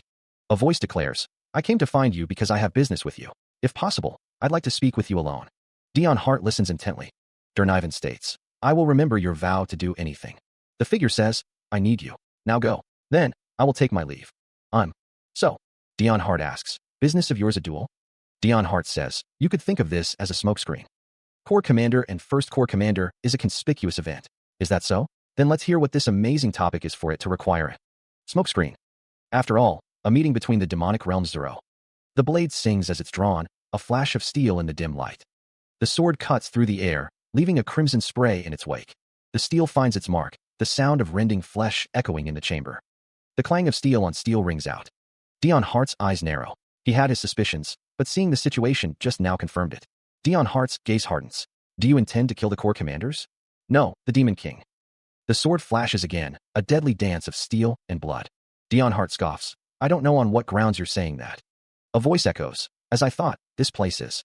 A figure moves with blinding speed. The voice continues. Let me help you too. The figure stands, a determined glint in their eye. The man with white hair states that since his brother intends to protect someone, he intends to follow suit. A character asks if someone has met him, revealing that the Fairy King is their twin brother. A sudden realization strikes. The character realizes that Joker is an elf, and the Fairy King's twin. A flashback begins, showing a younger version of a character who states they were very different from their kin. The character is labeled a mutant and a disgrace, with someone demanding they be erased immediately. The character reflects on being called the embodiment of suppressed murderous intent. Despite this, the character is unable to suppress their urge to kill. The character reflects on how their brother continued to defend them simply because they are twins. A close-up of a character's torso in a white and green outfit. Two figures stand together, one with white hair and the other with blonde braided hair. The character expresses a desire to die fighting. That's why he joined the Demon King. His sharp senses are warning him that a great battle will soon occur. However, even though he found it satisfying not having to suppress his murderous intent, the guilt he felt for betraying his brother never went away. His sharp senses are warning him that a great battle will soon occur. So he'll betray the Demon King and follow his brother? And that countless lives will be lost in that battle. He was never loyal to the Demon King to begin with. He only became the first corps commander because he was strong. If he is to die fighting either way, he'd rather stand on his brother's side, the side his brother wished to protect. A heavy silence hangs in the air. A massive sword stands guard, its polished blade reflecting the dim light of the chamber. The hem of a long coat brushes against the cold stone floor. The man with white hair states, "I understand." The man continues, "In that case, I'm counting on you." A faint smile graces Dion Hart's lips. His hand rests on the hilt of his sword, the metal cool against his skin. The air crackles with unseen energy. Ririnel stands with a look of surprise. Ririnel calls out, "Lord Dion." She apologizes. Ririnel continues, "I'm sorry for entering your room without permission." She thinks, "That's right. I can't trust Devalania anymore, so I asked Ririnel for information." A voice calls out, "Did you call for me, Lord Dion?" Dion responds, "Yes, I have a favor to ask. Can you find out the exact status of the heroes in Lewis and the location of their main camp?" He adds, "In secret, please." Dion wonders to himself, is it a secret, even from the Demon King? He confirms, yes. He thinks, since it doesn't directly harm the demonic realm, it doesn't matter if I get caught, but I need to be sure. Although it's to investigate them, I also need to verify how useful of a card Ririnel is. Dion muses, and if she prioritizes me over the Demon King. He recalls, after the monster hunting competition, when everyone was in the banquet hall, I talked to Ririnel. Dion thinks, of course, he won't remember what he's doing. He reveals, I have brainwashed the General of Lewis. Dion continues, and if the brainwashing is discovered or broken, he will automatically self-destruct. Ririnel chose me without hesitation. The scene shows Dion and Ririnel in the past. Dion concludes, as expected of Ririnel. Excellent. A gloved hand rests on a dark surface, the fingers slightly curled. A chessboard sits with pieces strategically placed. With this, the cards I can use are set. The forest stands silent under a dark sky. A soldier stands guard, his expression grim. A battle rages, the clash of steel echoing through the trees. Why are the Lewis scum here? Wasn't our original mission assisting with monster disposal? And why are there so many of them? This is strange. It's completely different from the intel we received. This doesn't even seem to be the location the Third Corps was ordered to support. The Third Corps support order. Their support requested for the disposal of monsters appearing on the marked map. The monster count for this mission is low, so disposal is possible with a small force. Adelia's demonic energy was clearly on the command sheet. Was that information wrong? See, could Lady Adelia have led us into a trap? She never liked our Third Corps to begin with. Maybe she. The ground shatters. One of the soldiers reels back, his face contorted in disbelief. A voice echoes, laced with shock. Seriously? Adelia? Dion Hart stands silhouetted against a crimson backdrop, his red eyes gleaming with an unknown emotion. The realization hits hard. She betrayed them. The Demon King's castle looms, its dark spires piercing the violet sky. A lone figure strides down a dimly lit corridor, their footsteps echoing in the vast emptiness. The commander's voice booms, laced with urgency. Where is Adelia right now? A line of soldiers stands at attention, their faces grim. They all look like a mess. What on earth happened? The commander is informed. She's most likely in her office he interrupts, demanding, what is it? Why are you such a wreck? A woman with pink hair hides her face behind a fan, her expression unreadable. It was just a demonic monster subjugation. I didn't expect you to return in that state. The commander clicks his tongue, his gray eyes narrowed in displeasure. A gloved hand clutches a rolled parchment. Forget it. Explain this. The woman reads the document, her brow furrowed in confusion. It is. Why do you ask? Her eyes widen in shock as she continues to read. Wait, this is... The commander looms over her, his expression obscured by shadow. He waited, leaning against the railing. Lord Trover arrived. Hey. Trover said, you said you'd tell me your wish. He thought, asterisk, how dare he tell me where to go? I shouldn't have bet my demonic energy on that wager. If I hadn't, I wouldn't have to obediently listen to this human right now. Asterisk. Dion Hart thought, asterisk, fine. All I have to do is grant it, right? What's your wish? A few days ago during the party after the competition, asterisk. Trover warned, just know that I won't do it if it's something weird. He hummed. He began, my wishes. Trover said, well, I'll tell you later when something comes to mind. Dion Hart was annoyed. Asterisk WH what? I won't be able to sleep out of curiosity. Tell me, what exactly are you going to ask for? Asterisk. He pressed, Lord Trover, tell me. Trover requested, please become an ally of Dion Hart. Dion Hart was surprised. What? That's your wish? The pink-haired figure, looking slightly surprised, wonders if they aren't on the same side now. Dion Hart reflects that it seems he'll have to leave his post soon, expressing a desire. An unseen speaker insists that someone must stay by his side until the very end, even when Lord Hart is in danger. Another voice vehemently refuses to ask for something else. The pink-haired figure, grinning, suggests accepting it before he changes his mind. A surge of demonic energy emanates, promising to protect Lord Dion from now on. The purple energy intensifies, swirling with arcane symbols. The pink-haired figure asks if it's done, while Dion Hart stands beside him. A question lingers in the air, but why? The pink-haired figure is asked if he wants to stay by Lord Dion. Dion Hart is shown from a low angle, the light casting long shadows. Both the pink-haired figure and Dion Hart look surprised. The pink-haired figure angrily declares, "Here you are, you fucking rat." A close-up of a torso, possibly Dion Hart's, shows the fabric of his clothing. A figure emerges from the darkness, their features obscured by shadow. A look of shock registers on the man's face. The air crackles with unseen energy. Isilde, crouching low, explodes in fury. "Fuck, you startled me," he barked.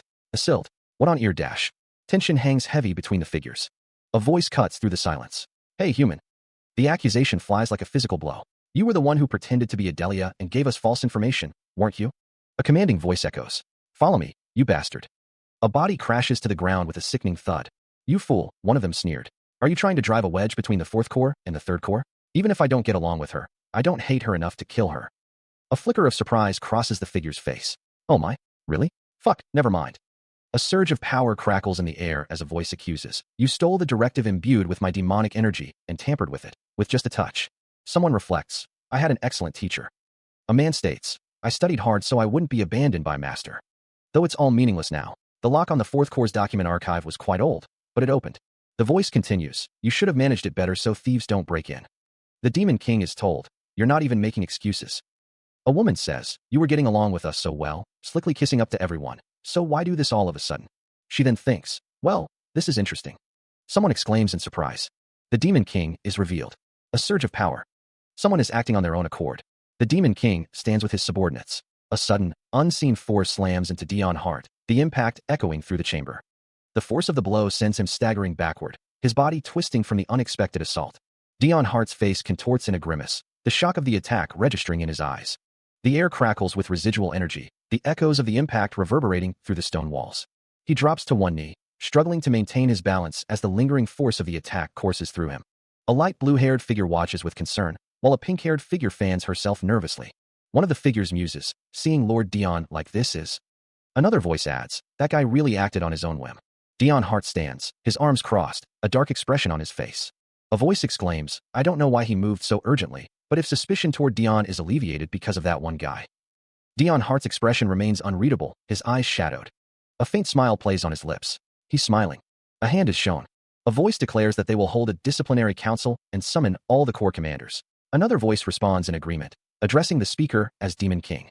A figure walks away down a stone corridor. A voice wonders if getting caught was also part of the plan, stating that the speaker set up a plan that couldn't fail from the start. A close-up of a face is shown. A voice states that if it succeeded, the estranged core commanders would have fought, and one would have died. A hand is shown. A voice states that even if it failed, Dan could extinguish their suspicion of Dion using himself as a scapegoat. A woman with pink hair is shown. A fist clenches. A figure looks down.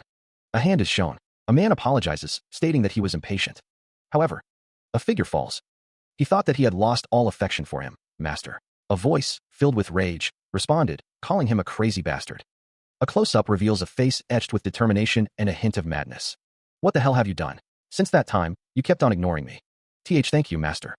A chilling resolve hardens his features. "I see now that that wasn't the case. I know. I can't save you.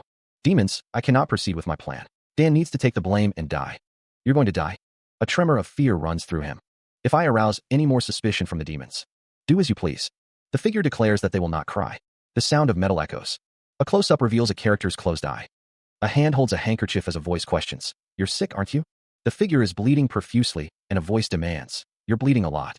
Are you from the Imperial Army?" A stern voice threatens, "Get lost, or I'll kill you." A voice instructs, "Swallow the blood, or use this handkerchief to cover your mouth. Do whatever it takes to hide the fact that you have an illness." An angry voice shouts, "Won't you get lost already? What the fuck is this? If you don't get lost right now, I'll cut off your limbs and rip that loose mouth of yours wide open dash." A voice cries out, "Stop, stop. I'm sorry. I'm going." A character waves, expressing, "I hope we'll meet again." A figure pleads, "Don't." A desperate voice begs, "Please don't die." The man's expression is unreadable, shadowed as it is. Serving the disaster properly is enough for him, since he's achieved everything he wanted. The figure with white hair looks down, lost in thought.